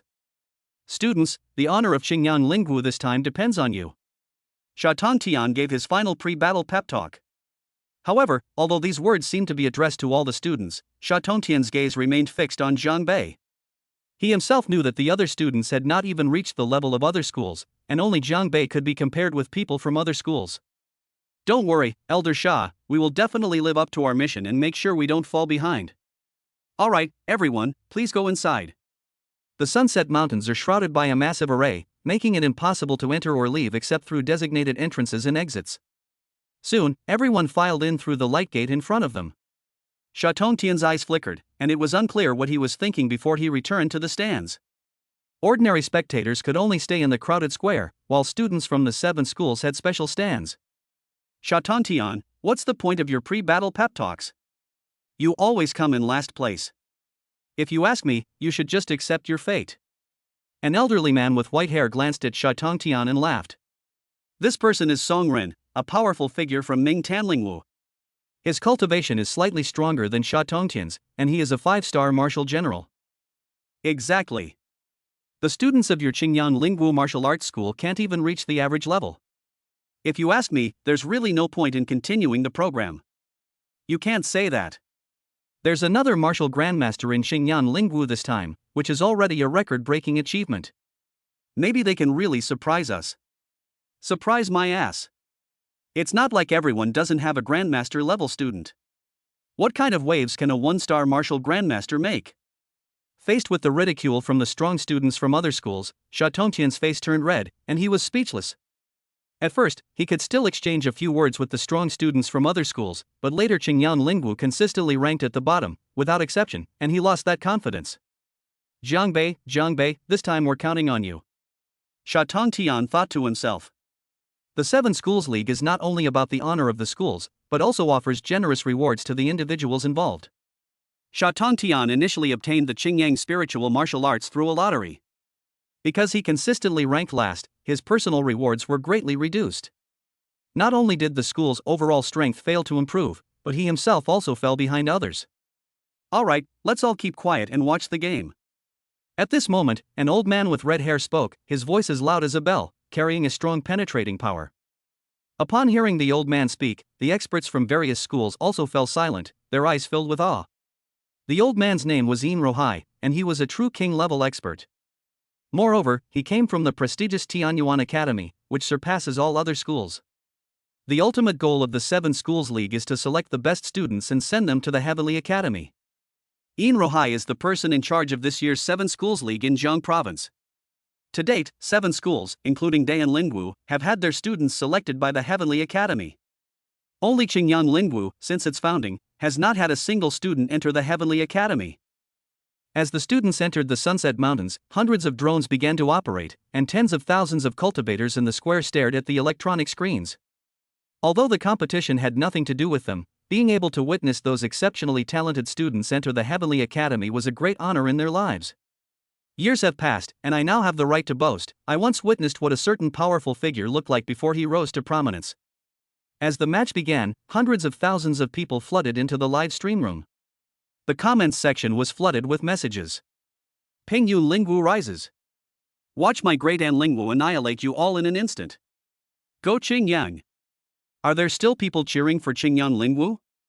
Chapter 120. I'm here to earn energy points. While hundreds of thousands of people were watching the live stream on their phone screens, Jiangbei has also entered the Sunset Mountains. The mountain range was shrouded in an array, so it was not easy to see what was inside from the outside.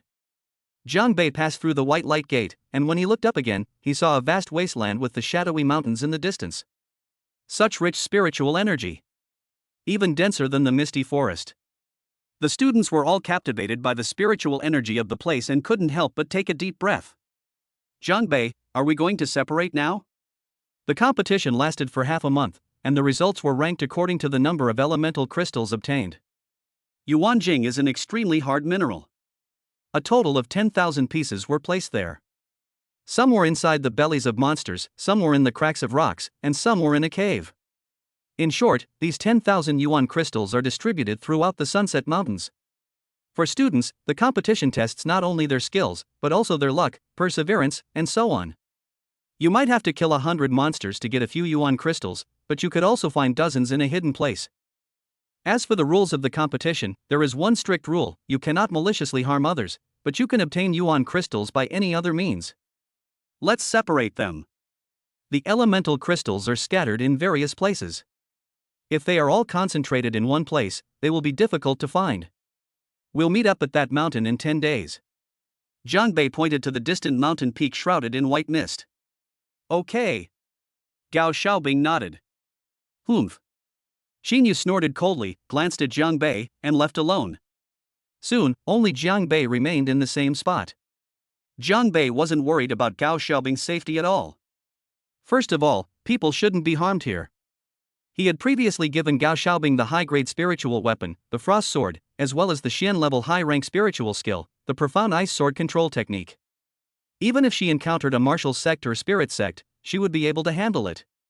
He Junxian also possesses numerous spiritual weapons and martial arts skills. Well, this competition is really rather boring. Jiang Bei said something and walked forward. The competition officially started, and the people in the live broadcast room were in an uproar, with the barrage filled with cheers for various schools or individual students. Dongshan Lingwu Chong, you must retain first place.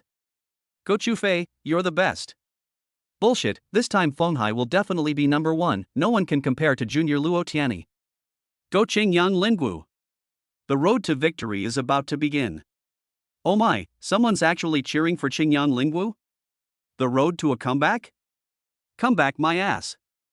In Qingyang City, at the headquarters of the Zhatian Gang, Chen Xiaoyang, Lu Kuan, and other high-ranking members all sat together, each holding a mobile phone. All that's missing is some peanuts, melon seeds, and mineral water. Damn it, how dare he say that our Qingyang Lingwu is no good? Give him a piece of your mind. Yang Mingkai typed excitedly. Old Chen, call all the brothers over here and let's curse him together. Chen Xiaoyan's lips twitched. You're making such a fuss over watching a live stream. Stay calm, we're counting on our boss.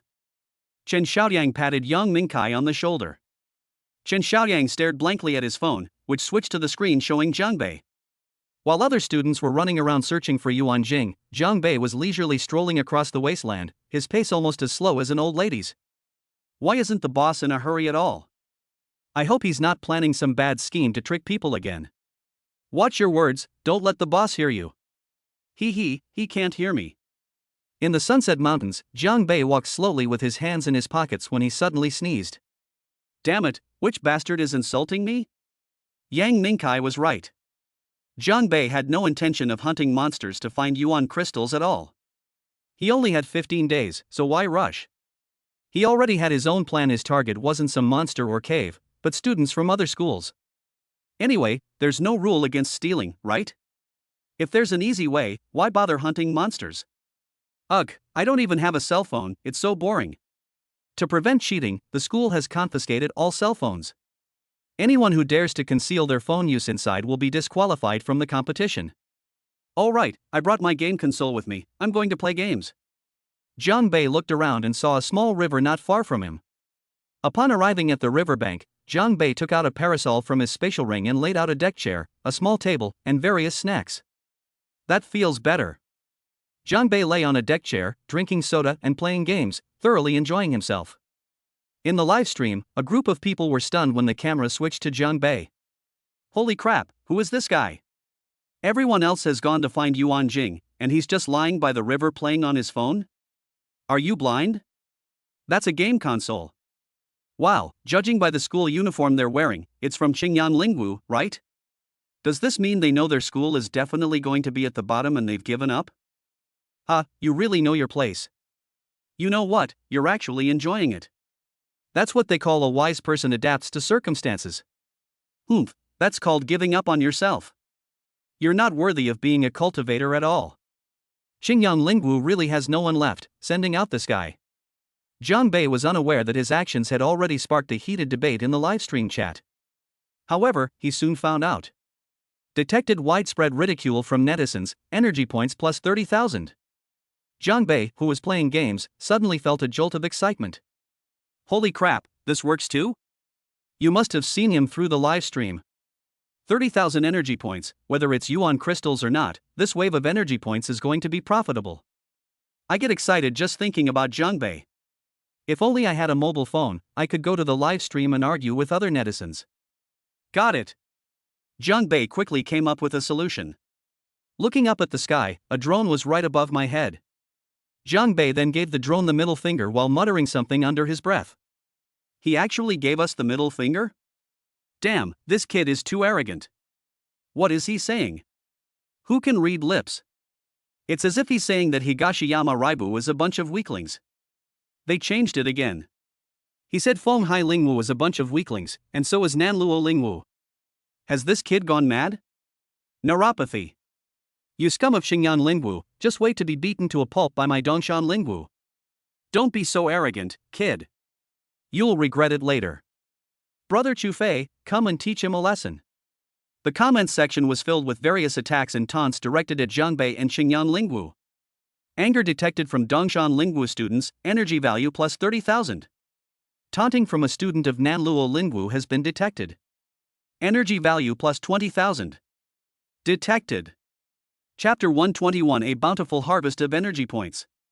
While everyone else is desperately searching for yuan crystals, Jiang Bei is doing the opposite.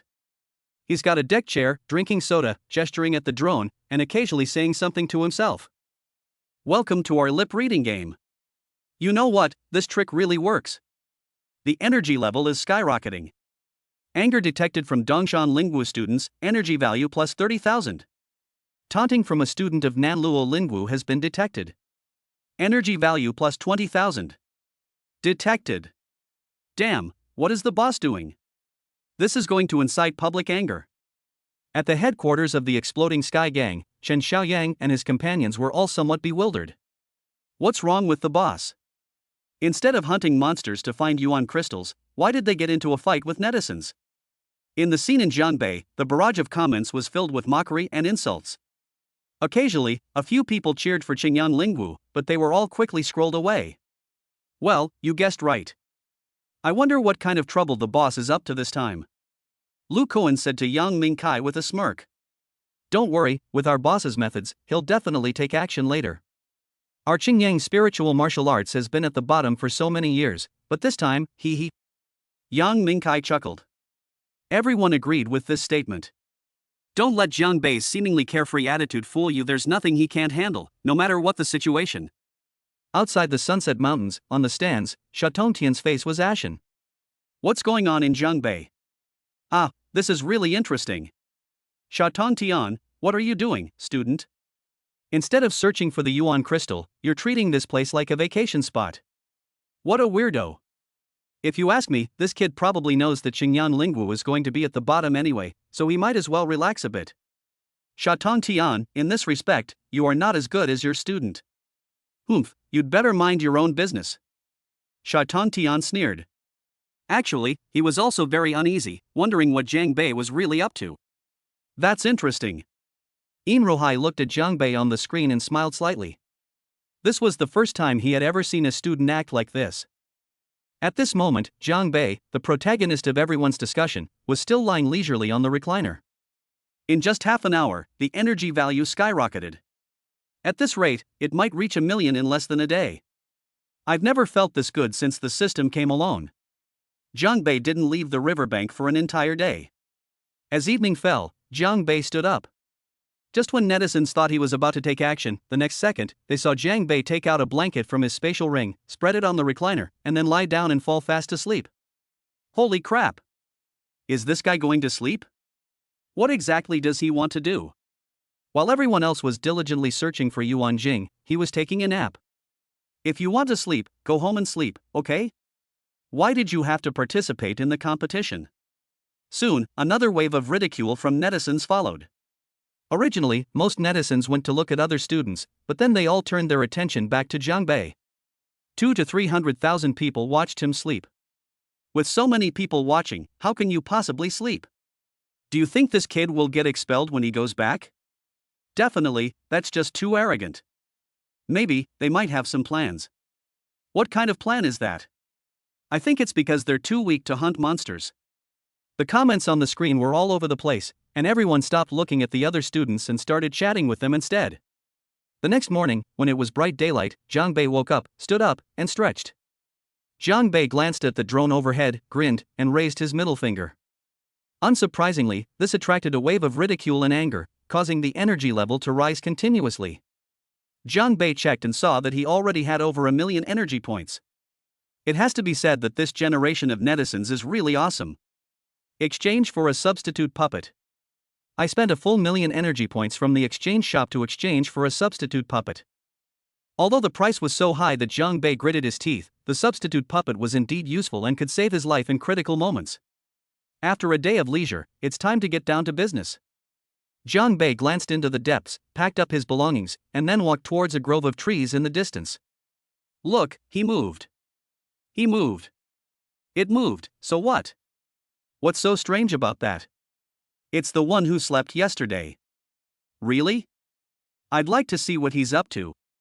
Jiang Bei's goal was naturally to find Yuan Jing, but his method of searching for it differed somewhat from others. Others look for monsters or places where Yuan crystals can be hidden, but he directly looks for people. In the woods, a student was killing a monster and taking a Yuan crystal out of its belly. Judging from the school uniform he was wearing, he should be a student of Pingyun Lingwu. Hee, another one, a great start. Ma Xiaosan chuckled and put the Yuan crystal away. He has found 9 Yuan crystals yesterday and this morning, so his luck is pretty good. Just as Ma Xiaosan was about to search elsewhere, a figure suddenly jumped out of the bushes nearby. Don't move, it's a robbery. The person who came was naturally from Jiang Bei. Ma Xiaosan, who had been all smiles, immediately became tense when he looked at Jiang Bei. Ma Xiaosan's cultivation level was 8-star martial artist. He could sense that Jiang Bei's aura had reached the sect level. Robbery? What robbery? Ma Xiaosan felt very bad. It was only the second day. The phenomenon of stealing Yuan crystals does exist, but in previous leagues, large-scale Yuan crystal thefts only occurred near the end of each season. There's no such thing as someone rushing in and starting to grab things. Stop talking nonsense and hand over all the Yuan crystals you have, or I'll have to take action. Jiang Bei grinned and shook his fist at Ma Xiaosan. Brother, you're moving way too fast. This is just the beginning. Who says you can't grab things at the very beginning? Ma Xiaosan paused for a moment, then said, that's true. However, he was naturally unwilling to hand over the Yuan Jing. Hey! Someone's looking for you behind you. Ma Xiaosan pointed behind Jiang Bei and, taking advantage of the other person turning his head, ran away without saying a word. He had only run a few steps when Jiang Bei suddenly appeared in front of him, giving him a big fright. Seeing the fist, as big as a sandbag, coming straight for his face, Ma Xiaosan was already out of control. Bang! I feel dizzy and see stars. Big brother, please don't hit me, I'll give you everything, okay? Chapter 122. What a coincidence! In the plaza outside Sunset Mountain Range, and in the live broadcast room, almost everyone was staring at the image of Jiang Bei. The news that Jiang Bei had robbed another student has caused a stir among netizens. Pa! Shameless, utterly shameless. They're already trying to steal from other students on their second day. Seriously, can't they just hunt the monsters themselves? I can hardly stand watching this anymore. No wonder this guy is so calm. He had it all planned out in advance. I don't think there's anything wrong with this. There's no rule against robbing other students. This kind of thing happens all the time in previous years. The thing is, it's only the second day. Some netizens disdain Jiang Bei's behavior, believing he lacks martial ethics, while others think Jiang Bei did the right thing, calling it a stratagem. After all, this is all within the rules. Humph, let him steal it. I hope he runs into those guys and gets beaten to a pulp. On the stands, the general-level expert from Pingyun Lingwu also had a dark expression on his face. The person who was just robbed in Jiang Bei was a student from their school, which is normal, but everyone's attention to it is too high. Humph, Sha Tongtian, these are the students from your school? Only the second day, they started robbing other students. What about martial virtue? Haha, Fei Taizhu, which rule says it's impossible? Anything within the rules is permissible. Sha Tongtian laughed heartily, completely unconcerned. Although Jiang Bei takes an unconventional approach, it is indeed a quick way to obtain Yuan crystals. After robbing Ma Xiaosan in the mountains, Jiang Bei went to look for other prey. Soon, 3 or 4 people were robbed in succession. None of these students had reached the Grandmaster level in cultivation, but they still put up a desperate resistance against Jiang Bei's attempt to seize their property. No, it won't work. It's not deterrent enough. Jiang Bei's eyes flickered. After thinking for a moment, he took out the Golden Dragon Slayer. Damn, what kind of magical artifact is this? Is it made of gold? Oh my god, it's so bright it's blinding. You know what, it's actually quite impressive. The barrage of comments from netizens was overwhelming. The experts from several schools turned green as they looked at the golden dragon slayer in Jiang Bei's hand. Could this be a top-grade spiritual artifact? How could this kid have a top-grade spiritual weapon? Even they don't have spiritual weapons of this level. Jiang Bei suddenly possesses a top-grade spiritual artifact. Disciples from other schools are likely to suffer. The group of people all looked at Sha Tongtian simultaneously. Sha Tongtian, you've really gone all out, even bringing out a top-grade spiritual weapon. It's just a top-grade spiritual artifact. You make it sound like you guys weren't prepared, Sha Tongtian said with a sneer. Actually, he was a little surprised, but when he thought of the two king-level big brothers behind Jiang Bei, he wasn't so surprised. Stop. Robbery. In the mountains, Jiang Bei carried the golden dragon slayer sword, and he would snatch any that didn't belong to Qingyan Lingwu. Almost no one dared to resist the mere aura of that top-grade spiritual artifact. Nearly terrified them. After most of the day had passed, Jiang Bei had accumulated about 100 yuan crystals. This is the result of more than a day's hard work by more than a dozen students. Soon, curses echoed through the mountains. In the live stream, apart from the students whose schools were robbed, the other netizens didn't seem to dislike Jiang Bei's actions much. As the saying goes, he who steals one man is a dog, he who steals 10,000 men is a hero. Jiang Bei managed to recruit so many people. That's quite an achievement. Moreover, everyone wants to see how long Jiang Bei can hold out, or rather, when they will lose. I'm really looking forward to this kid running into those prodigies like Xu Fei. It's uncertain who will snatch whom then. Several students gathered in a valley. One of the students was crying to the other two. Ming Ji, you have to avenge me. That kid is too arrogant. Sun Yuming raised an eyebrow. What audacity! Daring to steal the Yuan crystal from my Dongshan Lingwu. Alright, stop crying. I'll get the factory back for you, Sun Yuming said coldly. It's always been Dongshan Lingwu who steals from others. They're practically courting death. Sun Yuming's strength is not too weak either. He is a 1-star martial grandmaster and one of the 4 grandmaster level experts in Dongshan Lingwu. Therefore, he has a very high status in the hearts of the other students. Where is he now? The student who was crying was stunned for a moment. He didn't know where Jiang Bei was either. This guy was robbing people indiscriminately, and everyone nearby had already run away. Just then, I glanced out of the corner of my eye at the outside of the valley. There he is. The student pointed to a figure passing by outside and said, Brother Ming, isn't this the kid who ripped you off more than 2,000 spirit stones at the market the other day? The student standing next to Sun Yuming recognized Jiang Bei. It really is him. Sun Yuming's eyelids twitched. Last time, he spent more than 2,000 spirit stones to buy a half-finished spirit weapon, and he was ridiculed by his classmates for it. As a result, he resented Jiang Bei more and more. I was thinking I'd teach this kid a lesson in the competition, but I never expected to run into him like this. What a small world. Sun Yuming sneered. Go. Stop him.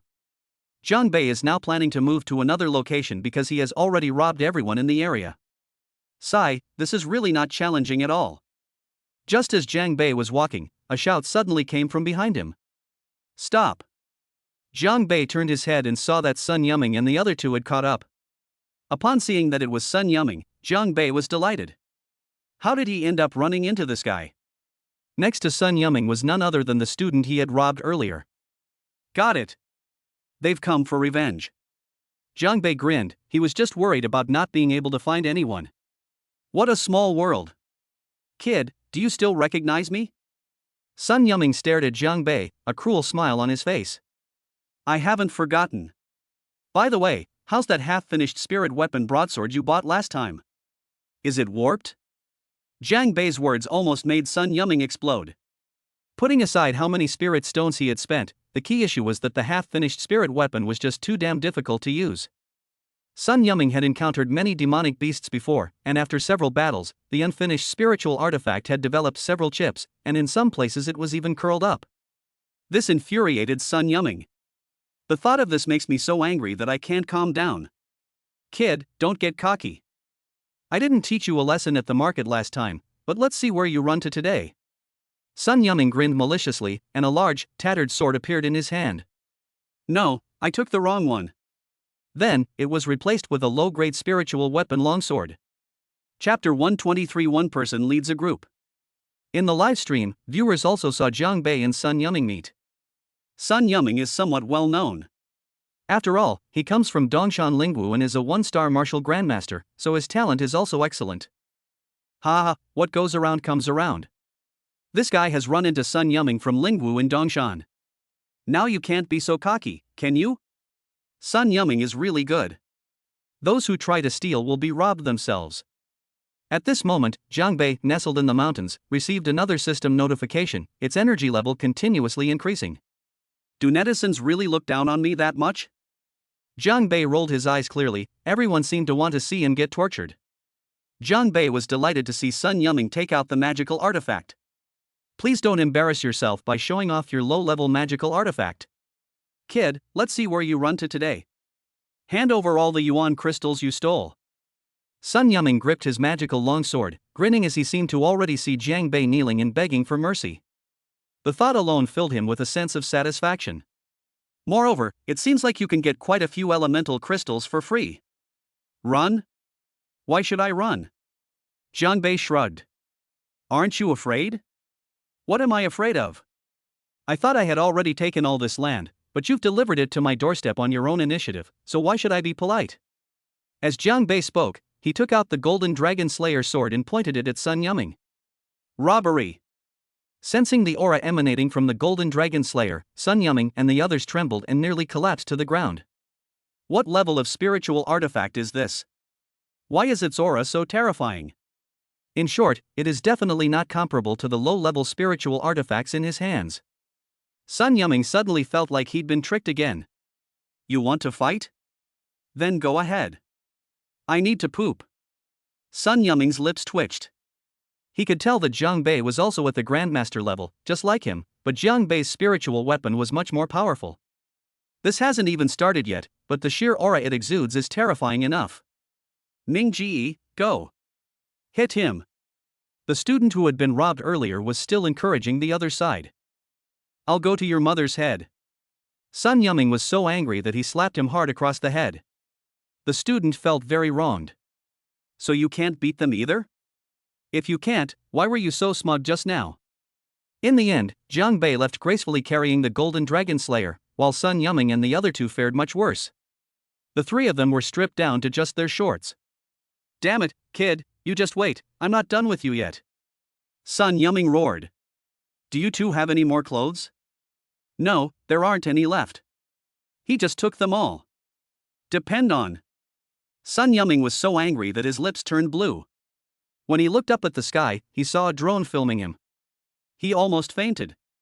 The live stream chat erupted in excitement once again.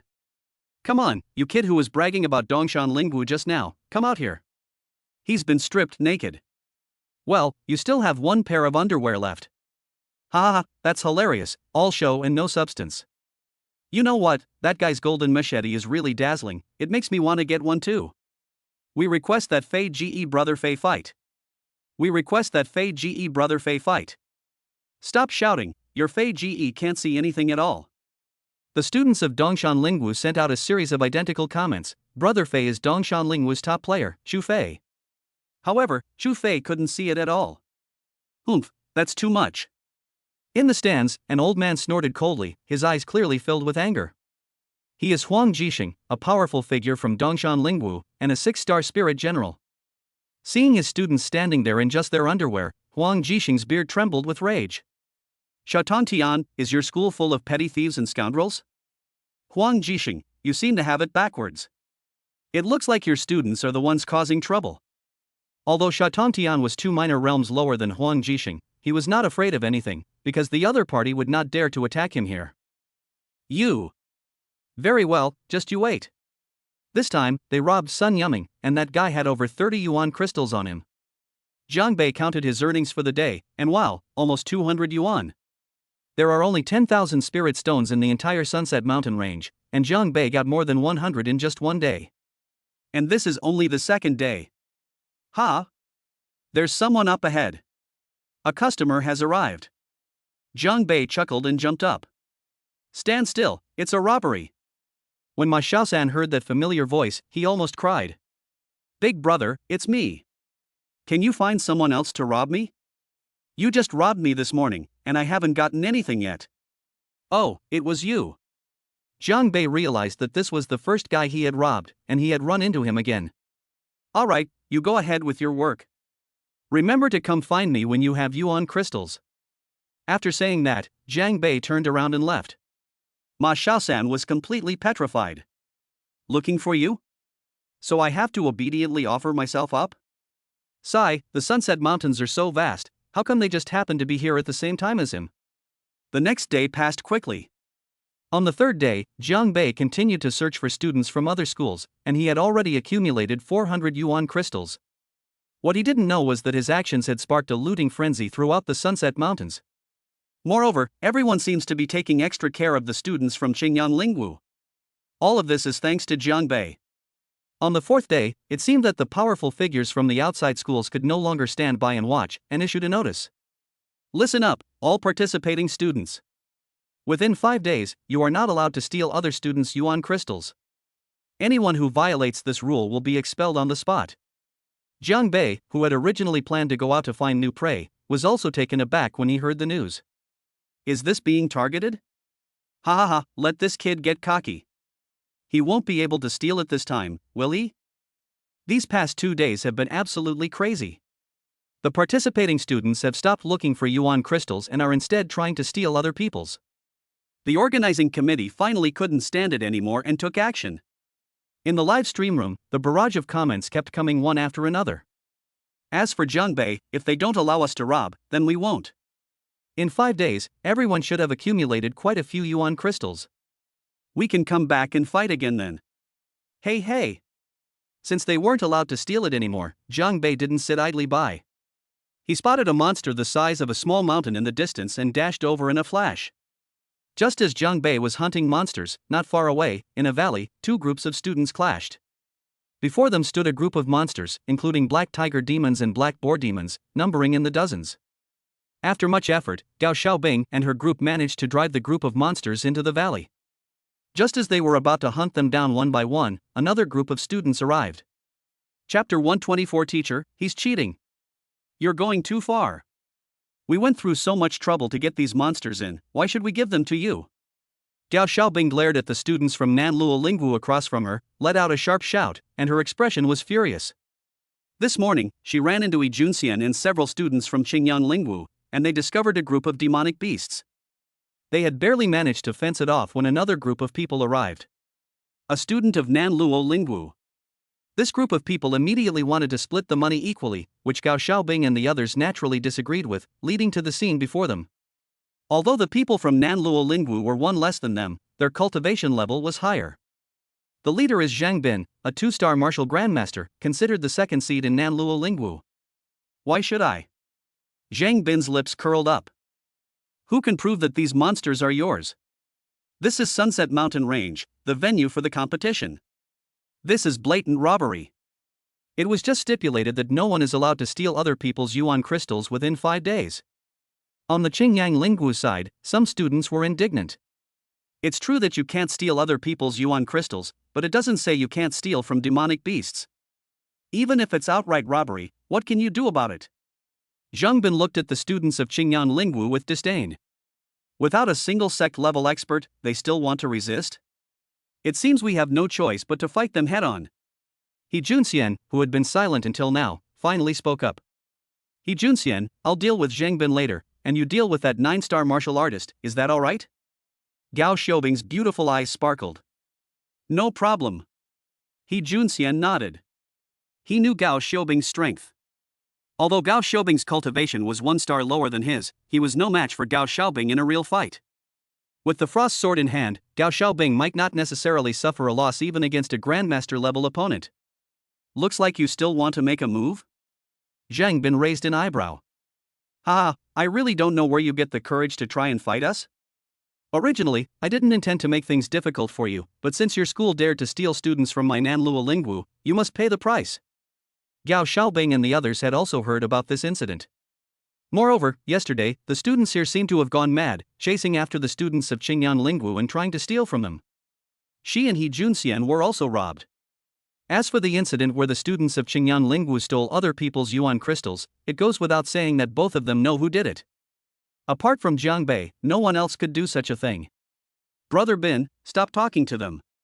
Since they're so ungrateful, these monsters are all ours. Let's make our move. This is what Nanluo Lingwu's students said. Wow! It's so lively here. Just then, a voice rang out. Upon hearing the voice, Gao Xiaobing and He Junxian were overjoyed. They were very familiar with the voice. I turned around and saw that it was true. Jiang Bei, carrying the golden dragon slayer, is slowly walking over. Jiang Bei. Boss. You're finally here. If you hadn't come, we would have been bullied by others. You think you can bully me with this melon? Where's the frost sword I gave you? Take it out and use it to cut him. Beside him, Zhang Bin's lips twitched. Who the hell is this? Jiang Bei, that name sounds familiar. Soon, Zhang Bin remembered that the Qingyan Lingwu student who had been snatching other people's yuan crystals these past 2 days was named Jiang Bei. You're Jiang Bei? Zhang Bin asked, glancing at Jiang Bei. That's me, so what? As Jiang Bei spoke, he thrust the golden dragon slayer into the ground, and an astonishing aura spread outwards.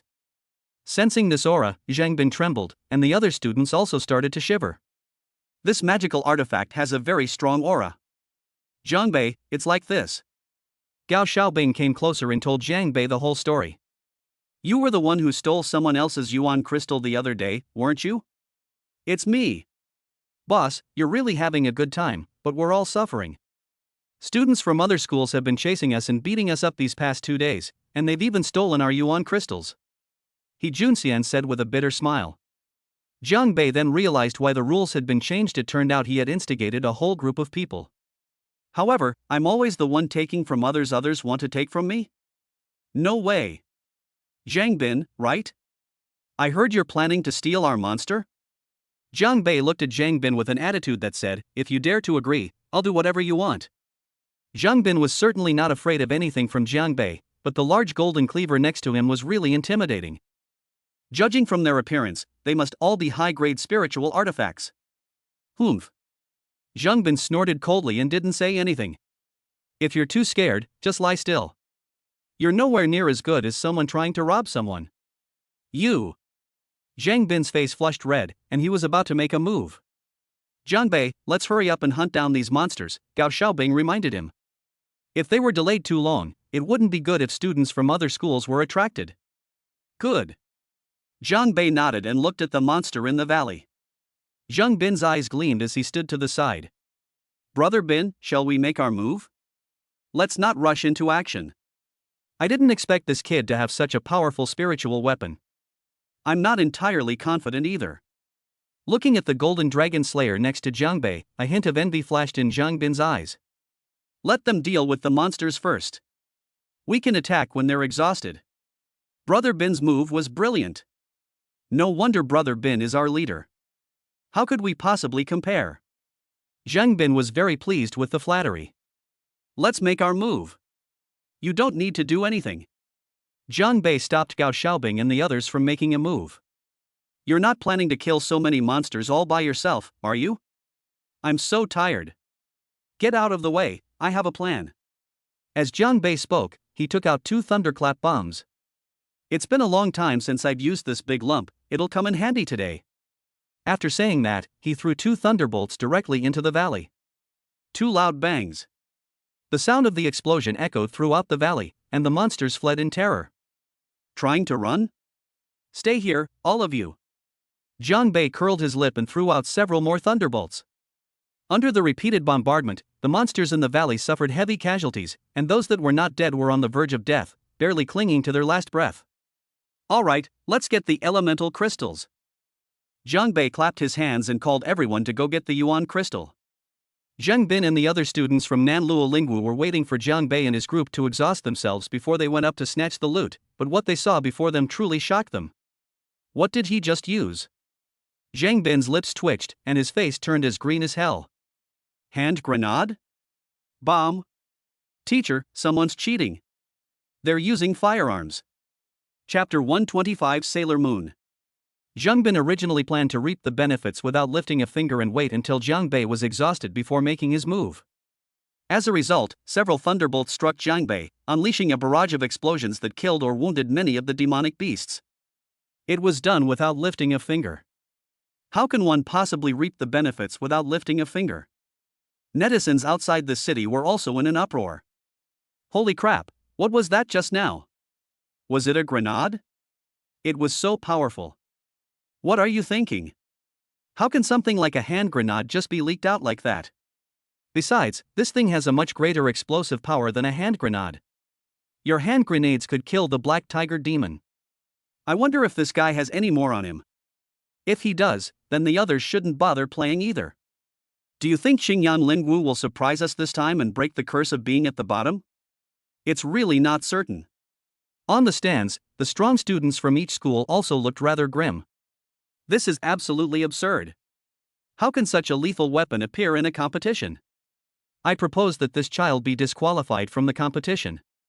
Listening to the others talking amongst themselves, Sha Tongtian's expression turned rather unpleasant. If Jiang Bei is disqualified from the competition, then Xingyan Lingwu will undoubtedly be at the bottom again. Old Yin, wouldn't you say he's cheating? Yin Rohai sat upright in the middle, his gaze deep and unfathomable. This kid is probably using a consumable spiritual weapon. It's quite powerful, but it can only be used once. According to the competition rules, it doesn't count as a foul. Upon hearing Yin Rohai say this, the faces of the group fell into long streaks. Consumable magical artifacts. Sha Tongtian breathed a sigh of relief and felt relieved. There are still a few promising talents in this 7th school league. Yin Rohai said, looking at the screen.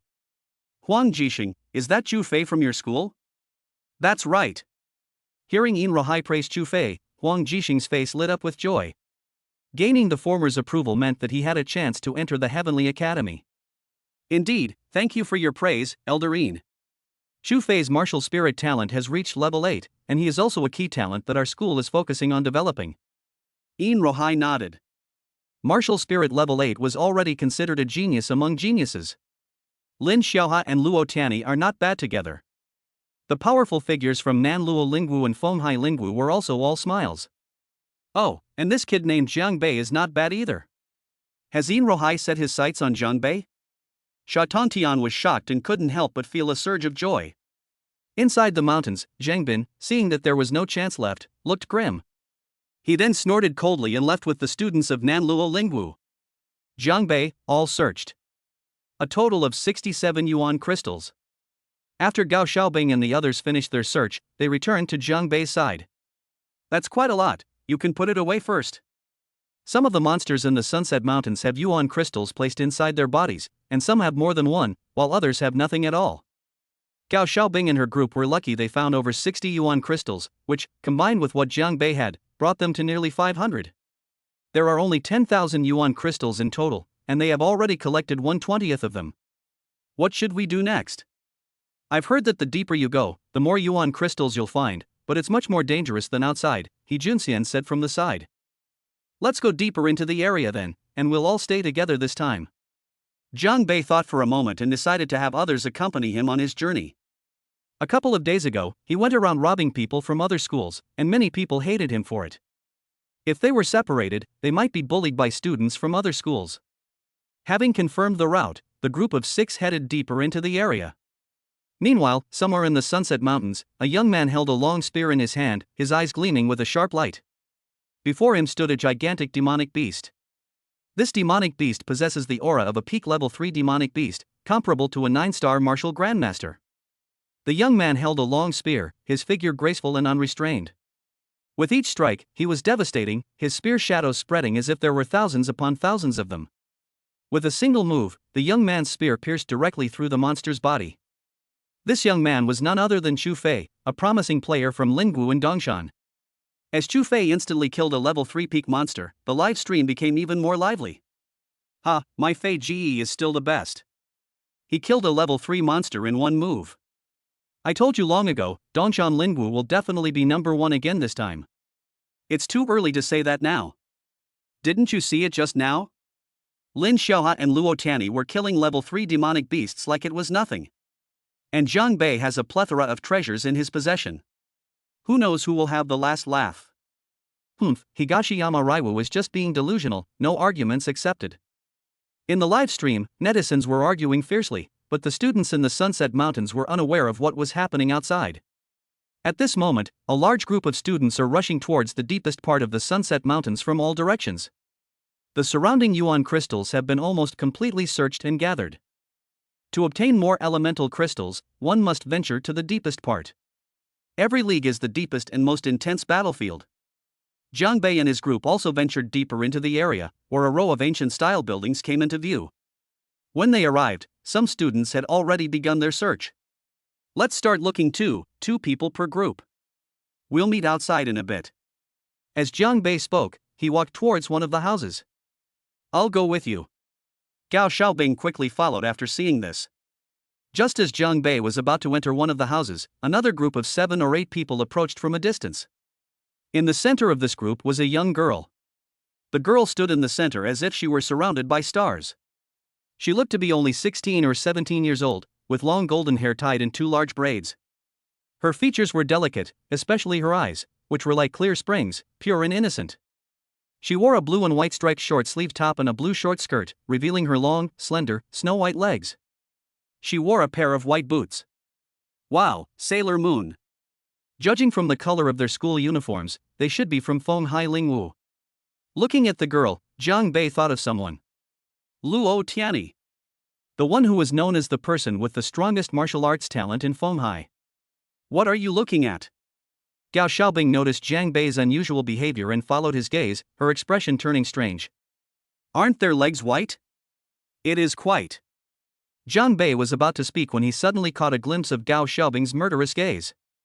How would I know if it's white or not? I didn't even notice. Good grief, you almost tricked me. Chapter 126. Don't blame me if you launch a sneak attack. Are you sure? Gao Xiaobing stared at Jiang Bei, giving him a look that said, you better behave yourself. Yes, I'm sure. Jiang Bei straightened his back. What kind of person am I in your heart? It'll be soon. Jiang Bei rolled his eyes, thinking, can't we just have some fun now? She should be Luo Tianyi from Fenghai Lingwu, Gao Xiaobing said, her eyes slightly lowered. I heard that this Luo Tianyi is only 16 years old this year, and her talent for mental power has reached a terrifying level 9. 16 years old? It's so small. Jiang Bei was also somewhat surprised. Generally, the best time to awaken one's talent is at 18 years old, because this is the best age to start cultivating. However, some people are able to fully awaken their talents before the age of 18. These people are often exceptionally gifted. You don't need to envy her. With me here, you'll only become stronger than her in the future. Alright, there are more and more people, let's hurry up and go in. Jiang Bei took Gao Xiaobing's hand, pushed open the door, and walked into the room. Surprisingly, we were quite lucky there were 5 elemental crystals in the room. After searching, the 2 hurried to the next room. There are over 100 rooms here, and even with many students, it would take a while to search them all. Luo Tianyi and other students from Fenghai Lingwu quickly joined the search team. Because there were many rooms and everyone was searching, no conflict broke out at the beginning. But as fewer and fewer rooms remained to be searched, conflicts began to break out between students from different schools. Jiang Bei and Gao Xiaobing searched 4 or 5 rooms in succession. Apart from the first room where they found something, they only found 3 yuan crystals in the subsequent rooms. Looks like our luck isn't so good. Jiang Bei said with a smile that they only found 8 yuan crystals in several rooms, while he had just heard students from other schools find 50 in one room. Who can blame them for being lucky? Let's go, there aren't many rooms left, let's move on to the next one. As the 2 left the room and were about to head to the next one, the sound of fighting came from afar. Just now in Jiang Bei, I saw several groups of people fighting over rooms. It's He Junxian. Gao Xiaobing said something, and Jiang Bei looked in that direction and saw 2 figures clashing fiercely in the distance. One of them was He Junxian, and the other was a student at Mingtan School. Although He Junxian only has the cultivation of a 6-star martial master, Jiang Bei gave him a mid-level spiritual weapon and taught him a profound level martial skill, making him far stronger than others of the same level. However, in the current battle between the 2, He Junxian is suddenly losing ground. Because Tan Lingwu's student was a 9-star martial artist and also possessed a magical weapon. Jiang Bei certainly wouldn't care about others, but He Junxian couldn't be ignored. Let's go take a look. At this moment, He Junxian held a mid-grade spiritual weapon longsword. Every move he made was sharp and fierce, with sword light spreading everywhere. Like a serpent, he kept attacking his opponent. Although the opponent's magical artifacts did not appear to be as powerful as He Junxian's, their cultivation level was significantly higher. Despite facing He Junxian's rapid and relentless attacks, the opponent remained composed and was even able to launch counterattacks. But it will probably be a while before the two can determine a winner. Jiang Bei stood aside and watched without making a move, knowing that He Junxian didn't want him to either. However, his inaction does not mean that others will not take action. Another student of Ming Tanlingwu, who had reached the level of a 9-star spiritual master, saw that the two were still evenly matched. He flicked his finger and a ball of fire the size of a human head was thrown towards He Junxian's chest. He Junxian's eyes were now brimming with excitement, and almost all his thoughts were focused on his opponent. He was afraid that he would be defeated if he was not careful. He did not notice the movements of the 9-star spiritual master. By the time he realized it, the blazing fireball rushed over like a meteor and hit him directly in the chest. He Junxian couldn't dodge in time and was sent flying backward, crashing heavily to the ground. A trickle of blood oozed from the corner of his mouth, and his face turned pale. Damn it, you guys are shameless for launching a sneak attack. Pa! Is this all the people from Ming Tanlingwu are capable of? The Qingyang Lingwu students who were with He Junxian cursed and were furious when they saw the other party launch a sneak attack. Jiang Bei had been standing aside watching the show, with no intention of intervening in the fight between the two. He understood Ho Kuan Yin's personality. He definitely wanted to defeat his opponent on his own. But the other party actually launched a sneak attack, so it's no wonder Jiang Bei was furious. So what if we launch a sneak attack? You bunch of weaklings from Qingyang Spiritual Martial Arts School, if you're not happy, come at me all at once. The 9-star spiritual master who made the move kept taunting him. The rooms here have been searched almost completely, and more people are gathering around. Of course, they are all here to watch the excitement, pointing and whispering from time to time, with some even showing disdain in their expressions. It seems they all look down on Qingyang Lingwu. Attack me all at once, or I'll kill you all. Just then, Jiang Bei spoke up. He walked up to He Junxian and patted him on the shoulder. Are you all right? Boss, I'm fine. He Junxian shook his head, looking somewhat angry. After all, he had been ambushed. Rest for a while, I'll avenge you. As Jiang Bei spoke, he walked to the opposite side of Ming Tanlingwu and his students, his eyes somewhat cold. I didn't mean to bully you, but you still attack me. A bunch of sore losers, they're fucking shameful. What did you say? Ming Tanlingwu and his men stared wide-eyed, their anger surging. I said, you're a bunch of sore losers. Come at me all at once. If I don't beat you so badly today that you won't even recognize your own mothers, then I'm not your ancestor. At this moment, the live stream chat room also began to stir. Wow, this match is up. The exciting part is finally here. Fight. Fight now. Let's see who's stronger. That's more like it. We want you guys to start fighting each other. In Xinjiang, at the headquarters of the Zhatian gang, Lu Kuan and the others saw He Junxian being ambushed and immediately stood up. Damn it, launching a sneak attack? Are you asking for death? I'll crush your balls. Lucian, calm down. They're in the Sunset Mountains right now. Where are you going to hit them? Didn't you see that the boss has already taken action? Look, the boss has brought out the black iron ladle and the big iron pot. Hee, these guys are in for a world of trouble. Yang Mingkai chuckled. Lucian, I remember you were the one who got a good beating from the boss's spoon, right? TCH, you talk like you've never been beaten up by him. I wonder who was trying to steal the spirit stones back then, and ended up not only failing to get the spirit stones but also getting robbed and beaten up. Chapter 127 Reappearance in the Martial World. In the livestream, netizens were immediately excited when they saw Jiang Bei challenging Ming Tanlingwu's group to a one-on-one duel. Wow, he's going to take on a whole group of them all by himself. I have to give him a thumbs up for that kind of courage. I wonder if I can win. Have you forgotten the huge bomb this guy has? And that golden machete, wait, why are he taking out a spoon and a pot too? Go Ming Tanlingwu. Let the trash from Qingyang Lingwu taste his power. You're kidding me. Ming Tanlingwu can't take a joke, resorting to sneak attacks.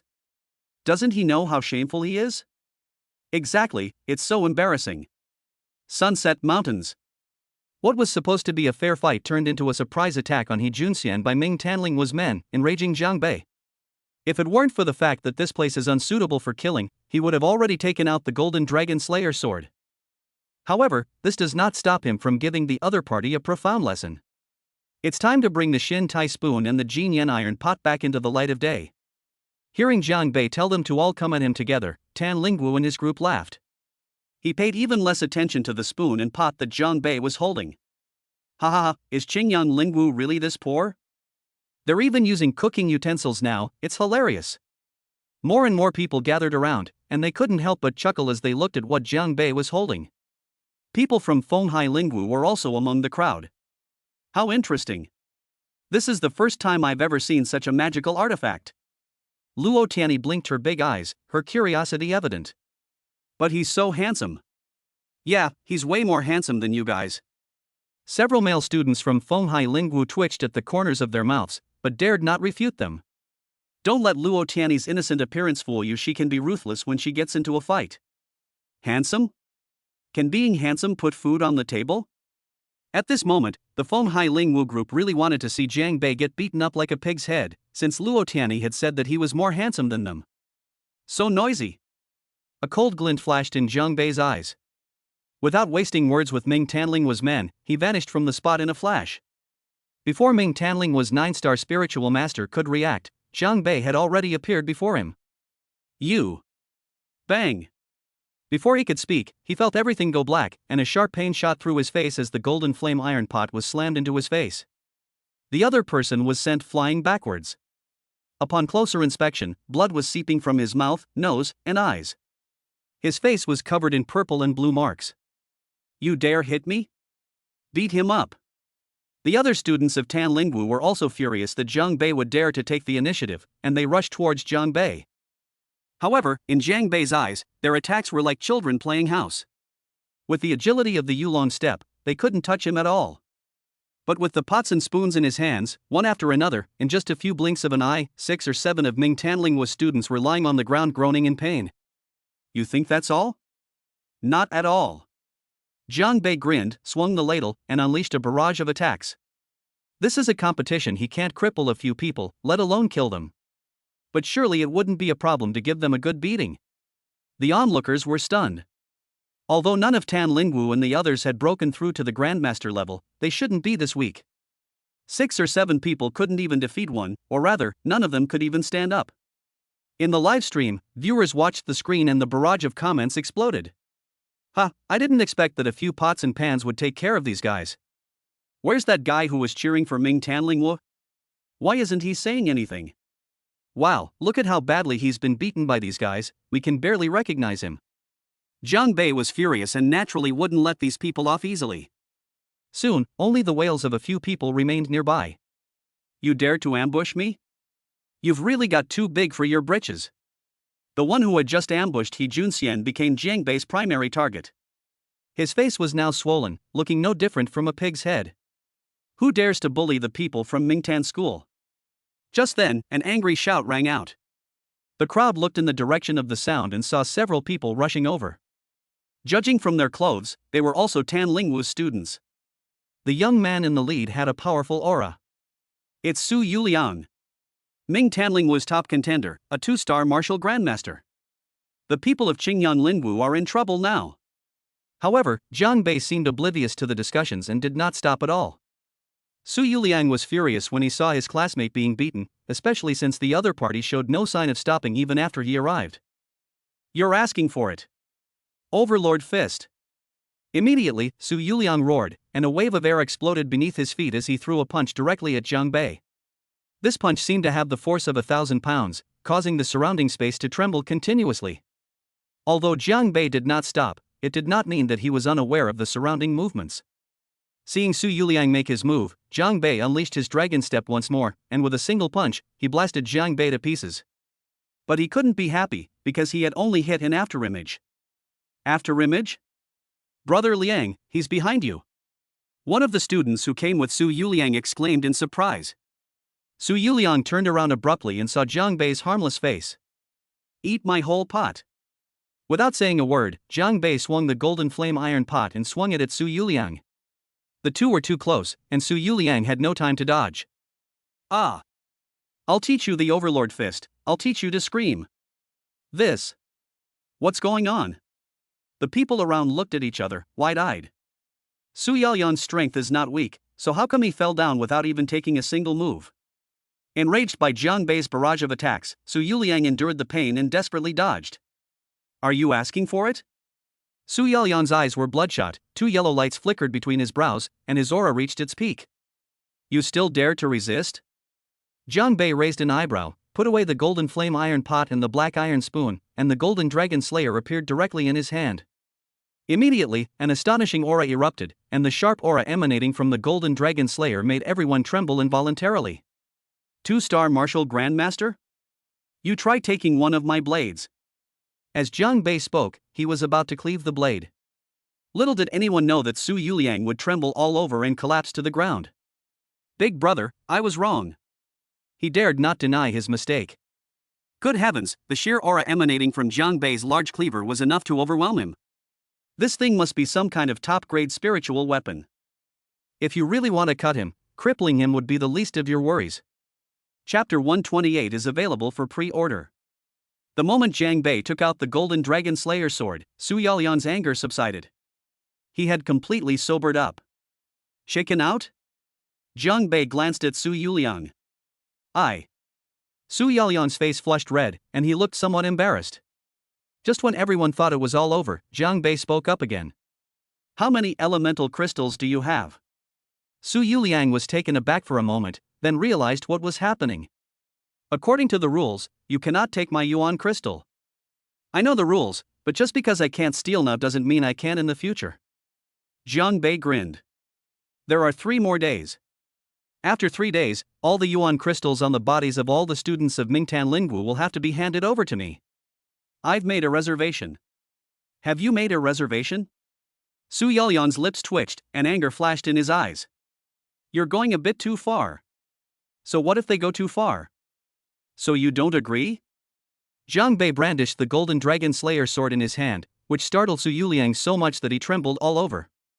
Yes, I agree. Alright, I'll be waiting for you in 3 days. If you dare to run away, things won't be so easy for you afterwards. Wow, you can do that?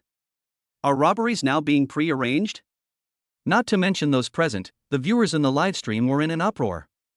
Ah, this is hilarious. Robbery planned. My god, this guy is really something else.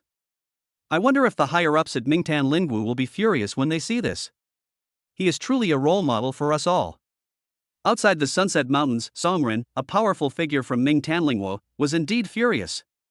Not only was she furious, but she also felt incredibly embarrassed and ashamed, wishing she could disappear into the ground.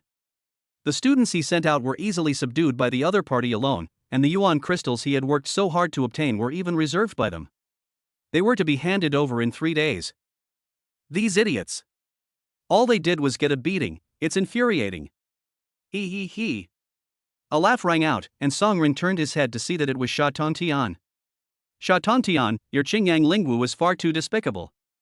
Songren, what are you saying? It seems that your Mingtan Lingwu student attacked first, right? Besides, my student didn't break the rules. Wasn't it just a pre-arranged meeting? Sha Tontian felt incredibly pleased with himself at that moment. Songren had been mocking him relentlessly before, but now look what's happened.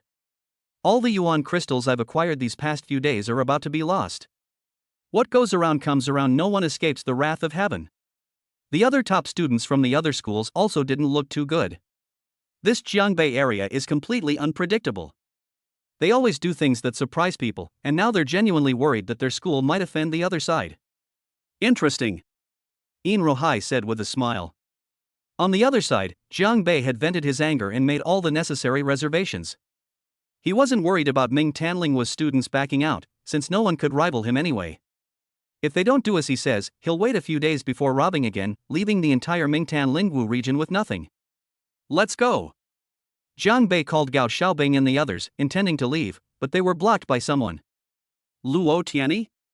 The one blocking their way was Luo Tianyi. Jiang Bei thought the other party was looking for trouble, but it didn't seem to be the case. Hello, my name is Luo Tianyi. You were so funny just now, I'd like to be your friend. Luo Tianyi looked at Jiang Bei, smiled slightly, and revealed two cute little tiger teeth. This is so much fun. Making friends? My name is Jiang Bei. Okay, I'll remember you. So, we're friends from now on? No problem. Xiao Tianyi, I heard you just turned 16 this year? Yeah, I'll be 17 in a few months. Besides, I'm not young anymore. You're 2 or 3 years younger than me, and you still say you're not young. The name Xiao Tianyi suits you very well. Jiang Bei said in a very serious tone. Then I'll call you Brother Jiang Bei from now on? Sure. Luo Tianyi's favorability detected, energy value plus 1000. Ah. Upon hearing the system's voice, Jiang Bei was startled. How did he suddenly develop feelings for it? However, upon seeing Luo Tianyi's eyes, he instantly understood. Luo Tianyi's eyes were crystal clear, without a trace of ulterior motives, clearly not the kind of affection that one might feel for someone. Similar to a younger sister's feelings for her older brother? Thank goodness. Thank goodness. Brother Jiang Bei, let's go rob someone together. Jiang Bei's lips twitched robbery. I didn't expect you to be so violent, you little brat. The students who hadn't yet dispersed ran away as fast as they could when they heard that Luo Tianyi was going to rob someone. If these two team up, that would be terrible. See, they've all run away in fear. From now on, we should talk about these things quietly. I still have to take my classmates to look for Yuan Jing today, so we can talk about the robbery another day. Okay, then I'll wait a few days. I should go find the Yuan crystal too. Goodbye, Brother Jiang Bei. The students from Fenghai Lingwu who were following behind Luo Tianyi all had numb expressions. Luo Tianyi actually called the other person brother. Is this still the same violent little devil from their school? I remember last time at school, a third-year student called Luo Tianyi Little Tianyi, and the consequences were terrible. He was almost ruined. How come nothing's wrong with Jiang Bei calling now? Luo Tianyi not only isn't angry, she even seems quite happy. What the hell is going on? Watching Luo Tianyi and the others leave, Jiang Bei smiled slightly. This little girl looks quite cute, not as fierce as they said. Yeah? Jiang Bei turned his head and was met with Cao Xiaobing's murderous gaze. Dao Xiaobing gritted her teeth, glared, and pinched Jiang Bei's arm with her fingers, then gently twisted it. You were calling her Little Tianyi so affectionately just now, calling her Little Sister Tianyi. It hurts. It hurts. It's supposed to hurt. Grandma, you're jealous of this little brat too. I'm not jealous at all. I'm congratulating you on adopting a little sister. Jiang Bei's face darkened. You call this congratulating me? If you had pinched me any harder, my arm would be swollen. He Junxian and the others suppressed their laughter, their faces turning red. Seeing Jiang Bei staring at him, he immediately became serious. Boss, I didn't see or hear anything. Yes, we didn't see it either. Didn't you see anything? Didn't you see her pinch you? Alright, let's take advantage of these few days to find more Yuan crystals. I promised Elder Shah that this time, Qingyang's spiritual martial arts will finally shake off its bottom ranking status. The group chatted and laughed as they headed towards their next destination. In the live stream, netizens expressed their disdain. Good heavens, you two have the nerve to watch hundreds of thousands of people flirting like this. However, what everyone is looking forward to now is when Jiang Bei will run into those two genius students, Zhu Fei and Lin Xiuhe. Chapter 129 has a new formula. At first, no one was optimistic about Qingyang Lingwu. There's a reason for that. Because Qingyang Lingwu has never given anyone any surprises, he has always been at the bottom. The second to last place can sometimes change, but the last place has always been firmly occupied by Qingyang Lingwu. But this time, something seems different. Jiang Bei's performance was watched by hundreds of thousands of people. Although he did not follow the usual path and sometimes even resorted to opportunism, no one doubted his strength. In the eyes of many netizens, even if Jiang Bei is not as good as those genius students like Zhu Fei and Lin Xiuhe, he is still much better than others. This time, Qingyang Lingwu emerged like a dark horse, bursting into everyone's sight. 3 days passed quickly, and only 5 days remained until the end of the competition. By this time, some students had already begun looking for places to hide. As is customary, in the last few days, universities will plunder each other, which is also a demonstration of strength. Only the strong are qualified to stay in the depths, while some of the weak have already run to the outer perimeter and hidden away. After all, preserving the Yuan crystal is the most important thing at this time. Running around aimlessly will only make you someone else's prey. Deep in the Sunset Mountains, in a forest, He Junxian and Gao Xiaobing were resting. They seemed to be discussing what they had gained over the past few days. Just then, several people jumped out from the side, and Gao Xiaobing and her companions, who had been chatting with smiles on their faces, immediately became wary. From Nanluo Lingwu. Zhang Bin, it's you again. Hee, gentlemen, hand over your yuan crystals, or you'll force me to take action. With Jiang Bei gone, you have absolutely no chance. The two-star martial grandmaster from Nanluo Lingwu chuckled. Recently, Xingyang Lingwu has been making waves, and the name Jiang Bei is already widely known. The students from the other 6 schools were all taken by Jiang Bei. Many people were secretly plotting to cause trouble for Xingyang Lingwu. However, it was precisely because of Jiang Bei's existence that those people dared not make a move even if they wanted to. Zhang Bin and his group happened to be wandering around nearby when they spotted Gao Xiaobing and her group. They had been observing them from the shadows for a long time, and only made their move after confirming that Jiang Bei was not present. If I can't take Jiang Bei, surely you guys can. Unbeknownst to Zhang Bin, just as he was about to snatch the yuan crystal from Gao Xiaobing and the others, the netizens in the live stream room were already in an uproar, especially the students from Nanluo Lingwu who were watching the live stream, who were frantically typing in the public chat. Junior Zhang Bin, hurry up. We can't steal from them. This is a huge pitfall, and that guy is hiding in the shadows. Damn, Zhang Bin is really something else. He's a disgrace to Nanluo Lingwu. Ah, this is what they call the mantis stalking the cicada, unaware of the oriole behind. No, what's that saying again? High-end ingredients are often cooked using the simplest methods. You idiot, that's called a high-level hunter often appearing as the prey. Yang Mingkai and his friends, who were watching the live stream, almost burst out laughing. Zhang Bin couldn't see it, but they could see it clearly through the drone's live stream. Jiang Bei was currently hiding on the top of that big tree next to them. Ha, I'm laughing so hard my stomach hurts. As expected of my boss, he's a master of underhanded tactics. The people of Nanluo Lingwu are going to be in trouble. Zhang Bin was definitely unaware of what was happening in the livestream. He was currently in a moment of triumph, having snatched a lot of yuan crystals from these people in front of him. You'll regret it if you try to steal from us. Regret? Zhang Bin smiled dismissively. You guys still think that kid from Jiang Bei will be protecting us? Stop dawdling, hand over all the yuan crystals, or don't blame me for being impolite. Hey! Zhang Bin noticed that the others were unmoved and was about to get angry when he heard a voice from above. Looking up, I saw a dark figure dart down from above. What is that? A monkey. The smile on Zhang Bin's face froze the moment the dark figure landed. That's not a monkey at all. Isn't this Jiang Bei? Jiang Bei, how could it be you? What are you doing here? Zhang Bin was as happy as he was just now, and now he is just as sad. When did I say I was gone? Jiang Bei squinted. Hee, gentlemen, hand over your yuan crystals, or you'll force me to take action. That sounds so familiar, Zhang Bin thought, his lips twitching. I think that's exactly what I just said. Hey Jiang Bei, let's talk this out. I just happened to be passing by, that's all. If there's nothing else, I'll be going now. Fart. Surround them. With a wave of his hand, Jiang Bei and his group surrounded Zhang Bin and his companions. When Zhang Bin looked up, he almost cried. Each of these people was holding a thunderclap bomb. He had witnessed the power of this thing firsthand. You win. You just wait. Zhang Bin gritted his teeth, glared fiercely at Jiang Bei, and then took out all the yuan crystals. Now you should let us go, right? No. Why not? You just threatened me, beat him up. Damn it.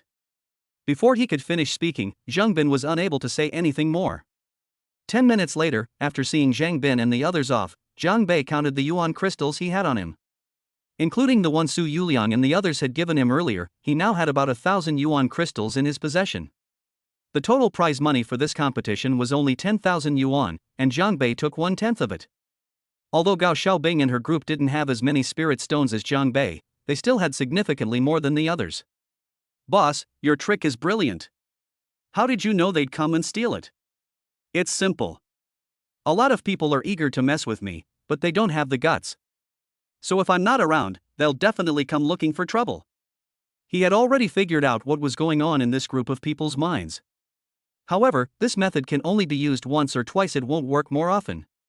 Shoo, someone's coming again. The visitors were students of Pingyun Lingwu. They hadn't originally planned to come, but they happened to run into Zhang Bin and his group on the way.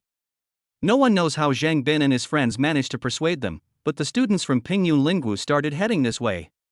10 minutes later, screams echoed through the mountains and forests, mixed with an angry roar.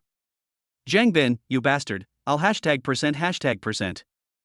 Without a doubt, these students from Pingyun Lingwu also perished here. Achoo! Zhang Bin, who had already walked away, suddenly sneezed. Which idiot insulted me? Brother Bin, why did you just trick those guys from Pingyun Lingwu? Who told him to be so arrogant? I've suffered a loss, and they won't get away with it either. Chapter 130. They finally met. Just like Zhang Bei said, this method works once or twice, but no one will fall for it anymore. Now, students from other schools avoid people from Zhangbei. However, not all students at Qingyang Lingwu receive such favorable treatment. A figure flashed by somewhere on the outskirts. Xinyu has been extremely cautious these past few days. He considers himself exceptionally talented, but since arriving here, he has discovered that his talent is only comparable to that of the students at Qingyang Lingwu. Compared to other schools, its strength is far inferior. So in these last few days, he didn't plan to look for Yuan Jing anymore. He would find a place to hide and wait for the competition to end. Ha! People from Qingyang Lingwu? Damn it, he's from Qingyang Lingwu, and he's the only one. Quick, grab him. Xinyu looked up and saw several students from other schools nearby had spotted her. Without saying a word, they took off running. Don't let that kid get away. Catch him and give him a good beating. Deep in the distance, several students from Dayan Lingwu were fighting with a student from Fenghai Lingwu. Hey! Stop it! Just then, a delicate shout rang out, and a figure leaped out from the side. He put his right hand on his hip and pointed at several people with his left. Damn it, it's Luo Tianyi. Run! When the students from Dayan Lingwu saw that it was Luo Tianyi, they were so frightened that they almost jumped out of their skin and tried to run away. When they turned around, they found themselves surrounded by Fenghai Lingwu's men. Where are you going? Robbery! Hand over all the yuan crystals obediently, and I'll consider letting you go. The students from Dayan and Lingwu turned green with shock. It turned out to be a trap. In the end, the group had no choice but to obediently hand over the yuan crystal. Hee hee, another 200 yuan crystals in hand. This is so much fun. Luo Tianyi naturally learned this trick from Zhang Bei. Students from other schools are in a much worse situation. They were robbed by Zhang Bei yesterday, and when they went to another place, they ran into Luo Tianyi and her gang. The key is that Luo Tianyi played even more ruthlessly than Zhang Bei. She first sent out the weakest student, who got beaten up by them, before finally coming out herself. Tianyi, can we find someone else? They've beaten me up so many times. The student who had been beaten earlier walked up with a wronged look on his face. There's nothing we can do about it. You're the weakest, otherwise they wouldn't dare to come. Tianyi, we should go to the innermost part. Most of the level 3 demonic beasts are there. I heard that the ones from Nanluo Lingwu and Dongshan Lingwu have already gone there. Alright, let's go rob them. Meanwhile, Zhang Bei and the others also headed towards the deepest part of the area. This is the deepest part of the Sunset Mountains, surrounded by mountains on three sides, with strange peaks and rocks everywhere. The reason for coming here was specially arranged by the higher-ups. The monsters here not only possess a large amount of elemental crystals, but more importantly, they allow top students from various universities to clash. This is also one of the assessments that can make you stand out among the strong members of the Heavenly Academy. Heavenly Academy? Is it really that good? I've heard this name in Zhangbei more than once. He had heard before that the Heavenly Academy could be considered the highest cultivation institution above all spiritual martial arts universities. But as for what's so good about it, he really didn't know. Moreover, with the system around, Zhang Bei doesn't really yearn for the Heavenly Academy. Of course. The Heavenly Academy is the highest cultivation academy in our country. Only the best students from various universities are qualified to enter it for cultivation. The Seven Schools League is actually an assessment of all the schools by the Heavenly Academy, from which students are selected to enter the Heavenly Academy for cultivation. Who wouldn't want to enter the Heavenly Academy? Entering the Heavenly Academy is equivalent to embarking on the path to becoming a strong person. I wish I could be chosen. Li Daswan licked his lips. You? I think you should just stay with me in Xingnan Lingwu. Wang Tailin said. Since the founding of Xingnan Lingwu, no one has ever been selected by the Heavenly Academy. Seeing how much the students longed for Tianyuan, Zhang Bei also became interested in learning more about it. Besides him, Gao Xiaobing and He Junxian, the group from Jiangbei also included Li Hongyun, Wang Tailin, and Li Daswang, all of whom he had a good relationship with. As for the others, they weren't really interested in venturing into the deepest part, so they all went to the outer perimeter. By the time they arrived, students from other schools had almost all gathered. We've all arrived. Zhang Bei glanced around and saw that students in all sorts of school uniforms were already waiting there. The others also spotted Jiang Bei's group. Brother Fei, that's him.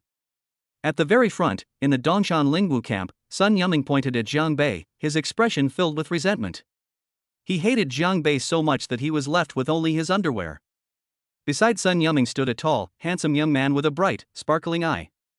Chu Fei. Chu Fei's eyes flickered as he glanced at Zhang Bei.